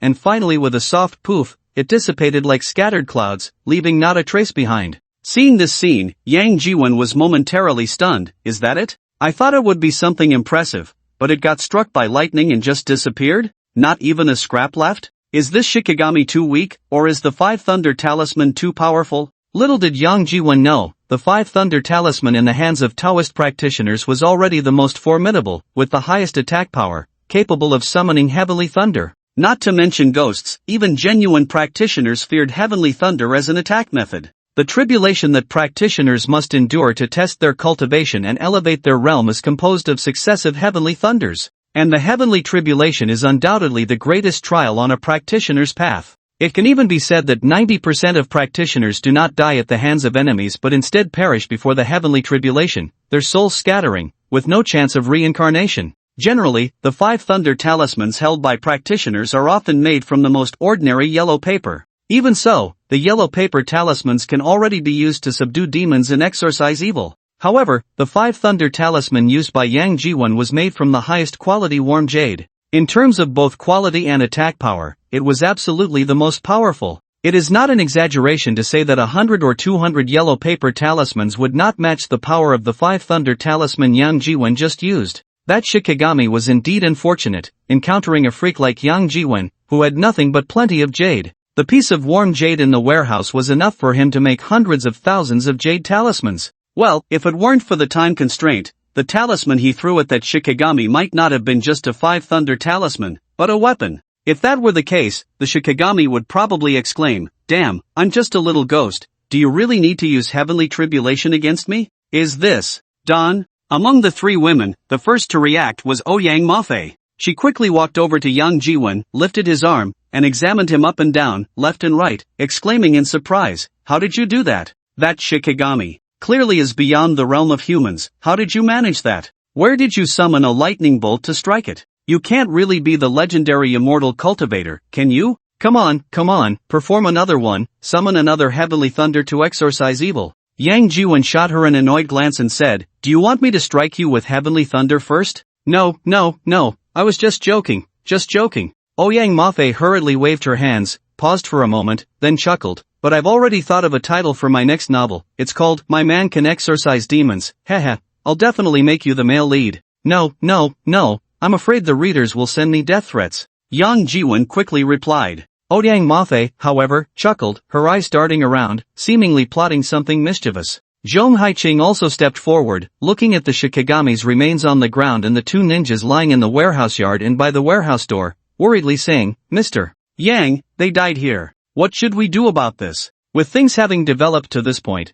there was no way to avoid the situation. These three people clearly came for her, and Yang Jiwon had acted to help her. Now that people have died here, we can't blame Yang Jiwon for it. Strictly speaking, this could be considered forced defense. Whether it's justified or not is hard to say, but since they came to kill, we can't just sit back and let them do as they please, right? However, this isn't a noodle shop, it's in the country. In a noodle shop, even if 3 people died, or even dozens more, it could be easily settled with money. In a noodle shop, isn't it common for dozens or even hundreds of people to die? But it doesn't work that way in the country, especially when the dead are foreigners. If this gets discovered, both she and Yang Jiwon would probably have to spend some time in jail. Even having powerful connections wouldn't help. Yang Jiwon naturally understood Zhong Haiqing's concerns, glanced at her, and then said, "Just dig a hole and bury them." Dig a hole? Bury them? Zhong Haiqing was momentarily taken aback, then shook her head and said, "No way, if the other party investigates, it would be easy to trace back to us.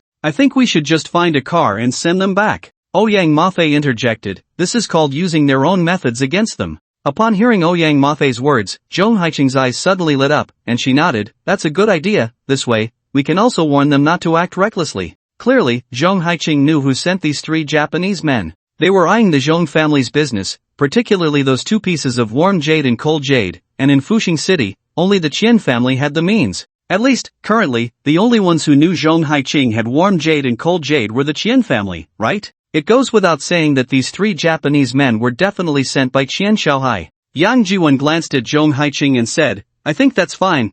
I think we can assign the delivery task to Feng Changwei." Yang Jiwon and Zhong Haiqing said almost simultaneously. After saying that, Zhong Haiqing immediately looked at Yang Jiwon and covered her mouth, laughing. When the jade was opened, there were only a few people present. The ones who knew about the existence of the warm jade and cold jade were just a handful. Yang Jiwon, Zhong Haiqing, Chen Xiaomei, and Ouyang Mafe couldn't possibly leak it. Those few small craftsmen who opened the stones were just nameless pawns and wouldn't have any connections to the Qian family. Or rather, they couldn't possibly come into contact with a young master like Qian Shaohai. The only one who might leak the news was Feng Changwei. Having him drive the bodies of these 3 Japanese men back to the Qian family was naturally the most suitable option. As for where Feng Changwei was now, that was not a problem for Zhong Haiqing. Feng Changwei was a gem appraiser supported by the Zhong family. His hometown was in another place, but after following the Zhong family, his whole family moved to Fuxing, not far from the Fuxing jewelry store. However, when Qian Shaohai approached Zhong Haiqing, Feng Changwei knew he couldn't stay with the Zhong family any longer, so he didn't even go home, not daring to call his wife and children. He was afraid of being found by the Zhong family.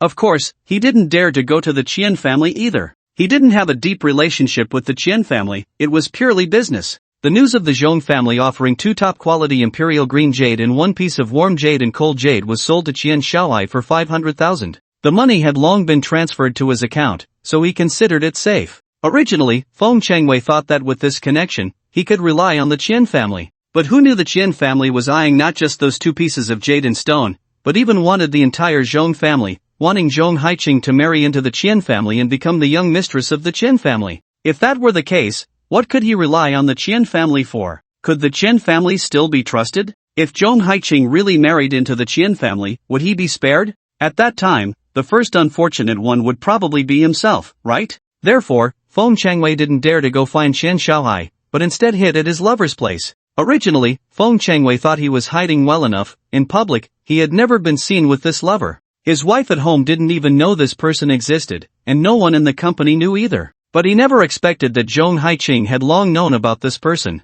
Or, to be more precise, this person was arranged by Zhong Haiqing to be by Feng Changwei's side. Without even going to Feng Changwei's home, Zhong Haiqing directly sent a few security guards to his lover's place, dragging Feng Changwei out of bed and driving him to the warehouse. When he saw Zhong Haiqing, Feng Changwei was instantly so scared that his legs went weak, unable to stand, and he knelt down, repeatedly bowing his head and saying, "Boss, spare my life, boss, spare my life." "Mr. Feng, what are you doing? Am I that scary?" Zhong Haiqing said with a forced smile, pausing for a moment before continuing, "Don't worry, we live in a society governed by law. I can't learn the ways of killing and arson." This was a family matter of the Zhong family, and Yang Jiwen didn't want to interfere. He just sat quietly drinking tea, watching Zhong Haiqing's performance. Hearing Zhong Haiqing's words, Feng Changwei couldn't help but breathe a slight sigh of relief, wiped his sweat, and then said, "Thank you, boss, thank you, boss. Don't be in a hurry to thank me, there's a car over there. You drive it to Qian Shao, and from now on, you will follow him."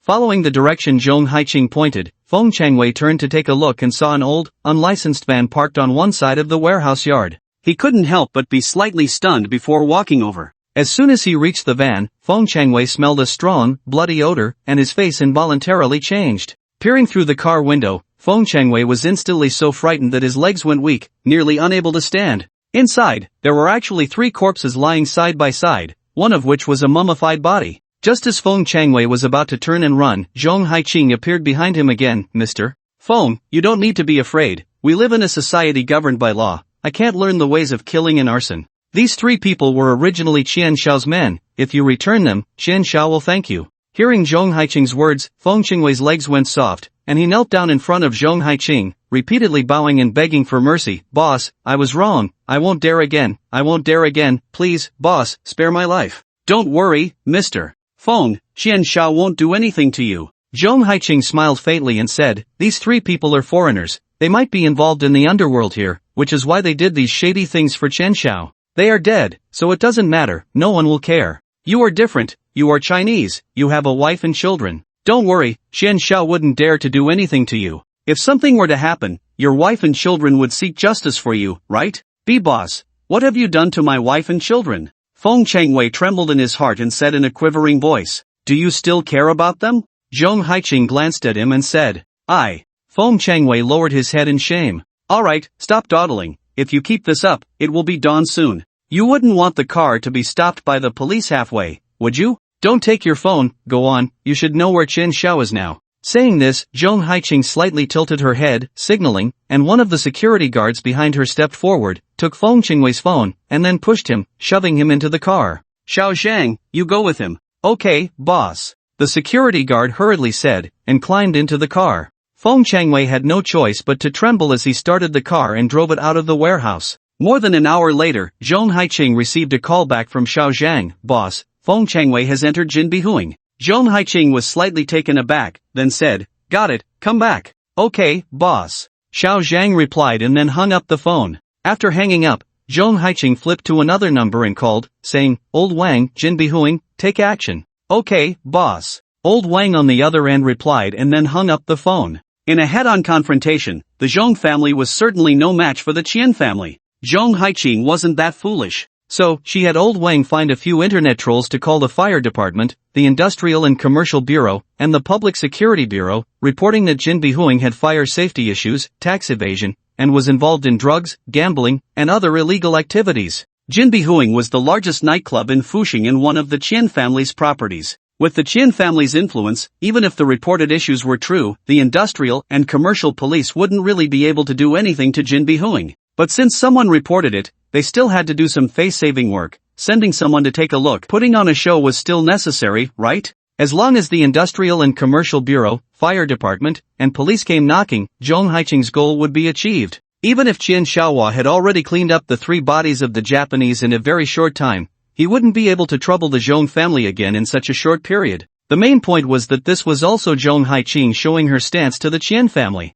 If the Qian family dared to act recklessly again, the Zhong family would have to fight them to the bitter end. If the Zhong family could eliminate a Japanese onmyoji and 2 ninjas in one go, they certainly had the strength to deal with others. If it really came to a fight to the death, even if the Qian family could win, they would probably suffer heavy losses, right? In this way, if the Qian family wanted to engage in such petty tricks again, they would have to think carefully. Yang Jiwen's method was even simpler and more direct. The next morning, Yang Jiwen directly had Zhong Haiqing send a flatbed truck to haul away the fake mountain stone and the 2 pieces of warm jade and cold jade back to Donghai. As a result, everyone in Fuxing knew that the 2 pieces of warm jade and cold jade had been taken away, leaving Fuxing, and the Qin family's attention naturally shifted away from the Zhong family, so they couldn't trouble the Zhong family anymore. It took more than a day for the flatbed truck to reach Donghai, and Yang Jiwen and Chen Xiaomei, along with Lu Guoyang and Chen Xinhong, drove their off-road vehicles to escort the flatbed truck back to Donghai. Although it had only been a little over a month since leaving Donghai, Yang Jiwen felt a sense of change in the world.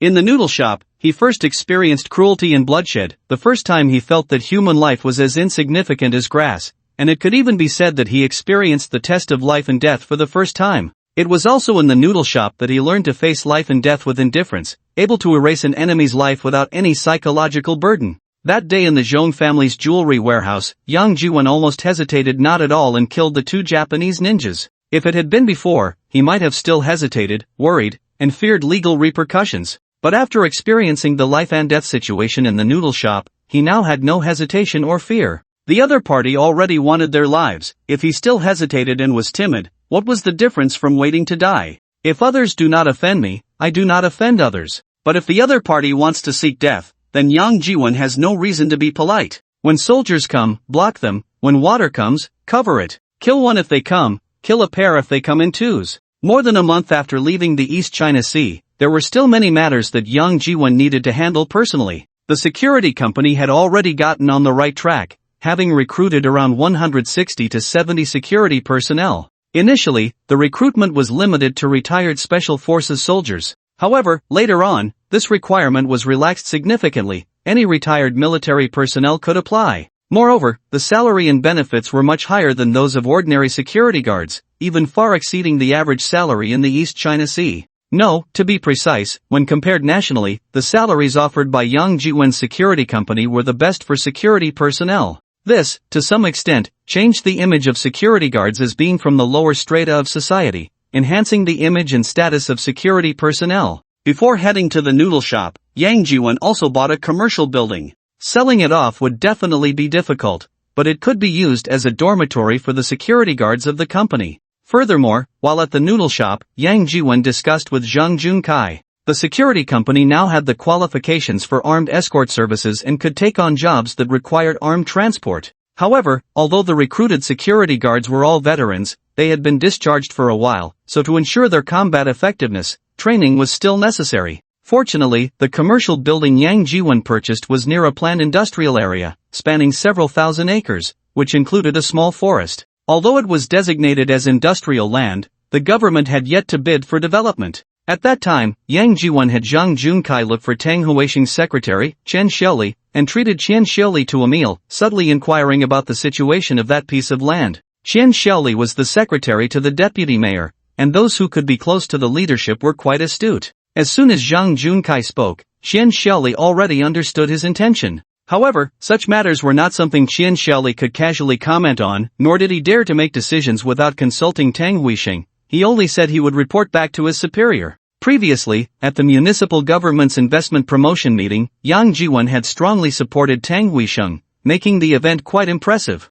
Because of this, Tang Huixing's name had been recognized at the provincial level, and there were already rumors that he would soon add the title of executive before deputy mayor. Although it was just a two-word difference, for Tang Huixing, it was a significant step forward. It was a stepping stone to the position of a department head. One could even say that with these two words, Tang Huixing had already 1 foot on the steps to the department head position, and the next step would be the actual position of department head. The mayor and the secretary were both beckoning him. Therefore, Yang Jiwen left a strong impression on Tang Huixing. When Chen Xiaoli reported back, Tang Huixing considered it for a moment and then had Chen Xiaoli convey to Zhang Junkai that he wanted to have a meal with Yang Jiwen. At that time, Yang Jiwen was at the noodle shop and naturally had no time to dine with Tang Huixing. But now that he was back in the East China Sea, he certainly had the time. Yang Jiwen planned to use that commercial land to build a production factory for Dajiang technology, and next to it, he would establish a real-life CS club. The real-life CS club would not only train the security company's personnel but also familiarize them with various simulation weapons.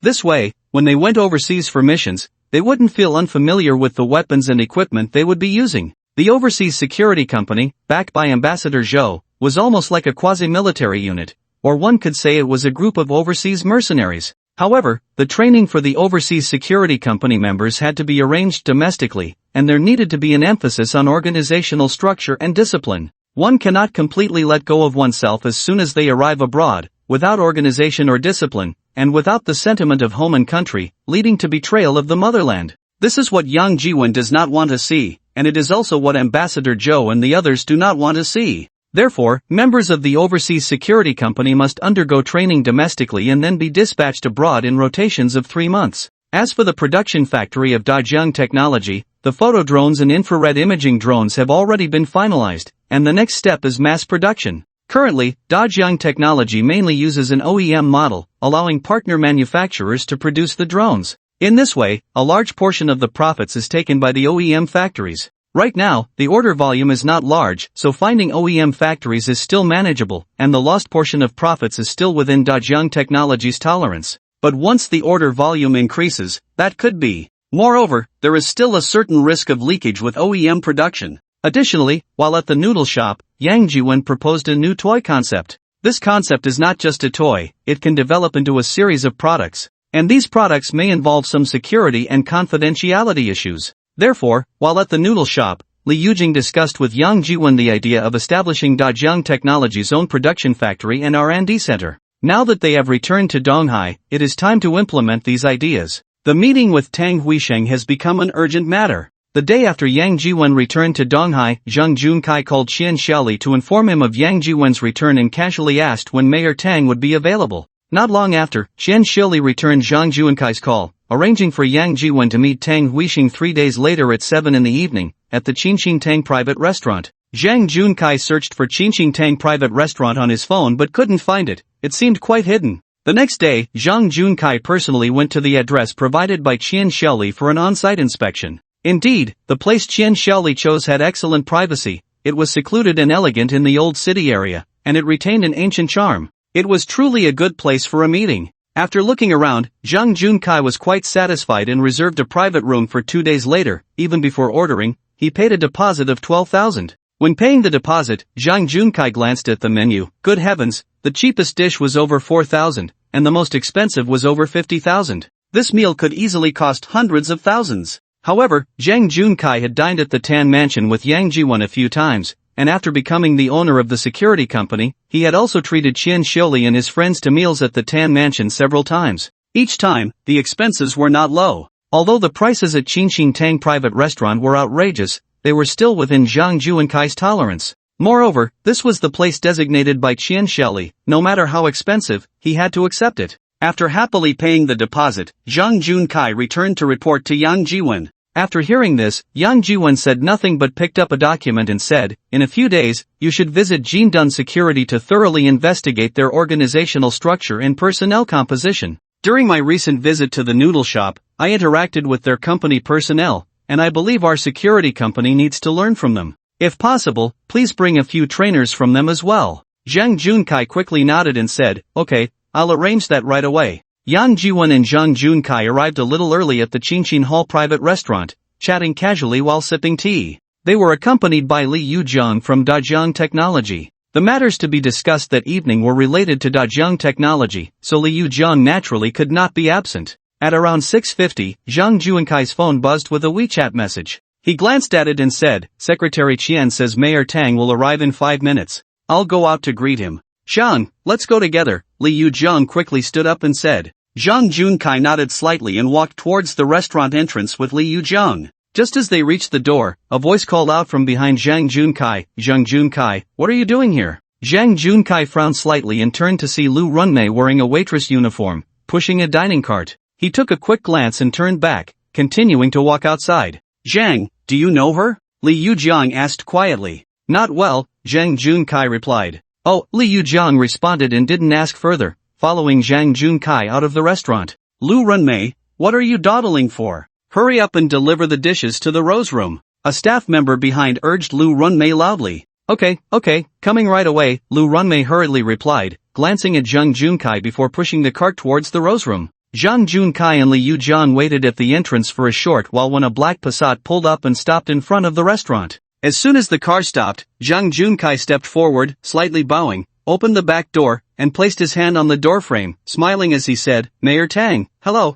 Tang Huixing got out of the car, smiling as he extended his right hand to Zhang Junkai, saying, "Boss Zhang, hello, it's good to see you again." Zhang Junkai quickly shook hands with Tang Huixing. Chen Xiaoli, who got out of the front passenger seat, followed Tang Huixing and quietly introduced Li Yujiang to him. "This is Li, the president of Dajiang Technology." "I know, the boss of Dajiang Technology." Tang Huixing smiled and reached out to Li Yujiang, saying, "At the investment promotion meeting, it was you and Boss Yang who reached the first cooperation project. We even took a photo together, right?" "Yes, Mayor Tang, I didn't expect you to remember someone like me," Li Yujiang replied. "Hey, you are not just anyone, technology changes the world. Your work is related to thousands of households. I'm looking forward to the day your company's products change the world," Tang Huixing said. "Rest assured, Mayor Tang, we will not let you down," Li Yujiang quickly replied. That's good.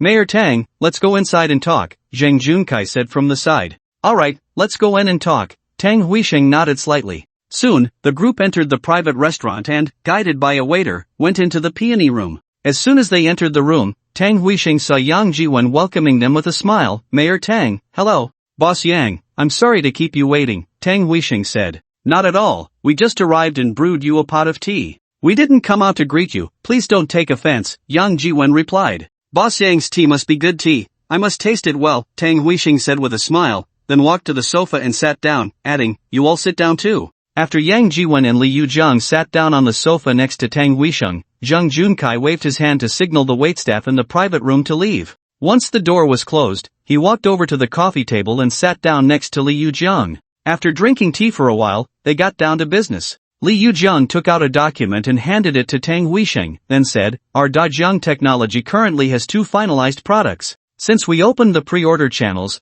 we have received over 50,000 orders. Currently, the company is using a model where we outsource production to factories and then brand the products. However, the products produced by the factories are difficult to control in terms of quality, and the production cycle and costs are hard to manage. So, at this point, Li Yujiang paused slightly before continuing, our Dajiang Technology wants to apply for a piece of industrial land to build a production factory and a research and development center, aiming to create a seamless service from design and development to production and sales as quickly as possible." Tang Huixing nodded slightly and then asked, "How large of a piece of land do you want?" Li Yujiang was momentarily taken aback and replied, "Of course, the bigger, the better." Hearing this, Tang Huixing was also momentarily stunned, then chuckled, "Boss Li, you're putting me in a tough spot." Li Yujiang smiled and said, "For the first phase of the factory construction, we need at least 1,000 acres. 1,000 acres? Tang Huixing pondered for a moment and asked, "Do you really need that much?" How much are you planning to invest in the first phase of construction?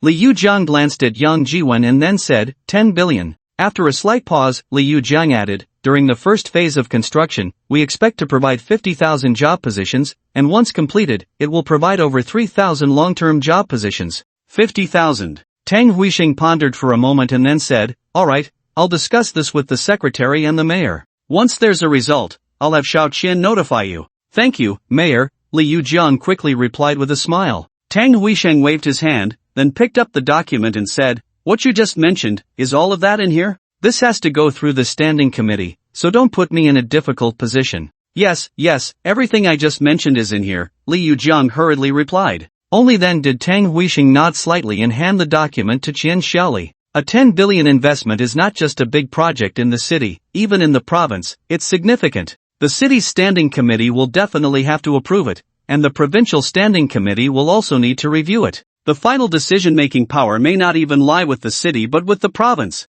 Of course, if this project gets approved, the achievements will count towards Tang Huixing. At least, most of the credit will be his. By then, he could really rise to the top and become the mayor or the secretary. Well, it's more likely that he will stay in Donghai, first as mayor, then as secretary. Such a large project will take at least 2 to 3 years to construct. During this time, the higher-ups will definitely consider the continuity of policies. Only if Tang Huixing remains in Donghai can he ensure that this project is truly implemented. After discussing the Dajiang Technology Production Factory and Research and Development Center, Zhang Junkai brought up the matter of the real-life CS Club. Compared to the hundreds of billions invested in the Production Factory and Research and Development Center, the investment in the real-life CS Club is hardly worth mentioning. The total investment is only 50 million, but the land requested for the training ground is still considerable, needing at least 100 acres. Fortunately, the land for the real-life CS Club does not all need to be industrial land, small hills and woods can also be used.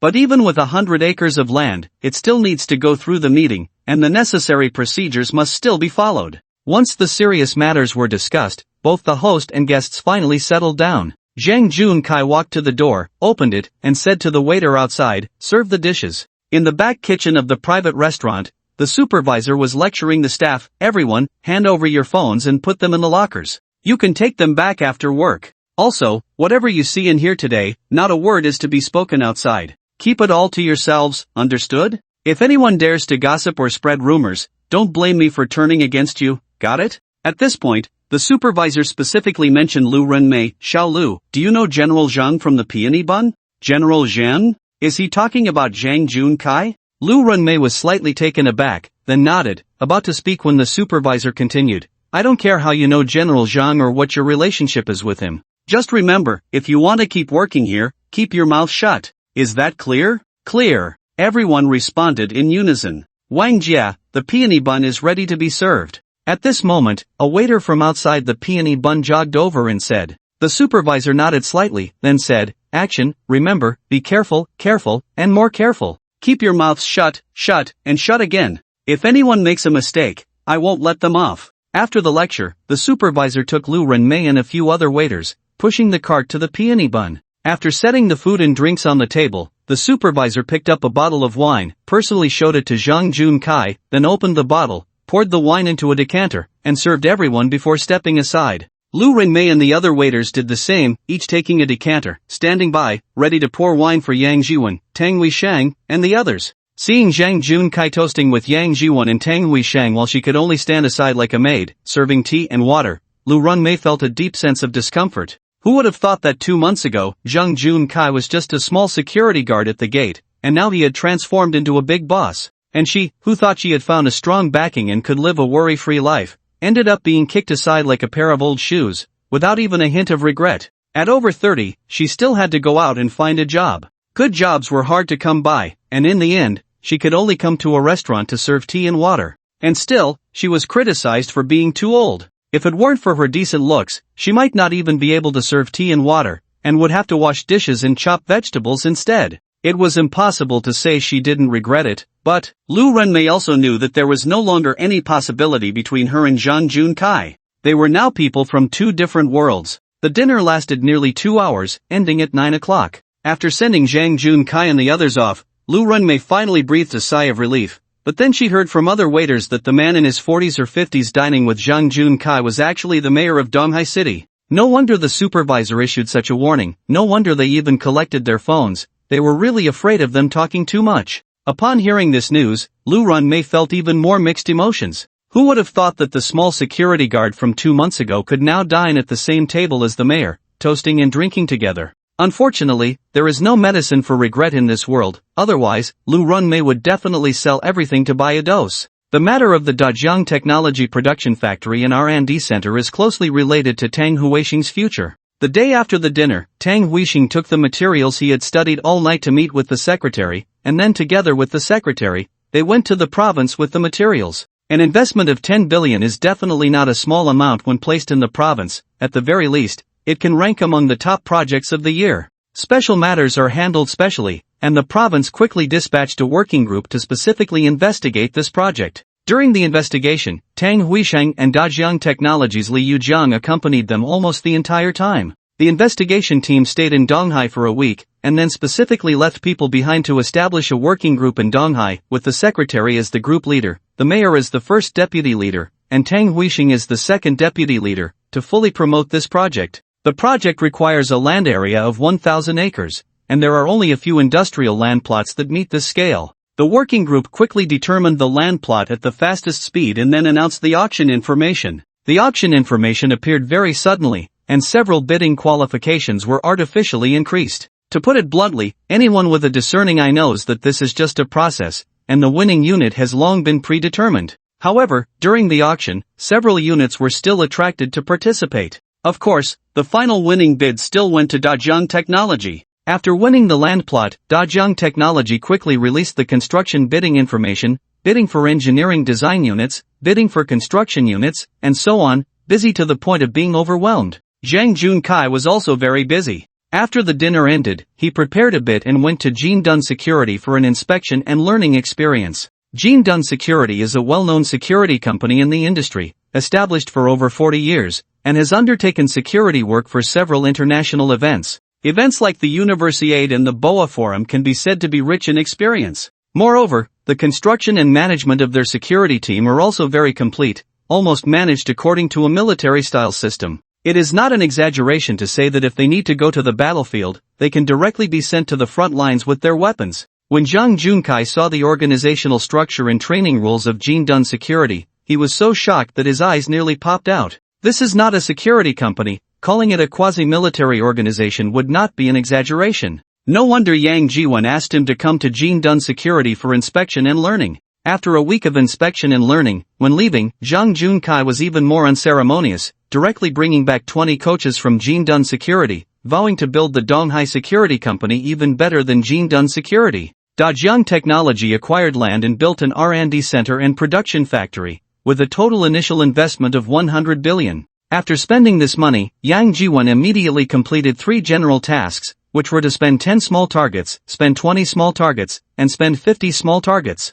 After refreshing the system tasks, there are still 2 general tasks remaining on the task interface. One is to spend 100 small targets, and the other is to earn 50 small targets. The completion rate for the task of spending 100 small targets is only in the teens, and he still needs to spend over 80 small targets to complete it. As for earning 50 small targets, the completion rate is only a fraction of a percent, almost just beginning. Yang Jiwen recalled that during this period, he indeed had little income, and it seems he needs to find a way to make some money. Completing those 3 general tasks also had decent rewards, yielding 3 skill books, martial arts manuals, 2 elixirs, and a Qian Koan Jade Gourd. The 3 skill books are Lingxi Yiji, Zaya Wuxiangong, and Baiming Shingong. The 2 elixirs are Zhozhuan Huanhuan Dan and Dingyan Dan. Unfortunately, the skill books cannot be shared, they can only be used by the host. Otherwise, any one of these 3 skill books could probably be sold for several small targets. The 9 turns revitalization pill, as the system describes, is a miraculous elixir that can bring the dead back to life, a legendary immortal pill. Although there is no restriction that it must be used by the host, Yang Jiwen would never be willing to sell something like this. No amount of money could make him sell it. As for the beauty retaining pill, Yang Jiwen took one look at the system's description and directly consumed it. The beauty retaining pill is said to grant eternal youth and unaging beauty. Such a thing, even in fantasy novels, is something that could lead to fierce competition and bloodshed. Unfortunately, there is only one, so Yang Jiwon could only eat it himself for now. He would consider giving it to others once he has more. If these skill books and pills are already priceless treasures, then the Qiankuan Jade Gourd is even more of a treasure among treasures, an absolute immortal artifact. The Qiankuan Jade Gourd is a storage artifact that can contain the universe. This is the system's brief introduction to the Qiankuan Jade Gourd, just a few words, but it is enough to make anyone who reads it drop their jaw in astonishment. Storage artifacts in fantasy novels are undoubtedly the most magical and practical type of artifact. As long as the space is sufficient, they can hold almost anything, essentially a portable mobile warehouse. Well, aside from not being able to store living things, storage artifacts have almost no flaws. Artifacts that can store living things are called pet bags or spirit pet bags. In fantasy novels, with a storage artifact plus a spirit pet bag, one could almost carry all of a cultivator's possessions with them. However, the Qiankuan Jade Gourd that Yang Jiwon obtained from the system even eliminates the need for a spirit pet bag. The Qiankuan Jade Gourd can contain the universe. This means it can not only hold items but also living things. Moreover, the most important thing is that this Qiankuan Jade Gourd is a growth-type artifact. As Yang Jiwon, the host, levels up, the level of the Qiankuan Jade Gourd will also increase. After obtaining the Qiankuan Jade Gourd, Yang Jiwon took a look. The initial space is LV0, and it already has 1,000 cubic meters. Unfortunately, the spirit pet space is only a mere 1 cubic meter, just 1,000th of the entire storage space. Well, right now it can only accommodate a few children under 1 meter tall. Anyone over 1 meter would have to crouch. Alright, the spirit pet space can only hold a few cats and dogs. There's no way to fit a person in there. Of course, Yang Jiwon wouldn't capture a person to keep as a spirit pet and put them in the spirit pet space. However, he did manage to cram those 2 warm jade and cold jade pieces, along with that rockery, all into the Qiankuan Jade Gourd. This certainly made things a lot easier. As for the remaining 2 general tasks, spending 100 small targets should be no difficulty at all. On the Dajiang technology side, the first phase invested 100 billion, and there could be a second and third phase later. Or he could acquire a few more plots of land to build commercial housing, industrial parks, etc. Spending 80 or 90 small targets would be a breeze. As long as he is willing to spend money, no matter how much, it can be spent. However, the task of earning 50 small targets, completing it would indeed be somewhat challenging. The 2 already finalized products from Dajiang Technology, once launched in the market, will definitely make money, but it will take some time. The security company is the same. In fact, for the security company to achieve profitability, it might take even longer than Dajiang Technology. After all, the daily training and management of the security company is a significant expense, and the costs might be even higher than those of Dajiang Technology. Achieving profitability in a short time is also impossible. As for Dongming Investment, when Yang Jiwon was still at the noodle shop, Wang Jinyong had already reached a share transfer agreement with Lin Weiman and Yang Suying from Dongming Investment, fully acquiring Dongming Investment. Now, the legal representative of Dongming Investment has also been changed to Wang Jinyong, while Lin Weiman is still actually responsible for the company's operations. Wang Jinyong, as the executive director, assists Lin Weiman in managing Dongming Investment. Previously, the projects invested by Dongming Investment were not very large. Many of them were projects worth hundreds of thousands to over $1 million. After Wang Jinyong took over Dongming Investment, Yang Jiwon subscribed for an additional 500 million in registered capital. After that, Dongming Investment began to look for large-scale projects worth tens of millions. Up to now, Dongming Investment has only just invested in 2 projects worth over 10 million. And for such projects, achieving profitability also takes time. Even for projects that are in a favorable position, it takes at least a few months or even a year or 2 to see returns. There are also many projects that only start to become profitable after 3 to 5 years. Some projects may even require continuous cash burn and may not necessarily turn a profit. Investment carries risks, and one must be cautious when entering the field. Just because an investment is made does not guarantee that the project will succeed or yield profits. Therefore, for Dongming Investment, expecting to make a profit in a short time is unrealistic. Similarly, in real estate development, short-term profits are also unlikely. The construction cycle for real estate is long, often taking several years. Even with a pre-sale system, it does not mean that all investments can be recovered immediately and profits realized. Moreover, with a pre-sale system, the final delivery of the property is still required, right? If the properties cannot even be delivered, it will ultimately just become another 4 trillion, subject to public scorn and condemnation.